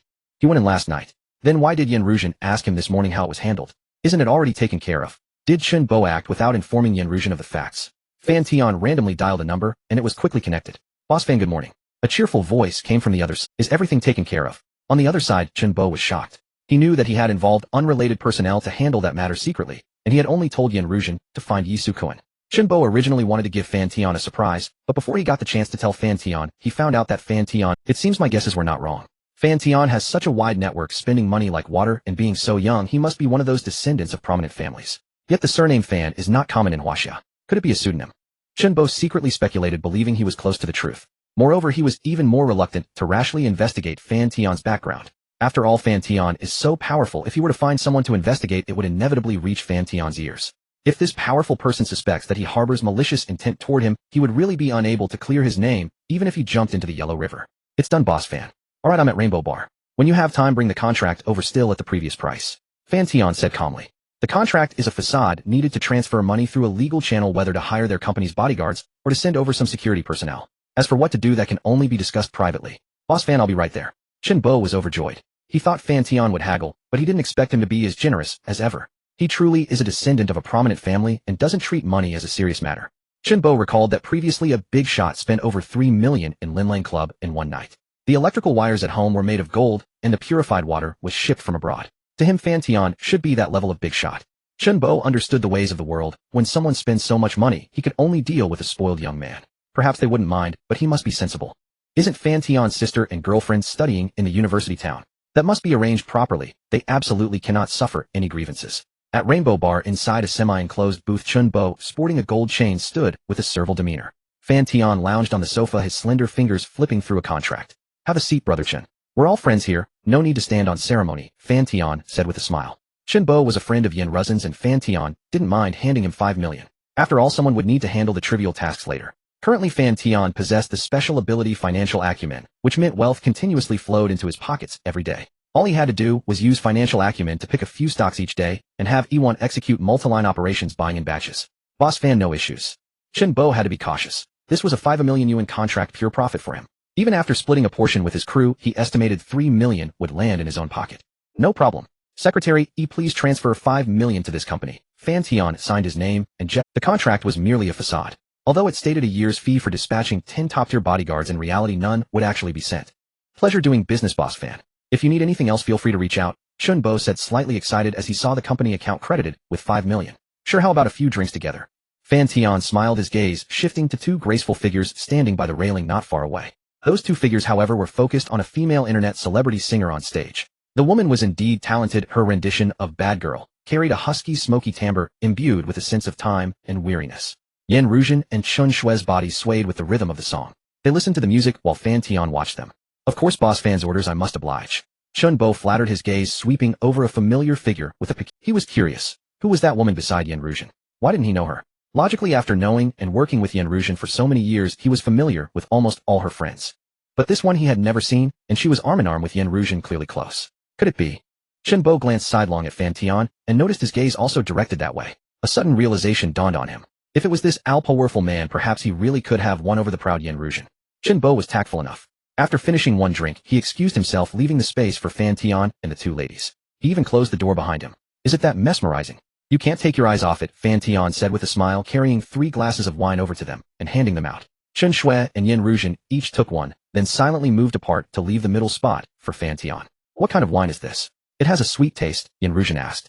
Free shipping from JD. Com 9 yuan, Fan Tian joked. Yen Ruzhen rolled her eyes. She knew Fan Tian had a cabinet of expensive wines in his office. He wouldn't drink something that cheap. Fan Tian chuckled, then draped his arms over their shoulders, joining them in watching the female singer. How much does it cost to hire a singer like that?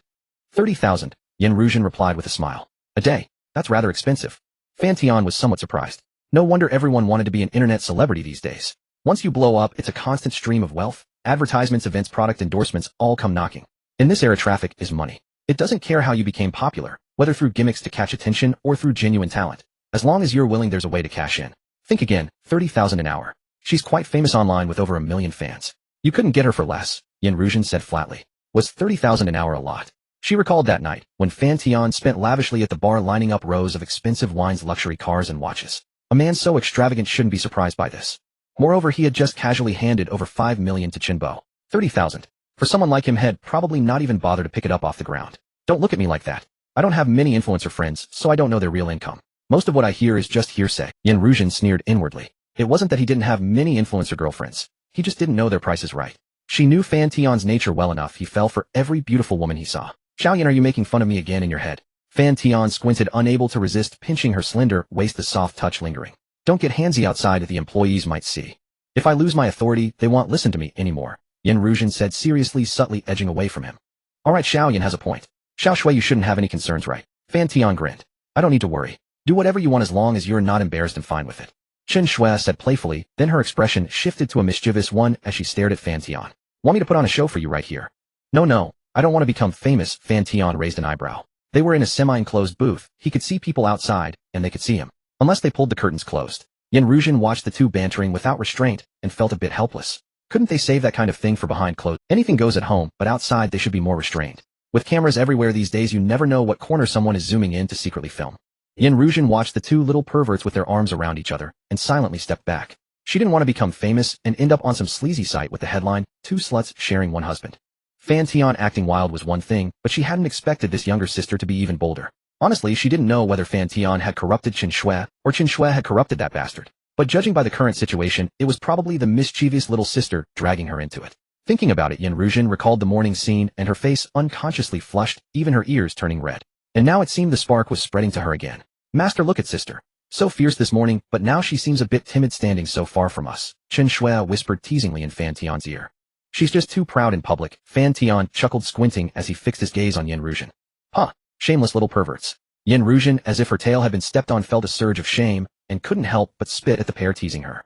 Look, sister is spitting at you now, and you were eating from her this morning. Chen Shui fanned the flames, continuing to tease Yin Ruzhen. Chen Shui's words only deepened Yin Ruzhen's embarrassment. Alright, stop it or she'll cry, they bantered back and forth. Yin Ruzhen grew more mortified, her cheeks burning crimson. She wished she could find a hole to crawl into. She swore that once she got home she'd make sure Fan Tian and little sister Chen Shui got a taste of her loving little hammer fists. How dare they tease her like this? Yet amid the shame a strange emotion welled up inside her. Yin Ruzhen felt a flicker of excitement, and her body trembled slightly.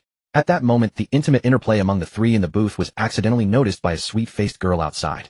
The sweet-faced girl was utterly incredulous, her eyes turning red, as if blazing with fire. Even her companion couldn't understand why her friend had suddenly erupted in such anger. You cheating bastard. Su Yinla was delighted to have won first place in the racing competition, and was eager to share this good news with Zhou Wen and Su Yi as she made her way back to school. However, she was taken aback to find that the two brats had silently applied to live off campus. As Zhou Wen and Su Yi's roommate and closest friend, Su Yinla felt a sense of betrayal. Between Su Yi and Zhou Wen, Su Yinla had a better relationship with Zhou Wen. Their temperaments and interests were quite similar, sharing a pure friendship that involved watching movies together. Thus, she sought out Zhou Wen to clarify the situation. Zhou Wen, left with no choice, confessed to Su Yinla about Su Yi's relationship with his older brother. Upon hearing this, Su Yinla felt a twinge of disappointment. She had not expected that Su Yi would end up with Fan Tian. Clearly her relationship with Fan Tian was closer, and Su Yi was still in a state of having just broken up. Nonetheless, Su Yinla was the type of girl who could move on easily. Although she had some feelings for Fan Tian since he was now dating Su Yi, she chose to wish them well. Despite this, Su Yinla couldn't help but feel a bit down, so she sought a way to vent her feelings. On top of that, she heard that her favorite internet celebrity would be performing at Rainbow Bar, which naturally drew her to this place. But what did she see here? Fan Tian was in a private room, intimately leaning against another woman.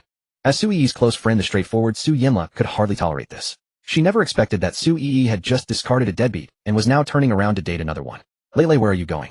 A handsome man in the back row noticed Su Yinla turning to leave and hurriedly followed her.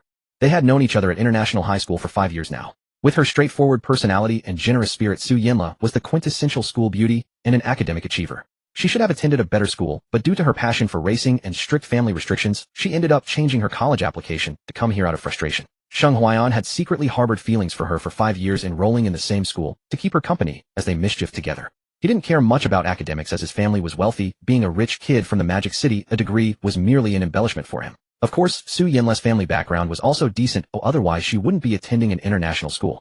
But she had fallen out with her family over some disagreements and was cut off financially. With her stubborn nature, she refused to accept their help and ended up living quite frugally while attending university. Sheng Huaiyan found Su Yinla's principled nature even more appealing. He didn't care about money, he simply liked Su Yinla's strong principles. If she needed it, he would not hesitate to give her everything in his pockets. His affection for Su Yinla was almost palpable. When she fell ill, he braved any weather to bring her medicine. When she mentioned she liked the dishes from Chuan Du, he secretly sought out a renowned Chuan Du chef and studied for over 3 months. Acts like these were countless, and Sheng Huaiyan believed that no one loved Su Yinla more than he did, and no one could go to. Moreover, he looked forward to the day when Su Yinla would be with him, and the surprise that would come when she discovered all the things he had done for her.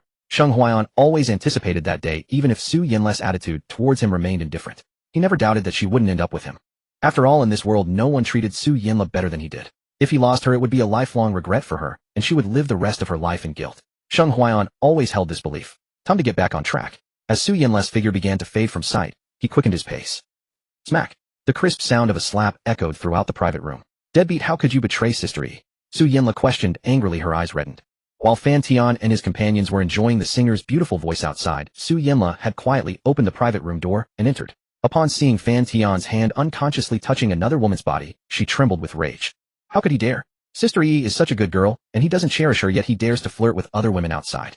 Even though Fan Tian was Zhou Wen's brother, Su Yinla couldn't control her temper, stormed over and delivered a swift slap. Stunned. Not only was Fan Tian shocked, but Chen Shui and Yin Ruzhen beside him were also left in a state of disbelief. Who is she? Sister. Caught. The first to react was Chen Shui, who looked at the slapped Fan Tian with an indescribable anger surging in her heart. How dare she? Even as a sister, Chen Shui had no intention of being polite. If she didn't want to, then she could just leave. Fan Tian had plenty of time to spend with her. Moreover, with such a thoughtless and temperamental sister, Chen Shui scorned the idea of being with her. What are you doing? Are you sick or something? Chen Shui snapped, angrily reaching out to slap Su Yinla. But in the end, Fan Tian stopped her. What are you doing? Don't you know he has a girlfriend? Su Yinla fired back angrily, her eyes filled with fury. So what if I know? If you don't like it, you can leave, you little brat. Chen Shui immediately retorted in anger. If she minded, then she should just leave. Why act tough? What a malnourished. Chen Shui couldn't help but puff up her chest. She could be demure in front of Fan Tian, but that didn't mean she had to be that way with others. Shameless slut. Su Yinla was furious, almost ready to strike again. Enough. Everyone cut it out. Xiao Shui, you and Sister Yin, step outside for a moment, or I need to talk to her. Fan Tian's expression was calm, as if the slap had not been directed at him. Yin Ruzhen, watching Fan Tian being slapped, felt a mix of anger and more of a sense of longing. See, I told you not to be so reckless and to watch your image. But you didn't listen. Caught red-handed, huh? But who is this furious girl? She's not the obedient Su Yi from that night. That obedient and sensible sister was someone Yin Ruzhen genuinely liked, as if looking at her own daughter. Sister Xiao Shui, let's step outside for a moment. Yin Ruzhen walked over and pulled the angry Chen Shui away, understanding why Chen Shui was so furious. Protecting her. Although she was also very angry, she hadn't lost her mind, as Chen Shui almost did. Thus, she felt even more jealousy and envy towards Fan Tian. Jealous of her own man, how ridiculous. Yet Yin Ruzhen felt a hint of it. Sheng Huaiyan, you should leave too. Su Yinla controlled her temper and coldly scolded her friend, who had followed her. Upon hearing this, a trace of inexplicable disappointment and jealousy flickered in Sheng Huaiyan's eyes. He had never seen Su Yinla so furious outside, especially over a man. Lele, why don't we just let it go? He's just your roommate's boyfriend. Let your roommate handle it, let's not meddle. Sheng Huaiyan, I told you to get lost, can't you hear me? Su Yinla exploded instantly. Upon hearing this, Sheng Huaiyan felt even deeper disappointment. He never expected Su Yinla to scold his friend of many years over a stranger. In that case, he wouldn't blame himself for being cold towards her in the future. If she wanted to regain his warmth, it was nothing but a delusion. Losing someone as good as him, she would definitely regret it. With such feelings in mind, Sheng Huaiyan resolutely walked out of the private room. Why so angry? Sit down, Lele, would you like a drink? Fan Tian poured a glass of wine and placed it before Su Yinla. Fan Tian's composed demeanor made it seem as if he were not the one caught cheating, nor the one who had just received that slap. Su Yinla grew even more infuriated at the sight. Don't give me that. Sister Yi is so wonderful. Why don't you cherish her? Why cheat on her with another woman? Do you feel no? Su Yinla's chest heaved with rage as she fired off a barrage of accusations at Fan Tian. How could he not feel remorse when Sister Yi was so gentle, virtuous, and considerate? Why did he remain so unruffled? Cheating. Does the law prohibit having two girlfriends? It doesn't forbid a relationship from existing simultaneously. Since it's not forbidden, why can't I? And why do you think I don't cherish Yi? Fan Tian said indifferently. You? How can you be so thick-skinned? How can you be so shameless? How can you say such things? Su Yinla's face flushed crimson, her whole body trembling with fury. She wished she could grab the wine glass on the table and smash it into that scumbag's face. How could he be so detestable? All right, Lele, don't be angry. To be honest, I knew this slap was coming sooner or later. I thought it would be from one of my women, but hearing this, Su Yinla trembled even more with rage. Was he saying she wasn't worthy? She was Sister Yi's best friend. Why shouldn't she stand up for her? You deserve it. This slap was on behalf of Sister Yi. So I accept it. Because Yi wouldn't strike, and I know this will hurt her deeply. So I accept the slap you delivered for her. If you're still angry, you can hit me a few more times. Consider it revenge for Yi. Su Yinla had a belly full of accusations, but they died on her lips. So thick-skinned. A few more slaps. Your face would hurt, but wouldn't my hand hurt too? You damn scumbag, don't think I'll let you off that easily. Su Yinla downed the wine in one gulp, but it didn't ease the frustration. You'd better break things off with those other women and stay true to Sister Yi. Otherwise, break up with her. She's too good for a scumbag. Upon hearing this, Fan Tian's eyes narrowed slightly. On what grounds do you question me? As Yi's best friend. If it came down to a choice, do you think she'd pick you over me? I won't let go of Yi or anyone else. And why do you think she wouldn't be happy with me? Why do you think I'm not the man most worthy of you? Su Yinla faltered because she knew Fan Tian might be telling the truth. Su Yi had been acting strangely, almost bewitched lately. That was the source of Su Yinla's inner frustration. However, since we both care about Yi, I can agree to a few conditions. Let's pretend today never happened, and I'll explain everything to Yi later. Seeing Su Yinla about to explode with anger, Fan Tian knew he shouldn't push further. Fine, since you say so. Then give Yi an apartment, a car, and a one-time gift of 1 million yuan. No strings attached, non-revocable. Since you claim to want to treat her well, this shouldn't be a problem, right? Su Yinla sneered. She knew that the gentle-natured Su Yi was completely under Fan Tian's spell. Since it was a done deal, she might as well secure the maximum benefit for Su Yi, so that if they ever broke up, she would have some material security. Otherwise, with Su Yi's personality, she would be taken advantage of completely. I was going to buy her those things anyway. The location can't be shabby. Don't fob her off with something cheap. Same for the car. After half an hour of discussion, the two finally reached a deal, though Su Yinla still looked at Fan Tian with undisguised hostility. She hadn't expected that the seemingly cheerful older man who had stolen her first kiss would turn out to be such a person behind closed doors. Disappointment welled up inside her. Tomorrow I'll take Yi to see some apartments. You can come too and give her your opinion. Obviously I'll be there. What if you try to weasel out of it? Su Yinla said without hesitation. Fan Tian smiled, finding Su Yinla's straightforwardness somewhat endearing. With her by Su Yi's side, that girl might not suffer too much in the outside world. Would you like a gift? Fan Tian asked. What? Are you trying to make a move on me? Su Yinla was startled, glaring. Fine, I'll save my money. Goodbye, don't see me out. I'm going out to have fun later. Have fun? No way. You're the one overthinking things, you narcissistic, perverted scumbag. I just hate scumbags. I'll cut down everyone I see. Su Yinla slashed her hand through the air menacingly. Fine, I'll save my money. Goodbye, don't see me out. I'm going out to have fun later. Have fun? No way. Didn't you just promise me 3 reasonable conditions? First condition, no playing around with that woman today. Su Yinla immediately said, recalling the slap Chen Shui had almost given her, which reignited her fury. A slut who stole someone else's boyfriend dared to lay a hand on her. And she had the audacity to say, what if I know? No, that doesn't count. Pick another one. I promised her first. Fan Tian said calmly.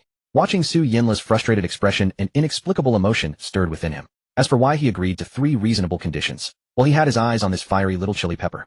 Su Yinla was dressed rather sexily today. A pair of hot pants revealed her fair, shapely long legs, and white sneakers. Her top was a solid high-neck sleeveless fitted vest, which exposed her toned waist with visible abdominal lines.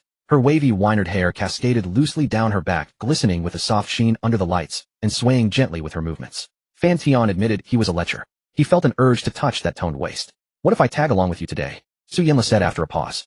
She still held a grudge over Chen Shui's attempt to hit her, so she naturally wanted to sabotage their date. But noticing that Fan Tian was still sizing up her figure, she cursed this dog of a man under her breath. Lecher. Su Yinla mentally added another label to Fan Tian. How is it?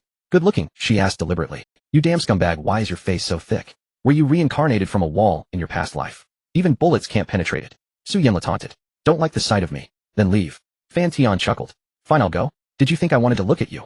Su Yinla stood up indignantly. This shameless dog of a man made her blood boil with just a glance. Oh, you're actually leaving. So obedient. Not staying for another drink.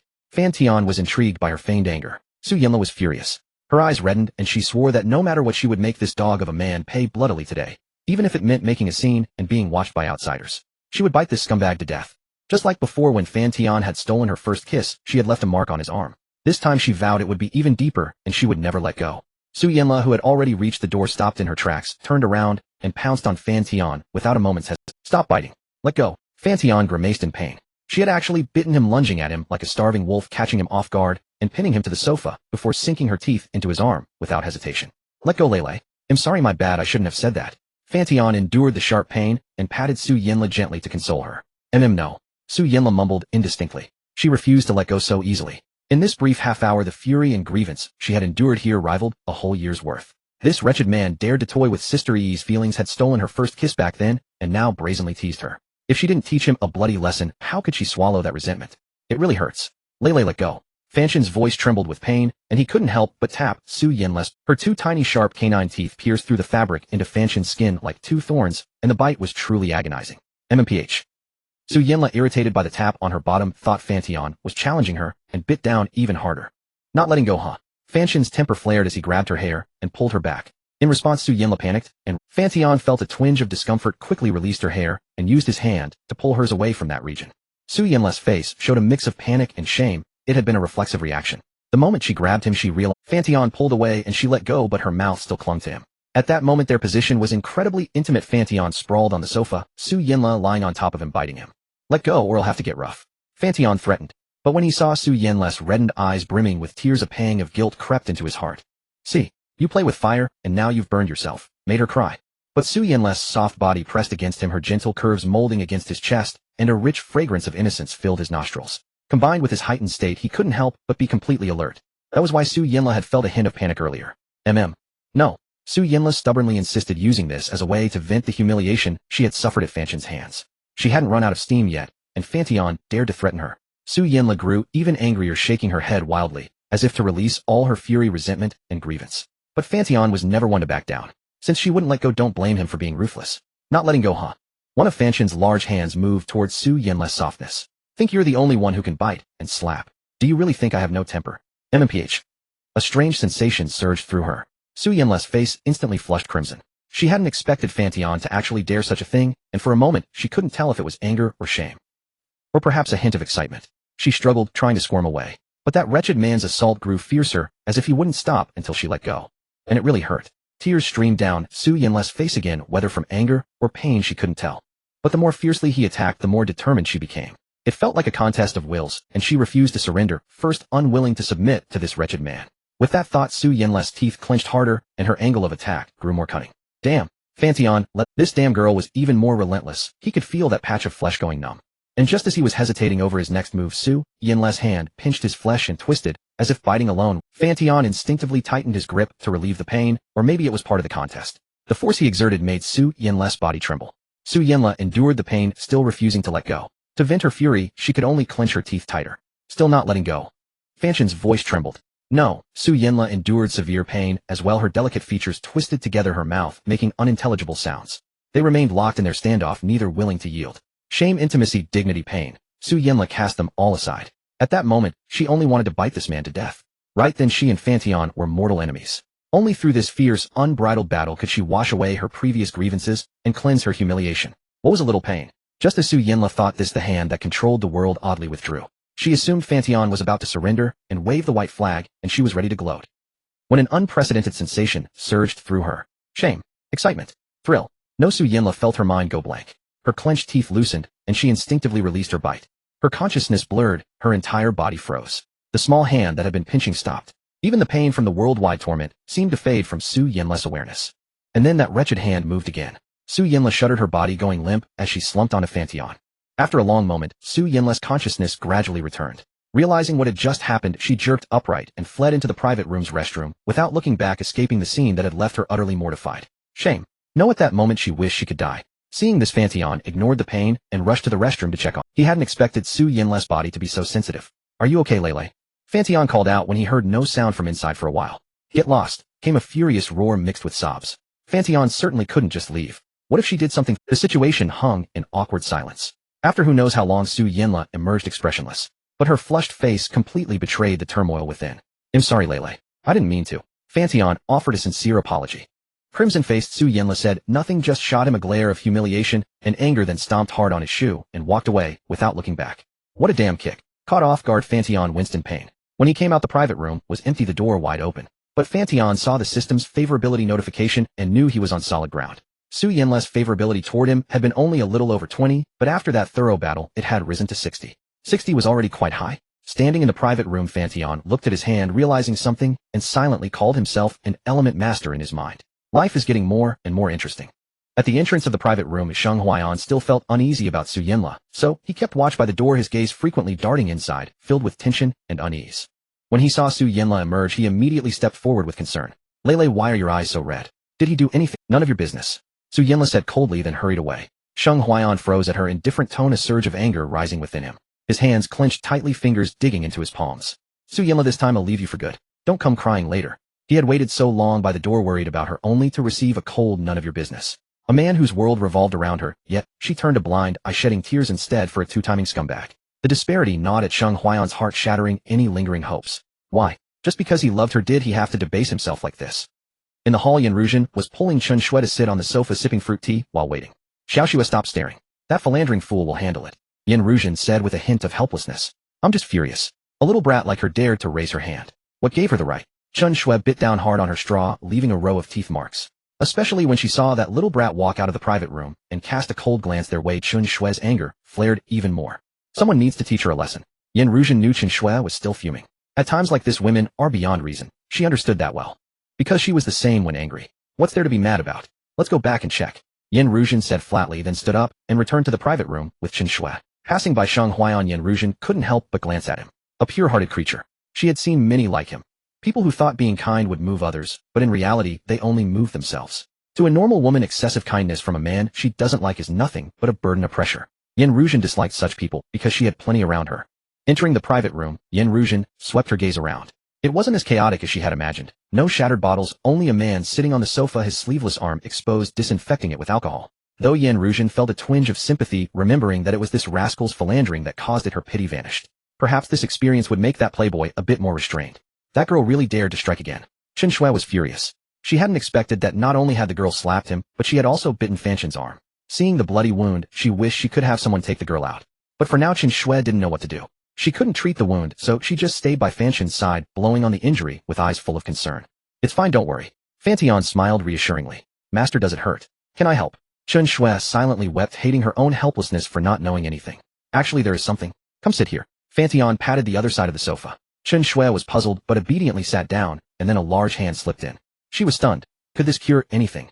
This way I can distract myself, so it won't hurt as much. Fan Tian explained. Chen Shui nodded half understanding. Pervert, even now you're like this.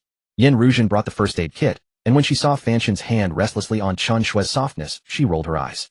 Then she went to the window and drew the curtains, turning the semi-open room into a fully enclosed one. That girl has good teeth, such neat bite marks. Yin Ruzhen remarked teasingly, looking at the bloody wound. Fan Tian glanced at it and gave an optimistic smile. Bear with it, this will sting. Yin Ruzhen warned. Then, without waiting for his response, she poured disinfectant directly onto the sharp pain made Chen Shui gasp, her gaze turning hazy. Go easy. You're hurting Xiaoxua. Fan Tian. Yin Ruzhen was speechless. Pain transference, huh? Serves you right, you dog of a man, you philandering bastard. Being bitten is what you deserve, and you still dare to bully Xiaoxua. You go easy, don't bully Xiaoxua. Yin Ruzhen snapped, though her movements instinctively became gentler. Xiaoxua enjoys being bullied by me, don't you? Fan Tian raised an eyebrow playfully and gave Chen Shui a peck on the cheek. The faint fragrance from Chen Shui's body combined with the soft touch in his hands stirred Fan Tian's desires. Chen Shui nodded firmly. Seeing this, Yin Ruzhen shook her head helplessly. This girl was beyond saving. She decided to ignore them and focus on treating the wound. In less than 10 minutes the wound was dressed. Don't get it wet for a while, or it might get infected. Xiaoyan, don't forget that I know a little about medicine too. Yin Ruzhen rolled her eyes. She was showing concern, and he brushed it off by claiming to know medicine. Such a clueless man. But then Fan Tian suddenly gave her a light kiss, and all her resentment melted away. What are you doing? We're outside, don't mess around. Yin Ruzhen pretended to be angry. By the way, I have something good for you. Fan Tian pulled out a small bottle and shook out 2 heart-shaped pills. Heart-shaped candies. Give them to Xiaoxua. I don't want any. I'm cutting sugar from my diet.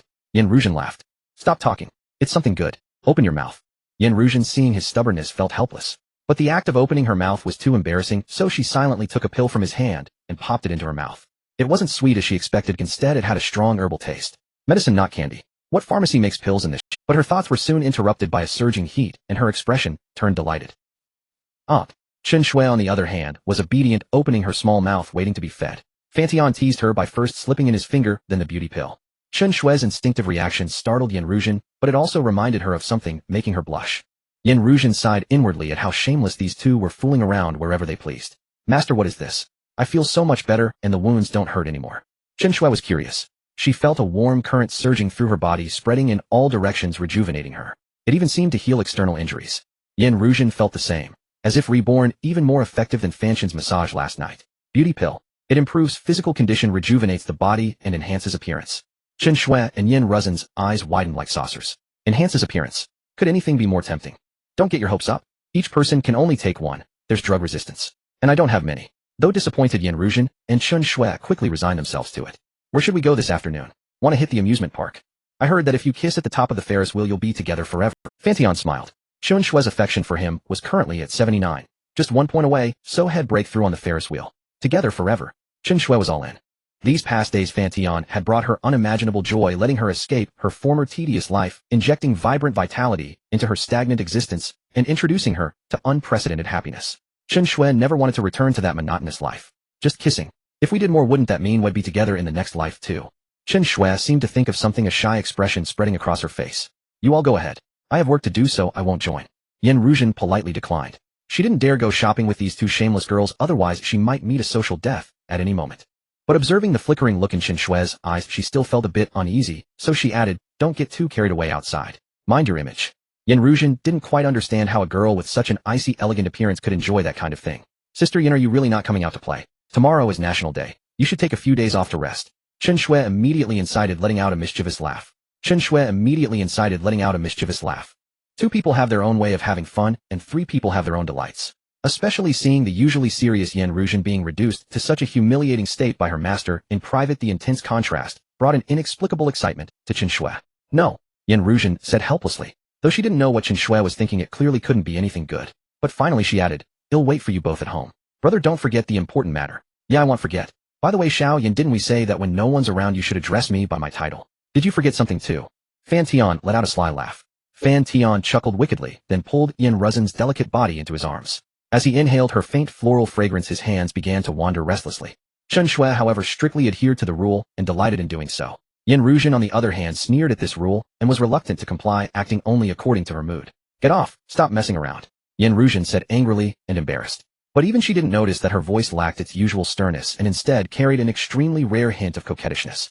Chen Shui, standing nearby, suddenly had a green glint in her eyes as she stared fixedly at Yin Ruzhen. Looking at those tempting little red lips, she even felt an impulse to kiss them.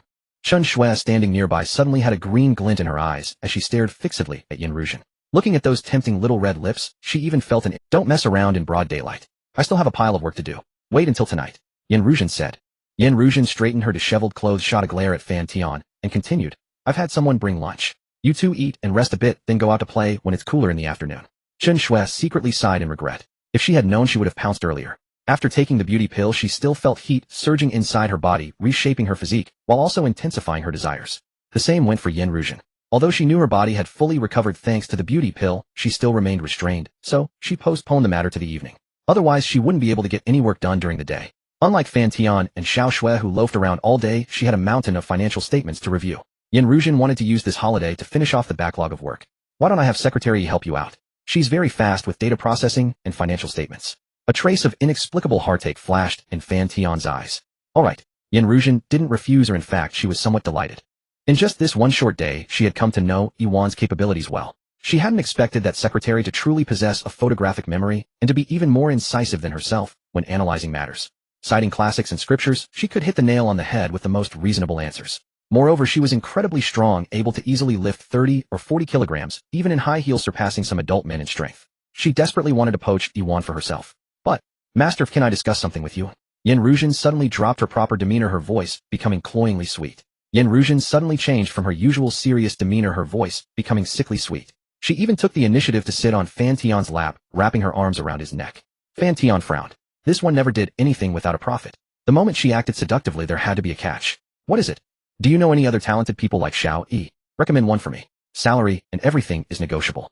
And what benefits do I get?" Fan Tian teased, flicking a strand of Yin Ruzhen's hair with a playful smile. Although there was nothing concrete now, he could still dangle a carrot in front of her. "What more benefits do you want? Isn't calling you master enough?" Yin Ruzhen paused, a hint of unexpected anticipation stirring within her, though her expression remained one that said, "Don't you dare ask for anything too excessive."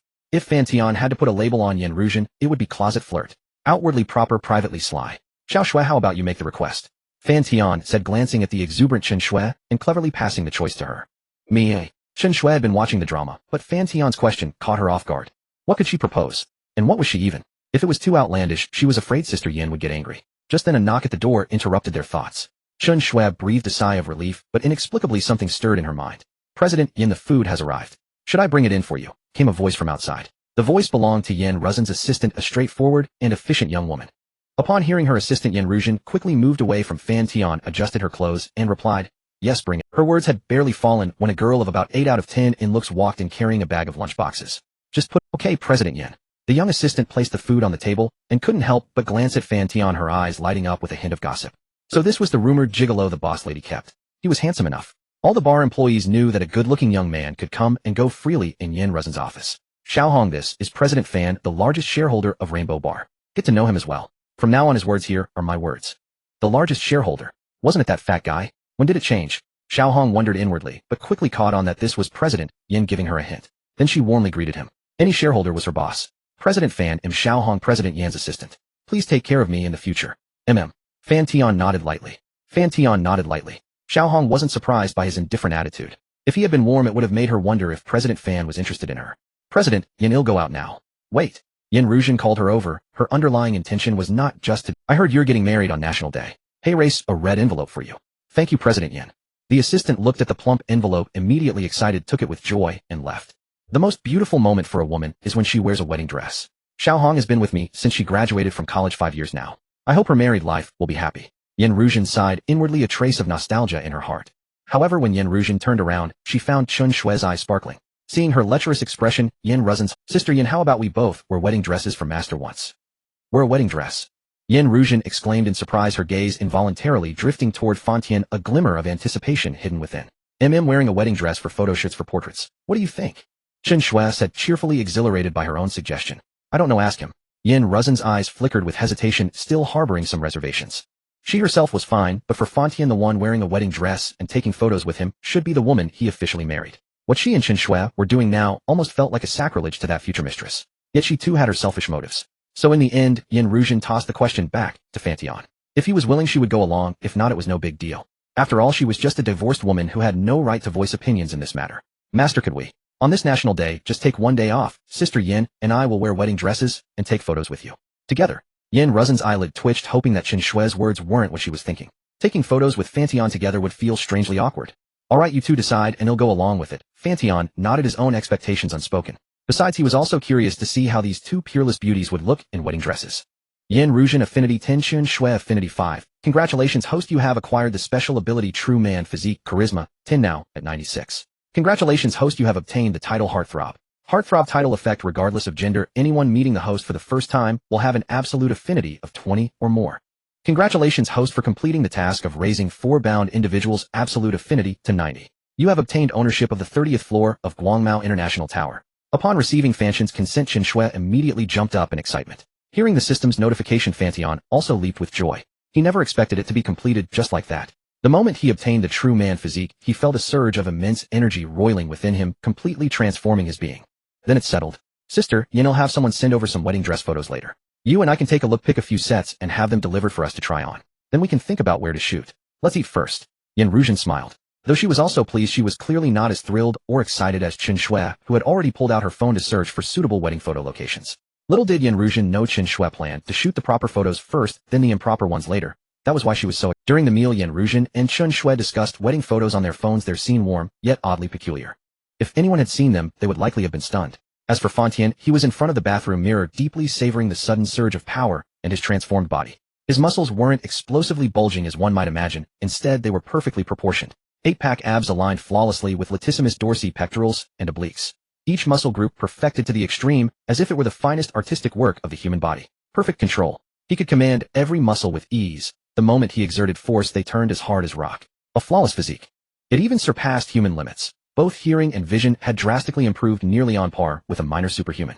At least my height hasn't changed much. Fan Tian had feared that acquiring the True Man Physique might turn him into a giant over 2 meters tall, but now he could finally relax. Perfect explosive power, perfect endurance. Everything is flawless. Fan Tian could find no defect in this. If anything, it was too perfect. Only when a crisp knock sounded from outside did Fan Tian reluctantly tear his gaze away. What are you doing in there? If it's convenient, I'm coming in. Yin Ruzhen's voice came from outside. Nothing much. Come on in, why so polite? Fan Tian replied. Hearing his response, Yin Ruzhen pushed the door open. But before it was fully ajar, she seemed to see something incredible. Her face flushed crimson as she hastily shut the door. She locked herself and Fan Tian inside. In broad daylight, you pervert. Why aren't you wearing clothes? Yin Ruzhen bit her red lip, her words somewhat disingenuous. Though she scolded, her eyes roamed freely over Fan Tian's physique, examining him from head to toe. Yin Ruzhen Affinity 2, aren't you the pervert? Seeing me naked, yet you still came in. Fan Tian teased. I came to talk to you about something. Yin Ruzhen smiled seductively, then stepped lightly over to Fan Tian, reaching out to touch him directly, abandoning all pretense of modesty or dignity. In that moment, her hidden wild side was fully unleashed. Yin Ruzhen felt as if she might drool. Every inch of muscle was so beautiful she couldn't stop touching. Yin Ruzhen could find no words to describe this body. It seemed to possess an irresistible magic that stirred her deepest desires. You can look, you can touch, but could you not bite? Fan Tian said with a hint of helplessness. He was willing to please his woman and provide emotional value. He never expected Yin Ruzhen to be just like Su Yanla, fond of using her mouth, biting the muscles on his back. What are you afraid of? Ticklish. I'm not doing anything to you, Yin Ruzhen teased. When did you become so naughty? Now I'll have to wash it, Fan Tian sighed. He enjoyed teasing others, but being teased was a different feeling altogether. Then wash it. I can help you wipe down. Wait, you actually disdain my saliva. I haven't even disdained you. Yin Ruzhen huffed and bit him again harder. Fan Tian dared not tense his muscles, so he simply lifted Yin Ruzhen onto the sink counter and pinned her hands. Alright, tell me. What's the matter? Let go of my hands first. Yin Ruzhen pouted angrily. This bastard actually dared to stop her from exploring such beauty. Fan Tian gave up and instead slid his hand into her softness. Speak up, what is it? Otherwise you might not be able to say it later. Yin Ruzhen's face flushed. Not be able to say it later. Did he mean head silence her? Like this morning. Xiao Xue and I have already picked out wedding dresses, both Western and Chinese styles. We also chose a few groom outfits for you. We need you to take a look. Anything else? That's it. Alright, let's go see them.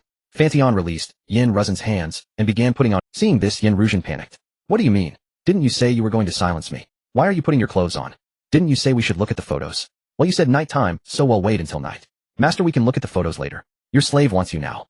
Yin Ruzhen jumped down from the sink, her soft body leaning seductively against Fan Tian, her voice dripping with tempt. No, wait until night. Can't we do it now? Please, master, be good little dog. He'll pamper you well tonight. After putting on his clothes, Fan Tian gently kissed her soft lips, chuckled softly, and walked out of the bathroom. Yin Ruzhen watched his retreating figure and stomped her small feet in frustration. That big jerk. She had finally gotten in the mood, and he had to be such a spoilsport.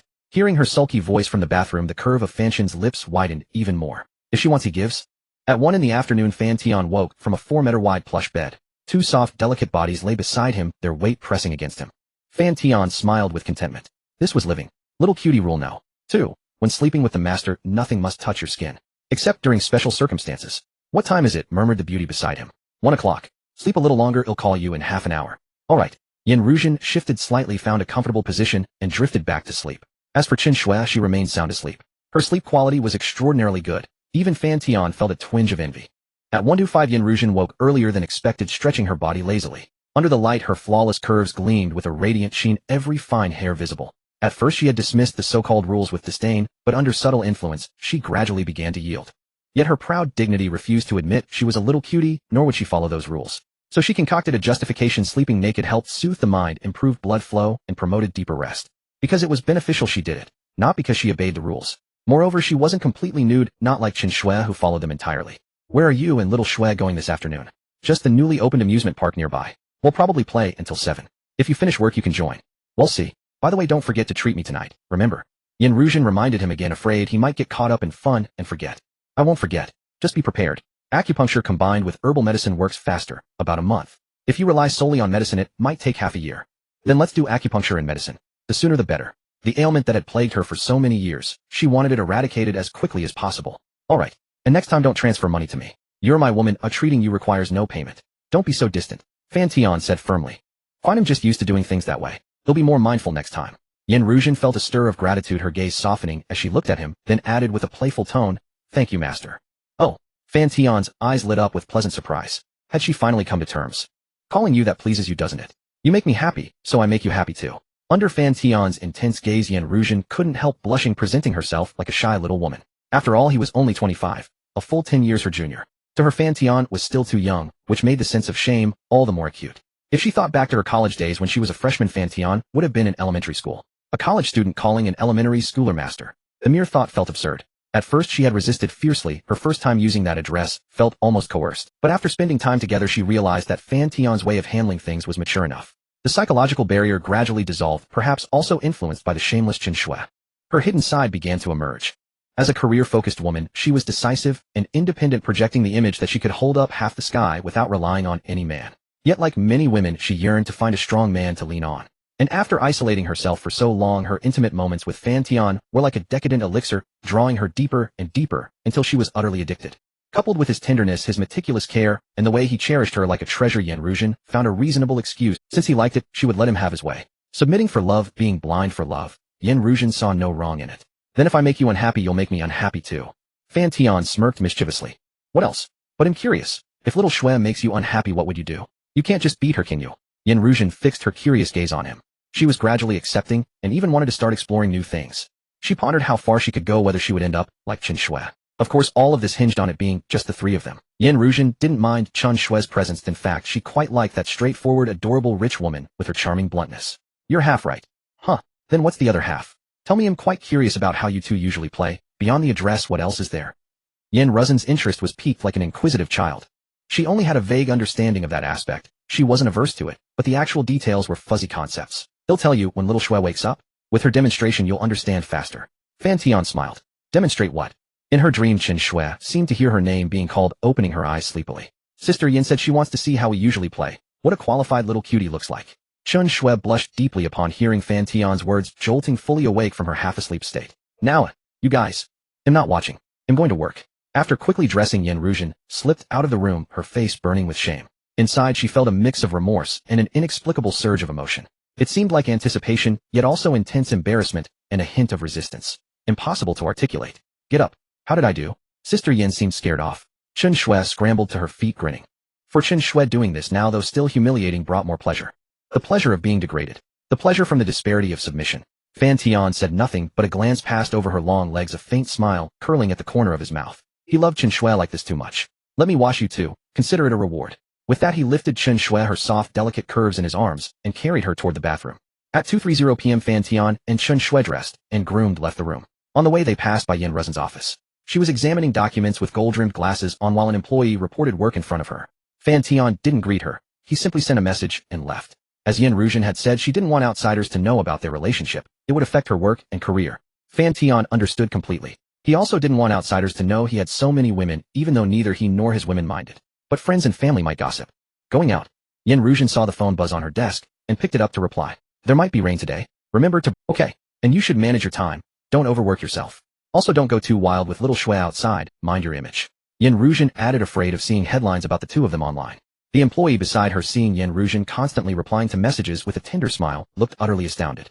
Wasn't that the same smile she had when chatting with her boyfriend back in her dating days? The rumor that President Yin kept a young lover. It turned out to be true. Realizing her indiscretion, Yin Ruzhen immediately composed herself, returning to a stern professional demeanor.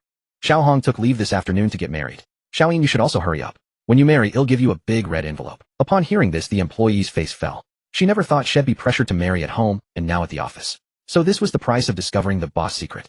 The afternoon weather was just right. A gentle breeze carried the faint scent of grass and trees, while sunlight was veiled by thick clouds, smoothing the otherwise scorching air. Refreshing. Delightful. Along the way, Chen Shui chattered like a twittering sparrow, endlessly cheerful, her face constantly glowing with smiles. Occasionally, sunlight escaping from the clouds fell upon her crystalline snow-like skin, rendering her so unreal that she seemed not of this world. Fan Tian quickly took out his phone to capture this exquisite scene. Perhaps due to poor focus, the photos turned out somewhat blurry, but Fan Tian felt that was even better. Beauty need not be presented in only one way. Oh, hazy beauty is also a form. Holy cow, what a huge bird. Chen Shui's untimely exclamation shattered her unique aura instantly, bringing them back to reality. Come and see. Fan Tian followed Chen Shui's gaze and saw a gigantic creature, towering not far away, roughly over 10 meters high. It was indeed a bird, a statue of a giant eagle spreading its wings, which also meant that today's destination was approaching. Fan Tian and Chen Shui leisurely alighted from the BMW. This BMW X7 belonged to Yin Ruzhen. He found the Phantom too flashy, so he had driven Yin Ruzhen's car instead. He was dressed very casually today, a pair of loose cargo shorts on the lower half, a black tank top, and a thin summer jacket on the upper. As for Chen Shui, she wore a white fitted spaghetti strap mini dress, which perfectly showcased her devilish figure. On her feet were a pair of black sneakers revealing her smooth ankles, and a sun hat on her head. She was unmistakably a sporty beauty. Although she wore a mask, her stunning figure was far too distracting. As they walked, the eyes of everyone around kept falling upon her. In the past, Chen Shui would have frowned, but now she clung to Fan Tian's arm, excitedly scanning the street stalls outside the amusement. Brother, shall we go check that out? Outside, Chen Shui addressed Fan Tian as brother. Although she was older than him, so what? Does calling someone brother really mean he's older? Even dad isn't always a dad. Summer inevitably calls for cold drinks and all kinds of delicacies. Fan Tian naturally took Chen Shui's hand and headed toward the nearest stall. Is this stinky tofu? It smells so good. Even through her mask, Chen Shui caught the unique aroma. She sniffed curiously, eyeing the sizzling, stinky tofu in the fryer, her mouth watering. Young lady, haven't you had stinky tofu? Want to give it a try? 10 years of tradition, unique seasoning, authentic. The ingredients are all naturally fermented from tofu, not like those high-tech fakes online. The stinky tofu vendor was a chubby uncle with tattooed arms. He seemed like a man with a story, but his attitude was quite polite, and his gentle smile made people unconsciously forget the bold tattoos. 2 large portions, how much? Sure, large ones are 15 each. After saying that, Fan Tian took out his phone, scanned the code, and paid 30 yuan. The vendor was quick. Within 5 minutes, steaming hot stinky tofu arrived. Fresh from the fryer, the tofu was golden on the outside. Dipped in sweet chili sauce, each bite was incredibly crispy. Crispy on the outside, tender inside. The rich aroma combined with the special seasoning created an irresistible, unique taste. Eat up. Why are you looking at me? The first bite. I want brother to feed me. Chen Shui shook Fan Tian's arm and whispered in his ear playfully. This coquettish demeanor would have been utterly impossible for Yin Ruzhen, but Chen Shui was different. She felt free to do as she pleased around Fan Tian. In public, Chen Shui was a thoroughly love-struck little girl, not even caring about the envious looks from strangers. Open. Fan Tian speared a piece with a bamboo skewer, blew on it several times, and even tested the temperature with his lips before placing it in Chen Shui's mouth. Chen Shui's eyes instantly narrowed as she exclaimed how delicious it was. Fan Tian smiled at her joyful expression. Eat slowly, there are lamb skewers, beef skewers, charcoal grilled chicken wings later. We'll taste them all along the way. Then you have the rest, brother. Help me finish it. I'm saving room for other foods. Fan Tian didn't hesitate for a second before taking it. He had eaten so much of her home-cooked food, eating a bow tie's leftovers outside was nothing. Besides, this stinky tofu was tasty, and it couldn't be wasted. Perhaps this was a side effect of the true man physique. His appetite had grown considerably. Fan Tian had become a veritable glutton. What's this? Chen Shui pointed at a green vegetable on the grill stand. It's Chinese chives. Haven't you had it before? Chives were a regular at barbecue stalls, known along with oysters as a man's fuel station. In the past, when Fan Tian passed a barbecue stall after work, he would always order a couple of skewers to sustain his energy. Now what's it like? Is it good? It tastes okay. I heard it's supposed to boost vitality and kidneys, so many people order it. Just okay. I want to try it. Boss, give me 20 skewers. A vein bulged on Fan Tian's forehead. Can you finish that many? Ordering so much. Isn't that why I have you?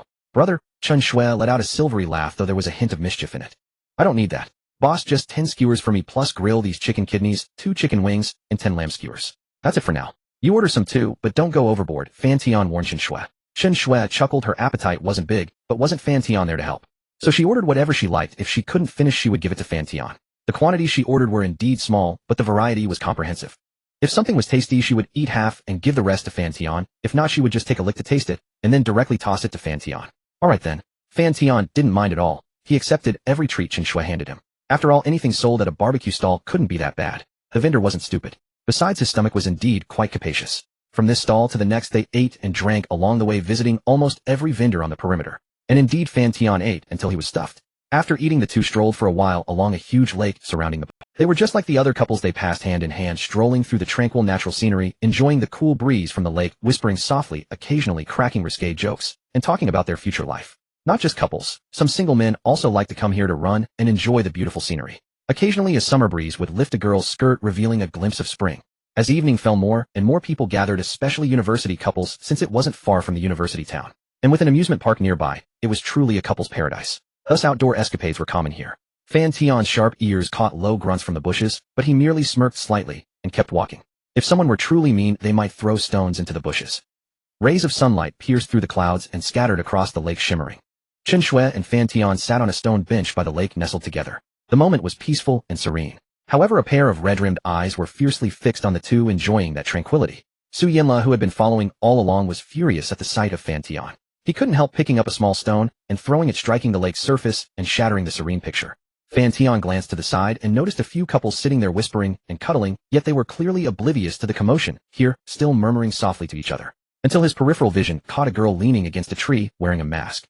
Who else could it be but the university belle? Su Yanla had changed into a sweet and cute JK uniform.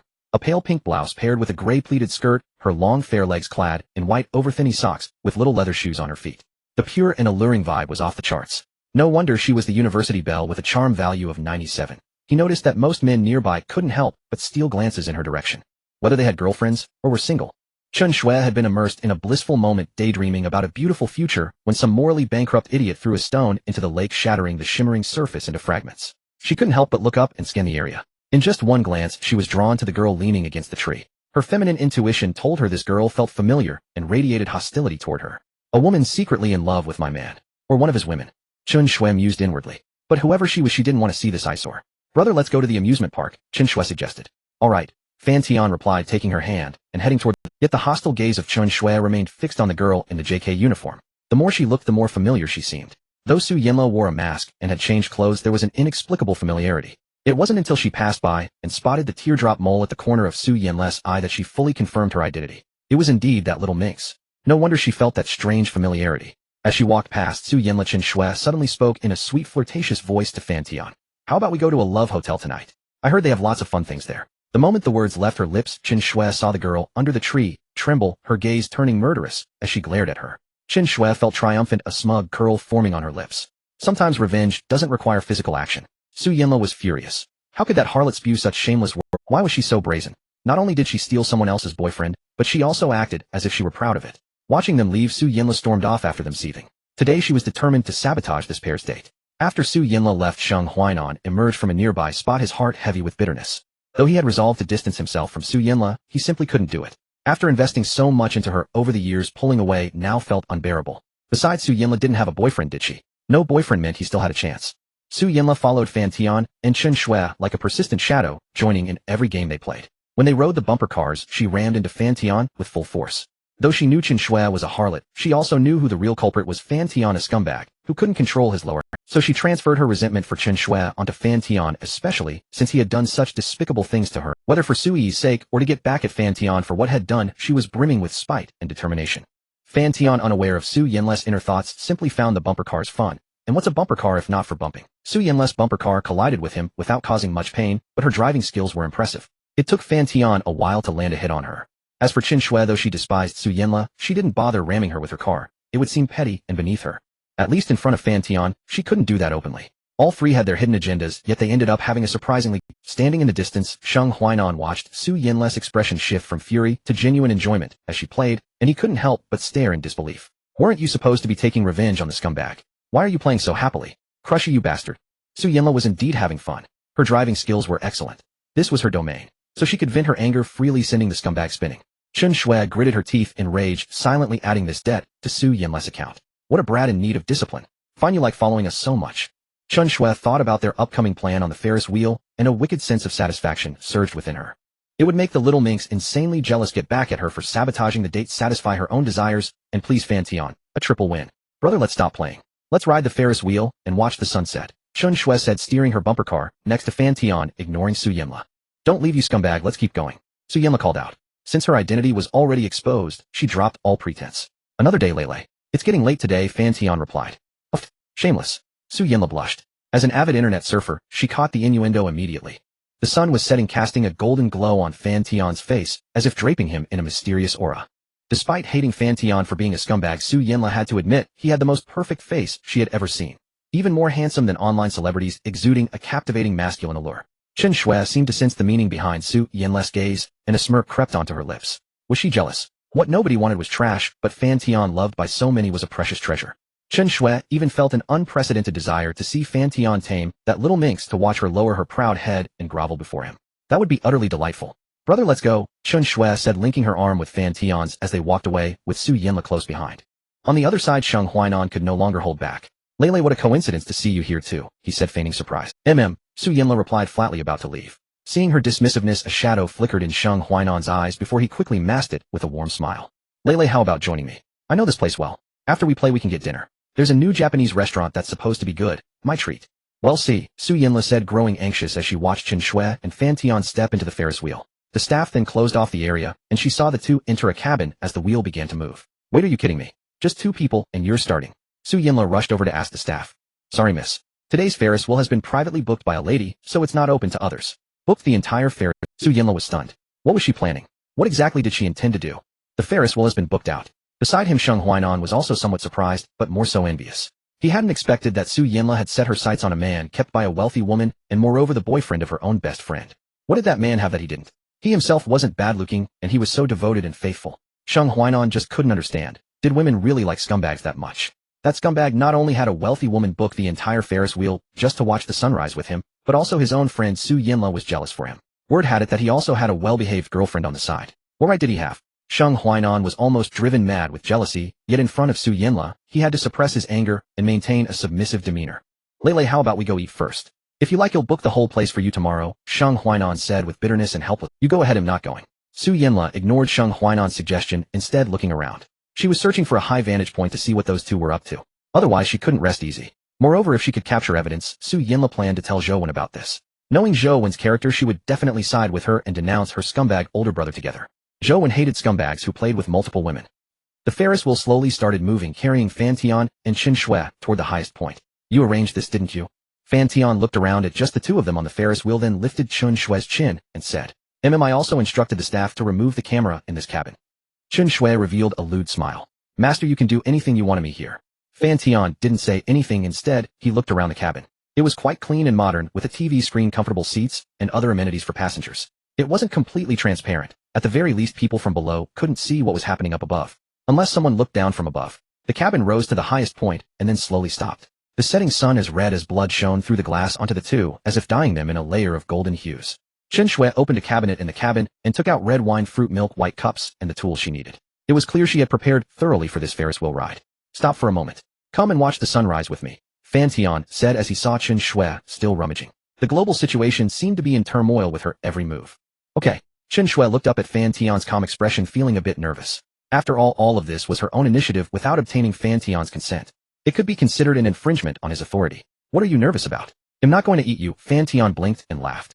I'm not nervous, Chen Shui said unconvincingly. You've prepared quite thoroughly, bringing all the tools of the trade, Fan Tian teased. I want to leave the most unforgettable memory here. Chen Shui leaned against Fan Tian, gazing at the beautiful scenery in the distance. A golden ray shone on her face as if spreading a layer of crimson. The scenery was like a fairyland, and Chen Shui was deeply enchanted.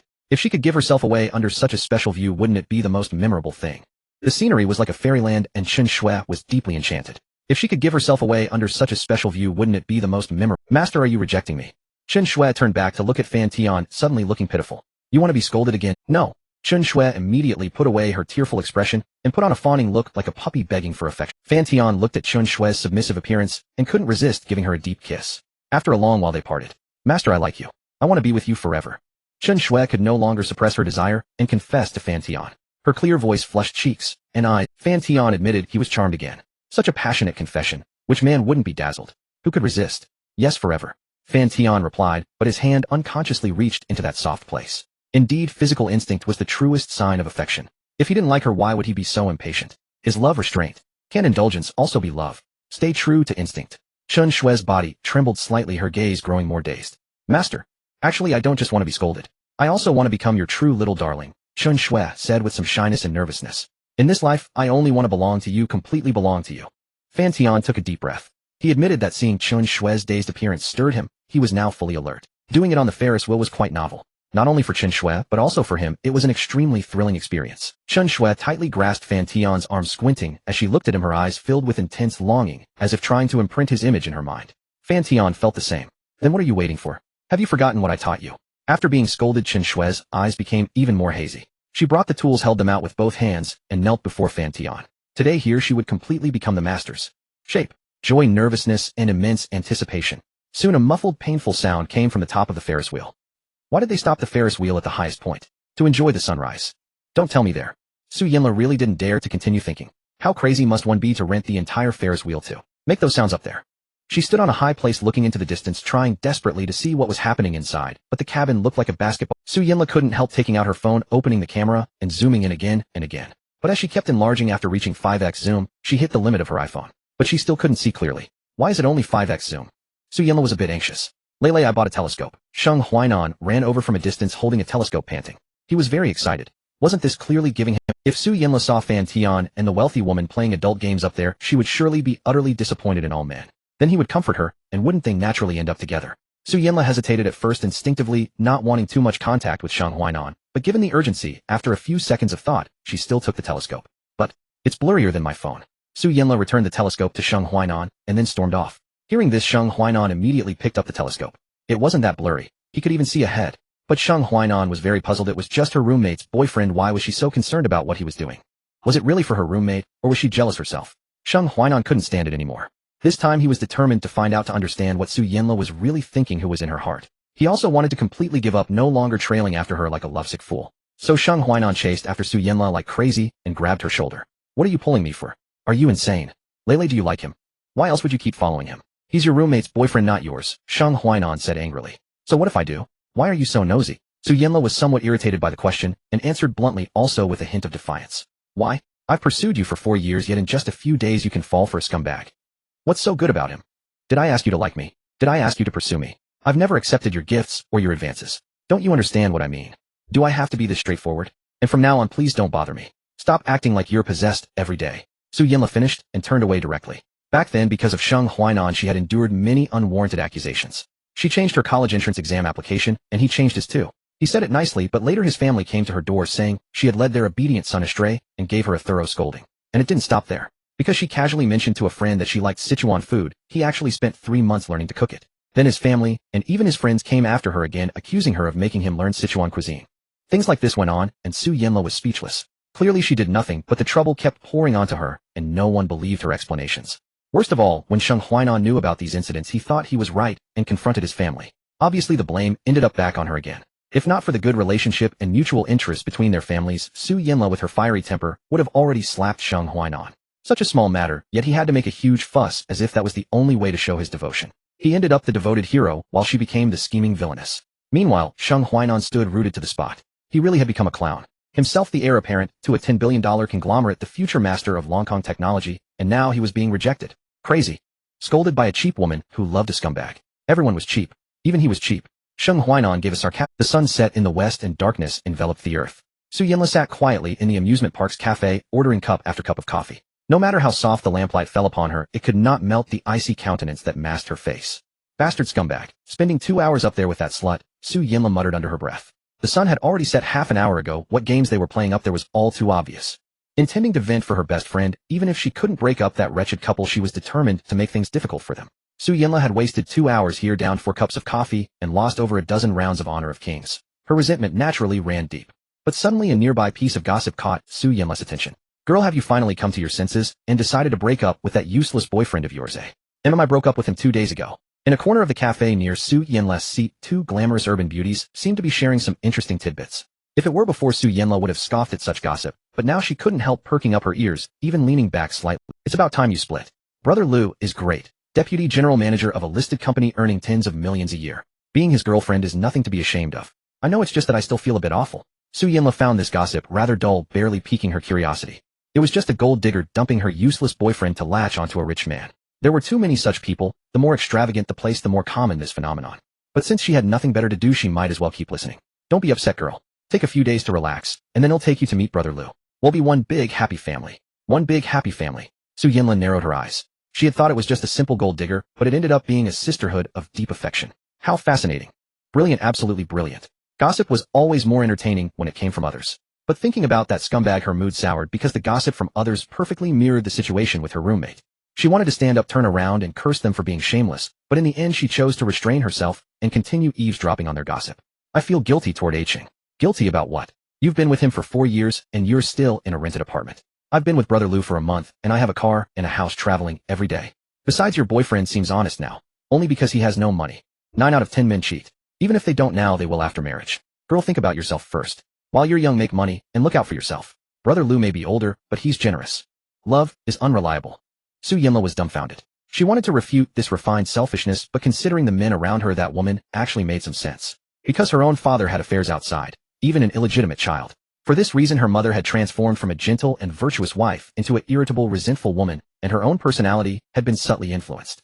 Lost in thought, Su Yinla suddenly felt exhausted, and her spirits sank. She genuinely wished she could be reborn as a man, and see if controlling one's lower half was really that difficult. Just then the Ferris wheel outside began to move, snapping Su Yinla out of her reverie. But her gaze was now complicated, no longer filled with the initial hostility and resentment, but rather a sense of calm. Forget it. Whether he's a scumbag or not, he won't hurt me. Right now her own happiness came first. Su Yinla decided not to follow that wretched couple anymore. They could do whatever they wanted. Hey, when you want to come out for some barbecue? Su Yinla sent a message to their 3-person group chat. Although Fan Tian was a jerk, Su Yinla wouldn't fall out with Zhou Wen over him, especially since he was Su Yi's boyfriend and had, besides, she had tried to stand up for Sister Yi, but ended up being taken advantage of by that scumbag. Such a loss. Groped? Of course that bastard didn't have it easy either. He was bitten until he bled. OBK, I've got nothing to do. Send me the location and I will be there right away. Su Yinla thought for a moment, then sent a different location. That jerk might be despicable, but Sister Yi was innocent. She didn't want to tell Yi about Fan Tian's cheating just yet, at least not until Su Yi had secured her share of the benefits. Meet you, pub. Lele, why are you going there without us? Are we still best friends? Isn't the last day of class tomorrow? If I take you skipping class to a pub, your brother will kill me. Su Yinla replied with a sarcastic message, then chuckled. Screw him. That bastard is probably out messing around somewhere. He'll text him and ask. Zhou Wen replied fiercely. He really was messing around, Su Yinla was certain. With a slut no less. Just thinking about that woman soured her mood. Big-chested, empty-headed, shameless slut. Su Yinla cursed viciously in her heart. Sister Yi, ask him where he is, and tell him to come pay the bill. Zhou Wen suddenly mentioned in the group chat. Su Yi, who was suddenly called out, was flustered. She hadn't said anything, so why was she being mentioned? But since she was Fan Tian's girlfriend, asking about his whereabouts should be fine. So she sent a message asking if Fan Tian was free. He said he's busy tonight, and can't make it, but he transferred some money for us to have fun. Su Yi replied in the group. Su Yinla sneered when she saw this. Of course he was busy. He was probably walking toward the cafe with that slut in plan. What a small world. Lele, you're here too. Fan Tian recognized the familiar figure and paused, then decided to greet her. What a coincidence. Su Yinla replied calmly. Aren't you going to the pub with Wen and the others? Why are you drinking coffee? Coffee and alcohol shouldn't be mixed. Bad for the stomach. Fan Tian walked over with Chen Shui and sat across from Su Yinla. Chen Shui and Su Yinla exchanged a glance, and the air thickened with tension. Going to a pub doesn't necessarily mean drinking. If you're worried about your sister and girlfriend, you can come along. Su Yinla's lips curved into a provocative smile as she looked at Chen Shui as if daring her to accompany Fan Tian to meet his sister and girlfriend. I have things to do later. Maybe tomorrow. Fan Tian remained unfazed by Su Yinla's taunts, his expression calm. Su Yinla scoffed, silently mocking his cowardice. But he'll drop you off later. I have something to give them anyway. It's on my way. No need. Did you drive here? He'll take a cab. Fine. Check the fare on Didi and transfer the money to me. Take my car. It's a luxury ride. Fan Tian chuckled. Luxury ride? Are you going to abandon your companion? If so, I'm game. Su Yinla sneered, throwing a challenging glance. Chen Shui completely ignored the girl's provocation, gazing at Fan Tian with adoration. Brother, you take this little sister. I'm really tired from all the fun and want to go home and rest. Her voice was syrupy sweet. Disgusting. This was nauseating. Su Yinla watched Chen Shui's act with rising anger. Number 129. Upon hearing the broadcast, Fan Tian rose and headed to the counter. Sister, does stealing someone else's boyfriend really give you that much satisfaction?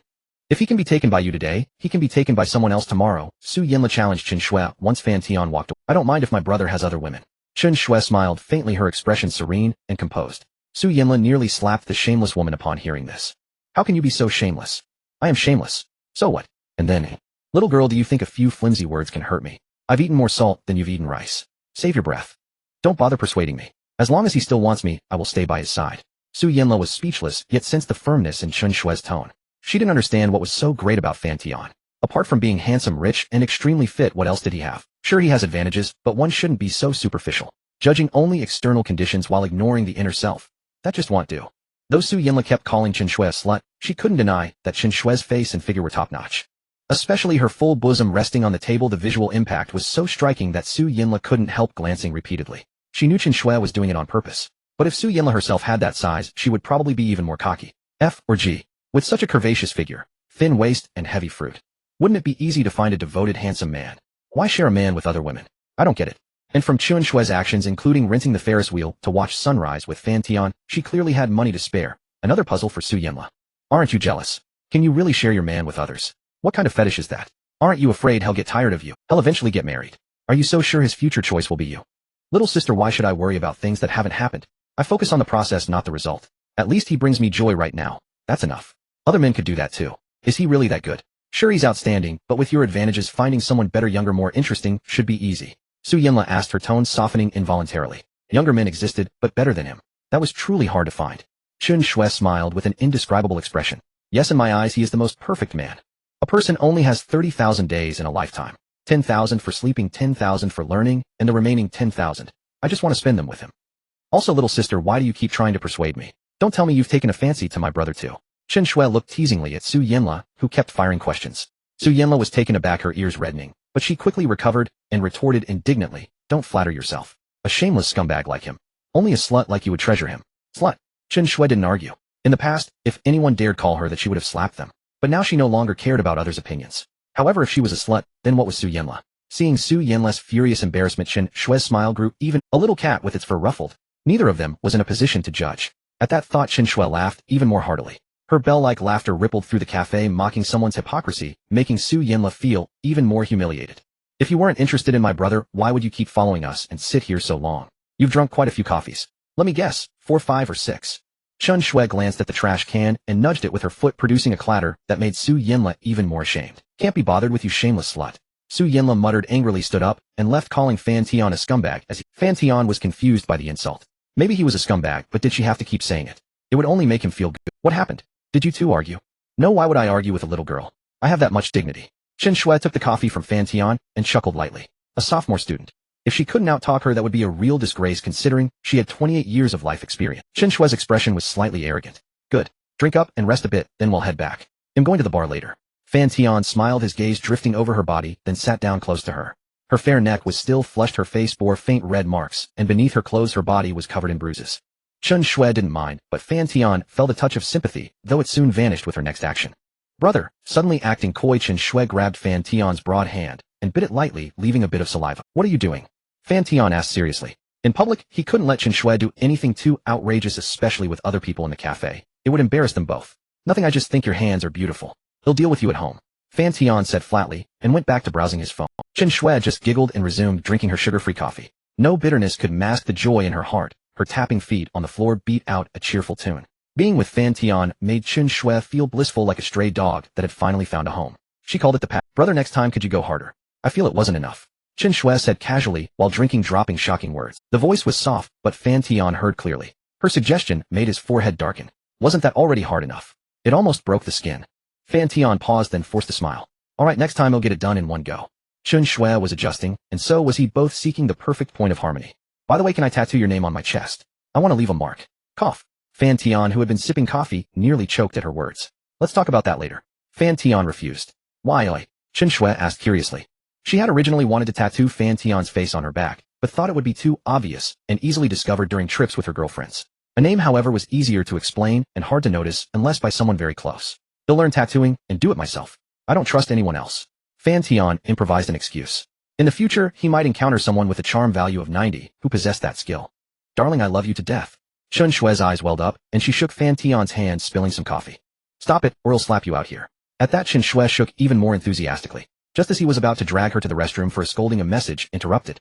Let's go. The kid ran into a little trouble at the amusement park entrance. We need to help sort it out. Fan Tian said to Chen Shue and stood up. You haven't finished your coffee. Still want it?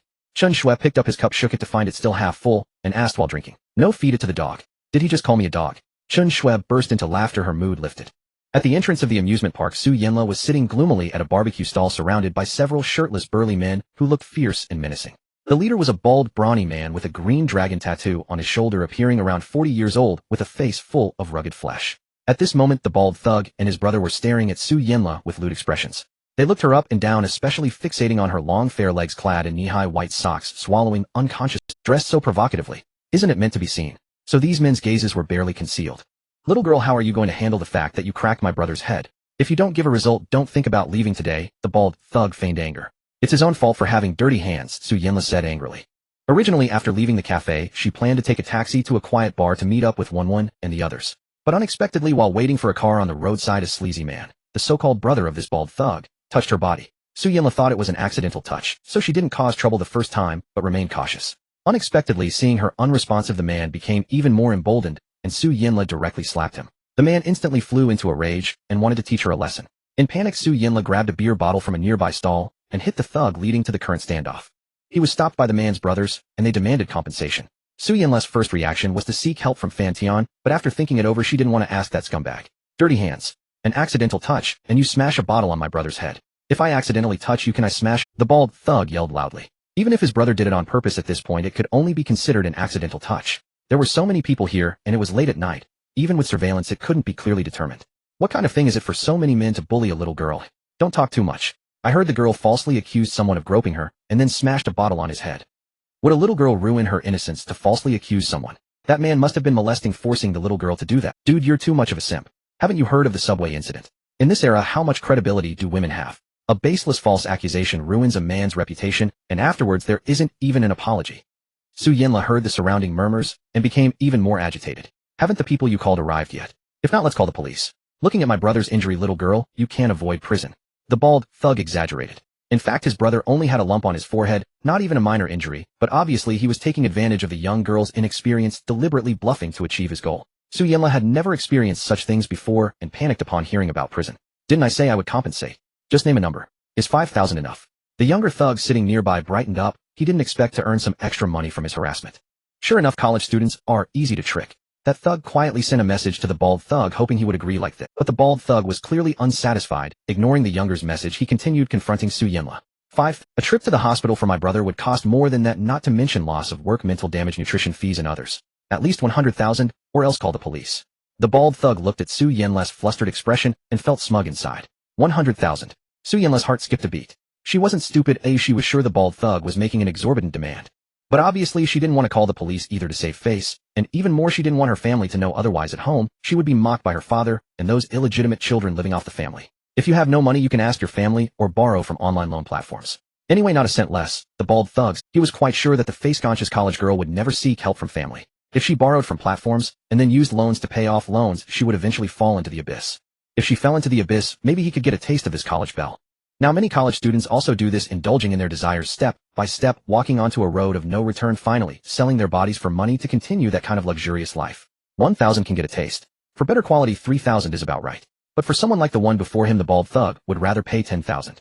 If she had any additional identity value, he wouldn't mind paying more. 100,000. That's about the price for breaking a person's leg. A sneering voice came from the crowd, yet it exploded like a thunderbolt in the air. Hearing this, the crowd parted to make way. When Su Yanla saw Fan Tian walking out from the crowd, for some reason her heart, the bald thug saw Fan Tian bringing a stunning beauty with him, and his gaze immediately shifted to Chen Shue, his eyes burning with lust. He had never seen a woman with such curves and such a beautiful face. If he could have a taste, the bald thug would rather lose 10, but the man beside her was truly an eyesore. Who are you? Trying to scare me? Yang Qing stood up, glaring fiercely. Are you okay, Lele? Fan Tian ignored the burly Yang Qing, instead focusing on Su Yanla. Seeing she was unharmed, he felt relieved. I'm fine. Su Yanla stood up, intending to walk to Fan Tian, but Yang Qing mistakenly thought she was trying to escape, and reached out to grab her, only to be blocked by Fan Tian. What do you think you're doing? Fan Tian said calmly, tightening his grip, making Yang Qing wince in pain. What the hell are you asking for, deaths? Yang Qing steeled himself, shouted in rage, and kicked Fan Tian hard in the shin. This made him even more painful, as if he had kicked a steel plate. You hit me, Fan Tian smiled mockingly, then slammed a heavy slap across Yang Qing's face, sending him flying crashing onto a table, losing 3 teeth, and his face instantly swelling up. The onlookers were all startled by this domineering man's sudden action, stepping back, afraid the conflict would spread to them. What kind of extraordinary tough guy was this? A single slap actually sent a man flying over 3 meters. But they didn't leave, instead they stood at a distance and took out their phones. Now this is worth 100,000. Fan Tian walked over, lifted Yang Qing's face to examine it, and couldn't help but chuckle lightly. Puffy and kind of cute. Meanwhile, Yang Qing looked as if he had seen a ghost, his eyes full of fear. He really felt like his head had been hit by a train, his mind was still dazed. Courting death.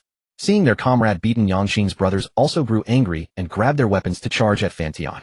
Obviously within a minute they were all lying on the ground, moaning, their faces swollen like pigs. The worst off was one who planned to grab Su Yanle and Chen Shui with a knife to threaten Fan Tian, but unexpectedly, he was slapped flying by a western-faced woman beside them. Fan Tian still had some restraint, being human and having some humanity, but Yiwan completely followed Fan Tian's order. Don't kill them, meant just leave them barely alive. That was Yiwan's understanding. Is this okay, Su Yanle was somewhat dumbfounded. Being protected by Fan Tian made her feel delighted, but seeing the groaning thugs everywhere, she couldn't help but worry. Can't we reason with them? We have money. Why reason with them? Chen Shui laughed domineeringly. Unlike Su Yanle's worry, Chen Shui felt extremely excited about this scene. Master, so violent. So reassuring. Kid, you're finished. You're done for life. Yang Qing saw 2 uniformed men approaching and began to spout harsh words at finished. Fan Tian merely smiled in silence. What's going on? Dare to start a fight here? A male officer stepped forward and demanded. Officer, we were drinking here when this kid slapped me right away. I didn't even fight back, and then he beat my friend like this. I suspect he has a tendency to retaliate against society. Yang Qing complained to the officer with a somewhat familiar tone, then cast a cold glance at Fan Tian, the vengeful intent in his eyes obvious. Kid, immediately put your hands on your head and squat. The male officer barked at Fan Tian. Fan Tian, officer, you can't just take his word for it. The male officer pulled out his baton from his belt and continued to yell at Fan Tian. Meanwhile, Yang Qing sneered coldly. What's the use of being tough? In this society, the male officer pulled out his baton from his belt and continued to yell at Fan Tian. Meanwhile, Yang Qing sneered coldly. What's the use of being tough? In this society, it's all about connections. Fan Tian lifted his chin, narrowed his eyes, and his expression instantly turned from calm to cold and hard. So Yang Qing and this cop are old acquaintances. Resisting law enforcement. If you enforce the law properly, you'll cooperate. But if you violate the law, who do you think you are? The hidden wildness within Fan Tian surged, and his all-scorning gaze made people pause. These arrogant words truly stunned Yang Qing and the onlookers. They wondered if this young man had some extraordinary background that allowed him to speak so boldly. He's a police officer. As for the officer's behavior, they naturally ignored it. And that officer, seeing Fan Tian so arrogant, was furious and ready to take direct action. Officer Yang, why are you doing this? It's clearly a brawl of both sides are at fault. If you're going to arrest anyone, it should be. Suddenly a slender figure flashed before Fan Tian's eyes. It was the other young male officer who had been silently watching. Officer Yang Li was not surprised by the other officer's action and said calmly, "May I ask Officer Qin, this man is a violent social element with high combat capability, a great threat to citizens, and he insulted the police. Is there any problem with my handling? You haven't understood the full story, yet you've already made such a big judgment about someone. That's already a violation of regulations. I will definitely complain to your superiors." Officer Yang Li ignored the young male officer's words, showing contempt. He then continued to yell at Fan Tian. "Final warning, put your hands on your head and squat now, or it will be considered resisting law enforcement. Are you sure? Can you bear the consequences?" Fan Tian stood silently, without moving, while Yiwan beside him watched Officer Yang Li calmly. This is really too much. It was clearly that group ganging up on this handsome young man, and they couldn't beat him. Now the officer is so biased, could he be connected to them? Unconsciously, some in the crowd couldn't stand the officer's behavior and couldn't help speaking up. I think it's highly likely. Police officers are human too, they have biases. Upon hearing this, Officer Yang Li became even more furious from shame. He had been instructed to teach Fan Tian a lesson. Moreover, normal people would be afraid when facing a police officer. But this guy was extremely arrogant. The scene immediately deadlocked. Soon several police cars arrived outside. A spirited female officer led a group of uniformed men walking over, each carrying a firearm. Officer Yang Li was startled and unconsciously loosened his grip on the baton. Why are the criminal investigation team here? And that cold-faced female captain? Officer Yang, quite an authority you have here. Unlawful enforcement and accepting bribes. The female officer walked over and surveyed the scene, slightly shocked by the chaos. Hello, Captain Qin. And the good citizen who just provided you with the video evidence. Fan Tian greeted with a smile. Qin Yuyan remained indifferent to Fan Tian's greeting, giving him a cold glance, then swept her gaze over the woman beside him. Take all the people involved in the brawl away. You come with me. Qin Yuyan gave the order, and her team members moved into action. Officer Yang Li was panicked as he was also being taken away, until an officer showed him a video. Yang Li almost spewed blood in anger. He couldn't resist breaking free and gave Yang Qing several harsh slaps. Bald, burly Yang Qing never expected how the video he secretly filmed of the bribe ended up in the hands of the police. He was beaten without a word. Speak. How did you get that person's video and photos? As soon as they got into the police car and closed the door, Qin Yuyan clamped Fan Tian tightly under her right arm. Sister Yuyan, is this how you treat a good citizen? Fan Tian subconsciously patted her round, powerful thigh. However, catching the faint scent of laundry detergent mixed with her natural body odor from Qin Yuyan, Fan Tian refrained from. Name: Qin Yuyan. Age 28. Height 168 centimeters. Weight 59 kilograms. Charm 95. Occupation: criminal investigation team captain. Intimacy 0. Affinity 70. Note: when affinity reaches 80 or above, Fighting Master and Weapon King can be unlocked. Fighting Master: all martial arts in the world will have no secrets in your eyes. Even self-created techniques can be mastered to perfection in a very short time and surpassed. Weapon King: perfect mastery of firearms and similar weapons, whether modification or shooting, can reach world-class. Cut the crap. A few years gone, and you're so capable daring to brawl in public. Tell me quickly, how did you get that person's bribery video? A friend of mine is a hacker, a very capable one. He hacked into his computer and got it. Fan Tian said honestly. That video of course was hacked by the gynoid Yuan. Don't lie to me. How could you have the chance to know some top hacker? Don't think I don't know what you've been doing lately, spending all day running around women's dens, inheriting your father's bad habits. Why don't you learn from your uncles? Qin Yuyan was furious. She curled 2 fingers into a claw and lightly knocked Fan Tian's head several times. Really, I'm not lying. I really know a hacker. Fan Tian stared directly at Qin Yuyan with wide eyes. Qin Yuyan was the orphan of his eldest uncle's comrade in arms, and she had lived with his grandfather since childhood. Before his mother passed away, every summer or winter break, she would bring Fan Tian to his grandfather's place and leave him there. Qin Yuyan was a tomboy as a child, often taking Fan Tian to steal bird eggs in his grandfather's orchard, and when they sweated from playing, she would take him swimming in the pond. Unfortunately, Fan Tian never really learned to swim as a child, unlike Qin Yuyan, who was like a fish in the water. Swimming, making paper kites, playing marbles. She mastered them quickly after seeing them a couple of times, and then she would play with Fan Tian. Before he turned 8, Fan Tian indeed had a lot of fun at his grandfather's place. However, after his mother died of illness, he gradually became estranged from his grandfather's side, and as time passed, the distance. Is that so? However, your friend hacked into someone's computer for no reason and spied on their privacy. That's a crime. Tell him to turn himself in at the police station. Qin Yuyan said calmly. Hep. Fan Tian chuckled. This calculation was slapped right in his face. What's so funny? I was doing it for your friend's own good. If someone else finds out, they might have ill intentions. Put yourself in their shoes. A hacker who can break into your phone or computer anytime. How would you feel? Qin Yuyan knocked Fan Tian's head again, just like, when they were kids. Oh, whenever he did something wrong, she would punish him this way. Don't worry, Sister Yuyan. She won't be caught. And even if she is, I have the ability to handle it. Fan Tian said calmly. Pretty capable, huh? Demon Cities, Shun Haonan, right? 1 against 18, huh?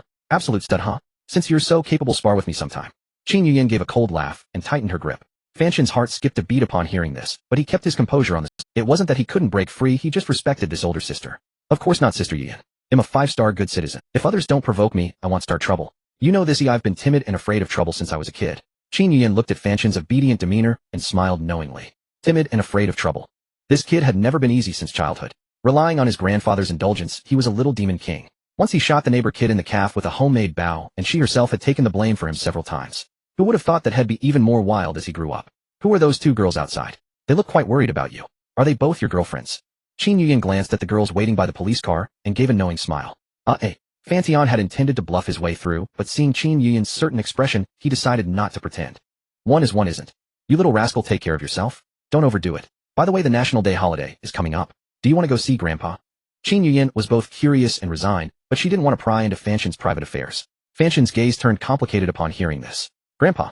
Seems like it's been 2 or 3 years since I last saw him. However, she didn't pick up that topic.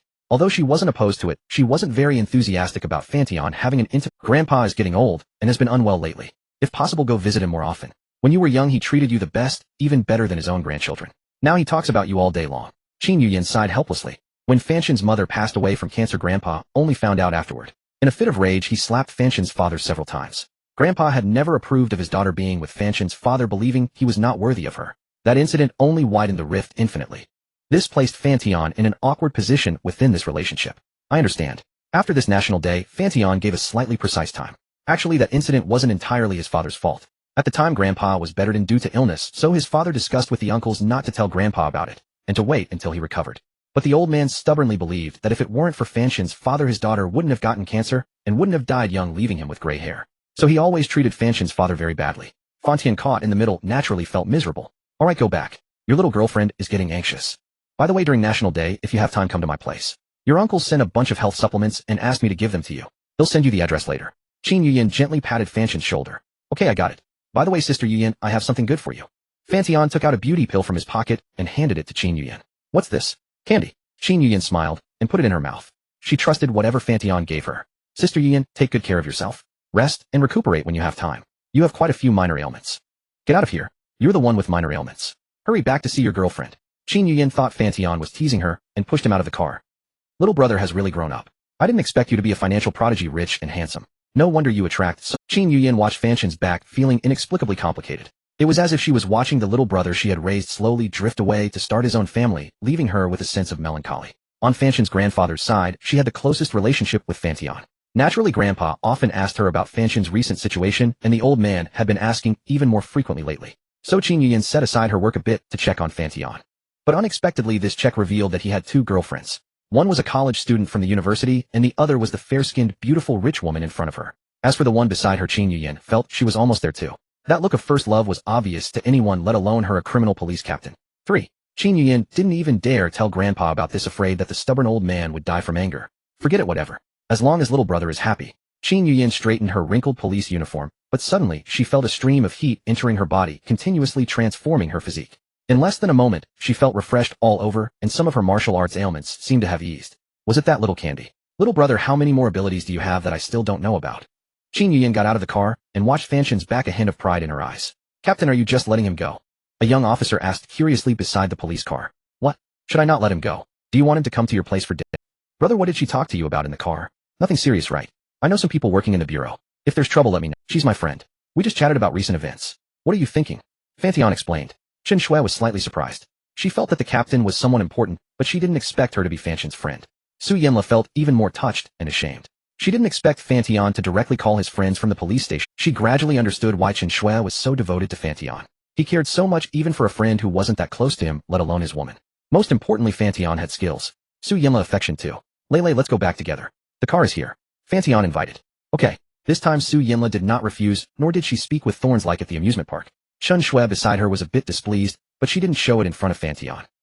In the car, Iwan was in the driver's seat, Su Yanla in the passenger seat. Fan Tian and Chen Shui sat in the back. Su Yanla occasionally glanced through the rearview mirror at the two cuddling together, feeling quite conflicted inside. Especially that brazen woman. One shoulder strap had fallen down, revealing her snowy white cleavage, yet she seemed completely unconcerned, even pulling Fan Tian's hand to press on top. This made Su Yanla burning with anger. She suspected Chen Shui was doing it on purpose because that angle happened to be perfectly reflected in the rearview mirror. Brother, Sister Yin asked when we'll be back. She's waiting at home to treat your illness. In a while, he'll drop Lele off at the quiet bar, give some things to Wenwen and then go back. Sister Yin. Treatment. Fan Tian also knows medicine. Su Yanla became even more curious, her big eyes spinning. Just how many more skills did this bastard dog have that she didn't know? You can also treat illnesses. Su Yanla asked. I know a little. Then take a look at me.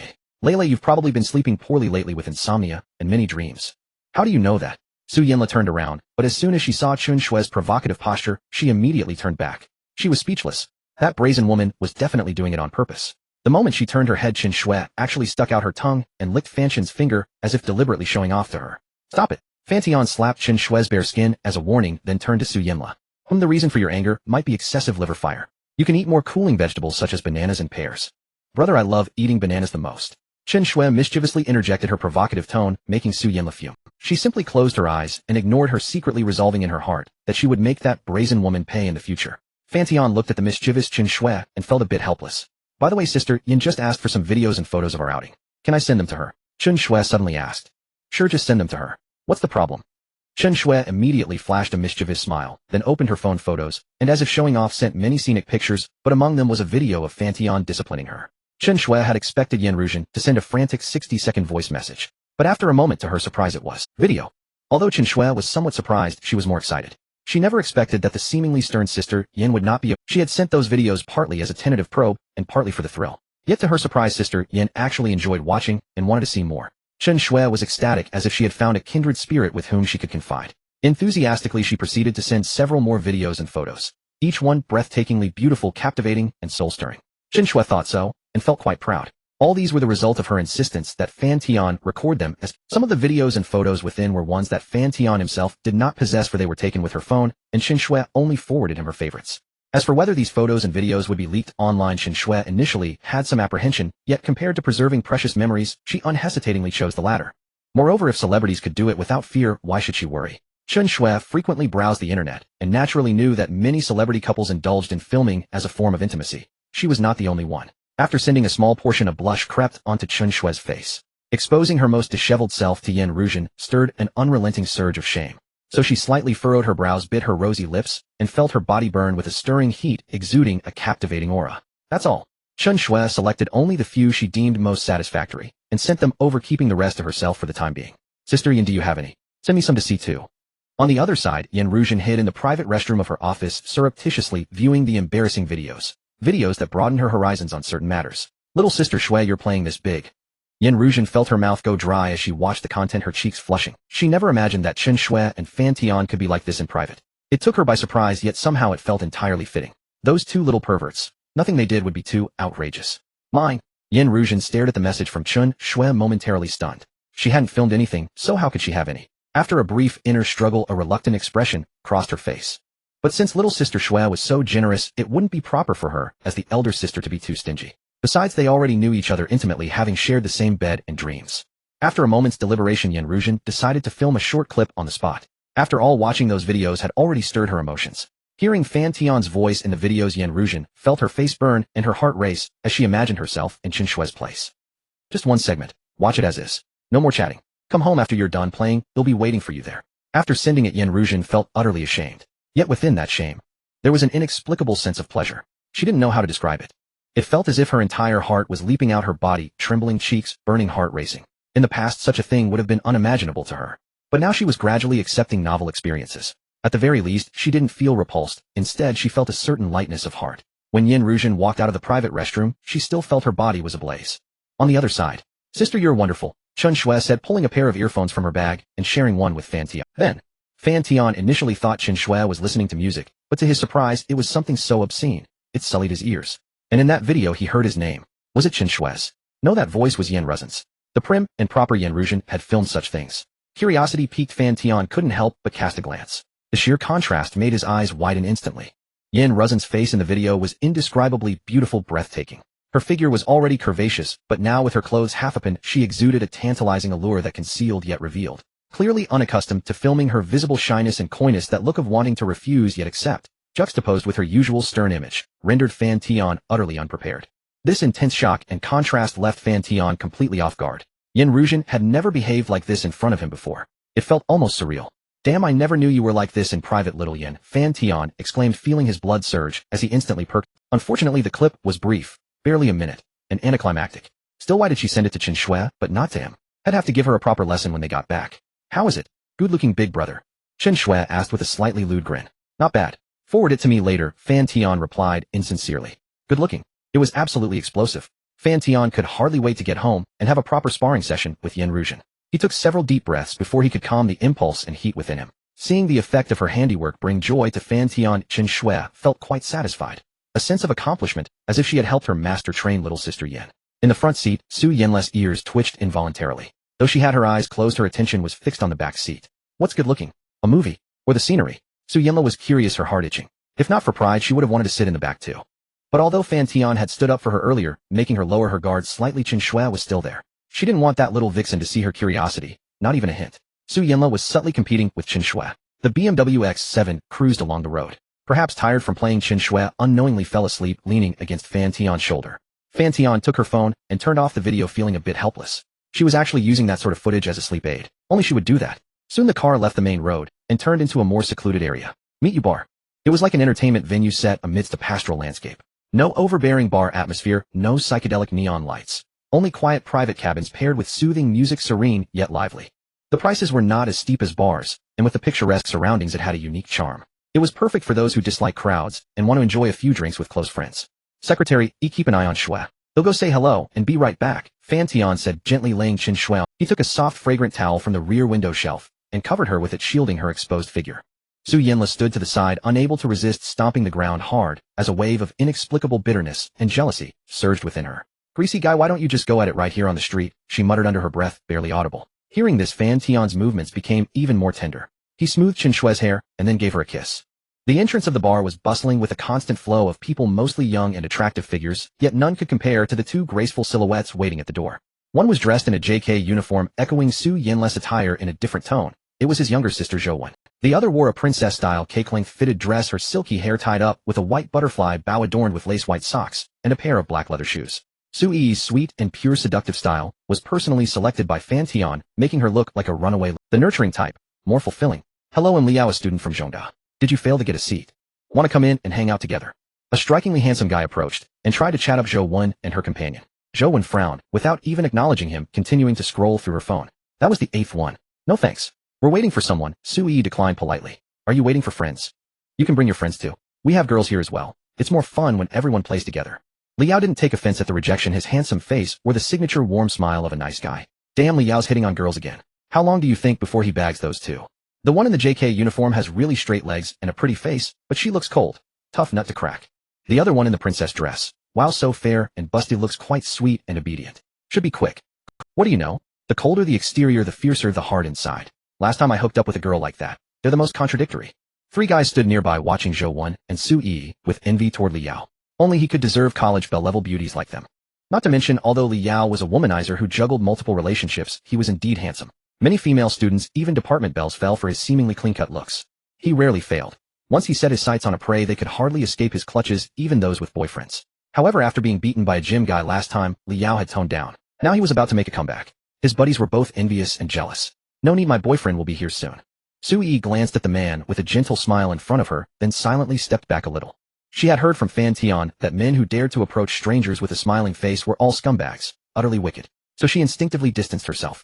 Don't get me wrong, I don't mean it that way. I just want to be friends and share cool places to hang out. How about we swap WeChat? Liao wasn't in a hurry. His appearance alone was enough to gain favor among girls, and coupled with his gentle demeanor, like a refined gentleman, securing a WeChat addition was almost a sure bet based on past experience. Annoyed, he lingered nearby, determined to see what the girl's boyfriend was made of, whether he was better looking or more accomplished.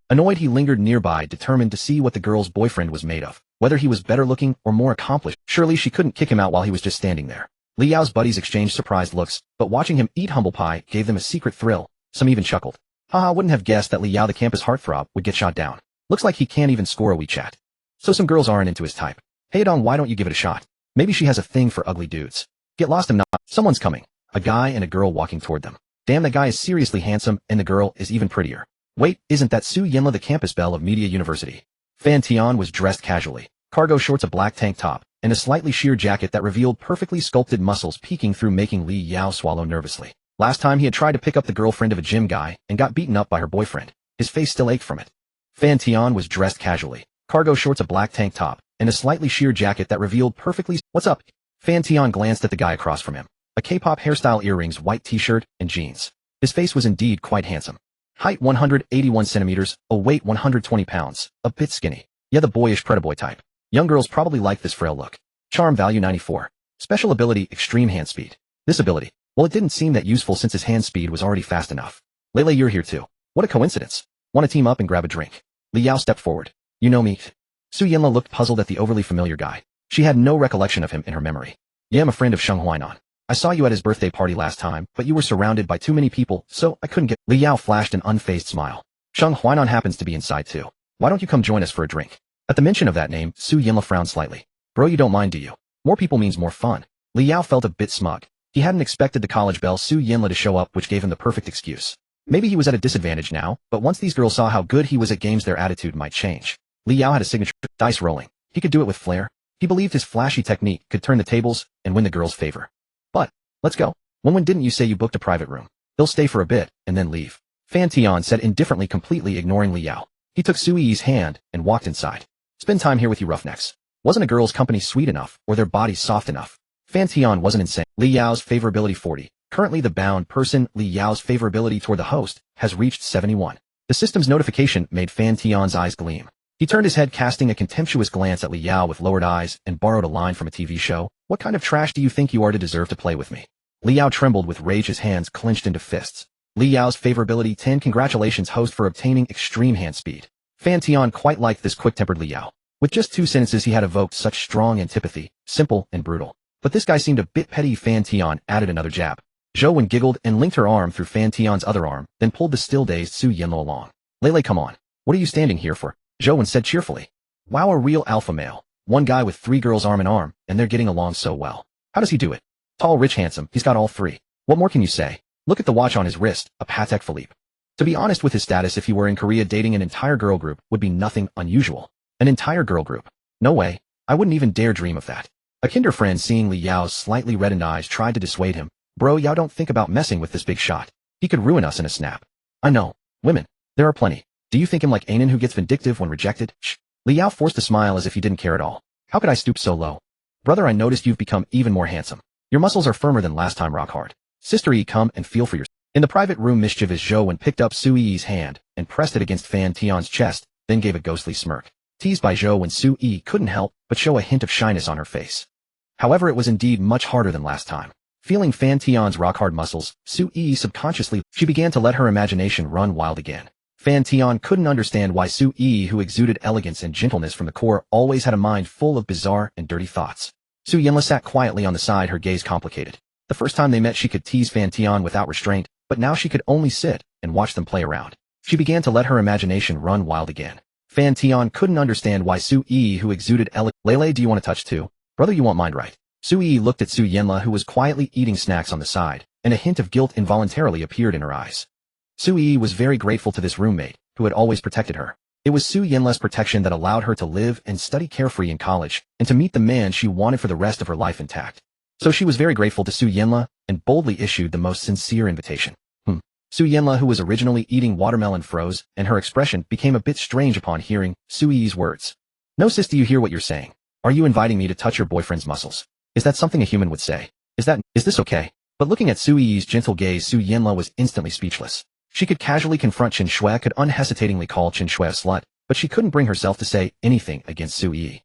Because this sister a few months older than her was too gentle. She only had others in her eyes, and never a place for herself. When there were no classes, she and Zhou Wen were two lazybones sleeping until noon without getting up. Su Yi would take on the task of bringing them meals, and sometimes if they hadn't washed their clothes, she would help when she saw them, and even took care of the dormitory's cleanliness. Moreover, from beginning to end, Su Yi never said a bad word about them because of their laziness. Be lenient with others and strict with oneself. This was also the reason why she had been so angry at Fan Tian for being with Chen Shui. Clearly Sister Yi was so good, so kind and understanding. Shouldn't kind people be treated well? No, you guys go ahead. Su Yanla hesitated for a moment and still refused. Come on. Lele, what are you afraid of? Sister Yi, if my brother has any objection, you hold him down. Zhou Wen, standing nearby, was very enthusiastic. She jumped over, pulled Su Yanla over, and then let her hand to randomly touch Fan Tian's body. When you bastard, Su Yanla said, somewhat angry and embarrassed. She quickly pulled her hand back, turned over, and started wrestling with Zhou Wen. The beauty fight was extremely hot and spicy. They groped chests, pinched legs, and when the mood struck, Su Yanla directly kissed Zhou Wen on the cheek. The scene was too explosive. Su Yanla's white leggings were exposed, and two pairs of fair long legs were intertwined. Fan Tian had never seen such a scene, and immediately clapped and cheered. Seeing this, Su Yi couldn't help but give a gentle smile. She often saw this kind of roughhousing in the dormitory. These two roommates had very similar temperaments. Both were straightforward, open-hearted girls, so they often got into tussles, while she sat quietly and watched. However, when Su Yi turned her gaze back, she noticed a white gauze wrapped around Fan Tian's arm, and instantly became puzzled. Brother, why is there white gauze on your arm? Su Yi asked with some concern. Hearing this, Su Yanla, who was still wrestling on the other side, suddenly felt guilty. Her movements became sluggish, and then Zhou Wen caught her weak point and directly attacked her chest. That spot again. You bastard, Su Yanla said, grimacing in pain. Zhou Wen was startled by Su Yanla's reflexive reaction. They had done this before, why was she so agitated this time? Nothing, just a decorative accessory. Don't you think it makes me look manly? Fan Tian smiled. Su Yanla's affection won. Alright, you two, stop playing. I have something for you. Fan Tian patted their smooth, jade-like calves as a signal. Zhou Wen obediently trotted over while Su Yanla was still tidying her clothes. Something for beauty enhancement, it can also improve physical fitness. One each. Beauty thing. As soon as Fan Tian finished speaking, Zhou Wen excitedly picked it up, put it in her mouth, and took a swallow of bottled water from the table. Zhou Wen's charm won. She was the real focus of tonight. Su Yi's charm value was 89. If it broke through 90, she would gain a special ability. Fan Tian was quite looking forward to it. Why are you looking at me? Eat it. Su Yi, feeling a bit shy under Fan Tian's deep gaze, still took it and swallowed it. Soon Su Yi felt a heat all over her body, as if a surge of energy was rolling inside her, and a slight sweat broke. What did brother give me? Why is it so hot? Su Yi thought, her face red and heart racing. Could it be an aphrodisiac? At the thought, her eyes became much more dazed, and she wondered if she should sneak to the bathroom to satisfy Fan Tian's needs. However, she quickly calmed down. If it really were that kind of drug, he wouldn't give it to Zhou Wen and Su Yanla. That would be too absurd. Su Yi's charm too. The system has automatically bound Su Yi, unlocking the special skill Succubus. After activating this skill on a character, they will obey your every word and absolutely follow your commands for 1 hour. No, can only be used on one person at a time. Cooldown is 1 day. Fan Tian was stunned. Succubus. 1 hour of absolute obedience. It's an active skill. My god, with this ability alone he could thrive. If he used this ability on his favorite actress. Just thinking about it made his mind wander. Fan Tian couldn't help but hug Su Yi and give her a kiss. Succubus skill activation does not erase the character's memory. ID better be cautious. I'm a law-abiding citizen, I can't do bad things. Fan Tian kept muttering in his heart. Su Yi was also shy from the kiss. The passionate kiss almost made her lose control, and she mistakenly thought Fan Tian was going to take her right there. Rogue, you bastard, Su Yinla muttered. However, her gaze was still on the beauty pill in Fan Tian's hand. For prettier girls, they care more about their appearance, and a beauty pill naturally held great appeal for Su Yinla. Especially when she saw Su Yi and Zhou Wen's radiant looks, she was deeply tempted. But such a precious item, as an outsider, how could she bring herself to ask? We're all family, no need to be polite. Yeah, we're all family. Zhou Wen walked over, took the beauty pill, then approached Su Yinla and gave a playful smile. Spring is coming. Let's have a party later. Su Yinla was horrified, her eyes wide open and mouth slightly agape, and then Zhou Wen directly put the pill into Su Yinla's mouth. After taking the beauty pill, Su Yinla only felt a warm current surging through her body, but her mind remained clear. Naturally, she knew Zhou Wen was talking nonsense and teasing her. However, the pill's effect made Su Yinla squint her eyes. Very comfortable. I didn't expect that jerk was telling the truth, but actually has healing effects, Su Yinla rejoiced. If not for being outside, she would probably take off her clothes to carefully examine her chest. But Su Yinla's beautiful eyes fixed on Fan Tian, who was savoring boneless chicken feet with relish. Her mood became more complicated. She hadn't expected that he could casually give her such precious things, as she felt she owed Fan Tian more and more. If he later made excessive demands of her based on this, could she still refuse? Would she have the nerve to refuse? This thought inexplicably popped into Su Yinla's mind, and her eyes flickered for a moment, startling herself. This is her best friend's boyfriend. And a two-timing jerk at that. Lele, don't just stand there dumbfounded, come drink. What's wrong with you tonight? You've been distracted all along. Zhou Wen picked up a bottle of 0-degree beer and handed it to Su Yinla, then put her arm around her shoulder and whispered a bit lecherously, what's up? Thinking about a man, eh? Think about your grandpa. Su Yinla was somewhat enraged by the remark. Come on, let's drink. Whoever flinches is a coward. He'll drink you under the table tonight. Su Yinla had long been starving. Following Fan Tian all day, she had been having a blast, but hadn't eaten much as a main. She clinked her beer bottle hard with Zhou Wen's, then poured it into her mouth, with a trickle of cold beer running down the corner of her lip. The beer at the pub generally had low alcohol content, only a few degrees, but if one drank like Su Yinla, gulping down large amounts, it was quite easy to get drunk. Fan Tian glanced over and said abruptly, drink slowly. No one's fighting you for it, you are like a starving ghost. Cough. Su Yinla suddenly stopped, turned her head abruptly, and looked incredulous. Look at that, is that human speech? This dog of a man. If it weren't for him, would she have made such a fool of herself? And now he dares to criticize her. Su Yinla couldn't help but glare fiercely at Fan Tian. That's right, Lele. Don't drink so fast, or you won't be able to handle 2 or 3 bottles. Zhou Wen had quite some insight on this matter. She was a little alcoholic. Before coming of age, she had secretly tasted her father's snake wine, and after becoming an adult she let loose. At home, every holiday or festival, she would have a few drinks with her father. Among the family, it was Fan Tian who disliked drinking the most. He would only have a few drinks to go along when the occasion or atmosphere called for it. How can I not handle it? I could drink a dozen. Su Yinla was so proud that she didn't want to admit she had a low tolerance for alcohol. Drinking on an empty stomach gets you drunk easily. Have some chicken feet. The snacks at this place are pretty good. Zhou Wen handed over a small plate of snacks. Seeing this, Fan Tian didn't continue on the topic. Wenwen, you two should pack up your things tonight. Tomorrow we'll move together to ushering garden. Why, and I just moved out, and we haven't even unpacked our luggage yet. Bro, did you rent a place there? No, I acquired a large flat there. It's perfect that your luggage isn't unpacked, yet you can move in directly with just your bags. Upon hearing this, Zhou Wen was so shocked that her mouth fell open slightly. Not rented.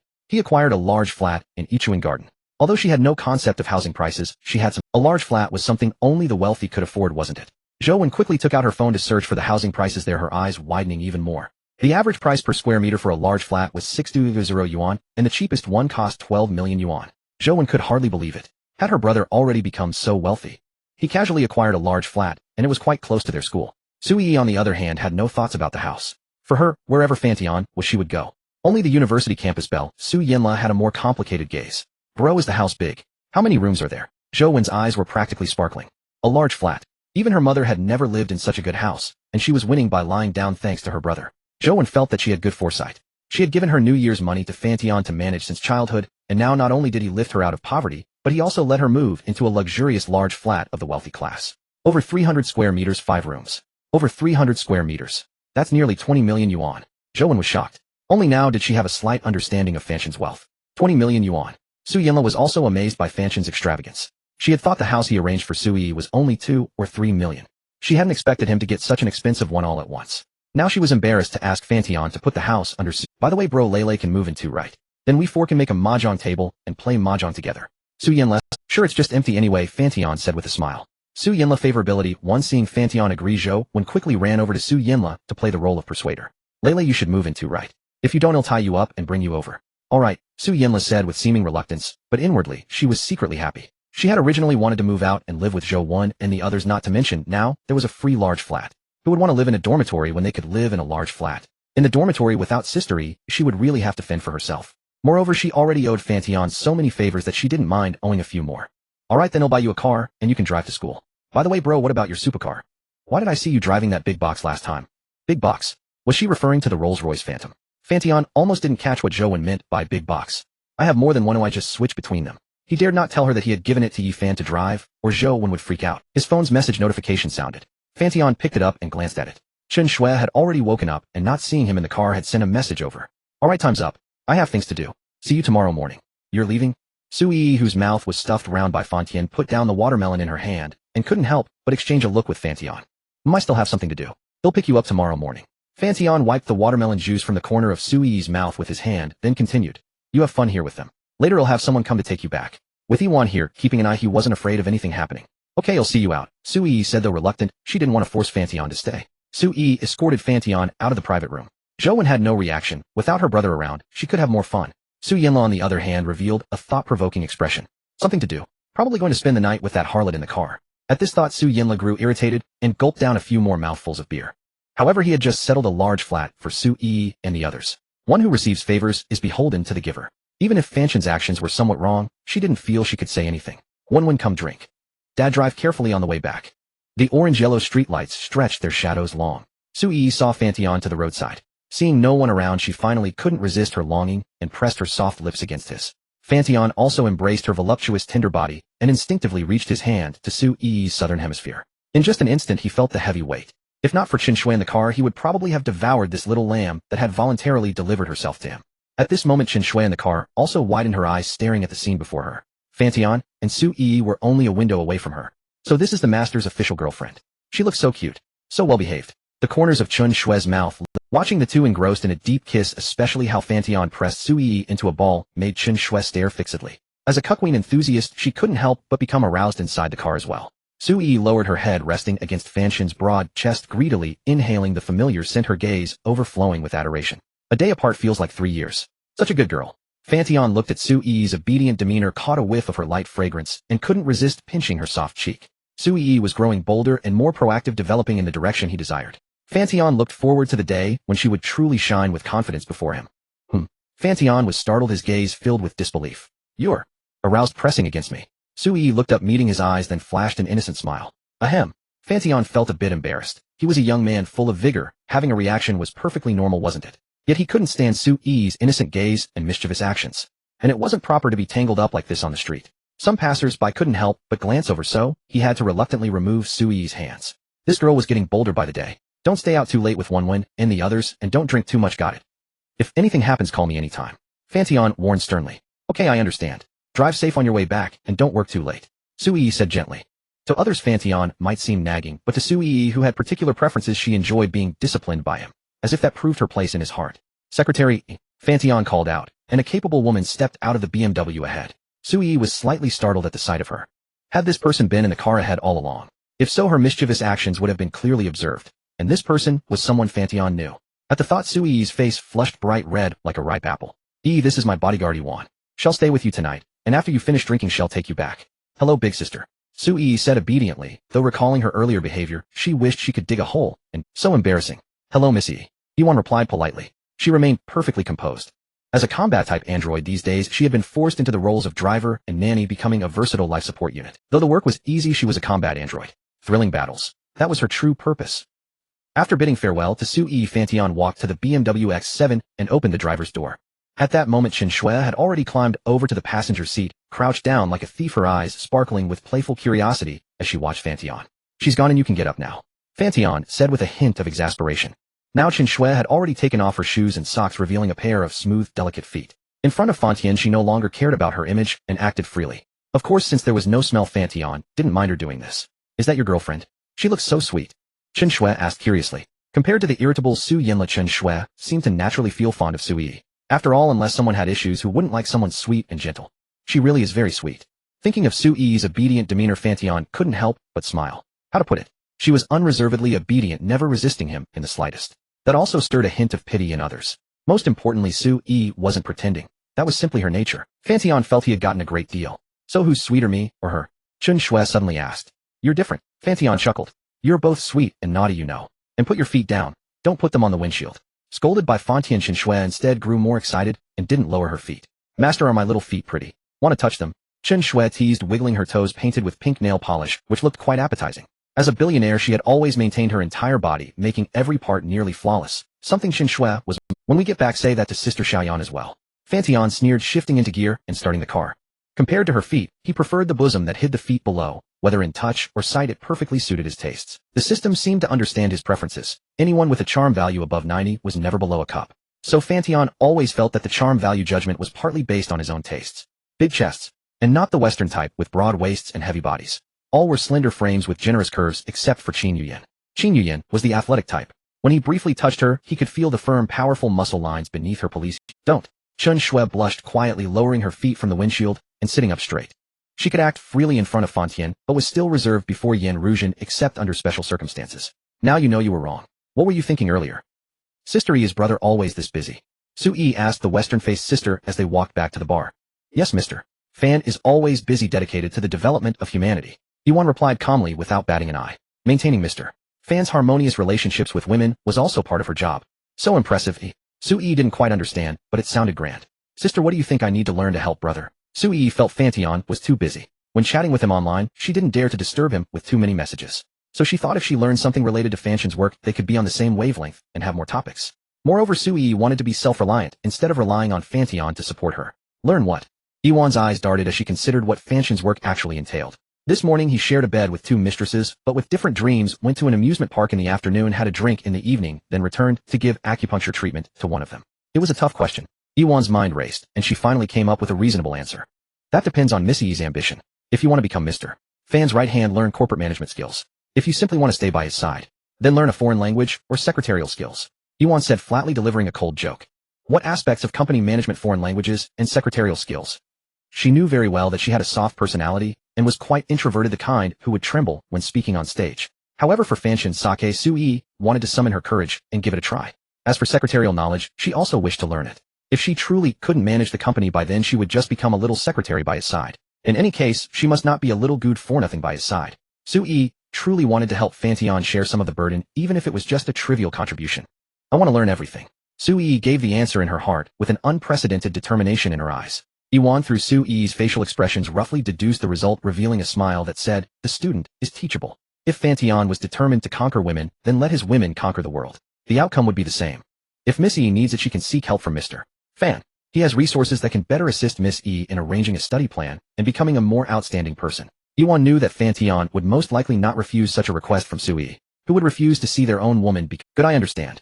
Su Yi beamed a smile, delighted after finding her future goal. Yuan also compiled Su Yi's requests into concise text and sent it to Fan Tian for his review. Otherwise, with this girl's shy and reserved personality, who knew how long she would procrastinate, Yuan wanted to extricate herself from this shabby job and go to the chaotic lands abroad to make her mark. The domestic scene was still too safe, as she didn't deserve to stay in such a comfortable environment. Yi wants to improve and become a female boss. Fan Tian looked at the message from Yuan and smiled with interest. Since she wanted to learn, he wouldn't object. No one disliked excellent people, and he wasn't afraid that Su Yi becoming better would make her run away. When Su Yi completed her studies and was ready, he would set up a small company for her to practice as a female boss. What's up? Sister Yi wants to be a female boss? Chen Shui asked curiously. She hadn't expected that the seemingly well-behaved little sister actually had such ambition. Compared to her, she herself was nothing but a little useless person. And she wants to learn about that area? I had Secretary Yi arrange some courses for her. How about you, the landlady who has been collecting my rent for 2 years? What do you plan to do in the future? Fan Tian turned his head and gave a playful smile. I'm just a little useless person, so of course he'll continue to be masters. Chen Shui blinked her eyes and said rather shamelessly, in the future let Sister Yi and little Yin go out to earn money and manage the business. My role is to lie at home and let Master vent his desires. Fan Tian was stunned for a good while. How can you say such a shameless thing? What else? But since little sister is so hardworking, I do have a suggestion. What suggestion? Let's hear it. Fan Tian, this is my bank card. There's still over 20 million in it, and the rent I collect each month, about 700,000 a month, transfers into this card too. I want to offer it to you as tribute. Chen Shui suddenly took a black bank card from her bag, handed it over, and said very seriously. Huh. Fan Tian's mind went slightly blank for a moment.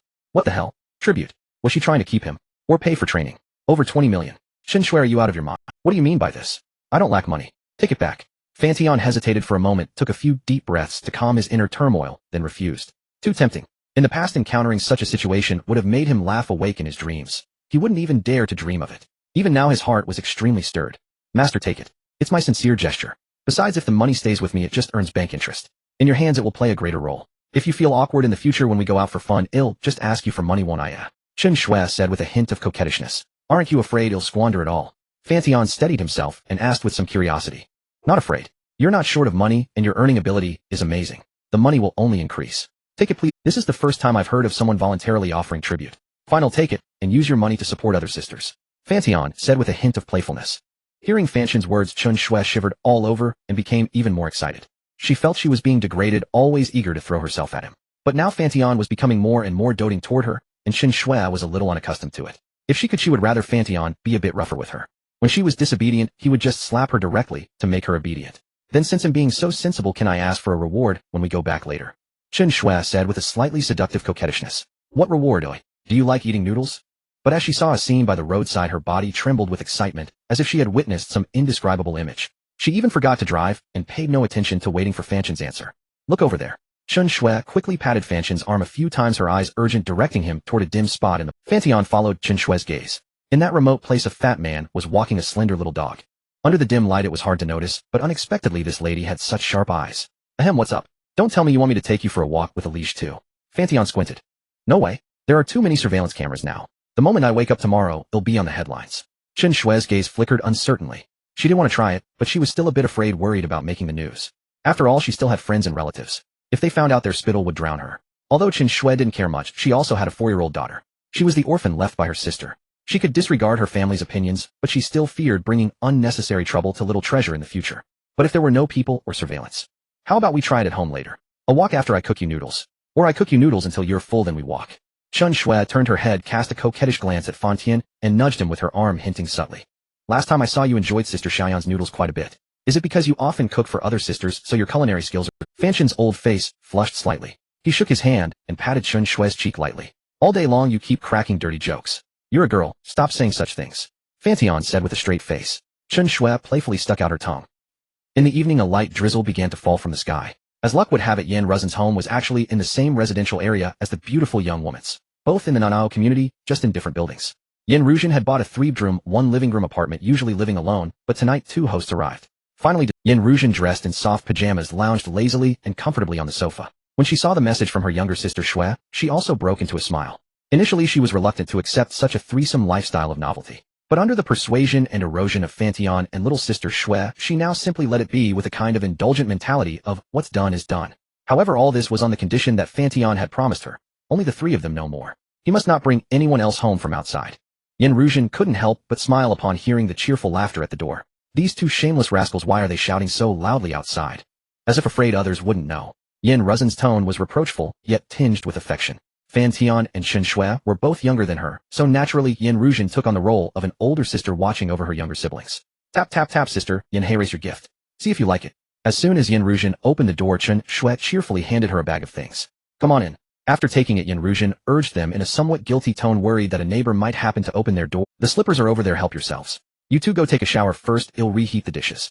Fan Tian smiled inexplicably at Yan Ruzhen's serious demeanor, then casually closed the door and stepped forward to embrace her soft, slender waist, unable to resist taking a sniff. So fragrant. The scent of shower gel and a faint body fragrance reached Fan Tian's nose, making him bury his head. Yan Ruzhen was dressed rather thinly. Inside a black transparent camisole nightgown, and over it an extremely sheer lace jacket. Her figure was faintly visible, making Fan Tian's blood boil at the sight. Both tactile and olfactory senses were thoroughly indulged. Chen Shui, watching from behind, was dumbfounded. She mischievously stepped forward and pushed Fan Tian's, but then giggled and ran away. She was a veritable little imp. Luckily Fan Tian's attention was all on Yan Ruzhen, so he had no time to mind Chen Shui. Xiaoyan, did you miss me? Stop it, you smell. Go take a shower. Yan Ruzhen angrily slapped Fan Tian's big hand, and said with some annoyance, there are pajamas and towels in the bathroom. I've prepared them for you. Fan Tian gave an awkward smile. Although the afternoon weather was relatively cool, he still inevitably sweated a bit. As for Chen Shui, needless to say the situation was too intense, and she was drenched in sweat. Although they had changed clothes midway, they still inevitably carried some odor. Alright then, Xiao Shui, and I will go wash first. Without further ado, Fan Tian grabbed Chen Shui and led her into the bathroom. Soon sounds of laughter and joy came from inside. While reheating the dishes in the kitchen, Yan Ruzhen heard the commotion and felt a surge of heat biting her red lips. Since that day of playing games, she had become deeply addicted to that kind of activity, utterly infatuated. She even felt that the previous 35 years of her life had been wasted. Fan Tian made her truly feel the joy of being a woman and satisfied her needs, so she compromised on certain moral aspects. Coupled with his astonishing stamina, Yan Ruzhen wasn't too bothered by Xiao Shue's presence. After all, her relationship with Fan Tian wasn't entirely legitimate in the eyes of others, not a normal man-woman relationship. These two little rascals, why are they taking so long in the bath dawdling? The food will get cold. Seeing that the dishes were all reheated, but Fan Tian and Qin Shui hadn't come out, yet Yan Ruzhen got up from the sofa and went to the bathroom to urge them. This urging led to another half hour. Sister, Yan, let me hang the clothes after I finish eating. No need, I have nothing to do anyway. You go eat. If the food gets cold, I'll have to reheat it again. On the balcony outside, Yan Ruzhen took Fan Tian and Qin Shui's clothes out of the washing machine and hung them on the drying rack. Qin Shui felt a bit embarrassed, eating at someone's place, staying over and making others hang her clothes. But the rumbling of her stomach soon interrupted that trace of embarrassment. She was extremely hungry. After playing all afternoon, the food she had eaten was long depleted, not to mention the recent expenditure in the bathroom. Since when did you learn to be so polite, you little scoundrel? Fan Tian stared at Qin Shui with amusement, making her flush. Hee, after all, it's Sister Yan's home, I have to be polite. Qin Shui immediately pulled a chair over and sat beside Fan Tian, picked up chopsticks, and put a piece of sweet and sour pork into her mouth. Wow, Sister Yan, your cooking is so delicious. After one bite, Qin Shui exclaimed, giving Yan Ruzhen plenty of emotional validation. If it's good, eat more. Hearing Qin Shui's compliment, Yan Ruzhen beamed. Having her cooking affirmed gave her a great sense. Too much, too much. You make me look like a fool. Just eat. Fan Tian scolded lightly and put a piece of fish in Qin. Why so much chattering all day? Hee, master, I thought you were good with your mouth skills, but I didn't expect your cooking skills to be even better. Did you used to take care of yourself often? Qin Shui picked up that piece of fish and put it in her mouth, then looked at Fan Tian with a playful and ambiguous gaze. Her feet were constantly moving, rubbing against Fan Tian's calf with great dexterity, sometimes even pinching the soft flesh of his leg. Such a mischievous nature. If not kept in check for a moment, she'd be climbing the walls and ripping off the tiles. So much food can't shut you up, huh? They'll give you 10 minutes to eat. After you finish, go to the bathroom and brush your teeth, then come out. Hearing this, Fan Tian's face flushed red, and he said with a mix of embarrassment and anger. Qin Shui was taken aback by Fan Tian's words, then blushed and sped up her eating, compressing her usual half-hour meal into just 5 minutes. Then she scurried off to the bathroom to brush her teeth. When Yan Ruzhen finished hanging the clothes and returned, she was puzzled to see Qin Shui not at the table. But when she saw the figure hidden under the tablecloth and the commotion going on, her face flushed instantly, and she couldn't help but spit at Fan Tian. Especially upon seeing Fan Tian still leisurely eating, she became even more furious. Fan Tian, can't you finish your meal before playing with Xiao Shui? Yan Ruzhen was both ashamed and angry. During baths, during meals. Why did these two little freaks have so much energy, as if it were inexhaustible? Qin Shui paused briefly upon hearing Yan Ruzhen's words, then just poked her head out and playfully stuck out her tongue. Fan Tian pretended to be innocent, saying, I didn't want to, but Xiao Shui insisted. As soon as he said that, Fan Tian felt a tickling sensation from under the table. How bold. She dared to pull his leg hair. This was insurrection. Fan Tian couldn't help but reach his hand under the table as a warning. I've had it with you too. Both of you shameless. Can't even eat properly during meals. Yan Ruzhen rolled her eyes at Fan Tian, then looked at the gently moving tablecloth and walked over. Qin Shui and Fan Tian heard the movement and looked up in surprise at Yan Ruzhen's flushed and proud face. What are you staring at? Hurry up and eat. Don't forget you still need to treat me with acupuncture later. Yan Ruzhen scolded them with a flushed face and a pounding heart. All right, Xiao Yan. Watching the two of them working so hard, Fan Tian couldn't help but speed up his eating. Sometimes he felt that this kind of plain life was actually quite nice. At 10 o'clock at night, Fan Tian began acupuncture. Qin Shui, upon glimpsing the dense array of silver needles on Yan Ruzhen's fair body, was so frightened that she quickly retreated from the room. How terrifying! To pierce the skin with so many needles thrusting into flesh and blood, and so close to private parts. Just a child is Sister Xiao Yan so desperate for it. She insists on enduring that torment and pain. But at the thought of a child, Qin Shui couldn't help touching her flat, smooth belly. It seemed she had forgotten something. It probably won't happen. I heard the probability is very low for the first time, Qin Shui murmured to herself, feeling both anxious and expectant. However, her attention was soon interrupted by a phone call. Seeing the caller ID, a flicker of panic passed through Qin Shui's eyes. The first time it rang, she pretended not to answer, and then a WeChat message arrived. Where the hell have you been? If you don't pick up, I'm throwing Xiaobao away. Qin Shui looked at the message from her best friend and felt even more helpless. She knew there was no escaping her friend's interrogation today. The girl was too familiar with her daily routine. When her best friend Zhang Yuner video called again, Qin Shui took a deep breath, trying to keep her expression calm, and then answered, Hi baby Yuner. Qin Shui intended to strike first as soon as she answered. But seeing the stern face on the screen, she inexplicably grew nervous. Qin Shui wasn't afraid of her own mother. She was afraid of this best friend who had grown up with her, knowing everything about her and having a firm grip on her in every way. Hi my ass. Where's your man? Let him come out and see me, Zhang Yuner said bluntly. Huh? Did my mom tell you? He's just a friend. Qin Shui blinked, subconsciously pretending not to understand. Keep pretending in front of me. Since we were kids, I've always known what you're thinking the moment you twitch your butt. Zhang Yuner said with exasperation. How far have you gone? Have you slept together? This direct question took Chen Shui. Oh, looks like you have slept together. Zhang Yuner on the other side couldn't help laughing at Chen Shui's nervous expression. What are you afraid of? It's just sleeping with a man. I thought you were coming to scold me, Chen Shui said, feeling a little awkward. Why would I scold you? I lost mine at 18 and you're 28 sleeping with your first man.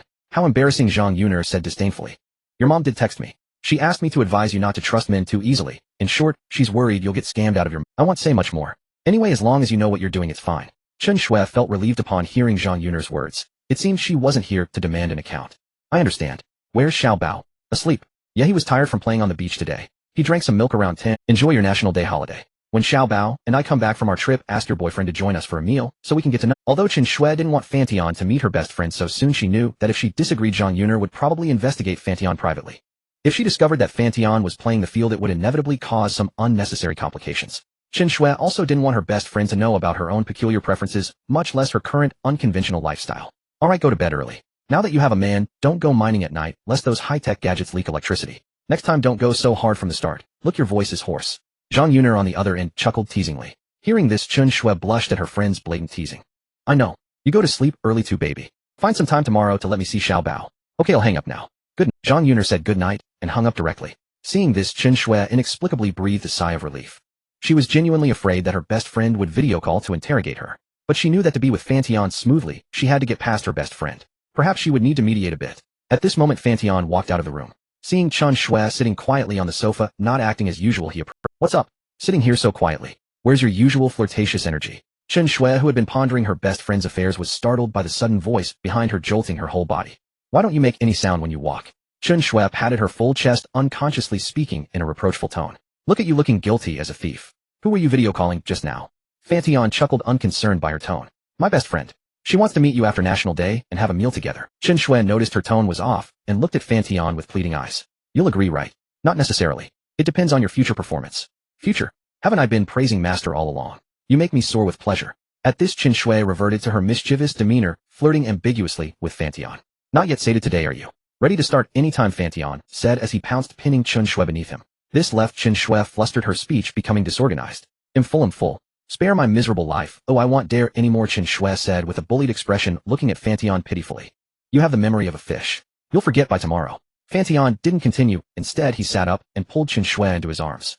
This left Chen Shui confused.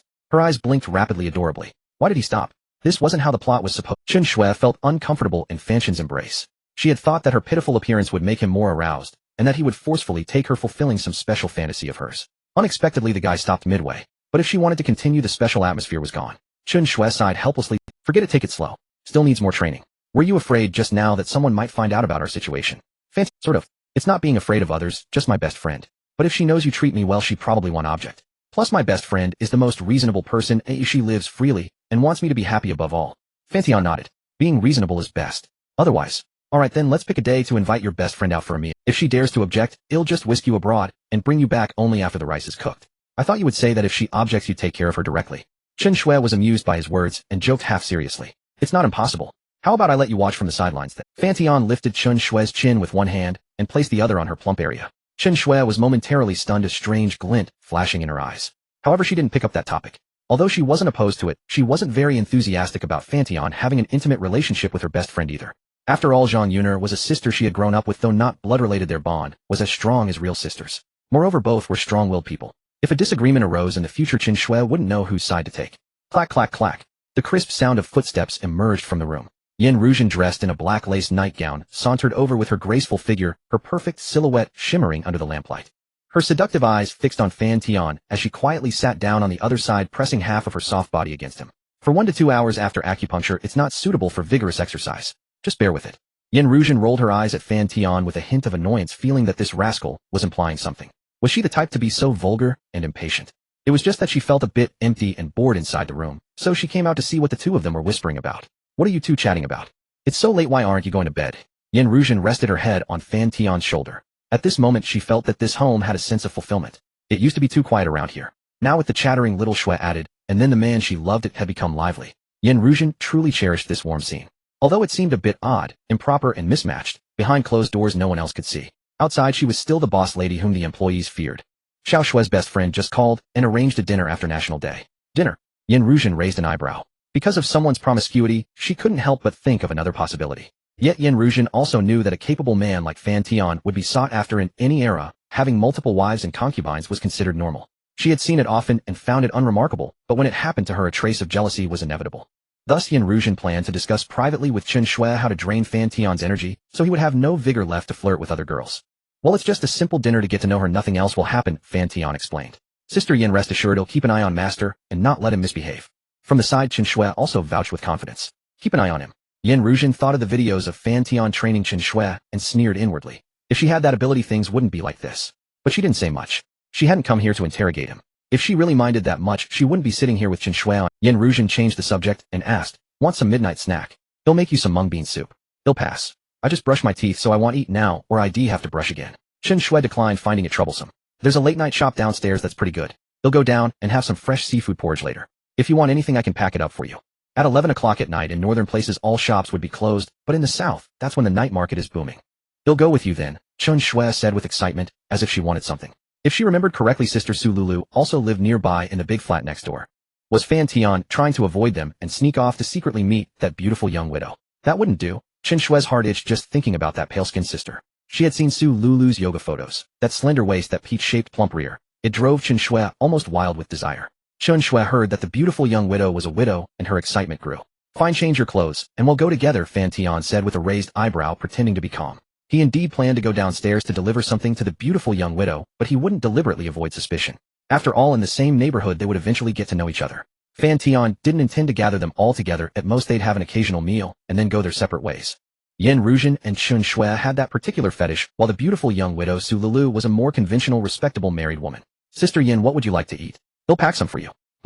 Yin Ruzhen noticed that Chen Shui was acting very strange. Her excitement was too intense. Just a moment ago she said she didn't want a midnight snack, but now she was like a cat seeing a mouse, her eyes gleaming green. She also knew that Chen Shui had a few more peculiar fetishes than her, like cuckolding. If there weren't another girl involved, would Chen Shui be this excited? Yin Ruzhen felt a bit annoyed. Were these two hiding it from her because they were afraid she'd get angry, or did they think she was narrow-minded? As if she was petty. No need, I'll change clothes too and go downstairs with you, Yin Ruzhen said with displeasure. Did they really take her for a small? Fan Tian was a little surprised. He hadn't expected Yin Ruzhen to catch on so quickly. But as his gaze swept over Chen Shui, realization dawned, and he pulled Yin Ruzhen into his arms, holding her close. If she was angry, head, just make her not angry anymore. I am indeed going to meet another sister, but I wasn't planning to hide it from you. What's the matter, my little wooden hook? Are you upset? Fan Tian looked at Yin Ruzhen's slightly indignant expression and teased her. Yin Ruzhen was momentarily stunned, then a wave of intense shame washed over her. She hadn't expected Fan Tian to tear open that thin barrier tonight, forcing her to face that unparalleled humiliation. She wanted to protest, to break free from his embrace, to resist, but Fan Tian seemed to possess an invisible magic that tyrannically imprisoned her, rendering her unable to move. Yin Ruzhen also thought back to her behavior over the past few days. If she didn't have that kind of fetish, why did she feel not even the slightest discomfort when with Chen Shui? But still, Yin Ruzhen was somewhat furious. She hadn't expected that the last shred of her pride would be ruthlessly stripped away by Fan Tian, forcing her to confront her own desires bare. Could it be? Could it be that I really am, as he says, a little darling? Why do I feel excitement inside when he humiliates me like that? But if she didn't admit it, her recent actions were indeed not what a proper woman would do. Thinking of this, Yin Ruzhen's cheeks flushed even more, her body grew hotter. If she admitted it tonight, it meant she would enter another state, and from then on she would have no pride left before Fan Tian. She wanted to deny it desperately, to refute the terrible truth Fan Tian had spoken, but she couldn't stop a nameless excitement from exploding in her mind, forcing her mind blank and rendering her speechless. Yin Ruzhen fell into a great contradiction, outwardly appearing grieved and indignant. Speak, my little darling. Fan Tian didn't care about the tangled thoughts in Yin Ruzhen's heart. Looking at that grieved little face flushed like blood, he firmly slapped her soft bottom. That single slap made Yin Ruzhen tremble all over. Looking at Fan Tian's stern, handsome face, her body responded faster than her thoughts. Yin Ruzhen also sensed the abnormality in her body, feeling even more ashamed, accompanied by a strange excitement.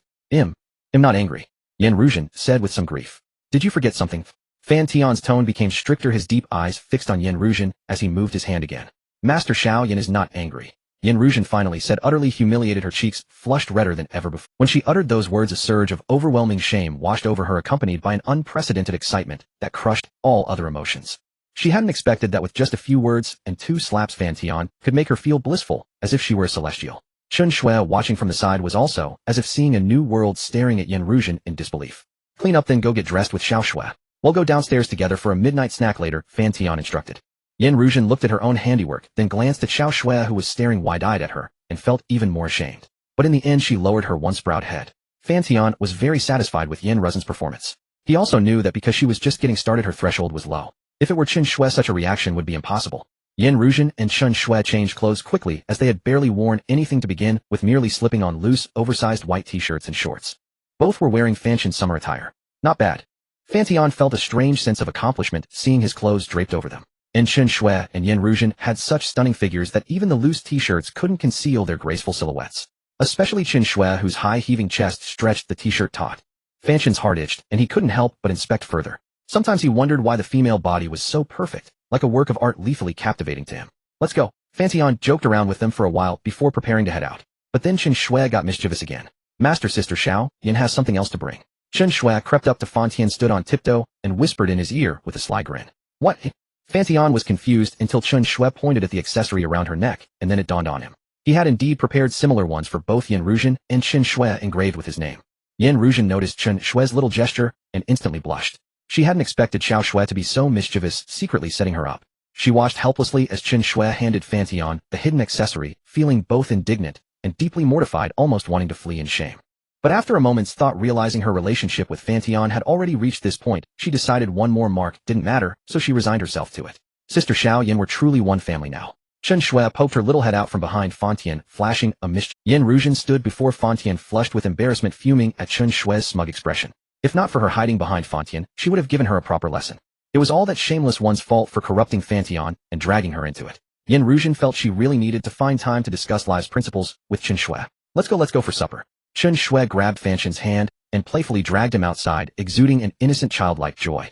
Yin Ruzhen followed behind them, and when no one was looking, she quietly touched the accessory around her neck, tracing the protruding letters, a faint smile spreading across her face. Before meeting Fan Tian, she had scoffed at such eccentricities, but now it seemed acceptable. At least as long as it was only for him. Though a bit abnormal, it was quite delightful. Chen's kanji house was bustling. Not packed, but with few empty seats. Fortunately, the beautiful young woman had reserved a private room in advance. When Fan Tian arrived with the two beauties, the young woman Su Lulu rose to greet them with a smile, though her gaze instinctively swept over Yin Ruzhen behind Fan Tian. Su Lulu knew Chen Shui well, but it was her first time meeting Yin Ruzhen. Still, she had vaguely heard about this sister from Nanauk, a female boss running an entertainment venue rumored to be worth over 100 million, with strong family connections, relatives serving as officers in the bureau. Su Lulu never imagined such a capable woman would also be won over by Fan Tian. Sister Lulu. As soon as Chen Shui saw Su Lulu, she eagerly embraced her enthusiasm, making it seem like they were old friends. Xiao Shui. Su Lulu responded with a gentle smile. She had added Chen Shui on WeChat, and they had chatted happily over the past few days. With Fan Tian as the bridge, their bond had grown quickly. Little baby Jiejia and sister Xiao Shui. We met on video. Chen Shui's eyes lit up as she saw the quiet little Jiejia sitting in her seat. Such an exquisite little girl, not inferior to her own little treasure. But her little treasure was more mischievous, while this one was shy, nervous, and still when meeting strangers. Yin Ruzhen initially felt some wariness towards Su Lulu, but seeing Jiejia, her maternal instincts overflowed, and she couldn't resist stepping forward to touch her. So adorable. Yin Ruzhen's eyes sparkled at Jiejia's bashful look. Fan Tian smiled as he walked over, and Jiejia showed an innocent smile, reaching out her chubby little hands. Hug. Jiejia, say hello to the sisters. This is Sister Xiao Shui, this is Sister Xiao Yin. Hello Sister Xiao Shui. Hello Sister Xiao Yin. Jiejia's voice was milky and soft like a spring breeze that melted Yin Ruzhen's heart, making her want to squeeze her again. Su Lulu had been worried that the two sisters might hold a grudge against Jiejia, but seeing this scene, a heavy weight lifted from her. Yet it only deepened a certain thought in Su Lulu's mind. Are the dishes ordered? Yes. How about I take care of Jiejia, so you can eat? No need, I'll feed her. Fan Tian sat down with Jiejia in his arms while Yin Ruzhen sat beside him, amusing the little one. Chen Shui and Su Lulu, like old friends reunited, sat on the other side, discussing nail art and other beauty topics, such as skincare products and medical aesthetic clinics. Christmas Eve. Fan Tian breathed a sigh of relief at the harmonious scene, but he noticed Yin Ruzhen staring at him with a peculiar look, leaving him puzzled. What's wrong, Xiao Yin? Fan Tian gently tapped the dazed Yin Ruzhen with Jiejia's hand. Nothing, just thinking about something. He'll tell you when we get back. Yin Ruzhen smiled, but a strange glint flashed in her eyes before her attention was completely captured by the adorable little. No one knew how devastating a soft, sweet little girl was to her. It made Yin Ruzhen's maternal love flood like a river. Jiejia, can sister hold you? Yin Ruzhen pouted and coaxed Jiejia in the gentlest tone possible. Fan Tian was stunned by the sight. Damn, she had never been so cute with him. Fan Tian felt a pang of bitterness. Was his charm inferior to that of a 4-year-old? Yin Ruzhen paid no heed to Fan Tian's thoughts. She only wanted to hold the soft little creature and shower her with affection. So adorable. Fair skin, big eyes, and 2 little braids. This time Jiejia was well behaved. Seeing Fan Tian's expectant look, she reached out her hands. Shrimp kanji is here. Watch out, boss. The waiter cheerfully served the dishes, but when she saw the people in the private room, her eyes lit up.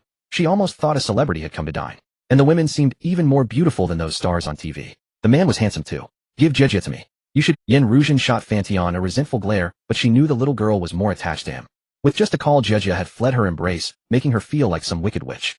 But honestly, Yin Ruzhen watched Fan Tian tenderly blow on the kanji and feed Jejia spoonful by spoonful. It was truly charming, as gentle and focused as when he performed acupuncture on her. That was why she had gradually fallen into Fan Tian's tender trap, willingly becoming his delicate treasure. This midnight snack session was devoid of any hostility, so warm that it almost made Fan Tian feel a surreal sense of comfort. Having grown accustomed to the news of wives confronting mistresses and mistresses vying for favor among themselves, he now realized that things could be different. This was the advantage of having older sisters: thoughtful, considerate, gentle, and virtuous. Fan Tian let out a soft sigh. After the meal and some drinks, he called out, "Boss, the bill." Fan Tian took out his phone to pay, while the three women remained still, without any action, their gazes varying, yet all fixed on him. "Let's go, Lulu. He'll take you and Xiao Jejia home first." At the entrance of Building C. "How was the meal, little Jejia?" Fan Tian looked at the little girl with a round belly, gently touching her cheek with his stubbled chin, instantly making her laugh with delight. Su Lulu, witnessing this heartwarming scene, also revealed a tender smile. "So full." Xiao Jejia patted her stomach. "Then you should go to sleep nicely with your mom later. Daddy will return home tomorrow." "Okay." Su Lulu, upon hearing this, smiled knowingly and took her daughter into her arms with understanding. "So adorable. If only my little treasure were half as good," Chen Shui said with a hint of envy. "Did you hear that? Sister is praising you. Say thank you." Su Lulu prompted. "Thank you, Sister Xiao Shui." "Moi." Chen Shui couldn't resist such a sweet and well-behaved little girl. She leaned in and gave her a kiss. Yin Ruzhen, seeing this, also took the opportunity to kiss her. The biggest credit for this warm scene today goes to little Jejia. Fan Tian sighed inwardly. If it weren't for Jejia, this midnight snack wouldn't have gone as smoothly as it did. "I'll take her," Su Lulu said with great tact. "Hold on." Fan Tian took a bottle from his pocket, poured out a beauty pill, and placed it. Before she could see what it was, she instinctively opened her mouth and swallowed it. It was sweet and sour. Su Lulu moved her. "They'll go home in the morning tomorrow. You take Jejia back and rest well," Fan Tian said, gently rubbing Su Lulu's side. This gentle and considerate young beauty always centered everything around him, never causing him any discomfort. "Okay, I'll head back then." Su Lulu smiled tenderly, though a hint of reluctance lingered in her heart. She didn't show it. "Jejia, say goodbye to the sisters and daddy." "Goodbye, Sister Xiao Yin, Sister Xiao Shui, and daddy." Xiao Jejia waved her hand obediently, even though she didn't understand why daddy wasn't coming home. Su Lulu charm points too. The system has automatically bound Su Lulu, unlocking the special ability God of Cookery. God of Cookery, the best ingredients often require the simplest cooking methods. A surge of knowledge flooded Fan Tian's mind. You have an innate understanding of ingredients. Oh, any food can be transformed into the most delicious dish in your hands. "Hey, we're going home. What are you daydreaming about?" Yin Ruzhen stepped forward and nudged Fan Tian's arm. She assumed he was still thinking about that woman, which stirred a hint of jealousy within her. "Come on, Sister Xiao, Yin is getting jealous. Master, time to go home and sleep." Chen Shui grinned, grabbing Fan Tian's arm and pulling him away. Yin Ruzhen's face flushed with embarrassment as she shot a glare at Chen Shui.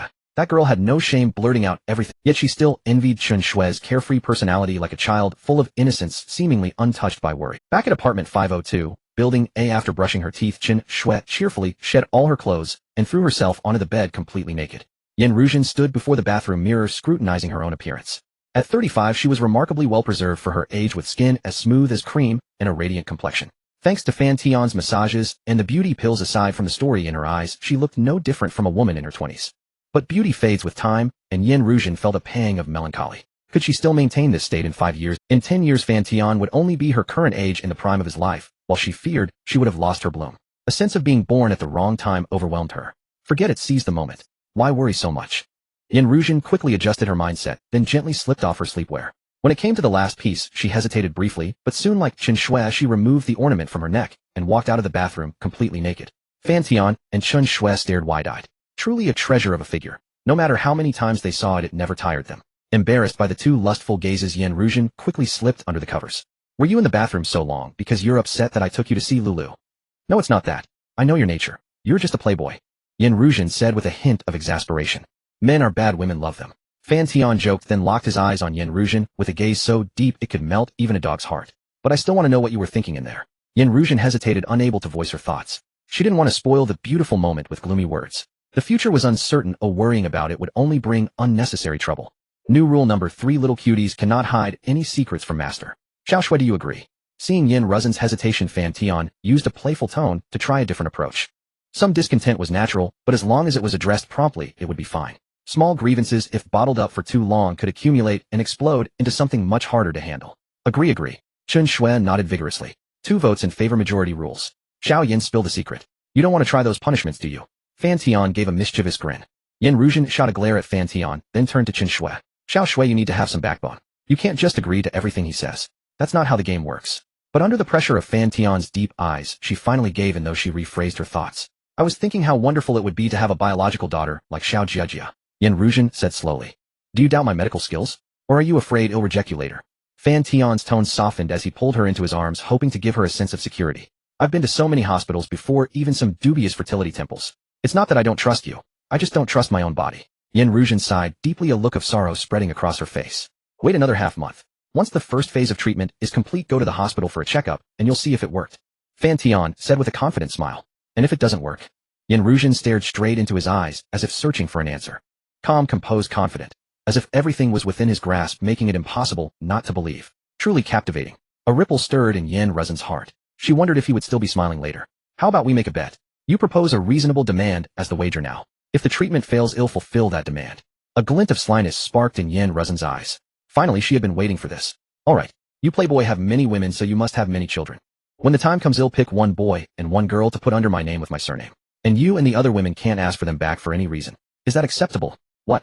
Fan Tian was stunned. Was this something he could agree to? The children's mothers would have a say too. Or you provide the seed, and I'll find someone else to pair with. But then I don't know how many children there'll be. I'm thinking of finding a Caucasian woman for a mixed-race child, plus a highly educated local woman with high IQ, and then another one with good looks. It shouldn't be fewer than 3, no 4. 2 boys and 2 girls would be ideal, so if one turns bad, there's a backup. Fan Tian took a deep breath. She was asking him to be a stud. He felt a wave of tension. What if the medical knowledge in his mind wasn't as miraculous as the legends said? What if? Isn't that reasonable? The second option is simple, just one shot from you. Why hesitate? Are you doubting your own medical skills? If you win, I'll be like Xiao Shui, obedient to your every command, even handing over my bank card. Yan Ruzhen blew a warm, fragrant breath onto Fan Tian's cheek. Gone was her earlier sorrow. Now she seemed like a seductive enchantress tempting him into sin. Fine.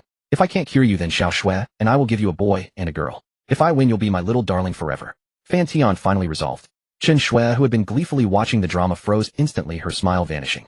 Boo-hoo. Didn't anyone think to ask for her opinion? What if they kept having only boys or girls? Would she have to be pregnant forever?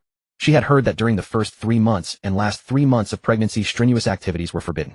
That meant half a year without fun. Chen Shui felt as if the sky had fallen on her adorable face, twisted into a pitiful expression. Xiao Shui, you'll agree to master's task, right? Yan Ruzhen turned her head and teased the stunned Chen Shui. With her stunning looks and generous figure, her child wouldn't be ugly and would never go hungry. If Fan Tian won, she wouldn't. She had already planned to stay with him for life. The next morning before dawn had broken, Fan Tian opened his hazy eyes as usual. Ever since he acquired the true man physique, his sleep quality had improved, and the time he needed for sleep had also shortened considerably. To his left lay the same boundless embrace. Fan Tian mischievously pinched a few times, yet Chen Shui remained in deep slumber. To his right, as always, no one was there. He hadn't expected Yan Ruzhen to be up so early. Though they had done nothing improper last night, merely chatting, they had still talked until 2 in the morning. Only 6 o'clock. Fan Tian picked up his phone to check the time, then slipped on his slippers, brushed his teeth, and stepped out of the room. Before he had taken more than a few steps, a fragrant aroma wafted from the kitchen. He walked over and saw Yan Ruzhen in an apron, busy in the kitchen. Xiao Yan, you're up this early to make breakfast. What kind of fish is this? Fan Tian approached and wrapped his arms around her slender waist, asking knowingly. With his special abilities, he was familiar with all kinds of ingredients and knew very well that it was yellow croaker.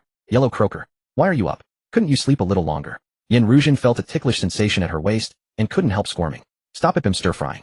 You're stir-frying, but that doesn't stop me from stirring you, Fan Tian said with a mischievous grin, his large hand sliding upward. Seeing this, Yan Ruzhen had no choice but to quietly turn off the stove, then turned her head in embarrassment and shot him a glare. This rascal made it impossible for her to do anything proper when he was around.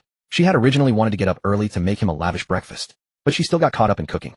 Yan Ruzhen lay on the sofa with flushed cheeks. Beside her, Fan Tian gently stroked the ornament on her neck. If it feels uncomfortable, you can take it off. Yan Ruzhen gave Fan Tian an adorable glare. I've already put it on, and you're only now saying this. Fan Tian gave an awkward chuckle. Don't let your mind wander or feel any burden. All of this is my own free will. Just promise me you won't abandon Xiao Shui and me in the future.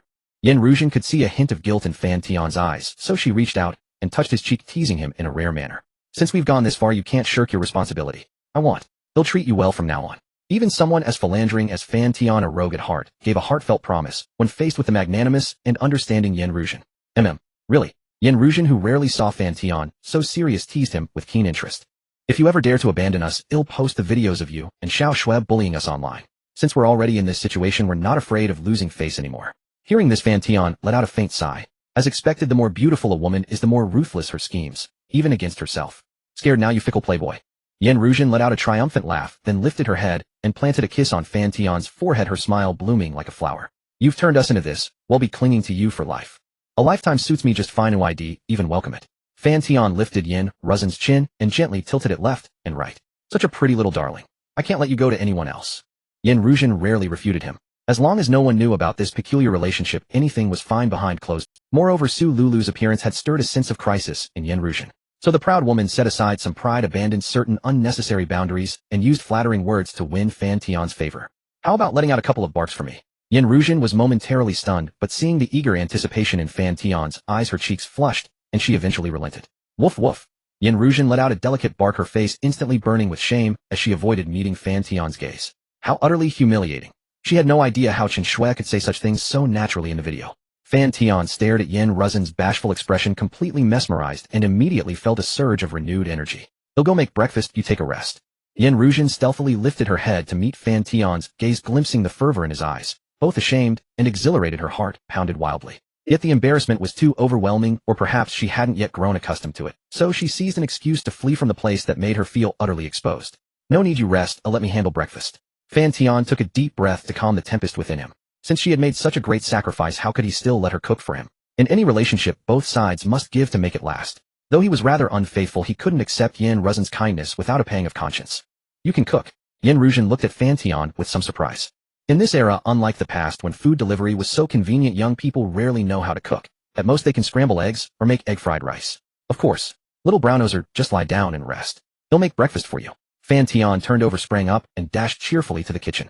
Seeing this, Yen Ruzhen also turned over, propped her chin on her hands while lying on the sofa, and gazed tenderly at Fan Tian's busy back in the kitchen. A single light-hearted remark had sent him scampering happily to cook. Why not? A spoiled woman enjoys the best fate. As the female boss of an entertainment venue, Yen Ruzhen naturally knew this principle well. She had once disdained it, but that didn't mean she couldn't employ it. Women are born actresses. No wonder men are attributed to child psychology. Yen Ruzhen murmured with a smile, yet her gaze never left Fan Tian. Or rather, it was fixed on his firm buttocks. So perky. At this moment, Fan Tian wore only a pink scarf with his backside exposed. The smooth lines of his calves, thighs, and back muscles had Yen Ruzhen utterly entranced, unable to stop herself from swallowing several times. So tempting. How could he dare to cook breakfast practically naked in front of a woman at the prime of her desire? Wasn't this outright tempting her to commit a crime? After all, women's lust is said to be 10 times that of men. Yen Ruzhen felt that after being repressed for so many years, her own desires might be even more intense. Though she appeared proper on the surface, she was merely better at concealing it. And in this extraordinary situation, why keep up the pretense? Between pleasure and face, she unhesitatingly chose pleasure. Besides, with things as they were, why bother cooking breakfast? Better to just order takeout. Yen Ruzhen felt it necessary to break the bad habit of letting Fan Tian make breakfast. Fried dough sticks and soy milk from outside were also good, and the goobuli buns were delicious. There was no need to waste precious time on such trivial tasks. At least for now, it wasn't necessary. Yen Ruzhen rose with spring in her eyes, swaying her graceful figure as she approached Fan Tian step by step, then wrapped her arms around his muscular waist, her movements becoming increasingly bold as she slid downward. What's wrong, Xiaoyan? Fan Tian's tone was extremely playful. Stop cooking, master. Around 8:30 in the morning, Yen Ruzhen broke her 3-year habit for the first time and ordered breakfast delivery. The food from outside is actually quite tasty. Try this braised pork bun, it's really good. As she ate, she used her chopsticks to poke at the slightly burnt yellow croaker on the table, and couldn't help but chuckle. 2 people taking turns, and still unable to fry a single fish properly. Truly unmatched. Why are you staring at me like that? Yen Ruzhen noticed Fan Tian's unblinking gaze, and felt a rare shyness. Yen Ruzhen, you're 35 years old. You've faced countless grand occasions. How can you be so shy from a 25-year-old young man staring at you? Yen Ruzhen silently encouraged herself, and stared back, without backing down. But after just over 10 seconds, she surrendered, and turned her head away. She felt a twinge of guilt. She had always maintained a proper persona, but her bold behavior just now completely betrayed her inconsistency, so she felt ashamed, and dared not meet Fan Tian's eyes. I was so forward just now. Does he think I'm too promiscuous? Does he like me that way? Yen Ruzhen's mind wandered, and she inexplicably grew nervous. Little Yen, my darling. Fan Tian stared at Yen Ruzhen's blooming maiden-like appearance, and was stunned for a long time. A maiden among matrons and a matron among maidens. Both are exquisite. What is it? Yen Ruzhen snapped in annoyance, unaware that her voice had become soft and tender, more like a young girl's coquetry. You're so beautiful. Fan Tian spoke from the depths of his heart. Yen Ruzhen pretended to be calm on the surface, but inwardly she was ecstatic, and her heartbeat quickened again. I don't believe you. How many girls have you said those words to? You must have said them to little Shui too. You're the first. Fine, I'll believe you this once. Yen Ruzhen nodded lightly, and smiled sweetly. Though she knew that perhaps only a fraction of Fan Tian's words were true, who doesn't like sweet talk? Women in the throes of passion are blind. Still being stared at by Fan Tian made her uncomfortable, so she found an excuse to slip away. Eat your breakfast before it gets cold and loses its flavor. They'll go call little Shui. Yin Ruzhen stood up to head to the room, and Fan Tian also rose, their bodies almost touching. I have to discuss a business deal with a client soon, and there's not much time. Yin Ruzhen spoke weakly, a hint of fear in her voice. She sensed the rising dragon behind her and was shaken to the core. This guy's physical prowess was terrifying. She glanced back, her gaze toward Fan Tian, filled with shock, terror, confusion, and inexplicable excitement, and longing. But if this continued, would she end up in the hospital again? Yin Ruzhen felt that if she didn't restrain herself, there was a high chance of repeating the previous accident. Though it was extremely pleasurable, being admitted to the hospital would be utterly embarrassing. She was 100% sure her doctor friend would tease her about it. Being knocked out once was enough of a humiliation. I know. He'll have Secretary go with you. But discussing business on the first day of National Day. Little Yin, you're a true workaholic. Fan Tian found Yin Ruzhen's complex expression amusing. She knew she had to resist, yet couldn't help her intense. Of course. My dream is to become a boss with entertainment venues nationwide. Yin Ruzhen swallowed hard and finally turned her gaze back to Fan Tian. She seemed to catch the mockery in Fan Tian's eyes, and an involuntary embarrassment crept into her heart, like being caught sneaking a fingerful of cake cream at someone's birthday party. How mortifying. But then it was his extraordinary endowment that caused it. Resisting was only natural. When you're home in shorts, could you at least wear underwear underneath? Yin Ruzhen wanted to say that to Fan Tian, but thought better of it. After all, she was the one benefiting from the view and shed risk being called a hypocrite again. Yin Ruzhen wanted to say that to Fan Tian, but thought better of it. After all, she was the one benefiting from the view and shed risk being called a hypocrite again. Yin Ruzhen rolled her eyes, but didn't object this time. Fan Tian was taken aback. He had expected her to call him shameless, but she actually agreed. He never imagined he would one day enjoy being a kept man and have a beautiful woman willingly work to earn money for him. I feel a little shameless, but somehow it feels awesome. Fan Tian laughed inwardly, and at the same time a strange thought began to grow wildly within him. Perhaps he would be the first person to become the richest man in the country, even the world, by having beautiful women work for him through an unconventional path. Was this the true essence of being a man? Living off a woman with pride. Go wake little Shui. They'll change and head out. Yin Ruzhen looked back every few steps before reluctantly walking to the wardrobe, choosing a pair of light wash jeans and a white short-sleeved top. Finally, under Fan Tian's expectant gaze, she picked a pair of sheer black stockings, cast him an ambiguous glance, and stockings. Fan Tian felt an inexplicable thrill. That kind of casual, contrasting beauty was most lethal to men, satisfying both psychological and physical desires. For example, if you see a woman heavily made up at a bar, even if she's beautiful, it's just a mild surprise. But if you only know her as a respectable housewife and then catch her at a bar, there's an inexplicable thrill and excitement. The urge to conquer and explore sometimes brings more emotional value than pure physical exploration. But now, in his moment of clarity, Fan Tian only felt a brief excitement before refocusing. As he lay down on the bed, Chen Shui's hand automatically reached out, as if guided by autopilot. She was muttering something in her. Fan Tian rudely pressed his hand onto her ample chest and began browsing his phone. Those 4 female college students from Shanghai also arrived in Yaodu last night, but I don't have much time. He'll make time during the National Day holiday to hang out with them. Last night, the female college student Long Xiao and her roommates from Shanghai arrived in Yaodu, but Fan Tian was busy and didn't pick them up in person. He only arranged for their accommodation and meals. He was indeed tied up right now, but he felt it was necessary to spare some time to see them.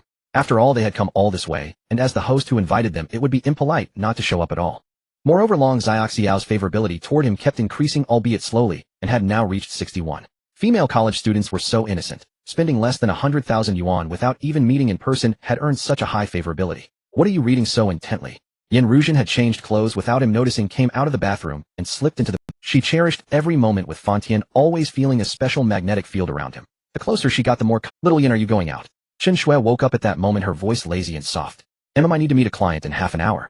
I'm planning to open a chill bar near the university district. The venue is already selected, but the price hasn't been settled yet. Okay. Chen Shui replied lazily, not knowing much about such matters and unable to offer advice. But then she felt someone's hand touch hers under the covers, and she looked up at Yin Ruzhen in surprise, her lively eyes seeming to ask, "Since when did you develop this habit, Sister Yin?" Yin Ruzhen pretended not to notice Chen Shui's reaction, a blush spreading across her gentle face. Red-faced and heart-racing, she withdrew her hand. But after a moment's hesitation, she put her little hand back. Inexplicably, the atmosphere in the room turned ambiguous once more. "I am going to work now. Here are the keys to the house, and I have also changed the password for the door to your birthday." Yin Ruzhen stood up, took a set of keys from her bag, and handed them to Fan Tian, then leaned down and kissed him lightly on the cheek. "Xiao Shui, make sure to play with him at home. I might not be back until tonight." Yin Ruzhen turned to Chen Shui and smiled. "Don't worry, sister, Yin'll have a great time playing with my master at home." Chen Shui giggled, showing no signs of shyness. Yin Ruzhen often heard Chen Shui's outrageous remarks and knew that she was quite the little pervert at home, but there was nothing she could do about it, so she could only glare at Chen Shui. "Wait a moment, let me check if you're wearing the clothes I bought for you." At this moment, Fan Tian said to Yin Ruzhen with great interest. Yin Ruzhen was slightly taken aback, then her face flushed and her heart raced. She shyly unbuttoned her jeans, pulled down the zipper, and lowered the pants to her thighs, revealing the little dog pattern underneath through the black stockings. At over 30 years old, she still felt like a child being checked by an adult when going out. How could she not feel embarrassed? Not to mention that there was a younger sister beside her. Fortunately, only the two of them knew about this. It could only be known by the two of them. Are you done checking? Yin Ruzhen's face was flushed to the roots of her ears as she spoke shyly. Fan Tian's eyes lit up when he saw this. Alright, go to work now. Yin Ruzhen murmured, her voice almost inaudible, and quickly put her jeans back on. When she saw the astonished look on Chen Shui's face, she felt a wave of shame rising in her heart, and quickly fled the embarrassing scene that made her feel humiliated. Is this really the proud, mature, and intelligent Sister Yin? When did she become like this?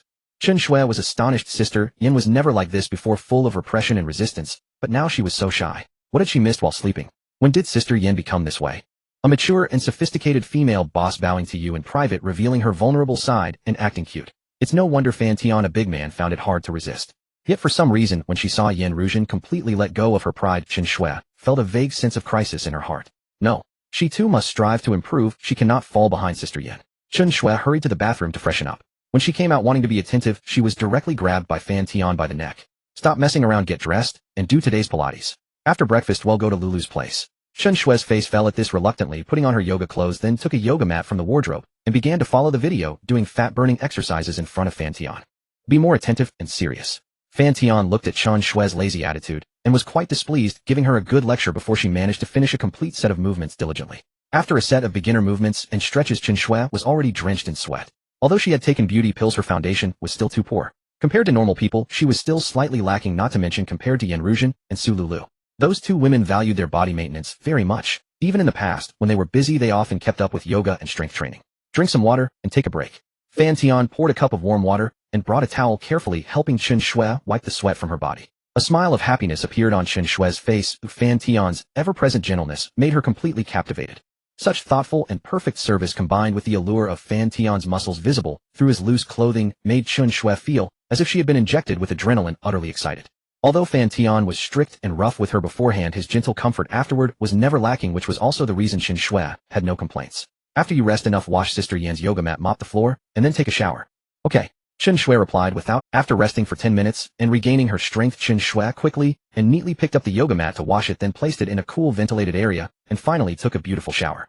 Master Little Piggy is here. After Chen Shui dried her hair, she ran out of the bathroom in slippers and excitedly flung herself onto Fan Tian. Fan Tian effortlessly caught her, lifted Chen Shui's perky bottom slightly, and then grabbed the air conditioner remote to adjust the temperature up a bit.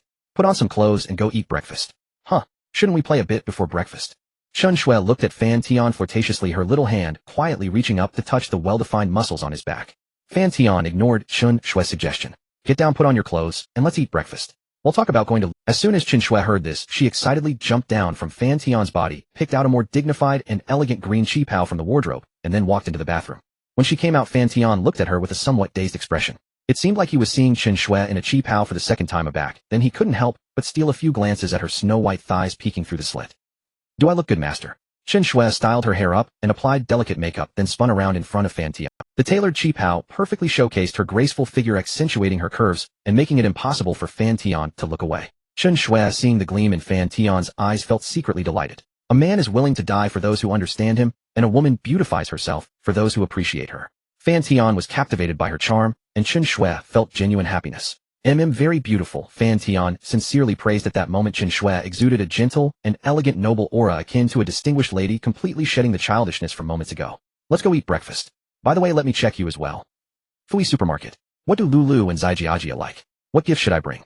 After all, it's my first visit, and it wouldn't be right to go empty-handed. Even though they are both Fan Tian's women, Chen Shui felt that etiquette couldn't be neglected. Just buy some fruits and a panda plush toy for Zaijiajia, or we're all family, no need to be so polite. Okay, cousin. It was said that Lulu's best friend and mother happened to be there, so to avoid unnecessary complications they decided to play roles. This was something they were already used to. Teacher and female student, male doctor and female nurse, father and daughter, etc. Today they were cousins. Panda Chen Shui, dressed in a qipao, chanted as she walked towards the toy rack. In the end, Fan Tian picked some cherries and bananas and also grabbed a remote-controlled car toy, while Chen Shui ended up buying many gifts. Inside the elevator, Chen Shui, holding a large plush toy, stood behind Fan Tian, noticeably quieter than usual. What's... Fan Tian teased half-jokingly. A little bit, Chen Shui replied. What's there to be nervous about? Fan Tian reached out with his right hand, took her soft, boneless little hand, and began drawing circles in her palm. The tickling sensation in her hand distracted Chen Shui, dispelling the tension. She bit her crimson lips and gazed at Fan Tian with tender affection, a rare hint of shyness emerging. Moments later, the elevator doors opened. As Fan Tian was still entering the door code, he heard crisp footsteps approaching swiftly from inside. Upon opening the door, he saw a cute little thing standing barefoot at the entrance, her big eyes sparkling with excitement as she... Fan Tian's heart was deeply touched. He picked up little Jejia. Daddy's home. Jejia exclaimed joyfully. Hello, Sister Xue. Seeing this, Chun Xue's heart melted. The adorable little one actually remembered her name. This is a gift for you. Chun Xue handed over the large panda plush. Jejia glanced at Fan Tian first, and only after his nod did she excitedly take it. Thank you, Sister Xue. But the panda plush was too big for her little hands to hold, so Fan Tian had to help her carry it. Good girl. Chun Xue gently patted Jejia's little head. So well-behaved and polite. The handsome man is final. A woman in loungewear smiled in greeting. Lu Yao, Su Lulu's best friend who was staying here for a few days. Hello, Yao. Fan Tian smiled. Xue, this is Lu Yao's sister Lulu's best friend. And this is my cousin Chen Xue here for the National Day holiday. Fan Tian introduced them to each other. Wow, handsome, your cousin looks like a star. And what a figure. Lu Yao gazed at the elegant Chun Xue, almost mistaking her for a celebrity on TV. Her aura was so grand, like a noble lady. And her figure was impeccable. Lu Yao's eyes lingered on Chun Xue's chest for a few seconds before she couldn't help but compliment her. Thank you. You're beautiful too, Chun Xue replied politely. At that moment, Lulu and her mother, who were cooking in the kitchen, heard the commotion. It must be Xiaotian back. Go out and greet him. I'll handle this, Zu's mother said to Su Lulu with some impatience. This daughter of hers, bringing her best friend home. What if she stole Fan Tian away? Too naive. Got it, Su Lulu replied helplessly. Her own man had no problem with it, but her mother had so many opinions. The beautiful young woman silently complained about her mom. Still, she washed her hands happily and walked out. Honey, little sister Xue, you're back. Su Lulu smiled and took the gifts, showing no distance, treating them like family. Sister, this is a gift for you. Chen Xue followed Su Lulu, and after she set down the other gifts, quietly pulled a small gift box from her purse. Su Lulu was visibly surprised, but she happily took it and opened it. What a beautiful bracelet. Thank you, little sister. Su Lulu was touched by Chun Xue's thoughtfulness. Logically, they should be rivals, not needing to curry favor with each other. But Chen Xue didn't seem to think that way, as she truly treated her like a close friend. That magnanimity made Su Lulu feel a bit inadequate. As long as sister likes it. Shall I put it on for you? Sure. Chen Xue excitedly took the bracelet and slipped it onto Su Lulu's wrist, then took the chance to stroke it. Sister, you're so fair. This platinum necklace isn't even as white as your skin. Chen Xue, who was at least one shade darker than Su Lulu, was a little envious. It must be a natural cool-toned complexion. She could clearly see the veins beneath Su Lulu's skin. Not really, little sister Xue's figure leaves me in awe, Su Lulu praised in return. No way, sisters are also big. Chun Xue mumbled softly. Ahem. Su Lulu coughed, a blush creeping up to her ears. She was clearly shocked by Chun Xue's straightforwardness, but she didn't mind or show any displeasure. Instead, she said gently, Little sister Xue, why don't you sit in the living room for a bit? He'll help out in the kitchen. Seeing Fan Tian heading into the kitchen, Su Lulu changed the subject. Auntie, how can I let you do this? You go rest. Fan Tian entered the kitchen and saw Zu's mother busy, so he took over. Mom, go play with Jejia in the living room, while handle this. Su Lulu also came over to persuade her. Alright, I'll go out. And who is this? Zu's mother saw Chen Xue and a Chong Sam walk in, and was momentarily stunned. Such a cool and beautiful girl. Auntie, I'm Fan Tian's cousin. I'm here for the National Day holiday, Chun Xue quickly chimed in, perfectly composed. So you're the cousin. No wonder you look alike. Both so beautiful. Zu's mother noticed some resemblance between Chen Xue and Fan Tian, and quickly accepted the explanation. Once Zu's mother left the kitchen, the three exchanged glances and couldn't help but smile. Honey, did little Yin not come? The beautiful young woman Su Lulu asked while chopping vegetables, a hint of nervousness in her voice. Su Lulu had once received Yin Ruzhen at work and was intimidated by her aloof aura. She had something to do and will be back in the evening. Su Lulu chose not to pursue the topic. After adding each other on WeChat last night, they only exchanged greetings and then fell silent. She was both worried that Yin Ruzhen would come and worried that she wouldn't. And speaking too much might lead to mistakes, so silent. Su Lulu didn't know what Yin Ruzhen was like in private, but clearly she wasn't as easygoing as Chen Xue. Sister Lulu, how do I wash this vegetable? The mascot, like Chen Xue, not wanting to go to the living room, decided to find something to do in the kitchen as everyone was busy. Remove the outer leaves and keep the tender inner ones, Su Lulu said gently, putting down her knife and walking over. Seeing this harmonious scene, Fan Tian couldn't help but sigh. Sister is great. Daddy, mommy, sister Xue, have some cola. Just then little Jejia carried a tray with 4 drinks and trotted over happily. Thank you, precious Jejia. Chen Xue took it happily. Jejia, there's too much smoke in here. Go out and play, Su Lulu gently urged her daughter, who seemed to want to stay. Jejia, listen to mommy and play outside. Dinner will be ready soon, Fan Tian said softly to the little one behind him. Okay. Jejia ran out joyfully again. Watching her cheerful little steps, Fan Tian couldn't help but smile. He had no resistance to such adorable little creatures. Sister, have some cola. Chun Xue smiled and handed a cup over. Sure. Su Lulu smiled warmly. Seeing the lingering smile on Fan Tian's face, and then glancing at Chun Xue washing vegetables diligently beside her. Maybe it's not such a bad thing. Honey, Su Lulu spoke softly. What is it? Fan Tian looked at her curiously. After dinner, I'll ask my best friend to take Jejia to the amusement park outside. Why don't you and little sister Xue rest here for a while? Chen Xue was taken aback, first glancing at Su Lulu, then at Fan Tian. A blush crept over her face as she silently continued washing the vegetables, moving more briskly. Fan Tian looked at Chen Shui, then turned his gaze to Su Lulu. Her eyes held no complexity, only a pure determination. Fan Tian looked at Chen Shui, then turned his gaze to Su Lulu. Her eyes held no complexity, only a pure determination. All right. Fan Tian didn't refuse. He wiped the sweat from Su Lulu's face and teased, "Let's do it then. No need to wash anymore." Hearing this, Su Lulu blushed, feeling deeply embarrassed. In a voice as soft as a mosquito's whisper, she murmured, "Xiao Tian, thank you for being so good to my daughter. I don't have much to say, but she's my only child. I hope you two will work hard, and let me hold a chubby grandson soon." At the dining table, Zu's mother looked at Fan Tian and spoke. "Mom, what nonsense are you saying? I told you we have our own plan." Su Lulu felt both annoyed and embarrassed. She hadn't expected her mother to bring up private matters in public, especially in front of so many people, which seemed a bit like applying pressure. What's more, among these people was Chen Shui. What woman would be happy to hear about her man having children with someone else? Su Lulu noticed Chen Shui's slight trembling and felt deeply guilty. Little sister Shui must be heartbroken inside, hence this reaction. Auntie is right. The words may be blunt, but the reasoning is sound. Lulu and I will work hard to make sure you hold a grandson. Fan Tian smiled. He didn't mind much, but thinking about having his own children made him somewhat excited and nervous. Su Lulu was touched that Fan Tian didn't object, yet she wasn't sure if he was just being polite, so she remained slightly. "Alright, I won't ramble. As long as you two are on the same page." Having achieved her goal, Zu's mother said no more, but she gave her daughter a meaningful look as if telling her to be more proactive. Moreover, by speaking so openly in front of everyone, Zu's mother intended to subtly remind Su Lulu's best friend. But obviously Lu Yao, Su Lulu's best friend, didn't catch the implication, or perhaps she simply didn't care. She never thought of poaching her friend's man. Instead, she would rather cling to Su Lulu to enjoy good food and luxury. "Little Jia, after dinner shall mom's friend take you to the amusement park to slide down the slide?" Lu Yao said to little Jia, who was eating heartily. "Yes." Little Jia put down her spoon and clapped happily. Children's minds are simple. Whoever plays with them, they get closer to without thinking about grown-up matters. Seeing Lu Yao so thoughtful, Zu's mother found it hard to say anything more. Instead, she turned to Chen Shui sitting nearby and smiled. "Cousin, would you like to go out with Jia and the others later? There are many fun places nearby." Zu's mother wanted to send away Fan Tian's cousin Chen Shui, giving Fan Tian and her daughter some alone time. She hoped her daughter would seize every opportunity, since she was already 30, soon 31, and pregnancy wasn't something that happened on demand. The sooner the better. Chen Shui was taken aback. "I was just eating quietly. Why did it suddenly involve me? What's outside that's more fun than home?" But before she could speak, Su Lulu grew anxious. "Mom, Shui still has things to help me with later. Little sister Shui, I heard you're a top student. I have some questions about self-media work. Would you stay and help me out? In the evening, I'll take you to explore the area." Su Lulu made up an excuse. "Okay." Chen Shui took the lifeline and agreed. "You stubborn girl, why can't you see the situation?" Zu's mother glared at her daughter, cursing inwardly, but the deed was done. She couldn't say anything more about sending Chen Shui away without seeming deliberately hostile. After all, Chen Shui was Fan Tian's cousin, not someone she could afford to offend. Fan Tian observed the dramatic turn of events and silently continued eating. "They say 3 women make a play, and it's true. Auntie, you're leaving already. How about staying for dinner?" Fan Tian escorted Zu's mother to the door and asked politely. "No need. I won't disturb you all." Despite Fan Tian's insistence, Zu's mother left with a bag of nutritional supplements. Su Lulu felt relieved when her mother finally left. Her best friend had taken her daughter out. The house was now left with her, Fan Tian, and the silent Chen Shui. After closing the door, Su Lulu glanced at Fan Tian, then at little sister Shui beside her. Finally, unable to suppress the urge, ignoring her shyness under Fan Tian's gradually burning gaze, she unbuttoned her home clothes one by one, revealing the carefully chosen black lace underwear beneath. Then she unfastened the button of her pants, and the white wide-leg trousers slid down to her feet. Black suspender stockings tightly wrapped around her fair thighs. She was completely exposed before Fan Tian. Su Lulu's heart pounded like thunder.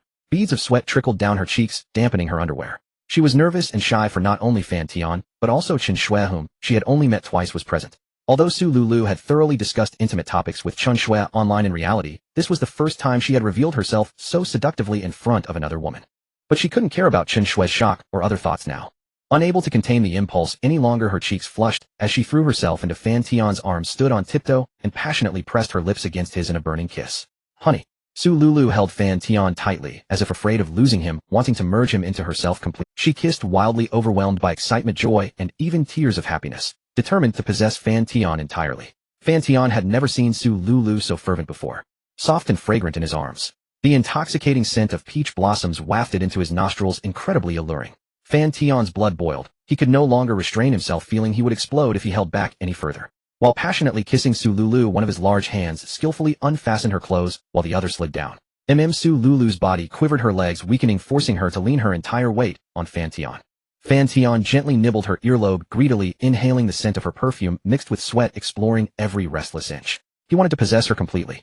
Su Lulu's heart raced even more, her eyes glazed. Wasn't this madness exactly what made Fan Tian fascinated with her? Physical instinct always outpaced thought, far surpassing any sweet words. She didn't need Fan Tian to say sweet nothings to her. His actions already proved his deep infatuation, perhaps with her body, perhaps with her soul, or both. A part of her always captivated him. That was enough. She felt the same. So whenever Fan Tian was near, she always wanted to show her sexiest side. Even her previous husband had never made her feel this way. In front of Fan Tian, she desperately wanted to reveal her most beautiful self just to earn his approval and praise. If he liked it, Su Lulu would wear any outfit without hesitation. Even at the risk of ruining her reputation, she only wanted this young man to be happy because of her. That was enough. Even now, with Chun Shui present, if Fan Tian found it thrilling and exciting, she would feel thrilled and excited too. Moreover, his heated actions had already proven he loved this. As long as he was happy, she would be happy. It was an indescribable feeling, and she was deeply addicted to it. Beside them, Chun Shui, just by watching this similar fervent scene, found her breathing ragged and her heart pounding wild. She took a deep breath and slowly unbuttoned her cheongsam, revealing her fair body beneath. Then she walked behind Su Lulu and knelt down. Su Lulu's eyes widened in disbelief. Then her gaze grew even more hazy. Su Lulu could hardly believe it. At best, she was merely a mistress kept by Fan Tian and Chun Shui.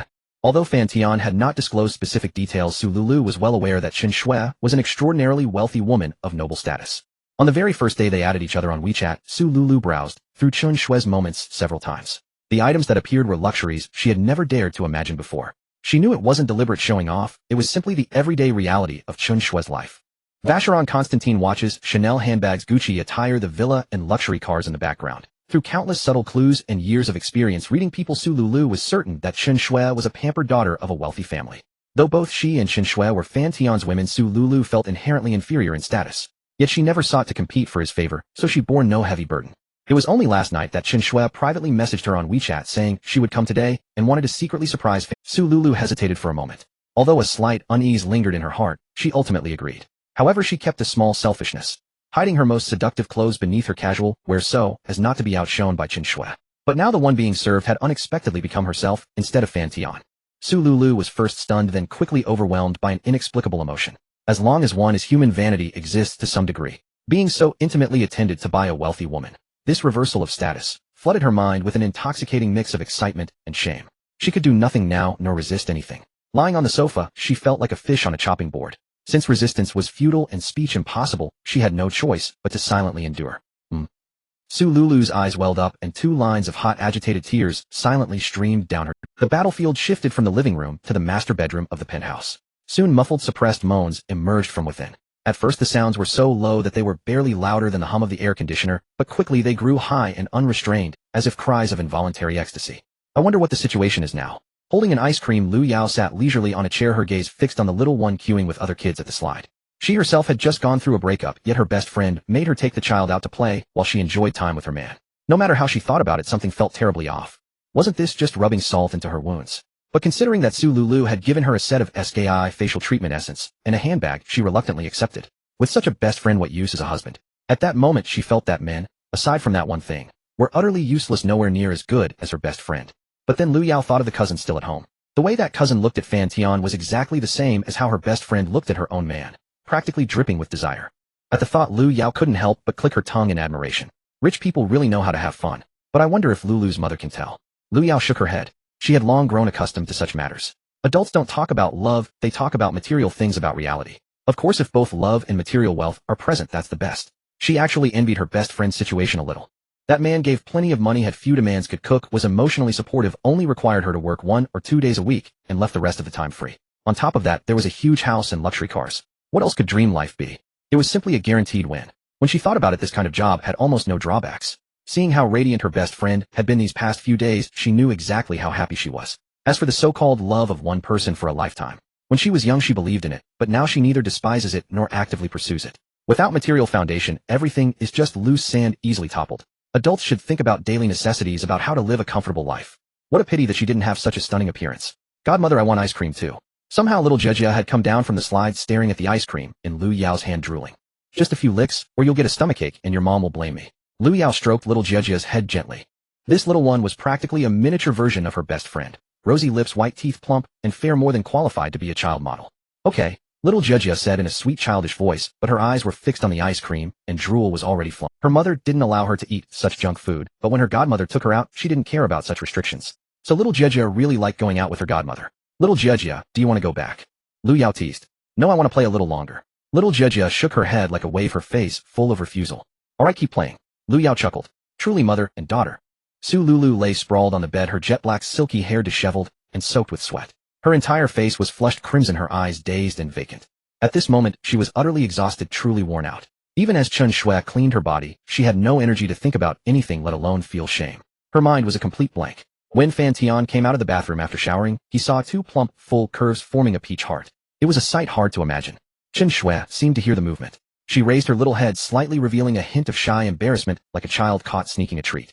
She looked at Fan Tian with a pleading expression and softly called out, "Master." A light sheen of sweat glistened on her fair forehead, but her tone could not hide her excitement, her face flushed. "Come with me to wash up and let Sister Lulu rest," Fan Tian called out, and Chen Shui got off the bed, pouncing on him excitedly. Looking at her passionate expression, Fan Tian couldn't help but feel a stir in his heart. A few strands of sweat-soaked hair clung to her forehead and droplets of sweat trickled down her cheek, then along her fair neck, flowing down into the pert softness. He couldn't help but muster twice the energy. Chen Shui looked down and was even more astonished. A rare look of disbelief appeared on her face. What kind of terrifying physical condition was this? It was almost inhuman. The saying goes, no field is ruined by plowing, only the ox dies from exhaustion. But now the roles were completely reversed. The field had been ruined. Not even a dark-skinned gym bro could match a tenth of the master. Yet that flicker of disbelief in Chen Shui's eyes quickly turned into excitement and thrill. Just now the main force had targeted Sister Lulu, while she herself had only been fighting guerrilla skirmishes on the side. Especially when she saw it nod at her a few times, greeting her. The longing in Chen Shui's beautiful eyes was almost impossible to hide. She unconsciously licked her red lips. Although she had only transitioned from girl to woman yesterday on the Ferris wheel, Chen Shui felt she could still fight another round. She yearned to be wildly possessed by Fan Tian, to have him make her abandon all ability to think. In front of Fan Tian, Chen Shui seemed to lose all boundaries, doing many things she never dared to do before. Yet from the bottom of her heart she loved it, and was addicted to it. With Fan Tian, Chen Shui couldn't wait to try more exciting things, even if those acts were scorned by the world and deemed unacceptable. She felt it didn't matter at all. When Fan Tian and Chen Shui emerged from the bathroom, Su Lulu had already changed into her loungewear and was busy. Fan Tian thought she must be exhausted, but seeing Su Lulu's energetic state with no signs of fatigue and a lingering blush on her face, she seemed to exude a special charm. Women of such age can be somewhat intimidating. "Please sit on the sofa for a while, I will have the bedsheets changed shortly." Su Lulu turned her head, her beautiful eyes scanning Fan Tian with satisfaction and warmth. She was indeed pleased with that state. "Sister Lulu, are you feeling rested?" Chen Shui mischievously smiled, having just experienced the delightful nuances of this alluring elder sister. Especially when she saw Su Lulu bending over, tightening her loungewear, revealing two perfectly rounded curves, that graceful figure, the slender waist, and the lingering allure of her black stockings only heightened Chen Shui's interest. At the moment their gazes met, Su Lulu's heart fluttered, and she pretended to look away, her eyes flashing with shyness and nervousness. She hadn't expected her seemingly composed and elegant sister to enjoy herself so openly, which was slightly beyond her expectations. "I'll go tidy things up." After changing the bedsheets, Su Lulu felt her heart racing as she passed Chen Shui. The previous intimate moments began to replay in her mind, making her feel embarrassed as she hurried into the bathroom. Just now she had almost choked Chen Shui. In the bathroom, Su Lulu's face was flushed as she had already removed her loungewear, and the redness on her fair voluptuous body indicated the intensity of the earlier moments. She traced her flushed skin, waves of strange sensations crashing in her mind. The tingling feeling seemed to linger from being treated so roughly by Fan Tian. In the end, she sat on the toilet, rolled down the soaked black lace straps, and tossed them into the nearby trash bag. She felt something unusual, stood up and glanced at her voluptuous, curvaceous backside, which had been the focus of attention, and was still blushing. Su Lulu couldn't help but smile. She didn't dislike it. It was the evidence of Fan Tian's affection for her, filled with deep love. Moreover, most women don't mind their men being a bit rough under special circumstances. She was just like that. Looking at the evidence of Fan Tian's teasing, Su Lulu's already rosy cheeks turned even redder. She suppressed a soft curse, feeling a surge of inexplicable emotions. Her feminine modesty silently protested against someone's actions. If it could always be like this, that would be great. At first, if she had been with Fan Tian for money and a better life, now she admitted that she had become deeply dependent on him. Even if she was nestled in her former ordinary 3-bedroom apartment, Su Lulu didn't mind. This man 5 years younger than her had entered her heart and left an indelible mark on her body, allowing her to taste what love truly felt like. As long as Fan Tian was there, she felt an inexplicable sense of security, warmth, and dependence, as if she were a carefree. That was a feeling her ex-husband had never given her. Su Lulu turned on the shower, letting the warm water cascade down her fair, flushed body. She unconsciously hummed a cheerful tune like a girl in love. When the freshly cleaned Su Lulu emerged from the master bathroom, her demeanor returned to that of a gentle and mature woman. However, when she saw Chen Shui lying on the bed in a white shirt revealing her long fair thighs while playing on her phone, she immediately asked, "Is Xiao Shui alone here?" "Not yet, she's in the kitchen preparing a nourishing soup for us." "Sister Lulu, why don't you come and rest a bit more?" Chen Shui turned her head with a playful smile, patting the spot beside her. The atmosphere between them was very warm and harmonious. "No, I'll go help out, you just rest here," Su Lulu said with a rare hint of urgency in her tone before walking out. "Sister Lulu, your face is red, you're shy again." Hearing Chen Shui's teasing, Su Lulu quickened her steps. The situation of the three of them together was still new to her, making her feel somewhat awkward and shy. However, she also knew that after a few more times, she would gradually adapt. Everyone's first time is like this. From initial nervousness to slowly getting used to it, eventually reaching a state of calm. As soon as Su Lulu stepped out of the room, she walked towards the kitchen. When she saw Fan Tian busy inside, her heart settled. "Why are you out? Didn't I tell Xiao Xue to let you rest in the room?" "I came out to see if I could help with anything," Su Lulu said shyly, not daring to mention that she had run out because of the teasing. "What did Xiao Xue say to you? She can be a bit lively." Fan Tian noticed Su Lulu's slightly flustered complexion and couldn't help but smile even though he didn't know why. "Nothing, Xiao Xue is great. I hope she can stay here more often." Su Lulu swayed her body, actively expressing her thoughts. Then recalling what her mother had mentioned, she nervously and cautiously asked, "Husband, how about we have a child?" Fan Tian was taken aback, then turned to look at the slightly flustered Su Lulu, feeling a pang of emotion. However, to lighten the mood, he jokingly said, "Of course. After expending so much energy on you, you can't let it go to waste. I'm not in that period these few days, so the chances are quite low." Su Lulu explained, showing a rare hint of feminine shyness. Her face flushed. "Then during those few days, just come over a few more times, and it should be fine." Fan Tian held Su Lulu's slender waist and pulled her closer, smiling, as if a normal couple were discussing their future. "Wife, do you want a boy or a girl?" "I'm fine with either. What about you, husband? Do you want a boy or a girl?" Seeing Fan Tian agree, Su Lulu's mood brightened considerably.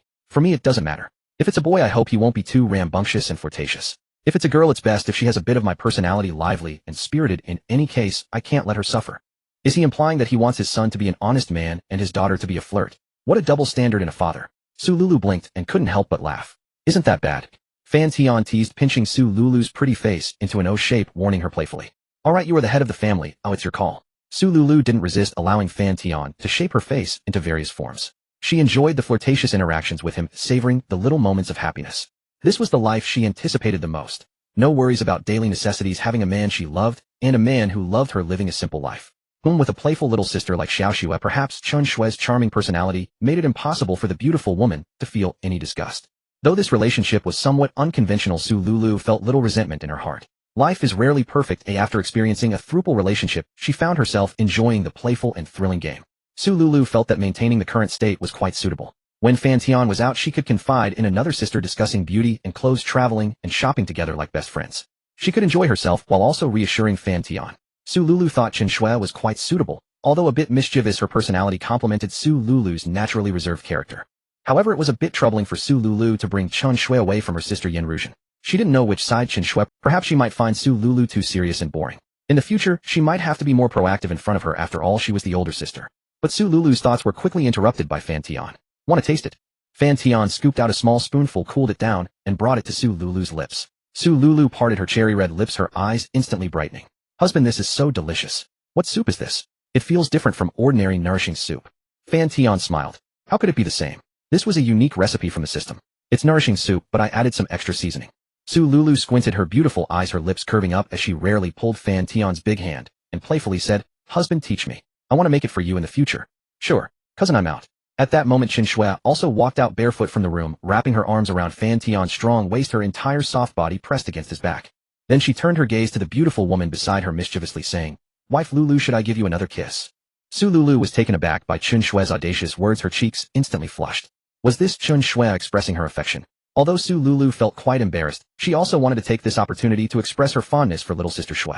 As the older sister, she couldn't always be teased by her younger sister. Moreover, the bond between women is different from that of if men kiss each other. It's seen as overly affectionate, but for close female friends, a kiss is not a big deal. Outsiders wouldn't think much of it, at most just considering them good friends. Therefore, after a brief pause, Su Lulu stepped forward and, in the slightly shocked gaze of Fan Tian, pressed her soft red lips against Chen Shui's. Although Fan Tian was somewhat surprised, he didn't think anything was amiss, and even watched with interest. Until Chen Shui, sticking out your tongue is too much. Such a provocative scene made Fan Tian's imagination run wild. If they were to clash, wouldn't it cause global turmoil? Fan Tian couldn't help swallowing shamefully, having a reaction. Unexpectedly, he turned out to be a shameless pervert. Su Lulu was also startled by Chen Shui's tongue action, shrinking her head back, her face full of shyness and blushing. "Hee Lulu wifey, you smell so good." Chen Shui smirked, licking her own red lips with her tongue, seeming a bit unsatisfied. Su Lulu felt a little embarrassed, turning her head slightly, quite helpless at Chen Shui's appearance. "Alright, have some soup. Xiao Shui, go put on some pants. It wouldn't be good if Xiao Jiejie sees you like that." "Okay, cousin." Chen Shui thoroughly enjoyed this role-playing, still not changing her address to Fan Tian. She gave Fan Tian a kiss on the cheek and then ran into the room. Not scared, are you? He felt partly responsible for Chen Shui turning out this way. Actually here, Chen Shui's behavior was already much more restrained. She wasn't as open as she was with Yen Ruzhen. But the situation here was different. Su Lulu didn't have that particular fetish. So Fan Tian also restrained himself a bit. Oh no, cousin Xiao Shui is quite cute. Su Lulu snapped back to reality, revealing a gentle and tolerant smile, as if she didn't mind Chen Shui's actions just now. Does she act like that with Sister Yin too? Fan Tian thought for a moment, then replied honestly, probably not, she's quite normal. Hearing this, Su Lulu felt a hint of joy. So it seemed that little Shui preferred her as an older sister. Fan Tian noticed the slight upward curve of Su Lulu's lips and felt like laughing. That's because you are gentle, virtuous, and easygoing, so Chen Shui dares to push her luck. If it were Yen Ruzhen under normal circumstances, Chen Shui wouldn't dare joke with her like that. At the dining table, Fan Tian checked his phone messages and found that his younger sister Zhou Wen was urging him, asking when he would take them to see the much-anticipated penthouse. Bro, where's my penthouse? Didn't you say you'd come in the morning? You stood us up all morning. Angry, busy with work in the morning. Soon, just pack your things. They'll be there in half an hour. Fan Tian smiled faintly at his sister Zhou Wen's urging and replied with an exact time. That penthouse actually belonged to Chen Shui. Originally, she wanted to transfer ownership as a gift to Fan Tian, but he refused. Keeping it in Chen Shui's hands made little difference to him. They'll take them to move into the penthouse later, Fan Tian politely informed her. Just use it, isn't mine yours.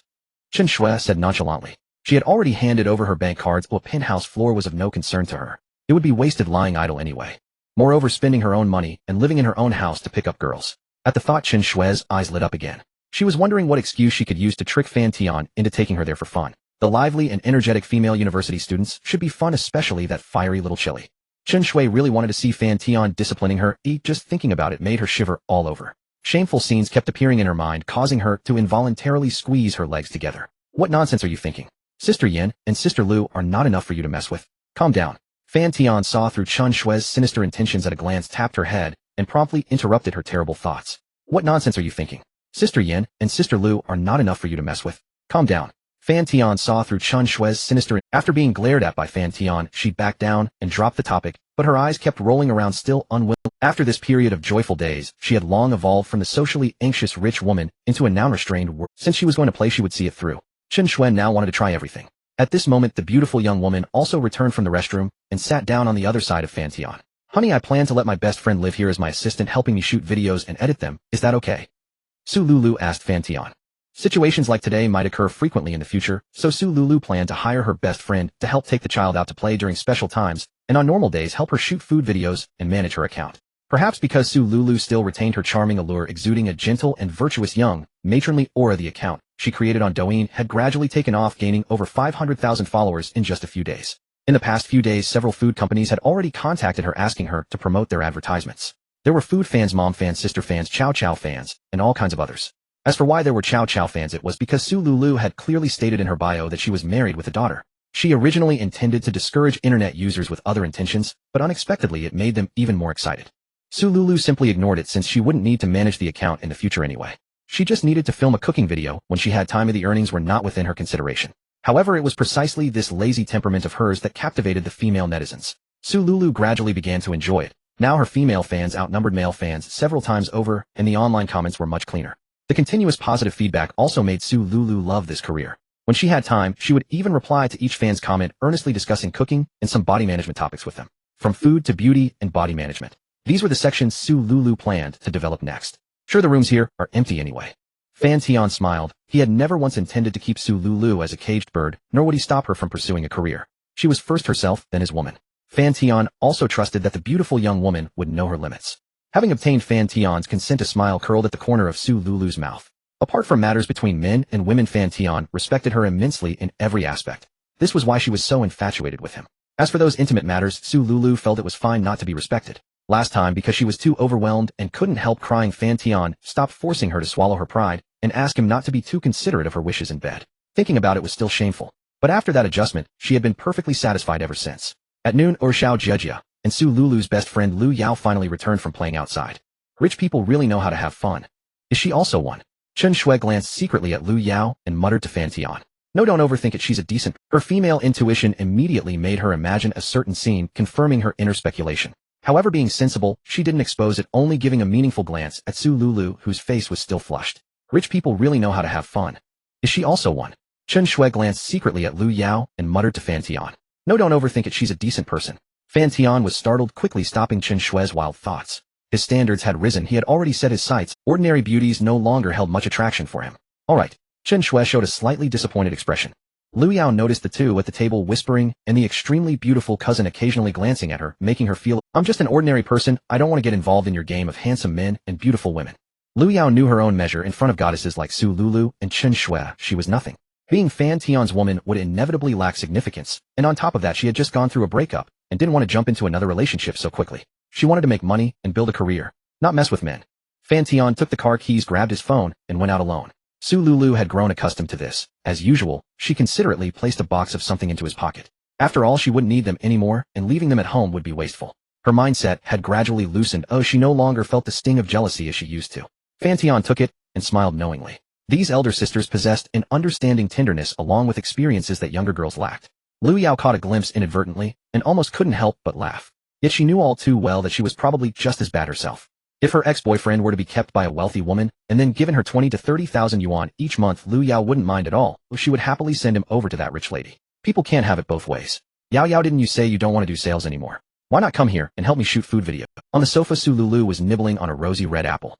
She had always paid attention to her figure, but now even more so. Since meeting Fan Tian, she had gone to great lengths to care for her body, constantly monitoring her diet and emphasizing skincare, wanting to present a perfect state at all times. After all, she was no longer the young girl who could eat anything without gaining weight. Now that she was older, the extra effort naturally went into maintaining her figure and diet so that Fan Tian would remain infatuated for a long time. Her best friend Liu Yao showed a puzzled expression. Meals and accommodation included, base salary same as your sales job, 15,000 a month, and we split the video revenue 80-20 including ad income. Su Lulu said nonchalantly, watching her best friend's increasingly incredulous gaze, a slight curl forming at the corner of her mouth. Lulu, what's gotten into you? You're letting me live in a luxury apartment, paying me a salary, and giving me 20 of video revenue. If your videos don't make money, aren't you subsidizing me? Liu Yao found it hard to believe, unable to hide her excitement. Wasn't this a clear case of manna from heaven? Could it be? A sudden thought struck Liu Yao as she glanced at Chen Shui playing games with Xiao Jiejia, then stared at her best friend with a peculiar expression. Are you asking me to join in too to make a full table for mahjong? Liu Yao leaned in, asking in a low, nervous voice. Don't overthink it. Apart from work, sometimes I'll need you to take my daughter out to play like you did today. Su Lulu couldn't help but roll her eyes at her best friend. She might have entertained that idea before, but no longer.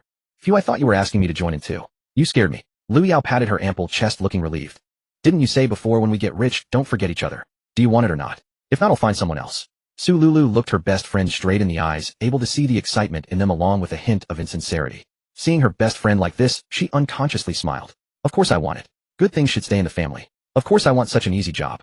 Without a second thought, Liu Yao agreed. I get to live in a luxury apartment. But forget about the video and ad revenue. Your situation is almost like you are using your husband's money to support me. Liu Yao felt a bit guilty. Even though Su Lulu had become well off, she couldn't take advantage of her best friend. No need, it's settled. Just be proactive and help me brainstorm scripts in the future. Su Lulu said magnanimously. Sis, I love you to bits. From now on, I'll be your lifelong little assistant. Come here, let's cuddle. Liu Yao, also excited, pounced on Su Lulu and hugged her, shaking a few times. Stop fooling around, my daughter is still here. Later I'll have someone bring the formal contract, and you'll sign it promptly. Yes, boss. Liu Yao also turned to look and found two pairs of big eyes staring at them. She gave an awkward smile. Chen Shui, watching the scene, also smiled knowingly. She hadn't updated her online comic for days. Now she felt her thoughts surging and her fingers itching to draw something. But before that, she needed to take a good nap and rest as she could start drawing in the afternoon.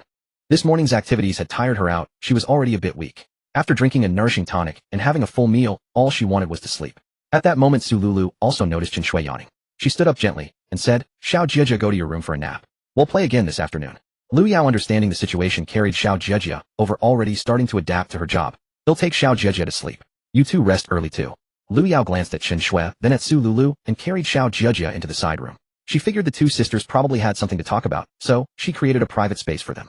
Xiao Shui, if you're sleepy, go take a nap. Lulu, honey, can I sleep with you? I'm not used to sleeping alone. Chen Shui looked at her with wide, innocent eyes in a pitiful manner, a truly endearing sight. Su Lulu was kind-hearted by nature, and seeing Chen Shui so adorable, she couldn't refuse. Sure, let's go together, Su Lulu said softly.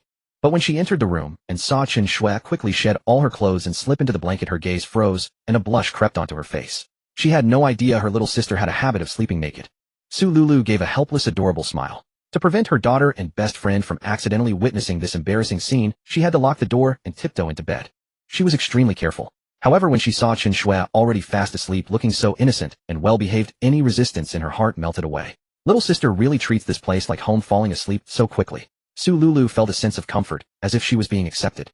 To prevent her from catching a cold, Su Lulu pulled the blanket up to cover Chen Shue's exposed body, like a gentle mother caring for her own child. However, just as Su Lulu closed her eyes and was about to sleep, a soft little hand unconsciously slipped into her body. The unexpected touch startled her, and her entire face turned crimson. Flushed and heart-pounding, Su Lulu turned to look at Chen Shue. Seeing that she was still asleep, she gave a helpless smile and tried to remove Chen Shue's little hand. But that little hand seemed to have a tracking system. After 2 or 3 attempts, Chen Shue even mumbled something, leaving Su Lulu even more exasperated. Eventually she gave up and let Chen Shue do as she pleased in her sleep. Oh, a little sister probably didn't mean it. A Rolls-Royce Phantom slowly glided into a modest residential quarter on the left side of the university town. At that moment, in front of a 3-story building, 3 stunning female college students stood idly at the doorway, playing on their phones with 3 distinct suitcases behind them. Bro, you said half an hour, and you're another 20 minutes late. As soon as Fan Tian stepped out of the car, Zhou Wen started traffic jam. It's National Day, everything's clogged up. Did you bring all the luggage? Fan Tian offered an apologetic smile. It really was a traffic jam, not a blocked sewer. Although he had evolved from that quiet, introverted boy into a carefree rogue who didn't care about appearances, he still retained some basic human decency. He had left 20 minutes early, but the endless stream of vehicles on the road still trapped him. During the National Day holiday, countless out-of-towners flooded into Yaodu for tourism, or those working in the city returned home. In short, the traffic was truly insane. Can't you leave earlier? Zhou Wen glared at Fan Tian angrily. Just get in the car. It's scorching hot. Instead of wasting time arguing with me, you could be inside cooling off. Fan Tian ignored Zhou Wen's little tantrum, stepped forward, grabbed the back of her neck, and shoved her into the car. Su Yi, watching the siblings squabble from the side, a faint smile tugged at the corners of her lips. Lele, get in the car. They'll handle the luggage. Su Yi obediently got in, but the university beauty, Su Yinla, muttered player under her breath to Fan Tian. When their gazes met, she didn't flinch, but repeated the word player with defiance. Still so hot-tempered, Lele. Fan Tian glanced at Su Yinla's proud little expression and couldn't help but chuckle. If she weren't so tsundere and took the initiative instead, he wouldn't find it half as amusing. Hurry up and get in, little kitten. As Fan Tian brushed past Su Yinla, he teased her in a low voice. Her affection rating had reached 75. At this level, he could do as he pleased. This jerk. How dare he be so blatant? Su Yinla ground her teeth in fury, but with her best friend present, she couldn't explode. She had no choice but to choke down her anger, leaving her chest heaving and her cheeks flushed. When the car door closed and no one was looking, she couldn't help but turn back and shake a tiny fist at Fan Tian's retreating figure to vent her rage. Oh, why did you all sit in the back? After loading the luggage and returning to the driver's seat, Fan Tian noticed the 3 girls had, as if by telepathy, all taken the back row. He raised an eyebrow nonchalantly. Have you had lunch? Where do you want to go this afternoon? However, his attention was soon startled by a thought from Su Yi. He smells of another woman's perfume. Did he come from sister's place? Or is it from work? So this is a woman's sixth sense.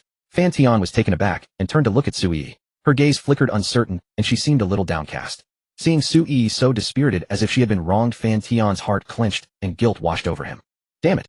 He hadn't even noticed the issue himself, but he offered no explanation, pretending not to know. This wasn't the right setting to explain anything. Fan Tian decided to wait for a suitable opportunity to come clean. Keeping it secret any longer would only make Su Yi continuously suspicious and hurt both her heart and mind. That was no solution. Better to cut the Gordian knot. Once she knew the truth, she would certainly be heartbroken, and he would have to make it up to her in other ways. Not yet, starving. Bro, why don't you take us around the area and see what good food is nearby? Zhou Wen rubbed her stomach. Okay, you'll just drive around. If you see anything you want to eat, just say the word.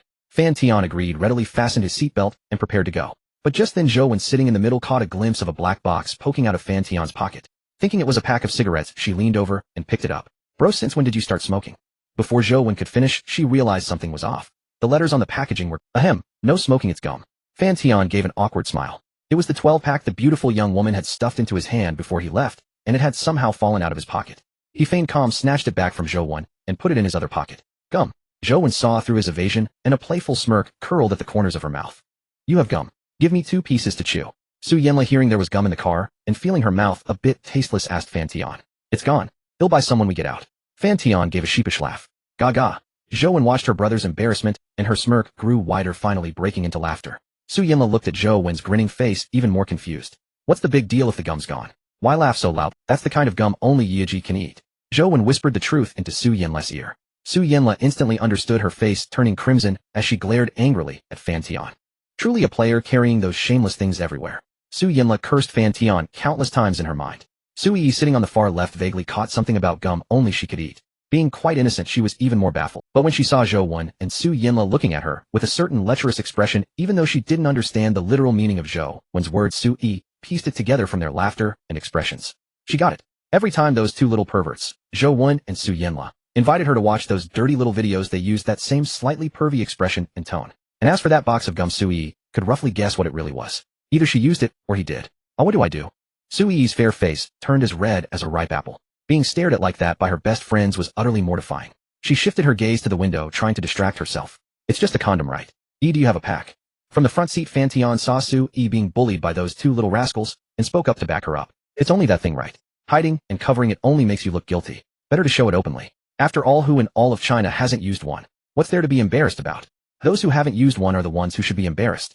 As a rogue, Fan Tian's skin had long been tempered to steel. I do. Su Yi gradually came back to her senses at his words. Fan Tian took the black box out of his pocket and handed it to the back. Put it in your bag for me. Su Yi froze for a moment, then quickly recovered, blushing as she accepted the black box and slipped it into her own bag. Maybe it's not that embarrassing after all.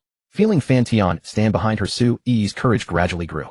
But, on the far right, Su Yinla saw how close they were, and her expression instantly dimmed. A pang of bitterness rose in her heart. In that moment, she seemed to recognize her own feelings. She really did seem to like that player. If only she hadn't gone to back up Su Yi back then, and hadn't agreed to move into the penthouse. Watching the man she liked being affectionate with another woman, Su Yinla's heart ached with waves of bitterness, and her eyes stung with unshed tears. But she didn't want to expose her vulnerable side in front of everyone. Su Yinla quickly composed herself, forced a smile, and resumed her playful banter with Zhou Wen. Little did Su Yinla know that her momentary dejection had been noticed by the ever-observant Su Yi. After a hearty meal at the New World shopping mall, Su Yi and Fan Tian walked together, while Zhou Wen entered the clothing store hand in hand with Su Yinla. To express his apology for keeping the three of them waiting all morning, he agreed to buy them a few gifts as compensation. Lele secretly cried in the restroom just now. I feel so guilty toward her. She was the one who knew Big Brother first. Just a shameless thief. I wonder if he could accept. Maybe I should step back and let him pursue Lele. It's all my fault. I'm a terrible woman. I knew Lele liked him, yet just now seeing her roommate Su Yinla's lonely silhouette, and the way she wiped away tears, Su Yi's expression was complicated, filled with guilt, pity, and a trace of self-loathing regret. When she first entered university, Su Yi had been protected by Su Yinla. She still remembered that due to her stunning figure, a senior had harassed her verbally, and Su Yinla stood up for her by slapping the senior across the face. From then on, no man dared to speak such obscenities in front of her. So Su Yi had always been grateful to her roommate. Su Yinla was like a little sun, always shining on her. But now she had become so selfish and shameless, using despicable means to take away the person Su Yinla loved. Every time Su Yi saw Su Yinla, a deep guilt welled up inside her, and she wished she could slap herself, believing she had stolen someone else's happiness. Seeing Lele secretly wipe away tears in the restroom, just now, she felt she could no longer be so cowardly. Big brother, Su Yi pulled Fan Tian aside to a quiet corner, then looked up at him. Her voice carried a hint of tears, her eyes misty with a look of grievance, as if she wanted to speak, but held back. What's wrong? Fan Tian gently wiped the tears from Su Yi's eyes. He could hear her inner thoughts, so he knew exactly why she was crying. What a silly girl. So kind-hearted that she would even give up the man she loved. He let out an almost imperceptible sigh. The faint guilt that had vanished surged back uncontrollably. Fan Tian was no heartless being. Faced with such a situation, he instinctively felt a sense of guilt for being less than human. Big brother, why don't you go after Lele? Su Yi said with a tentative, self-sacrificing look. Seeing her pitiful expression, Fan Tian thought of his own upcoming behavior and felt even more that he was acting improperly. In truth, Su Yi didn't even need to ask. Fan Tian would have done it anyway. He was such a lust-driven man, having long coveted the campus belle, Su Yinla's charms, and had dreamed of locking her in a small room and enumerating her countless wicked deeds. Fan Tian never hid his rascal nature. However, at this critical moment, he maintained a bit of restraint. He feigned surprise and followed the normal protocol. What are you breaking up with me? No, we're not breaking up. I'm just asking you to pursue Lele. Su Yi was startled by his words and quickly denied it, becoming somewhat incoherent. I just hope you and Lele can be together. If Lele is willing, I could even be the secondary. In the past, Su Yi would have thought it impossible for her to utter such a shameful and shameless statement. But now she didn't want to break up with Fan Tian, nor did she want to see Su Yinla heartbroken. So she spoke the words that Fan Tian would have done anyway, and she did so with a pleading, fearful look, terrified that he might be angry. This submissive posture left Fan Tian at a loss for words. Why do you want me to pursue Lele? Because she likes you. Lele can't hide her feelings. You don't know, but last night, she secretly checked your moments several times, staring at your photos in a daze. She thought we didn't notice. Aren't you jealous? Don't you mind? You know I love you deeply. I will never leave you for my whole life. If you want me to pursue Lele, what if she actually agrees? Have you thought about what our future life would be like? Fan Tian feigned a sigh. He still had to go through the proper procedure so that there would be no excuse later. When Su Yi heard that Fan Tian would never leave her, her heart instantly settled, and she became bolder. Seeing him still hesitate, she encouraged him urgently. I won't be jealous. As long as Big Brother wins Lele over and doesn't make her sad, I can do anything. Give me some time to think it over. Fan Tian held Su Yi's hand, lowering his gaze to look at her sincere and pitifully adorable face. I'm sorry. Su Yi felt that everything was her fault. Seeing Fan Tian so melancholy made her guilt even heavier. Not only had she made Lele sad, but she had also pushed the person she loved into such an unconventional relationship. Su Yi felt she was utterly wicked. Have you forgotten? I told you never need to apologize to me. I would do anything for you as long as you don't blame me later. Seeing the moment was ripe, Fan Tian stopped acting. Any more would be overdone. I want. Thank you. Sui still said with some guilt. This girl, he didn't know what to say. Since she kept being so polite, Fan Tian couldn't help leaning in and giving her plump, rosy cherry-like lips a firm kiss. I told you there's no need for such polite words between us. If you say one more polite thing, I'll kiss you again. There are so many people watching. Can we kiss when we get back? In the corner, Sui noticed the surrounding people looking over. Her breath quickened, her heart filled with both the joy of being kissed and the shyness of being watched. Are you scared? Fan Tian teased nonchalantly. No. As long as it's you, I'm not afraid of anything. Sui for once grew bold, perhaps out of guilt or for other reasons. She boldly and actively kissed Fan Tian, an inexplicable excitement surging within her. So big brother, what about the thing you promised me just now, eh? Let's go. I won't go back on my word. Fan Tian smiled, took Sui's hand, and quickly escaped the place where everyone was staring, heading toward the Uniqlo store where Zhouwen was. Where are those two? They haven't caught up yet. Did they sneak off somewhere to have fun again? Zhouwen was trying on clothes and wanted to ask her brother's opinion, but when she turned around, he was gone. The one paying wasn't there. How could that work? Just as she was about to step out, she saw Sui pulling Fan Tian over. We just went to the restroom. Have you picked something? Fan Tian said without a hint of embarrassment. To the restroom. Zhouwen noticed Sui's flushed cheeks and understood right away, but she didn't call them out. Instead, she held up a gaudy, colorful dress in front of her and asked, what do you think of this one? Not bad. An old lady would wear something like that. You have no taste. It's a retro design. Zhouwen grumbled, but still dutifully put the dress back and continued browsing. On the other side, Su Yinla, who was picking out clothes, glanced over and accidentally met Fan Tian's gaze. Taking advantage of Su Yi's distraction, she made a contemptuous gesture at him. However, she quickly withdrew the gesture, lowered her head guiltily, and continued selecting clothes.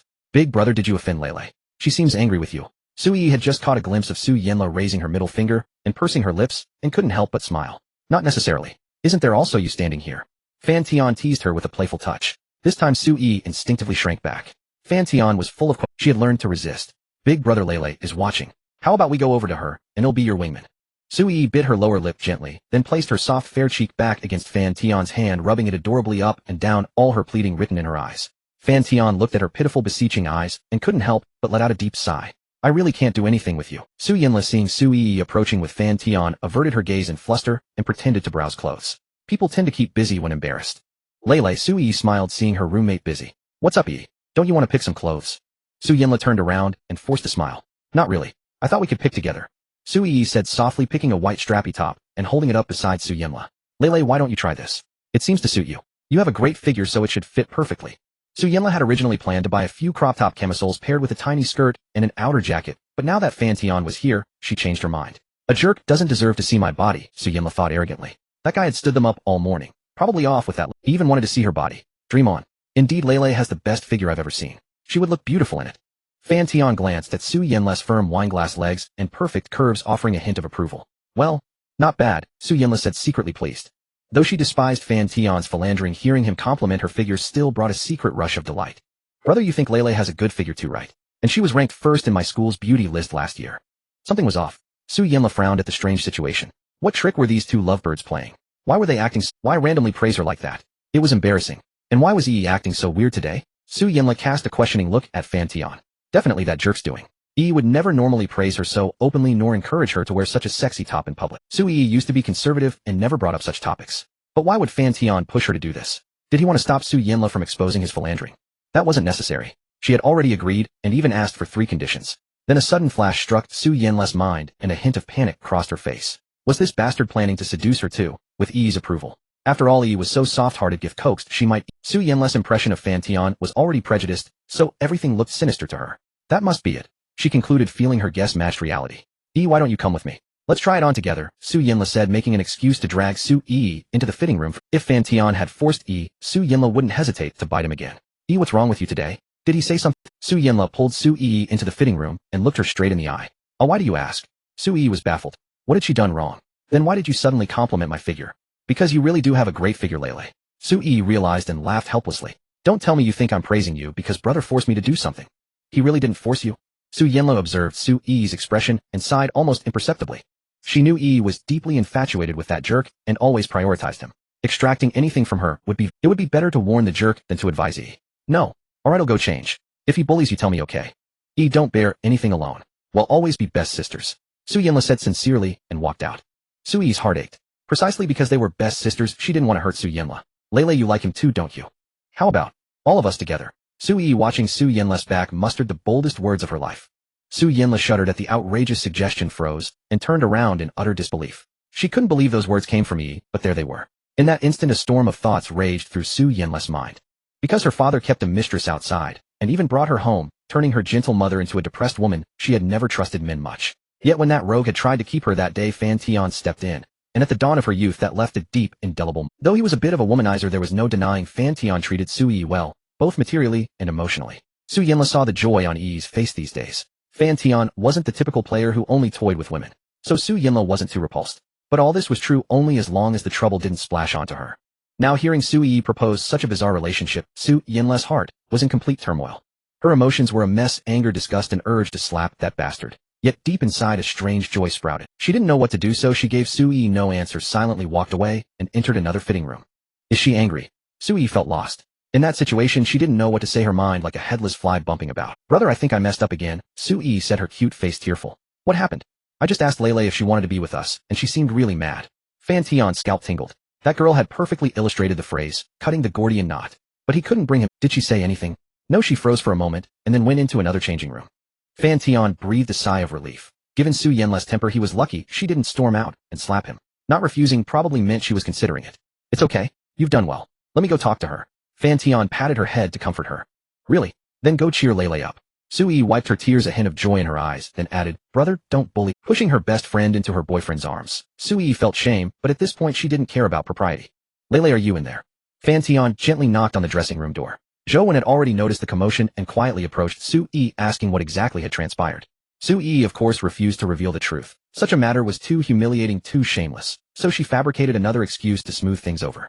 Yet the evasiveness in Su Yi's gaze stirred in Zhou Wen an instinctive thrill, the thrill of spotting prey. Click. The dressing room door swung open, revealing a pair of eyes rimmed with faint red. Su Yinla pulled the dazed Fan Tian inside, and slammed the door shut behind them. Ouch! Gentler, please. Fan Tian gazed into Su Yinla's eyes, brimming with fury and wounded pride. Even his most callous self could not suppress a flicker of tenderness. He knew she was still seething, and paid no mind to the stinging ache radiating from his forearm. Half a moment passed. Did you put that idea into Yiji's head, eh? Su Yinla released her tiny fangs, lifted her head, and glared at Fan Tian with clenched teeth and furious accusation.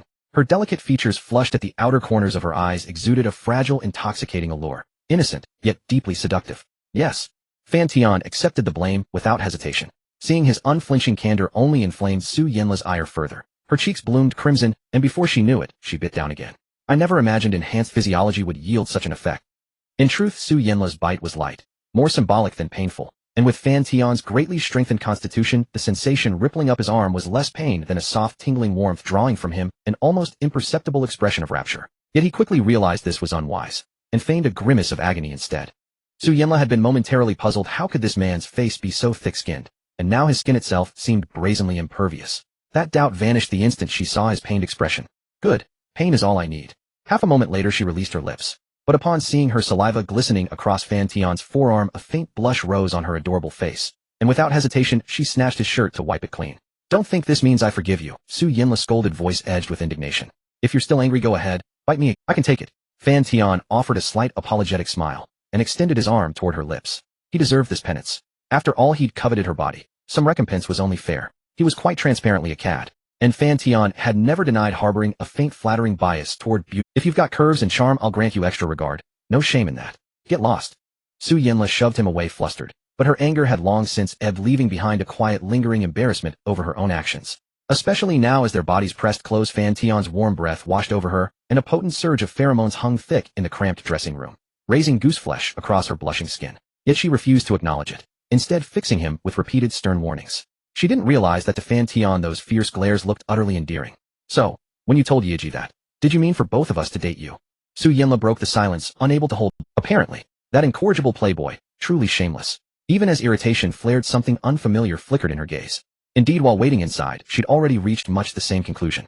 She did feel drawn to Fan Tian. That much was undeniable. And if he was openly, unapologetically a cad, why couldn't she in turn embrace being a carefree, unrepentant one? Eat his food, drink his wine, live in his villa, drive his luxury car. Then discard him the moment he held no further value, or once she grew tired of the game. Was she losing? Not in the slightest. Her father's infidelity had long eroded her faith in male fidelity, or in promises men made. This path spared her the silent despair her mother endured, allowed her to exact quiet retribution on him, and, crucially, protected Yiji. Three birds, one stone. As long as she upheld the unshakable, liberated mindset of a carefree woman, she remained invincible. And being together didn't necessarily demand intimacy. Some couples dated for years, holding hands, sharing chaste kisses, nothing more. Since he was a cad, she'd simply adopt the role of a carefree woman and savor every advantage he offered.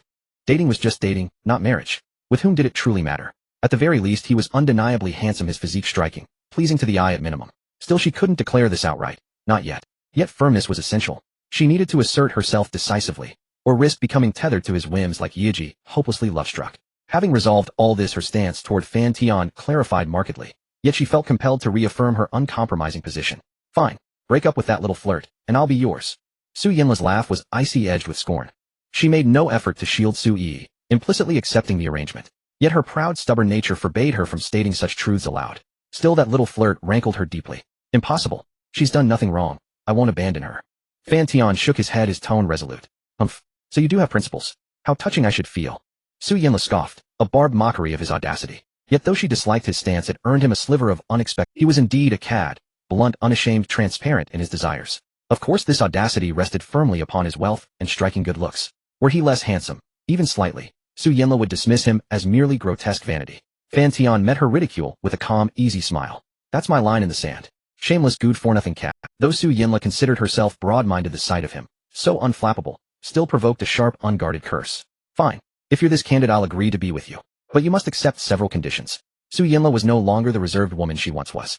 She craved a reason to remain close to her best friend. Otherwise, she felt perpetually like an outsider among the three of them. A subtle, unwelcome distance lingered between them. And yes, Fan Tian was undeniably handsome. Go on. After all, what was love if not meant to be explored? First, never force me to do anything I dislike. Agreed. Second, you may never restrict my freedom. You must not disclose our relationship to anyone. Only I may do so. Publicly we remain friends. Nothing more. Fully agreed. Fan Tian smiled unruffled, as if it were perfectly natural. He'd even found himself surprised. He'd expected demands for money, luxury cars. Yet here she was refreshingly unmaterialistic. He'd underestimated her. Third, Su Yinla began but paused. Seeing his immediate, unquestioning acceptance of the second condition, without protest or hesitation, ignited fresh frustration. Friends, just friends, right? Fully agreed. Fuming, she abandoned every carefully rehearsed stipulation. In one swift motion, she seized Fan Tian's collar, slammed him against the wall, and as he stared in stunned disbelief, hooked her leg high over his shoulder. Then with fierce intensity she declared, "Third, if we play, I play you," and sealed it with a deep, commanding kiss. He was pinned against the wall by her leg. Even Fan Tian, being treated this way by a woman for the first time, was stunned for a long moment. So this was what they called forced love. Su Yinla wore a pair of black sharkskin leggings that perfectly accentuated her graceful figure, paired with white knee-high socks and white sneakers and a white tank top on top. She was the epitome of a sporty beauty. Now with audacious boldness, she pressed Fan Tian against the wall, one astonishingly long leg almost resting on his broad chest, her legs forming a straight line as she kissed him fiercely and passionately, albeit a bit clumsily. She seemed to pour out all the grievances, longing, and affection she had endured over the past few days through this fervent and moist, deep kiss. Su Yinla did not close her beautiful eyes. She gazed at Fan Tian with bold fervor. Their eyes met for a moment, and an ambiguous atmosphere instantly reached its peak, a scorching tension permeating the narrow changing room. Su Yinla boldly explored his abdominal muscles until she accidentally. A flicker of panic and barely concealed shyness crossed her eyes, but she felt the slight tremor in Fan Tian's body and the hint of astonishment in his gaze. Su Yinla unconsciously showed an indescribable excitement. She hadn't expected that this bastard could actually be shy. Since men could tease women, why couldn't women tease men? Today Su Yinla was going to be a female rogue. Of course, she still had some sanity left. Sensing Fan Tian's restlessness, she stopped in time. Any further, and they might end up on the news. But before she could revel in her triumph for long, Fan Tian's strong and powerful arms encircled her, instantly reversed. He pressed her firmly against the wall, pinning her entire leg against her own soft places, and with one of his feet, he held. Su Yinla felt them pressed together with only the fabric of their clothes between them. This immensely humiliating posture made her for once show a trace of shyness. Stop. I told you, don't force me. Su Yinla said, her face flushed crimson, but she still forced her almost limp body to maintain a last shred of stubbornness. Next time, don't play with fire. Fan Tian stepped back, a teasing smile on his face. Of course, even if Su Yinla hadn't asked, he wouldn't have actually done anything here. Huh, not bad physique. Keep it up. Okay, you can leave now. Su Yinla lowered her long leg, leaning her whole body against the wall to keep from collapsing, but she still put up a tough front. Your figure isn't bad either. I like it. Fan Tian straightened his clothes with a faint smile, as if he hadn't been the one being teased just now. Then he patted Su Yinla's cheek and calmly walked out of the changing room. That damn scumbag. He's been with so many, and I've only been with him. I feel like I'm getting the short end of the stick. Should have just stuck to my original plan and fleeced him for some cash. Su Yinla touched the spot where he had patted her, a hint of annoyance rising within her. Originally, she had intended to ask for material things, but when standing before him, those words just wouldn't come out. She didn't want Fan Tian to think she was a materialistic girl and look down on her. Besides, if she asked for too many material things with her own aversion to owing favors, what would she have to repay him with? She was still on bad terms with her family and didn't have much money on hand. Forget it, why overthink this? Just treat him as a tool for a romantic experience to gain some life experience. I'm only 19, I have time to waste. If he makes me unhappy, I'll just say goodbye. Su Yinla was a woman who could take things in stride and let go easily. She soon reconciled herself to the idea. Picking up the little camisole from the stool, she walked out. Bro, where did you go just now? As soon as Fan Tian came out, Zhou eagerly ran up to him, asking the obvious. Su Yi, standing nearby, was also quite anxious. She desperately wanted to know the outcome, but could read nothing from Fan Tian's calm expression. And with Zhou present, she felt too embarrassed to ask. Nowhere special, just took a stroll. Have you picked out your clothes? Fan Tian changed the subject. Already did. What about, I've chosen two. Su Yi held up a gray camisole and a pair of ripped jeans to show him. Pick a jacket as well. Just then Su Yinla emerged from the changing room, her gaze meeting Fan Tian's. Their eyes locked for a moment, and then with mutual understanding they looked away. Seeing this, Su Yi grew even more nervous. She observed Su Yinla's expression, neither angry nor happy. Had she accepted or rejected him? Especially when Su Yinla walked straight toward her, Su Yi's heart skipped a beat. You dared to push me into the fire pit. Just wait till we get back, I'll make you pay. Su Yinla approached Su Yi, her pert nose twitching, and threatened her fiercely. Su Yi was taken aback for a moment, then apologized with a hint of guilt. I'm sorry, Lele. I won't bring that topic up again. Don't apologize. Make me cola chicken wings for dinner tonight, and I'll forgive you. Just cola chicken wings. Su Yi hadn't expected forgiveness to come so easily. Her eyes lit up and a flicker of joy stirred in her heart. But Lele didn't seem angry anymore, did she? Had she been coaxed out of her anger? Sure, I'll go buy cola and chicken wings now and cook them for you tonight. Is there anything else you'd like? I can make it all. Su Yi's eyebrows lifted as she beamed with delight. What about eating you? Can I? Su Yinla was in a good mood. Seeing Su Yi, who appeared gentle and virtuous like a young wife, she couldn't help teasing her as usual. Su Yinla didn't understand why her roommate, though only 2 months older, carried an unusually strong aura of a mature wife, an innate bewildering charm that defied explanation. Eat me? Su Yi was taken aback at first, then a flush crept onto her face. Seeing Su Yinla's sly smile, she felt a jolt in her heart. Su Yinla had teased her like this before, but back then she hadn't taken it seriously, dismissing it as just playful banter. But now, connecting what had just happened with this sudden teasing, Su Yi couldn't help but speculate about a different meaning. Could it be that Lele has already agreed, and this is her hint to me? Su Yi, blushing, stood frozen in place, not knowing what to do. In the past, she would have politely declined, saying something like, "Stop it, Lele." But now she hesitated. Having just proposed that unconventional relationship and angered Su Yinla, she felt it would be inappropriate to utter any words of refusal. Moreover, if this was indeed Su Yinla's hint that she had agreed to that unconventional relationship, then Su Yi felt even less able to refuse. At this thought, Su Yi's face burned with shame. Finally, in a barely audible murmur, she breathed, "Okay, whatever you like." Su Yinla was stunned, her red lips parting in surprise. She had only been joking, but now Su Yi's response had put her on the spot. But since the atmosphere had been built up to this point, not going along would mean admitting defeat. Absolutely impossible. How could the proud Su Yinla ever concede that she couldn't handle a simple naive girl? So, Su Yinla looked at this honest, unsuspecting silly girl, squinting her eyes with a mischievous grin. Then it settled. Wash up tonight, and wait for me to come pamper you. For the first time, Su Yinla realized that teasing this honest older sister was even more fun than teasing that scumbag. And she felt that by placing herself in the role of a female scoundrel, her mindset had instantly become far more enlightened. "Hello, are you paying together?" The female cashier asked politely, her curious gaze sweeping over the man standing among 3 young and beautiful college girls. This man seemed familiar.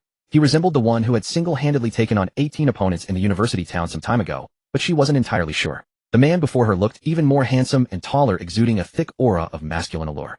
"Together. Okay, do you have a membership card?" "No." "Alright, sir, that will be 509.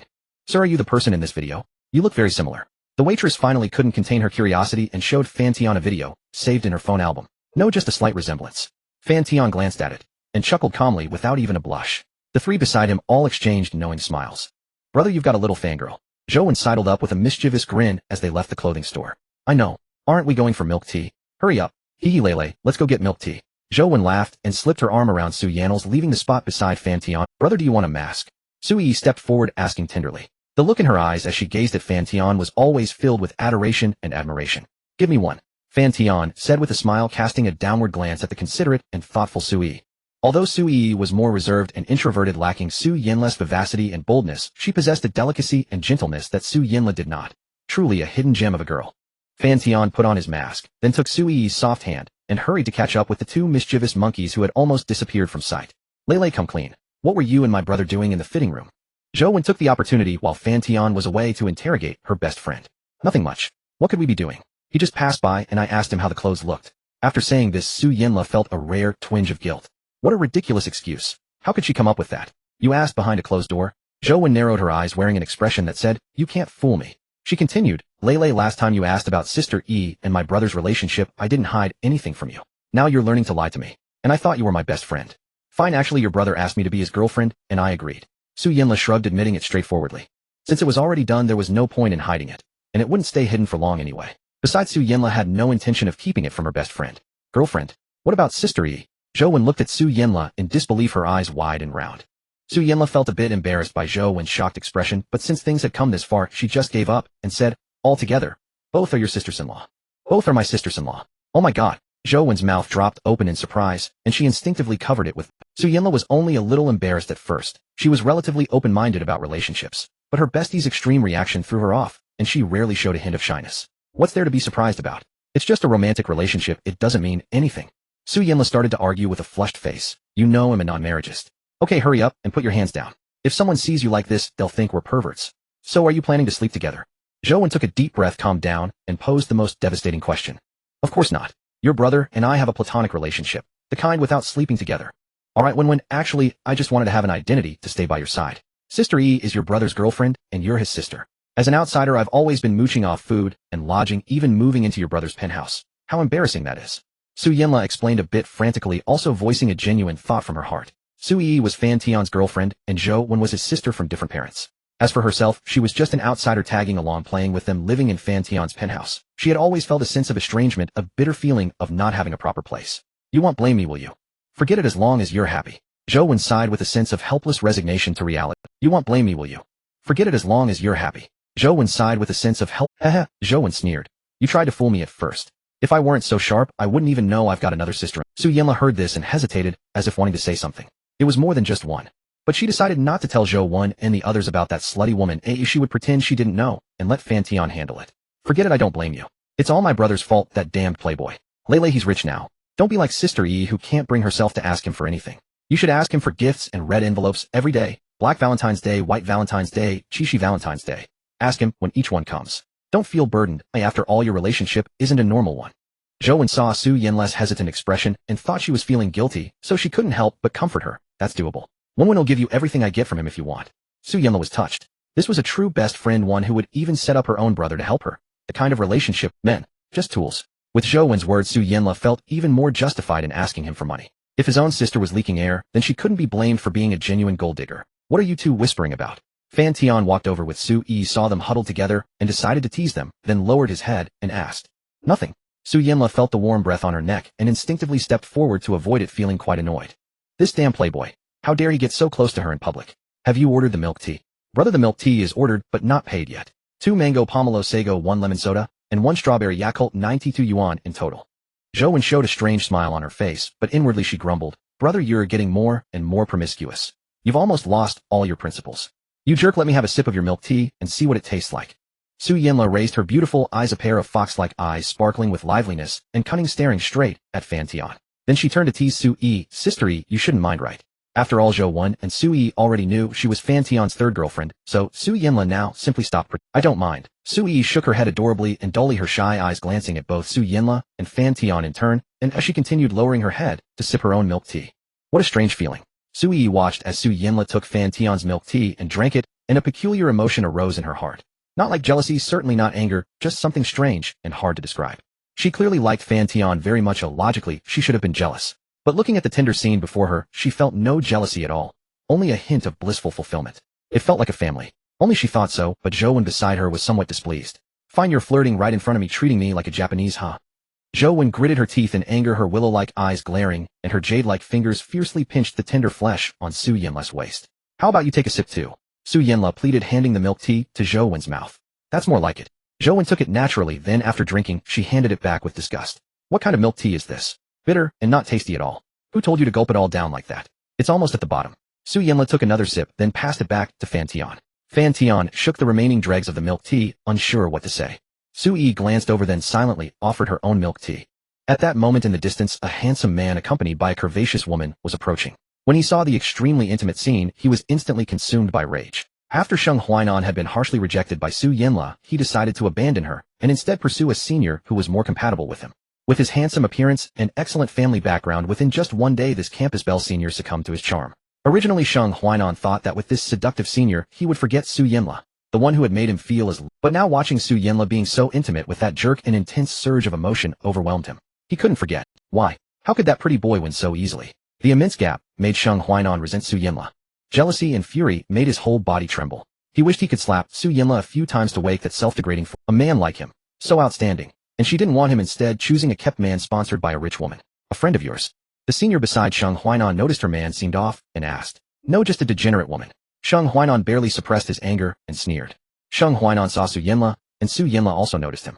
She cast a cold glance at the annoying man, and the joyful mood she had instantly vanished, a trace of barely perceptible disgust flashing in her eyes. But Su Yinla didn't react. She just glanced and chose to ignore him, withdrawing her attention. Yet Su Yinla's cold, disgusted expression deeply stabbed Sheng Huainan's heart, fueling his anger.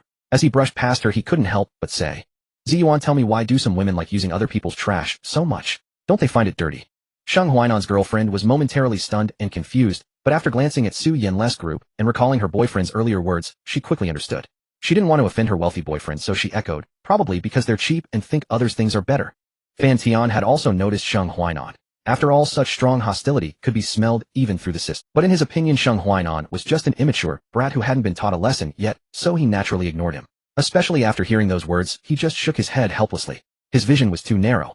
Before Fan Tian could say anything, Su Yinla beside him exploded instantly. With her fiery temper, how could she tolerate this worthless man? She immediately turned and scolded, Sheng Huainan, who are you indirectly insulting?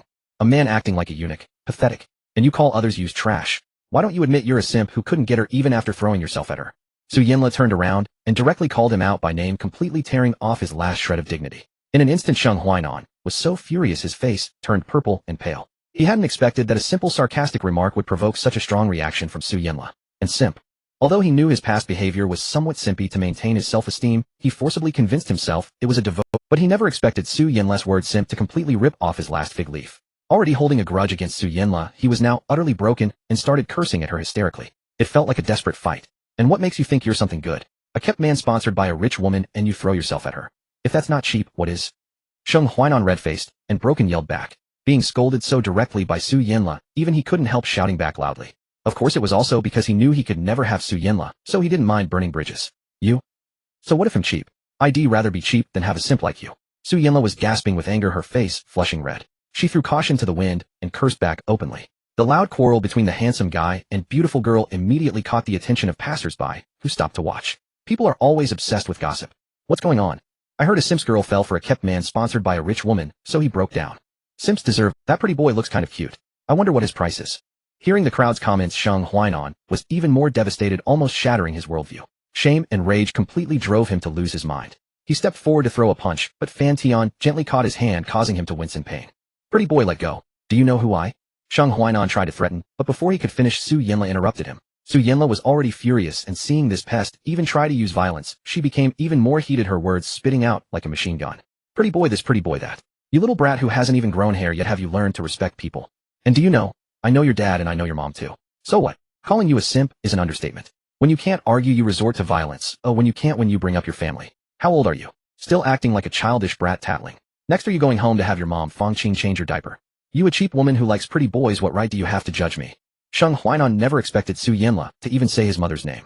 He desperately tried to deny it, but his words were repetitive and feeble, earning little sympathy from the crowd. Who are you looking down on? Do you really think being a pretty boy is easy? Can he even handle a rich woman's steel wool? Exactly. He's obviously jealous to death, but no one wants him as a kept man, so he keeps slandering.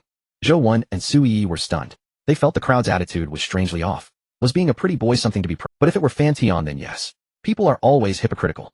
Bro, Lele, let's go? Don't argue with an angry, embarrassed simp. Humans and dogs are different species. Zhou Wen cast a cold glance. Right? Lele doesn't want a simp. Su Yi blinked her innocent big eyes.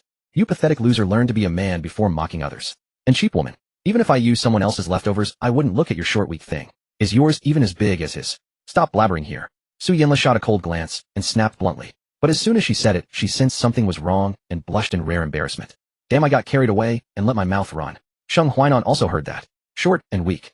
Back in high school, classmates had spread that false rumor about him. He wasn't huge, but certainly not short and weak. But obviously his classmates didn't believe it, especially his rivals. And he couldn't just drop his pants to prove it. So he endured that shameful high school period, always living under others' suspicious gazes. It wasn't until he entered university that he gradually forgot that old scar. Sheng Huainan never expected Su Yanla to publicly expose his biggest secret. Unable to bear such a blow at his young age, he fainted from the shock. Poor fellow, daring to provoke an angry woman. Fan Tian cast a glance, and seeing his steady breathing left with his companion, leaving the unconscious Sheng Huainan and his girlfriend standing there in bewilderment. A kind-hearted person came forward to administer first aid to Sheng Huainan, and it took a while before he came to. Lele, you were so cool, just now cursing without missing a beat. Zhou praised. Not at all, just average. It's good enough that I didn't hit him. She's a scumbag, but at least you've got some backbone. Can't compare to you two who actually drove the guy unconscious. Fan Tian laughed. This little firecracker still had a fierce temper, and when angered she would say anything, her mouth always so full of aggression. However, this small episode did bring them closer. Su Yanla's favorability toward Fan Tian had reached 78, with only 2 points remaining. Language mastery and driving mastery. When charm reaches 95, grant 2 special abilities. Fan Tian subconsciously sized up Su Yanla walking ahead of him.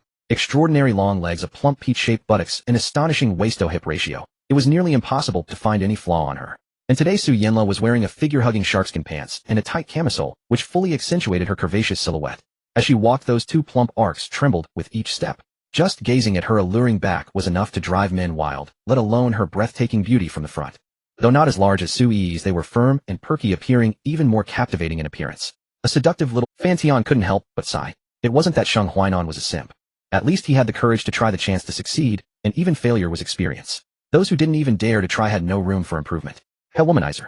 Su Yanla glimpsed from the corner of her eye and noticed Fan Tian's unabashed gaze. She felt both embarrassed and secretly pleased. She had stopped seeing Fan Tian as a player juggling multiple women, but rather as a tool for romance. From this perspective, Su Yanla gradually calmed down. Willing to spend money on women, get into conflicts for them, act as a bodyguard by her side, cook and massage at home, do laundry and mop floors. Able to handle both public and private affairs like a perfect all-round servant. His appearance and physique were top-notch, making her look good in public. Thinking like this, she actually gained quite a lot. Su Yanla sighed. No wonder those playboys remained popular for so long. As long as their personal conditions were excellent, women always found excuses to defend them.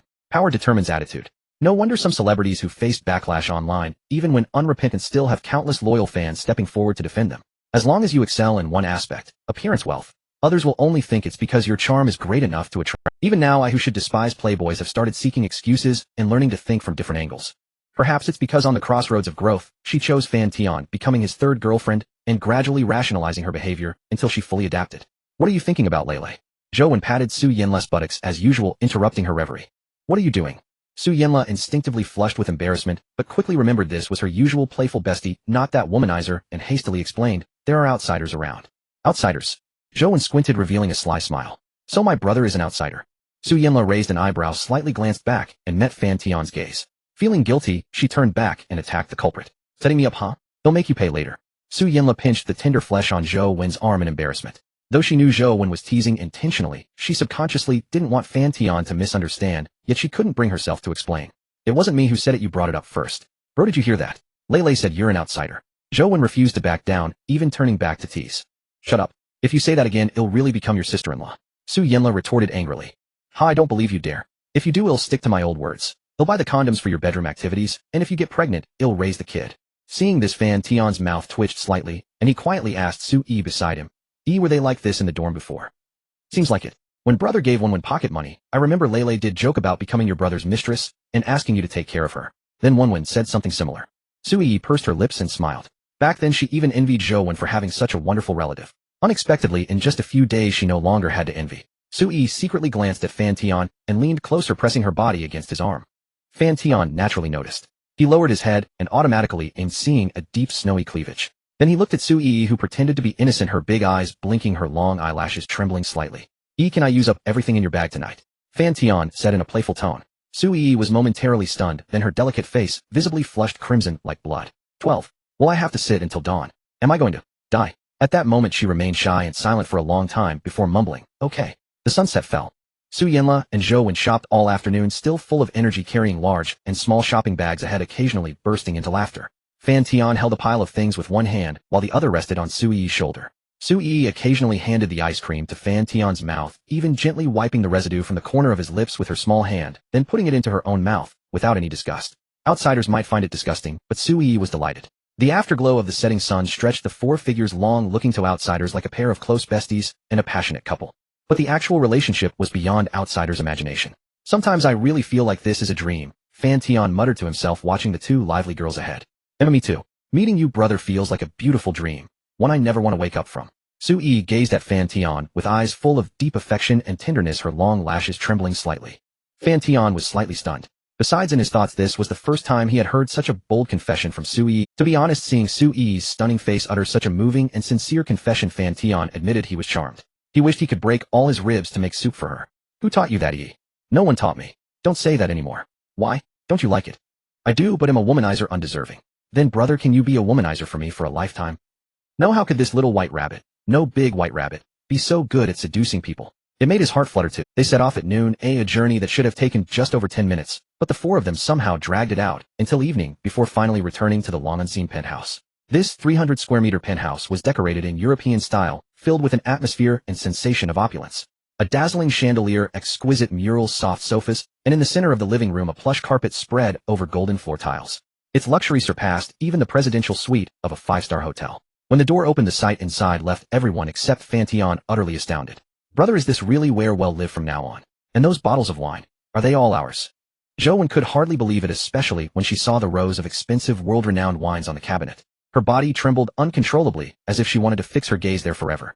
Though she had been to five-star hotels before and witnessed similar scenes, those were someone else's, and mostly just empty bottles. Now for Zhou, when a lover of alcohol, it felt truly dreamlike. The room keys are there, grab one each. There are 5 rooms, pick one. Didn't expect you to be this capable. Su Yinla praised him, though she came from a family of luxury and had lived in fine houses, but that past life in Modu was already him choosing a room. Zhou couldn't wait, kicked off her shoes, and dashed in wearing her white socks. She immediately ran to the wine cabinet, carefully examining the prestigious bottles one by one. As for Su Yinla, she sized up the decorations in each room. From now on, this is our home, Yi. Do you like it? Fan Tian looked at Su Yi, who seemed a bit awkward, and reached out to pull her slender waist closer. Why did a girl's flesh feel? A faint, alluring scent of her body stirred Fan Tian's thoughts. I like it, Su Yi said, touched. Zhou and Su Yinla might have felt joy and excitement over the material splendor, but for Su Yi, it was like a drifting dandelion finally finding its place to land. Her heart settled at once. What are you crying for, silly girl?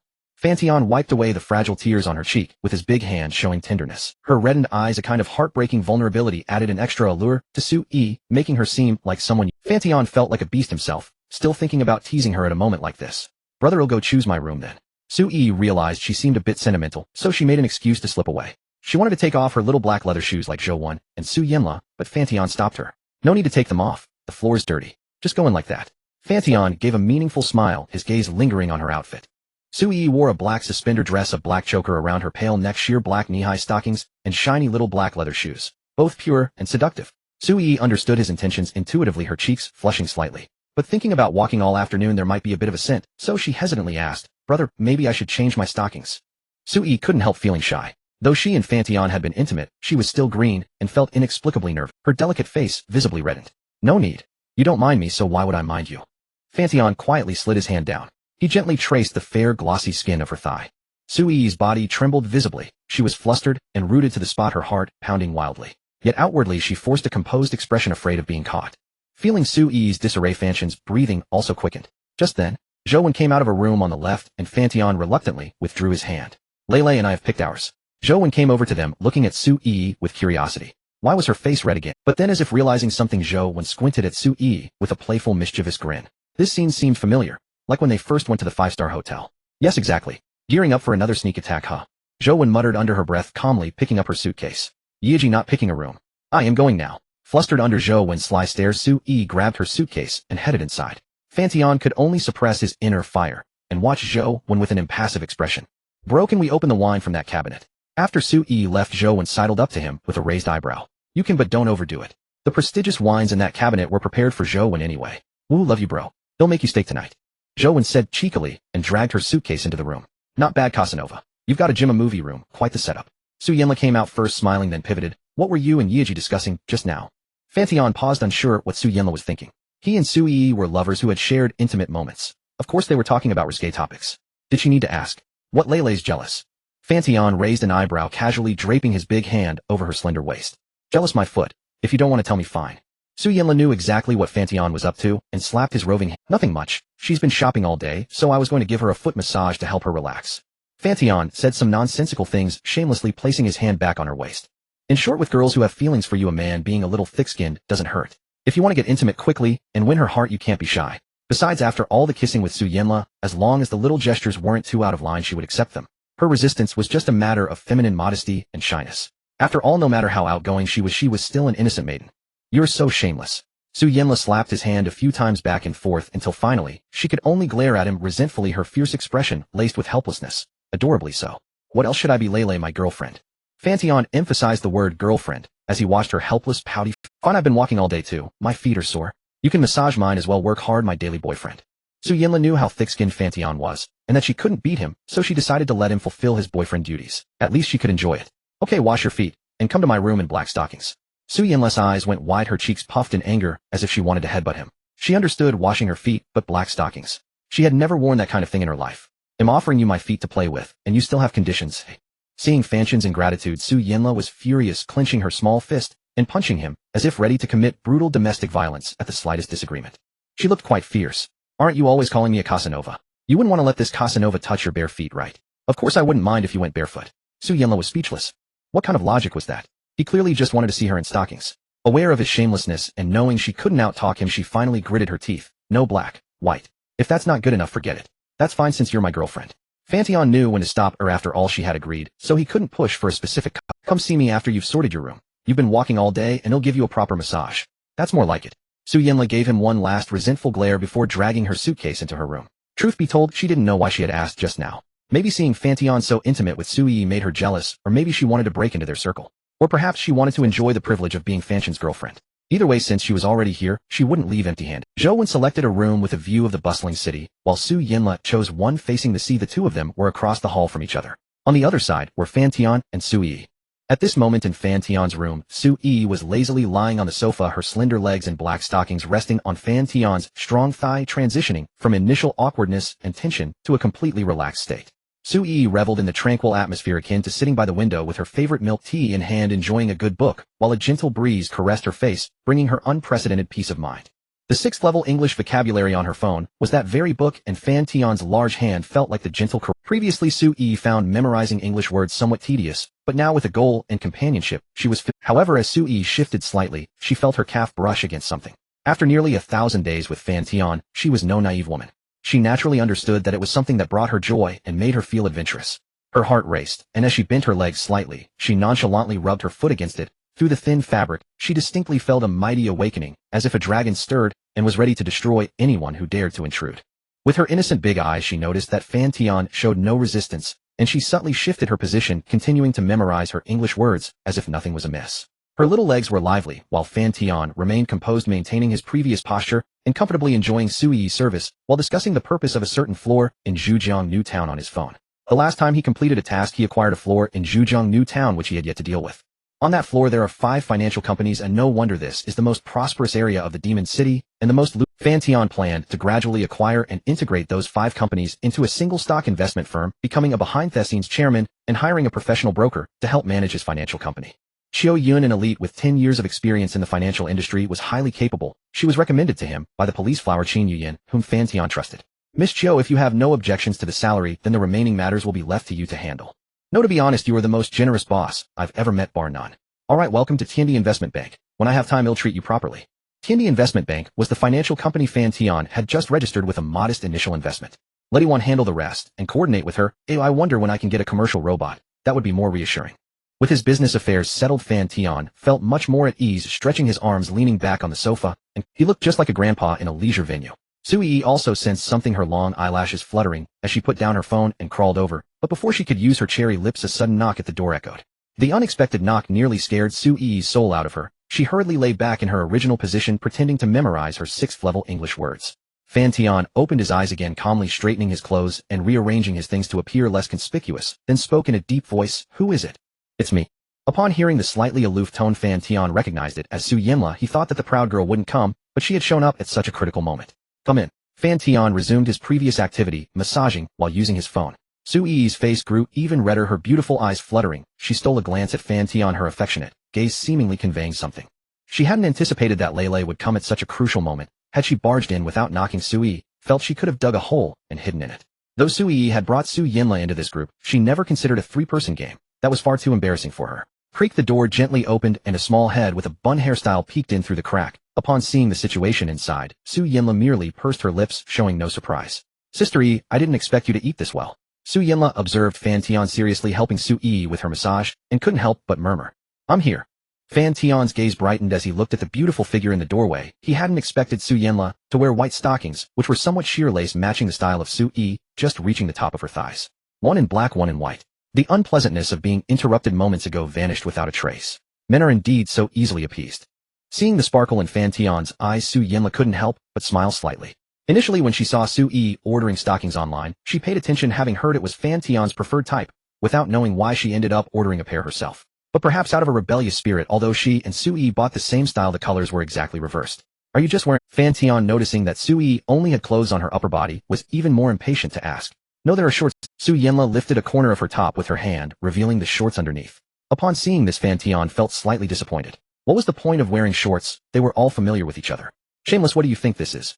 Su Yanla, without needing to think, knew exactly what Fan Tian was anticipating. Her face flushed, as she couldn't help but scold him. Huh. You're the one who's most concerned about your image. Sooner or later he'll get back at you for this. Sister Yi, how long have you been here? Su Yanla ignored Fan Tian's nonsense and turned her gaze towards Su Yi, who was lying on the sofa. However, Su Yanla looked at Su Yi's expression and felt a bit puzzled. This sister looked like she had a story to tell. Her face was flushed and didn't seem to be in a normal state, and when she glanced at her, her eyes darted around. Could it be that when I wasn't here they were up to something bad? Su Yanla couldn't help but think along those lines, feeling inexplicably more than half an hour, I suppose. Su Yi didn't dare look at Su Yanla, lowering her head to look at her phone, her heart racing. More than half an hour, so when I came back, I didn't even unpack my luggage before coming here. Su Yanla mumbled, which made Su Yi feel even more embarrassed. She indeed had come here immediately after putting her. Did you take a shower? At that moment, Fan Tian noticed Su Yanla teasing Su Yi and decided to shift the topic. What else? Su Yanla's bright eyes looked at Fan Tian, and then she lay down beside him, naturally resting her feet on Fan Tian's other thigh, just like Su Yi. Her relaxed posture could easily lead outsiders to mistake them for a couple who had been dating for years. Give me a massage on your legs hurt. I've heard that girls' feet are always sore. Su Yanla, upon hearing this, became embarrassed and angrily lifted her foot wrapped in white stockings towards Fan Tian's nose. Then you'll know by smelling it. You don't mind, Sister Yi, but you mind me.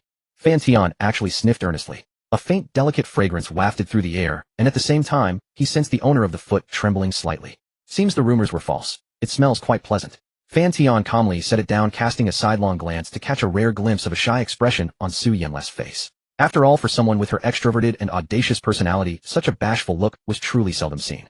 Yet Fan Tian knew this embarrassment might vanish forever. Once she tasted sweetness, she would likely beg him to book a hotel room every day and stay cooped up for hours on end. Women are initially reserved, but once that barrier is broken, they grow increasingly assertive. Before marriage, the aunt is a roadblock. After marriage, she becomes a savior. This is no idle rumor. Fan Tian now understood this well. You scumbag, hurry up and give me a massage. Su Yanla grumbled, her expression dripped. After tidying her luggage, she took a shower. On her way to meet Fan Tian, she had sprayed perfume all over her body. If he dared utter a single word about smelling bad, she would crush his head with her foot. Fan Tian paid no heed to her arrogant remark and began massaging her. In fact, he even leisurely compared her feet. Both were fair and delicate. Su Yi's were slightly plumper, while Su Yanla's had a more slender charm. As for which looked better, Fan Tian couldn't quite tell. Were you memorizing vocabulary just now? Su Yanla ignored Fan Tian's minor antics, but being watched like that still stirred a trace of shyness. Fortunately, he merely glanced for a moment, nodded in approval, and then she started chatting idly with her bestie Su Yi. Memorizing words, Su Yi answered honestly. You're secretly studying behind our backs. We'll tell one later. Little traitor. Hearing this, Su Yi looked a bit flustered and even put down her phone. Ignore her, Yi, keep going. I'll quiz you on the words tonight, Fan Tian ordered calmly, and Su Yi picked up her phone again. You dog of a man, Su Yanla muttered, then said no more, contentedly enjoying her boyfriend's attentive service. But this dog's technique is way too good. Was he a gigolo before learning this skill specially for rich ladies? Su Yanla eyed Fan Tian suspiciously, her gaze tinged with a mixture of disdain and contempt. He caught a glimpse and let out a cold laugh. He had seen that exact expression before on Yen Ruzhen's face. Later, Yen Ruzhen begged for mercy to no avail and ended up fainting from anger, never daring to look at him like that again. Good service and you complained, bad service and you complained too. You'll have a tough time later. Night fell. Su Yi cast a sidelong glance, saw Su Yanla engrossed in her phone, and then moved stealthily. What if Lele sees this? Su Yi thought to herself, unable to hide her shyness. At the same time, a strange excitement welled up inside, making every hair on her body stand on end.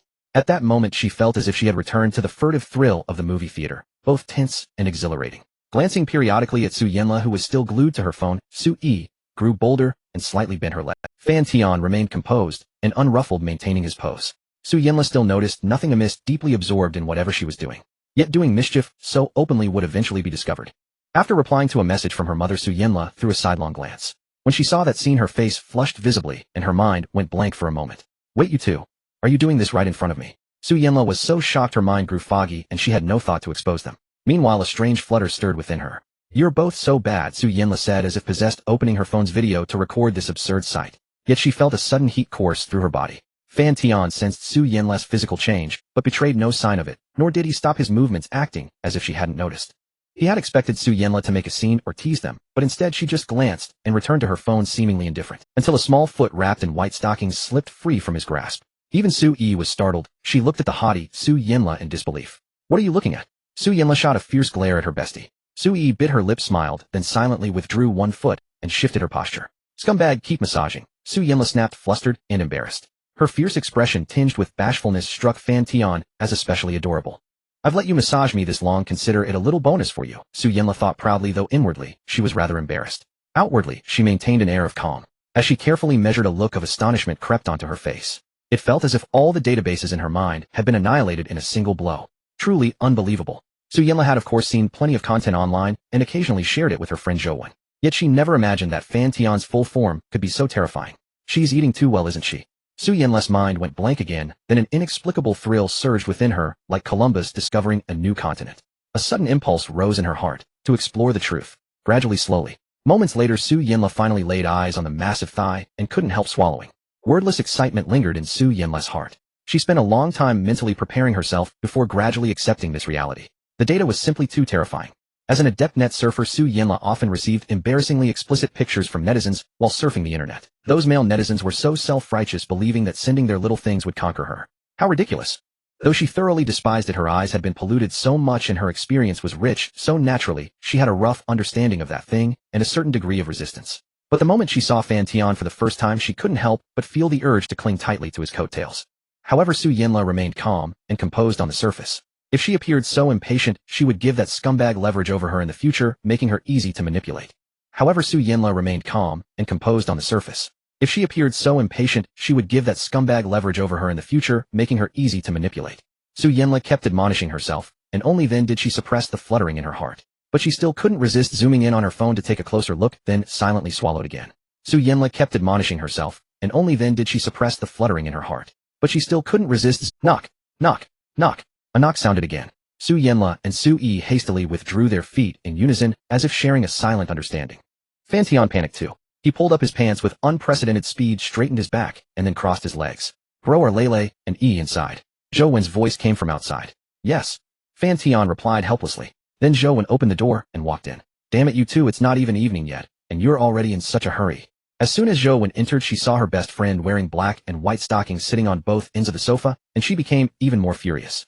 She was being scolded mercilessly while playing games, but these few were fine hiding in the room playing ambiguous games. What time is it? It's not even 8 o'clock. Are you that impatient? Moreover, the three of you playing together without me. Damn it, I'm not family. What's wrong? Is there a need to be so angry? Fan Tian asked tentatively. Someone was trash-talking me in the game. You play for me. Zhou walked over angrily and plopped down on the sofa. Su Yinla guiltily shifted her bottom, withdrew her feet, and even put away her phone. Lele white stockings, huh? I've never seen you wear them before. Zhou handed the phone to Fan Tian, then tugged at it and made sarcastic remarks. Your brother asked me to wear them, and I'm living under someone's roof now, what can I do? Su Yinla pretended to be innocent with the aggrieved tone of a virtuous woman forced into a disreputable life. Fan Tian paused his movements upon hearing this. Well, it made some sense. He was speechless. Hey, if you don't wear them, can he? Zhou sneered, seeing through her bestie's little scheme. And it's an erotic style so sheer. Who bought it? Bro, did you buy it for? Su Yinla felt even more guilty upon hearing this. Seeing Su Yinla's silence, Zhou knew exactly what was going on. If Su Yinla hadn't bought them herself, she would have retorted long ago. Talking about platonic love, I really want to punch you. Zhou raised her delicate little fist in a threat. Seeing this, Su Yinla also playfully stuck out her tongue. Not letting him sleep with her, not breaking that barrier. Isn't that platonic love? Alright, when stop messing around. Fan Tian glanced at the score, 510 mid-lane dodgy. Teammates were voice chatting and typing insults. Clearly Zhou's mentality was shattered by the abuse. Dodgy is a simple and brainless hero, but once she's farmed up, she can one-shot anyone. It's quite powerful. With his current hand speed and game sense, playing at a low-star king rank is trivial. That's more like it. Seeing Fan Tian wreaking havoc in the game, Zhou's anger subsided a lot. Then she continued picking at Su Yinla's white stockings, even pulling them until they started to run on her calves. Nice feel. Remember to send me the link. Zhou was finally in a joking mood. Sure, I'll send it to you later. Su Yinla grinned. In front of her bestie, what Sundara expression was left. Zhou was not that stinky man. You know what's good for? Zhou gave a proud little hum, then rested her head on Fan Tian's shoulder, watching him annihilate the enemies, already turning the score positive, feeling even more vindicated. Bro, turn on voice chat, and curse back at that stupid shooter. He's been insulting me the whole time. Zhou said fiercely. In ranked games you need a good mentality. If you don't change your attitude, how can you rank up? Fan Tian complained with a smile, but his mouth said one thing while his hands did another as he turned on all chat voice. Which son was calling just now? Your daddy is here. Shooter. Hey, the stupid woman has called for backup. You can't even play a simple hero like Dodgy. Uninstall the game and go play in the mud. You're 313. How dare you insult me? Zhou was furious, wishing she could crawl through the internet and drag out that shooter who was even worse than her to give him a beating. But someone who was even worse than her still had the audacity to criticize her, and she couldn't swallow that indignity. The marksman said, support, stop following the mid laner. If you want to win, follow me. The marksman ignored Zhou's reproach and instead commanded his own support.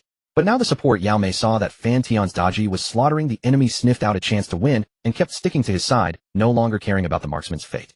How dare a 313 total scrub give orders? He just fed another one, now 314. Su Yanla leaned over to watch, and given her temperament, she naturally had to chime in. Seeing himself killed again, the marksman immediately grumbled further, even accusing the support. Yao Mei, can you please follow me? What's the use of sticking to a mid laner? If I don't get fed late game, the game is lost.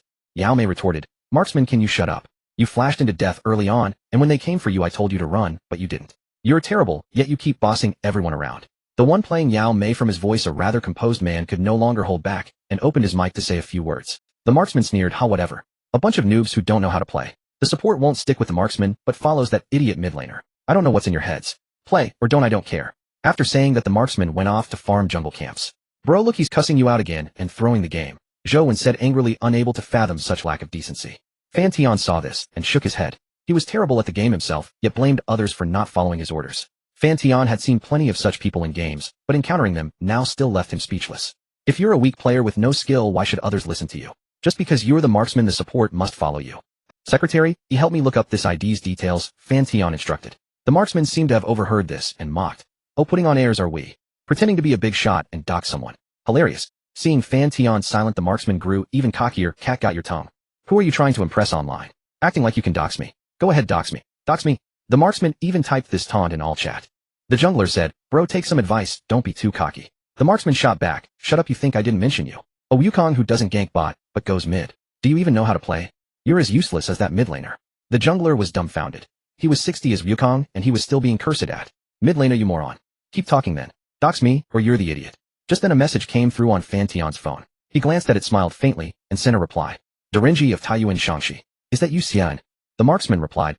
At that moment, in a rented room, a young man around 27 eating instant noodles and being cocky saw the in-game message. His face turned pale with fright and his hands and feet trembled uncontrollably. He hastily typed a few apologetic lines and immediately quit the game. Yao Mei exclaimed, whoa, did he really get doxed? The jungler monkey said, sir, please spare me. I'm just a humble great sage equaling heaven. The top laner Lubu commented, haha, thought that marksman was tough, but he just got scared and quit. In the penthouse room, Zhou and Su Yanla were dumbfounded. This? Just an ID, and he straight up doxed the guy. Su Yi was a bit confused. She didn't know what doxing meant, but seeing her friend's reaction, she instinctively knew it was serious. Brother, if anyone dares to curse me in the future, just open their household registration for me. Zhou was excited, her delicate little fists clenched. What are you thinking? Opening household registrations like this is illegal. Only this once, or else if anyone notices, the uncles will invite me for tea. Fan Tian shook his head with a smile, explaining the situation to them. Oh, forget it, then better not. Zhou, upon hearing this, was also a bit scared. As a law-abiding citizen, she was already quite resistant to illegal activities. You scumbag, I didn't expect you to be so amazing. One phone call, and in less than 5 seconds you got someone's household registration. Su Yanla wasn't afraid at all. She just thought Fan Tian was very capable and was still a bit excited. Don't spread this around, or the uncles will really invite me for tea. Got it, we're not stupid. Su Yanla said with a proud tone. Seeing Zhou here, she couldn't continue playing that game, and the excitement in her heart gradually subsided. At least she had recorded a video. Su Yanla secretly glanced at Fan Tian again, and cursed inwardly that he truly was a gifted scumbag. Without some skill he couldn't pull it off. Brother, get on the game, and carry me. Lele, you two come too. 4 of us, plus 1 more, a 5-man squad. Su Yanla was the first to raise her foot in approval. Alright, let's go. In the long night, Fan Tian wasn't in a rush, there was plenty of time. Timing. 3 game sounds rang out. Finally, Fan Tian pulled Iwan in as well, otherwise carrying 3 burdens would still be quite difficult to win. Su Yanla's skill level was decent, probably able to reach king rank on her own. Zhou level hovered between diamond and star glory. Her king rank was achieved with Fan Tian's help. As for Su Yi, she was a newbie to the game, having downloaded it, but rarely played. She only joined when Fan Tian played. And she only played support, always following Fan Tian. Su Yi didn't care about the game's lore, she just liked sticking behind Fan Tian when playing. The positions were quickly settled. Su Yanla on the solo lane, Zhou when mid Fan Tian, as marksman Su Yi support, and the jungle role left for the mechanical girl Iwan. With a transcendent jungle player far surpassing the top professionals paired with a micro-ad carry marksman with unbeatable hand speed, Fan Tian had no idea how they could lose. Next came Fan Tian taking the reins, slaughtering wildly in the game. Watch my Lubu descend like a god. Damn brother, how is your secretary so incredible? That's absolutely mind-blowing. Playing a mirror, not even a ghost shadow scene before the enemy dies. She's mind-blowing, and I'm not. Both are. Zhou and grinned. A free win match naturally meant clinging to the strong players. Fan Tian was also killing with fervor, his kill count surpassing even Ewan's, while Su Yi controlled the hero Yao riding on his head and roaming everywhere, the two plundering resources all over the map. Not only did they take the enemy's resources, but they also occasionally skimmed from their own mid and solo lanes. Su Yanla and Zhou Wen dared not complain, but resented it silently. You're so thoughtfully won. Fan Tian admired the mechanical girl's plays. She always brought enemies down to a sliver of health, then let him take the kill, without seeming sycophantic, allowing him to shine. She had mastered the art of human relations perfectly. I've carried you through so many wins. Do you think I'm impressive? Su Yi said softly. In an instant the three of them cast teasing glances her way, and Su Yi's face visibly red. Sister I know you're eager, but don't rush yet. Zhou Wen smirked, squinting and lowering her voice mischievously. I mean, brother is really skilled. I know he's skilled, but you still don't need to rush. You two have plenty of time tonight. Su Yanla also smirked, teasing this somewhat naive, gentle older sister had become part of her daily amusement. But then, Zhou Wen was momentarily stunned, then looked at her with interest and ambiguous inquiry, her delicate face carrying a playful smile as she whispered in Su Yanla's ear, Wait, Lele, are you serious about him? Otherwise how would you know he's skilled? Oh, of course not. I meant your brother is good at gaming. A deeply blushing Su Yanla quickly explained, then lightly kicked the culprit with a red face. It's all your fault. Why did you have to start a dirty talk while we were playing games? Zhou Wen, having succeeded in her trick, smiled cheerfully and picked up her phone to continue gaming. What are you looking at? Can't I blame you? Su Yanla said angrily with a flushed face, raising her little pink fist in a threatening gesture. Fan Tian, his fists clenched. One day, he would use his wisdom to make her beg for mercy. Fan Tian chose to ignore them. Others might envy a man surrounded by beauties, but at this moment, he only wanted to immerse himself in the ocean of gaming. You're a bit noisy. Keep quiet and play the game. As soon as Fan Tian finished speaking, two murderous glares fixed on him, and pink little fists started pummeling him. Just joking, don't take it seriously. Night fellow, everyone went to their own rooms. From Su Yanla's room came a gentle, magnetic female voice. Lele Anan said you have a boyfriend in university. No mom, don't listen to that fool's nonsense. He's just a good male friend of mine, and besides he already has a girlfriend. Su Yanla explained frantically. She hadn't expected Sheng Huainan to be tattling behind her back, making her mother call late. Su Yanla's loathing for Sheng Huainan deepened even further. That child Huainan is a bit narrow-minded, but he probably wouldn't make this up to fool me. Lele mom isn't forbidding you from dating, but you need to be careful not to be deceived by sweet talk. Narrow-minded. He's practically a pinhole. Su Yanla frowned, wishing she could instantly obliterate Sheng Huainan. She despised snitches who tattled behind one's back. Mom, I know. I'm not a child anymore. I understand these principles. Su Yanla felt her mother was overreacting. Such a trivial matter really didn't warrant a call at 1 in the morning. But something felt off. Her mother wasn't that old-fashioned. Suddenly a thought struck her, and she tensed up. Mom, did that beast hit you again? No.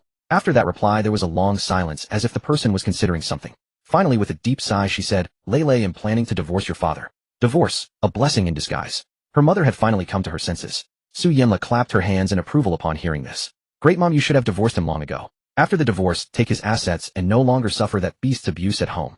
Su Yanla's tone was cheerful, clearly in high spirits. Her bold statement left the woman on the other end slightly stunned and also touched.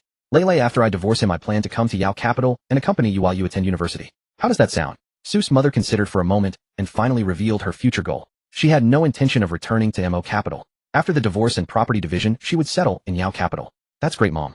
Once you're here I can enjoy your cooking often. Su Yanla chirped happily, but inwardly she was already considering how to arrange for her mother's arrival, or rather how to explain living in the luxury apartment. As for her relationship with Fan Tian, Su Yanla didn't plan to reveal it. She would keep it secret. Otherwise her mother would be furious. If I say I'm rooming with classmates, will mom believe it? This 300 square meter penthouse must cost a fortune to rent. Where would the money come from? How do I explain?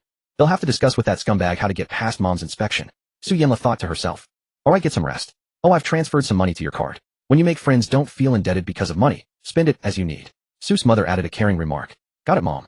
Su Yanla's heart ached a little. 100,000. I wonder what jewelry mom pawned. Su Yanla hung up the phone, a bitter taste lingering in her heart. All financial control in the household lay with that beastly father of hers. Her mother, a full-time housewife for years, could only scrape by on a monthly allowance. What money could she possibly have? Thus Su Yanla had long wished for her mother to divorce that scoundrel, claim a portion of the assets, and live a carefree life, instead of constantly walking on eggshells.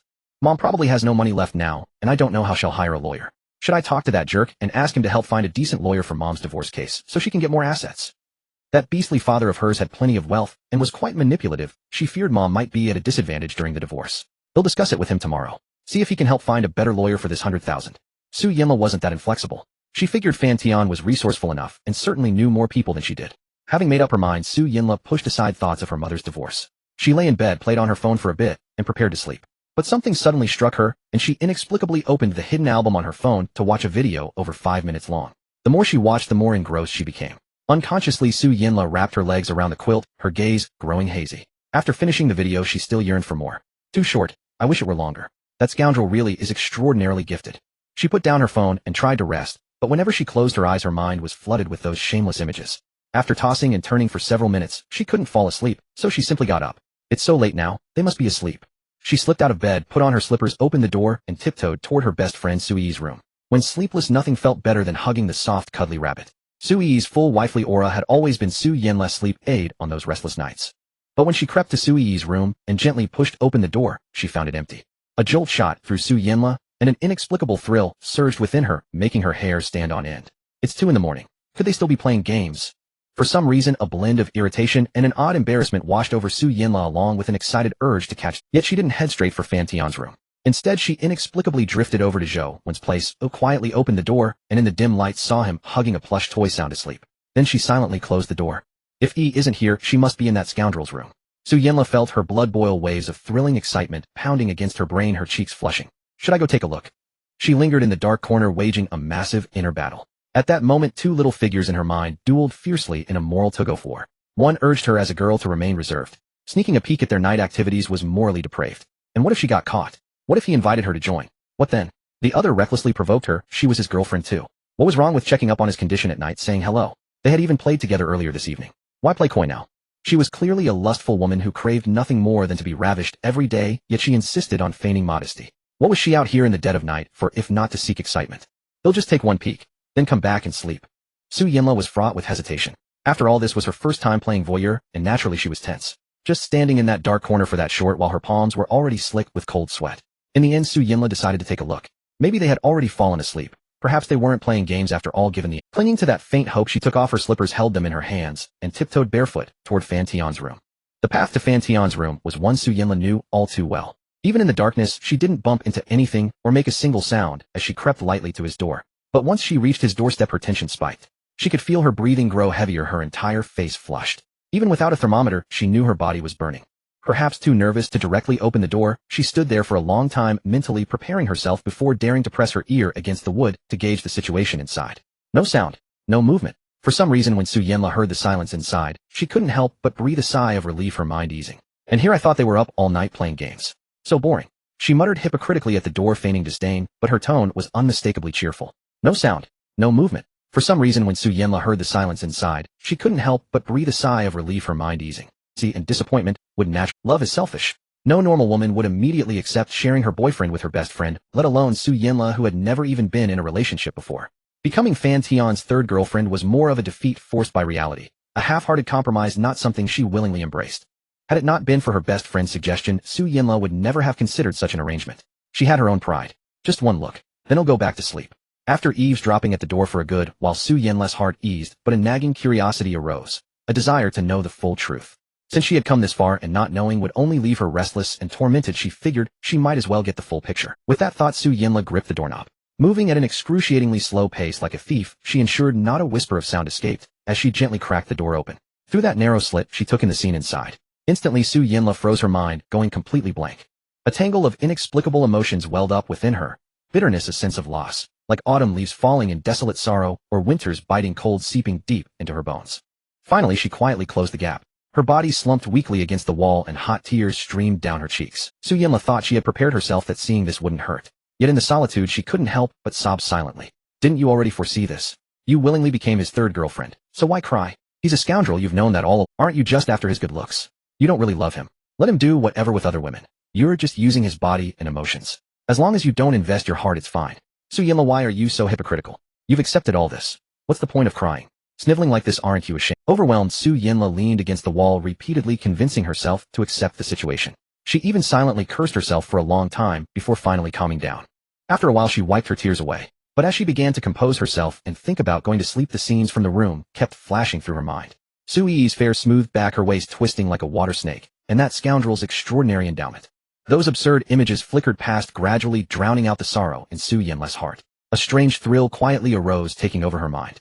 A few moments later, Su Yinla couldn't resist cracking the door open again. From the initial breakdown to gradual adaptation, and then to a trace of infatuation and confusion, Su Yinla had never experienced such a complex state of mind as tonight. Sister E, I didn't expect you to be so gentle on the surface, and equally gentle in private, truly consistent inside and out. Through the cracks, Su Yinla saw what was happening inside, having shifted from utter collapse to a state of resigned acceptance. Yet she still dared not make a sound, fearing to disturb the two inside and ruin such a beautiful moment. At the same time, the thrill of secretly peeping from the corner continuously assaulted Su Yinla's mind, gradually blurring her gaze and making her breathing heavier. Especially when she saw Su Yi, exuding a mature feminine charm, gently swaying her willow-like slender waist, Su Yinla couldn't help but cover her mouth in excitement. Inside the room, the light was dim and ambiguous. The hostess moved, gently radiating a soft and delicate aura from head to toe, displaying a natural seductiveness. That innate charm emanating from the very bones. Not to mention a man, even Su Yinla herself couldn't resist. She actually felt a strange urge to take the male lead's place. Sister E is so gentle, no wonder there's no sound. Su Yinla bit her red lips, lightly, gradually accepting the situation from her initial discomfort and resistance. Now she even widened the crack to get a better view. To better experience it, Su Yinla quietly took out her phone, opened the video recorder, zoomed in, and watched with satisfaction. As time passed, Su Yinla's delicate brows slightly furrowed, her face flushed a captivating red. One hand held the phone, the other. When she saw Fan Tian's sharply defined muscles and firm, powerful abdominal muscles moving with his actions, she completely immersed herself in the scene. Especially when she heard Fan Tian silently praising Sister E, his tone indulgent to the extreme and voice gentle, it was like a seductive whisper lingering in her ears. Su Yinla even fantasized if Fan Tian praised her like that, would she succumb to his tenderness? She didn't know, but there was a high chance she wouldn't resist. Fan Tian.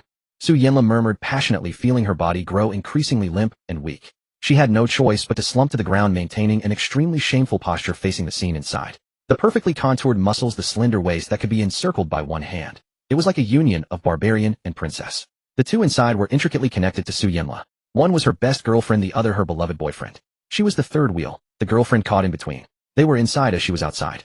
Su Yinla felt that witnessing this scene firsthand had a catalytic effect, tenfold, 100-fold stronger than any video online. But it would be even better if the battle were more intense. Perhaps the heavens knew Su Yinla's thoughts, for the two inside changed their position and were gradually reaching a crescendo. Su Yinla's gaze grew even more dreamy, her breathing heavier. She no longer cared about making noise, completely lost in the moment. The atmosphere inside grew more intense with whispers of passion, and outside was no less fervent. With a muffled groan, both reached the peak simultaneously. But then, click. Su Yinla's unconscious movement kicked the door with her foot, and it swung wide open. Six eyes met, staring at each other in shock. In that instant, the whole space seemed frozen, so silent that a pin drop could be heard. In that moment, Su Yinla's mind went blank. No shame, no embarrassment. Just sitting there blankly on the floor, not even. The two inside, seemingly completely unprepared for this situation, were also frozen in shock. Su Yi never imagined that someone would be secretly watching outside the door at nearly 2:30 in the morning. Thinking that her every move had been fully witnessed by her best friend, she was overwhelmed with shame and buried her blushing face in the blanket.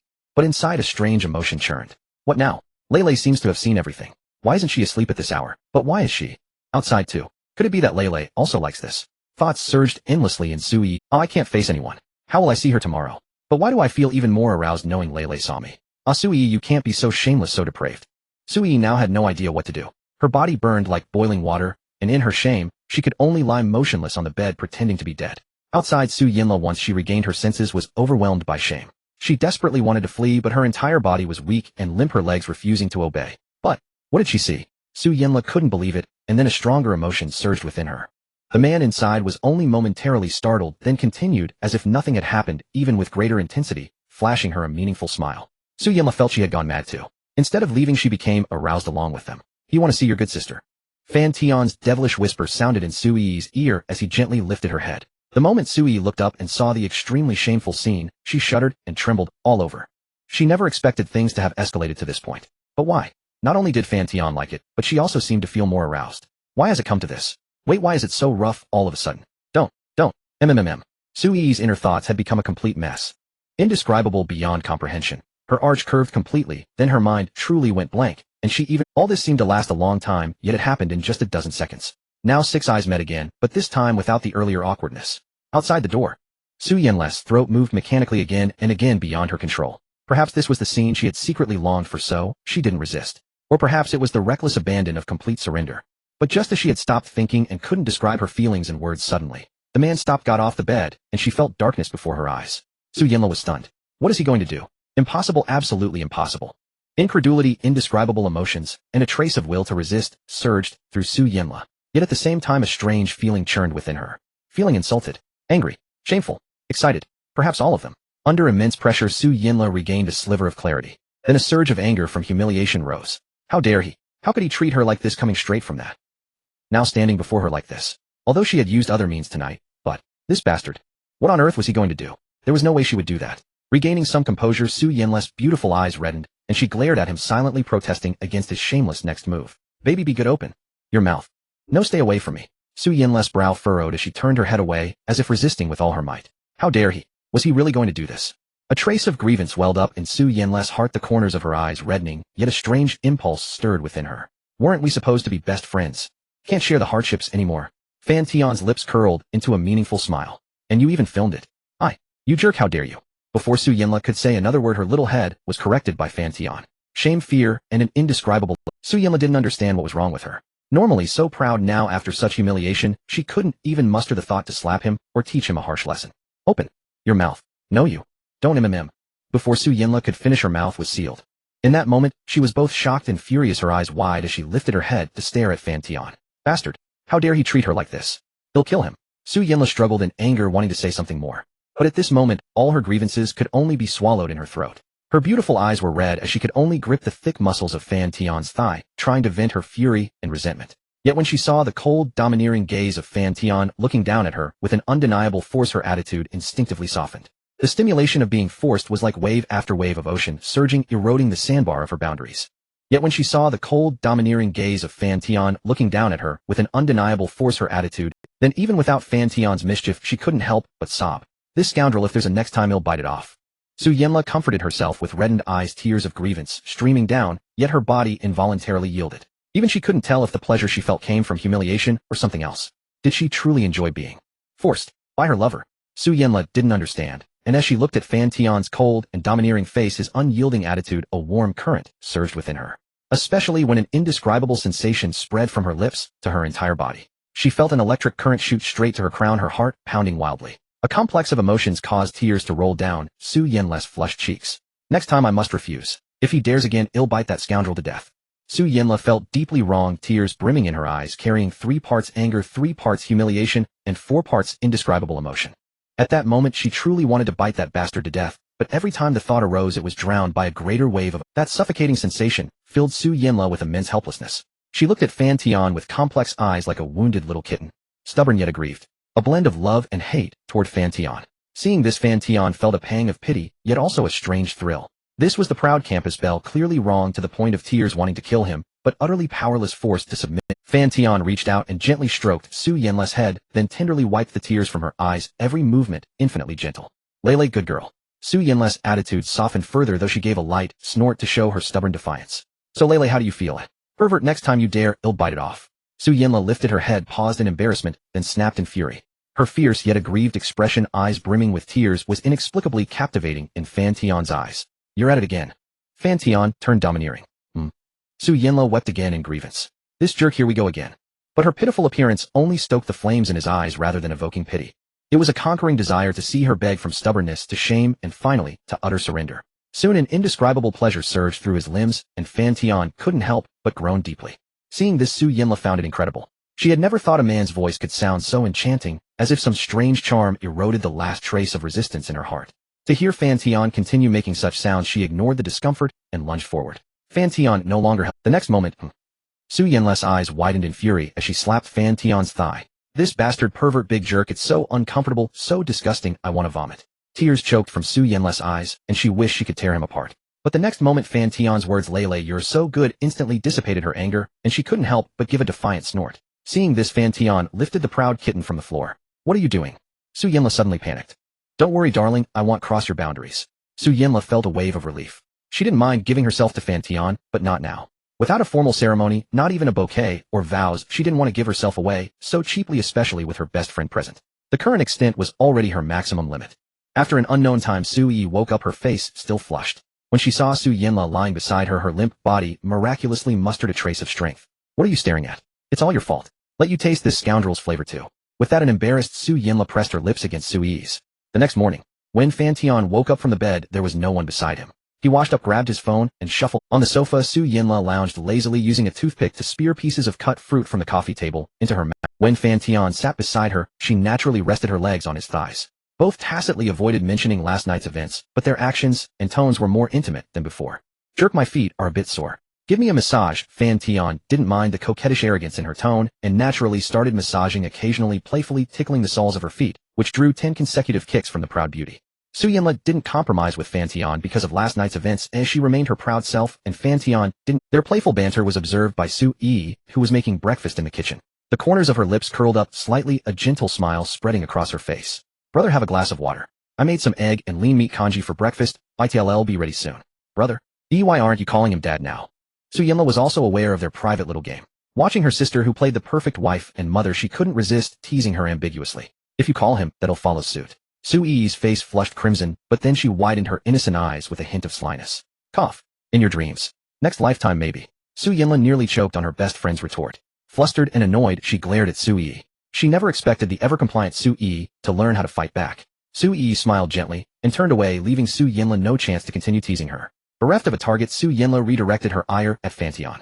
See, it's all your fault, you scumbag. You've corrupted sweetie. I think Yi is doing just fine.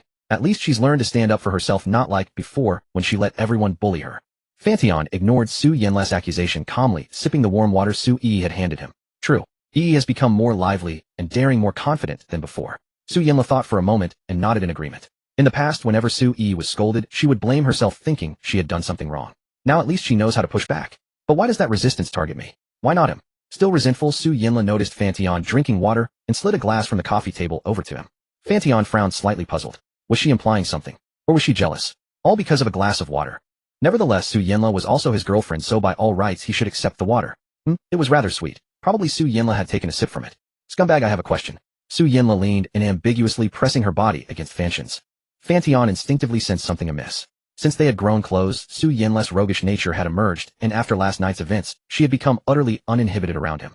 A beautiful young woman who had watched countless videos, she could toss out risque jokes without batting an eye. She could even rival their landlady Chen Shui. Go ahead. Tell me which tastes better, the water Yi gave you or the water I gave you. Su Yinla whispered into Fan Tian's ear, her warm breath tickling him, her tone dripping with innuendo. It was an innocent question, but delivered in that sultry voice, anything innocent became scandalous. Fan Tian's mind drifted elsewhere, and his face flushed crimson. Stop fooling around. It's broad daylight. Fan Tian said unconvincingly. He didn't want Zhou Wen, who was about to wake up, to catch them messing about. Otherwise that girl would feel left out and stir up trouble. Fan Tian always felt a faint sense of guilt doing anything improper in front of Zhou Wen. I only asked which water you liked. It's your dirty mind that twisted it. Seeing Fan Tian's flustered expression, Su Yinla smirked triumphantly, then lounged back on the sofa, putting her feet back on. Scumbag, do you know any good divorce lawyers? Su Yinla asked casually. Divorce? Who's getting divorced? Fan Tian's curiosity was piqued, and he unconsciously shifted closer to Su Yinla. My mom. Su Yinla replied, nonchalantly, not bothering to hide it from him. Your mom? Yes, hold on.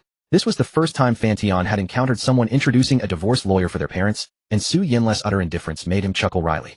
What are you laughing at? Su Yinla rolled her eyes and gave him a light kick. But her little foot was caught by Fan Tian's big hand, which gently squeezed it, making her cheeks flush pink. Mr.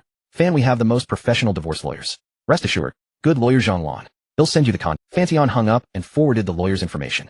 Just have Annie discuss the details with her, they'll handle the rest. Not bad, scumbag. Su Yinla's lips curled up. Seeing that Fan Tian took her matter to heart and handled it without any dragging, she was genuinely pleased. Well, have I ever been anything less?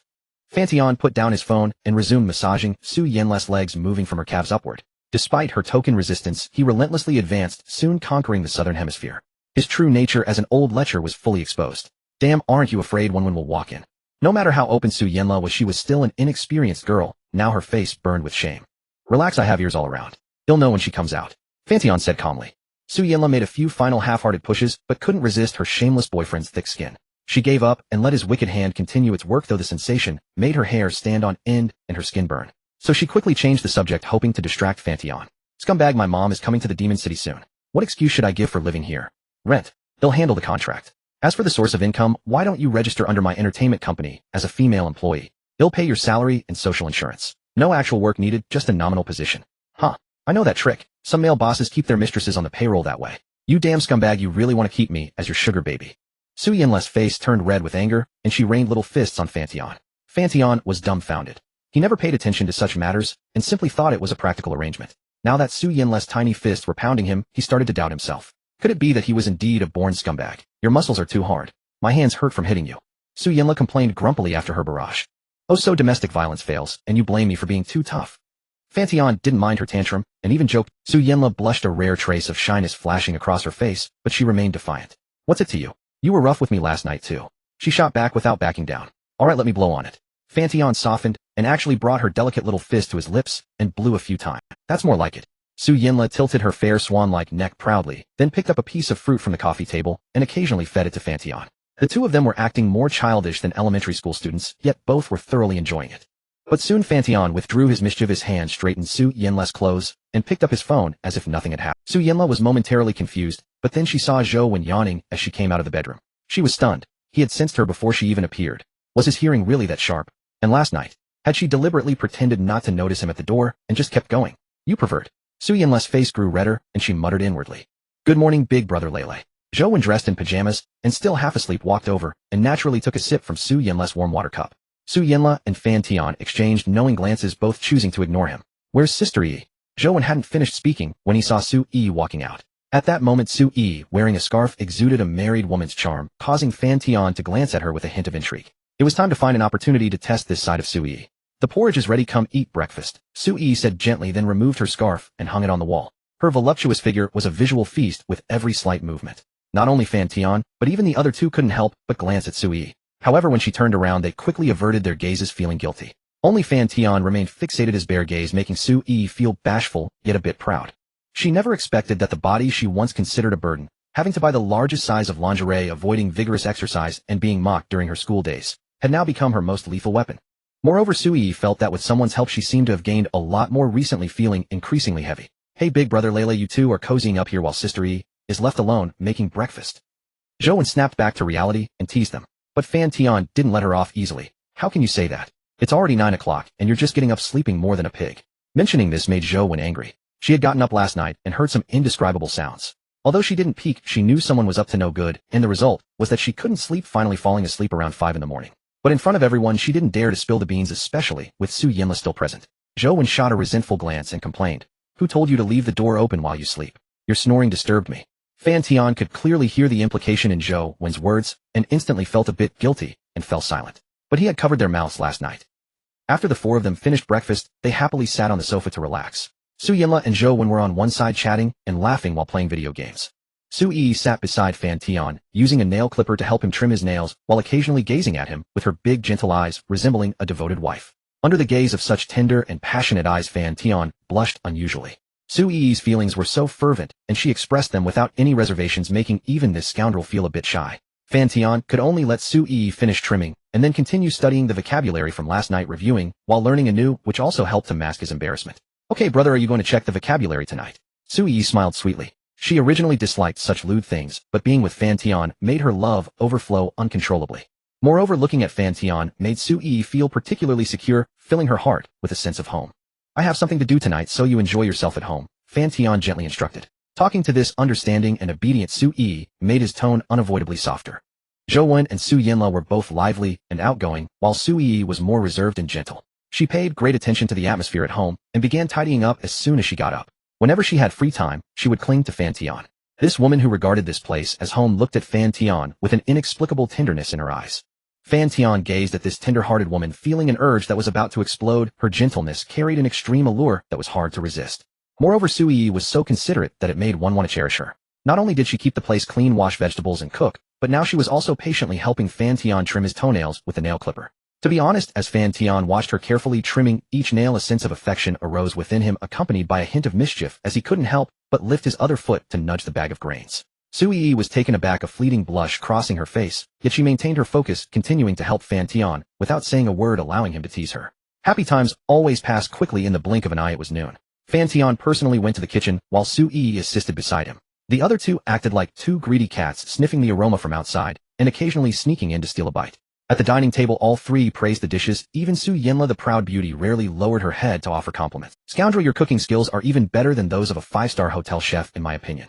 Indeed, that 5-star hotel meal was expensive and tasteless. Home-cooked food is the best. Big brother, your cooking is amazing. How about you take over the kitchen from now on? At this moment Secretary Iwan brought in some items. After Fan Tian received them, he instructed her to go rest. Bro, what did Sister E bring? When Fan Tian returned to the dining table, Zhou Wen eagerly asked. The keys to the new car that Lei wanted and the 3 little electric scooters you asked for are all in the underground garage. Among the 3 of them, only Su Yanla had a driver's license. Su Yi had not taken the test, and Zhou Wen had failed the 3rd subject 4 times and still hadn't passed, likely a road hazard. Among the 3 of them, only Su Yanla had a driver's license. Su Yi had not taken the test, and Zhou Wen had failed the 3rd subject 4 times and still hadn't. The person might be a scoundrel, but the efficiency was indeed fast. Yes, the G-class you wanted. Su Yanla's favorability won. Fan Tian was also puzzled as to why a girl liked driving a G-class. Although the car had ample space, its shock absorption was average, and the comfort level wasn't particularly good.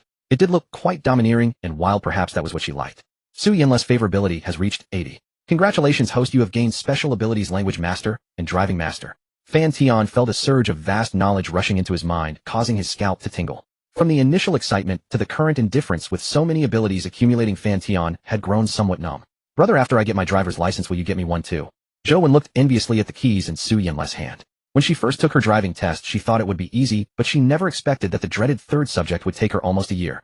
No problem, brother has plenty of things, just a bit of money. For such matters, Fan Tian answered without a second thought. He had never scrimped on Zhou Wen when he was broke, let alone now. After lunch, Fan Tian lazily lay on the sofa, replying to messages on his phone, while the 3 of them had already returned to their rooms for a nap, recharging for their afternoon trip to Changlong Paradise. Chen Shui, Master, you didn't come back last night, you have to come back tonight, right? Fan Tian smiled and replied. Why are you pushing me so hard?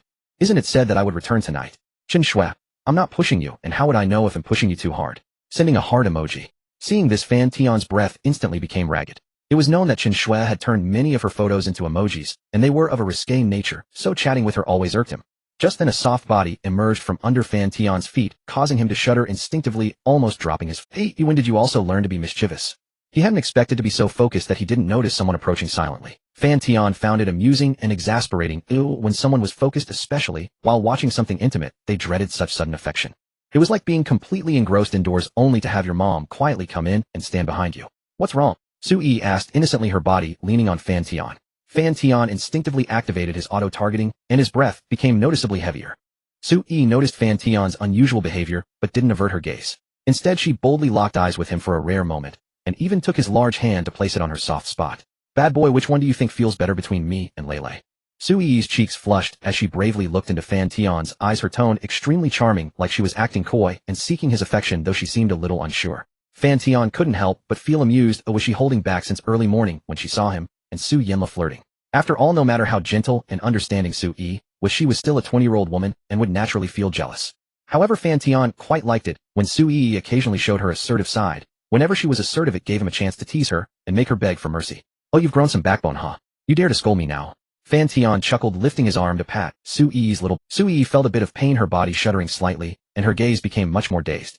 Then she placed her hands on either side of Fan Tian's waist, gently lifting and then lowering her pretty face, flushed, looking at Fan Tian with tender eyes and a hint of shyness. He was about to go completely crazy. Such an innocent and pure demeanor coupled with such actions, who could resist? You are not allowed to turn around or get up without my command. Go back to your room. At 1:30 in the afternoon, when Fan Tian woke up, he found Su Yi lying completely on top of him, sleeping. Or rather, whenever they were alone, Su Yi preferred to sleep on top of him.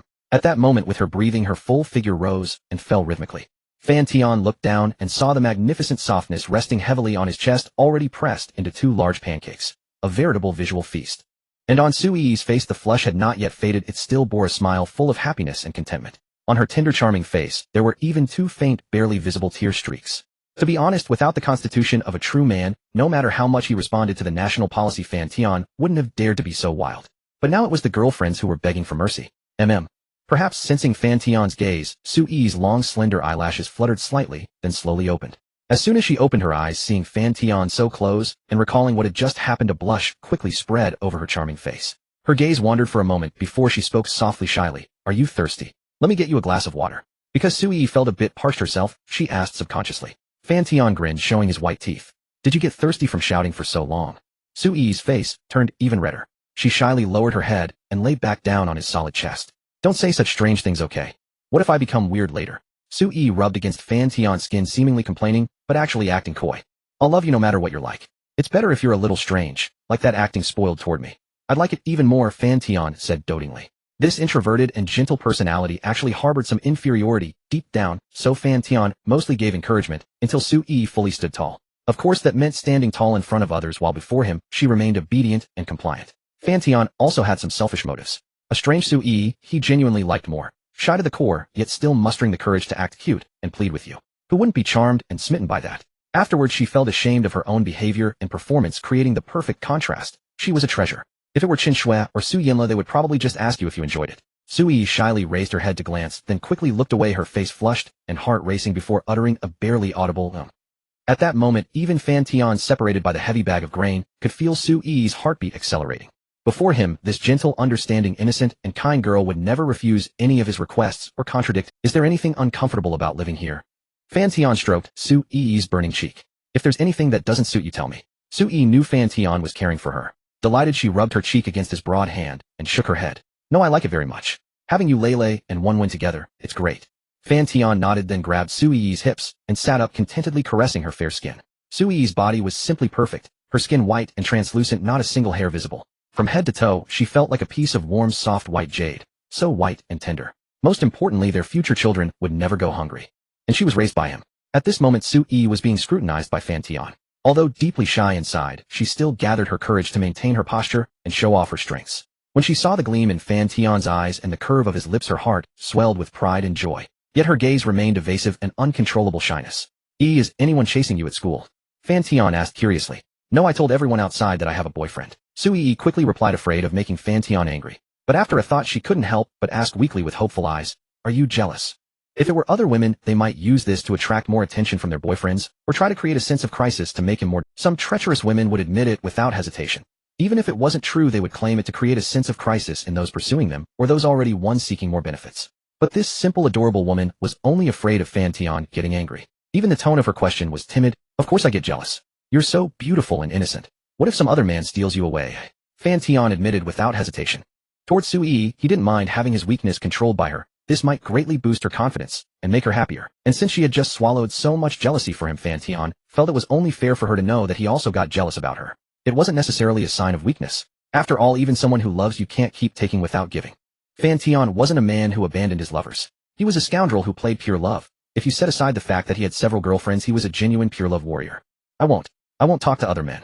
Hearing from Fan Tian's words how much he cared about her, Su Yi felt sweetness, and you can check my phone anytime. Or do you want me to install a monitoring app on it? Su Yi shyly suggested, hoping to ease his mind. No need, I trust you. Fan Tian pamperingly patted Su Yi's head. Remember, men outside are all big pigs trotters. They only want your body. Unlike me, I want your body and you for a lifetime. Su Yi blushed and replied. For a woman whose mind was overflowing with love, no matter what nonsense her man spoke, she would automatically correct the deviation in her head and steer him toward the right direction. In short, for Su Yi, whatever Fan Tian said was right. If anyone disagreed, that person was definitely wrong. What about you? Do you still feel jealous about me and Lele? If you haven't had enough, we can continue. Fan Tian teased this obedient, understanding girlfriend. As everyone knows, no matter how reasonable a woman is, if she loves you, she still gets jealous. Maybe just a little or a lot. But jealousy is an emotion. Any emotion can be shifted or covered by a larger, stronger emotion. And once the first cover-up happens, it gradually becomes habitual. Of course, this still depends a lot on one's appearance and capability. No more jealousy.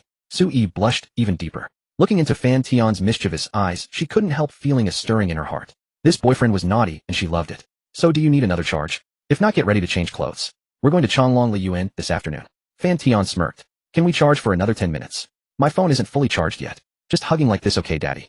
Su Yi acted coy along with this mischievous boyfriend, even mustering the courage to voice her thoughts in a cutesy way. Su Yi's face was as red as dripping blood. She felt she was becoming stranger and stranger, heading in an Su Yi's face was as red as dripping blood. She felt she was becoming stranger and stranger, heading in an As she watched Fan Tian obediently lying on the sofa, she couldn't suppress a surge of affection, and deep in her eyes a barely detectable glimmer. Well, the two of you finally deigned to come out. Why lock the door? Afraid I might witness something earth-shattering. Su Yinla stared at Fan Tian with a resentful, sulky look. Just last night, they had been so inseparable, yet when it came to napping in the afternoon, those two had locked the door and shut her out. Su Yinla felt a sense of betrayal. Of course, if they hadn't locked the door and she had stumbled upon something, she would have been jealous too, just not as much. The combination of jealousy and the feeling of being backstabbed made the straightforward Su Yinla furious, and she wore her anger openly. Traitor! Jerk! Fan Tian saw this and felt his headache. He had just calmed one down, and now another was upset. They weren't as sensible as the older sisters. Brother, go cheer Lele up, Su Yi urged, nervously nudging him. Seeing that Zhou Wen was not around, Fan Tian grinned and trotted over. Without another word, he pulled her into a deep kiss. Such a shameless act might have been embarrassing and unfamiliar to Fan Tian before, but now he was adept at it. Jealous. Fan Tian released her soft lips, speaking with a cheeky grin. Jealous my foot. You two dragged me into this game, and now you're hiding things from me. What is this about? Do you think I'm that petty woman? If you minded, why did you bring me in? Su Yanla's face flushed red with anger, and Fan Tian's shameless forceful kiss only made her angrier. She pinched his thick waist and twisted. That was her nature. She would say directly whatever displeased her. Since Su Yanla had already acknowledged this relationship, she might mind and get jealous. But more than jealousy, she hated how Fan Tian and Su Yi were keeping secrets from her. It was they who had pulled her into this, and now they shut her out again. What kind of behavior was that? Were they mocking her? Did they think she was a petty woman and look down on her? Sorry Lele, it won't happen again. Fan Tian hadn't expected such a strong reaction from Su Yanla. Realizing she felt wronged, he quickly comforted her. Next time, who believes that? If you're unhappy with me, just say it. Worst case, he'll stop playing and move out. Su Yanla was overwhelmed with emotion, crying and cursing, her eyes red. Su Yi, hearing that Su Yanla was serious, panicked even more. She stepped in from the sidelines and came over to console her. Lele, I'm sorry, it's my fault. I told brother to lock the door. Blame me if you want. Tell me what I can do to earn your forgiveness. He'll do anything. Su Yi walked over and wiped away Su Yanla's tears. Looking at this straightforward sister, she felt deeply guilty. She was the one who had pulled her into this game, so why was she still jealous of her? Why couldn't she accept it as openly as her sister? Wasn't she the one who had brought Su Yanla in to make her happy? Su Yi felt she had no right to be unreasonably jealous. You said it, Yeji. Anything right. Su Yanla had intended not to let them off so easily, but seeing her obedient and understanding sister, her anger inexplicably subsided. Though her anger faded, Su Yanla still wanted revenge for their act of dragging her in and then shutting her out. Otherwise she wouldn't. As long as Lele calms down, I'm fine with anything. Su Yi looked at Su Yanla's reddened eyes and felt even more guilty. Alright, find a time and redo what you did in the room at noon in front of me, and I'll forgive you. When Su Yanla said this, not only Su Yi was stunned, but Fan Tian was also taken aback. Was this her straightforward personality? Could it be that she had been pretending to be wronged on purpose? This move by Su Yanla not only made Su Yi's face visibly redden. Even Fan Tian's old face turned slightly red. Thinking back to how he had uncontrollably whispered those naughty words to Su Yi at noon, and imagining Su Yanla with her big eyes watching and making appreciative sounds, he felt a rare shyness. What's wrong? Didn't you say you'd agree to anything I said? What, weren't you sleeping in there? Actually doing something bad? Su Yi, her face flushed with shame, hesitated, and then cast a helpless look at Fan Tian. She truly— Su Yi, her face flushed with shame, hesitated, and then cast a helpless look at Fan Tian. She truly hadn't expected Su Yanla to make such an outlandish request. It was too embarrassing. If that were the case, she would be completely exposing her private intimacy with Fan Tian to this straightforward sister. After all, Su Yi was in a completely different state when it was the three of them versus when it was just the two of them. Yeji agreed. What about you, jerk? You're not going to lack that much spine, are you? Su Yanla, regardless of whether Su Yi had actually agreed, proceeded as if she had, because this matter ultimately depended on Fan Tian the jerk. Just imagining Su Yi and Fan Tian doing those naughty things while she sat by made Su Yanla feel an indescribable thrill and excitement. It's possible, but you don't have any other plans, do you? Fan Tian took a deep breath, thought about it, and quickly adjusted. As if Su Yanla dared to mock him, he wasn't afraid to make her suffer the same fate later. Can I record it? Su Yanla's voice dropped inexplicably, and her eyes suddenly became evasive. No. Fan Tian refused without hesitation. Record it. What was she thinking? That would ruin his reputation completely. What if later Su Yanla pulled out the video and slyly mocked him? Fine, but promise me you absolutely must not half-ass it. I hate being deceived and given the runaround. Yeji, you want to try to hide things or brush me off again, right? Su Yanla knew Fan Tian was used to being shameless, so if they were to truly carry it out, it would depend on this shy, obedient— won't. Su Yi said shyly and honestly. She didn't know if Su Yanla was eavesdropping outside again. If she really half-assed it and got caught, it might break their sisterly bond. Thinking of this, Su Yi decided not to take it lightly. Moreover, for some reason, thinking of Su Yanla watching openly from the side stirred an inexplicable emotion. I'm getting stranger and stranger. What should I do? Su Yi lightly bit her lip and stole a glance at Fan Tian. Fan Tian heard her inner voice and didn't know what to say. One liked to watch, one liked to be watched. There was no one else like them. That's more like it. How about tonight? Jerk, can you hand— Su Yanla had now returned to her usual demeanor, looking at Fan Tian with a teasing, ambiguous expression. Not tonight. I have something to do. Need to help a client with some work. Tomorrow night. Fan Tian refused. Putting aside whether he could handle it, he was sure that Su Yi couldn't withstand that level of torment. Fine then, tomorrow night. Perhaps for her, since she had already joined this game, complaining wasn't her style. It was better to lay everything out and enjoy the— Perhaps for her, since she had already joined this game, complaining wasn't her style. It was better to lay everything out and enjoy the— Yeji, come into the room with me and tell me what you did in there at noon. Jerk, you stay here. I'm going to cross-check stories so you won't— With a wicked laugh, Su Yanla pulled the stunned Su Yi into the room and even locked the door. I was planning to collude with Yi, but this mischievous girl gives me no way out. Fan Tian was at a loss whether to laugh or cry. 10 minutes later, Su Yi came out with a bright red face. Her shy expression suggested she had revealed everything. At this moment, Su Yanla's lips were turned up in a triumphant smirk. Having gained leverage over Fan Tian, and Su Yi, she felt that the resentment had finally dissipated, and now she was thoroughly pleased. Seeing this scene, Fan Tian couldn't help but think of an incompetent husband, a reluctant wife, and a lecherous boss. Fan Tian smiled helplessly. He didn't know whether he had made them this way, or if they had always had these interests. Perhaps it had happened naturally. Despite the cool breeze from the air conditioner, Fan Tian still felt a burning heat coursing through his body. At that moment, Su Yenla was sprawled on the sofa wearing sheer black stockings, her feet playfully dangling in front of Fan Tian, occasionally brushing against his chest as she swayed. Perhaps she had learned from Su Yi that Fan Tian preferred this type of suspender stockings, so she had ordered dozens of them online, white, black, gray, red, every color imaginable. Ordered last night, they arrived this morning. As soon as the package arrived, Su Yenla couldn't wait to put them on. When she saw the eager look in Fan Tian's eyes, a hint of delight inadvertently flickered across her sweet face. Though she had an outgoing personality, this was her first romance. Unlike seasoned seductresses who navigated the game of love with ease, Su Yenla, like any other girl, instinctively sought to please the one she liked, wanting to make her boyfriend happy. Lele, stop messing around. Get dressed or we're going out. Fan Tian patted Su Yenla's little foot as a signal. This girl had even sprayed perfume on her stockings. Every time she swayed, a faint, alluring musk wafted over, stirring his youthful vigor and making him feel restless. But Zhouwen was in the room, ready to come out at any moment, so he couldn't get too carried away. What's wrong? Isn't this your favorite? Last night you... Su Yenla pouted slightly, a mischievous smile on her lips. Ahem. Stop it, Wen. We'll be out soon. No, are you always this stubborn? Keep this up and he'll get mad. A few minutes later, Su Yenla glanced at the torn black stockings revealing her pink toes and looked at Fan Tian with a resentful expression. You jerk, you ripped my stockings. Give me money to buy new ones. Fan Tian casually tossed a bank card over. The password is my birthday. Money made him confident. That's more like it. Su Yenla gave a cheerful laugh, then added playfully. Jerk, you gave this to me, but did you give one to Yi? Ha, trying to drive a wedge between us again, huh? If you don't want to give it back. Fan Tian reached out as if to take it back. Su Yenla pressed her foot against Fan Tian's chest to stop him, then quickly tucked the card into her wallet. You gave it to me. Su Yi watched their banter from the side, a gentle smile curling on her lips. She realized she didn't feel jealous anymore, or perhaps she had gradually grown accustomed to this playful atmosphere between them. But the thought of having to reveal her other side in front of Su Yenla tomorrow night made Su Yi inexplicably nervous, her cheeks, hey, still fooling around. It's almost 3. Lele, aren't you going to change? Don't tell me you're going out in just a top and stock. Zhouwen emerged from the room and saw them still messing around. Instantly annoyed, she lunged at Su Yenla with mock ferocity. 2 minutes, 5 minutes. Su Yenla backed down immediately and dashed into the room in her slippers. Sure enough, in less than 5 minutes, she came out wearing a pair of loose ripped jeans over her stockings, tucking her white t-shirt into the waistband. Through the tears in the jeans, the black stockings were faintly visible. Both of you in suspender stockings. When did you go for the sexy mature look? Zhouwen pouted as she teased her two best friends. It's not me. Your brother made me wear them. You know, when in Rome, do as the Romans do. Su Yenla flashed a mischievous smile and unhesitatingly shifted the blame to Fan Tian. Fan Tian wanted to retort, but in the end he swallowed his words. She wasn't entirely wrong. He did enjoy looking at her, so between teasing and indulging, he chose the latter. So he remained silent. As for Su Yi, that day she had indeed adopted a mature, sexy, and sophisticated style. She wore a black halter-neck slip dress with a low slit paired with 5-centimeter black heels with red soles. Her already long legs appeared even more elongated, and the suspender stockings beneath the dress added a hint of allure.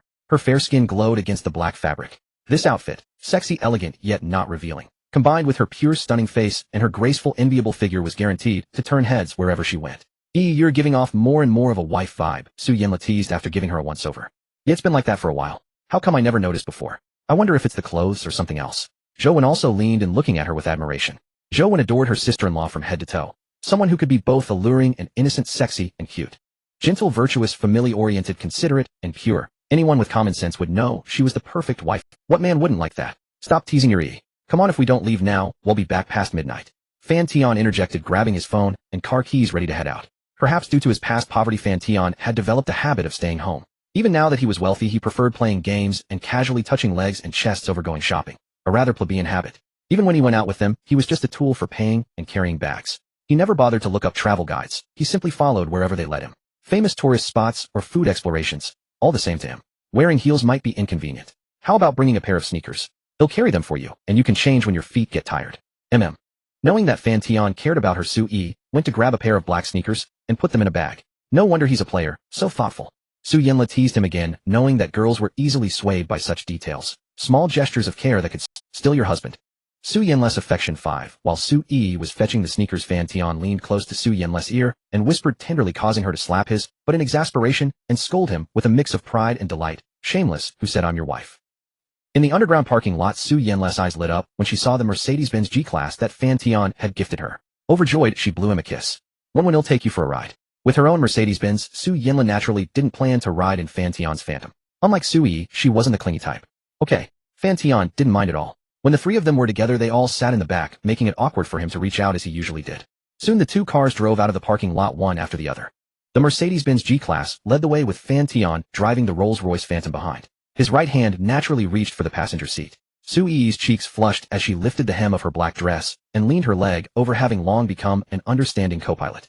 At the amusement park, Su Yinla and Zhou Wen had already begun to indulge in wild revelry. Roller coasters, pirate ships, pendulum rides. They wanted to try everything. As for Fan Tian and Sui, they leisurely followed behind, holding a cup of milk tea, choosing to watch from the sidelines for the more thrilling attractions without joining. So many people. Queuing for each ride takes at least 10 or 20 minutes, Fan Tian and Sui remarked, sitting in a pavilion and gazing at the sea of tourists, sighing involuntarily. There were crowds of attractive men and women, especially in the summer when everyone dressed more lightly. It was dazzling to the eyes. Some people came out just for this lively atmosphere. There were no fewer than dozens of people with charm values above 80, and occasionally a few with charm values reaching 90 were encountered. Brother, why don't you go play too? Know what's so fun about a pendulum ride? Let's go on the carousel later, Fan Tian replied with a chuckle. Alright. Sui said sweetly, her eyes flirtatious as she looked at Fan Tian. For her, it didn't matter what they played, as long as she was having fun with Fan Tian, she felt utterly happy. While waiting in line, Zhou Wen and Su Yinla occasionally cast their gazes toward the two in the pavilion. How about we stop after this ride? Too many people, the lines are killing me, Su Yinla complained. Every ride had such long queues. Play for a few minutes, wait in line for half an hour. Who could stand that? She felt her feet would ache to death. It would be better to go home and let the jerk give her a massage. Sure, after this ride, let's head to the hot pot restaurant. It's already past 5, Zhou Wen agreed. But when she noticed her best friend's gaze frequently lingering on Fan Tian, she teased, Lele, how far have you and my brother progressed? Are you still in a platonic relationship? I feel like you two have gotten closer. Not at all. I only see your brother as a friend, at most a nodding acquaintance, Su Yinla said guiltily. At most a nodding acquaintance. Zhou Wen's beautiful eyes widened, her tone slightly irked. What? Is my brother not good enough? Why do I feel like you're looking down on him? Su Yinla was momentarily stunned. She almost forgot that her best friend was a hardcore brother complex. She could say anything about her brother herself, but if anyone else dared to speak ill of him, she would get furious. Still, it really was at the level of a nodding acquaintance. She hadn't said anything wrong, it was just that the other person's understanding. But Su Yinla didn't dare reveal the truth, or else her best friend would definitely use this matter to mock her for the rest of her life, branding her as a pervert. After all, what normal person would sneakily push open someone's door in the middle of the night, watch them get intimate, lose control of themselves, and then half-heartedly complete a nodding acquaintance? Such plots only dare to appear in movies. Su Yinla would never breathe a word of it. And as for the looking down, Zhou Wen mentioned, Su Yinla felt she had no reason to be suspicious. I'm not looking down on him. But if your brother and I really become that kind of boyfriend and girlfriend, you won't blame me, will you? Su Yinla felt it necessary to give her best friend a heads up, now, lest future changes cause misunderstandings, that she had been hiding things potentially harming their relationship. If it happens, it happens. But you need to think it through first. Don't regret it later. My brother is indeed a bit of a womanizer. Your brother is indeed a bit of a flirt, but he's tall, rich, and handsome. A tall, rich, and handsome man hitting all three. It's just playing around. What's there to regret? Su Yinla said half-jokingly. In short, just think it over. If you regret it later, don't say, I didn't warn you, Zhou Wen said with a slight smile. She also felt it necessary to give Su Yinla a precaution in case she really regretted it later, to prevent a falling out between best friends. At 6 in the evening, the four of them had already left the amusement park and headed to a nearby mall where they found a famous hot pot. Because they had reserved a table online, they didn't have to wait to get in. Otherwise, they would have had to wait another 10 or 20 minutes. Fan Tian and Sui sat on one side, while Zhou Wen and Su Yinla sat on the opposite side. This was their usual seating arrangement when hanging out. Too many people. If I'd known, I wouldn't have gone to the amusement park, Su Yinla grumbled as she sat down. You only complain after finishing. Fan Tian chuckled. Of course. If I hadn't gone, how would I know whether it was fun? You don't watch a movie without getting a review, Su Yinla said, with a proud toss of her head, speaking boldly. Fan Tian smiled non-committally, neither refuting nor speaking. Just a faint little fairy almost made Su Yinla flip the table in anger. You dog of a scumbag, Su Yinla said, angrily glaring at Fan Tian. If they were at home, she would probably have bitten him again. She didn't know why she was so easily affected by every single word from Fan Tian. Let's order. I'm hungry, Zhou Wen said, already accustomed to the daily bickering between the two. Her long fair fingers slid across the phone screen as she began browsing the menu. Fan Tian also scanned the QR code on the table. The dishes were synchronized so he could see what Zhou Wen had ordered. A bit lacking in meat. Add more duck intestines and beef. Fan Tian added 5 extra portions each of duck intestines and beef. They had expended a lot of energy today and needed to replenish protein. Here's the dual flavor hot pot, the waiter said, carrying over a divided pot. Su Yinla and Sui, one from Mo, the other from Sichuan province. Both had a high tolerance for spiciness, while Fan Tian and Zhou Wen were native to Guangdong province and could handle very little spice. Fan Tian was originally the same, but after going out to eat with his girlfriends and occasionally helping to handle some food, he had gradually transitioned from Guangdong level spicy to medium level spicy. Bro, help me mix a dipping sauce, Zhou Wen said, too lazy to move after walking all day and ordering. Brother, mix one for me too, Sui said softly, looking at Fan Tian with a pleading tone. Even gentle and introverted sister E has been twisted into this by the scumbag. Su Yinla felt a surge of emotion she couldn't name. Fan Tian stood up, and Su Yinla followed. What's up, Campus Belle? Why are you making the same flavor as me? Fan Tian teased as he noticed Su Yinla copying his ingredients. Of course I want to try what you make. Since you cook so well your sauce can't be bad, either. Su Yinla replied matter-of-factly, ignoring his teasing tone. That might not be the case. Everyone's taste is different. Why do you care so much? I just like eating the same as you, so what? Su Yinla slapped Fan Tian's, but fiercely pouting angrily. Hey, there are so many people. Don't mess around. Fan Tian shuddered. He hadn't expected Su Yinla to pull this in public, nor did he know when she had developed this spanking habit.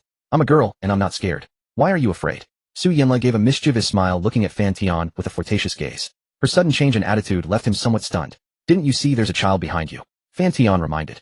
Su Yinla turned around in panic and saw a cute little girl of about 5 or 6 standing behind her, staring with wide, curious eyes.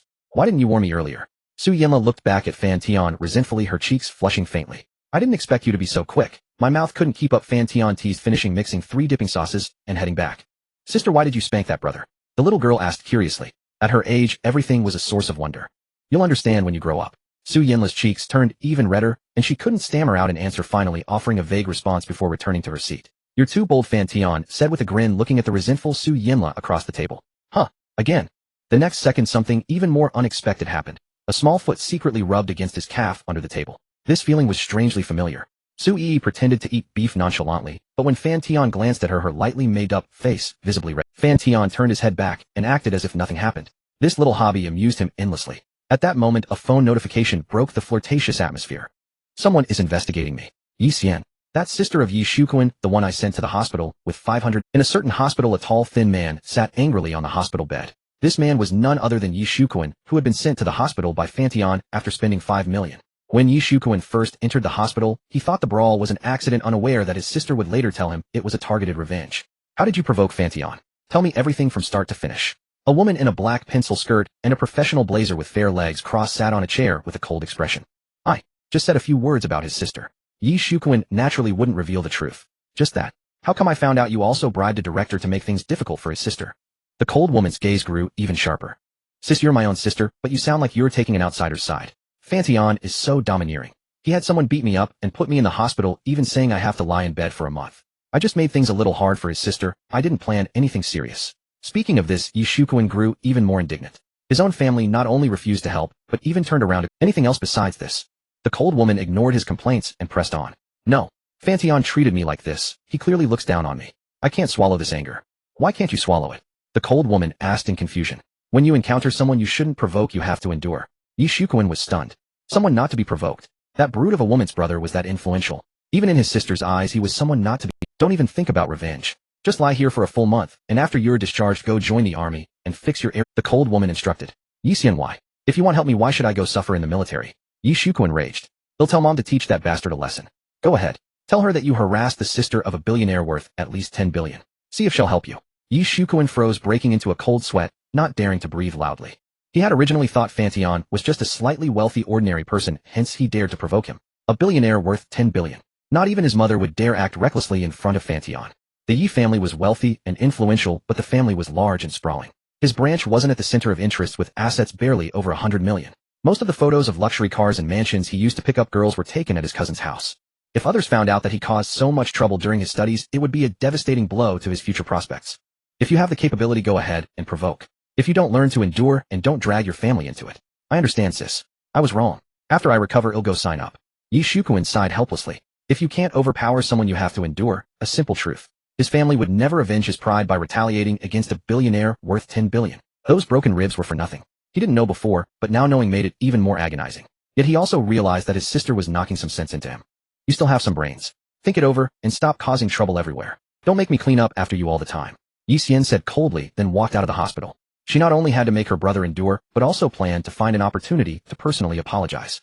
A financial titan who had taken the U.S. stock market by storm, the only grandson of the Qin family, spent nearly 400 million to buy an entire floor in Zhujiang New Town. At his age, without relying on family power, who else could achieve such a feat? When Yi Xian investigated and found that her brother had provoked such a figure, she was shocked. Simultaneously, she grew curious about this titan who had wreaked havoc in the U.S. stock market. At the same age, their achievements were worlds apart. Yi Xian had founded a tech company without family help, yet its assets were only a few million. That man with his own ability had stirred up the financial world across the ocean, making hundreds of millions in a short time. Calling him a financial guru was no exaggeration. He'll have Sister Yian make an introduction. While apologizing, he'll see if I can get some investment from him. Yi Xian naturally didn't intend just to apologize. Making another friend would be more beneficial for her career. Besides, she had heard that he recently founded an investment company, and she wanted to secure some funding for her own company. Coincidentally, he was also the grandson of the Qin family, and she happened to know Qin Yuyan of the Qin family. Hot Pot Restaurant. Fan Tian briefly glanced at the message from Machine G and didn't pay much attention to the person investigating him. Now Machine G had set up a danger warning net around him divided into 5 levels. Level 1 was negligible, 2 was ordinary, 3 dangerous, 4 high risk, and 5 fatal. This woman, named Yi Xian, barely reached level 1. The reason she triggered the warning was solely because her charm value met the system's binding condition. Player, what are you looking at so intently? Su Yinla, seeing Fan Tian engrossed in his phone, couldn't help asking. Handling some company matters. Okay. At that, the lively Su Yinla fell silent thoughtfully. The meat is cooked. Eat up. Fan Tian put away his phone, gentlemanly scooped out the cooked beef, and naturally placed it in. Brother, I'm on a diet. Su Yi muttered softly. Recently her diet had been excellent, constantly fed by Fan Tian. In just a few days she had unwittingly gained 6 pounds. She felt a little extra flesh on her belly, and if this continued she feared becoming a chubby little dumpling. Eat half and leave half for me. Fan Tian glanced at her and smiled. Su Yi was actually not heavy. At 170 centimeters tall and 114 pounds, the weight was mostly concentrated in her chest, leaving her with a curvaceous figure and not plump elsewhere. However, gaining 6 pounds in such a short time made her worried. Okay. Su Yi happily enjoyed the food again, then scooped the remaining half into Fan Tian's bowl. Fan Tian didn't mind. Though he and Su Yi weren't yet an old married couple, they were inseparable. Not only did he eat from her bowl, but sometimes when hungry, he even snatched food from her mouth. Player, help me out too. I can't eat anymore. Su Yinla grinned, and also passed her beef to Fan Tian's bowl. Fan Tian looked up, but said nothing, continuing to eat. Bro, I can't finish either. Eat mine. Zhou Wen chuckled, scooping his own meat over. Fan Tian paused briefly, then silently chose not to resist. This meal left him very full. They played for a while longer, and then Fan Tian sent them home. He also replied to the message from the wealthy Lady Chen Shui. This stunning woman, whose hidden traits were now completely exposed to him, had sent him another pair of photos for his appreciation. The implication, of course, was obvious. Player, going out so late to give someone acupuncture. Su Yinla looked at Fan Tian with suspicion. For real? She's only free at this hour. She's busy during the day. Fan Tian said without a hint of embarrassment. You know I have no reason to lie to you. Su Yinla didn't buy his excuse. To keep this philandering man, she whispered suggestively in his ear. How about you skip it and come to my room tonight? He'll show you something good. Fan Tian felt a jolt. What good thing required a night visit to a room? The implication was clear. But I really have plans tonight. How about tomorrow? Get lost. Nightfall. After a day of toil, Yan Ruzhen returned to her abode, slipping off her high heels, her long slender legs, sheathed in black stockings, fully exposed to the air. That girl. Yan Ruzhen padded through the hallway in her slippers, and there before her eyes dangled a pair of delicate fair feet. Who else could it be but Chen Shui? At that moment Chen Shui lounged leisurely on the sofa, sketching something with a stylus, while humming a cheerful risque tune, occasionally reaching for a chip on the table and tossing it into her mouth. For Yan Ruzhen, who had a touch of cleanliness obsession, the scattered chip crumbs on the sofa would normally be intolerable. Yet now, as she glanced over, her heart was filled more with fondness and resignation. All because of one man. She and this lively, adorable, and utterly uninhibited sister had become inseparable confidants in just a few days, forging a unique bond. Every time Yan Ruzhen recalled it, she marveled at the vicissitudes of life. I'll be back soon. As she passed the sofa, she couldn't help but pat those swaying fair feet in reminder. The master is coming home. Chen Shui, upon hearing this, quickly checked the time. Her face, both innocent and obedient, lit up with a trace of excitement. She tossed aside the stylus in a flash, her bare fair feet scurrying as she dashed into the room and began rummaging through drawers, muttering obsessively, stockings, the master's favorite stockings. Watching Chen Shui's ecstatic state, Yan Ruzhen's mature, alluring face bore a tinge of helplessness, yet within her heart stirred a flicker of anticipation and longing. He still has about half an hour before he gets back. Why are you in such a hurry? Yan Ruzhen said half-heartedly, then walked to the wardrobe and picked out a thin, icy silk purple neck nightgown prepared. Since that man moved in, her sleepwear had subtly evolved from conservative and modest to these sexy, provocative styles. About 20 minutes later, Yan Ruzhen finished her bath and emerged from the bathroom. Her fair, rounded legs glistened seductively under the dim, amorous light. Yan Ruzhen's figure was voluptuous. Even without a bra, her full bosom stretched the nightgown into a gentle curve. Though not as dramatic as Chen Shui's, it was still perky enough. Xiaoxua, why are you dressing so sexy? He spent the whole night at your sister's place last night. By the time he gets back, he might not even be able to get it up. When Fan Tian was away, Yan Ruzhen and Chen Shui's banter knew no bounds. Now, seeing Chen Shui's glamorous getup, she couldn't resist a bold tease.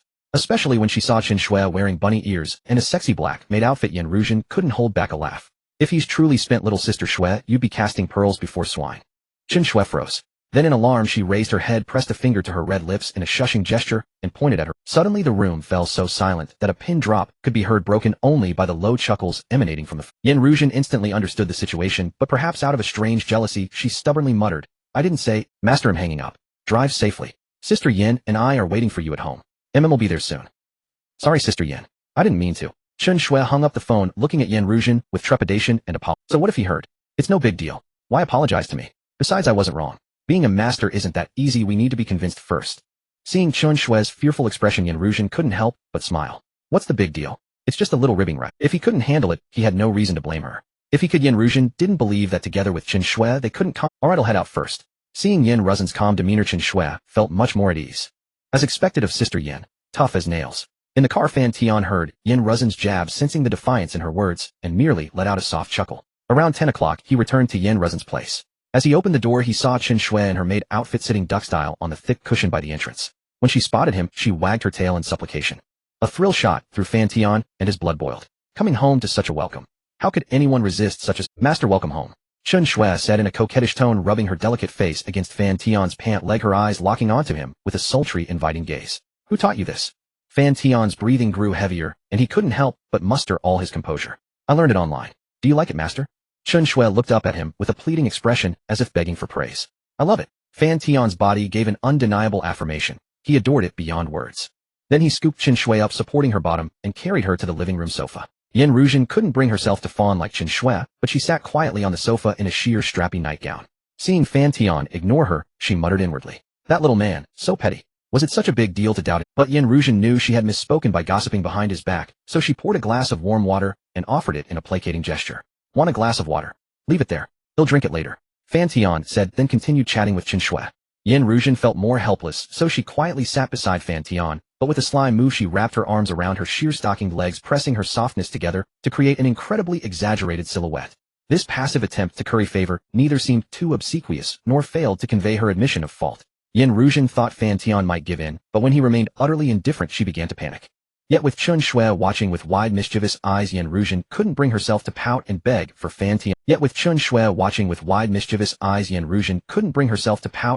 for Fan Tian. Master, look at Sister Yan's figure. It's amazing. At that moment Chen Shui, ever considerate, tried to break the ice by taking Fan Tian's hand and pressing it against Yan Ruzhen's full bosom. Yan Ruzhen made no move to resist, letting the two fool around on her body. I'm not bad. Fan Tian said nonchalantly, even teasing, just a bit hard in the mouth. That's easy. Have Sister Yin bite until it's soft. Chen Shui chimed in, her eyes dancing with mischief as she looked at you. For Chen Shui, who had no filter, such body talk came naturally. The two of them went back and forth, teasing and stirring the mature Yan Ruzhen into a restless state. Stop it, Yan Ruzhen said half-heartedly, a rare blush creeping onto her face. Fine, Xiao Shui and I are going in. You stay out here obediently. Fan Tian withdrew his hand with a laugh, picked up Chen Shui, and carried her into the room. Yan Ruzhen's restless heart had just been kindled, and with the departure of that mischievous hand, an endless loneliness flooded her empty heart. Gazing at the locked door, Yan Ruzhen finally regretted her words and grumbled, why did I have to run my mouth? Soon a series of tantalizing sounds of amorous passion emanated from within the room. Whether it was deliberate on Chen Shui's part, the sounds were more alluring than ever, tormenting Yan Ruzhen, who lingered outside. Yet just as she attempted to open the door, she found it locked from the inside. You rascal! Yan Ruzhen muttered as she returned to the sofa, covering her ears with both hands in a futile attempt to block out the seductive sounds. But the more she tried, the more she felt a growing emptiness and loneliness within her body, burning as if on fire. At this moment Yan Ruzhen had completely lost her usual composure and reserve, replaced by an uncontrollable yearning. At midnight, Fan Tian leaned against the bedhead, responding to messages on his phone. Beside him, with disheveled hair, flushed cheeks, and half-naked, Chen Shui lay in peaceful slumber. With a click the door swung open. Yan Ruzhen entered the room, her long legs sheathed in flesh-colored stockings. She first glanced at Chen Shui, who was covered by the blanket, then approached Fan Tian, curiously peering at his phone screen. Her rose-scented hair cascaded onto his shoulder, tickling him. Then she continuously rubbed her stocking-clad foot against Fan Tian's calf, occasionally touching him with her soft, boneless hand, pouting with her red lips as she gazed at him with a hint of displeasure. Even without a word, any man would understand what Yan Ruzhen desired. Yan Ruzhen rested her head on Fan Tian's shoulder, her red lips exhaling hot breath. Especially when she noticed his unmistakable arousal hidden beneath the silk cloth, she spoke with a girlish, coquettish tone. Are you done replying? Fan Tian knew exactly what Yan Ruzhen wanted, but pretended to ask knowingly. Almost there, just a few more. What's the matter, Xiao Yan? Nothing.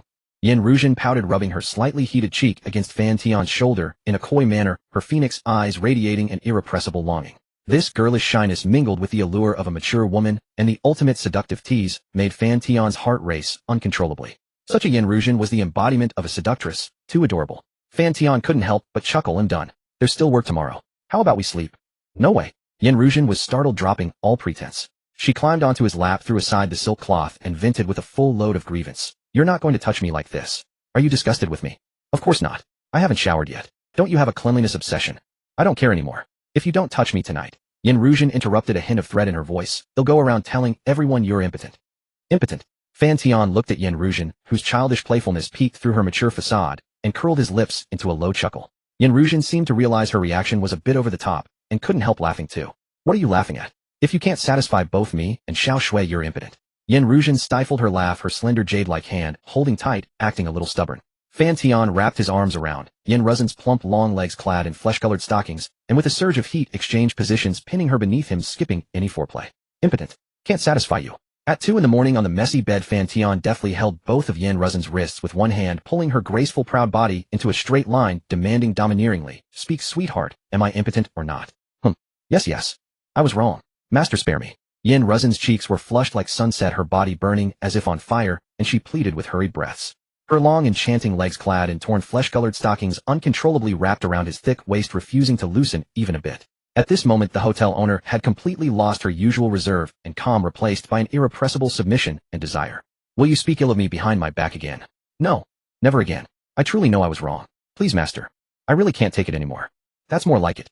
Fan Tian nodded with satisfaction, casually releasing the bar owner's wrists. A dozen minutes later, Yin Ruzhen recovered, looking at Fan Tian with a mixture of satisfaction and lingering fear.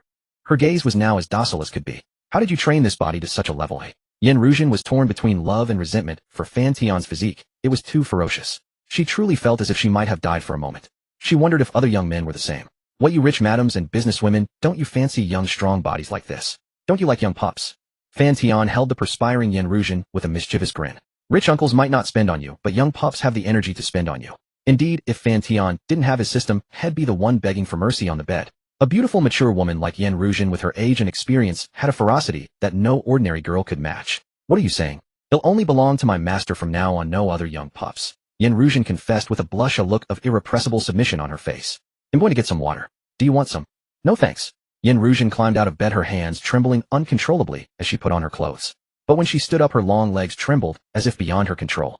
She finally managed to rise with difficulty, supporting herself against the wall with trembling hands, then straightened up and limped toward the door. Seeing Yin Ruzhen's pitiful state, Fan Tian couldn't help but laugh heartlessly. Weak in the back, supporting the wall as Yin Ruzhen's ears turned crimson. Sister Shui, can you come help me out? Chen Shui, who had been watching from the sidelines, covered her mouth and teased, stubborn mouth leads to a weak body. Fan Tian suddenly got up and scooped Yin Ruzhen into his arms. What are you doing? You're not going again, are you? I truly am sorry. Yin Ruzhen was stunned with fear. What are you thinking? After drinking water, take a shower together and go to sleep. Do you take me for a beast? Fan Tian couldn't help laughing. I didn't. The next morning, fine rays of dawn light spilled onto one side of the room. When Fan Tian woke up, he finally had both arms around his beauties. Because of the intense night before, the exhausted Yin Ruzhen was also rare to sleep in late. This usually serious and mature woman, while sleeping, gained a bit of girlish obedience and sweetness, becoming much more. Long lashes, fair cheeks with a rosy glow, cherry-like red lips, a high and straight nose, a full bosom. Even at the age of 35, it was hard to see any trace of time on this exquisite face. Sometimes Fan Tian wondered what virtues he possessed to make such a beautiful and mature woman so obedient to him. But he quickly pushed the thought aside and reached for the phone on the bedside to check today's messages. First was a photo sent by his father along with the girl's contact information. Son, this is Aunt Wa's daughter. She's 23 this year, works as a kindergarten teacher, and has a gentle personality. I've sent you her WeChat. Chat with her when you have time. The girl in the photo, even without the system, based on his rich experience with women, he could guess her attractiveness level around 70 points, the sweet and cute type. Wearing round glasses, she was probably the contrast type. Dad, I already have a girlfriend. No need to introduce me. Fan Tian sent a message, and soon his father called over voice chat. To avoid disturbing the two women's sweet dreams, Fan Tian didn't even put on pants and walked to the living room before answering the call. Son, you found a girlfriend? A pleasantly surprised voice came from the other end, but soon turned hesitant. Don't tell me you're making up excuses to avoid blind dates and fool me. Because Fan Tian used to think that a man resorting to blind dates to find a girlfriend was a sign of failure, he had always been resistant to it and made many excuses. Naturally, his father didn't quite believe his words. Really, she's even more beautiful than a celebrity. Fan Tian smirked, smugly showing off. Who are you kidding? If you can't find one, just come back for a blind date. Xiao Dong is the same age as you and is already having his second child this year. You're not getting any younger. You really need to hurry up. Dad has already prepared 2,000 yuan as a bride price for you. His father was even more skeptical. How could he not know his own son's character?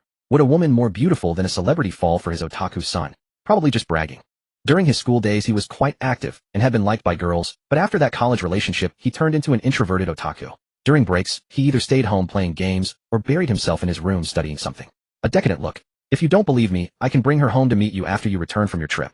Fan Tian gave a helpless, alright, since you put it that way, I'll tentatively believe you. With a click, the door opened. Yin Ruzhen, wearing a lace nightgown, walked out. Her gaze swept the living room and quickly locked onto the naked man lying on the sofa. She pursed her red lips, then walked over with seductive eyes. Xiaoyan, say hello to my dad. I told him I found a girlfriend more beautiful than a celebrity, but he didn't believe me. Yin Ruzhen was startled, her restless heart instantly calming. Rarely she displayed a girlish demeanor, her face blushing. Hello, uncle. I'm Xiaotian's girlfriend, Yin Ruzhen. Yin Ruzhen's tone was immensely gentle, even unconsciously adding a sweet lilt. Watching her, Fan Tian couldn't help but curl his lips. This was just too adorable. Dad, you believe me now, right? Bring Xiaoyan home when you have time. I won't disturb you too. The other side chuckled and hung up decisively. Being together so early in the morning, how could his father not know what was going on? Xiaoyan, when my dad comes back, take some time to come home with me, how about it? Fan Tian hung up and turned his gaze to Yin Ruzhen beside him. You decide. I'm fine with anything. Yin Ruzhen said gently, then moved from the side of the sofa to in front of Fan Tian. Actually, she was quite happy. Meeting Fan Tian's family gave her, a relatively traditional woman, a sense of being accepted. Alright, I'll take you back when we have time. His father would eventually know about this situation anyway. Now, he was just letting his dad adjust in advance. He would build up some psychological preparation, and when the time was ripe, he would reveal everything one by one. Fan Tian stroked Yin Ruzhen's smooth hair, looking at her obedient demeanor, and couldn't help but gasp. At noon, after lunch, in the beautiful young woman's home, 4 beauties, including her best friend, were happily discussing something without any hint of a battlefield. This was the sisterhood's magnanimity. Cousin, when Xiaobao and my best friend come back from their trip, I plan to bring her here too, and buy an apartment downstairs. She can keep little Jejia company. What do you think? Chen Shui walked over, her bright eyes sparkling, and asked. You're not thinking of having Sister Lulu help you babysit, are you? Fan Tian found it amusing seeing right through Chen Shui's little scheme. Xiaobao was Chen Shui's sister's daughter, but her sister had reportedly died in a car accident, and Xiaobao's household registration was under Chen Shui. As for who Xiaobao's father was, Chen Shui joked. Already thrown into the sea to feed the fish. Who cares who he is? Sister Lulu said it's okay. Xiaobao and Jejia can go to kindergarten together and study together. How great is that? Cousin, please let Xiaobao come here. Chen Shui tugged Fan Tian's big hand and shook it coquettishly. I'm not saying no, as long as you're okay with it. Fan Tian smiled dotingly. Cousin, you're so nice. Chen Shui's eyes sparkled with a hint of anticipation. Want to go into the massage room now? They'll give you a full body massage. Fan Tian was taken aback and instinctively glanced over, noticing the other 3 weren't paying attention, then sighed in relief. Where's little Jejia? She went back to her room to sleep. The 2 tiptoed inside. The other 3 women. 2 of them showed a mix of helplessness and desire, but unlike Chen Shui, they weren't completely unrestrained and maintained their original reserve. Even Yin Ruzhen felt somewhat restrained in Su Lulu's presence, and she didn't want others to see her other side, so she quickly suppressed her thoughts. For Yin Ruzhen, Fan Tian perhaps occupied only 40 to 50% of her life, with the remaining energy focused on her career and family. As for Su Lulu's best friend Lu Yao, she revealed a faint smile. Su Lulu had long confessed to her, and Lu Yao knew about the emotional entanglements among these women. But regarding her boss's affairs, she didn't dare show too much opinion. She glanced over and tactfully withdrew her gaze. I have some work matters this afternoon, so I need to head back. How about we come back tonight and play mahjong together? Yin Ruzhen stood up to leave. Su Lulu was surprised, then a wave of gratitude welled up inside. Okay, Sister Xiaoyan, take care. I'll wait for you to come back tonight for mahjong. Su Lulu said gently like rain. After Yin Ruzhen left, Su Lulu's best friend raised an eyebrow with a mischievous smile. Go on in. Your husband and sister-in-law are waiting for you. Don't talk nonsense. Su Lulu was a bit embarrassed by her friends teasing, her face slightly red, but her eyes couldn't hide her desire, occasionally glancing over, completely betraying her. Lu Yao, the best friend, tactfully walked into the room and closed the door. Only then did Su Lulu release her suppressed desire. She walked to the massage room and gently knocked on the door. Honey, Sister Xiao, Yin has gone back. Su Lulu said softly. Come in with the key. A low, lazy male voice. The moment Su Lulu opened the door, she saw Fan Tian lying face down on the massage bed, while Chen Shui was sitting with her pale body leaning forward. Seeing her enter, Chen Shui flashed a mischievous grin. Sister Lulu, join in. Seeing this, Su Lulu quickly closed the door and locked it. She hadn't expected that in broad daylight her sister, who had no qualms, was already doing an essential oil back massage. At 2 in the afternoon, Fan Tian, feeling refreshed, stepped out of the massage room, dressed nicely. The beautiful young woman Su Lulu closely followed behind, embodying the image of a gentle and virtuous wife, sending her husband off. I need to visit some relatives later, so if anything comes up, feel free to call me. Drive safely. Su Lulu wore a satisfied and contented smile as she helped Fan Tian tidy up his slightly disheveled clothes. She never expected that a bold accident in the past would lead to the happy life she enjoys now. Su Lulu felt that those retirees with pensions might not have the ease and comfort she experiences. In her leisure time, she accompanies her friends for shopping and tea, indulges in beauty and skincare, and occasionally shoots videos as a carefree blogger. Those busy times are what Su Lulu looks forward to the most. However, in order to prolong their happy days, Su Lulu dared not trouble Fan Tian too much. Most of the time she passively received, while at home, she consistently researched recipes for nourishing soups. After seeing Fan Tian off, the considerate Su Lulu returned to the massage room. On a spacious large bed, Chen Shui lay on her side, her flawless body deeply asleep, seemingly untouched by the noises and disturbances of the outside world. Su Lulu couldn't help but steal a few glances at the breathtaking beauty before her. She then covered the cute yet mischievous sister with the blanket and adjusted the air conditioning to a comfortable temperature, gently closing the door of the massage room. Sister Yuyan'll be there in about 10 minutes. After hanging up the phone, Fan Tian reconnected to Bluetooth and began humming along with the DJ. I have crossed mountains and seas and navigated through crowds of people. I once had it all, but in the blink of an eye it has dispersed like... The pleasant summer breeze brushed against his face, and the soul-stirring song resonated as his fingers danced to the melody. In the past, Fan Tian had felt sorrow. Now he felt ease and joy. With a different mindset, even the taste of the song had changed. Fuyuan Building Unit 1 Room 205. Fan Tian stood at the door holding 2 bags of gifts and gently knocked. Coming. A slightly cheerful voice came from within the room. Moments later, a beautiful woman with light makeup appeared before Fan Tian. Qin Yuyan wore loose shorts that revealed her well-proportioned long tan legs, and her upper body was adorned with a baggy gray neck top.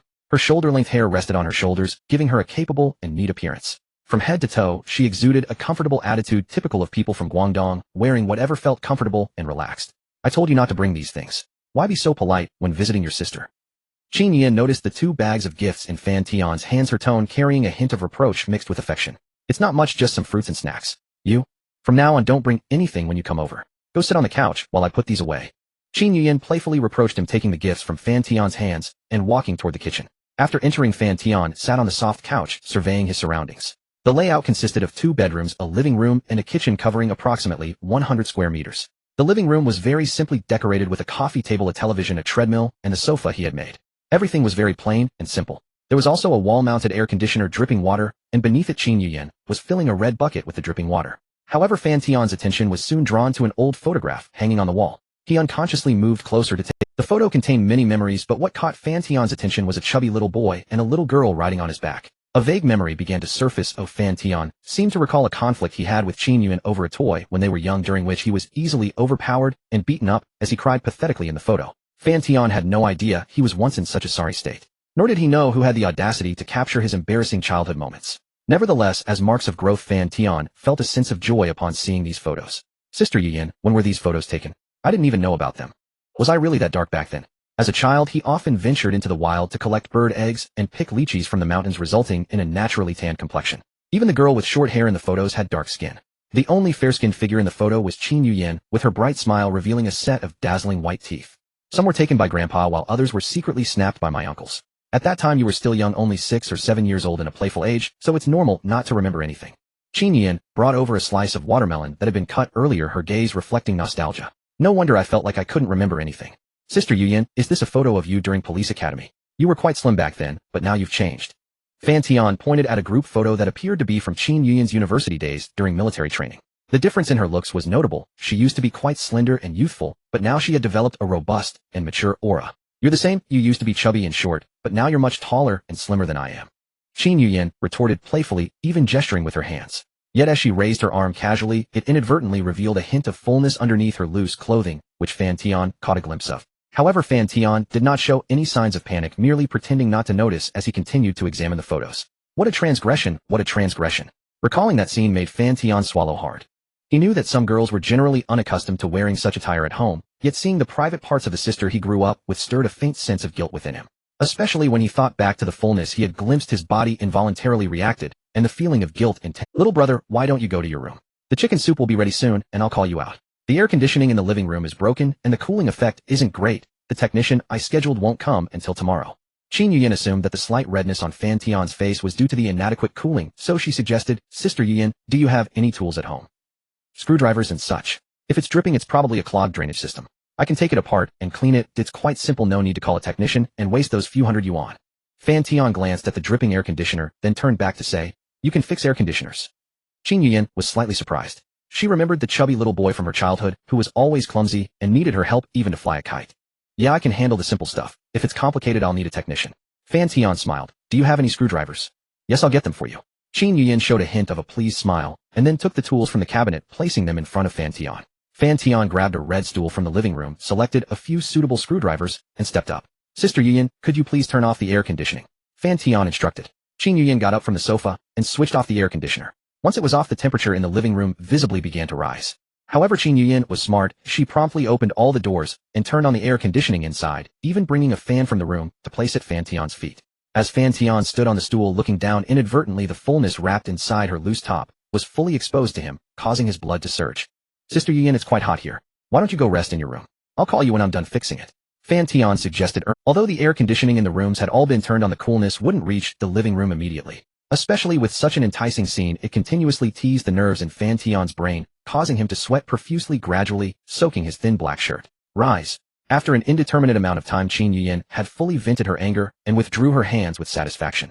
However, as she looked at her palms flushed with a rosy glow, "It's fine, sister, isn't hot. Or just focus on what you're doing," Qin Yuyin replied casually with a smile. All right then. Fan Tian decided not to bother further and seriously unscrewed the air conditioner's outer shell with a screwdriver, examining its interior. Qin Yuyin meanwhile helped by handing him tools from below, seemingly oblivious to Fan Tian's occasional furtive glances.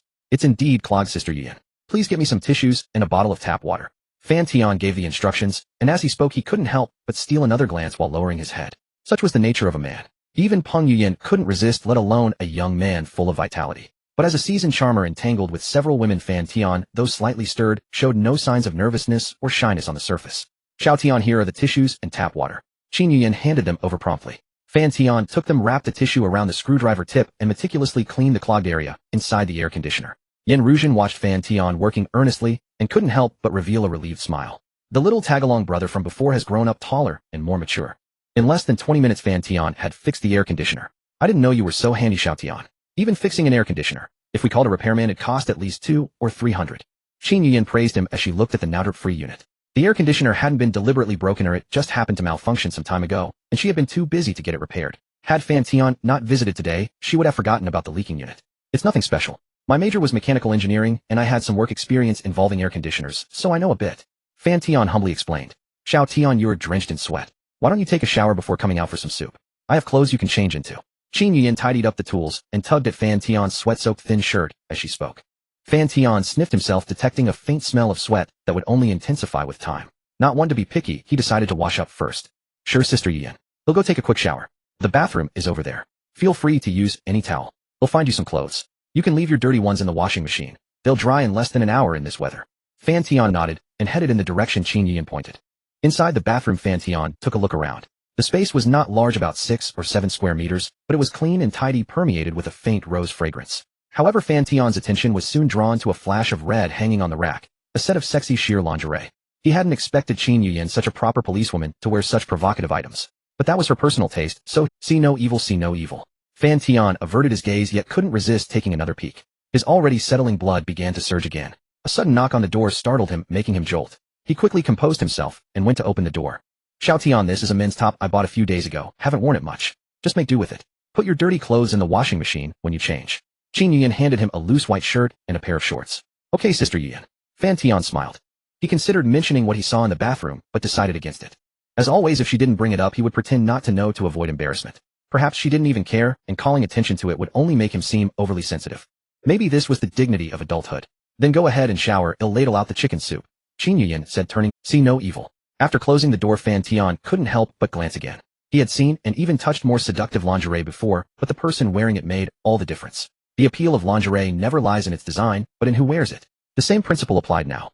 In his memory, Qin Yuyin had always been quite serious. He never imagined she would wear such things in private. The contrast was, yet this didn't necessarily mean anything. After all, it was just a set of lingerie, wearing something sexy didn't make someone promiscuous. Perhaps his own mind was the dirty one. Fan Tian shook his head, stripped off his clothes, and tossed them into the washing machine. He turned on the cold water, letting it pour down, hoping to cool his agitation. But then the vivid images of Qin Yuyin's curvaceous figure in her loose top flooded his mind. Even the icy water couldn't calm his restless heart. After a while, Fan Tian dressed and checked himself in the mirror. The clothes fit reasonably well, loose on Qin Yuyin, but just right on him more or less. Xiao Tian, all done. Qin Yuyin was lounging on the sofa, tapping on a tablet. Seeing him emerge, she smiled and stood up. They'll wash your clothes for you. The soup is ready on the table. Go ahead and eat. Thanks, Sister Yuyin. Don't mention it, we're family. Qin Yuyin said casually, then walked into the bathroom with her long-toned, wheat-colored legs. Once inside, she immediately glanced at the lingerie hanging there, a rare blush coloring her cheeks. He didn't use it for anything bad, did he? Qin Yuyin muttered to herself, then opened the washing machine to check. Fan Tian's clothes were inside. After a moment, she came out and sat beside him. Xiao Tian, how's the chicken soup? Good. Qin Yuyin asked with a hopeful look. It's delicious, Sister Yuyin. Do you make it often? Fan Tian complimented sincerely. Not too often, just when I have time. If you like it, have more. I made a lot. It'd be a waste if I ate it all alone. Sure, Fan Tian said with a smile. Xiao Tian, I heard you invested 100 million in a company and gave Qiu Yun an initial 10% stake. Yes, plus some dividends, Fan Tian replied honestly. If she didn't get shares, why would she have the motivation to work with him? Not to mention that Qiu Yun was recommended by Qin Yuyan, and he had the ability to foresee a person's future potential. Qiu Yun was indeed a remarkable talent. She could bring his company to an IPO within a year, valuing it in the tens of billions. Of course, his own abilities also played a part, but it was undeniable that she was a gem. You didn't do this just because of me, did you, Qin Yuyan asked with a hint of reproach. Giving away shares worth tens of millions before any results put pressure on her. If the person she introduced turned out to be incompetent and drove Fan Tian's company into bankruptcy, she would feel terribly guilty. Not to mention another close friend of hers had been dropping hints hoping she could help make a connection. Part of it is indeed due to your recommendation, but the main reason is that your judgment is spot on. I communicated with her, and she's highly capable.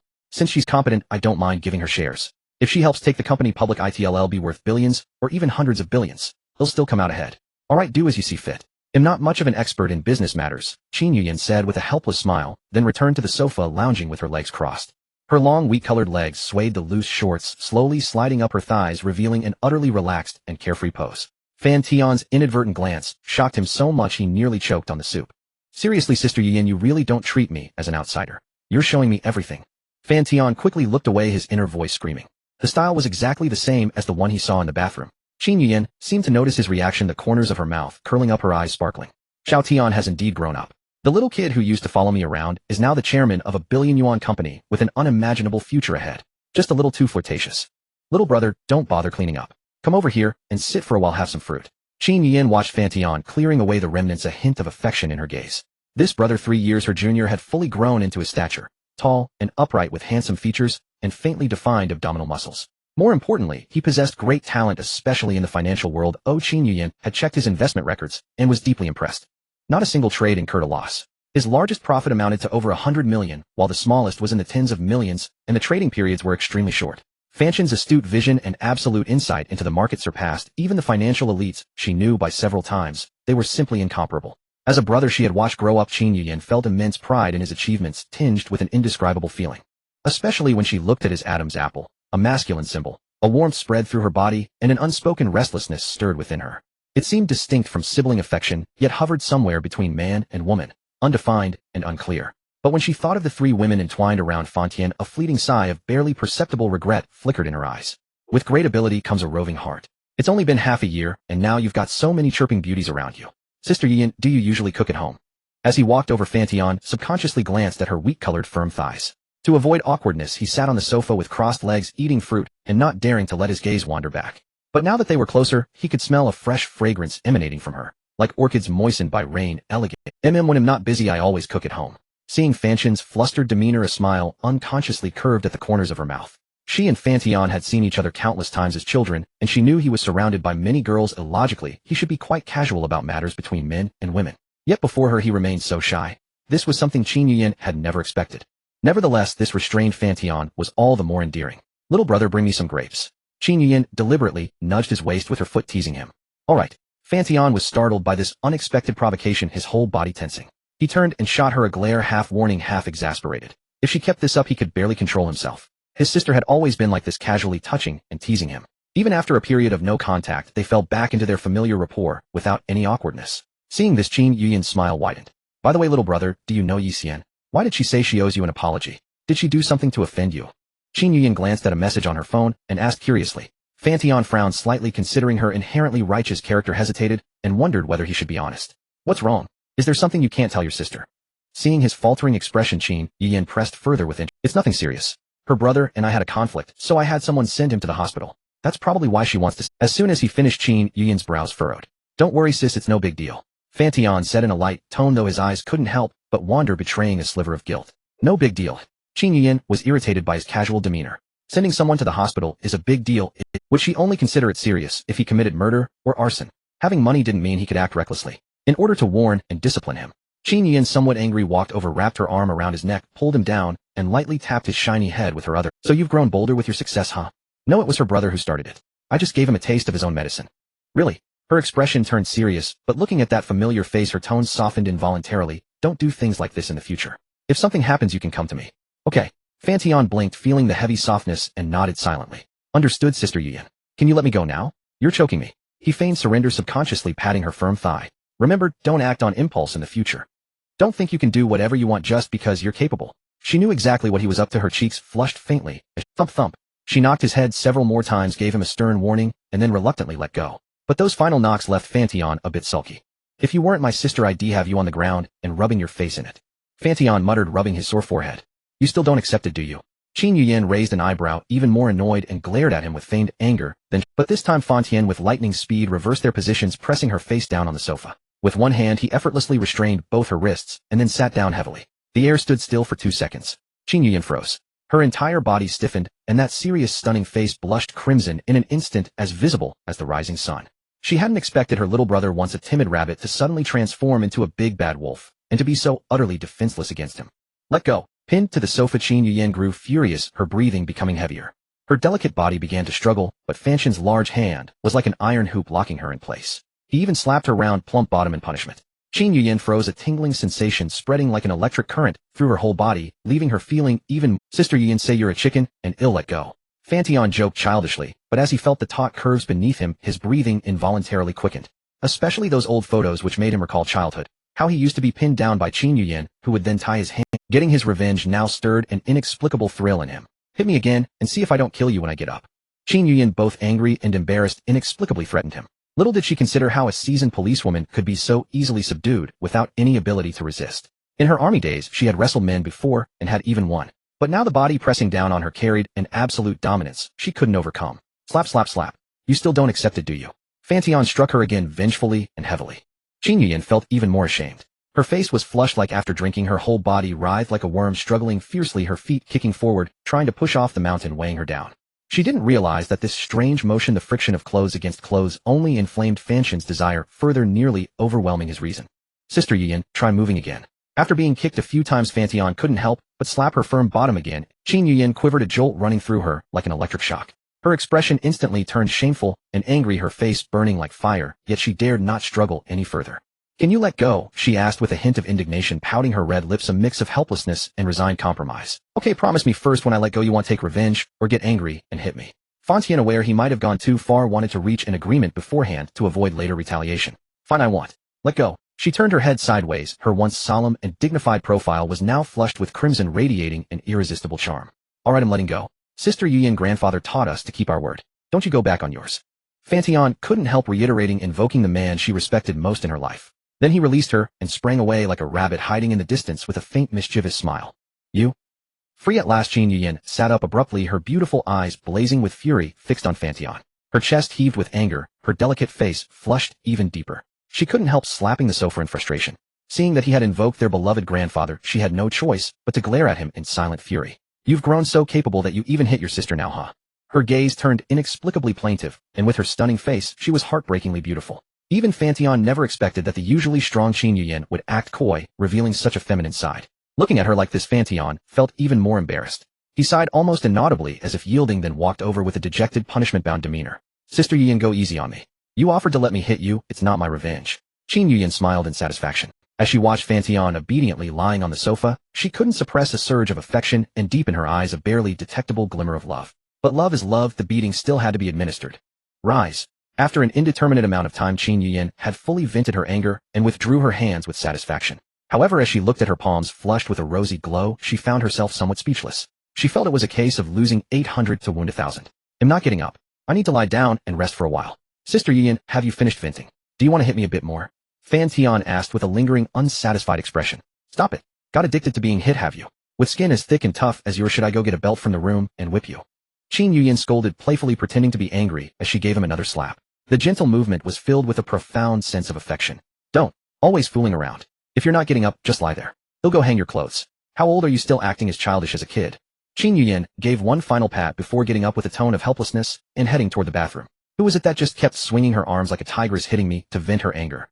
Fan Tian found it rather amusing to see Qin Yuyan, who said one thing, but meant another. Clearly she acted just as childishly in front of him. However, when Fan Tian used his extraordinarily sharp hearing to detect a barely suppressed gasping sound coming from the bathroom, his expression turned somewhat odd. Then, as if realizing something, he quickly got up and looked toward a spot on the sofa where the color was slightly different from the surrounding area. It was darker, as if soaked through with water. Fan Tian's expression grew even more peculiar. No wonder she was so furious earlier. It was truly a case of shame turning into anger. Sister Yin, why does it take you so long just to hang my clothes? Fan Tian asked, lying on the sofa, his gaze resting on Qin Yuyin, whose face still bore traces of a fading blush. Qin Yuyin's eyes showed almost no evasion, and she countered with perfect composure. I went to the bathroom while I was at it. Why are you asking so many questions? Is your skin itching again? It's nothing. Would you like some fruit? Fan Tian asked with a half-smile, deftly cutting off. Qin Yuyin noticed the slightly teasing smile on Fan Tian's face, and her eyelids involuntarily twitched. Her beautiful eyes narrowed slightly, but in the end she walked over without a change in expression. Move your smelly feet. You're practically taking over the whole sofa. Qin Yuyin approached and grumbled as she lightly patted Fan Tian's calf in reproach. After that bout of mutual beating, the distance between them had suddenly shortened considerably. At the same time, it allowed them, who hadn't seen each other for a long time, to gain a certain understanding of each other's hearts. They both knew it clearly, but tacitly chose not to pierce that thin veil of unspoken feelings. For Fan Tian, it was the faint, fading sense of transgression, while for Qin Yuyin, it was the women around Fan Tian that kept her from making up her mind. Thus they wisely chose a let-it-be approach, waiting for the love to become irresistible before naturally breaking through that. Little brother, I heard you have a computer expert working under you. Could you lend her to your sister for a few days? Qin Yuyin asked nonchalantly, swirling a grape in her mouth. Sure. He'll give you her contact info in a bit. Use her as you wish. Fan Tian agreed without a second thought. Speak properly. That employee is really unlucky to have a boss like you. Use her as you wish. As if employees were beasts of burden. Pass me a piece of watermelon. Fan Tian ignored Qin Yuyin's teasing. Instead, he raised his large foot and deliberately rubbed against her taut waist, just as she had done to him earlier. Moi. Qin Yuyin's sensitive body couldn't help but tremble slightly. She turned her head and gave him a gentle, exasperated slap. That nearly effortless motion was more like a coy invitation than a refusal, carrying an indescribable lingering. Fan Tian responded with a wicked grin. Sister Yuyin, can this tablet work? Can I watch movies on it? He took a Huawei tablet from the corner of the sofa while eating the watermelon she had handed him.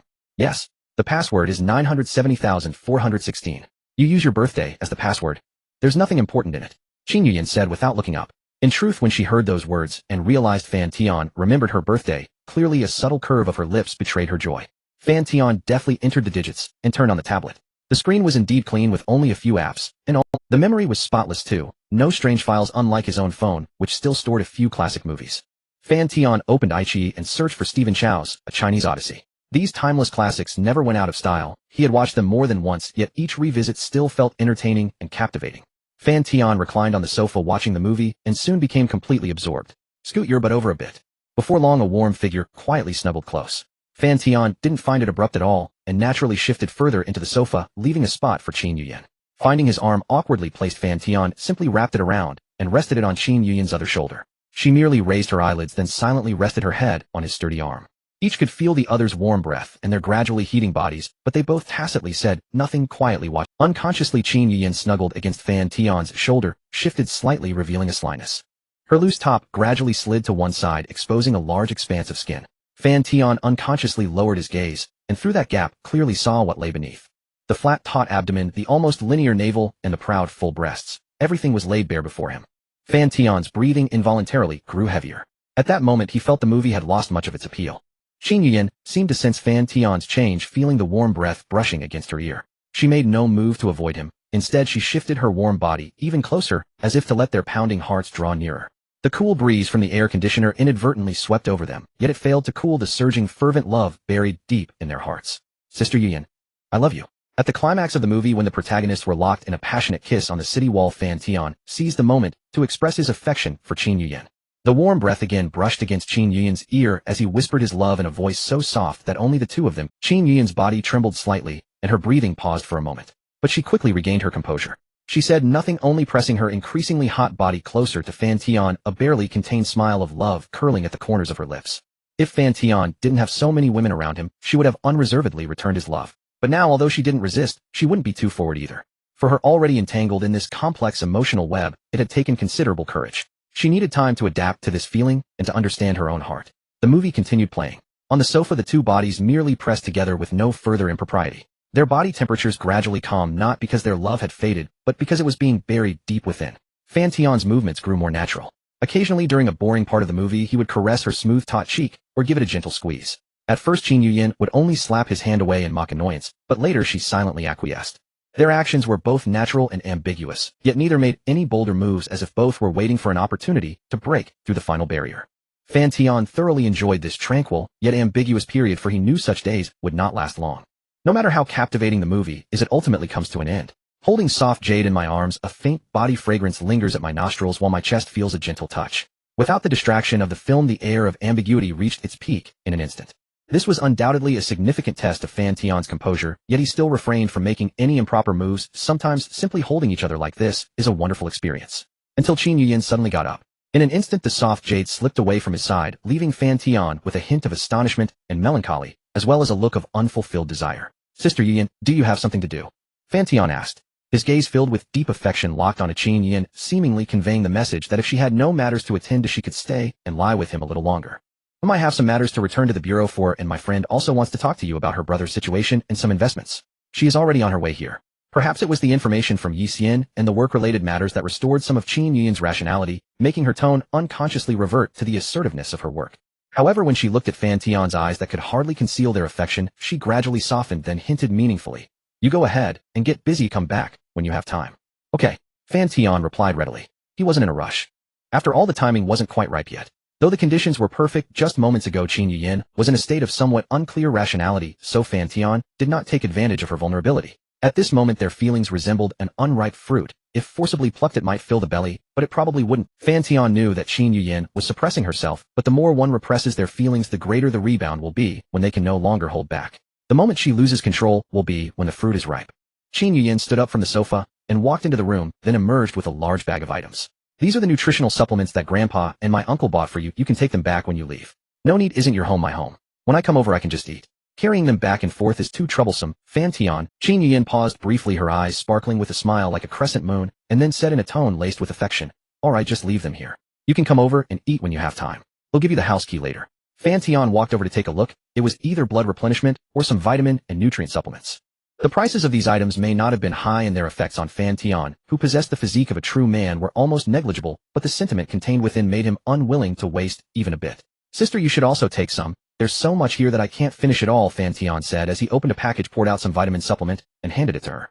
Initially Qin Yuyin wanted to refuse as these items held little value for her health index, which was already high. However, seeing the perfectly sculpted muscles of Fan Tian's arms, she felt that she needed these nutritional supplements more than he did. She could not help but wonder how this guy managed to build such a body. In terms of both aesthetics and strength, it was nearly flawless, unlike the lifeless muscles gained in a gym, nor did it resemble those built through calisthenics, much less those enhanced by substances. Especially the strength. Thinking back to the moment he had pinned her on the sofa, she couldn't help but sigh. Who would have thought that the younger brother she used to bully would transform into such a fierce tiger in just a short time? Qin Yuyin felt that whether in physique or fighting skills, it was easy for her to handle an adult man. Yet in front of Fan Tian, she had suffered a significant defeat. While chewing on the vitamins, Qin Yuyin couldn't help but sneak another glance at the perfectly sculpted lines of Fan Tian's muscles. She was contemplating whether to put aside her pride and take the chance to touch him as he left to see what it felt like. After all, if she didn't do it now, who knew when the next opportunity would come? Moreover, with such muscles, anyone would find it hard to resist. It was only human nature. Yet she still held back, maintaining the proper reserve, not wanting to leave an impression of being overly eager in front of Fan Tian. Fan Tian found Qin Yuyin's expression of wanting to say something amusing. However, since she had inadvertently revealed her vulnerability, he didn't hold back either. While pretending to drink water, he accidentally spilled some on himself and took off his shirt. At this moment, the perfect lines of his muscles were laid before Qin Yuyin's eyes. Sister, my clothes should be dry now. Where are they? They'll go change. They should be dry. They'll go get them for you. Qin Yuyin bit her red lips. She knew Fan Tian was being deliberate, exhibiting a hint of teasing, but she bore no resentment. Instead, she felt delighted that her brother understood her. You've trained pretty well. Compared to me, you're still lacking a bit. Qin Yuyin's gaze was fleeting as she appraised him, then she walked towards the balcony, glancing back 3 times. She didn't understand why she could be so open with Fan Tian in her childhood without any shyness. But now just a glance at his flowing lines made her heart race. Moreover, in her training sessions, she had seen many men's bare upper bodies. It was something she was used to. Yet at this moment, looking at Fan Tian, she felt an impulse to touch him, even to bite him. Perhaps it's the stress that has been building up lately. Check if there's anything left behind. Don't make another trip back later. Before leaving, Qin Yuyin reminded him once more. If it weren't for her having matters to attend to tonight, she might have kept Fan Tian a little longer. Recently, she had been investigating a financial crime syndicate, which had increased her workload. Her team was overwhelmed at the bureau, and she had only managed to carve out this afternoon's time amidst her busy schedule. One reason was to check on her brother's recent situation, and the other was to borrow the computer expert by Fan Tian's side to investigate some matters. Phone keys, they're gone. Sister Yuyin, I'm leaving first. They'll come again another day. Got it. After seeing Fan Tian off, Qin Yuyin gazed at the quiet hall, and a sense of emptiness instantly washed over her heart. They'll discuss it after I'm done with this case. Qin Yuyin shook her head, shaking off those unrealistic thoughts, then walked into her room, quietly shedding her loose shorts and removing her underwear. Looking at the stains before her, Qin Yuyan's cheeks flushed slightly, revealing an unusual hint of shyness and helplessness. This was already the second instance today. Around noon, Qin Yuyan rested on the sofa and had a brief, yet surreal dream. In the dream, she was desperately pursuing a criminal. Initially, she didn't find it surprising, after all, one dreams of what one thinks about during the day. After days of chasing that crime syndicate, it was normal to have such dreams under pressure. However, towards the end of the dream, the originally blurry face of the criminal gradually morphed into Fan Tian's visage, leading to an unspeakable incident. In the dream, she couldn't control herself at all. So much so that when she woke up, she found herself in a different state. It was this bizarre dream that made Qin Yuyan want to test Fan Tian's feelings towards her. As for the result, it did not disappoint her. She could feel Fan Tian's affection and longing for her. However, something unexpected happened midway. What surprised her even more was that when the scenes from the dream overlapped with reality, the moment she regained consciousness, her body still reacted strongly. It seemed it was shame, but also an uncontrollable excitement, her body yearning uncontrollably. Thus, she deliberately spoke in reverse, urging Fan Tian to exert more strength. The outcome was predictable, as she almost couldn't suppress herself. Qin Yuyan lowered her gaze to see the lingering flush on her backside, her expression wistful. Then, she gently raised her palm poised in midair, and then slapped down hard with a force greater than Fan Tian. Qin Yuyan couldn't help but let out a low groan. But how to put it? Only a fiery pain surged through her without that indescribable electric-like sensation she had felt earlier. Hitting herself didn't seem satisfying. Meanwhile, Fan Tian also drove his car towards the agreed-upon coffee shop. He arrived perhaps much earlier, but Qin Yuyan's friend had not yet come. Upon arriving at the coffee shop, Fan Tian chose a seat near the back and continued chatting casually with Qin Yuyan. Online, without the restraint of meeting in person, their conversation became bolder, and with the aid of a few playful emojis, the flirtatious atmosphere grew even more intense than during their movie date. Sister Yuyan, are you at work? Washing clothes. Don't you have a washing machine? Some clothes are not suitable for machine washing. Underwear. What else? Asking knowingly, aren't you? Just as Fan Tian was engrossed in a lively chat with Qin Yuyan on his phone, the crisp sound of high heels clicking on the floor came to a halt before him. Fan Tian looked up and saw a woman with meticulously applied makeup smiling at him. He couldn't help but give her a subtle one. She wore a pair of tight jeans that perfectly accentuated her strikingly long legs, paired with a black satin long-sleeved blouse tucked into the waistband of the jeans. On her feet were low-heeled sandals revealing delicate toes painted with pink nail polish. Fan Tian didn't immediately use the system to check her information, but she appeared quite tall, likely over 180 centimeters. Since women tend to look taller than men, and with the added height from the low heels, she exuded an imposing presence. However, what caught his eye the most was her head of honey blonde hair. It cascaded down her back in soft waves, glistening with a refined sheen under the coffee shop's cool-toned lighting, making her look like a trendy urbanite at the forefront of fashion. Yet Fan Tian had heard she was a boss who started as a programmer. She didn't look the part at all. Stereotypes, it seemed, were, "Are you Mr. Fan Tian?" Yi Xian studied the man before her. Sharp features, a handsome face, and a hint of a smile, and her eyes brightened slightly. He looked even more dashing than in the photos and videos. His striking features could easily rival those of most male celebrities on television. Though she wasn't one to fixate on a man's appearance, she had no fetish for ugliness either. Still, seeing Fan Tian in person, she couldn't help but feel a faint electric spark. "Yes, miss, please have a seat." Fan Tian wasn't surprised by Yi Xian's reaction. The heartthrob title granted by the system gave him a base 20-point absolute favorability boost to anyone who saw him. With such a sudden surge in favorability, it was no wonder that most women, and a few men, experienced that instant spark when meeting him. "I never expected Mr. Fan to be so handsome. When I walked in, I almost thought I'd run into a male celebrity. Sister Yuyan mentioned you were looking for investment from me."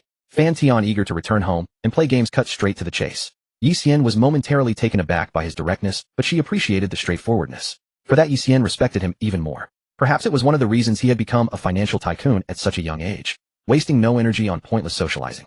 Without further ado, she introduced her company's strengths and expectations for the gaming project, clearly outlining the purpose of the investment. Fan Tian was a bit overwhelmed by the information, but it broadened his horizons. Yi Xian, noticing his lack of apparent interest, remained composed nonetheless. If not him, there will be other investors, she thought, confident in her project. "Mr. Fan, do you have any questions?" "Nothing major, but Miss Yi, I heard your company is valued at around 20 million, and this game development project alone accounts for over half of that. Isn't that too risky?" Through his superstar scout ability, Fan Tian had already glimpsed Yi Xian's future career trajectory. Burdened by this core project, Yi Xian, overconfident, kept injecting capital, ultimately leading to the company's bankruptcy and personal debt. Yet she was resilient and didn't give up on entrepreneurship. After learning from her mistakes and 3 subsequent business ventures, she finally achieved financial freedom at 35, becoming a billionaire female CEO. All of this, of course, assumed Fan Tian didn't interfere. The future was mutable. With just a single remark from him, Yi Xian's career path began to shift, albeit slightly. The timeline for her becoming a billionaire CEO varied. "Mr. Fan, you're not the first to say that, but I still have faith in my project." Yi Xian wasn't swayed by his words. If anything, his skepticism sparked a dismissive thought. Perhaps the financial tycoon's judgment wasn't as sharp as it seemed. "Alright, I won't say more. Originally, I wasn't going to invest in this project. But since you're a friend of Sister Yu, let's discuss. Though Yu came from a programmer background, every boss knows how to read people. She sensed Fan Tian's lack of confidence in her project, but instead of being bothered, she felt a competitive spark ignite. Geniuses are proud, and Yu was no exception. In college she earned her first pot of gold, $500,000, through coding.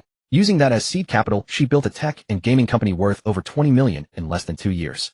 She naturally trusted her abilities and judgment. If a few words from others could sway her goals, she would never have become a boss, let alone achieved what she had. Since he looked down on the project, and on her, why not engage in a bet with this young financial tycoon? Let him realize that every industry is a different world. Mr. Fan, how about we make a betting agreement? A bet.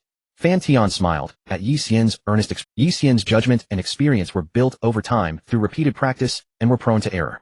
But his knowledge came directly from the system infallible. Through the national grandmaster ability, Fan Tian could even see that Yu was in the middle of her monthly cycle. He knew everything about her while she knew nothing about him. The contrast was stark. Tell me, what's your bet? Fan Tian asked, intrigued. Mr. Fan invests $20 million for a 20% stake. If after a year the goal I set is not met, I'll buy back the shares at a 50% premium. If it is met, then all is well. After speaking, Yu took a sip of her American hot coffee, waiting for Fan Tian to consider. 20 million. Fan Tian shook his head. That's too little. I'll invest 40 million still for a 20% stake. And I don't need you to buy back at a premium. I'm not particularly interested in that amount. Too little. Yu was stunned. Not interested in the money. That meant he was interested in her. What a pretentious man. However, as Yu gazed into Fan Tian's calm and composed eyes, she immediately quashed that thought as soon as it arose. He indeed had the right to be pretentious. If she had achieved what he had, she would have been at least 10 times more arrogant than Fan Tian. Which youth does not act wild? Fan Tian was like this, and she was even more so. Otherwise she would not have rashly proposed a betting agreement that conflicted with her own interests just because of his disdain. Yet her academic success had gained her entry into a top-tier university, and her career achievements allowed her right after graduation to own by her own ability a game company valued at over 20 million, all at a young age. Yu too possessed a powerful confidence in her own skills and judgment. She did not believe she would fail. However, she had already formed a preconception about Fan Tian regarding him as a figure of a higher level. Thus she did not find anything inappropriate about Fan Tian's remark that he was not interested in such petty cash, followed by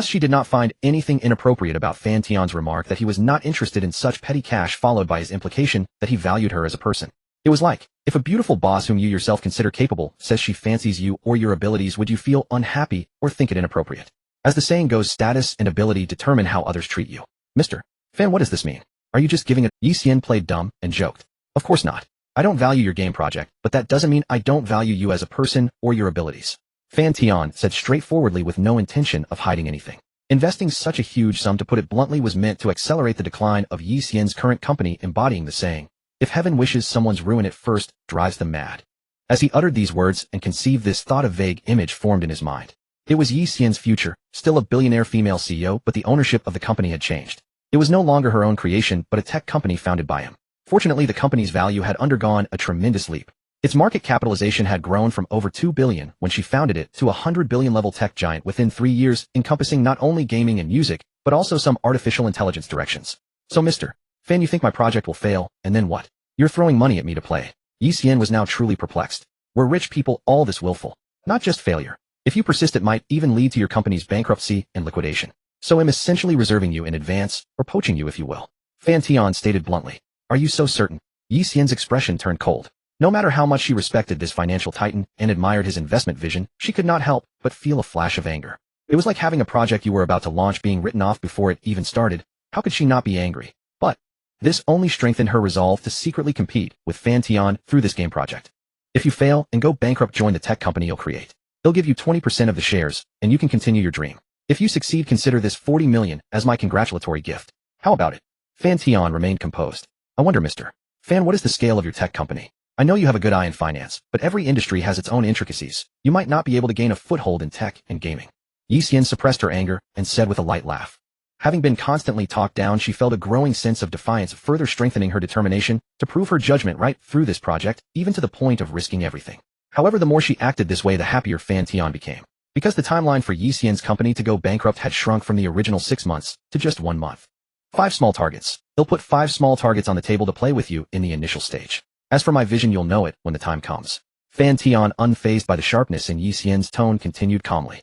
Yu was startled, pondered for a moment, then revealed a resolute smile. Fine, since you're so bold, I won't be bound by trivialities. If my game's reception is lukewarm within half a month of launch, I'll personally cut the project, dissolve the company, and restructure it into your tech company. Fan Tian was slightly taken aback. He hadn't expected Yi Xian to be so decisive, giving up her life's work at a word. While this was fine, it would speed things up by another day. However, he needed to start establishing that tech company, otherwise, when Yi Xian came over and found there wasn't even a company name, yet it would be ridiculous. As for the company's location, he could choose a spot near Yi Xian's company. Then they could simply have her original team move in and later expand recruitment. Alright, tomorrow he'll have the funds transferred. You can increase the investment in the project. Fan Tian smiled faintly, his tone casual, but carrying an air of unquestionable authority. This unwavering certainty kept stinging her pride, and it made Yi Xian gnash her teeth in resentment. She decided to have her employees work overtime tonight to finish the game. After all, there was only a little bit left to wrap up. They could practically launch the initial version next week. Moreover, with Fan Tian's investment, the funding gap for promotion and daily maintenance could be filled and even leave a surplus. Why are you so certain that my game project won't succeed? Yi Xian still didn't understand. After all, he hadn't even played it, only heard a rough description from her, yet he was so sure it would fail. It was somewhat arrogant. Because there are alternatives. Your game is a competitive type, but there are no fewer than 5 on the market. Moreover, the content is largely similar to others with little innovation. With only the advantage of exquisite graphics, it will be hard to compete with established games. Players will at most try it for novelty for a few days. Fan Tian casually fabricated a few general reasons. Later, when Yi Xian failed, she would subconsciously attribute it to these reasons. Yi Xian furrowed her brow slightly, the small hand holding her coffee pausing in midair, as if seriously pondering the basis of these reasons. They made some sense, yet felt more awkward than convincing. I know you're unconvinced, but the market will give the answer. Fan Tian, he didn't stop her, nor even oppose Yi Xian continuing to invest in the game, because without that she wouldn't learn from experience. What he wanted was her complete failure, so that she would be thoroughly convinced. Alright, the market will give the answer. Yi Xian thought for a moment, then her elegant brows relaxed, and she spoke with confident grace. She knew that without results neither could convince the other, so she dropped the topic. By the way, Mr. Fan, could you go easy? Once he recovers from his injuries, I will send him to the military to reflect. Yi Xian probed tentatively. She had spent a considerable amount through discreet channels to find out that the person behind it was Fan Tian, and she also knew that the brawl case had been closed with someone having confessed. Yi Xian was also aware that Fan Tian would most likely not pursue the matter further, but what if? After all, it was her own brother, so she still worried. Thus she laid it out directly without hiding anything. It's just a misunderstanding. Fan Tian laughed it off. He had broken his ribs, and it was just a misunderstanding. Yi Xian's mouth twitched, but she then laughed as if relieved. Mr. Fan, have you had dinner? I heard there's a Western cuisine restaurant nearby that's quite good. Would you like to try it together? Yi Xian brushed a strand of hair from her face behind her ear and gracefully extended the invitation. After all, a man was putting 500 million on the table to play with you. Lowering her defenses a bit, and taking the initiative was not unreasonable. Fan Tian checked the time, 8 o'clock in the evening. He wasn't in a hurry to go back, so he simply agreed. So tall. When Fan Tian stood up, he realized that Yi Xian was almost at eye level with him. He was currently 185 centimeters tall, and with 3 centimeters, Saul's a solid 188 centimeters. Yet Yi Xian could match him. How could this not astonish him? Fan Tian casually used the system to inspect her. Name Yi Xian. Age, 25. Height, 182 centimeters. Weight, 57 kilograms. Charm, 94. Occupation, CEO of Litech Technology. Intimate relationship, 0. Affinity, 32. Note: when affinity reaches 80 or above, super hacker can be unlocked. Super hacker proficient in various computer skills, possessing formidable programming abilities. The secrets of the network are laid bare before your eyes. Scared by my height, huh? Yi Xian pursed her lips and smiled, not at all fazed by Fan Tian's peculiar gaze. Since childhood, she had seen too many such looks and heard too many remarks about her height, some praising, some belittling. For instance, relatives would say, "What's the use of being so tall? It'll be hard to marry off," or ask if she played basketball. In short, it was a mixed bag. Yi Xian didn't really mind, or rather she didn't see it as a flaw. She maintained her confident and exuberant personality, occasionally even teasing about her own height. Aren't you an international supermodel figure? Countless girls would envy you. Legs that defied nature, a slender waist that could be encircled with one hand, and a full perky bosom. A perfect supermodel physique. How could he possibly be scared? If I could, I'd prefer to be shorter. After all, with a height like mine, finding a boyfriend is really quite difficult. Yi Xian let out a self-deprecating laugh, her lovely eyes shimmering. Not necessarily. I happen to like girls with a figure like yours, Fan Tian complimented, expressing his appreciation. He didn't buy it, suspecting Yi Xian was humble bragging or trying to win others' favor through self-mockery. China is vast. 3-legged toads are hard to find, but two-legged people are everywhere. With her stunning figure and flawless looks, if she were willing, at least 95% of men would say yes. What if she were taller? It would be more impressive to take her out. Besides, isn't it just about aligning the middle? Why fuss over head and tail? Men never care about height, only looks and figure. As long as you're not ugly, whether short or tall, someone will like you. It's just that tall women often carry an imposing aura that intimidates shorter men and makes them hesitate. But that doesn't mean men dislike them. Moreover, Yi Xian carried herself with perfect poise, never slouching despite her height or her full chest. A rare quality. Hearing this, Yi Xian's lips curled slightly, and her tone became a bit more playful as she teased. Don't you men all prefer the fair, young, and slender type? No, men only like pretty women. They don't care about fair, young, and slender, Fan Tian joked half seriously. He once thought he preferred that type, but after becoming rich he liked anyone who was attractive and had a good figure, except for black pearls, a term for dark-skinned women. The two chatted desultorily as they walked toward the nearby plaza. Inside the Western restaurant, whether sitting or moving, Yi Xian was exquisitely graceful and dignified, gently scraping the steak with her knife before placing it between her pink lips. Fan Tian, on the other hand, was much coarser. For convenience, he directly stabbed the whole steak with his fork and devoured it in large bites. In other settings this behavior might not seem out of place, but in this slightly upscale Western restaurant it gave off a strong nouveau riche vibe. Thus the surrounding diners cast somewhat disdainful glances. However, when the men noticed the expensive watch on Fan Tian's wrist, and the car keys casually set on the table, and the women noticed his handsome face, their attitudes shifted instantly. That guy really lives life on his own terms. With such a stunning beauty by his side, he still eats however he pleases, unmoved by external influence. Maybe that's the pinnacle of life. A man seeing Fan Tian's eating style and the exotic beautiful woman dining with him couldn't help but feel envious. That handsome guy has a very unrestrained way of eating. His personality must be great too. Yi Xian felt the same. She didn't feel embarrassed or ashamed of Fan Tian's somewhat crude eating habits, nor did she see herself as degraded by being his dining companion. Yi Xian held herself to high standards, but was tolerant of others. Steak with bubble tea. This is the first time I've tried this combination, she remarked.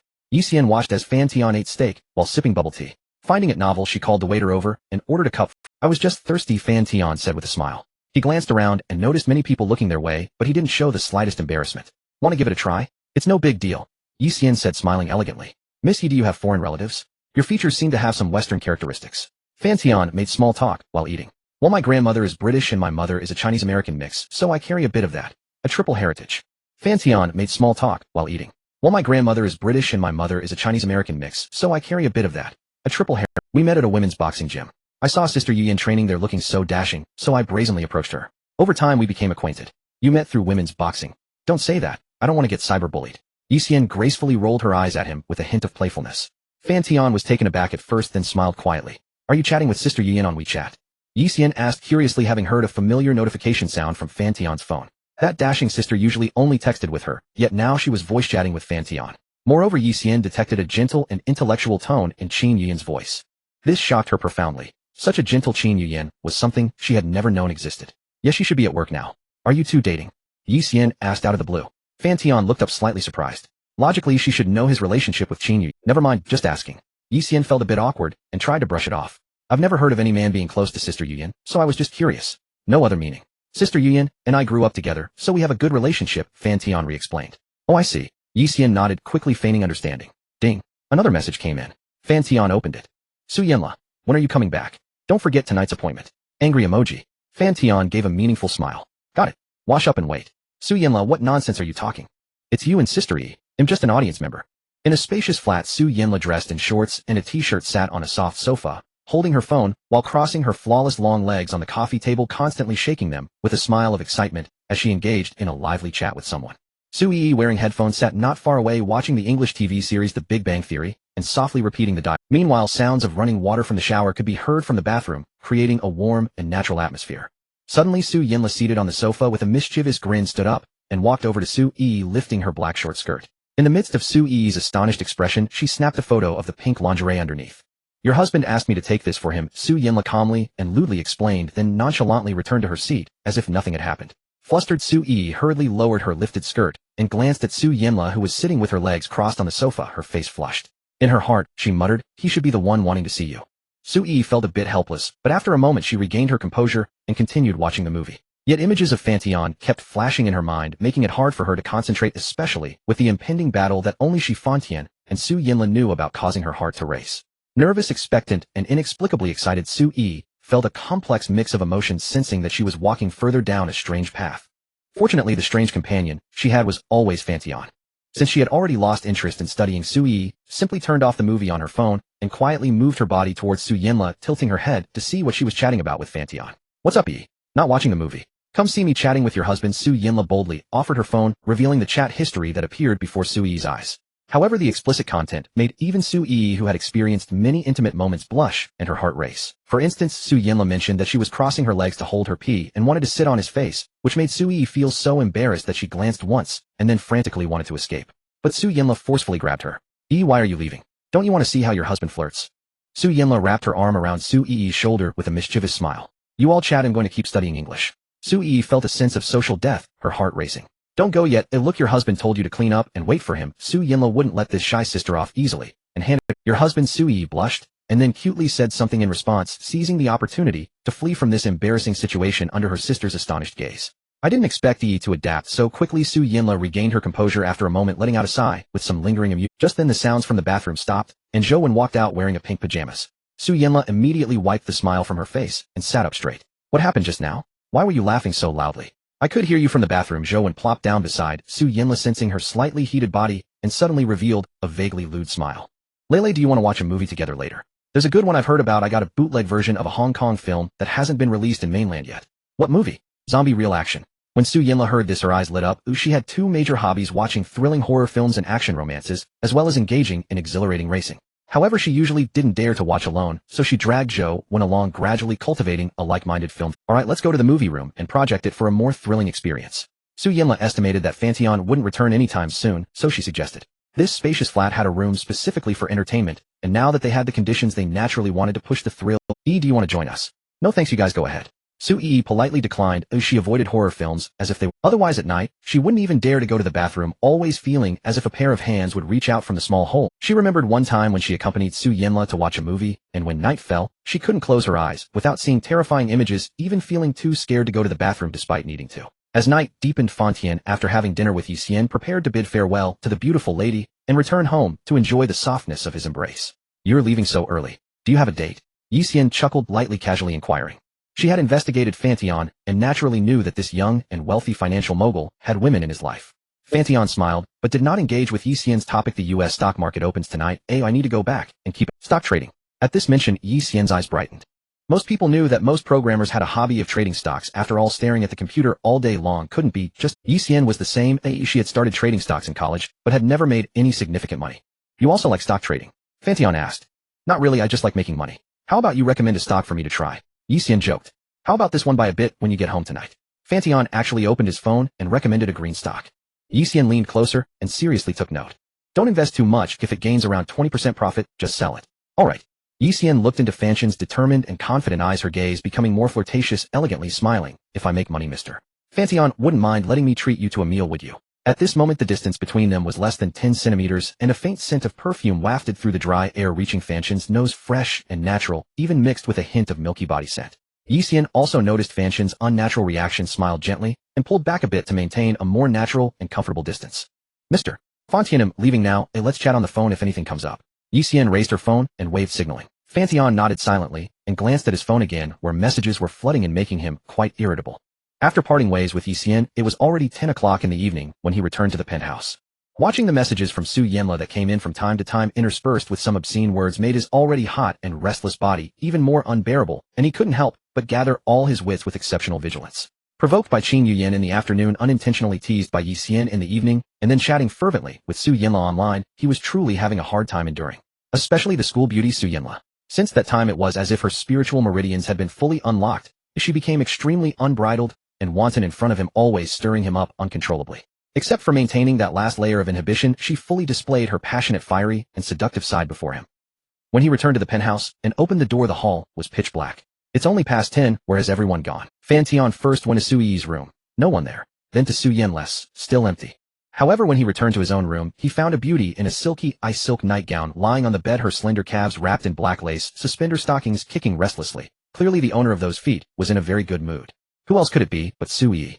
The owner of those black suspender stockings seemed to hear the door open. She glanced back and saw Fan Tian standing at the doorway. A gentle smile appeared on her face, but she didn't get up. Instead, she turned her head and continued watching videos on her phone with indifference. Not until the charger was plugged in did the owner of the black stockings let out an enticing muffled groan, her body trembling involuntarily. Watching our video, what are you up to? Miss me that much? Fan Tian leaned over Su Yi, resting against her smooth shoulder, asking with keen interest. At this moment, Su Yi had shed some of her girlish reserve and gained a touch of a married woman's charm and tenderness. Feeling the warm, moist breath by her ear, her gaze became even more dreamy. Emma, I miss you so much. Su Yi gently rubbed her burning cheek against Fan Tian, whispering softly. Fan Tian let out a wicked laugh, his large hand taking sovereign control over the entire landscape through the ice silk nightgown, teasing this gentle, virtuous, and mature-looking college girl. Everywhere. Su Yi couldn't help but let out another low, muffled groan, her tender, watery eyes filled with an irrepressible yearning and endless tenderness. But then, as if remembering something, she suppressed the impulse in her body and said with a hint of tentative desire, "Should I call Lei over?" "Do you like that, eh?" Fan Tian didn't answer right away. Instead, he bit Su Yi's sensitive earlobe with his mouth, causing her delicate body to tremble slightly. "Yes." After saying that, Su Yi's face turned even redder, waves of inexplicable shame surging within her, giving her an electrifying thrill. She felt herself becoming stranger and stranger, or perhaps she was willingly being led by Fan Tian down this then send her a message to come over. Oh, and tell her no waiting if she's late. On the other side, when Su Yinla saw the message from Su Yi, she shuddered all over and couldn't help letting out a howl. "What are you yelling about? You scared me to death." Zhou, who was watching a horror movie, was also startled, her whole body tensing up as she resentfully slapped Su Yinla's thigh. "This movie is so scary. How about we stop and go back to sleep tonight?" Su Yinla suppressed her excitement, her cheeks flushed like red clouds, but in the dim movie room no one could appreciate such. "No, we're more than halfway through. There are only 40 minutes left. Don't you want to see how this zombie gets killed?" Zhou clung tightly to Su Yinla's delicate body, especially when she saw the zombie hopping and leaping as if it was about to jump out of the screen. She was so scared, she shrank back a few times, yet her eyes couldn't help stealing sideways glances. "You can't leave. Stay with me until the end." Sensing Su Yinla's urge to escape, Zhou directly wrapped her arms around her, holding her firm. Su Yinla felt like crying, but had no tears. She remembered treating Zhou in the same way before, and now the boomerang. But thrilling as the movie was, it couldn't compare to what awaited her there. There were still over 40 minutes left. What if they didn't wait, and already finished by the time she got there? Could she really ask them to start over? But what if that jerk couldn't perform again, and she had to wait until some other time? Su Yinla really couldn't bear it. She didn't know how agonizing it had been waiting for tonight, and now her whole body was itching restlessly. But she couldn't possibly explain such things to Zhou. She truly felt a helpless urge to cry. "I'm just going to the bathroom." Su Yinla still wanted to find an excuse to slip away. "No," Zhou said with an unquestionable tone. She couldn't bear staying alone in this room, always feeling nameless ghost hands reaching out from dark corners. The feet exposed outside the blanket seemed to be brushed by gusts of chilly wind, scaring Zhou so much that she quickly pulled them back under the covers. But not letting Su Yinla go to the bathroom didn't feel right either, so her tone softened. "How about I pause and go with you first? Then you come back and finish watching with me." "Forget it'll pass." Su Yinla sighed dejectedly, then added, "Let go, I want run. You're choking me." Only then did Zhou loosen her grip on Su Yinla, but she still kept a hand on her, afraid she might go back on her word. "Can you wait 40 minutes? I can't come right now." Su Yinla sent a message to Su Yi, but there was no reply for a long time. This made her even more anxious, scratching her ears and cheeks, longing to break free from Zhou's hold and go there. It started. It must have started. Held back by Zhou, Su Yinla was both excited and helpless. The movie on the projector no longer looked good. The zombie inside was no longer scary, even hateful. Su Yinla just wanted it to die quickly, so the film would end. It's so hard to bear. Why hasn't this zombie been killed yet? Bearing its fangs so ugly, not scary at all. The zombie that once terrified her, the horror movie that used to thrill her, now seemed utterly boring. In the middle of it, she couldn't help sending another message to Fan Tian. Still no response from the other side. Clearly the battle had truly begun, and there was no time to reply to her message. This made her feel even worse. "You damn jerk, so impatient, can't even wait 40 minutes. Su Yinla cursed inwardly, then her mind wandered, and she couldn't help recalling the scene from that night. That night, she had secretly watched from outside the door, witnessing Fan Tian charge forward like a fearless warrior. Then she was discovered, and reluctantly, with half-hearted resistance, she had a uniquely flavored 95. And that completely unlocked her spiritual meridians. When will this damn movie ever end? Seriously, what's so good about this crappy movie? I must have been crazy to drag Zhou into watching this before. Su Yinla wailed, internally glancing at her phone every now and then, hoping for a reply. Even a single sentence would do, or a photo to let her feast her eyes and pass the tedious time. But her phone was as dead as a stone. After who knows how long, how many more minutes? Su Yinla asked weakly. "Almost there. Hey Lei, didn't you used to love thrilling horror movies? Isn't this movie scary? So scary, so thrilling." Su Yinla replied perfunctorily. Over half an hour had passed, as she had no idea if they had finished on the other side. According to what she had learned online, lasting half an hour was already above average for most men. Could it be that she really had to postpone to another day? No way. She couldn't wait any longer. So terrifying. Did you see that, Lei? The zombie's head fell off, and it still flew around to bite people. When it flew over just now, I was almost scared to death. Zhou said, still shaken. Su Yinla's heart finally cleared up. The movie, which wasn't scary at all, was finally over. Yet too scary. Su Yinla turned on the lights in the movie room, and upon seeing the closing remarks on the projector, she felt an unprecedented joy. It's almost midnight when I'm going back to my room first. I need to discuss her divorce with my mom later. To avoid being held up by Zhou any longer, Su Yinla had a sudden flash of inspiration and came up with this excuse. But then she felt even more distressed, wishing she could kick herself. Such a simple excuse. Why hadn't she thought of it just now? Alright, then go back and have a good talk. Zhou also knew about this matter. After watching the movie, although she was a bit scared, she didn't keep Su Yinla staying. The moment she left the room, Su Yinla, like a gust of wind, dashed to Fan Tian's room without being noticed by Zhou, and then impatiently opened the door. But the next scene left her dumbfounded. It seemed that things had truly finished. Fan Tian was leaning against the headboard with a languid expression, holding his phone and replying to someone's message. This state, any ghost would know what had happened. After hesitating for a moment, Su Yinla closed the door and locked it, then moved her steps inside. Then she walked over to Fan Tian's side, briskly flipped open the blanket, and upon seeing the situation inside, her face showed even more disappointment. It looked weak and powerless. It was really frustrating. Just over half an hour, and you're already finished. You're useless, Su Yinla muttered in complaint. Su Yinla felt even worse. But Su Yi at this moment blinked at her with a pair of shy and bright big eyes gently biting her red lips. You missed the time, not us. Fan Tian stared at showed not a hint of embarrassment. Instead, he teased this fiery and lively college belle. Couldn't you have waited a bit longer? It was just over 40 minutes. After saying such bold words, Su Yinla's face turned red, but she still complained stubbornly. Holding anticipation and excitement in her heart, how could she be in a good mood seeing this state?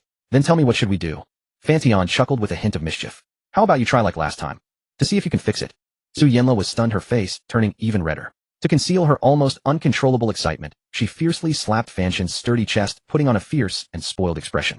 You scumbag, what are you thinking? What if it doesn't work? Then he'll have done it for nothing. And Su Yinla couldn't help but glance over there. It wasn't even Su Yi lying prone also realized something. Her pink cheeks became even more delicate, and she looked up at Fan Tian. In her gaze there was a hint of longing and plea. Brother, shall I do it? No need. Fan Tian grinned slyly, then turned to look at Su Yinla. Seeing her eager little expression, so charming and seductive, he almost couldn't control himself. Though they had acted to this point, he must control himself. He must. Baby King Yu.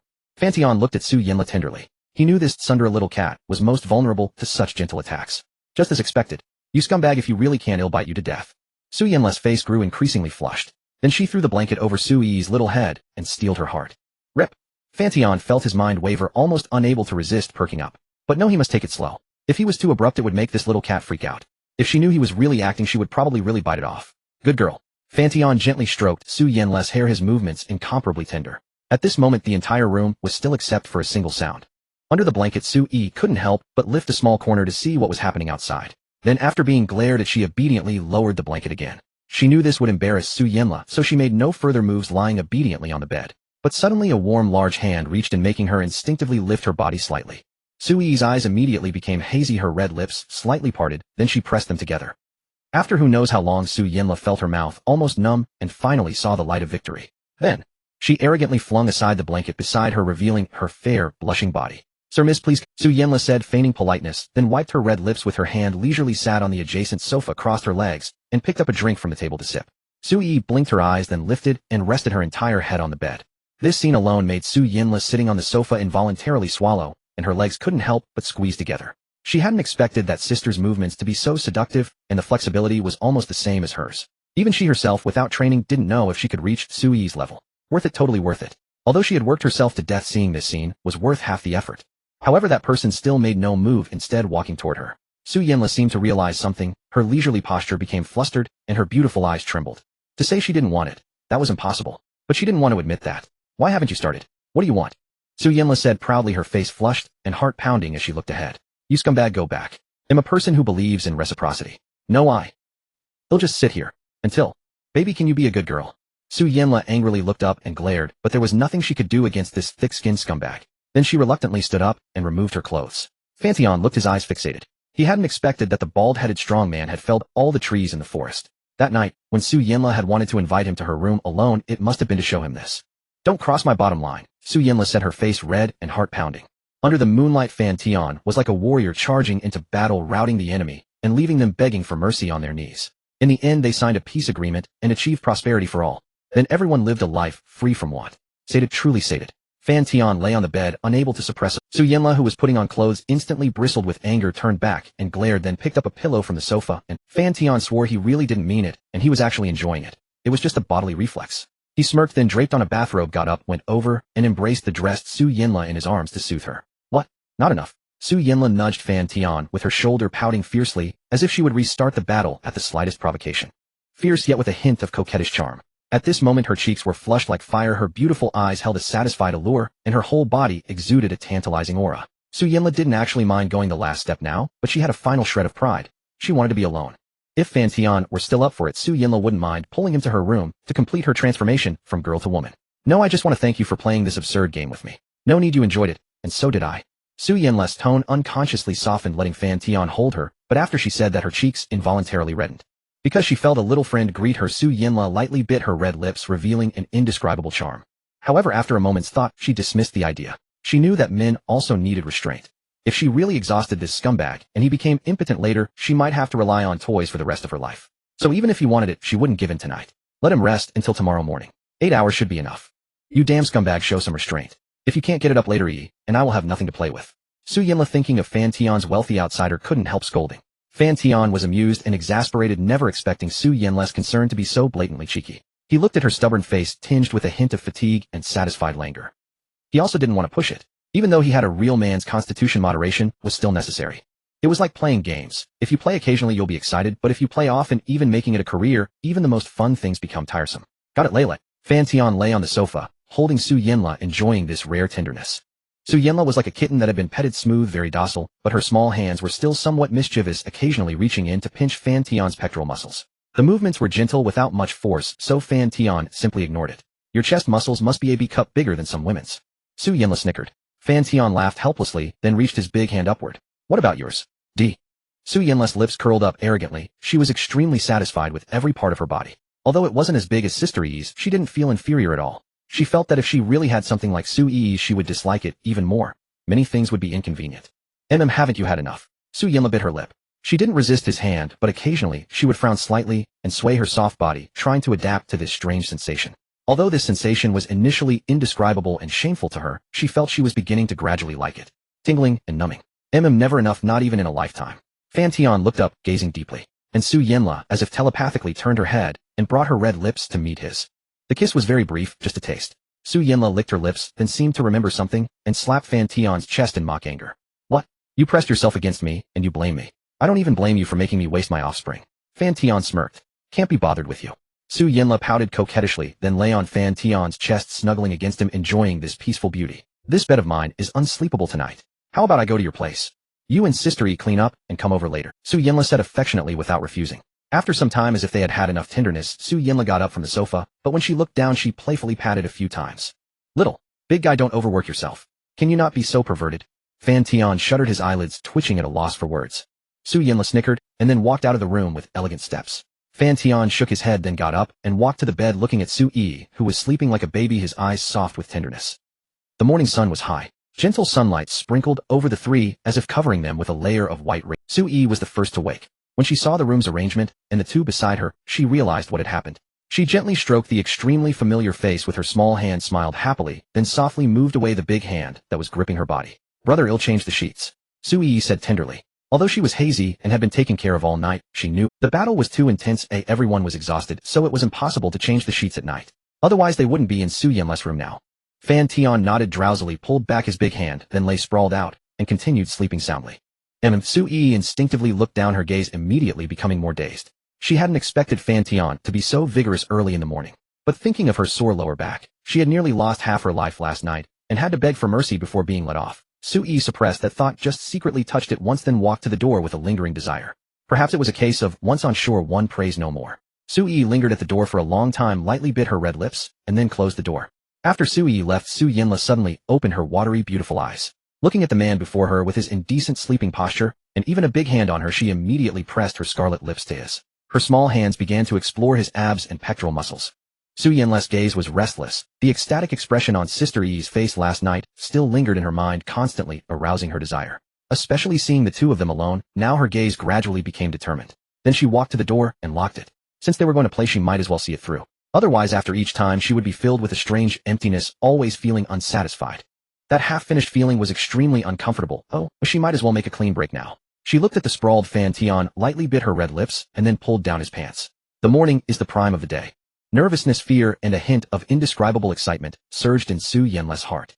Perhaps after today she would step into another phase of her life. Although Fan Tian was rather unreliable, Su Yinla felt that giving herself to someone she liked was a decision she would not regret. Moreover, due to her unreliable father, she had no expectations of marriage, which made her less concerned. I heard from Yi that she wasn't that scared after drinking. Su Yinla took out the prepared red wine, poured a full glass, and kept swallowing it down. After hurriedly drinking half a glass, a faint intoxication slowly rose to her heart. Her mind became somewhat hazy, and Su Yinla felt a bit braver, almost unable to resist breaking into song. However, upon seeing Fan Tian's astonishing intelligence, Su Yinla couldn't help but feel a tinge of fear. So small. Su Yinla finished the last half glass, feeling even bolder, and with a sense of fearlessness quickly shed her clothes and climbed onto Fan Tian.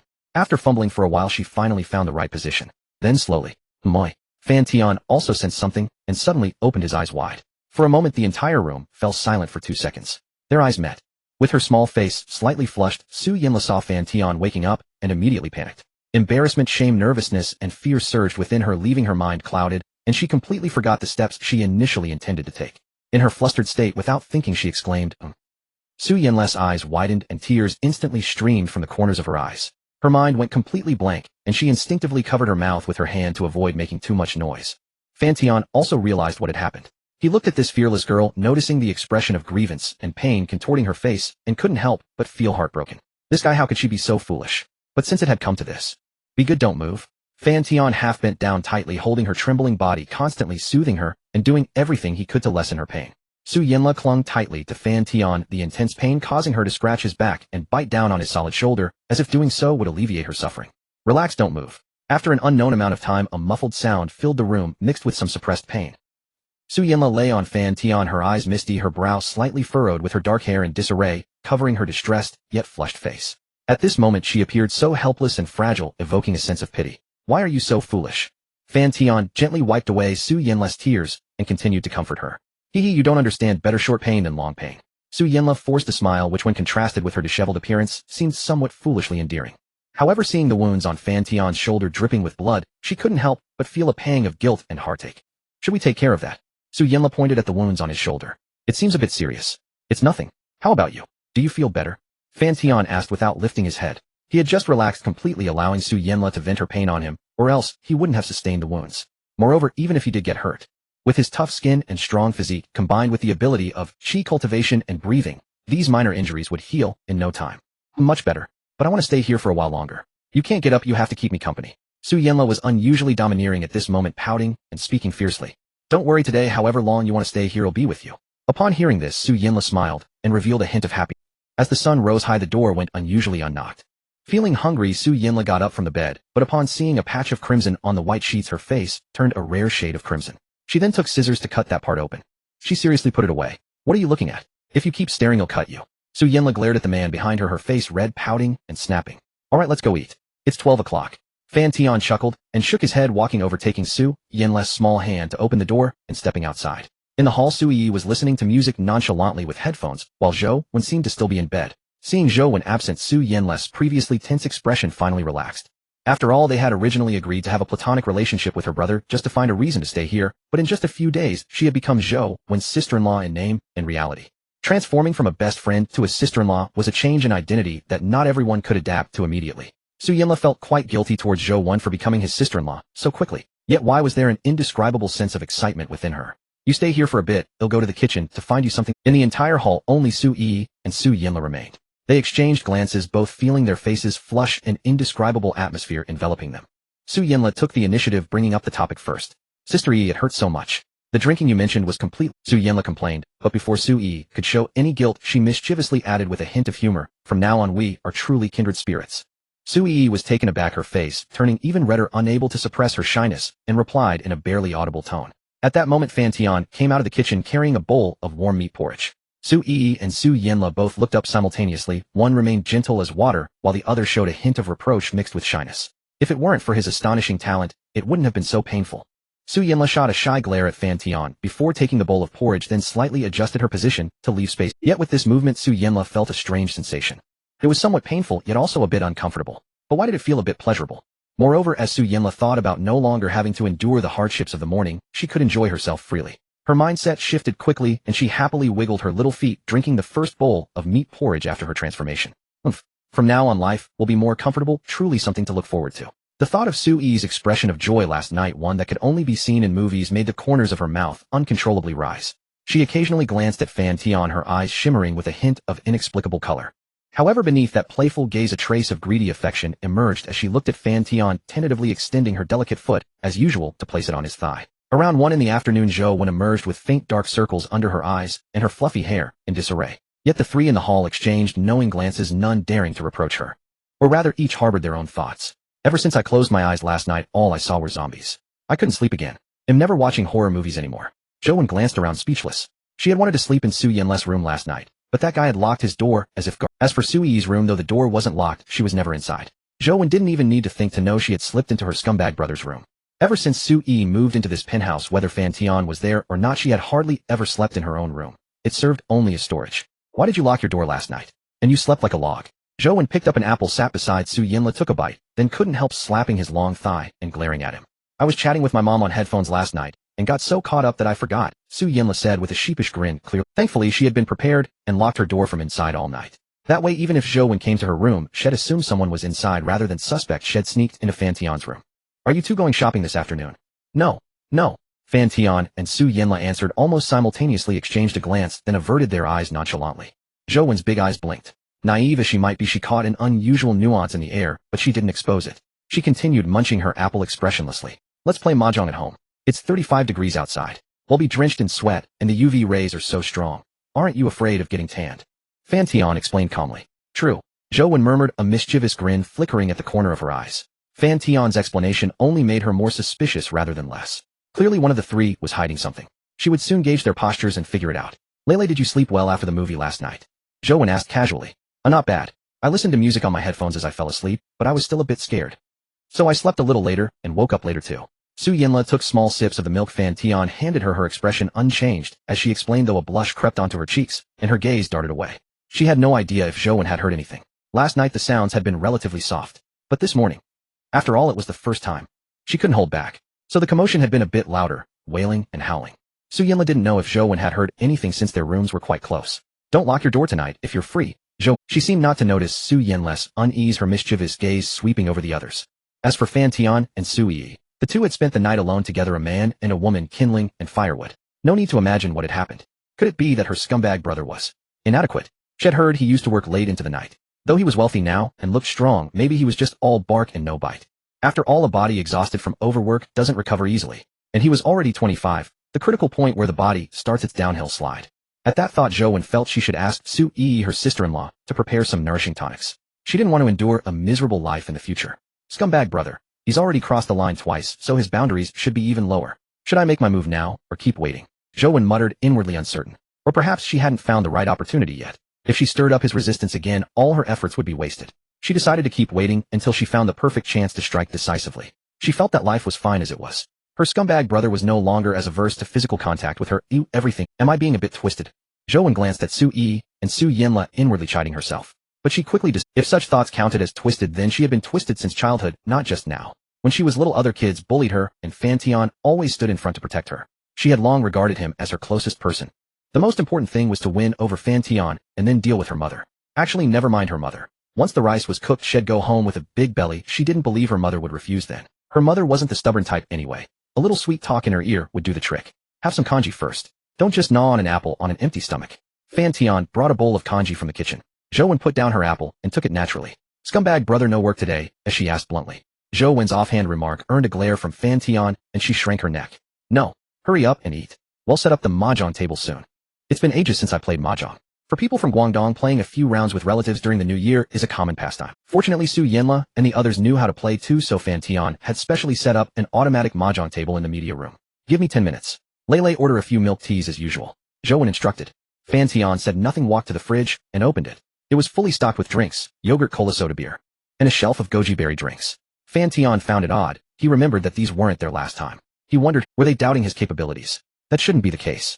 Perhaps it was just his imagination. He silently grabbed a bottle, opened it, drank, then looked back at the three sitting on the sofa. Su Yi glanced up, then shyly lowered her head. Huh, the culprit was her. That made even less sense. When had she ever ended a session without crying in pain and nearly passing out? Fan Tian returned to the sofa and sat beside Su Yi. How about we continue discussing that big project worth a few $100 million tonight? Fan Tian said in a voice only the two of them could hear. Su Yi's attention was already on Fan Tian. Hearing this, she bit her lip lightly, a flicker of longing and shyness passing through her eyes, and almost without hesitation, she nodded slightly.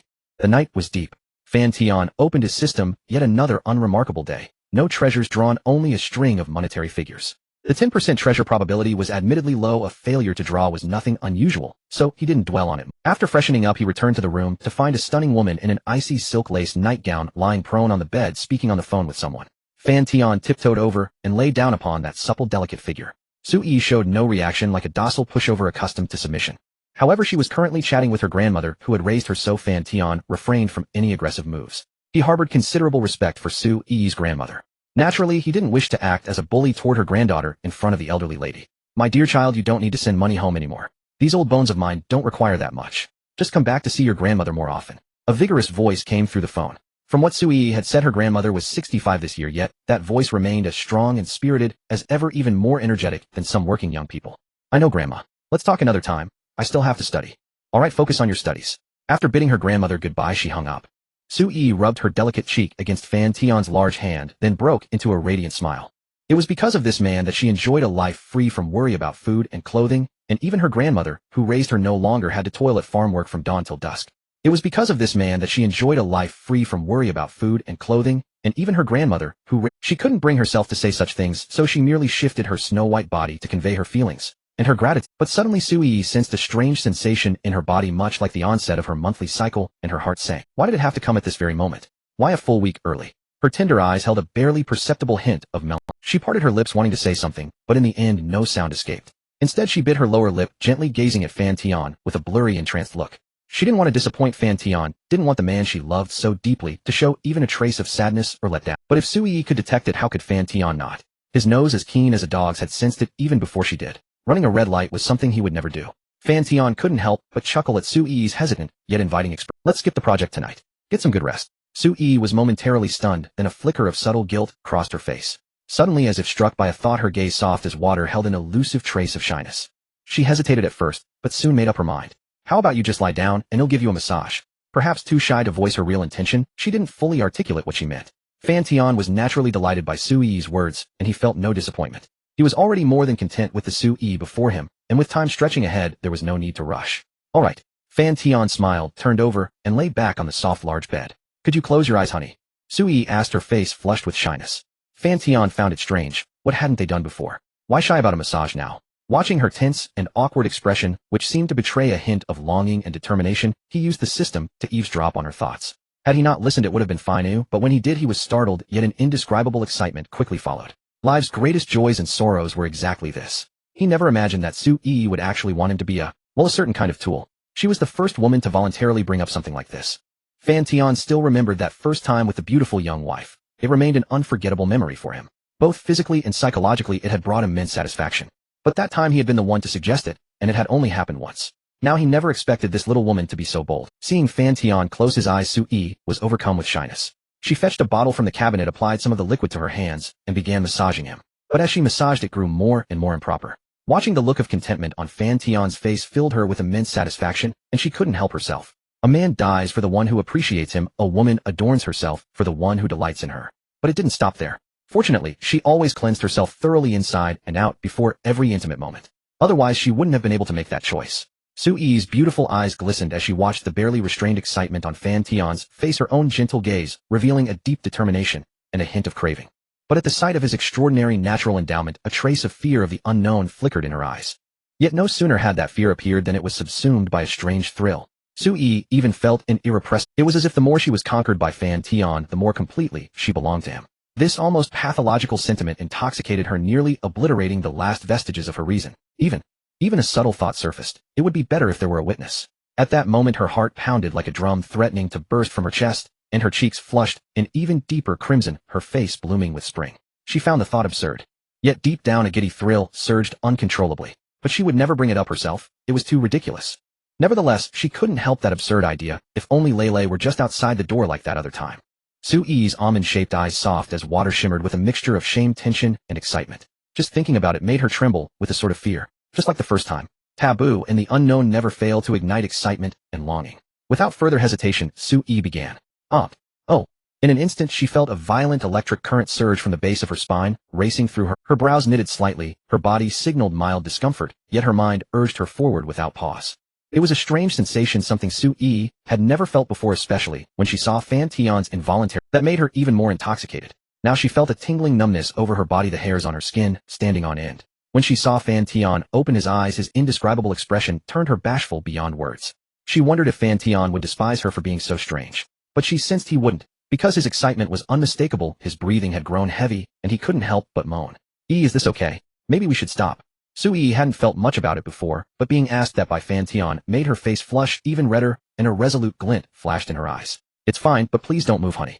After saying that, Sui leaned forward slightly.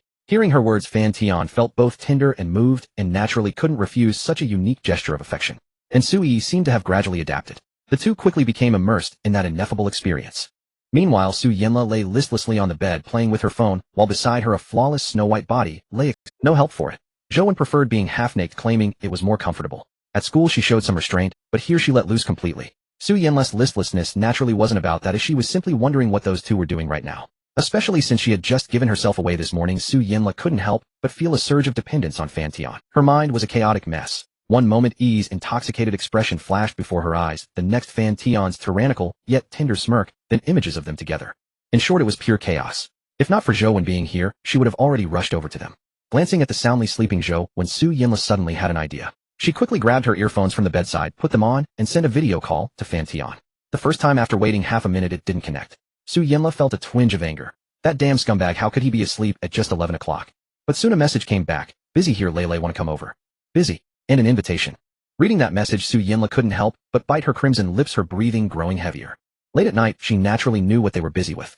But seeing Zhou stir slightly at the message notification, she immediately abandoned the thought of going.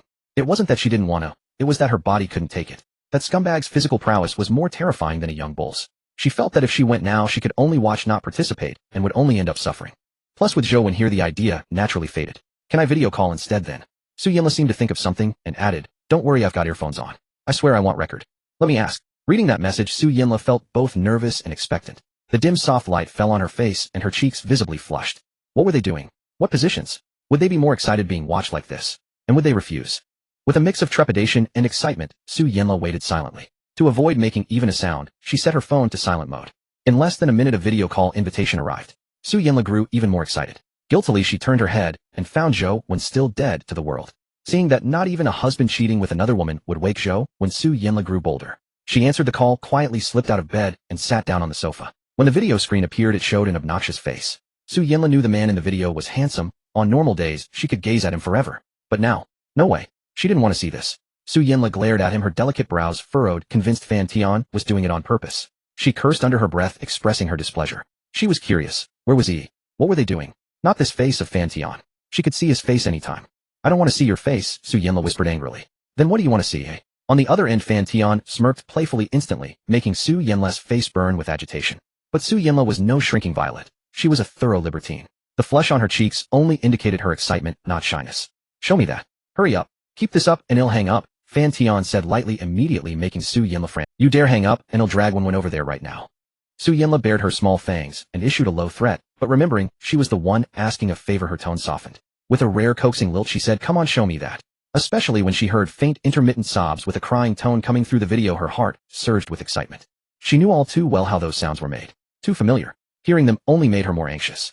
Glancing at Zhou sleeping soundly in bed, she almost couldn't resist dashing out the door to the scene. Yet besides those sounds, she detected another faint rhythm of impact subtly different from usual. Su Yinla was frantic with curiosity. Fortunately, the other party wasn't completely unreasonable. The moment she threatened to bring one over, the camera flipped from front to back. The instant she saw the image, Su Yinla's mouth fell open and her breath caught. Shock, nothing but shock. But after the shock, an indescribable thrill surged through her. She felt no adult film could compare to this scene, none more intoxicating. Just seeing that one image made her body feel feverishly restless, wave after wave of stimulation pounding her mind. Truly exhilarating to the point of scalp numbing. The only pity was that no matter how she threatened, the person on the other end refused to show the heroine's face. Su Yinla couldn't imagine what expression that naturally seductive sister was wearing now. She could no longer deduce it from sounds or movements. It was beyond her knowledge. Tortured to tears by pain, or excitement, or both crying and excited. So hard to imagine. Suddenly, an undeniable fact struck her mind. A bold and absurd thought burst into her mind. It can't be, can it?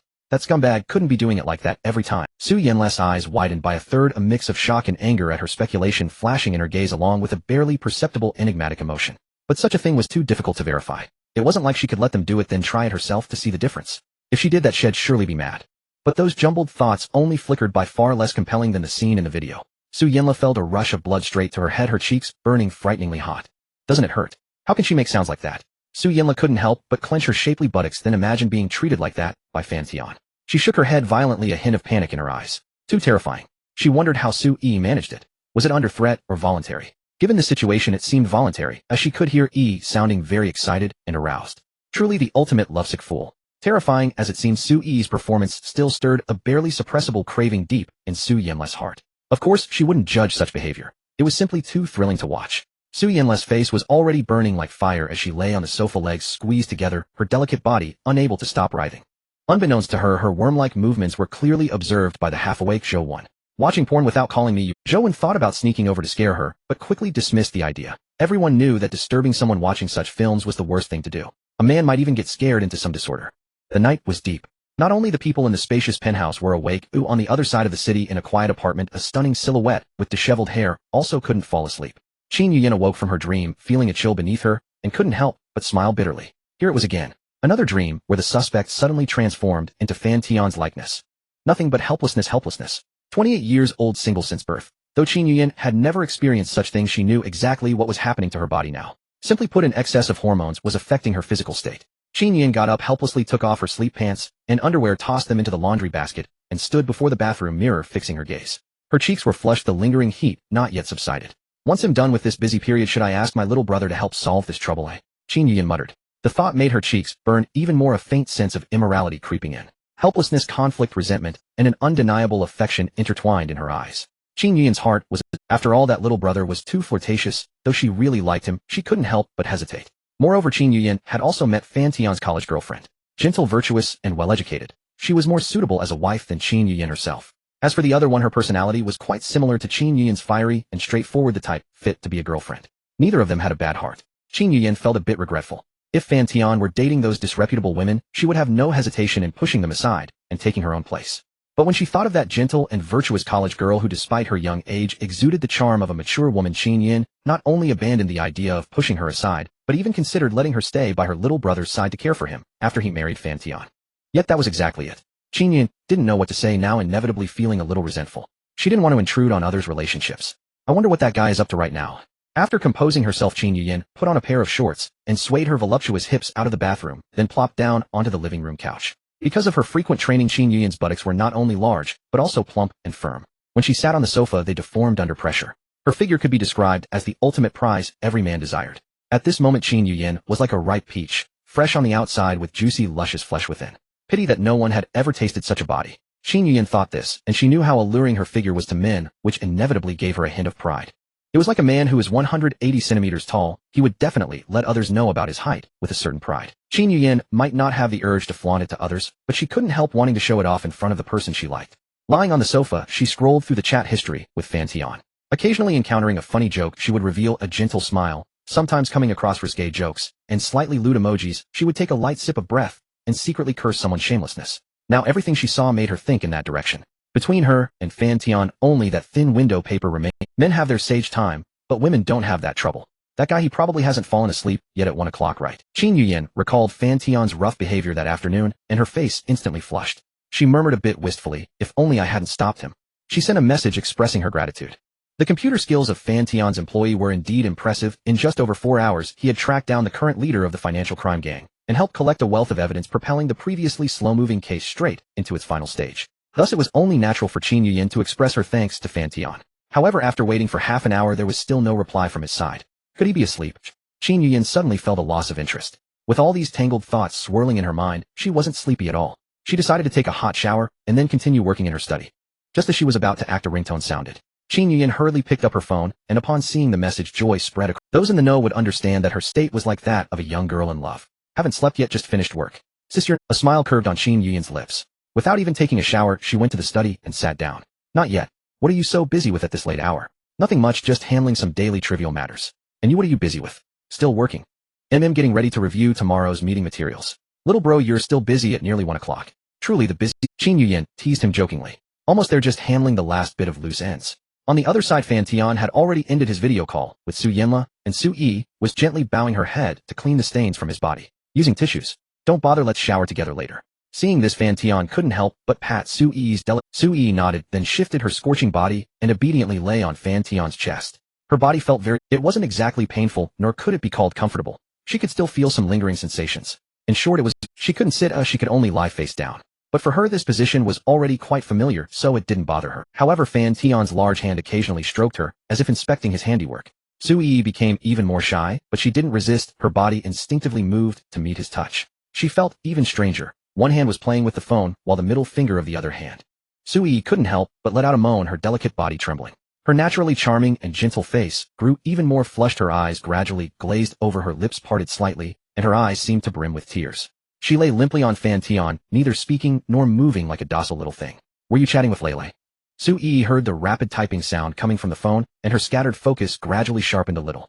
Especially thinking about how she had been with the video call on and being watched, Sui somehow mustered a thread of strength. She said she wants to come over later to take a look. Do you want her to come?" Fan Tian half-joked, also taking in Sui. Her face was pink, the afterglow not yet faded as strands of hair clung to her sweaty cheeks, her eyes red and misty, giving her a fragile, beautiful aura. In her gaze was also a hint of weary and satisfied languor. "Either is fine," Sui said weakly, her eyes. Seeing this, Fan Tian couldn't help but lower his head and gently kiss her cherry-like lips, his large hand beginning to wander again. Sui's body trembled slightly as she warmly responded to this display of affection, her tender gaze brimming with love and reliance. Although this sensation felt very strange to her, she didn't resist, but tried to adapt to the odd feeling.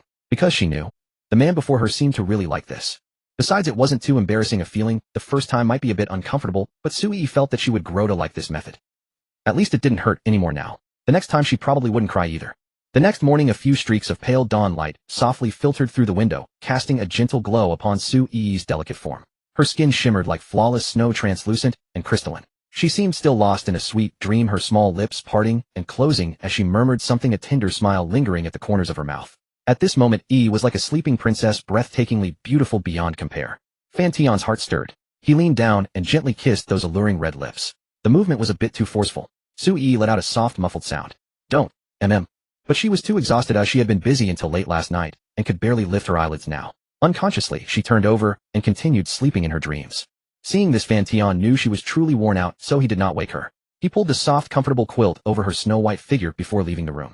He went to the kitchen and prepared some milk and eggs along with yogurt and berries. He waited as the sky gradually brightened. Sui emerged from the room, but her expression was strange. Her brows were slightly furrowed, her posture subtly unnatural, and she walked with a bit of a waddle resembling a little penguin.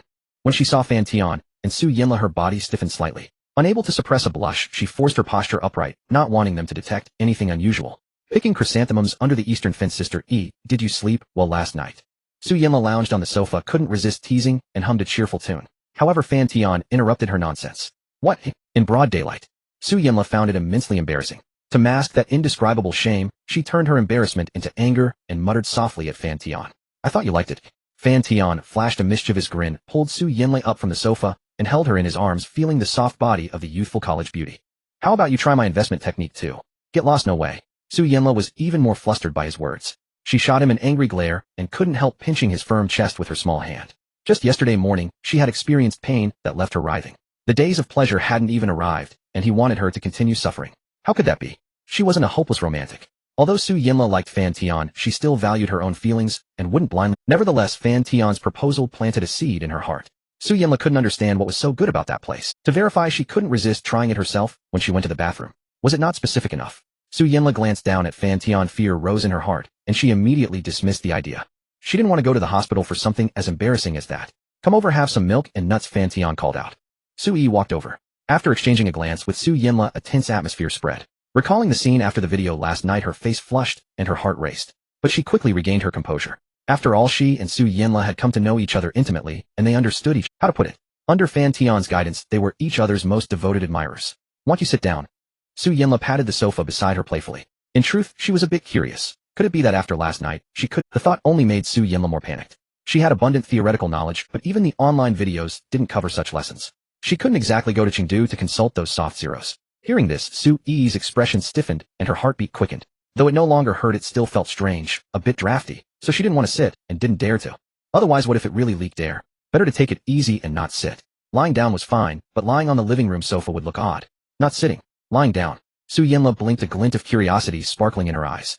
People are like that, always endlessly curious about the unknown. Otherwise, the internet wouldn't have so many bizarre things. Su Yinla was exactly in that state, especially since she had witnessed most of the process last night. She turned over on Fan Tian's lap, propped her head on her hands, and stared at Su Yi with wide, inquisitive eyes. However, Fan Tian felt that Su Yinla was doing it deliberately.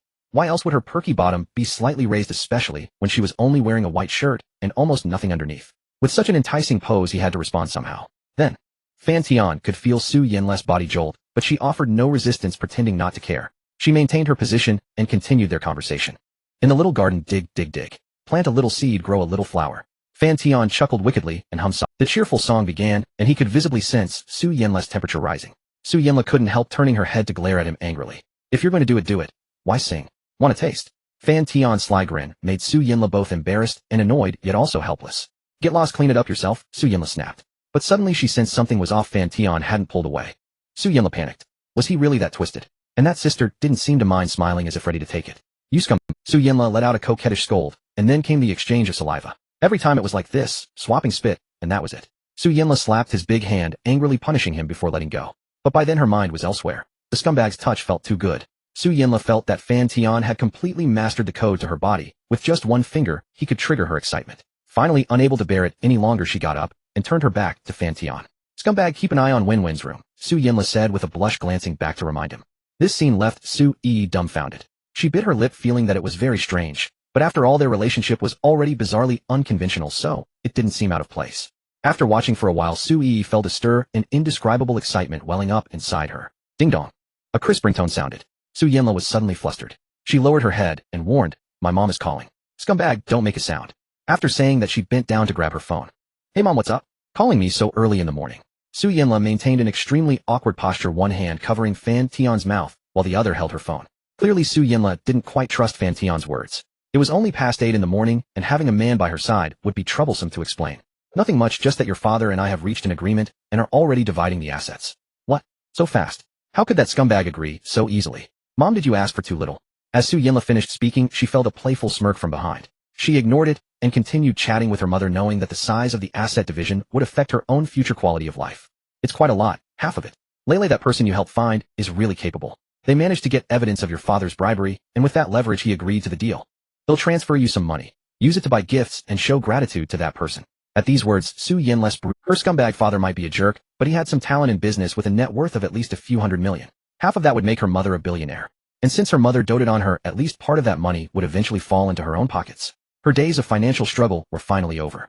As for the bank card Fan Tian had given her, Su Yanla had never touched the money and didn't intend to. Though she often joked about scamming the jerk, most of it was just an excuse to convince herself. She deeply understood that in a relationship, true equality required give and take. If she became beholden to someone, she would gradually lower her standards and abandon her principles.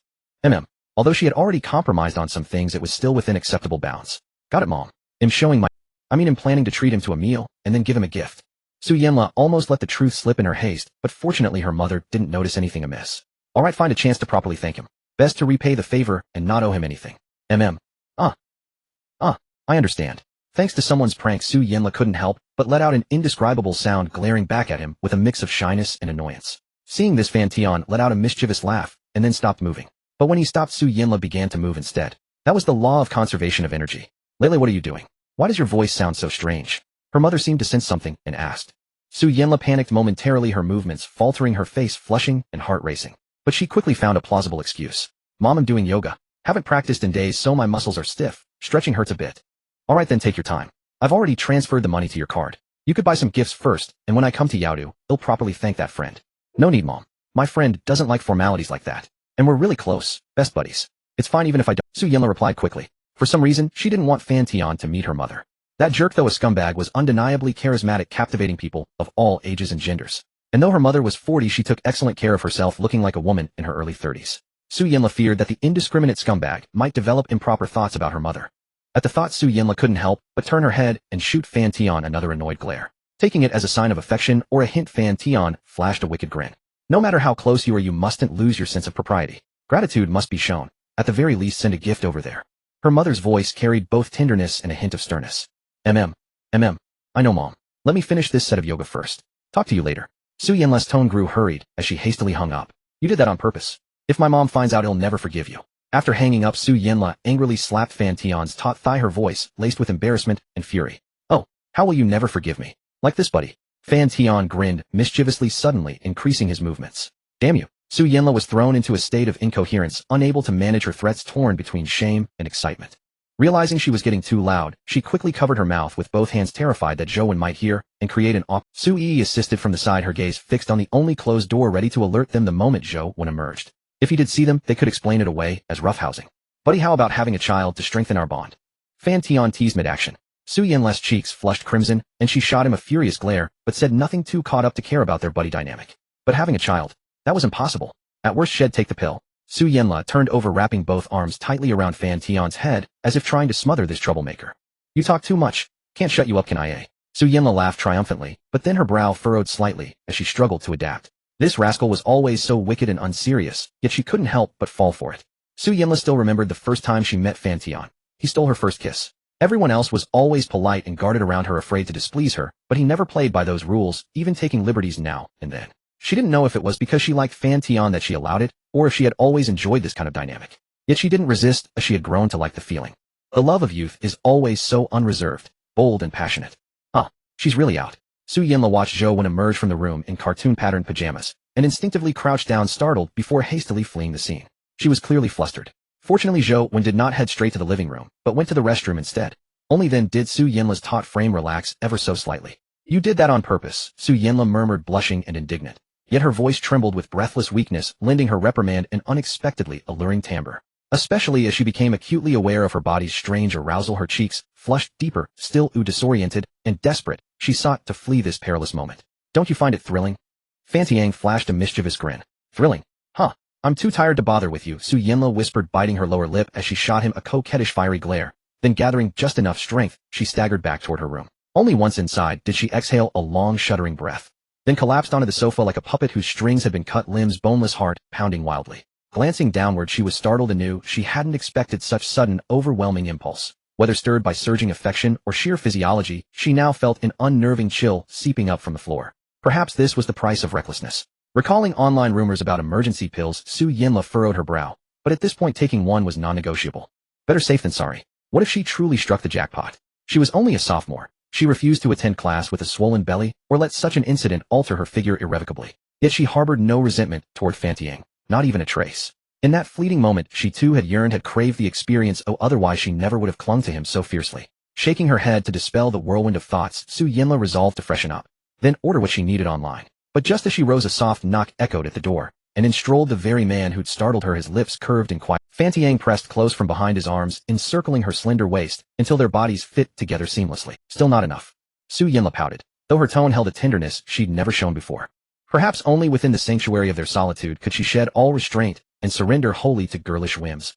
Or perhaps it was Fan Tian's unwavering devotion that left her so deeply satisfied, allowing her for once to reveal this rare, tender facet of herself.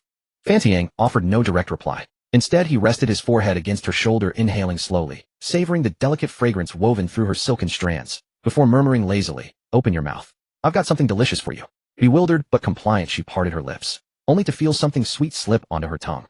The flavor was unmistakable, the same as the beauty-enhancing pill Fan Tian had given her before. Her eyes lit up instantly. So the scoundrel had remembered. Knowing she'd soon suffer, he'd seized this chance to make amends. "Is this the same pill you gave me last time?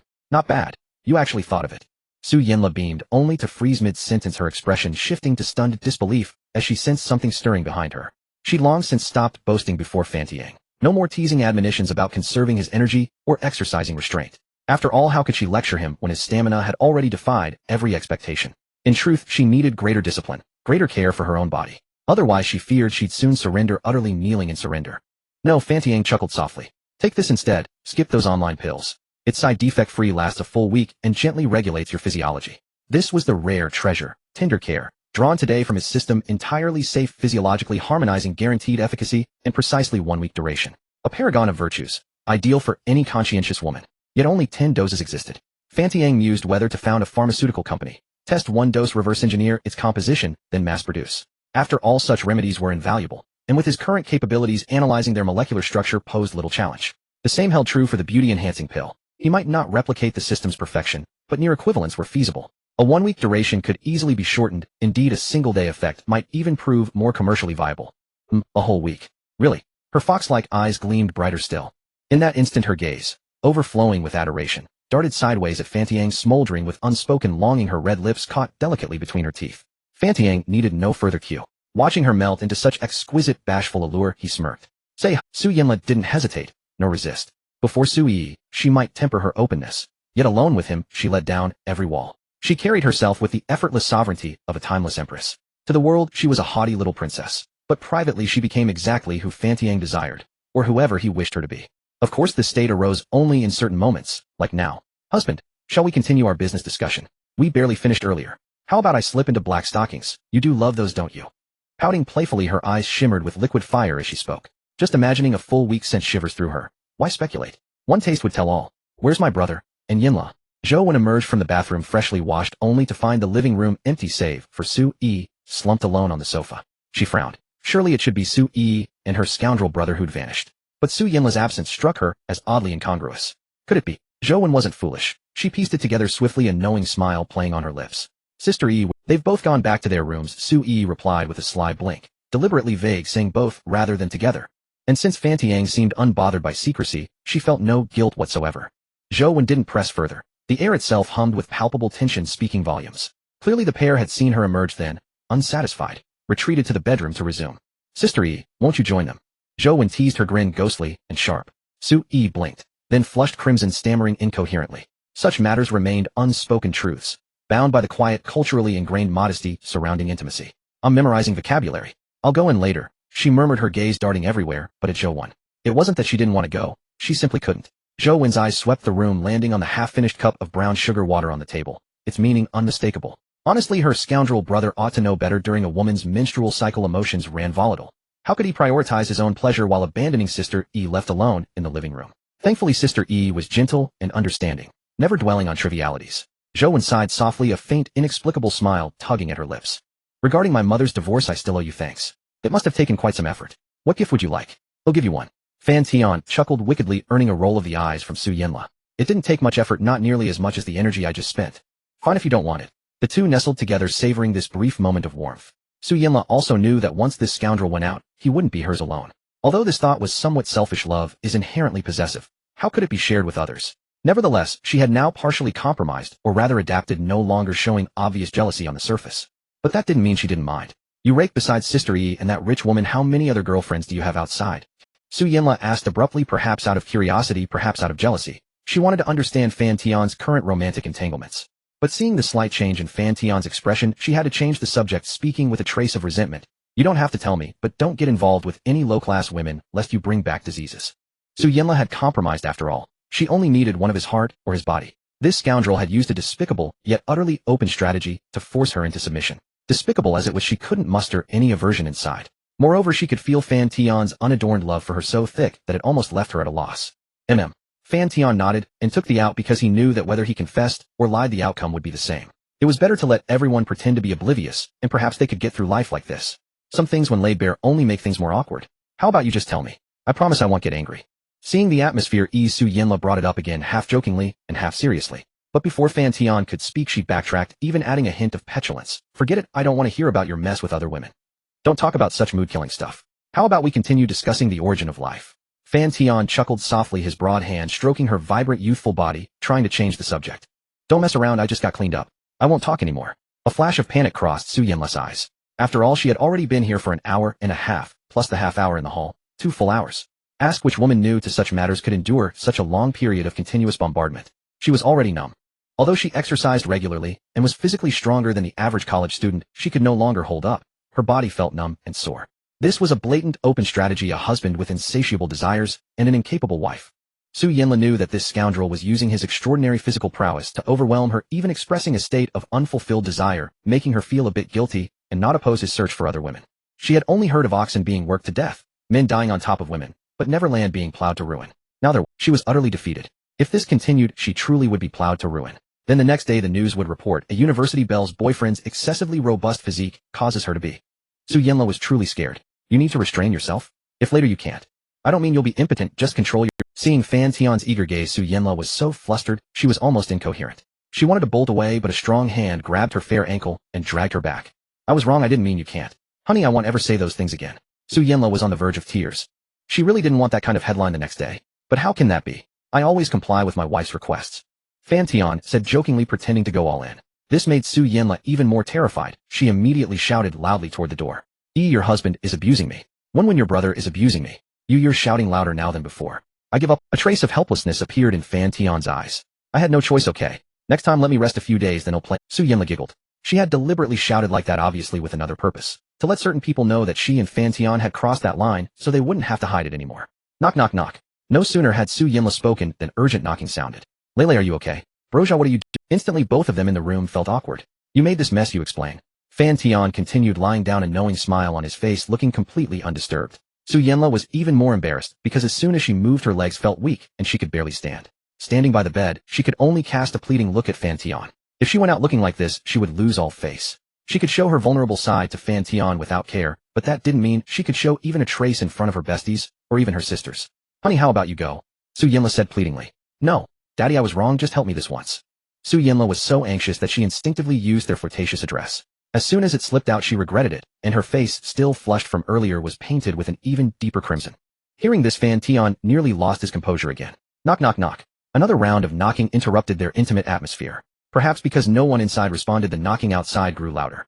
Come lie down in bed, Fan Tian said helplessly, then got up to open the door. Su Yenla immediately burrowed under the covers, propping her head on her hand with a slight smirk, as if watching a show. The moment he opened the door, Zhou Wen glared at Fan Tian and hurried in. Eventually, Su Yenla explained earnestly before Zhou Wen's concern was assuaged. Just kidding. Next time you joke about this kind of thing, I'll hit you, Zhou Wen said crossly. Then she gave Su Yenla a thorough once-over, even lifting the covers to inspect her carefully. Su Yenla felt extremely mortified because thanks to someone's handiwork, a few faint red marks still lingered on her fair collar. Did you do it? Zhou Wen took advantage of her brother being away and suddenly whispered to confirm. Isn't it obvious? Would there be so many marks if we hadn't? Su Yenla said smugly, but immediately regretted it and begged for mercy. What are you doing? Don't take off my clothes. I've seen it before, we used to bathe together. What are you afraid of? Zhou Wen said with a mischievous smile. That's what you get for being sassy. Don't joke about that kind of thing anymore. I know. Su Yenla knew she was in the wrong, and before her closest friend, she quickly lowered her head. But then she seemed to think of something, and a mysterious smile crept onto her face. How could Su Yenla not know what Zhou Wen was thinking? After all, she was a textbook brother-addicted girl, or brother fetishist. Rushing over so eagerly probably hid some unspeakable secret. Brother, you should rein in your behavior. After all, Lele is the untouchable flower of our school, with many suitors. You should treat her tenderly. Now you've left her unable to get out of bed. What's the matter with you? Zhou Wen looked at Su Yenla and said with a mocking tone. Hearing this, Su Yenla felt both shame and anger. She grabbed the pillow from the head of the bed and threw it at him. Who can't get out of bed? Can't I take a rest? Can't get out? Then just stay there. I'm not laughing at you. Stop it. If it were you, you'd be in the same state. Su Yenla retorted, flustered and exasperated. The moment those words left her mouth, the atmosphere turned awkward. The air seemed to freeze for a few seconds. Zhou Wen paused slightly, an almost imperceptible blush crossing her face. She couldn't help sneaking a glance at Fan Tian. Seeing him merely furrow his brows slightly, a flicker of joy rose within her. In the past, such unorthodox remarks would have made Fan Tian jump up in alarm and distance himself. Now, although his reaction was minimal, it actually spoke volumes. However, Zhou Wen knew this wasn't the time to reveal her cards. She deliberately joined Su Yenla's playful scuffle to express her current stance. You little minx, spouting nonsense like that. And here I was just worrying about you. Zhou Wen pinched Su Yenla's soft skin. I'm sorry, Wen. Su Yenla realized her slip, panic creeping into her voice as she hastily apologized. After all, no matter how much Zhou Wen adored her brother, it was a secret buried deep. Speaking it aloud changed everything. Moreover, such rebellious words shouldn't have come from her lips, especially not in front of Fan Tian. If it had been a private chat between best friends, it might have been tolerable. Stop messing around, Wen. Go outside first. Fan Tian saw the two wrestling playfully and quickly pulled Zhou Wen out. He then returned to comfort Su Yenla. Get some rest. They'll make you something to eat. I didn't mean to, Su Yenla said, still remorseful. Her small hand held Fan Tian's large one, her red lips parted slightly, and her trembling voice carried a hint of pitiful charm. She had a habit of blurting things out often before her mind could catch up. I know. I'm not blaming you, Fan Tian said, indulgently, well aware of Su Yenla's forthright nature. She had a good heart, just a quick tongue. Are you really not angry? Su Yenla asked uncertainly. She didn't know why she cared so much about Fan Tian's mood now. You were praising me, weren't you? What's there to be angry about? He had never seen Su Yenla so hesitant before. A thought of wanting to gather her into his arms arose, but he decided it was best to exercise restraint. Fan Tian tenderly and gently kissed her soft red lips, offering some comfort. Then he left the room and headed to the kitchen to prepare food. What a smooth operator. He's quite magnanimous and emotionally stable. No wonder girls flock to him, Su Yenla muttered to herself. A faint smile appeared on Su Yenla's face, but it quickly turned into a worried frown. Sometimes she wished Fan Tian didn't have such overwhelming charm, so he wouldn't attract so much attention outside. Perhaps he still held a place for her in his heart now, but what about the future? The innate possessiveness rooted in a woman's bones made Su Yenla feel unsettled. When you love someone, seeing your man embrace others inevitably stirs jealousy. It's hard to change. Especially after crossing that line, she felt increasingly insecure and anxious. Despite knowing that she was purely here for enjoyment, to be a heartbreaker, she couldn't help but overthink. Forget it. I knew he was a player from the start, didn't I? Time to sleep. No more thinking. Su Yenla comforted herself, then pulled the blanket over her head. Soon she fell into a deep, baby-like slumber. She had indeed exhausted herself this morning trying to prove Fan Tian's love through intense possession and to ease her inner unease. And she had succeeded. Now lying down, she could think of nothing and drift off. Shortly the room echoed with a soft, steady snore. Fan Tian walked into the living room. and saw Sui busying herself in the kitchen. Whenever she was home, she always found something to do. Go rest. He'll handle this. Fan Tian took the spatula from her, a trace of tenderness flickering in his eyes. You're not fully recovered yet. Why are you pushing yourself? Go sit on the couch and relax. Though his tone was stern, Sui felt warmth in her heart. She took off the apron, helped Fan Tian put it on, and a gentle smile curved at the corners of her mouth. After lunch, Sui sat on the sofa, studying her materials. Her body had mostly adapted. As for the other two, they had eaten and then gone back to bed to play games. They had wanted to drag Fan Tian into a 3-player rank match, but he still had some work to do. Company matters. He had never once visited the financial company he had established, hardly behaving like a qualified boss. The general manager had explicitly expressed a desire for him to inspect the company. Moreover, certain documents and contracts required his personal attention as the investor. It so happened that Fan Tian suddenly remembered a certain beauty. That female freshman from Modu, Long Xiaoxiao, along with her roommates, had arrived in Yaodu 4 days ago. They had been sightseeing for 4 days and had been persistently trying to meet him. But Fan Tian had been too busy these past few days, so he had postponed with the excuse of work. This led the young woman and her roommates to even suspect that he might have some physical handicap, like missing an arm or a leg, which was why he dared not meet them in person. Golden kidney. Fan Tian checked his ability to conquer Long Xiaoxiao. When it came to enhancing male vitality, no one would say no, even with his constitution of a true man. Coincidentally, Fan Tian had learned from Long Xiaoxiao's roommate's livestream that they were near his company, so he arranged to meet them in the afternoon. He planned to handle some company affairs, then drop by to visit them as a local host, and perhaps conveniently push their affection level. That young freshman seemed pure and kind-hearted, almost without any malicious intent, like a village girl just entering the city. With someone like that, a little kindness and sweet talk would be enough to win her over and make her devoted. Pure, kind, and beautiful people often attract players the most because they are so easy to deceive. That's why occasionally you see scruffy delinquents or punks scoring goddess-level girls and even taking their first time. Of course, this might just be Fan Tian's illusion. Girls nowadays mature early. Some will take all your flattery for granted no matter how much you suck up to them. They won't give you any sweet reward. Instead, your kindness makes them feel superior, convinced that you, a simp, don't deserve them. And then they'll secretly share it with their besties and friends, feeding their own vanity. Are you going out? Sui's gaze was almost always on Fan Tian. Seeing him tidy his clothes and hair, she asked. She even considerately walked over and smoothed out the wrinkles on his shirt. I'm heading to the Tianhe district to deal with company matters. Okay, will you come back tonight? Fan Tian looked at her obedient face and couldn't help giving her a gentle kiss. Not sure, depends. Don't cook for me. At a milk tea shop near Zhujiang New Town, close to the Ximenyo landmark. Is that tycoon finally coming? Asked Long Xiaoxiao's first roommate curiously. They naturally wanted to meet the generous man who had invited them to Yaodu for a trip, yet nearly 4 days had passed without a... They began to speculate that the tycoon might be either missing a limb, married, or already in a relationship. Hence his reluctance. After all, if he had nothing to hide, how could he leave such a stunning beauty waiting without appearing? Although they weren't men, they knew how irresistible Long Xiaoxiao's figure was to them. Moreover, her face was exquisitely beautiful, rosy as a peach blossom with large bright eyes, and skin so fair and smooth it seemed to glisten with moisture. If he remained indifferent, he was either guilty or impotent. Do you think he's married and sneaking out for fun? If he were single, how could he not spare even 4 days? The second roommate questioned. Married? Probably not. But he likely has a girlfriend. After all, a wealthy and handsome man like him wouldn't lack female company, replied the third roommate. That can't be. If he had a girlfriend, why would he spend money on a female streamer online? Isn't that the behavior of a scumbag? But hearing you say that makes me a bit scared. What are you scared of? If anyone should be scared, it's Xiao Xiao. He only invited us to Yaodu because of her. The 3 roommates all turned to look at the girl holding a milk teacup in the middle.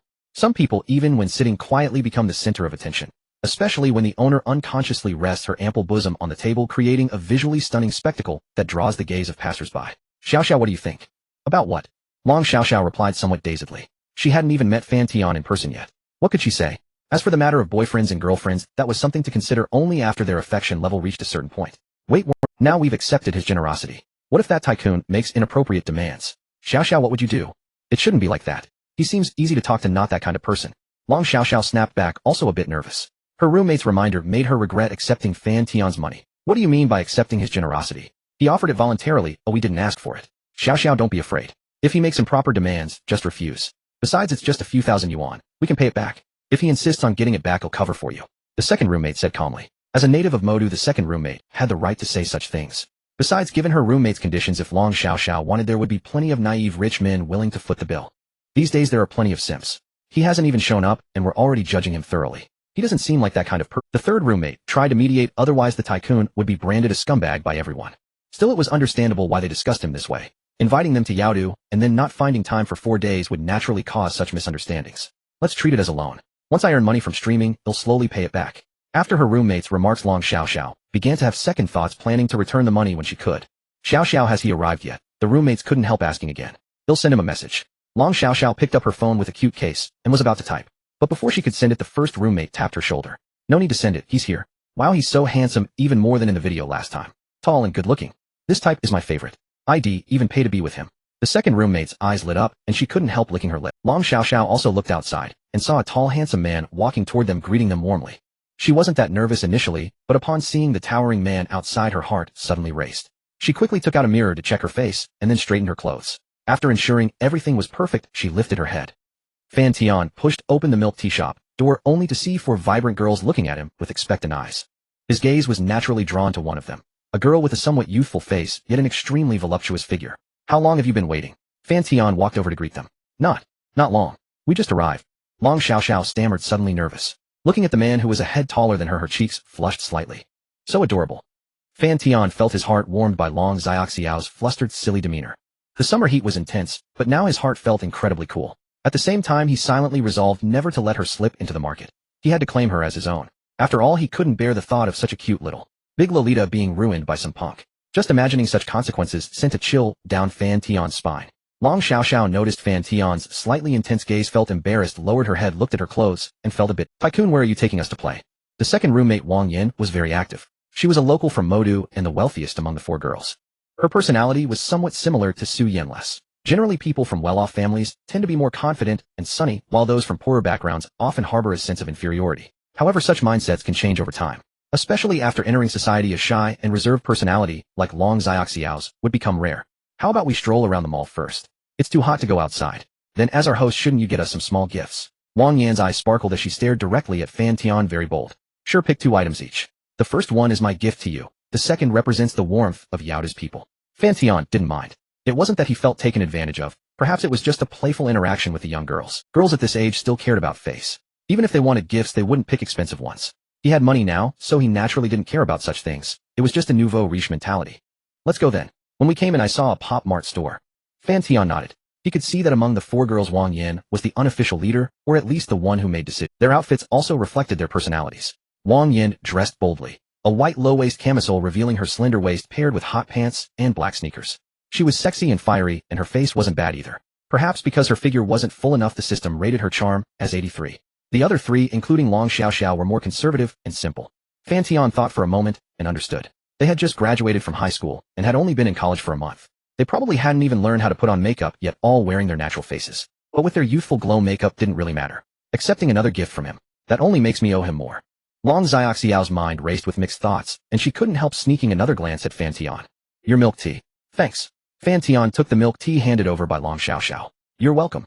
Long Xiaoxiao responded with 1,000 thoughts swirling in her mind, then continued to lower her head, slowly chewing on the pearls in her milk tea. Seeing her shy demeanor, Fan Tian felt a momentary daze, as if he glimpsed Su Yi's shadow again, and his gaze inadvertently softened with affection. It must be said Long Xiaoxiao's figure and skin were exquisite. Her face was barely the size of a palm, impeccably delicate and naturally flawless, with skin that was startlingly fair, supple, and overly radiant. Perhaps due to the heat, her cheeks were tinged with a faint blush, and from time to time, she would lift her head to sneak a glance at Fan Tian, exuding an exceptionally endearing charm. Her height was average, unremarkable, 163 centimeters. For her, it was just right. She dressed rather plainly with a shirt that was quite loose, yet even so it could hardly conceal the impressive contours beneath. The fabric was stretched into an astonishingly exaggerated curve. Yet perhaps because of the weight or her shy disposition causing her to bow her head, she appeared slightly hunched. But that didn't matter at all. A girl blessed with both good looks and a great figure, and also innocent and kind. What was a slight slouch? With his masterful massage techniques, he could effortlessly correct it without any side effects. Where are you from? Hunan. Long Xiaoxiao replied softly. Hunan. Fan Tian shot her a curious glance. Wasn't that the province neighboring Guangdong? Why would she go all the way to Shanghai for university? Besides, Hunan girls were usually known for being straightforward and fiery. Yet Long Xiaoxiao gave him the impression of speaking always in a calm, unhurried manner, introverted and innocent with no trace of a Hunan accent. Thanks to online memes, Fan Tian had a deep impression of that province. Especially the chili pepper stir-fried pork noodles. Wait, pick an extra gift, consider it from me. Long Xiaoxiao was briefly taken aback, then shyly murmured in response, never once raising her head to meet his eyes. Her gaze drifted restlessly, evoking the image of a budding flower yet to bloom. Fan Tian's heart stirred. His pinky finger brushed inadvertently against Long Xiaoxiao's small hand. But the moment they touched, she nervously withdrew, instinctively stepping away at a loss. Too hasty, Fan Tian chided himself with a self-deprecating smile, though he didn't dwell on it. Just as he was about to make small talk to ease the awkward atmosphere, Long Xiaoxiao suddenly moved closer again, gently hooking his pinky with hers. Fan Tian understood in an instant. Stepping back was a girl's reserve, drawing close was her affection. But at this point Fan Tian dared not make any further presumptuous moves, for Long Xiaoxiao's roommate was still ahead, and he knew the principle of not overstepping. Long Xiaoxiao lowered her head, watching her small hand holding his big one. A radiant healing smile bright as a constellation bloomed on her delicate face, yet she grew even more nervous, never daring to look up at him, her heart pounding wildly. Especially when she heard her roommate calling her name, she immediately pulled back, as if guilt-ridden, her face flushed with tension. Xiao Xiao, come take a look. Which style to choose? Long Xiaoxiao's 3 roommates were gathered excitedly around the Pop Mart vending machine. Fan Tian glanced at the prices, 59 and 79 yuan. But the Pop Mart figures inside the machine were smaller than a palm, so production costs likely weren't high. In truth, Pop Mart was something of a marketing hype, but its success, becoming a phenomenon beloved by so many girls, was a testament to its own merit. After all, the value of a commodity wasn't solely determined by one aspect. Sometimes emotional value counted too. It exploited to varying degrees people's curiosity and vanity, especially the blind boxes, like a form of gambling, which tended to stir emotions even more. Generous brother, wanna play? Wang Yin invited. No thanks, you guys pick. Fan Tian wasn't interested in such things, but he could buy a few to give as gifts later. His elder sisters probably wouldn't care for them. It would seem childish, but he had a bunch of younger sisters. And their age was just about the same as this group. Su Yi and the others would probably like them. However, just as Fan Tian instinctually stepped forward to pay, Long Xiaoxiao's roommate Wang Yin stopped him and took the lead. You've already given us more than enough by covering round-trip tickets, and even food and lodging. We don't know how to thank you. How could we let you pay for our gifts? She said with a radiant smile. All right. Fan Tian smiled, said nothing more, but his fondness for this Wang Yin increased slightly. She had plenty of tricks, yet the faint scent of a green tea girl didn't arouse any repulsion in Fan Tian. No one disliked a green tea girl. They truly provided emotional value, and chatting with them was quite pleasant. Generous bro, how about you pick one from the machine? Our treat. No need, you go ahead. Fan Tian politely declined with a smile.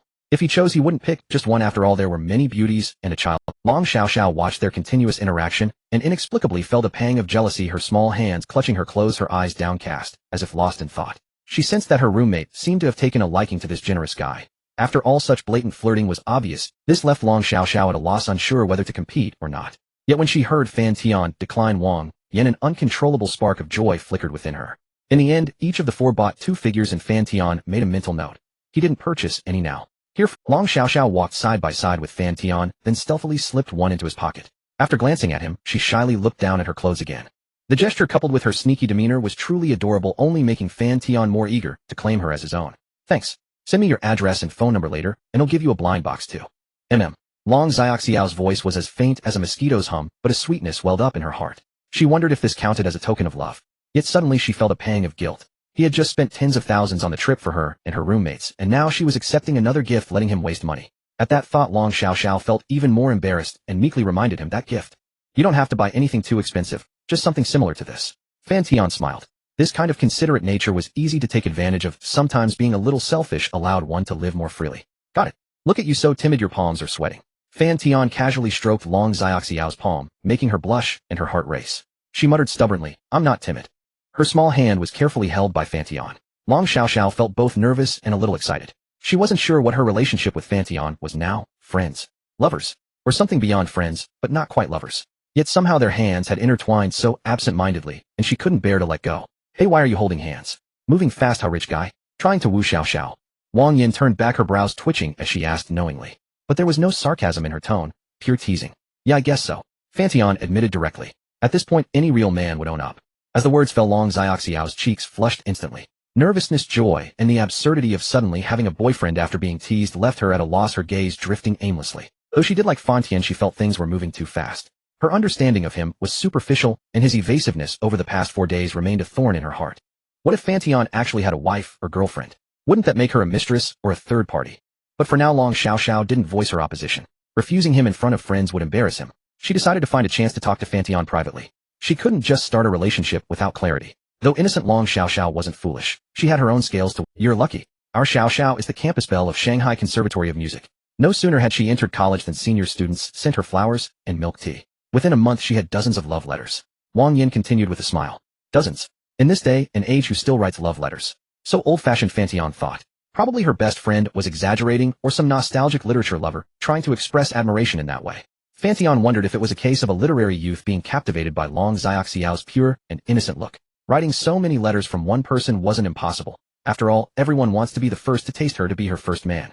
Especially for a soft, adorable campus belle like Long Xiaoxiao. clean, pure, tender, and gentle, without the intimidating aura of a mature woman. She gave men the illusion of being easily conquered. That was the classic notion of a lowly being fragile and easy to push over. But our Xiao Xiao isn't so easy to win over. Rich guy, you haven't been honest about yourself yet. Wang Yin suddenly shifted tone, a sharp edge in her voice. What does your family do? How many relationships have you had? Any unforgettable ex-girlfriend? Fan Tian found this amusing. They said to win a girlfriend you first had to win over her best friend. There was truth in that. Wang Yan's words made Long Xiao Xiao cast a suspicious glance at him, as if they shared a common enemy. Of course, Long Xiaoxiao's reaction was also because she and Fan Tian weren't familiar enough. After all, his affection level was only 41, not too high. It was natural for her to side with her roommate. If she sided with him, Fan Tian would find it strange. Are you interrogating a criminal? Fan Tian asked jokingly instead of answering directly. What's wrong? Isn't this basic? Can I ask? We only know your age and name. We don't know anything else. What if you're a con artist or a player? Wang Yin was very straightforward, staring into Fan Tian's eyes, without fear, as if she would tear them apart if he didn't come clean. A faint smile curled at the corner of Fan Tian's mouth. He nodded appreciatively. Having such a roommate by Long Xiaoxiao's side meant she wouldn't be bullied at school. But truth be told, in a sense, he was indeed the kind of player they were talking about. Just as Fan Tian was figuring out how to respond, a man and a woman happened to walk over. The man was stout, appearing in his 30s. The woman was slender with a face scoring over 80, lightly made up, looking young. Probably just graduated from college, with a hint of clarity in her eyes, not much different from the four girls here. Fan Tian didn't recognize them, but he recognized the work badge hanging around the man's neck. It belonged to his own financial company. The guy seemed to be a low-level supervisor. They were discussing something. The man was speaking persuasively, while the woman frowned, showing slight resistance. Fan Tian listened briefly and roughly understood the topic. The young and pretty woman was an old acquaintance of the man. She had failed the interview at his company, and the supervisor was subtly suggesting she become his girlfriend in exchange for using his connections to get her a job. The woman seemed reluctant, her expression conflicted and resistant. But she had some hidden circumstances, so she didn't refuse outright, only saying she needed to think about it. Before Fan Tian could guess her secret, the man revealed it. Her family member was ill, and she urgently needed a stable. Fan Tian's newly established financial company might not be stable yet, but in terms of funding, it was terrifyingly well capitalized. Even a novice trader could earn at least 10,000, not to mention climbing the ranks step by step. Many newcomers and veterans in the financial industry knew that the mysterious backer behind this startup had deep pockets and a promising future. A giant in the financial circle. Naturally, they flocked in droves. This made the competition fierce. Those who entered the company either had ability or were willing to fight tooth and nail. However, Fan Tian was curious to note that this failed interviewee, according to his future knowledge, would become one of the vice presidents of his own company. How interesting.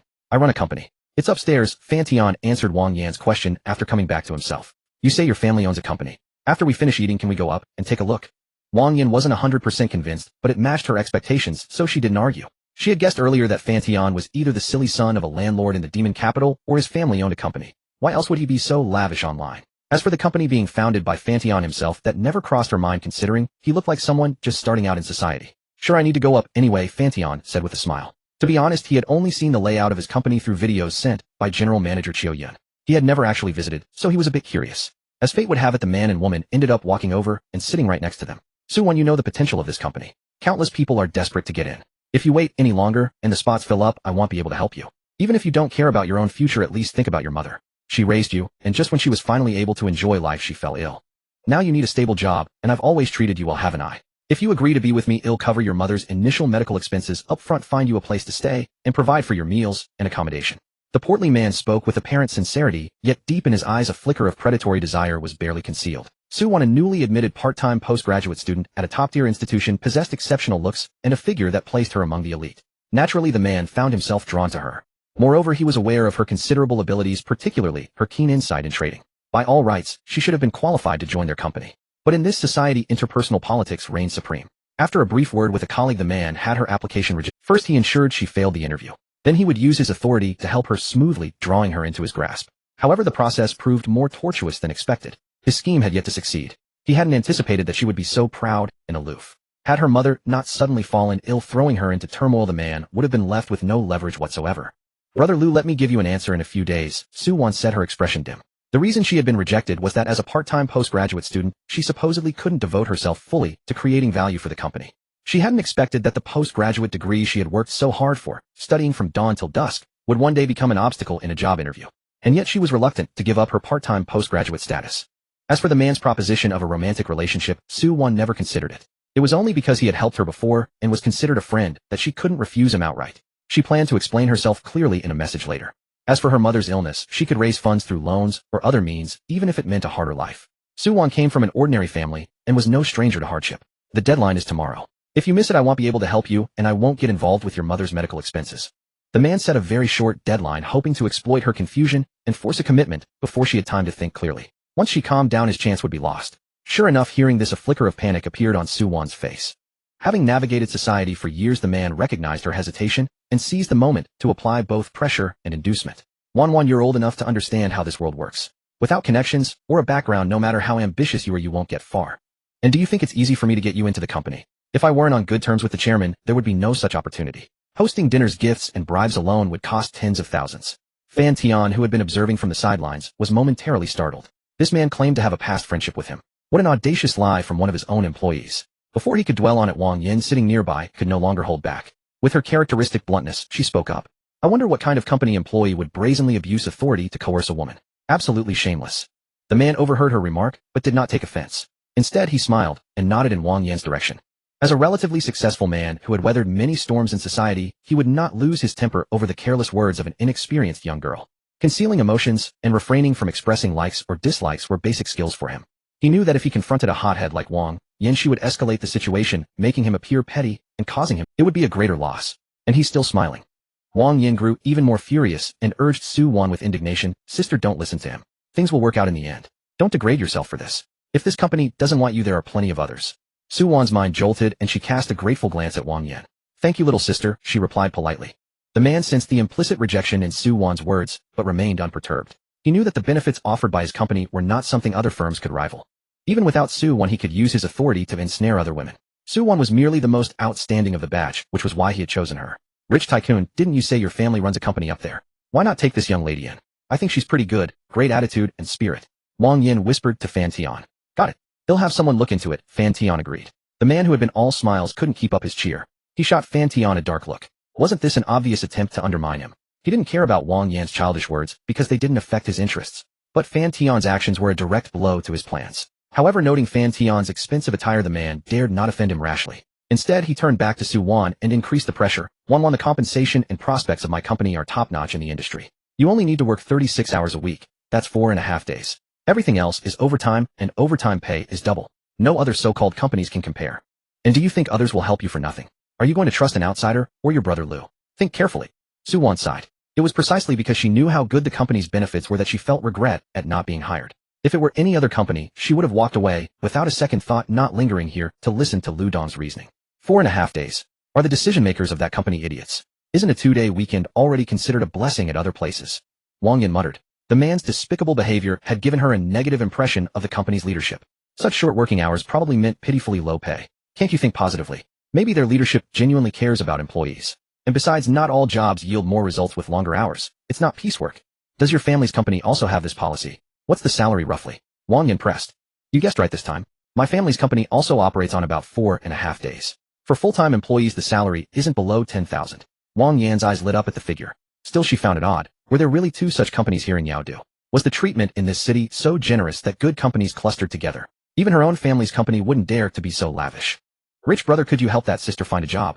Long Xiaoxiao, who had been silent until now, spoke up with a hint of pleading, and perhaps she felt a sense of urgency seeing Fan Tian chatting so happily with her roommate, and wanted to insert herself into. Fan Tian nodded. Even if they hadn't asked, he wouldn't let such talent slip away. Having gained Fan Tian's approval, Long Xiaoxiao mustered her courage and turned to the girl, asking timidly, "Beautiful sister, do you have a resume with you?" Soo-won was taken aback, touched by the gesture. With teary eyes, she studied the young girl. Nervous and timid yet remarkable, she saw a reflection of herself when she first entered university, joining a club and introducing herself on stage. Despite being terrified, she had still striven to prove her worth and show her strengths.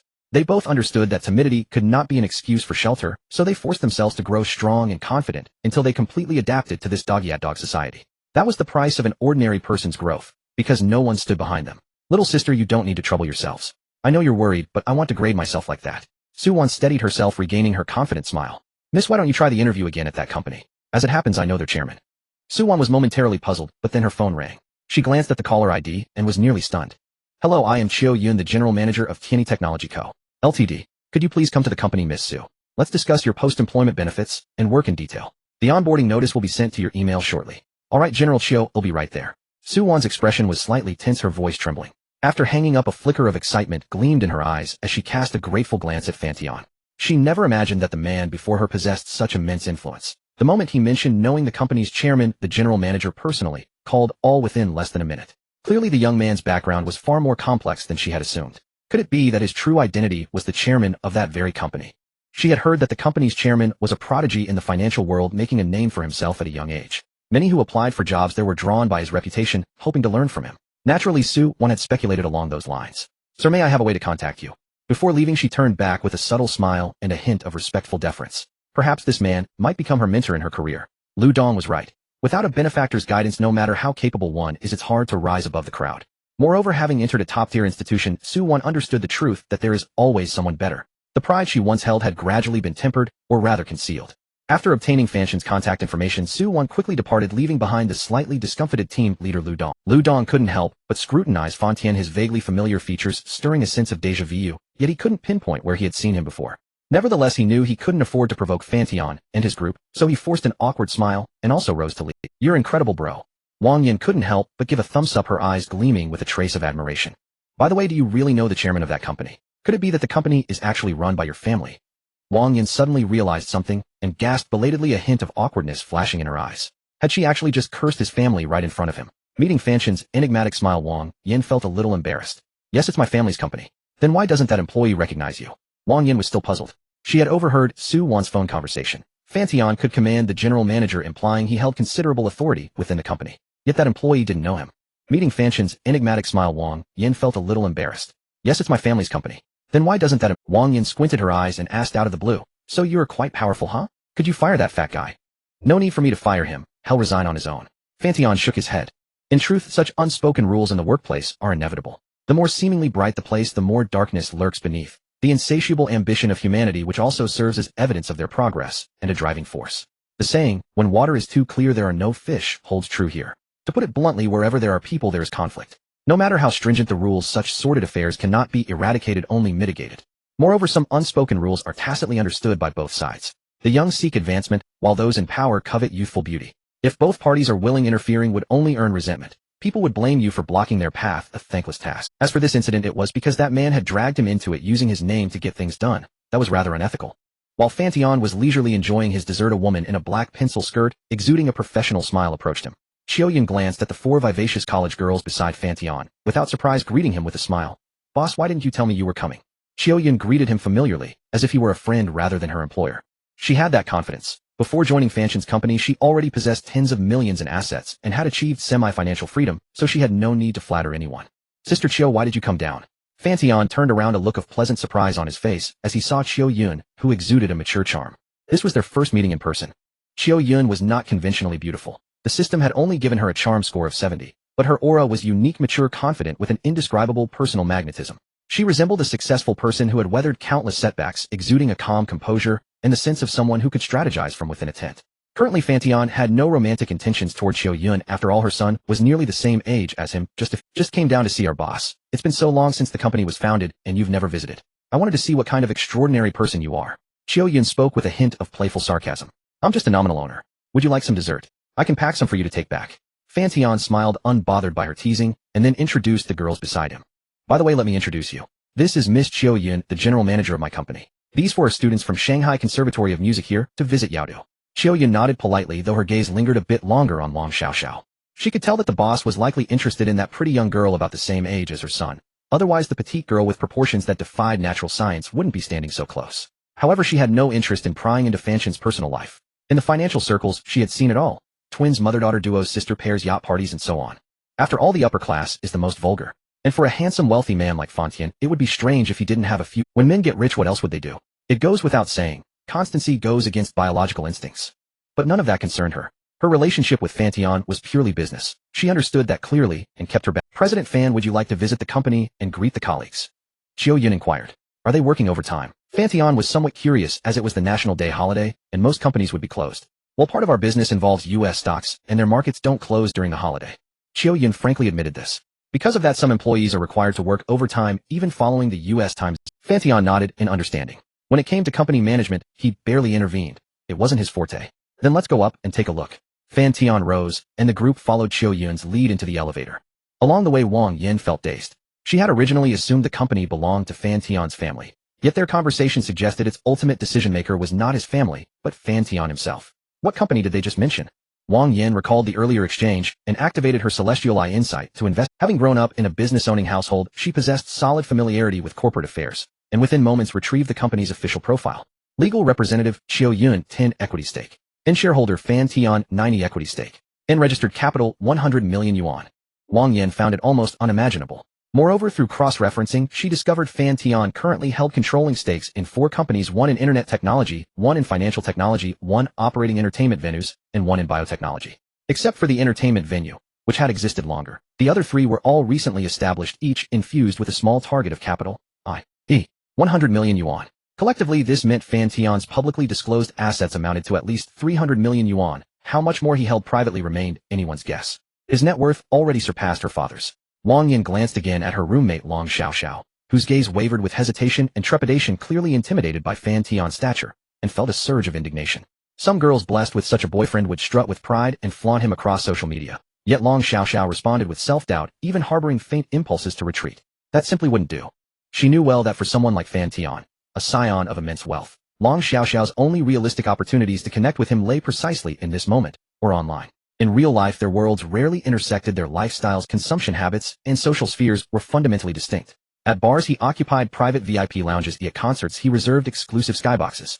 It was only the digital realm that bridged their disparate realities. And even then theirs was a passive position. Put bluntly, they stood like displayed commodities awaiting selection by the elite. Should Long Xiaoxiao miss this chance, or worse, reject it, the aristocratic pride of men like Fan Tian would likely discard her without a second thought. Wang Yin resolved to find an opportunity to persuade Long Xiaoxiao to seize the moment decisively. A man of such stature must not be allowed to slip away.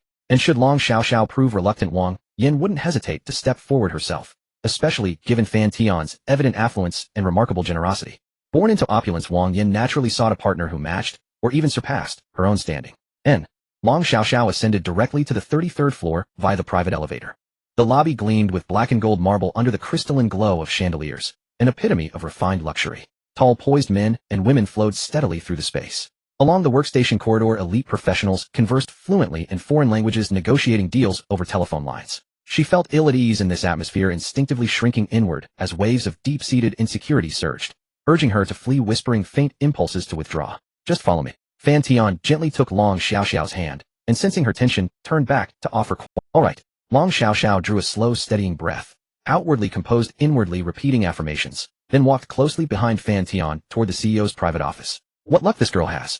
The other roommates sensed Fan Tian's exceptional attentiveness toward Long Xiaoxiao, and though none would admit envy outright, it lingered beneath the surface. Yet they also knew none possessed Long Xiaoxiao's ethereal purity of feature, or that intoxicating, universally coveted figure capable of unraveling any man's composure. Their sole recourse was to nurture their bond with Long Xiaoxiao, to forge genuine friendship, perhaps even sisterhood, so that by association they might reap modest benefits, at the very least a comfortably enriched university life. After all, in their eyes, Fan Tian was undeniably affluent, and crucially unstinting.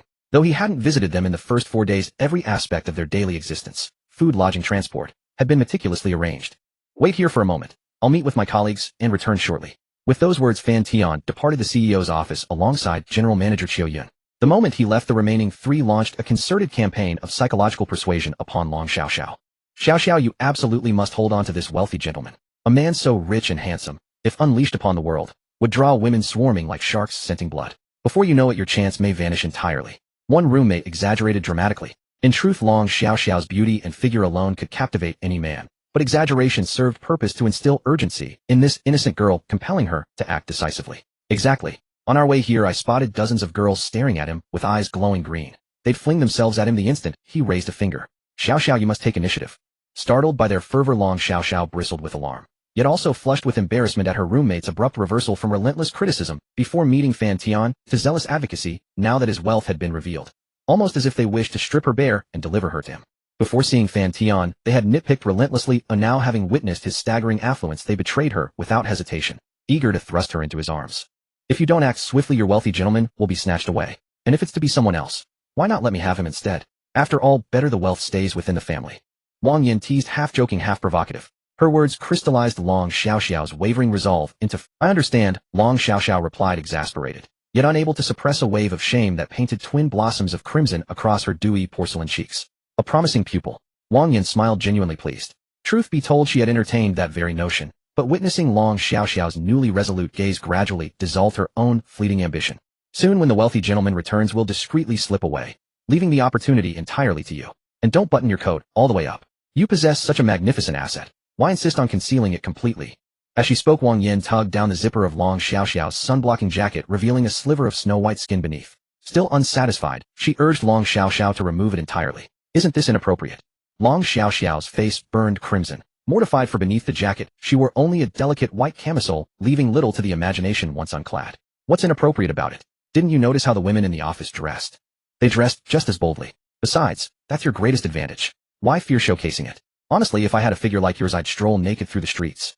To bolster Long Xiaoxiao's confidence, Wang Yin even mocked herself. Exactly. It's just a simple camisole. Half the city wears them today. No need to feel shy. The other two roommates chimed in with encouragement.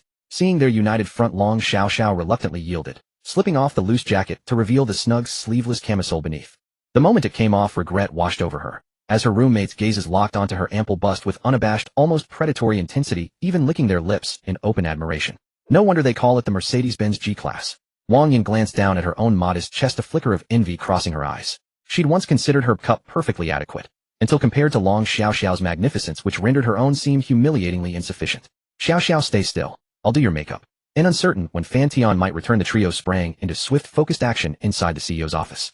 Fan Tian was naturally unaware of the happenings in the CEO's office. He was led by Qiu Yun to the office area, where she introduced him to the functions of each department and their specific duties. For example, the after-sales department, technical department, customer service department, and so forth. The heads of those departments had been waiting nearby and gave a brief overview of their respective areas. Some of the younger, more ambitious employees had joined because of Fan Tian's reputation. However, seeing how young he was, they couldn't help but harbor a hint of disdain, though they didn't show it outwardly. Inwardly, they felt a measure of contempt or perhaps jealousy.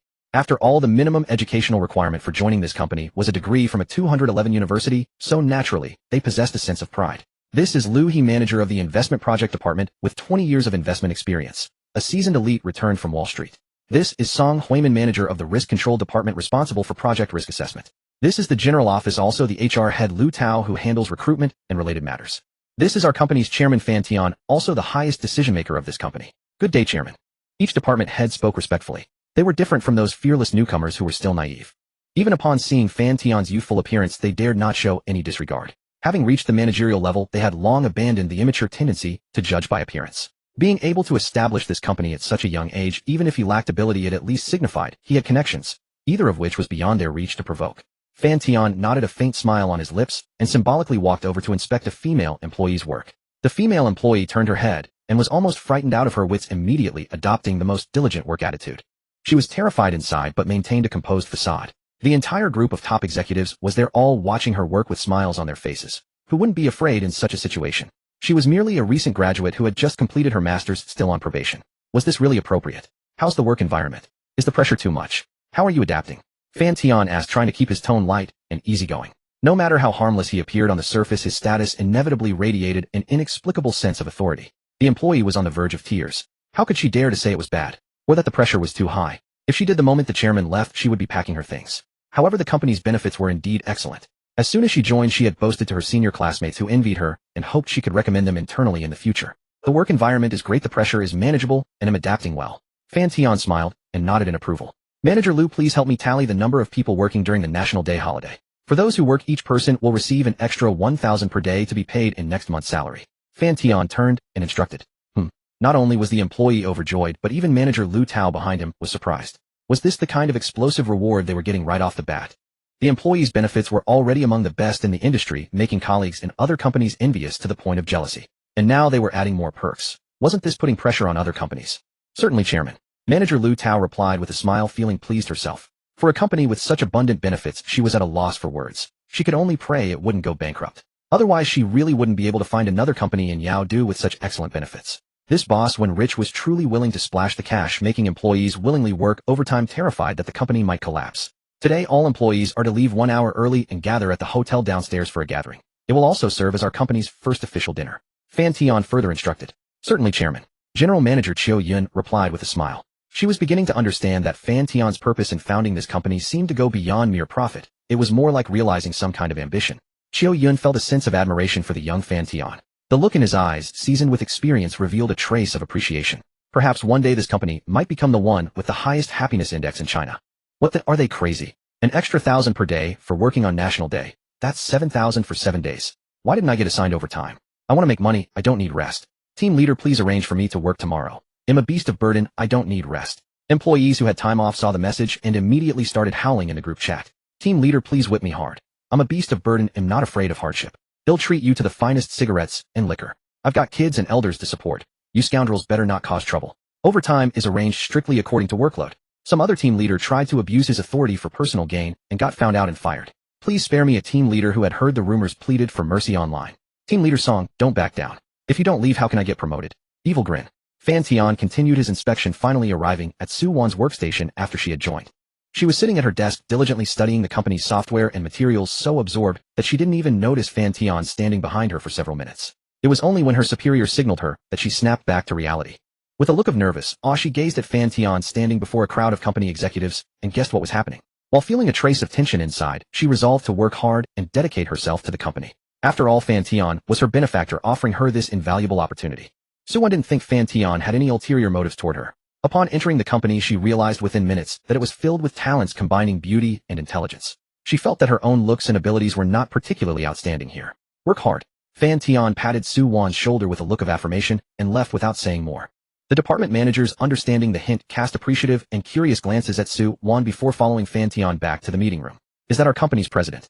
He's so young and handsome. As soon as the big shots left, the entire office area erupted into a frenzy. Some employees who considered themselves attractive had greedy glints in their eyes. The other supervisors didn't restrain the noisy atmosphere. They too were discussing in their own circles. So that's the president. In an obscure corner, Su Wan glanced toward the meeting room, a slight smile curling at the corners of her mouth. Then she withdrew her gaze and continued studying the material on the screen. For Fan Tian, Su Wan felt gratitude, but she didn't entertain any fantasies of a CEO falling in love with her. She was very realistic, fully aware of the vast gap in their status. Inside the CEO's office, Long Xiaoxiao and her 3 friends also heard the commotion from the office area, catching the praises for Fan Tian and the hidden ambitions in people's words. They were getting anxious for Long Xiaoxiao. Clearly they understood that Fan Tian was a hot commodity that everyone wanted a piece. Then knock knock knock. The door sounded. A tall, curvaceous female secretary dressed in a black skirt and gold-rimmed glasses entered carrying a tray of fruit and snacks. Long Xiaoxiao and the others immediately sat up straight, instinctively not wanting to appear rude in front of this stunning secretary. Here are some fruits and afternoon tea. If you need anything else, I'm right outside. Feel free to call me. The secretary said with a gentle yet professional smile, then prepared to leave. Sister, are you the president's secretary? Can I add you on WeChat and chat? Wang Yin suddenly asked out of curiosity. Such a seductive woman would surely stir any man's heart. The woman before them, an ideal older sister type, possessed a rare combination of figure appearance and a composed, capable aura. Yet she was working as a secretary for Taheo Go. Thus Wang Yin speculated whether the secretary and Fan Tian had some private relationship.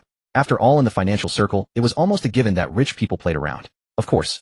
Mia responded with a composed smile.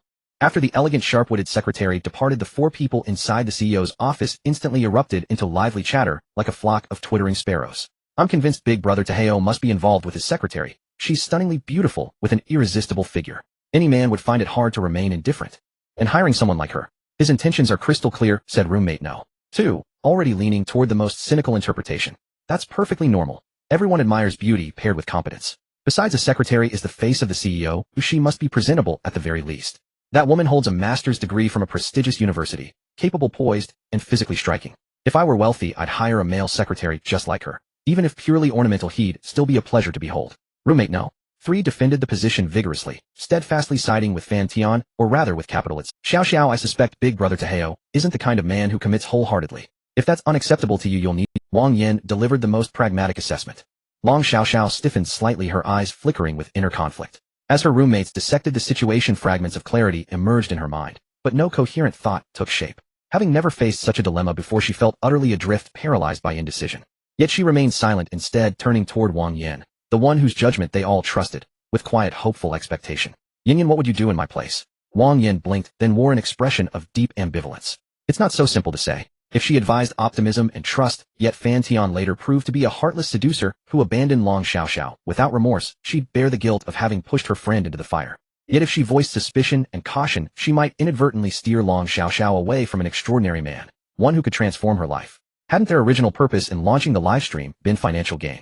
Half that goal had already been achieved. With just a single nod from Long Xiaoxiao, Fan Tian, generous as he was, would surely treat her with extraordinary generosity. But appearances deceive. Online, countless men begin with doting devotion, only to turn ruthlessly cold once affection fades.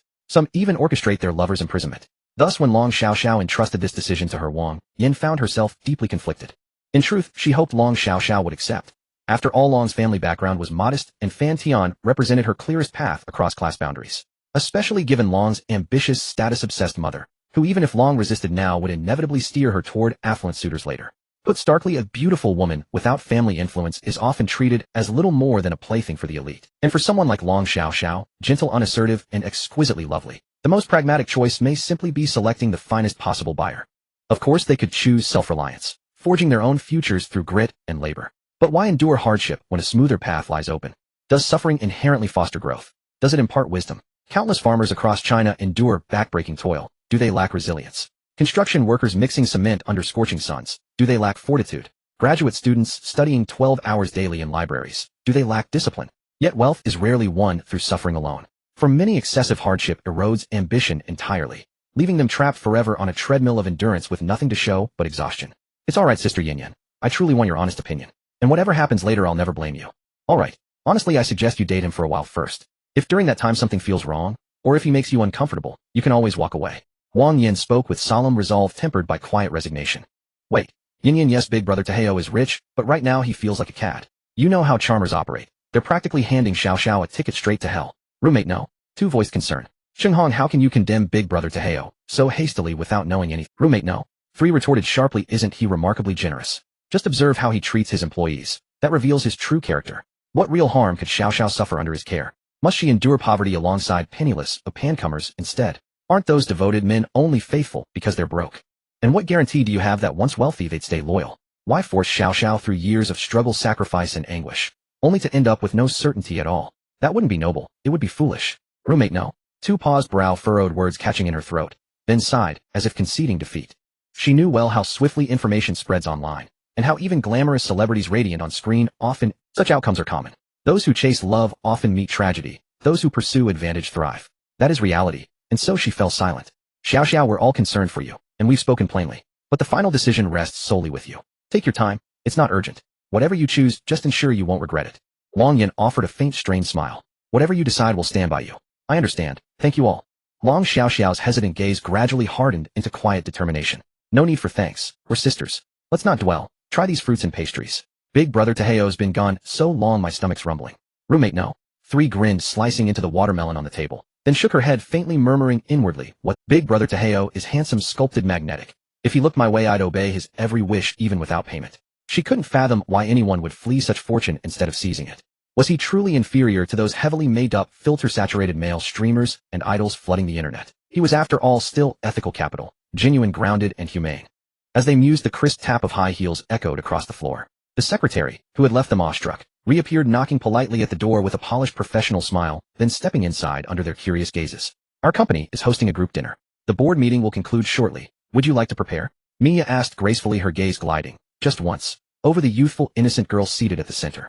Vibrant, brimming with vitality, radiating pure youth, especially beneath that delicate white strap, where her breathtaking silhouette demanded a second glance. Yet Mia knew precisely her role, and harbored no ulterior thoughts whatsoever. A dinner gathering. None of them had ever experienced an internal party of such a large corporation. It was a chance to preview their future lives. Apart from Long Xiaoxiao, who appeared slightly uneasy, the rest were brimming with excitement. Can we go too? The second roommate asked delightfully. Of course. It's just a simple company gathering, a meal together. I've already arranged a private room for you. If you'd like, you can also come out and mingle with the staff. Mia said with an elegant smile. Yay? Xiao, hurry up and get ready. Let's go see what a big company's dinner looks like. The second roommate leaped up, hugging Xiao and bouncing around, her joy evident on her face. Secretary Mia frowned almost imperceptibly. Such sudden animated movements might seem cute to others, but to her they were a sign of immaturity and naivety. Of course, she wouldn't show it on the surface, as these were Long Xiaoxiao's friends, and Long Xiaoxiao had been brought by Fan. Thus she maintained a gentle smile on her face, watching their light-hearted antics with tender amusement. Sihue, mind your image, Wang Yin reminded her with a cough, causing Luo Sihue to quiet down, though her expression remained thrilled. The four college girls quickly gathered their belongings. Long Xiaoxiao put her sun jacket back on, concealing her stunning. Then they followed Secretary Mia out of the president's office, stepping cautiously behind her. The four graceful figures formed a beautiful scene and drew the attention of the office staff. However, after a few extra glances at Long Xiaoxiao and Secretary Mia, the employees averted their eyes indifferently. Who are those four little beauties following Sister Mia? Probably the president's friends or younger sisters. They look quite young and just came out of the president's office. Maybe they're his girlfriends. The one in the middle. I saw the president holding her hand as they came in. No way. Then Sister Mia has no chance, does she? Sister Mia losing? Don't overthink it. Cuteness is worthless compared to sexiness. Although the employees remained silent on the surface, their private chat group was buzzing with gossip. Gossip, who doesn't love it? They might not dare to discuss it in front of the big boss, but in private, who could stop them? Following Secretary Mia, Long Xiaoxiao couldn't help sneaking a curious glance at the woman ahead, who was wearing a black stocking and a short skirt. Her gait was elegant and dignified, exuding a mature, well-educated grace, without lacking feminine allure, radiating captivating charm from head to toe. No wonder her roommate thought Mia might have something with the wealthy guy. Who wouldn't like such a black-stockinged lady? Long Xiaoxiao's sense of crisis grew stronger, but seeing how outstanding Mia was, she couldn't help feeling a hint of inferiority. Perhaps the only thing she could compete on was youth. The president will head directly to the restaurant downstairs after the meeting. He'll take you down first, Mia said as she pressed the elevator button, gesturing politely. Inside the elevator, Mia stood at the front, while the other four stood behind. Perhaps because of Wang Yan's earlier reminder, everyone was silent, and the atmosphere grew somewhat solemn. Long Xiaoxiao followed behind Secretary Mia, her curious gaze unable to resist glancing at the woman ahead in the black stocking and short skirt. Her walk was elegant and dignified, radiating a mature, well-read charm, while not lacking feminine allure. She exuded captivating beauty from head to toe. No wonder her roommate thought Mia had a relationship with the wealthy guy. Who could resist such a black-stocking seductress? Long Xiaoxiao's sense of crisis intensified, yet faced with Mia's excellence, she couldn't help feeling a trace of inferiority. Perhaps her only advantage was her youth. The president will go directly to the restaurant downstairs after the meeting. He'll take you down first, Mia said, pressing the elevator button and making a polite gesture. Inside the elevator, Mia stood at the front, the other four behind her. Perhaps due to Wang Yan's earlier reprimand, everyone remained silent, and the atmosphere grew notably tense. Only after they were led to the restaurant's private room, and Secretary Mia left, did the four start chatting again. Sister Mia seems gentle, but she's really imposing. I didn't even dare to speak in front of her, the third roommate, Chung Hong, said nervously. It's fine. After all, she's the president's secretary. Every move she makes represents the boss image. It's only natural for her to be serious. She can't be as casual as we are, Wang Yan explained with a smile. True. She's working, so she can't be too relaxed. But this private room is way too luxurious. I feel like it's meant for VIPs. The group's attention quickly shifted to the room's extravagant decor, a crystal chandelier, rows of premium liquor in the cabinet, and calligraphy and antiques they couldn't appreciate. This level of opulence clearly came at a high cost. Wang Yan looked around, then focused on the menu on the table. She picked it up and flipped through it, surprised. These prices are comparable to Shanghai. Boiled cabbage, 58 yuan per serving. Mapo tofu, 128 yuan per serving. Are they treating customers like fools? Even though we don't have to pay, it still hurts to see the boss being ripped off like this. What's there to worry about? Fan Tian pushed the door open with a smile, teasing them. My friend owns this restaurant. Don't bother with the prices. You think a meal could bankrupt me? He said this to ease the guilt of these naive college girls. Since the boss said so, well, order whatever we want, right, Xiao? Luo Sihue chimed in enthusiastically, nudging Long Xiaoxiao's shoulder to urge her to be more proactive. Pushed Long Xiaoxiao's face flushed slightly. Aren't you supposed to be with your employees? She asked softly, feeling a little awkward in front of Fan Tian. To be honest, she was happy he was here, but she worried about gossip from his staff. After all, during a company gathering, it seemed improper for him to accompany insignificant people like them instead of his employees. I've already said hello over there. He'll join them in the second half, Fan Tian replied, smiling as he found a seat. Long Xiaoxiao sat next to him. Wang Yan, using the excuse of asking Fan Tian to recommend dishes from the menu, also squeezed close. Her flowing hair occasionally brushed his arm, and a faint virgin fragrance constantly stimulated Fan Tian's senses. The other two roommates didn't find Wang Yan's behavior suspicious. To them, their friend was simply bold and unrestrained with a somewhat careless manner. Besides, it was Wang Yan who taught Long Xiaoxiao to stream, leading to her meeting the wealthy Fan Tian online. Perhaps subconsciously they understood Wang Yan's intentions, but they never called her out.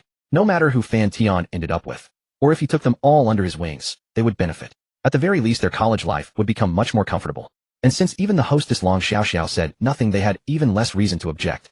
Long Xiaoxiao indeed had no objections. Although watching Fan Tian chat and laugh with her roommate Wang Yan over the menu stung a little, she knew she wasn't good at socializing and was a quiet person. Given her position, she wouldn't ask Fan Tian to be silent with her. On the contrary, his lively and passionate demeanor made her heart flutter even more. Should I be more proactive? She recalled her roommate's advice and for once gathered her courage. Without thinking, she took off her jacket and hung it on the back of her chair, revealing her full figure. Then, like Wang Yan, she softly leaned her supple body against him. Between lovers, this should be fine, right? She thought shyly. But since Fan Tian showed no obvious reaction, she didn't feel too embarrassed. Long Xiaoxiao blushed deeply, yet seeing that Fan Tian didn't seem to mind, she didn't feel overly mortified. Fan Tian was certainly not unresponsive. The plump softness pressing against his arm had long since stirred a restless heat in his body. Yet with outsiders present, he dared not act too excessively, only occasionally shrugging his shoulders in an inadvertent manner to create a subtle friction. At this moment, Long Xiaoxiao was like a white rabbit that had just summoned the courage to peek at the outside world. Having barely gathered her nerve, Fan Tian naturally had to consider her feelings lest she take fright and scurry back into her burrow. Xiaoxiao, what would you like to eat? Fan Tian turned his head and asked in a gentle voice. I am fine with anything. Long Xiaoxiao's cheeks flushed slightly as she replied with some embarrassment. Pick one yourself. There's no dish called anything will do. Fan Tian naturally pushed the menu toward her, leaning in as he did so to cast a casual glance downward. It was simply too big. Probably all the flesh on her body had gathered right there. Any future child would surely be overwhelmed. And because her figure was petite, the scale appeared even more intimidating to the eye. Paired with that exquisitely beautiful face and the gently fluttering long lashes, Fan Tian found himself momentarily entranced. Her trembling lashes, her delicate and fair complexion. Perhaps because of his sudden closeness, she began to grow uneasy and flustered, and from that fluster, a shy crimson gradually spread across her face. That natural expression vividly captured a maiden's first stirring of love. Watching Long Xiaoxiao in such an adorable state, Fan Tian could not resist reaching out to gently pinch her soft cheek. If no one else were present, perhaps he would have carried on. Go on, choose quickly. Your roommates are still waiting. Long Xiaoxiao's body trembled slightly. She did not stop Fan Tian's mischievous hand, her cheeks burning red as she bashfully pointed to a dish on the menu. She could not make sense of those incomprehensible dish names, so she relied solely on the pictures and finally selected a serving of Kung Pao chicken. Long Xiaoxiao had originally intended to order the cheapest item, but she felt that doing so might come across as too pretentious, so she ultimately chose one she liked. The other three also placed their orders, after which Fan Tian added a portion of the restaurant's signature dish. The dishes arrived quickly, and in less than 20 minutes everything was set. Rich brother is so good to Xiaoxiao. Luo Sihui was a little envious. Just the dishes on the table cost no less than 5,000. That was her living expenses for 3 months. If I had a boyfriend, this wonderful I'd gladly trade away some of my life. Another roommate, Cheng Hong, murmured to herself with envy while eating a piece of tender fish. Good-looking, tall, and wealthy. Most importantly, he was generous and treated his girlfriend exceptionally well. They were only able to visit the demon capital because they were riding on Long Xiaoxiao's coattails. A man like that, I wouldn't even care if he's a player. Cheng Hong's emotions were tangled. At first, she had thought Fan Tian was a player and had opposed him, sometimes making biting remarks in front of her roommates. But now she could only sigh, wondering why Fan Tian wasn't playing with her. Yet as they thought this, they soon succumbed to the temptation of the delicious food. But Long Xiaoxiao felt differently. Perhaps it was Fan Tian's indulgence and his approachable manner, his almost complete lack of any airs around her, and all the little details in which he took care of her that made her feel she ought to give something back. In a certain sense, his kindness to her made her want to reciprocate, but she had no idea what Fan Tian liked. Should I find a chance to kiss him? Maybe head like that. Long Xiaoxiao gazed at Fan Tian's lips, which were a deep red, even without any lipstick, and felt a stirring inside. She wasn't sure if it was a physical attraction, but she felt a strong desire to be kissed by those lips. Yet when she saw Fan Tian looking in her direction, she immediately turned away and guilt, her face flushed and heart pounding, then continued to sip her fish soup with her head down.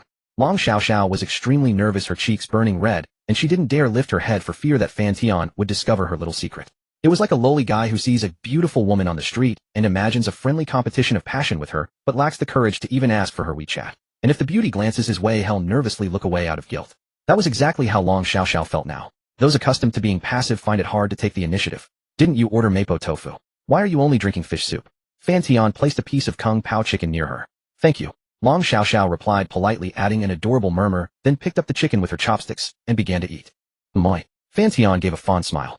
Perhaps initially he had been drawn by Long Xiaoxiao's stunning figure and pure features, but now he genuinely liked this simple and kind-hearted girl. He also liked her personality. She was very polite. Perhaps out of a teasing, mischievous attitude toward the shy young girl, Fan Tian's hand grew a little unruly, and under the table, he gave a gentle squeeze to Long Xiaoxiao's soft thigh. Long Xiaoxiao glanced down, her brow creasing slightly in surprise. Then she lifted her head and continued eating as if nothing had happened, appearing calm on the surface, but the way her cheeks went from pink to a fiery red betrayed how nervous she actually was. She had no idea why Fan Tian had suddenly pinched her.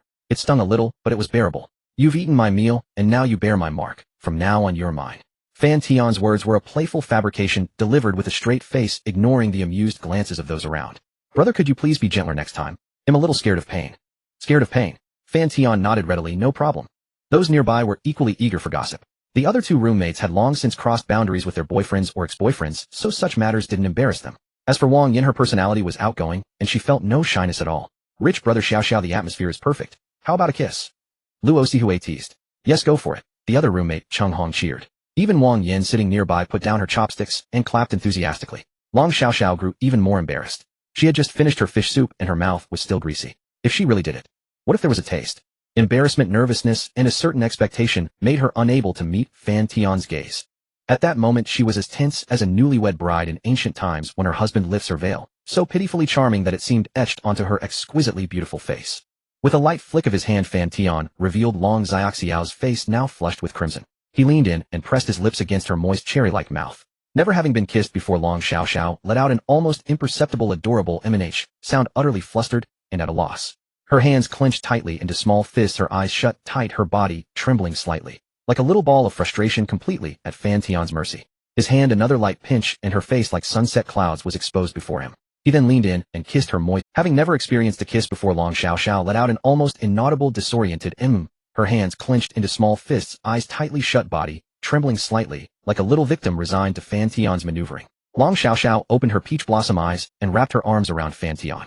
Her initial panic gradually gave way to a response, both brave and shy, until she was nearly breathless. Then she couldn't help but pat his chest. Perhaps others' kisses had an indescribable taste, but all Long Xiaoxiao sensed was a sweet and sour flavor in her mouth, for Fan Tian had just eaten sweet and sour fish. All right, you two, that's enough. We still have to eat, teased her roommates, who watched Long Xiaoxiao gazing tenderly at Fan Tian with a lingering look and couldn't help but rib them. Some even suggested they slip into the restroom for a passionate rendezvous, or joked about whether they should book a room right then.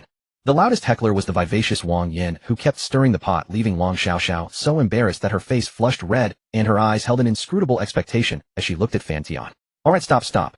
Fan Tian made a gesture, finally putting a halt to the spirited college students. If he really dragged Long Xiaoxiao to the restroom, her roommates would surely recount it as a joke and occasionally tease her about it. Naturally, Fan Tian wanted to consider her feelings. What are you afraid of, Tycoon bro? Xiaoxiao isn't refusing. If she dares to resist, they'll help you hold her legs down. Roommate Wang Yin kept laughing and goading a subtle, unreadable glint in her eyes. In front of Fan Tian, they observed no hierarchy of status, treating him entirely as a peer, acting as they pleased. Sure, if Xiaoxiao ever resists, you can help me hold her legs down, Fan Tian joked. With the system's aid, he naturally knew Wang Yan's feelings toward him. Her affinity was nearly 70, almost on par with Long Xiaoxiao's. One was warm and outgoing, the other reserved and gentle. Enough joking. Come, I toast to you. Thanks for hosting us. He'll finish mine. Oh, drink as you please. Wang Yan's tone carried a hint of guilt as she quickly changed the subject, picked up the wine glass, poured half a glass of red wine, and downed it in one go, quite bold. Yet her expression shifted slightly at Fan Tian's remark with an unspoken hint of anticipation. Right, a toast, the others chimed in as well. None of them took the two's banter seriously, for they saw Fan Tian as Long Xiaoxiao's boyfriend. If Wang Yin got involved too, it would be scandalous and morally corrupt. Though in today's society, or especially in the world of the wealthy, such things were common, they were still in the bloom of youth and had not yet witnessed such sordid matters. Drink in moderation. Fan Tian shook his head slightly, yet honestly raised his glass and clinked with theirs. However, just as Wang Yin tried to toast a second time, he gently pressed her hand down. Fan Tian could tell that Wang Yin wasn't much of a drinker. She was only forcing herself because she was in low spirits. What's wrong, Tycoon bro? Weren't we having a good time? Wang Yin frowned, puzzled. I'm not much of a drinker. It wouldn't be good if I got drunk. There's still the second half. Fan Tian made an excuse to decline. Oh right, I almost forgot. You're heading to your employees later. By the way, Tycoon bro, with such a big company, could we get some position after graduation? You're only a freshman, thinking that far ahead. Fan Tian smiled and continued, but I do have an entertainment company about to break into the self-media industry. Since you're singing streamers, you could give it a try and take a position. No strict requirements. About 3,000 to 4,000 base salary per month. Fan Tian didn't refuse. After all, they were students from the Shanghai Conservatory of Music with solid artistic skills. At the very least, with his current wealth, supporting a few college students was no burden, just an early investment. If one of them became a hit, the money would come back. Even the least attractive among the 4 college girls had a charm rating above 70, making them all minor beauties. In the wider world, they would be eagerly sought after. Truly worthy of Tycoon bro. The others felt a stir of excitement. Initially, they had urged Long Xiaoxiao and Fan Tian to get together, perhaps not out of such self-interest, but people change. Having enjoyed a luxurious lifestyle, their horizons broadened, and naturally their ambitions, or rather their vanity, grew. It is easy to go from frugal to lavish, but hard to return. Reaping some benefits from Fan Tian to make their college life smoother. Why not? Yet they didn't dare agree immediately. The online world ran deep, and although Fan Tian had acquitted himself, well, so far, what if he turned out to be a wolf in sheep's clothing? Some companies online preyed on newcomers with sky-high termination fees. Countless aspiring streamers had lost everything to such companies before even earning a dime. So they turned their eyes to Wang Yin, who had some business since she had initiated the topic, so she should decide. Is that for real? If so, we'll give it a try. Wang Yin's heart stirred. Though her family was wealthy, and she didn't need the money, she wouldn't turn down free cash. Besides, she had another motive. Working under Fan Tian would let her bother him under the pretext of work, adding another string to her back. Having one more friend outside is always good. If you're ambitious, I'm happy to welcome you, Fan Tian said with a smile. Can I join? Long Xiaoxiao asked, abruptly, a trace of anticipation in her voice. Fan Tian was taken aback. What kind of question was that? Did she think he would refuse if she wanted to join? Didn't she see herself as his girlfriend? After a moment's thought, he figured Long Xiaoxiao was just looking for a topic to chat with him. Sure. How about we split your earnings 50-50? Okay. Long Xiaoxiao nodded without a second thought, already planning how to work hard to earn money, so she could gain face in front of Fan Tian and become self-reliant. Otherwise, if the gap in their status was too great, she would truly become nothing more than a pendant hanging from his thigh. This meal left all five delighted, especially Fan Tian, whose big hands secretly kept up mischief, turning Long Xiaoxiao from initial nervousness and frowning to blushing and heart-racing, until finally her face was merely flushed. Wang Yin, watching Fan Tian's seemingly lecherous movement, couldn't help but feel a pang of disappointment in her heart. In terms of appearance alone, she felt she was no inferior to her roommate Long Xiaoxiao.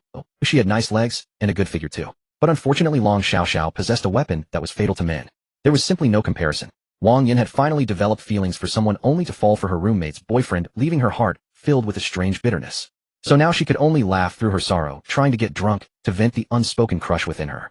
Wang Yin didn't even realize that she had unconsciously leaned slightly toward Fan Tian, her straight fair long legs pressed together, without a gap, also shifting in his direction.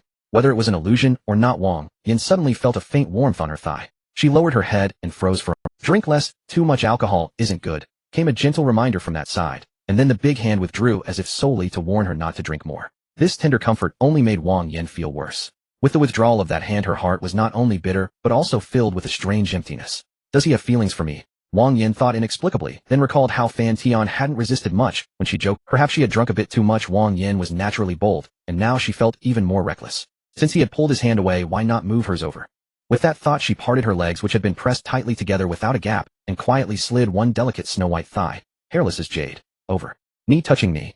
Wang Yin had expected Fan Tian to warn her or discreetly avoid the contact, but to her delight, that captivating big hand seemed to return, albeit briefly, enough to make her happy. Yet suddenly she wondered if she was betraying her roommate Long Xiaoxiao. They'll go to the restroom first, you all eat slowly. Halfway through, Fan Tian rose and left. Where's the restroom? They'll go too. I've had a bit much to drink. Wang Yin also excused herself and followed Fan Tian out. None of the others suspected anything. Wang Yin followed closely behind Fan Tian, her eyes filled with a mix of anticipation and anxiety. She couldn't quite understand why she had acted on impulse and followed him out. He was clearly her roommate's boyfriend, yet she disregarded morality. If Xiao found out, it might sever their relationship, making it difficult to handle. Yet it felt somewhat thrilling. Perhaps it was due to being raised in a wealthy family, having everything go smoothly throughout her life. Now this situation gave her a sense of rebellious excitement. Moreover, Fan Tian had just brushed his hand against her thigh, which might have been a subtle hint. Though his actions were not overly provocative, they were suggestive. But what if? Wasn't she missing the chance to get closer to him? Just this once, just once. Wang Yin thought, perhaps under the influence of alcohol, giving rise to thoughts that she normally wouldn't entertain. The thrill of preparing to do something wrong clouded her mind, especially with the faint scent of musk emanating from Fan Tian, which overwhelmed her and ignited a reckless impulse. Fortunately, I didn't eat much earlier. Wang Yin glanced at her flat abdomen, taking a deep breath to maintain her best state. After all, she was dressed in a revealing outfit, a cropped white tank top and hot pants. She didn't believe that Fan Tian would remain indifferent to her alluring appearance. The women's restroom is over there. You don't want to follow me into the men's restroom, do you?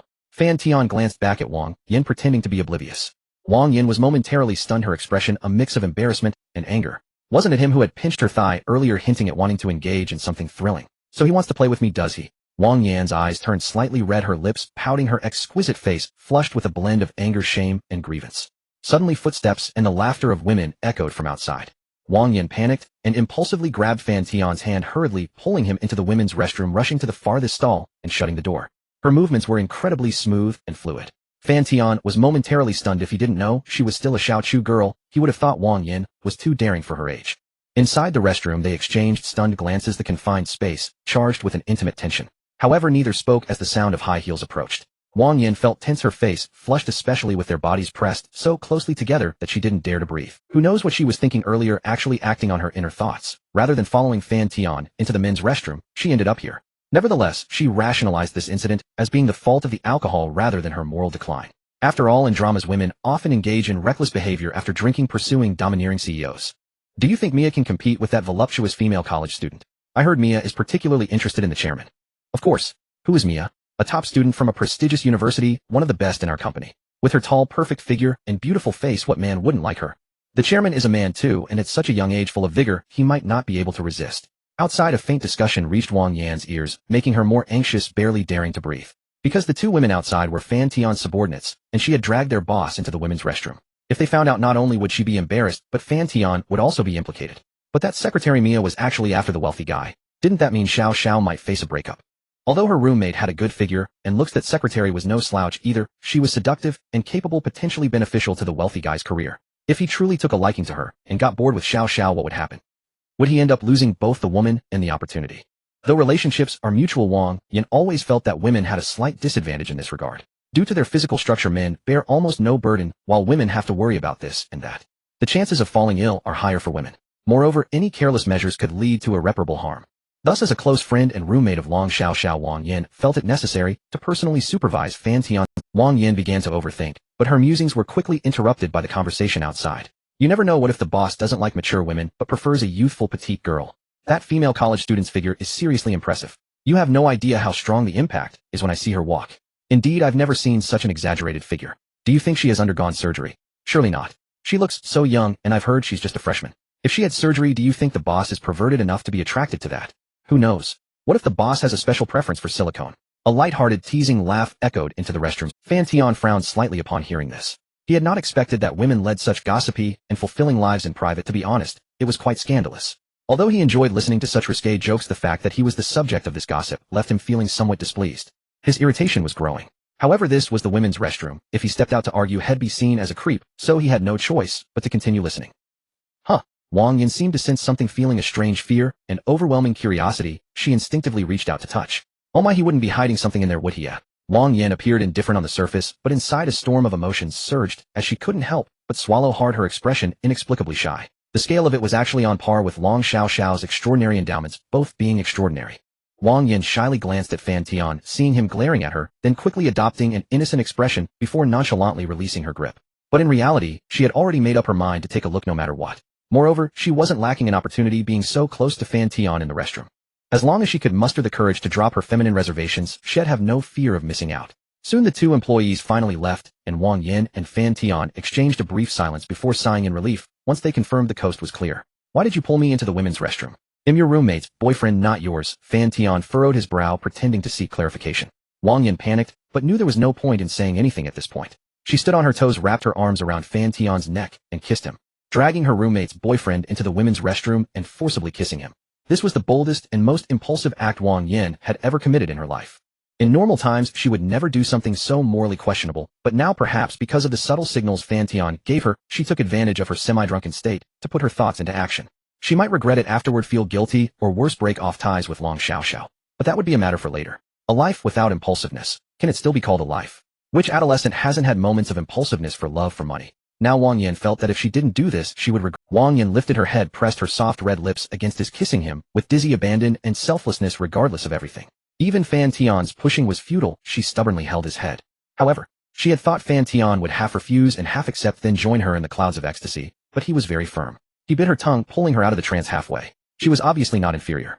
After being pushed away, she looked at Fan Tian with reddened eyes, feeling both wronged and angry, and even she was obviously not inferior. After being pushed away, she looked at Fan Tian with reddened eyes, feeling both wronged and angry, and even more at a loss, her emotions in turmoil. What are you doing? Dragging me into the restroom, just for this? Don't forget I'm your roommate's boyfriend, Fan Tian said in a low voice, feigning anger. Wang Yin was stunned. After being scolded by Fan Tian, she stood there at a loss, vaguely feeling a suppressed grief. Don't you like me, eh? Wang Yin asked instinctively with a sobbing voice, or rather her mind was now muddled, and she began to talk nonsense. It's not a matter of liking you, I already have a girlfriend. Don't tell me you want to be a secret mistress. Fan Tian sneered, inadvertently steering the conversation this way. Although the words sounded like those of a scumbag, to avoid future troubles, he steered the impulsive Wang Yan's thoughts in that direction, letting her propose it herself. Then if she regretted it later, he could extricate himself with ease. Indeed, upon hearing this, the now completely impulsive Wang Yin seemed to see a glimmer of dawn. There was hesitation in her eyes, but even more was a restless urge. Seeing that she still hesitated, Fan Tian prepared to push open the door and leave. But as soon as his hand touched the doorknob, Wang Yin became anxious and blurted out instinctively, "Okay," Wang Yin said, pitifully pulling at Fan Tian's clothes. As soon as the words left her mouth, she felt a hint of regret, but more than that, she looked forward to Fan Tian's reaction. Even Wang Yin herself didn't understand why she cared so much about Fan Tian's feelings. Even though they had only met in real life for the first time, she was so eager to surrender herself that she could even propose such a ridiculous thing as becoming his mistress. Can I do what? Fan Tian turned back, asking knowingly, his expression serious. Become your mistress, can I? Wang Yin pursed her red lips, a pair of fair small hands subconsciously clutching Fan Tian's clothes, her tear-filled peach blossom eyes looking at him with a hint of anticipation. She was somewhat afraid that Fan Tian would agree, but even more afraid that he would refuse. In short, she was now very conflicted. However, she was also a bit intoxicated. Fan Tian's elusive attitude kept her emotions fluctuating, preventing her from thinking calmly, let alone the slight drunkenness. Fan Tian remained silent for a moment, then let out a sneer instead. Is it that easy? Do you even know what a mistress is? Whatever you say, you'll do whatever you ask. Wang Yin looked at Fan Tian, her swollen eyes full of grievance, her tone filled with abasement. She also knew that once she said that she would have no dignity left in front of him until she voluntarily left him or he abandoned. Fan Tian let go of his hand on the doorknob, turned around, and stared at Wang Yin with an unguarded gaze. Her full red lips were slightly chapped. His eyes followed her delicate fair collarbone downward, vaguely catching a glimpse of white skin, then down to her flat abdomen, without an ounce of fat, and finally, to her straight white long legs pressed together, without a gap. What's wrong? Wang Yin was also nervous and shy under Fan Tian's undisguised gaze. She didn't know what he wanted to do, afraid that she might say something wrong and displease him. But since she was to be his mistress, he could do whatever he wanted, right? And right here in the restroom. The restroom was actually quite spacious, easily accommodating 5 or 6 people, and it was luxuriously built. The walls were lined with obsidian glazed tiles, the ceiling had a soft light strip, and a wall-mounted diffuser constantly emitted a captivating fragrance. This opulent decoration was even more lavish than some ordinary people's rooms, and the atmosphere was soft, soothing, natural, and quiet. Wang Yin didn't mind. Can we, Wang Yin, seeing Fan Tian's silence, mustered the courage to ask repeatedly, showing a determination to not stop until the goal was achieved. In other words, she was impulsive. It was like some men gradually falling into a femme fatale trap online. First, she gives you some sweeteners, sends photos to arouse your desire, then gradually raises the demands. And the impulsive man would naturally disregard everything, wanting to unveil the other side's mask and thoroughly understand what kind of demon she was and how her body was constructed. Some people crave the body, some want to be loved. Actually, it's the same. To a player, these are just hooks that make you give everything. Wang Yin was exactly like that now. After all, she had already gone that far. If she shrank back now due to hesitation, she might regret it when she looked back in the future. They'll give you 1 minute to think. Once you start, there's no turning back, Fan Tian said, staring into Wang Yan's eyes. In front of him, Wang Yin was now as weak as a little white rabbit, a far cry from the assertive girl who had pulled him into the restroom, and since she had already spoken up, Fan Tian no longer needed to be cautious. He reached out with his big hand, lifted Wang Yan's chin, stared at her covetously, and his actions became bolder. Is he testing me? Wang Yin felt a trace of joy, as well as fear and anxiety about the future. After all, as a mistress, and one she had actively requested, the outcome was completely out of her control. Whether she would be treated gently like Long Xiao or used roughly was entirely up to Fan Tian's mood. Throwing herself at him like this, she would most likely become a plaything at his mercy. But if she refused, Wang Yin couldn't bear it. Perhaps given how gently he treated Long Xiao, being his mistress wouldn't be so bad. At that moment, looking at Fan Tian's handsome face with sharp brows and starry eyes, feeling the wave of masculine hormones, Wang Yin inexplicably felt shy and embarrassed, and her fear gradually dissipated.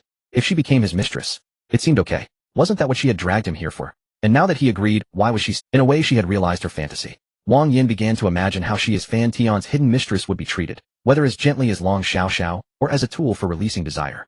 But either way, she seemed to have no choice. No need to think him willing. If you don't mind, I can let you do anything you want.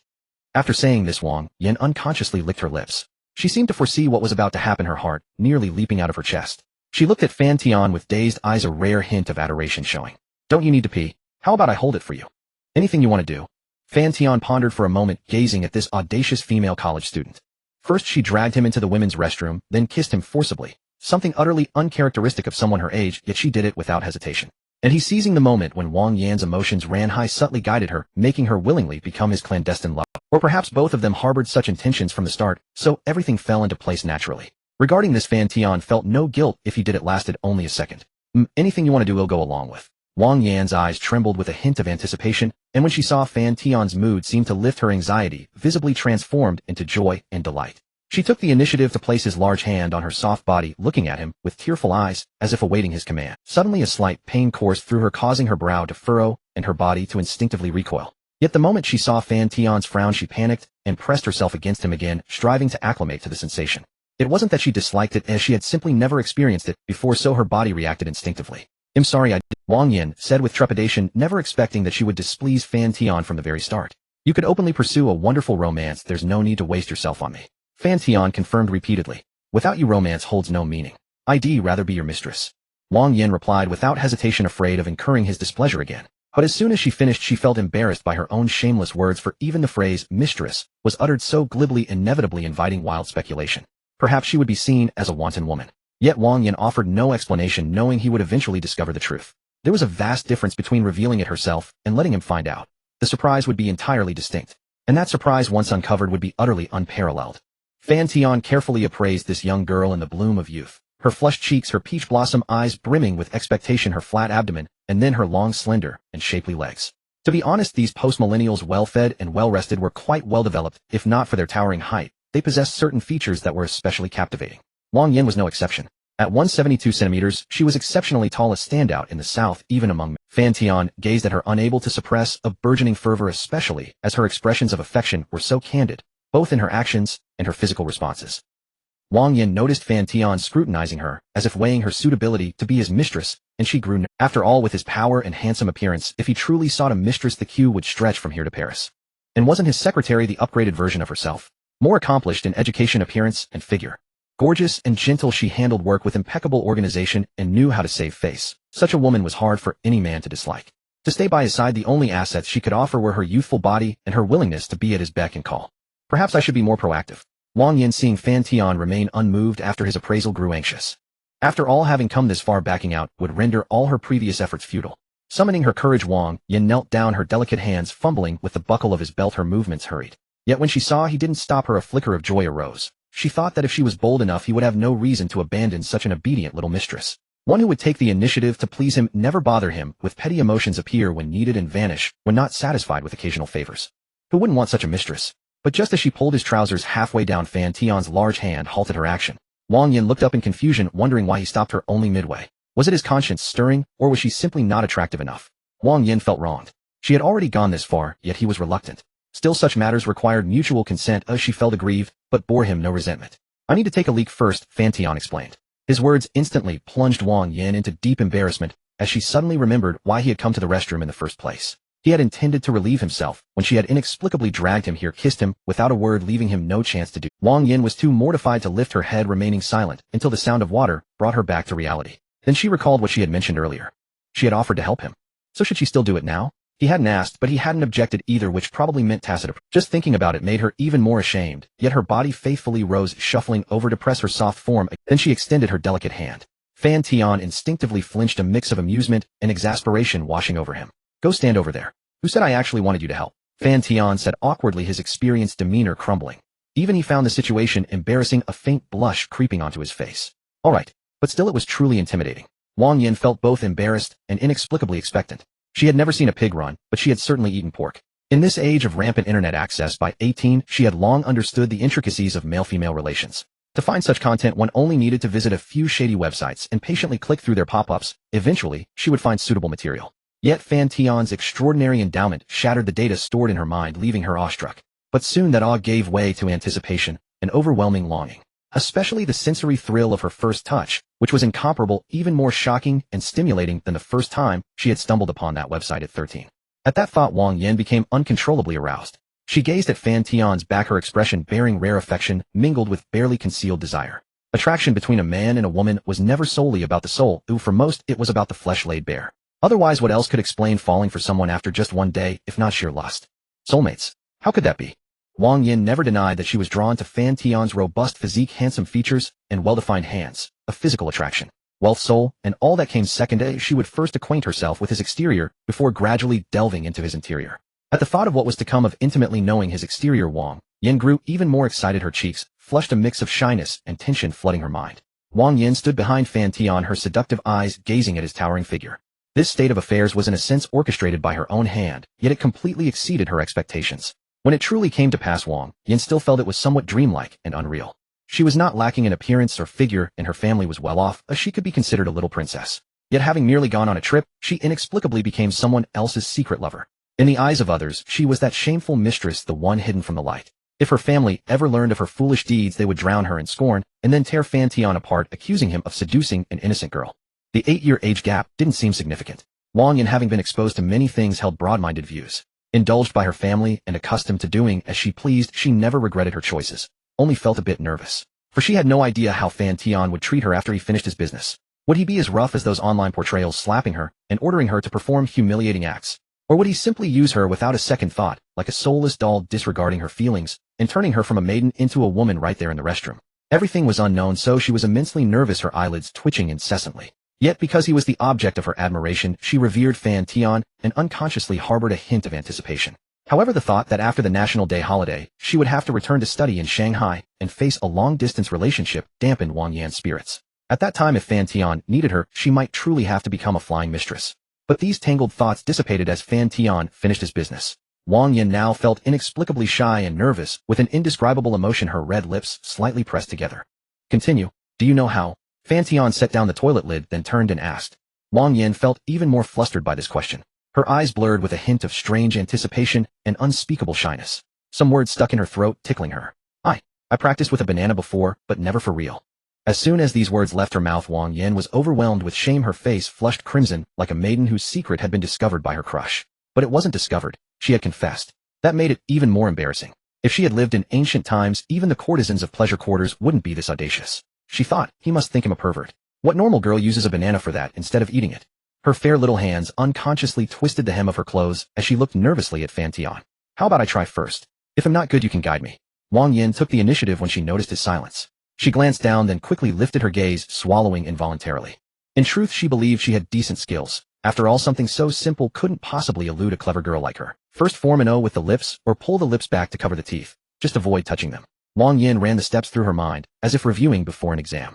Fan Tian found it amusing. Alright, from now on, I'll be your exclusive trainer. I'll train your daily oral skills, traditional handiwork, and rowing techniques. I'll analyze your shortcomings and offer guidance to make you the perfect lover. But it's settled, your training and guidance can only come from me. As his words fell, Wang Yin bit her lip, looked at Fan Tian with seductive eyes, and nodded shyly. From his calm attitude toward such matters, she had already realized deep down that he likely had more than just Long Xiaoxiao. There must be many like her, or else how could he so boldly propose being a training master? Though he demanded she keep herself pure, he himself had no qualms sharing joys and sorrows with countless women. It seemed unfair, but in love, in such matters, where was there fairness? In a relationship, the dominant party usually leads, which is why most women want a man stronger than themselves. Wang Yin had an open-minded attitude toward this. After all, she had made the first move, and she was merely a mistress. It wasn't her place to criticize Fan Tian's lifestyle. Long Xiaoxiao was idling in the private room. She had enjoyed the meal heartily, and was a bit stuffed. The only oddity was that she felt empty beside her. Her companion was missing. Why has brother taken so long in the restroom? It's been almost half an hour. Could he have gone to the company already? Long Xiaoxiao perked up her ears adorably, trying to listen to the next room for the voice of the one she yearned for. But the owner of this restaurant valued guest privacy, especially for VIPs in such rooms. Thus the walls were made of soundproof materials. Once the door was shut, it was hard for outsiders to hear what was said inside, and conversely those inside couldn't hear outside noises. If Fan Tian had indeed gone to the company, Long Xiaoxiao wouldn't dare to follow. She just wanted to confirm where he was, and what he was doing. Nothing more. Someone as insecure as she got more possessive the more she liked the person. In just half an hour she already missed her boyfriend. As for Wang Yin, Long Xiaoxiao found nothing strange. It was common for girls to queue for the restroom, and the restaurant was quite busy, so delays were normal. Moreover, Wang Yin was a dawdler in the restroom, often scrolling through videos on her phone in the dormitory bathroom. That amount of time seemed perfectly normal. He'll send a message to Yan Yin and ask if she's seen brother. Long Xiaoxiao picked up her phone in a Pikachu case, typed carefully, and sent the message. Yin, have you finished in the restroom? Did you see the rich guy? A reply came within 10 seconds. No, I didn't see the rich guy. But the restroom here has too few stalls, but so crowded I can't stand it. Where are you? Should I come find you? Long Xiaoxiao asked. No need, I've already gone to look elsewhere. Not sure where he is. Better not come find me. Long Xiaoxiao found nothing unusual, it matched her expectations. However, as she looked at Fan Tian's contact avatar on her phone, she hesitated, then couldn't resist sending him a message. Brother, where are you?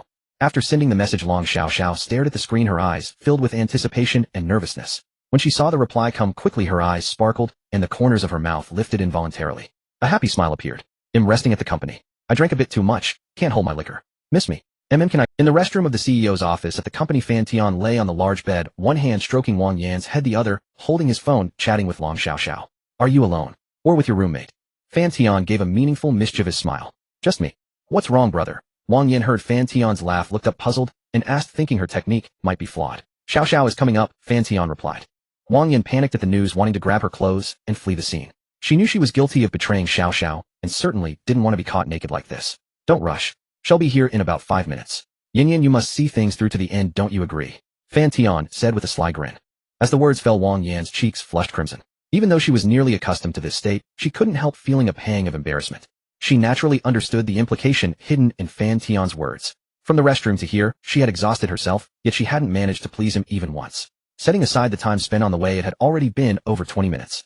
Wang Yan couldn't help but admire Fan Tian's stamina. However, the thought of Xiaoxiao arriving in less than 5 minutes made Wang Yan even more anxious. Casting aside all pretense of face restraint and discomfort, she decided to go all out. Turn around, Fan Tian commanded. Wang Yan froze, for she anticipated what was about to happen. Though she had always championed gender equality, such an act was rarely performed by men. Especially for a lover like her who had thrown herself at him. Would she receive such service? Wang Yan felt nervous, expectant, and mostly shy, but she instinctively obeyed Fan Tian's order. A crisp knock echoed from the private room downstairs. Secretary Mia, wearing an enigmatic smile, stepped in on her red-soled high heels. The boss is resting in the president's lounge. He asked me to bring you there, Mia said politely, walking gracefully to Long Xiaoxiao's side. Okay, thank you, Sister Mia, Long Xiaoxiao replied, obediently picking up her linen bag and standing. You're welcome. The other two roommates exchanged bewildered glances. Not everyone had run off. What were the two of them supposed to do? Soon, however, they broke into knowing smiles. Going alone to see the wealthy guy, everyone knew what was about to happen. The two who had just been flaunting their affection in front of them would at least make it to second base. A home run seemed unlikely. Xiaoxiao was quite conservative in private at school. She always wore long pants and long sleeves, modestly wrapping her impressive figure almost like a country girl. This time's fashionable outfit, the little camisole, was something they had insisted on working hard to persuade her to wear. Yet they dared not be certain. Conservative as she was, the man's charm was considerable. If Xiaoxiao lost her composure, it would be understandable. A mature and charismatic man like that was an irresistible temptation for an 18-year-old maiden. They couldn't help but envy Long Xiaoxiao for finding such an exceptional man. If it were them, they wouldn't hesitate to go the distance. Would you like to rest? I've prepared rooms for you, Secretary Mia politely asked the remaining two. Fan Tian's task was for her to arrange the board, lodging, and travel for these girls, and Mia spared no effort to fulfill it lest she be deemed negligent. After all, she earned a monthly salary of over 50,000 with year-end dividends totaling nearly $1 million. Though she was a graduate from a prestigious university, her expertise lay in management, not core technology. Such compensation for a fresh master's graduate was indeed generous. Thank you, Sister Mia, the other two said happily. You're welcome, Mia replied with a smile. Polite people always make others comfortable, don't they? In fact, this group of college students was quite simple, raising almost no difficult requests. Soon all three gathered their belongings and followed Mia, just as they had earlier. Only then did they realize, was someone— Shenghong, did you message Yin Yan? What if she can't find us? I sent it earlier. She said she's still in the restroom and will come. Yin Yan, why is she taking so long in the restroom this time? We're not in the dorm. Someone noticed the oddity. Strange as it was, they didn't let their minds wander into inappropriate territory. They simply assumed Wang Yin was held up by— Mia led the three into the private elevator, then turned back to nod and smile at Long Xiaoxiao and the others. The elevator fell into a quiet ambience much like before. This time, however, Secretary Mia spoke up. Are you visiting Yaodu as tourists? How do you like it? The three were taken aback. Without the social whirlwind among them, they felt a bit reserved. But with Wang Yin absent, someone had— It's great. The food is delicious and the people are kind and inclusive, roommate Shenghong replied first. What about you, sister? Are you a local of Yaodu? No, I'm from neighboring Xiang province. I came here for work. Xiang province.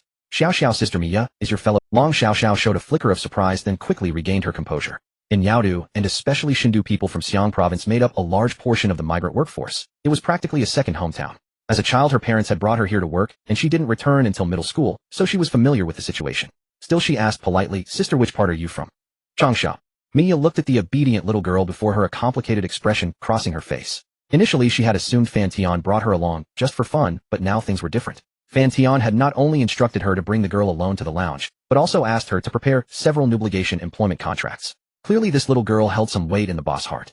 Obligation meant Fan Tian's indulgence toward her. Love for her extended even to her roommates. Mia now fully understood the boss' nature. Generous and kind-hearted. He was indeed one of the goals she aspired to. When she had applied for this position, she was prepared for potential exploitation. Or rather, not exploitation, but the ambition to advance further to gain a foothold in this prosperous city. Previously, Mia had several promising prospects, but never made up her mind, always holding out for a better deal. Even when she first met Fan Tian, she hesitated. Appearance, physique, wealth, and character. All were factors she considered, with wealth being paramount, character second, and appearance. Fan Tian ranked among the top of her prospects. Young, possessing such astonishing wealth, it was hard to imagine what his future— Mia knew that Fan Tian had been evaluating her from the very beginning. But she had also been evaluating him. Fan Tian had wealth, top-tier looks, and physique, a kind nature, and none of the cunning of typical businessmen. Treat him well, and he treated you well in return. He had many women. Besides the little girl in front of her, her roommate was probably now serving him in bed. But Mia had no interest in romantic entanglements. To her, the body was merely a tool, a means to advance and climb to another social class. The abundance of women actually became an advantage in her eyes. It meant Fan Tian wouldn't spend too much time on her, and blissful moments always passed swiftly. Wang Yin, eager to prove her eloquence before Fan Tian, talked until her lips were worn and her throat parched. Especially at the thought that her roommate would soon arrive, an inexplicable thrill of excitement surged within her. Xiaoxiao, you never imagined that I would be one step ahead of you. The mere thought sent a tremor through Wang Yan's delicate frame. The brave savor the world first. Though Long Xiaoxiao was publicly recognized as Fan Tian's legitimate girlfriend, she, as his secret lover, had already won him over first. How could she not feel a quiet pride? The only pity was that the time was all too brief. Yet under such intense exertion, she was utterly exhausted, fearing that a few more minutes would have left her completely spent. Fan Tian did not press her. Such matters required patience. Haste would only spoil the endeavor. A truth he understood. After all, there would be ample time in the future. Wang Yin was still in university, but a flight from Modu to Yaodu took only about 2 hours, allowing her to stay for a few days at a time. Fan Tian believed that under his guidance, she would eventually become the perfect lover. The moment of parting drew near. Wang Yan's eyes unconsciously widened, the corners of her lips slightly drooping. Reluctantly, she reached out her small fair hands to caress Fan Tian's face, pressing her flushed cheek against his broad solid chest, and whispered, "Brother, how about we find a moment tonight in secret? I wish to continue practicing." A trace of guilt lingered in Wang Yan's heart, for her skills were inadequate to satisfy her man's desires. She had not brought him pleasure, instead he had made her truly experience joy and the meaning of being a woman. So she proposed another session of guidance, for him and for her own happiness. Yet as she spoke the final words, a wave of shyness overcame her. The modesty of a maiden was entirely abandoned. At home her mother always taught her that a girl should be reserved in love and not too forward, else a boy would not cherish her. But now her mother's words were completely forgotten. Yet she could hardly be blamed. If she had been so rational, she would not be in this situation now. The wise do not fall into the river of love, but she was no sage. Fan Tian gazed at Wang Yan's face, which bore a hint of grievance due to her guilt, and could not help but fondly stroke her delicate body, holding her even tighter. The love of the young is always so fervent and candid, never concealed, but openly revealed in its truest form. Joy is joy, sorrow is sorrow, guilt is guilt. He knew exactly what was on Wang Yan's mind, yet he hesitated, thinking of the two beautiful elder sisters who would arrive tonight. Those two he did not fear, they would not easily accept everything. Chen Shui even liked it more, and Yin Rujian, aware of his nature, had long ceased to be surprised. What concerned him was Wang Yin, this newly acquired lover. A sudden large dose of such revelations. Fan Tian was uncertain of the outcome. Should I let them meet? De Yin and Xiao Yin. What a coincidence in name. After all, a person's capacity to accept and endure has its limits. If pushed too hard, the thread might snap. I'm a bit busy tonight. Maybe I won't have time. Fan Tian decided to slow things down. Then go ahead with your work. Wang Yan's spirit sank, but she did not dwell on it. After all, a wealthy man like Fan Tian would naturally be busy. Perhaps he was accompanying Xiao Xiao or other secret lovers like her. Seeing her aggrieved expression, Fan Tian chuckled and pinched her rosy cheek, half joking. What is it that urgent? Two elder sisters are coming tonight to discuss business with me. If you want to come, you're welcome. Elder sisters? Business? Wang Yan's heart stirred. She began to speculate whether those two sisters had any hidden relationship with Fan Tian. After all, who in their right mind would discuss business late at night? No, it's fine. Who knows what kind of people those sisters are? If they start a fight, should I resist or not? The image of being dragged by the hair and scolded flashed through her mind, startling her. No need. You discuss business with them. Wang Yan shook her head, but curiosity gnawed at her, and she couldn't help asking, "Brother, what kind of business are you discussing? Financial matters, or something like me?" Fan Tian smiled and remained silent. Wang Yan understood and pouted slightly to express her mild discontent, but quickly let it go. After all, if he could accept her existence, naturally, he could accept others as well. Are the sisters pretty? Wang Yan soothed her wounded heart and asked casually, "Maybe you'll just drop by tonight.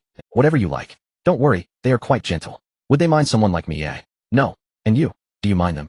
Fan Tian countered. "If they don't mind, then neither will I." They embraced quietly for a while, weariness receding like the tide. When the sound of high heels echoed from outside, Wang Yan reluctantly rose, gathering the clothes that had fallen by the bedside, including the inner garments and the undergarment that was far too soiled. She glanced at it, recalling the earlier moments, her face flushed and warm. Though unusable, she still picked it up, believing it there would be problematic if Xiao Xiao saw it. After finishing, Wang Yan's cheeks still bore a rosy hue as if scorched, while her fair figure exuded a maidenly shyness even more alluring than before, stirring wild fantasies. Wang Yan turned back to look at Fan Tian. Only when he approached, bent down, and gently kissed her, did a satisfied smile spread across her face, her eyes now holding a tenderness she could hardly disguise. "Brother will be going now? See you tonight." Wang Yan parted her red lips, anticipation in her voice. "All right, see you later. He'll make time for you." Wang Yan beamed with joy, clutching her clothes. Unable to resist, she tiptoed to kiss him again until the sound of heels grew nearer, then she hurried through another door. Fan Tian quickly went to the bathroom to freshen up, then returned to bed, covering himself with the blanket. At that moment, "Boss, Miss Xiao Xiao is here. Come in." Secretary Mia opened the door, ushered Long Xiao Xiao inside, and then discreetly closed the door. She then walked to the other side, sat quietly on the sofa, and crossed her legs encased in black stockings. Her gaze occasionally drifted to a door connecting to Fan Tian's room. She was waiting for the earlier college girl to emerge from there, so she could escort her away. "Youth is wonderful, full of vitality," Secretary Mia remarked, a rare complaint escaping her lips. As Long Xiao Xiao stepped into the room, she noticed a unique fragrance of incense, soothing and pleasant. Then she saw Fan Tian leaning against the headboard, half-naked, looking at his phone. First came surprise, then shyness. Being alone with a man in a room like this, she had never done so except with her father. She was naturally nervous, afraid that Fan Tian might do something rash, yet also afraid he wouldn't. "Brother, you're not wearing anything below, are you?" Long Xiao Xiao thought, her face flushed and heart racing. Overwhelmed with shyness, she couldn't help but sneak a glance at Fan Tian's physique. His sharply defined collarbone, the masculine Adam's apple, his large hands with distinct knuckles, and the faintly visible abdominal muscles half hidden by the blanket. Everything about him was utterly alluring. For a teenage girl, this was undoubtedly fatal. Like placing a heap of fresh greens before a rabbit, it was hard not to be tempted. Yet the natural modesty of a girl made Long Xiao Xiao instinctively look away after that quick appraisal. "Xiao Xiao, you must hold on." Long Xiaoxiao walked over nonchalantly, constantly reminding herself in her heart, but her Beauties instincts kept making her gaze wander over blinking, especially her slightly flushed cheeks full of maidenly shyness. Little did she know while she was sizing up Fan Tian, he was also sizing her up. As Long Xiaoxiao approached, Fan Tian clearly felt a strong sense of tremor quivering with each step, and he couldn't help but find it rather astonishing. His extraordinary talent was a gift from the system, but Long Xiaoxiao's figure was truly a marvel of nature. Not one in 1,000 nor one in 100,000. Scarcely one could be found like this. What are you standing there for?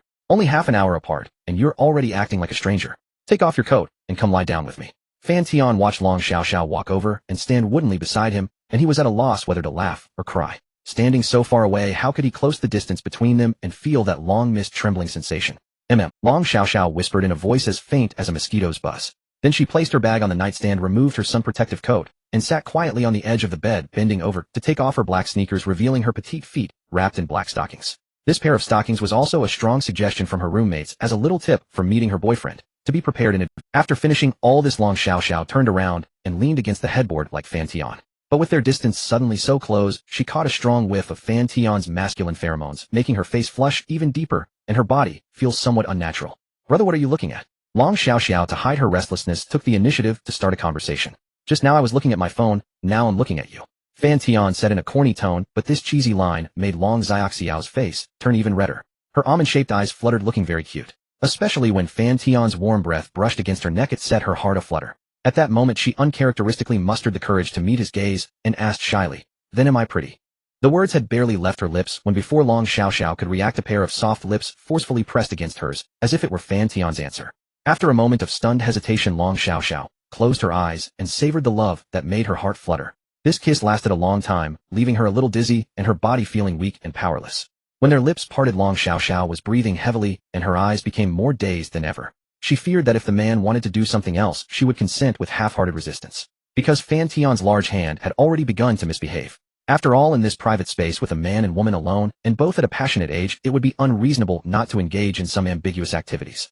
Moreover, when a normal boyfriend and girlfriend kiss, what man's hand remains still? Click. A faint, almost inaudible sound of a clasp came.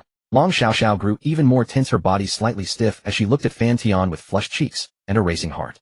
No matter how innocent she was, she knew what Fan Tian was about to do next. Yet she did not resist. She simply stared at him with her innocent, pure big eyes, then actively removed the inner restraint and placed it on the nightstand. Soon a warm, large hand slipped inside. Touched by a man for the first time, Long Xiaoxiao's delicate body instinctively trembled, her slender eyebrows raising slightly. Then with an indelible tenderness, she gazed at Fan Tian and leaned against his shoulder like a soft little rabbit. Before coming, she had already prepared for this. Besides, she and Fan Tian were boyfriend and girlfriend, such contact was perfectly normal. "I can't handle it at all," Fan Tian exclaimed in amazement. He now had no interest in playing on his phone. A nameless impulse surged within him, wanting to thoroughly understand Long Xiaoxiao's inner beauty. On the other side, Wang Yin did not leave immediately. Instead, she pressed her ear against the door to see what Fan Tian and Xiaoxiao were talking about. To her slight disappointment, yet also relief, the two didn't make much of a commotion. But this matched her impression of Long Xiaoxiao, an introverted and gentle roommate. If she had acted like Wang Yin, then Wang Yin would have found it strange. Wang Yin glanced at her phone, scanning the chat history, with Fan Tian every word and phrase making the corners of her mouth lift slightly. She was quite content with this state now, but the fact that she couldn't stay by Fan Tian's side made her a little resentful. After all, once this National Day holiday ended in 2 more days, she would have to head back to school. It would be a long-distance relationship. Naturally, Wang Yin wished she could cling to Fan Tian every moment now. If only Xiaoxiao would agree, Wang Yin thought inexplicably. This fleeting idea made her already flushed cheeks bloom with an unnatural crimson again. How could I be so perverted? Stealing her boyfriend and wanting to share too.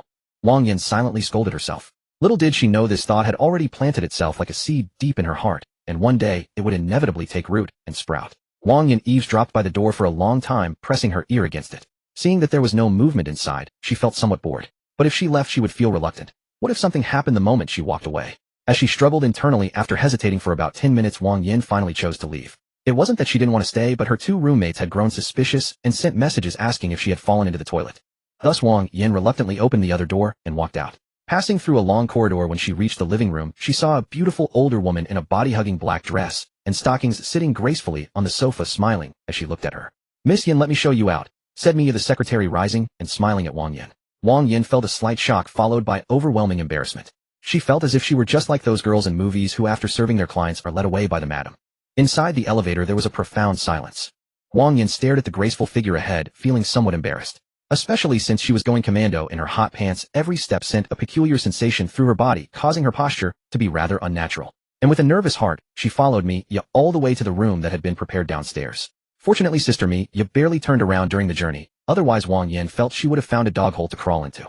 This is the room card. Your roommate is next door at 503. If you need anything, just call or send a message. Mia said with a faint smile, her eyes politely watching the sister who was 7 years younger than her. Although she didn't know where this female college student stood in the boss's heart, she still expressed her concern politely with "Thank you, Sister Mia." Wang Yin showed a flattered expression, giving ample emotional value. Similarly, Wang Yin also wanted to leave the best impression on this employee, who worked under Fan Tian. She didn't know if Mia had any deeper interactions with Fan Tian in private, but being polite and courteous to her always had its. "I'll be going now." Mia smiled and walked away with graceful steps. Wang Yin stood at the doorway, pursing her red lips as she watched the tall figure illuminated by the soft corridor lights on her back, feeling a twinge of envy. Her demeanor was mature and elegant, exuding an aura of cultured grace, yet with the addition of black stockings it blended with a seductive charm, giving the impression of a sheltered maiden from a noble family forced to work due to the family's decline. "I heard, Sister Me, you came here specifically for brother. That must be true." Wang Yin shot a resentful glance sighed softly, and then closed the door. She was the last one who should be jealous. She wondered what that guy was doing. Was he being all lovey-dovey with her roommate? Wang Yin's mind couldn't help but flash back to those ambiguous scenes in the upper floor with Fan Tian. Her body felt restless as she tried to savor something, but she quickly suppressed those shameful thoughts, picked up the prepared bathrobe, and walked into the bathroom. In the bathroom, hot water cascaded over her fair body. Because she had an appointment with someone that night, Wang Yin washed herself several times from head to toe, inside and out, front and back, until there was absolutely no odor left, which allowed her to relax slightly. After the shower, she proceeded to shave and moisturize, giving her entire body a thorough spa treatment without missing a single spot. Only when every part was as smooth as a mirror and as white as snow did Wang Yin feel satisfied. Perhaps her figure wasn't as voluptuous as Long Xiaoxiao's, but in terms of delicate fair skin and well-proportioned body, Wang Yin was confident. After all, her family was wealthy, so she naturally had access to expensive skincare products. She had been taking care of her figure and skin since her first year of high school, which was why she was so confident. Of course, someone as naturally gifted as her roommate Long Xiaoxiao was one in a million. She wouldn't compare herself to Long Xiaoxiao. Names can be wrong, but nicknames never lie. After all, the title of Shanghai Conservatory's first big landmine was not an exaggeration. Now with Fan Tian doting on her size might become even more terrifying. And though she envied it, she didn't want such a heavy burden herself. Apart from pleasing the person she liked, such a figure was inconvenient for everything. Not just movement, but also finding suitable underwear. What should I wear? After finishing her grooming, Wang Yin opened her suitcase and took out clothes one by one. But looking at the relatively ordinary clothes in front of her, her delicate brows furrowed slightly. Since she had come to Yaodu for tourism, she hadn't anticipated such a situation at all. Therefore, most of the clothes she brought were of the comfortable and loose-fitting type, which left Wang Yin unable to pick out an outfit she was satisfied with. How about trying this one? Out of the corner of her eye, Wang Yin spotted a hint of gray and felt a surge of delight. It was a trendy light gray sleeveless midriff-bearing bodysuit. Paired with hot pants or a miniskirt, it would be a surefire weapon to captivate men or women. She hadn't expected to have accidentally brought this piece of clothing. Having chosen the matching outfit, Wang Yin set it aside, lay down on the bed, and picked up her phone. Seeing no message from Fan Tian, she felt a slight pang of disappointment. But she quickly let it go. After all, at this time he should still be with Xiao Xiao, and probably didn't have time to reply. Knock knock knock. A knock sounded, followed by her roommate's voice. Wang Yin felt a sudden panic. She quickly put the sexy bodysuit and hot pants back into her suitcase, checked her appearance in the mirror to ensure everything was fine, and then went to open the door. As soon as she opened the door, Cheng Hong and Luo Sihui entered with a bag of snacks and drinks, clearly intending to have a party. Yin, nothing to do tonight, let's play some poker. Normally Wang Yin would be happy to do so, but thinking about her appointment with Fan Tian that night, her interest waned, and she began pondering an excuse to slip away. Why are you wearing perfume this late? Going on a date? Her roommate, Cheng Hong, suddenly leaned in with her nose, startling Wang Yin, who felt a pang of guilt. But she quickly calmed down and said nonchalantly, I just took on an ad for a small brand, just testing it out. What are you thinking? You never know. Someone spent almost an hour in the bathroom. Maybe she was up to something shady. The other roommate, Luo Si, are we playing or not? If not, I'm going to sleep. I drank a bit too much today, and I'm dead tired. Wang Yin quickly changed the subject, pretending to be exhausted, which dispelled her roommate's suspicions. You girls. I wonder what Xiao Xiao is doing now. Could she have already been devoured by the rich guy? How about we call or send a message to ask? Someone suggested, but no one agreed, and they were even met with a couple of eye rolls. That rich guy invited us to travel, wined, and dined us. Why would you call and disturb their date? Unless you want to join in. I was just joking. Fine, I won't send anything. It's not like I brought them up first. Ding dong. The sound of a message notification came from the bed. Wang Yin immediately abandoned her gossiping roommates, picked up her phone, and saw that it was the man she had been longing for. The corners of her mouth couldn't help but lift slightly, revealing the demeanor of someone deeply in love. But aware that two pairs of eyes were closely watching, she had to restrain her excitement. Nothing much, just lying around. Wang Yin certainly wouldn't say she was playing poker with her roommates, otherwise he might think she was busy and cancel the date out of concern. Brother, are you missing me? Wang Yin couldn't help but send this ambiguous message with a flushed face and racing heart. If her roommates weren't there, she would have sent voice messages and photos to seduce her man. But she wondered why Fan Tian had time to chat with her. And Xiao Xiao, could they really be just keeping things platonic? However, given Xiao Xiao's personality, it was quite possible. Just like that, Fan Tian's hand couldn't help but caress the soft body resting on his chest, recalling the scene just moments ago, a faint smile curling at the corners of his lips. More or less. Long Xiao Xiao lifted her head, her rosy cheeks tinged with a hint of shyness, and mustered the courage to ask, "Brother, will you love me forever?" For the traditional Long Xiao Xiao, she had already deemed Fan Tian as the man for her life, otherwise she wouldn't have half reluctantly let down all her defenses and bared herself to him. Fan Tian was startled, looking at that innocent face, a fleeting second of guilt barely visible, before he quickly revealed a doting smile, caressing her burning cheeks. "Of course I will, not just this life, but the next one too." Fan Tian's sweet words flowed effortlessly. "Then he'll love you in the next life, and the one after that."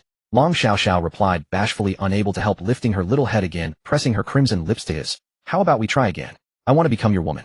Take it slow. You still have a few days of fun ahead, right? That would make it inconvenient for you to travel. Wait until you return." Some people's constitutions differ, leading to polarizing outcomes in such matters. Older individuals with stronger physiques can transition from girl to woman and adapt after just a short while. But for someone like Long Xiao Xiao, who is naturally afraid of pain, it wouldn't heal quickly. Fan Tian looked at that innocent face, a flicker of compassion rising within him. If he truly got excited, it was more than a delicate girl could bear, at least an hour. The true man physique, combined with the recently acquired golden kidney, had raised his threshold for excitement, edging him further down the path of bestiality. Okay. Long Xiao Xiao was overjoyed because Fan Tian considered her feelings from the little details. Hence she looked at him with an unabashed deep affection. To her, she had already deemed herself Fan Tian's woman, so naturally, she didn't hold anything back in front of him. "Get up and have a drink." Fan Tian cupped Long Xiaoxiao's bottom and stood up, then walked outside. Long Xiao Xiao felt the chill of the air conditioner sweeping over her body, sending a slight shiver. She hugged Fan Tian's neck tighter, her pale delicate legs locking firmly around his waist, afraid of falling. The two were as intimate as conjoined twins. Wherever Fan Tian went, Long Xiao Xiao clung to him like a little kangaroo toy, a soft smile on her lips as she savored the moment in tranquility. "What would you like to drink? Yogurt, milk, or sparkling water?" Fan Tian opened the refrigerator and turned sideways so Long Xiao Xiao could see inside. "Yogurt." Long Xiao Xiao suddenly thought of something and couldn't help licking her lips. On the sofa by the floor-to-ceiling window, Long Xiao Xiao nestled against Fan Tian's shoulder, gazing at the dazzling city lights and towering buildings outside. At that moment she felt an immense peace of mind, but then thinking of something she instinctively pressed closer to Fan Tian. "Don't worry, it's one-way glass. No one outside can see in," Fan Tian reassured. "With you, brother, I'm not afraid." Long Xiao Xiao said with a blush, a hint of defiance flashing in her eyes. "Really? Then how about next time we try it right in front of this floor-to-ceiling window?" Fan Tian couldn't help imagining certain scenes. Floor-to-ceiling windows, transparent bathroom, glass balconies. Long Xiaoxiao's face reddened even more, her entire body gradually turning a rosy pink. Then gazing at Fan Tian with tender affection, she replied almost inaudibly, They then chatted about other topics, but suddenly a tall, sexy figure flashed through Long Xiaoxiao's mind, and she asked out of the blue, "Brother, is Sister Mia your woman?" Fan Tian was taken aback, somewhat puzzled. If it were Wang Yin when asking this, he wouldn't have found it strange. But Long Xiao Xiao, could she be jealous? Had it caused a shift in her temperament? Still, that was probably normal. Everyone has countless facets. They present different versions of themselves to outsiders, to him, when in a good mood or when feeling down. Perhaps this was also Long Xiaoxiao's not backing down side. "Why do you ask?" "Because Sister Mia is beautiful, gentle, and highly educated. Men like that, I suppose. I heard from your employees that you two have a relationship." "Yeah, a working relationship. I'm her boss." Fan Tian gave a mischievous grin. Long Xiao Xiao felt a bit annoyed. She set down the yogurt, turned around, and sat squarely on his lap, disregarding every— "What's this? The soft little bunny turns into a big bad wolf. Or are you trying to be queen?" "Xiao Xiao, I won't be able to control myself." Fan Tian genuinely couldn't help swallowing. Seeing her beloved man captivated by her charm, Long Xiao Xiao was secretly delighted. "Then tell me, brother, besides the work relationship, is there any other relationship with Sister Mia?" "Other relationships? Like the one we have?" Fan Tian lifted his head slightly, looking at the somewhat serious Long Xiao Xiao with a playful glint. "Yes or no?" Long Xiaoxiao's expression now resembled that of a police officer interrogating a criminal, yet her naked form made it all too easy for one's thoughts to stray. Fan Tian paused for a moment. "It's okay if there is. You're so outstanding, rich and generous. It's normal for you to have several women." Long Xiaoxiao's tone shifted from assertive to sarcastic, laced with obvious jealousy. Fan Tian chuckled, amused. Jealous girls even changed their affectionate nicknames. He knew that jealousy was human nature. No matter how magnanimous a girl, if she loved you, she would be jealous. It was inevitable. "What are you laughing at?" Long Xiaoxiao was even more exasperated. She had actually anticipated such a situation deep down. After all, she and Fan Tian had met online through a streamer platform. He had gotten to know her by tipping her, and now they were like this. How could he not have done the same with others? Long Xiaoxiao was not stupid, as she had long figured this out. Yet her stubbornness, her fondness for Fan Tian, and her lack of security still drove her to learn the truth, to know everything about him. She wanted to know her place in his heart. Apart from the employer-employee relationship, there's nothing else for now, Fan Tian replied. Really? But what does for now mean? Does it mean she'll become your woman later? Long Xiaoxiao's expression brightened slightly, but she pretended to be annoyed, pressing on. Are you jealous? I'm not jealous. I'm just stating facts. Besides, I'm your girlfriend. Can't I even ask about it? Long Xiaoxiao's eyes reddened as she said, stubbornly glaring at Fan Tian with a puffed-up face. Little did she know that this forced tsundere act combined with her stunning figure had already made Fan Tian unable to hold. You're bullying me. Long Xiaoxiao's eyes were reddened, her lips slightly pouted, and her alluring peach blossom eyes shimmered with a watery mist as she gazed at Fan Tian, appearing rather pitiful. The way you look, it's hard for me not to bully you, Fan Tian said with a mischievous grin. I don't care. Since you bullied me, you have to let me bully you back. Fine, I'll let you bite me back. A moment later, after Long Xiaoxiao had left teeth marks on Fan Tian's chest, she burst into tears only to break into a smile. Yet she still felt a twinge of jealousy over his ambiguous answer earlier, so she couldn't help but bite him again. Has your anger subsided? I'm not telling you. Long Xiaoxiao sat on Fan Tian's lap in an extremely intimate posture, picked up the unfinished yogurt, and continued drinking. Fan Tian looked at Long Xiaoxiao with such adoration that he felt completely healed. She possessed a lily-like countenance that could make countless men cheer with joy, along with a figure that was breathtakingly voluptuous. The term loli with huge breasts suited her perfectly. Moreover, Long Xiaoxiao's skin was exceptionally well-maintained, so delicate, it seemed ready to bloom at the slightest touch. Or rather, it wasn't maintenance, but natural beauty. Her skin was as pure and flawless as winter snow, and a light pinch would leave a blush of crimson. Her aggrieved expression, tinged with a hint of stubbornness, stirred the deepest protective and possessive instincts in Count. Because of their recent intimate actions, not only did Long Xiaoxiao's fair cheeks flush with a faint blush, but her skin too was tinted pink. Especially when she ate and occasionally stole glances at Fan Tian, her petite expressions looked utterly adorable. Every time he saw her adorable and touching demeanor, Fan Tian could not resist pulling her into his arms, playfully enjoying her company and symbolically leaving his mark on her body. Damn, it's huge. I've left my mark here. From now on, it all belongs to me, understand? You must take good care of it. Fan Tian said to Long Xiaoxiao with a rather domineering tone. Then as she shyly looked on, he lowered his head and sucked hard once more. When he released, a popping sound echoed. There remained his saliva and clearly visible teeth marks. It hurts. Long Xiaoxiao shot him a resentful glance with a wronged expression, but she didn't show any disgust, always giving off a feeling of budding tenderness. If it didn't hurt, how would you know I cherish you? Fan Tian said with a wicked smile, then couldn't resist burying his head deep and taking a long sniff. Such an intimate gesture made Long Xiaoxiao even more bashful, but in the end she still doted on Fan Tian endlessly. She held the yogurt high to avoid spilling it on him, allowing him to play freely. The scent of milk. Fan Tian smiled with satisfaction. Long Xiaoxiao pouted her little lips and denied cutely, no, it's not. By the way, where are you planning to go tomorrow? We haven't decided yet. The past few days we went to Xiaoman and Shangxiaju. Tomorrow evening, we'll probably go to the Zhujiang River and take a cruise to look around. Alright, I'll accompany you tomorrow night. There was no way Fan Tian could spend the whole day with all four of them tomorrow. It would be better to take a cruise and enjoy the enchanting night scenery of Yaodu under the cover of darkness. Really? Aren't you busy tomorrow? Isn't your company open during National Day? Long Xiaoxiao seemed delighted. You see, the four of them had been in Yaodu for 4 days and Fan Tian had only come out to see them now, so Long Xiaoxiao assumed he couldn't spare the time. I have work at night and occasionally during the day. Fan Tian certainly wouldn't say that during the day he had to accompany Chen Shui and the others for their wedding photo shoot, and then in the evening he would accompany them to the night market and take a cruise. Right now he was simply a master of time management. Wait, come with me to the mall downstairs later to pick out some clothes. There's no need. I have clothes. You don't have to keep spending money on me. Long Xiaoxiao felt somewhat embarrassed as she didn't want to spend Fan Tian's money anymore, as it made her feel guilty inside. The more of Fan Tian's money she used, the more she felt indebted to him, as if she were a mistress kept by his wallet. Long Xiaoxiao didn't want that. You silly girl, what's wrong with spending a little of my money? Aren't you my girlfriend? Fan Tian smiled. Besides, I'm not just buying for you, but also for your roommates. That way they'll look after my silly girlfriend when you're back at school, so no one bullies you. When a man approaches a woman, it's usually to sleep with her. When a woman approaches a man, she either wants his material wealth. Although Fan Tian's behavior might seem a bit like a playboy, he was still the kind of man who values deep emotions and plays pure love with every woman. For treasure-like girls who cherish his person, material offerings naturally couldn't be lacking. After all, since he couldn't give them exclusive love, he had to make up for it in other ways, letting them feel his intense affection. I'm not silly. Long Xiaoxiao's lips curled into a joyful smile, looking foolishly enchanted by Fan Tian's coaxing. You say you're not silly. Look at you, you can't even drink yogurt without spilling it all over my precious. Long Xiaoxiao looked down and immediately felt embarrassed. Moreover, Fan Tian's words about my precious made her cheeks flush crimson, and she wanted to wipe it clean with her hand. Don't. He'll do it. I've left my mark from now on, it's mine. After a moment of tender intimacy, Long Xiaoxiao and Fan Tian had finished dressing up. Long Xiaoxiao wore the same white tank top on top paired with gray pants below, but the silk stockings she had on earlier were gone.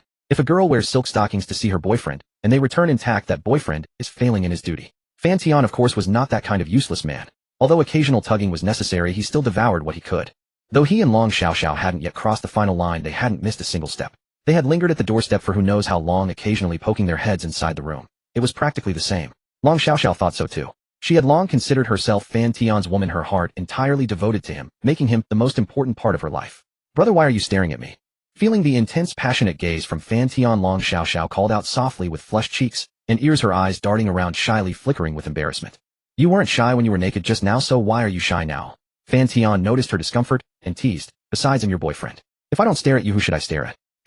Long Xiaoxiao hummed in response, and indeed, she became less restrained and shy, her posture relaxing. She thought to herself that since they were already together, having kissed and been completely open with each other, there were no secrets left between them.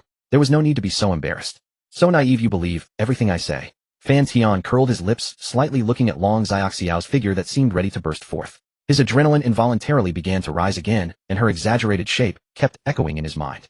To be honest, now that she was dressed, she was even more irresistible to him, stirring an urge to part the clouds and see her true form. Even though he had already witnessed it just moments ago, Fan Tian could only sigh, knowing the taste of pleasure.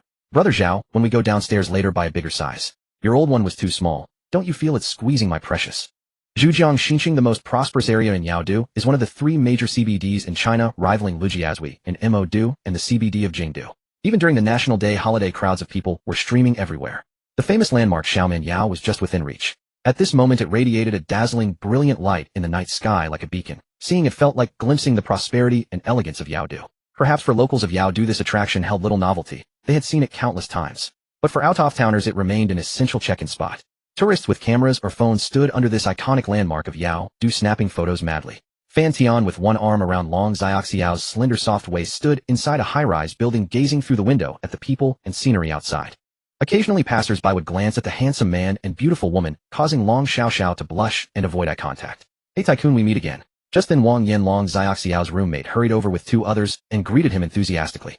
Wang Yan, in particular, secretly Fan Tian's lover, fixed her eyes on her man almost unguardedly. Her natural poise made others perceive nothing unusual. Fan Tian's eyes brightened slightly at Wang Yan's hot outfit. A gray midriff-bearing bodysuit fully displayed the perfect curves of her slender waist, paired with black hot pants, showcasing sexiness and allure to the fullest. Especially those long legs encased in sheer black stockings pushed the sensual tension to the max. The perfect fusion of youthful, lively maiden and fiery, sexy queen made Wang Yan radiate boundless charm. "Oh beauty, all dressed up so prettily. Off to a date?" Fan Tian said half-jokingly, his tone frank and generous with a hint of teasing. Others had no suspicion, taking it as friendly banter. Wang Yan heard Fan Tian's compliment, inwardly delighted, but maintained a composed exterior. After all, her roommate Long Xiaoxiao was watching. But when Wang Yan saw Xiaoxiao's purely appreciative gaze, utterly free of suspicion, she felt a twinge of guilt. Perhaps in innocent Long Xiaoxiao's heart, she simply thought Fan Tian and Wang Yan were very good friends, unaware that Wang Yan had already gotten to know Fan Tian inside and out. "I'd like to date too, but I don't have a boyfriend," Wang Yan replied with a smile, a barely perceptible hint of guilt flickering, not toward Fan Tian, but toward her innocent best friend. Yet matters of the heart were beyond her control. If she had to let go of Fan Tian, Wang Yan simply couldn't bear it. She already shared deep bonds with Fan Tian. What about college? There should be plenty of handsome guys, right? There are many, but they're too immature, just kids. No real interest. Wang Yan said bluntly, secretly confessing through this opportunity. "I prefer someone a bit older, more mature." Long Xiaoxiao nodded in full agreement, knowing that her good friend and bestie wasn't interested in peers her age. "I see. He'll introduce you to one sometime," Fan Tian said with a smile. As they stepped into the elevator, he imperceptibly brushed a finger against the stocking-clad thigh. Wang Yan, startled, flustered, yet excited. She quickly glanced around, and seeing that no one, not even Long Xiaoxiao, had noticed, her brow relaxed, and she secretly breathed a sigh of relief. She dared not object to Fan Tian's stealthy action. Although Wang Yan was a person of strong will in this relationship with Fan Tian, she was completely in a humble position. To put it bluntly, she was a bit love-blind. In front of those she didn't love, she was rational and assertive, but before the one she liked, she wore heavy rose-colored glasses, as if losing her mind, overwhelmed by emotion. Wang Yan knew this behavior was wrong. Otherwise she wouldn't feel guilty. But between right and wrong, she chose to stand by. A woman in love is blind and brave, caring little about worldly right and wrong. "Alright, give me a dozen of rich and generous guys like you, Tycoon." Wang Yan knew Fan Tian was being deliberate, so she naturally played along, and even deliberately shot a flirtatious glance. The others were used to Wang Yan's open behavior, and simply thought she was joking. Even the other 2 roommates were infected by the light-hearted atmosphere, and joined in. "Yet Tycoon, if there's a generous single guy like you, or even slightly less, introduce one to us too." The other 2 roommates said it half-jokingly, half-seriously. They believed that with Fan Tian's good character, politeness, and generosity, his friends, or circle, must be the same, so they genuinely wanted him to set them up. Long Xiaoxiao, on the other hand, looked a bit nervous. Her delicate brows furrowed slightly, and a trace of jealousy was hard to hide in her eyes. She knew Fan Tian was very popular, but she hadn't expected even her own roommates to be interested. The overwhelming sense of crisis made her tighten her grip on Fan Tian's arm, as if to remind him that she was jealous, and to stop his teasing. Perhaps because they had shared moments of intimacy, Long Xiaoxiao was no longer as shy and timid with Fan Tian, as at the beginning she had automatically assumed the role of his girlfriend, and as his girlfriend, she naturally had the right to manage his words and actions. Alright, let's talk about this later. Choose a few outfits each to take back later. Can't let you call me Tycoon for nothing. Also, please take care of Xiaoxiao at school for me. Fan Tian said quite politely. The words had barely left his mouth when Long Xiaoxiao felt both touched and strangely embarrassed. She wasn't a 3-year-old, why would she need roommates to look after her? Xiaoxiao, the boyfriend you found is really great. Yeah, I hope I can meet someone like Tycoon in the future too. Long Xiaoxiao, facing her roommates teasing, blushed. Wang Yin on the other hand had a flash of inexplicable loss and jealousy in her eyes, but it vanished in an instant unnoticed by others. After all, although she wasn't the official girlfriend in private, Fan Tian gave her no less attention. Moreover, she had only met Fan Tian through Long Xiaoxiao. Thinking of this, Wang Yin felt ashamed of the jealousy she had secretly taken half of Xiaoxiao's love for herself, yet she was still not satisfied. Wang Yin, you truly are a morally corrupt bitch, scrambling and grabbing, wanting more and more. Wang Yin silently scolded herself in her heart, thinking she shouldn't have felt that hint of jealousy. With that thought, she subconsciously shifted her feet, creating a fist-width distance from where her arm had been touching Fan Tian's arm. Wang Yin had decided that no matter how unrestrained she was in private, on the surface, she must draw a clear line with Fan Tian, protect Xiaoxiao's dignity as the rightful girlfriend, and not let anyone suspect she harbored any improper thoughts. Fan Tian was a bit puzzled. A moment ago she had been acting coy and secretive, so why did she suddenly step away as if to keep her distance? Was it to avoid suspicion? Or could it be jealousy from witnessing his affectionate demeanor with Long Xiaoxiao? Surely not. Fan Tian cast a sidelong glance, only to find Wang Yin looking back at him at the same moment. Yet she showed no sign of avoiding suspicion. Instead, she began praising Long Xiaoxiao right in front of Fan Tian. Our Xiaoxiao is no slouch either. How many suitors did she have the moment she entered college? Guys from other classes would even crash our lectures just to catch a glimpse of her. Fan Tian found it even stranger. This didn't seem like jealousy at all. He couldn't detect even a hint of sarcasm, and besides, you two are a perfect match, though that phrase doesn't quite fit. Handsome guy and pretty girl. I can't even imagine how beautiful your future children would be. Alright, stop it. If you keep praising her, Xiaoxiao might turn into an embryo. Amidst the laughter and chatter, the group of 5 stepped out of the elevator, headed straight for the mall, and entered a well-known women's clothing store. Handsome guy, lady shopping for clothes. We happen to have a promotion. 10 off for 2 or more items. A female salesperson. Yeah, let's take a look first. You girls pick out a few pieces. Fan Tian nodded, then took Long Xiaoxiao's hand and strolled through the store. Once inside, Long Xiaoxiao's eyes occasionally caught sight of the price tags, making her nervous and anxious. Coming from an ordinary family, she felt she didn't belong in this high-end boutique. Every piece of clothing here cost more than several months of her living expenses. What are you nervous about? Fan Tian gently squeezed her hand to reassure her. Look around and see if there's anything you... Long Xiaoxiao didn't dare to even glance at the dazzling garments. The cheapest one she had spotted so far was over 1,000 yuan, and she didn't want to waste Fan Tian's money for no reason. So she pleaded pitifully, brother, how about we forget it? I have plenty of clothes, no need to buy more. Fan Tian, however, decided to ignore her objections, and instead began inspecting the clothes himself, half joking, fine, if you want, buy some for your roommates. He then walked over to a sleeveless black mini dress on a mannequin adorned with a few black roses on the hem, exuding an air of elegance and sophistication. Are you sure you don't want to try it on? Long Xiaoxiao knew she couldn't refuse, so she nodded reluctantly. But when she saw the price tag, she was still terrified by the figure. 5,800. She truly felt it was a waste to spend so much on such expensive clothes, and she couldn't bear to squander Fan Tian's money on something this costly. With that much money, she could buy so many dresses of a similar style. Long Xiaoxiao clutched Fan Tian's hand in panic, not even daring to touch the fabric. Fan Tian could only give a helpless smile, understanding why she was so tense. He gently patted her hand to comfort her once more, then called over the salesperson. Hello, do you have this dress in a size suitable for my girlfriend? If so, could you bring one over? Yes, sir, I'll fetch it right away. The salesperson merely glanced at Long Xiaoxiao, estimated her size, and walked into the stockroom. So expensive. Over 5,000. I could buy so many on Taobao for that price, Long Xiaoxiao muttered under her breath once the salesperson was gone, as if complaining might ease her anxiety and guilt. After we get the dress, we'll pick out a pair of black shoes to match. White doesn't seem to go well with black, Fan Tian said, affectionately ruffling her hair. I have black shoes at school, so there's no need to buy any, right? Fan Tian was amused by her tense expression and joked half seriously, if you're worried about spending my money, then it'll just have to... At those words, Long Xiaoxiao's nervousness instantly turned into pouty indignation. Her mood shifted entirely as she cast a reproachful glance at Fan Tian. Even though she knew he was just trying to comfort her, she couldn't help feeling a little petulant. I knew my brother has other women, she muttered, pouting, though her expression held no real threat. Only cuteness. I meant your roommates. Look how happily they're picking out clothes, and you're the only one with that grim face. Are you trying to avoid me? Is that why you won't spend my money? Long Xiaoxiao was flustered and panicked at being put on the spot. I'm not avoiding you. They'll buy it, okay? She had already regarded Fan Tian as the most important person in her life, which was why she instinctively thought to save him. See, that's more like it. Don't look so grim. Besides, you can always buy me a suit when you start earning money. Or if that doesn't work, you can pay with your body. Suddenly Fan Tian whispered into her ear, sending a deep blush across the shy girl's face. Long Xiaoxiao stammered for a long time, her cheeks burning crimson, utterly at a loss for words. Such a lewd remark from Fan Tian struck her like a thunderbolt, leaving her dazed and blank-headed, her heart racing uncontrollably. It was only after a moment that she regained her composure, guiltily scanning her surroundings with a furtive gaze. When she noticed one of her roommates looking her way, she quickly turned her head back. Someone's here, brother. Can we talk about it at home? Long Xiaoxiao looked at Fan Tian with shy, pleading eyes. Her face was so red it seemed about to bleed, and her voice was... In her innocence, she thought Fan Tian wanted her right then and there. As it happened, her guess wasn't far off. Watching Long Xiaoxiao, a budding flower now flushed with a peach-like allure, her curves practically bursting, Fan Tian did feel a certain urge to relive the infamous tryst in the fitting room that once went viral online.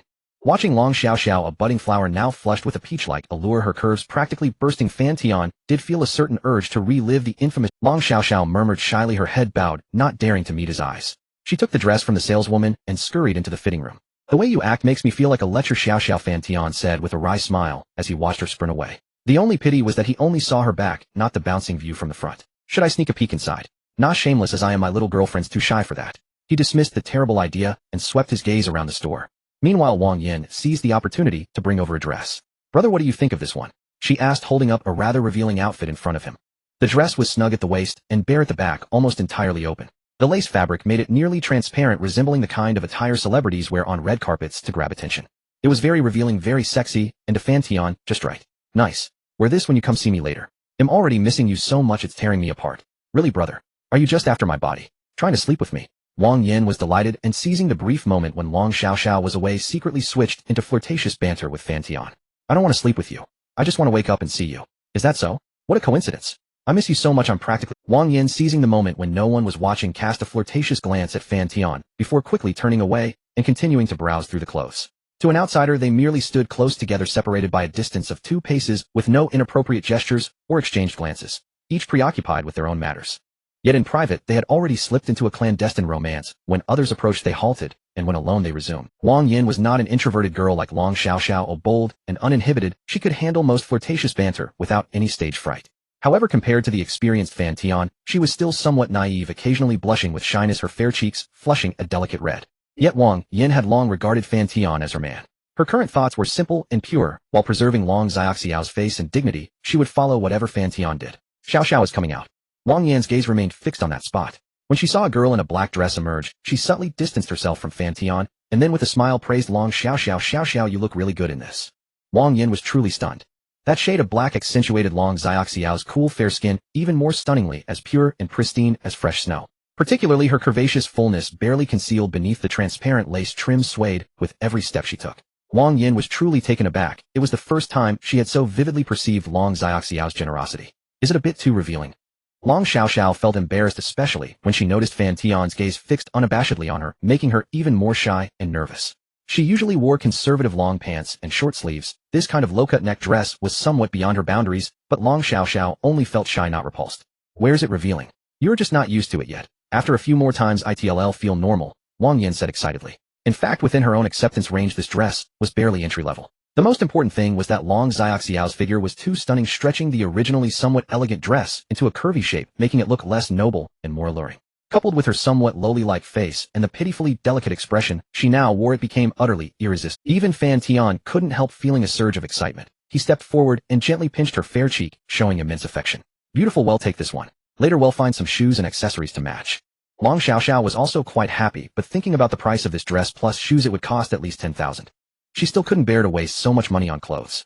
Besides, clothes like this were unlikely to be worn back at school. They would probably be treasured in the wardrobe. However, seeing Fan Tian's excited expression, she didn't want to dampen his spirits. Her cherry lips parted slightly, but in the end she said nothing. Fan Tian gave a helpless smile. A humble and self-conscious personality like Long Xiaoxiao's needed gradual adjustment. There was plenty of time, so he wasn't in a hurry. Let's go pick out shoes. Fan Tian took Long Xiaoxiao's hand and led her to the shoe section, then turned back and said, Xiaoyan, come pick a pair too. When we get back to school, help me take good care of Xiaoxiao. Wang Yin was momentarily stunned, then delighted. She quickly followed. This kind of covert affection, though somewhat immoral, inexplicably excited her, and with Fan Tian's encouragement her boldness gradually grew. Xiaoxiao, what size do you wear?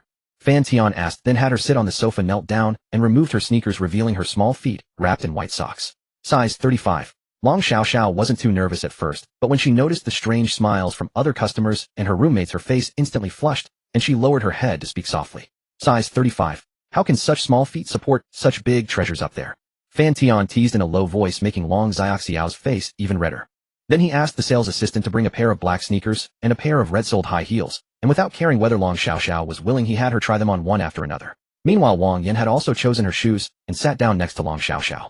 She too removed her shoes, revealing her feet wrapped in black stockings, and tried them on. Watching Fan Tian attentively bending down to put shoes on Long Xiaoxiao, she inexplicably smiled, then mischievously took Long Xiaoxiao's small hand and placed it on Fan Tian's head. Long Xiaoxiao was taken aback, but seeing Wang Yan's teasing smile, she gave a helpless laugh, and with that laugh much of her tension dissipated. Xiaoxiao, your tycoon boyfriend, is really thoughtful. Fan Tian, however, didn't mind, and on the contrary, the scene before him made his adrenaline spike again. When we bought the dress, I forgot to get her a pair of shorts. Fortunately, this beautiful sight was only visible to him. Long Xiaoxiao seemed to sense something. Her gaze followed Fan Tian's line of sight, and she grew even more shy. Unconsciously, she tightened her legs slightly and tugged at the hem of her dress to cover more of her fair thighs. If there were no one else around, Long Xiaoxiao wouldn't have minded, but with her roommates and some customers nearby, she felt embarrassed under Fan Tian's burning gaze. Stand up and take a look. Do the sneakers or the heels look better? Fan Tian smiled unconcerned. After all, Long Xiaoxiao's face was still thin, so he needed to take it slow. If she were to make any bold moves, it would be Fan Tian who would need to worry. Long Xiaoxiao stood up with a flushed face and racing heart, and Fan Tian took her hand to lead her to a full-length mirror. It actually matches well. Do you like it? I like it. Long Xiaoxiao looked at the girl in the mirror as if in disbelief, seemingly surprised by herself, but she couldn't help caressing the dress, reluctant to let go. Have you tried high heels before? How about trying those? Fan Tian absent-mindedly pinched Long Xiaoxiao's soft, slender waist, applying a bit more force than necessary. Although through the fabric the sensation was undeniably excellent. Since they had already bared themselves to each other, and their relationship was confirmed, these little flirtatious games only helped strengthen their bond. There are people around, big brother. Long Xiaoxiao murmured softly with a red face, but she didn't stop Fan Tian's mission. Although she had not yet completely given herself to Fan Tian, her heart had long belonged to him. It was just that her introverted nature made it hard for her to accept such shameless behavior in public. What's there to be afraid of? Look online. What couple in real life doesn't act like this in public? They can kiss reckless, Fan Tian said with a light smile. All right, but big brother pinched gently. I'm ticklish, Long Xiaoxiao murmured, her face flushed and heart pounding. She also realized that she had been too nervous and reserved. Moreover, since she had already been that intimate with Fan Tian, such actions were perfectly normal. Just as Fan Tian said, she didn't need to care too much about others' opinions. Fan Tian gave a wicked smile. From his current angle, he had a full view of Long Xiaoxiao's figure feasting his eyes. At that moment, Wang Yin, now wearing high heels, also approached. The heels accentuated her already tall and slender figure, making it appear even more graceful. Xiaoxiao, how does it look? Wang Yin spun around in place, seeking Long Xiaoxiao's opinion. Nice, Yin, your legs are Long Xiaoxiao said happily without any other thoughts. Wang Yin had no ulterior motive, as she simply wanted to show off her sleek long legs in front of her best friend. Long Xiaoxiao knew Wang Yin was just being herself. Yet seeing those long legs wrapped in black stockings, she rarely acted mischievously, gently pulling the fabric up and then letting it fall. A faint sound rang out, barely audible. Wang Yin looked incredulous, froze for a moment, then shot an angry glare. She hadn't expected that after just a single day with Fan Tian, Long Xiaoxiao's introverted nature would start to shift, becoming a bit bolder and more confident. A touch of playfulness emerged. If this were at school, she would never have dared. Now it felt as if someone stood behind her, lending her courage. Xiaoxiao, what are you doing? If you break them with so much force, you'll make your man pay for it, won't you? Wang Yin teased, seizing the chance to nudge Fan Tian and Long Xiaoxiao closer. Long Xiaoxiao was flustered by the joking remark. Her heart suddenly raced like a startled deer. She instinctively turned to glance back at Fan Tian. Long Xiaoxiao was flustered by the joking remark. Her heart suddenly raced like a startled deer. She instinctively turned to glance back. Long Xiaoxiao lowered her head shyly. You do seem to be missing something. How about you buy a few more pairs, Xiaoxiao? I'd like to tear them too, Fan Tian said, his gaze trailing down to her fair thighs. A wicked smile curled at the corner of his mouth as he leaned in to whisper intimately, what do you think, babe? Long Xiaoxiao felt the warm breath brush against her ear, sending a tingling, numbing sensation through her. Her whole body trembled slightly, and her face flushed visibly red, even her ears turning crimson. That single word, babe, nearly overwhelmed her budding heart. Tears welled up in her eyes as she longed to do something. It wasn't until she caught her best friend's playful smile that she snapped back to her senses.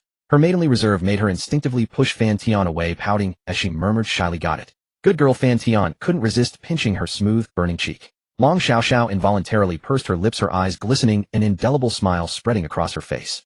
I'll go try on the shoes now. Finally, under her roommate's increasingly impudent grin, she surrendered, retreating to the sofa to pick up the high heels and try them on. Wang Yin instinctively leaned closer to Fan Tian and whispered in a tone only the two of them could hear, "Brother, will you tear? Do you even need to ask? Last time wasn't enough, was it? I'll make it up to you later," Fan Tian said with a light laugh. Wang Yin grew even more excited, her pretty face flushing. Honestly, if Xiao Xiao weren't there, she'd drag Fan Tian into the restroom right now and go at it 300 rounds, reliving that thrilling experience. Fortunately, after long, Xiao Xiao put on the high heels and looked up. Wang Yan's pounding heart settled down a little. "You look gorgeous, Xiao Xiao," Wang Yan said nonchalantly, walking over and heaping praise. Long Xiao Xiao was a bit embarrassed by the compliment, but she was genuinely happy inside. The love of beauty is universal. Every little girl has secretly worn her mother's high heels and used her mother's cosmetics. Long Xiao Xiao was no exception. Back then she longed for a pair of high heels of her own. And now her wish had come true, and it was a gift from the man she loved most. Long Xiao Xiao's heart felt filled with honey, her gaze fixed on Fan Tian. She awaited his judgment. "You look gorgeous," Fan Tian said, walking over and staring intently at Long Xiao Xiao. "Wear this for our date tomorrow night. I want you just like this." Long Xiao Xiao was caught off guard by Fan Tian's words, especially since her best friend was right there. Was it really okay to discuss such things in front of her?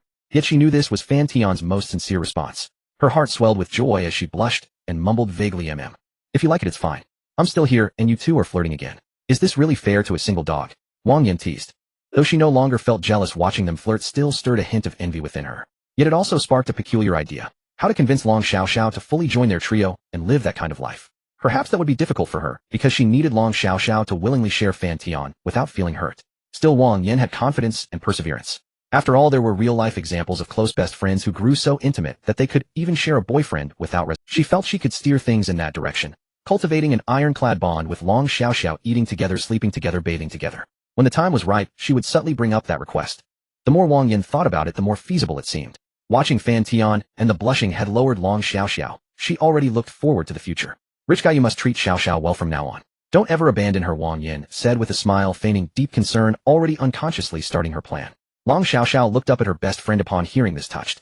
Unaware of Wang Yan's true thoughts, she naturally assumed it was genuine care. How could that ever happen? Unless I'm a complete idiot, why would I ever give up such an adorable treasure? Though Fan Tian didn't know what Wang Yin was up to, he was adept at handling such situations. Sweet nothings rolled off his tongue, and then he couldn't help leaning down to kiss the still blushing Long Xiao Xiao. Long Xiao Xiao responded enthusiastically, caught up in the moment. She had gradually been infected by Fan Tian's boldness, no longer as nervous as before. She only pressed her lips softly against his before pulling back, mindful of her roommate. In her heart, if Fan Tian ranked first, then Wang Yin, who had been good to her since college, came second. As for the pair at home, Long Xiao Xiao preferred not to think about them.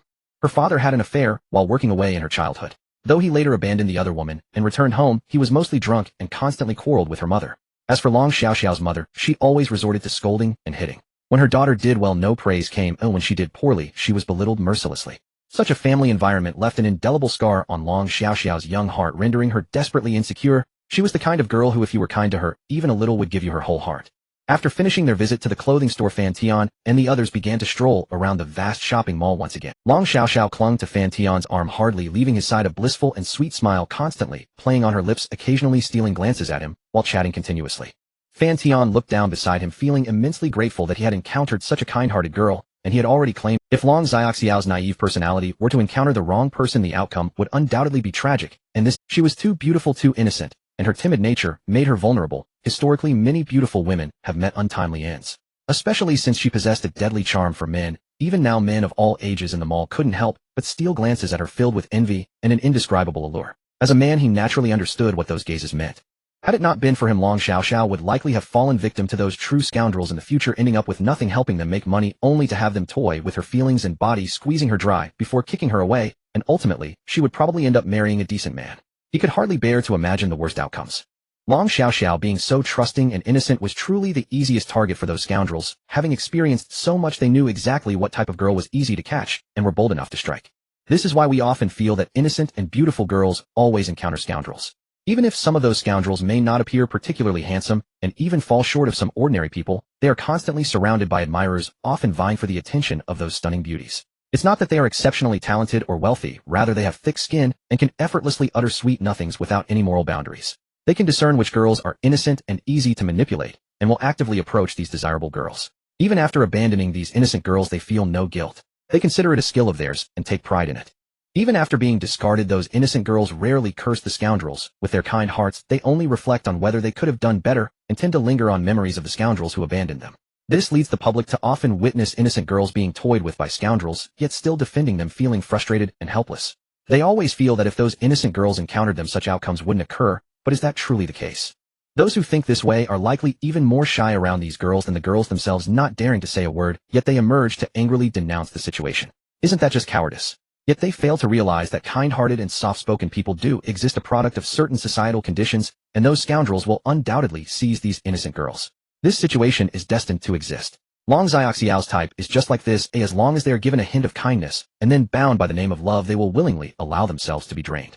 Thus, upon meeting her, Fan Tian decisively took action, ensuring she would avoid a future filled with despair. When there are flowers to be picked, one ought to pick them without delay, or do not wait until no flowers remain to regret it. Had it not been for him in this chaotic society, if Long Xiaoxiao encountered the wrong person, anything could happen. Although Fan Tian does not consider himself an exceptionally good person, he is certainly not the type to abandon someone after a fling. He can provide Long Xiaoxiao with a life free of financial worries, while also occasionally fulfilling her emotional needs. After all, Fan Tian is now a man rich in emotions, and he understands well what words women want to hear. Moreover, with his special physique, he is not afraid of failing to satisfy women's desires. Furthermore, since he already plucked the flower naturally, he would immerse himself in love with her, savoring those sweet, intimate moments. Xiaoxiao, you smell so good. Fan Tian occasionally took advantage of the moments when no one was watching, bending down to deeply inhale her scent, an act that appeared rather sleazy. But isn't it true that every couple when in love behaves in such a manner? They wish to fuse with one another completely. While some honorable individuals speak of gentlemanly friendships and mutual respect in love, Fan Tian is not that type of person. If he were, he wouldn't be behaving as he currently is. Brother, stop it, Yin. Yin is watching. Long Xiaoxiao blushed, not pushing Fan Tian away, but weakly protesting. Don't mind me, you two continue, just treat me as heir. Wang Yin teased with a playful smile, jokingly adding, come on, it's just a kid. You can do it in front of me, and I won't say anything. Her words were meant to subtly shift Long Xiaoxiao's consciousness, to raise her acceptance level, or to break the existing framework of her mind rather than adhering to rigid propriety in every action. Yin Yin, what nonsense are you talking? Long Xiaoxiao pouted, her expression somewhat unnatural though her face was growing increasingly. You two are kissing and hugging in front of a single dog, flirting all the time, and I haven't said a word. I don't mind it, yet you still criticize me. Long Xiaoxiao suddenly felt a bit guilty. After all, showing affection in front of a single dog was indeed somewhat inappropriate, so she didn't dare to retort. Long Xiaoxiao suddenly felt a bit guilty. After all, showing affection in front of a single dog was indeed somewhat inappropriate. Nothing much. Tomorrow night the rich guy said he would treat us to a cruise on the Pearl River. Wang Yin hurriedly replied, not wanting the other roommates to insert themselves into their relationship. It was already crowded enough as it was. Really? The other two roommates were taken aback. Given what they knew about Fan Tian, if he had spoken up, it wouldn't be just buying tickets with the public. Rather, he would likely charter the entire boat and invite them all, ensuring the entire cruise catered to them. No, it wasn't an invitation to all four of them, but specifically to Long Xiaoxiao. They were merely reaping the benefits of her. They looked at Long Xiaoxiao with an undeniable glint of admiration. There's no way I would lie to you. Right, Xiaoxiao, rich guy? Wang Yin glanced at Long Xiaoxiao, her eyelids fluttering. Yes, brother said he would take us to cruise the Pearl River tomorrow, Long Xiaoxiao said, looking at Fan Tian, who nodded with a smile before speaking up. The rich guy is so good to Xiaoxiao, truly generous. The admiration from her two roommates was beyond words, with tears welling in their eyes. Indeed, very generous, having captured yet another beautiful little sister. Two stunning women in tailored cheongsams, their long voluptuous legs wrapped in flesh-colored stockings, were watching them from a distance with peculiar smiles, or rather they were observing the man who was hugging Long Xiaoxiao. One wore an expression of helplessness and resentment, while the other had a mysterious smile and curious eyes, and then playfully sent a message on her phone. Arrived. Fan Tian took out his phone, reading the playful message from Chen Shui. A faint smile curled at the corners of his lips as he swiftly typed a reply. Yeah, we're here. Xiao Yinjia and I are heading to the room to rest for a bit. Go have your fun flirting with girls and come back soon. You haven't hit me in 37 hours. Fan Tian looked at the image sticker Chen Shui had sent, his hand trembling slightly before he swiped it away with lightning speed. He then glanced up and spotted two elegant women in cheongsams leaning gracefully against the railing upstairs, watching him with gentle smiles. Both Yan Ruzhen and Chen Shui knew Fan Tian inside out, so such situations no longer surprised them. If he ever stopped chasing girls, they would find it far stranger. Alright, you two head back first. He'll be there shortly. Fan Tian picked up his phone again and sent another message. The two women said nothing more, turning gracefully to leave. As for whether Fan Tian brought a girl over to their place, they didn't really mind. They were long accustomed to this state. After all, he already had so many women, a few more made no difference to them. What's wrong, big brother? Work stuff? Long Xiaoxiao asked, a trace of confusion in her voice as she looked up at the floor above. She had been paying close attention to Fan Tian's demeanor and naturally noticed his momentary distraction. In truth, Long Xiaoxiao had also noticed those two elegantly beautiful women. They were far too dazzling to ignore with their stunning looks, sensuality, and poise. A woman's intuition told Long Xiaoxiao that they shared an extraordinary bond with Fan Tian, but she dared not ask directly. Instead, her lack of security made her unconsciously tighten her grip on his large hand. No, I know those two ladies upstairs, so I just greeted them, Fan Tian stated bluntly. He knew Long Xiaoxiao lacked a sense of security, so rather than hiding things, it was better to be open and honest, preventing her. Ladies, you know. Long Xiaoxiao was taken aback. She hadn't expected Fan Tian to be so forthright, without any intention to conceal. Though she had anticipated this situation and her best friend had mentally prepared her in advance, she still couldn't help feeling a pang of bitterness and grievance. Yet on the surface, she pretended to be magnanimous as if it didn't bother her. But her feigned magnanimity was instantly seen through by Fan Tian. Clearly on the verge of tears, the corners of her mouth involuntarily turned down, yet she still tried to act understanding, barely holding back a sob. Fan Tian had no choice but to cut the shopping trip short, pulling her into the room under the pretext of checking her health to divert Long Xiaoxiao's attention. Jealous. Fan Tian held Long Xiaoxiao in his arms, his large hands beginning to misbehave. Long Xiaoxiao felt deeply aggrieved, yet the unfamiliar sensation spreading through her body made her heart race with heat. The feeling of decadence slowly corroded her mind, gradually dissolving her jealousy. Or rather, it wasn't gone. It was just overridden by another emotion. No, she said stubbornly, the corners of her eyes reddening. She didn't want Fan Tian to think of her as an immature girl. Long Xiaoxiao felt deeply aggrieved, yet the unfamiliar sensation spreading through her body made her heart race with heat. The feeling of decadence slowly corroded her mind, gradually dissolving her jealousy. Besides, as a streamer, hadn't she met him to earn more money and escape her original family? Wasn't it enough that he treated her well? Why bother fixating on those things? Although Long Xiaoxiao was naive when it came to romantic relationships, she wasn't stupid. She knew that a handsome and wealthy man like Fan Tian would never lack beautiful women. As a small, unremarkable girl without background or talent, what right did she have to demand he love only her and share only his feelings with her? But emotions were beyond Long Xiaoxiao's control. Perhaps deep down she still harbored a glimmer of hope that Fan Tian would give her exclusive affection, so when reality clashed with fantasy, she felt a tinge of sorrow. Fan Tian said nothing. Tenderly, he wiped away the tears at the corners of Long Xiaoxiao's eyes and gently kissed her. Brother, I don't want to wait any longer. Let it be tonight. Long Xiaoxiao gazed at Fan Tian with tear-filled eyes. Her inexperienced little hands responded instinctively, her face, wet with tears, evoking a heart-rending tenderness. She wanted to prove herself with this act, or perhaps it was an instinctive desire to become the closest person to Fan Tian, to be completely one with him. Long Xiaoxiao had already made up her mind about this, willing to take things further with Fan Tian, especially after the appearance of those two ladies earlier. A sense of urgency made her not want to wait any longer. She desperately wanted to prove something. Fan Tian looked down at Long Xiaoxiao, whose gaze was gradually growing hazy. At this moment, she was both bold and shy, her small hands unconsciously unbuckling his belt, eager to claim something. He could no longer hold back. Lowering his head, he kissed her again, and soon they were intertwined in a passionate embrace. Their fervent kiss left them breathless. Such a dreamlike scene could only be seen in online videos, especially accompanied by that pitifully adorable loli-like face, utterly captivating. Now Long Xiaoxiao had shed all girlish reserve, transforming from initial awkwardness into active reciprocation. Long Xiaoxiao's affection increased. Especially since Long Xiaoxiao was a vocal major, she could produce every sound Fan Tian desired. Moreover, her physique and dance classes had made her body astonishingly flexible. With full breasts and a curvy backside combined with those talents, Fan Tian found her utterly irresistible. It was a scene of supreme indulgence. At first Long Xiaoxiao responded passionately, but later she grew so exhausted that she became dazed, passively enduring. In her haze, Long Xiaoxiao seemed to sense those two elegant women in cheongsams entering the room, but she could no longer fight off the weariness. With a trace of tears and a thoroughly satisfied smile, she sank into a deep sleep. You really don't know how to be gentle with a lady. Yin Ruzhen looked pityingly at the blushing young college girl on the bed, especially at the crimson stain on the sheets, stirring inexplicable emotions within her. It wasn't jealousy. Rather, it was a regret of being born at the wrong time, the lament of, you were born before I was, and I was born after you had aged. I wish we were born in the same era, sharing every day together. However, she was quick to adjust her mindset and soon recovered. What are you saying, Xiao Yinjia? Our master hasn't had his fill yet. What are we waiting for? Chen Shui, free of such melancholic sentiments, her longing for Fan Tian and Ocean, bounded toward him like an excited husky. For Chen Shui, nothing thrilled her more than the present Fan Tian.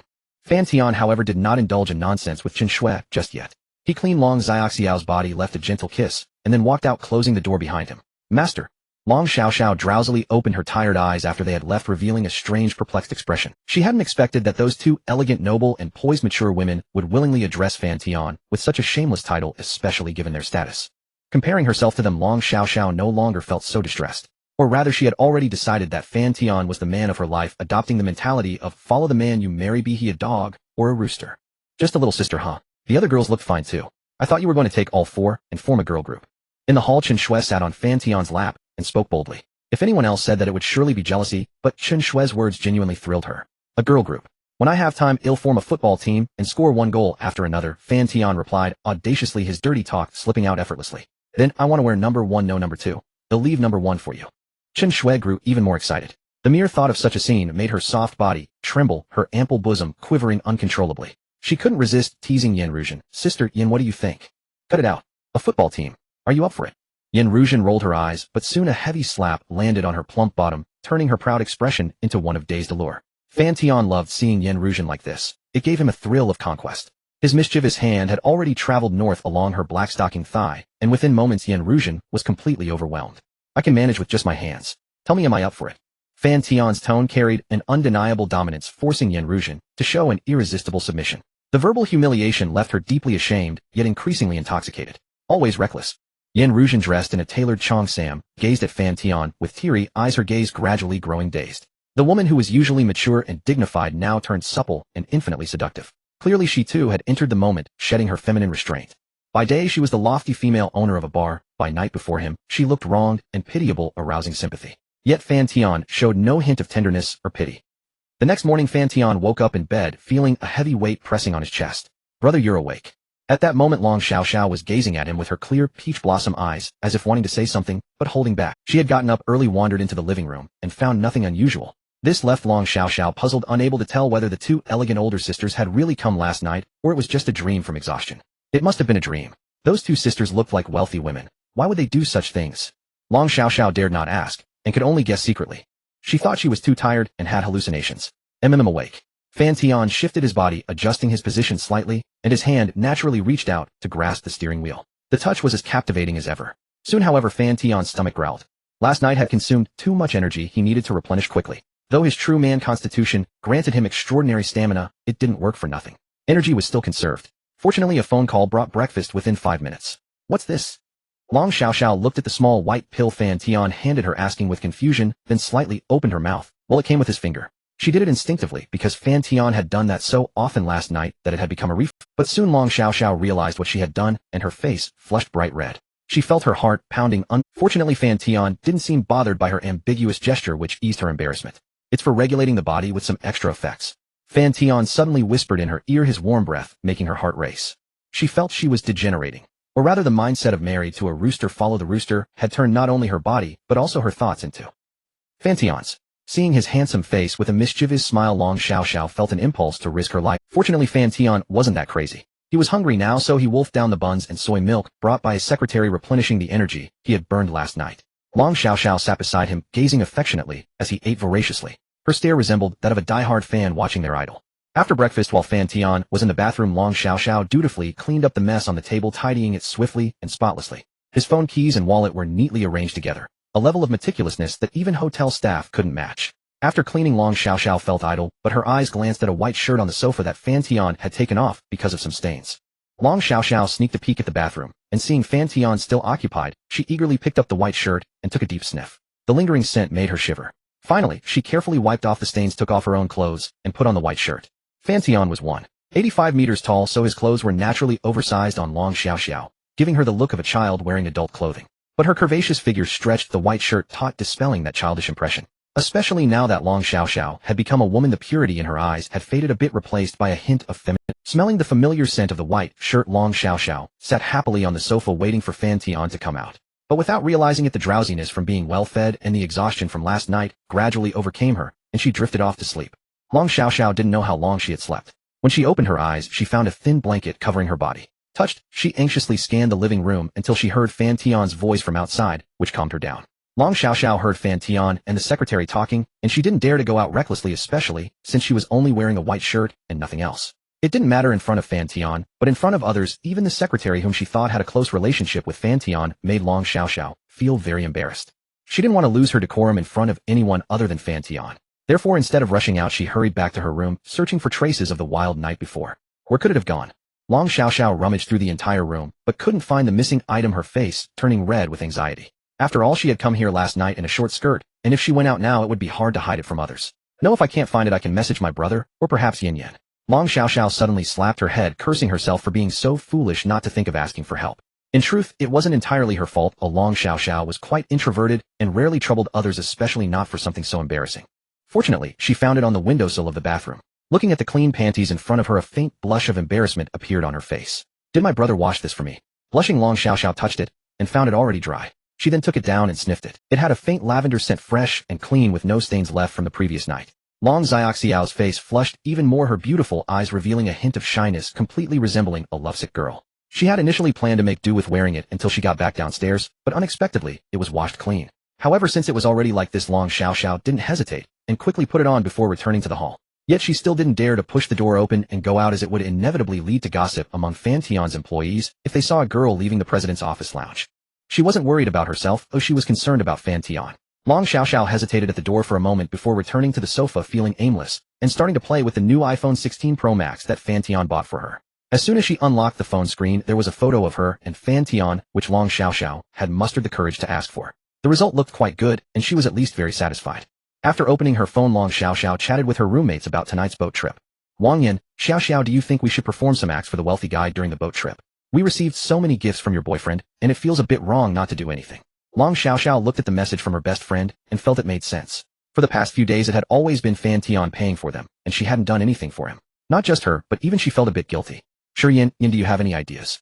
Wang Yan, dancing, singing, etc. But Xiaoxiao, which one do you think the wealthy guy would prefer? What style? Or should we prepare them all? What did Fan Tian like? She really didn't know. However, she had met Fan Tian through singing, so he should like listening to songs. And those sexy dances which Long Xiaoxiao had secretly watched on Fan Tian's TikTok were summarized from the videos he liked. There were also those funny skits. Long Xiaoxiao seriously pondered. Singing and dancing were their specialties, but those skits were not something they could pull off in just a day, so they were naturally discarded.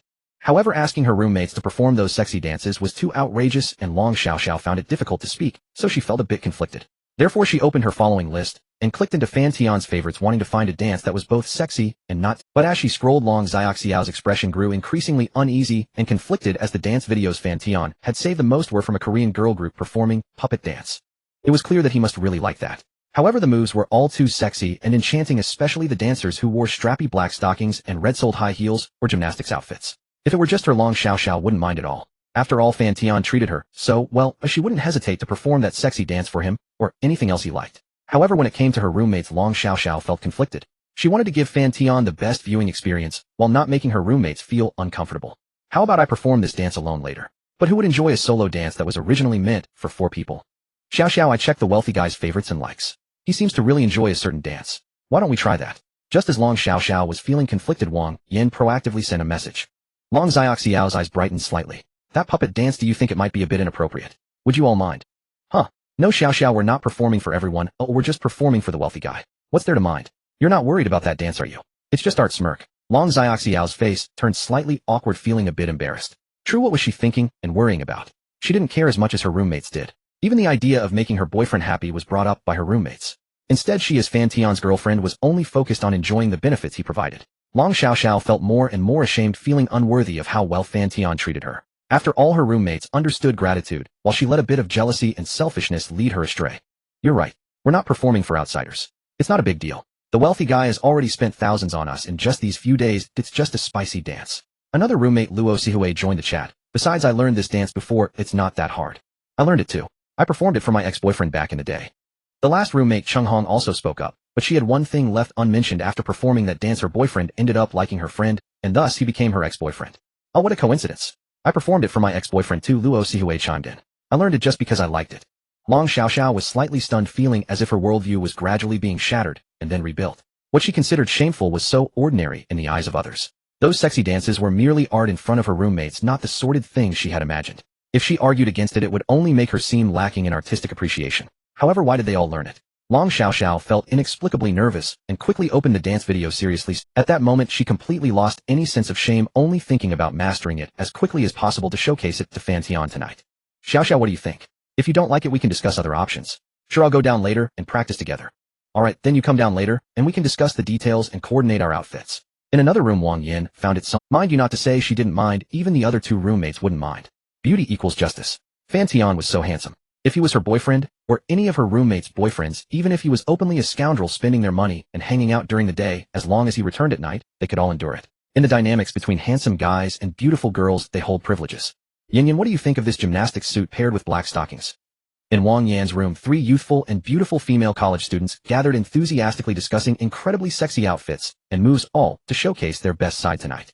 Especially that so-called gymnastics suit, or rather not a gymnastics suit at all. It was lingerie, for after all, what gymnastics suit is made of lace and almost completely see-through.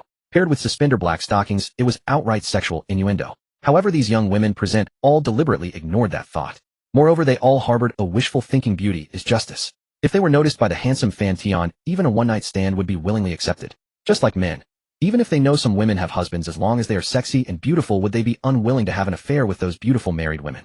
The identity of a married woman might actually be a kind of stimulant boost for such behavior. This society is super. Men do women even more so. Otherwise, why are the majority of crazy fans women? In front of handsome men, they shed all their boundaries. Or rather, their boundaries are only set for ordinary people. In terms of being looks-oriented, most men and women are the same. Okay, extremely spicy brother Taheo would definitely like it. Wang Yan's eyes lit up slightly, then she looked at her roommate with an ambiguous air. You guys, you're not thinking something else, are you? Of course he is. Brother Taheo is so handsome. And Yan, are you saying you don't have any other thoughts?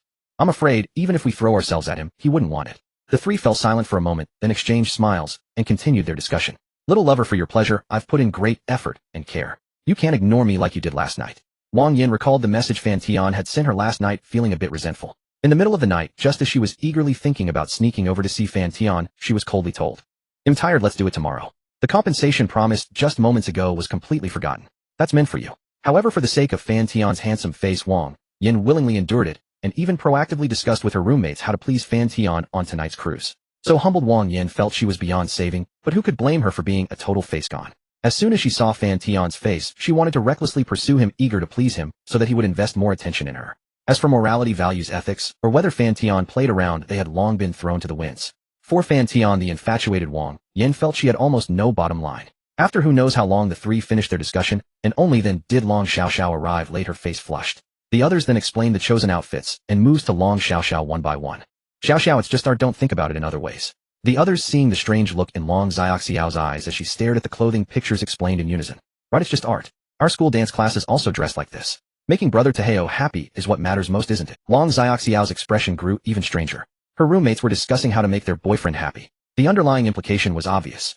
However, she also knew how charming her boyfriend was. While secretly proud, she felt that after tonight she would make a fuss and hide Fan Tian away, not letting him be exposed to these horny roommates. Otherwise, she would be snatched away by these lecherous roommates. However, it was also because her roommates were generous that Long Xiaoxiao's resistance in certain aspects began to loosen.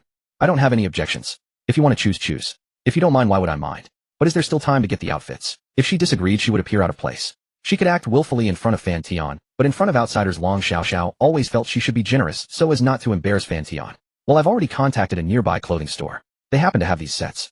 If you agree, we'll have them deliver them later. Okay, let's begin. Once you've tasted the marrow, you can't help but crave more. Fan Tian really liked driving big rigs, but the recoil of a big rig was not something ordinary people could handle. Once they got going, they would switch to autonomous mode. If your physical strength wasn't sufficient, it could be fatal in minutes. Fortunately, Fan Tian was no ordinary man. He was already very experienced in driving and had gained a lot of expertise, and he grew to like it more and more. He was even a bit obsessed with the thrill of driving. Whether the roar of the engine or the recoil, each was different and had its own charm. Especially a new car, at first the engine's roar wasn't loud enough due to insufficient braking, but under his adjustment and control, it gradually peaked higher and higher. The charm of conquest made Fan Tian thoroughly excited. Why are big rigs so charming?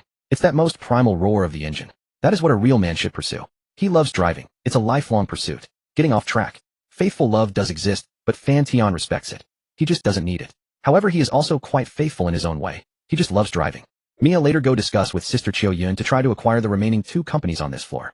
Money is not an issue. Fan Tian sat at the CEO's desk, simply glancing over the approval documents and signing continuously. The operations and coordination of this company's projects had long been settled by various departments. Fan Tian only gave symbolic approval just to keep him informed of what projects his company was undertaking.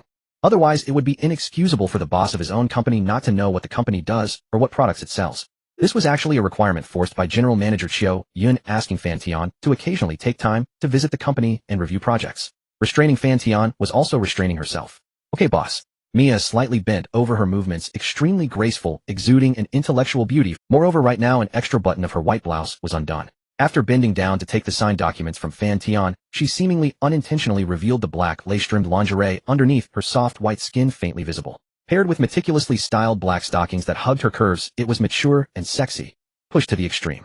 In fact, Mia was not in a hurry. She knew that she would inevitably ascend to a higher social class. Through Fan Tian, it was only a matter of time. However, to protect her reputation and keep her feathers clean, Mia had privately turned down invitations from other wealthy old men at the A9 and A10 levels. Otherwise, if she got a reputation as a social butterfly in the circle, even if she eventually won Fan Tian, she would be insignificant in his eyes. Even if she were still a virgin, he might suspect she had had hymen repair surgery. Women need boundaries, a certain boundary that makes men cherish and pity them. For example, their chastity. Perhaps you'd say it's the 21st century. Why are your thoughts still so feudal and traditional? Yes, everyone is open-minded, yet hospitals are full of people getting hymen repair surgery. For ordinary people that naturally doesn't matter. But for wealthy men, even if she is just a mistress, they prefer someone who is exclusive so that they are willing to pay a higher price. Mia was very clear-headed. She believed that male-female relationships were nothing but naked transactions, emotion, lust, material things, one or all of them. Just people exchanging with each other. She considered herself a luxury product. If it is a luxury product, of course the first hand is the most precious. Women are not historical antiques that increase in value with age. Like cars and jewelry, any second-hand item. After signing the documents, Fan Tian planned to leave the company to fulfill the appointment with the two succubi. Taking what Yan Ruzhen and Qin Shui were already waiting downstairs, just waiting for him, the protagonist, to set off to the shooting location. It seemed a bit bizarre, but for Fan Tian, it was already a routine operation. Boss, Mr. Chen from next door wants to invite you for a private dinner to discuss the acquisition of the company. He said that as long as you show up, the acquisition contract will be signed. Chen Yong from the neighboring Tongwan Financial Technology Company. Fan Tian frowned slightly. On this floor there were originally 5 financial companies. The prices of the other 3 had been agreed upon, but only this Chen Yong had been dragging his feet, and the remaining 2 companies were also under his control. Yes, boss. Alright, arrange it for tomorrow evening. Nothing else. No, boss. After Secretary Mi finished speaking, Fan Tian had already left his seat, striding with his long legs toward the downstairs. A boss who doesn't bother with trivial matters. Mi did not leave immediately. Instead, she dutifully tidied up the documents on the desk, then went to the lounge to clean up the scene left by the outrageous activities of Fan Tian and his young girlfriend just now. Because it was necessary to maintain Fan Tian's positive image in the company, some things were naturally unsuitable for the cleaning staff to handle. This private task also fell upon her. Moreover, she had taken the initiative to personally take care of this task. First, she wiped dry the 2 round imprints on the desk, then arranged the items that had fallen on the floor. Next came the windows, the floor. Secretary Mi left no suspicious spot untouched. She did all this with an utterly calm heart, treating it entirely as part of her job. Only after tidying up the lounge and restoring everything to its original state did she lock up and leave. Underground parking lot. On his way to the appointment, Fan Tian saw a blue Lamborghini Aventador parked in front of his luxury. Then a wealthy second-generation young man asked the 2 beauties for their WeChat IDs. A fair lady, a gentleman's proper pursuit. It was normal. But those 2 were his girlfriends. That was a different story. Fan Tian first walked over and gave a brief glance at the technologically striking Lamborghini Aventador. As they say, beautiful women and luxury cars are the best things for men. This saying was true. Even Fan Tian couldn't help but take another look.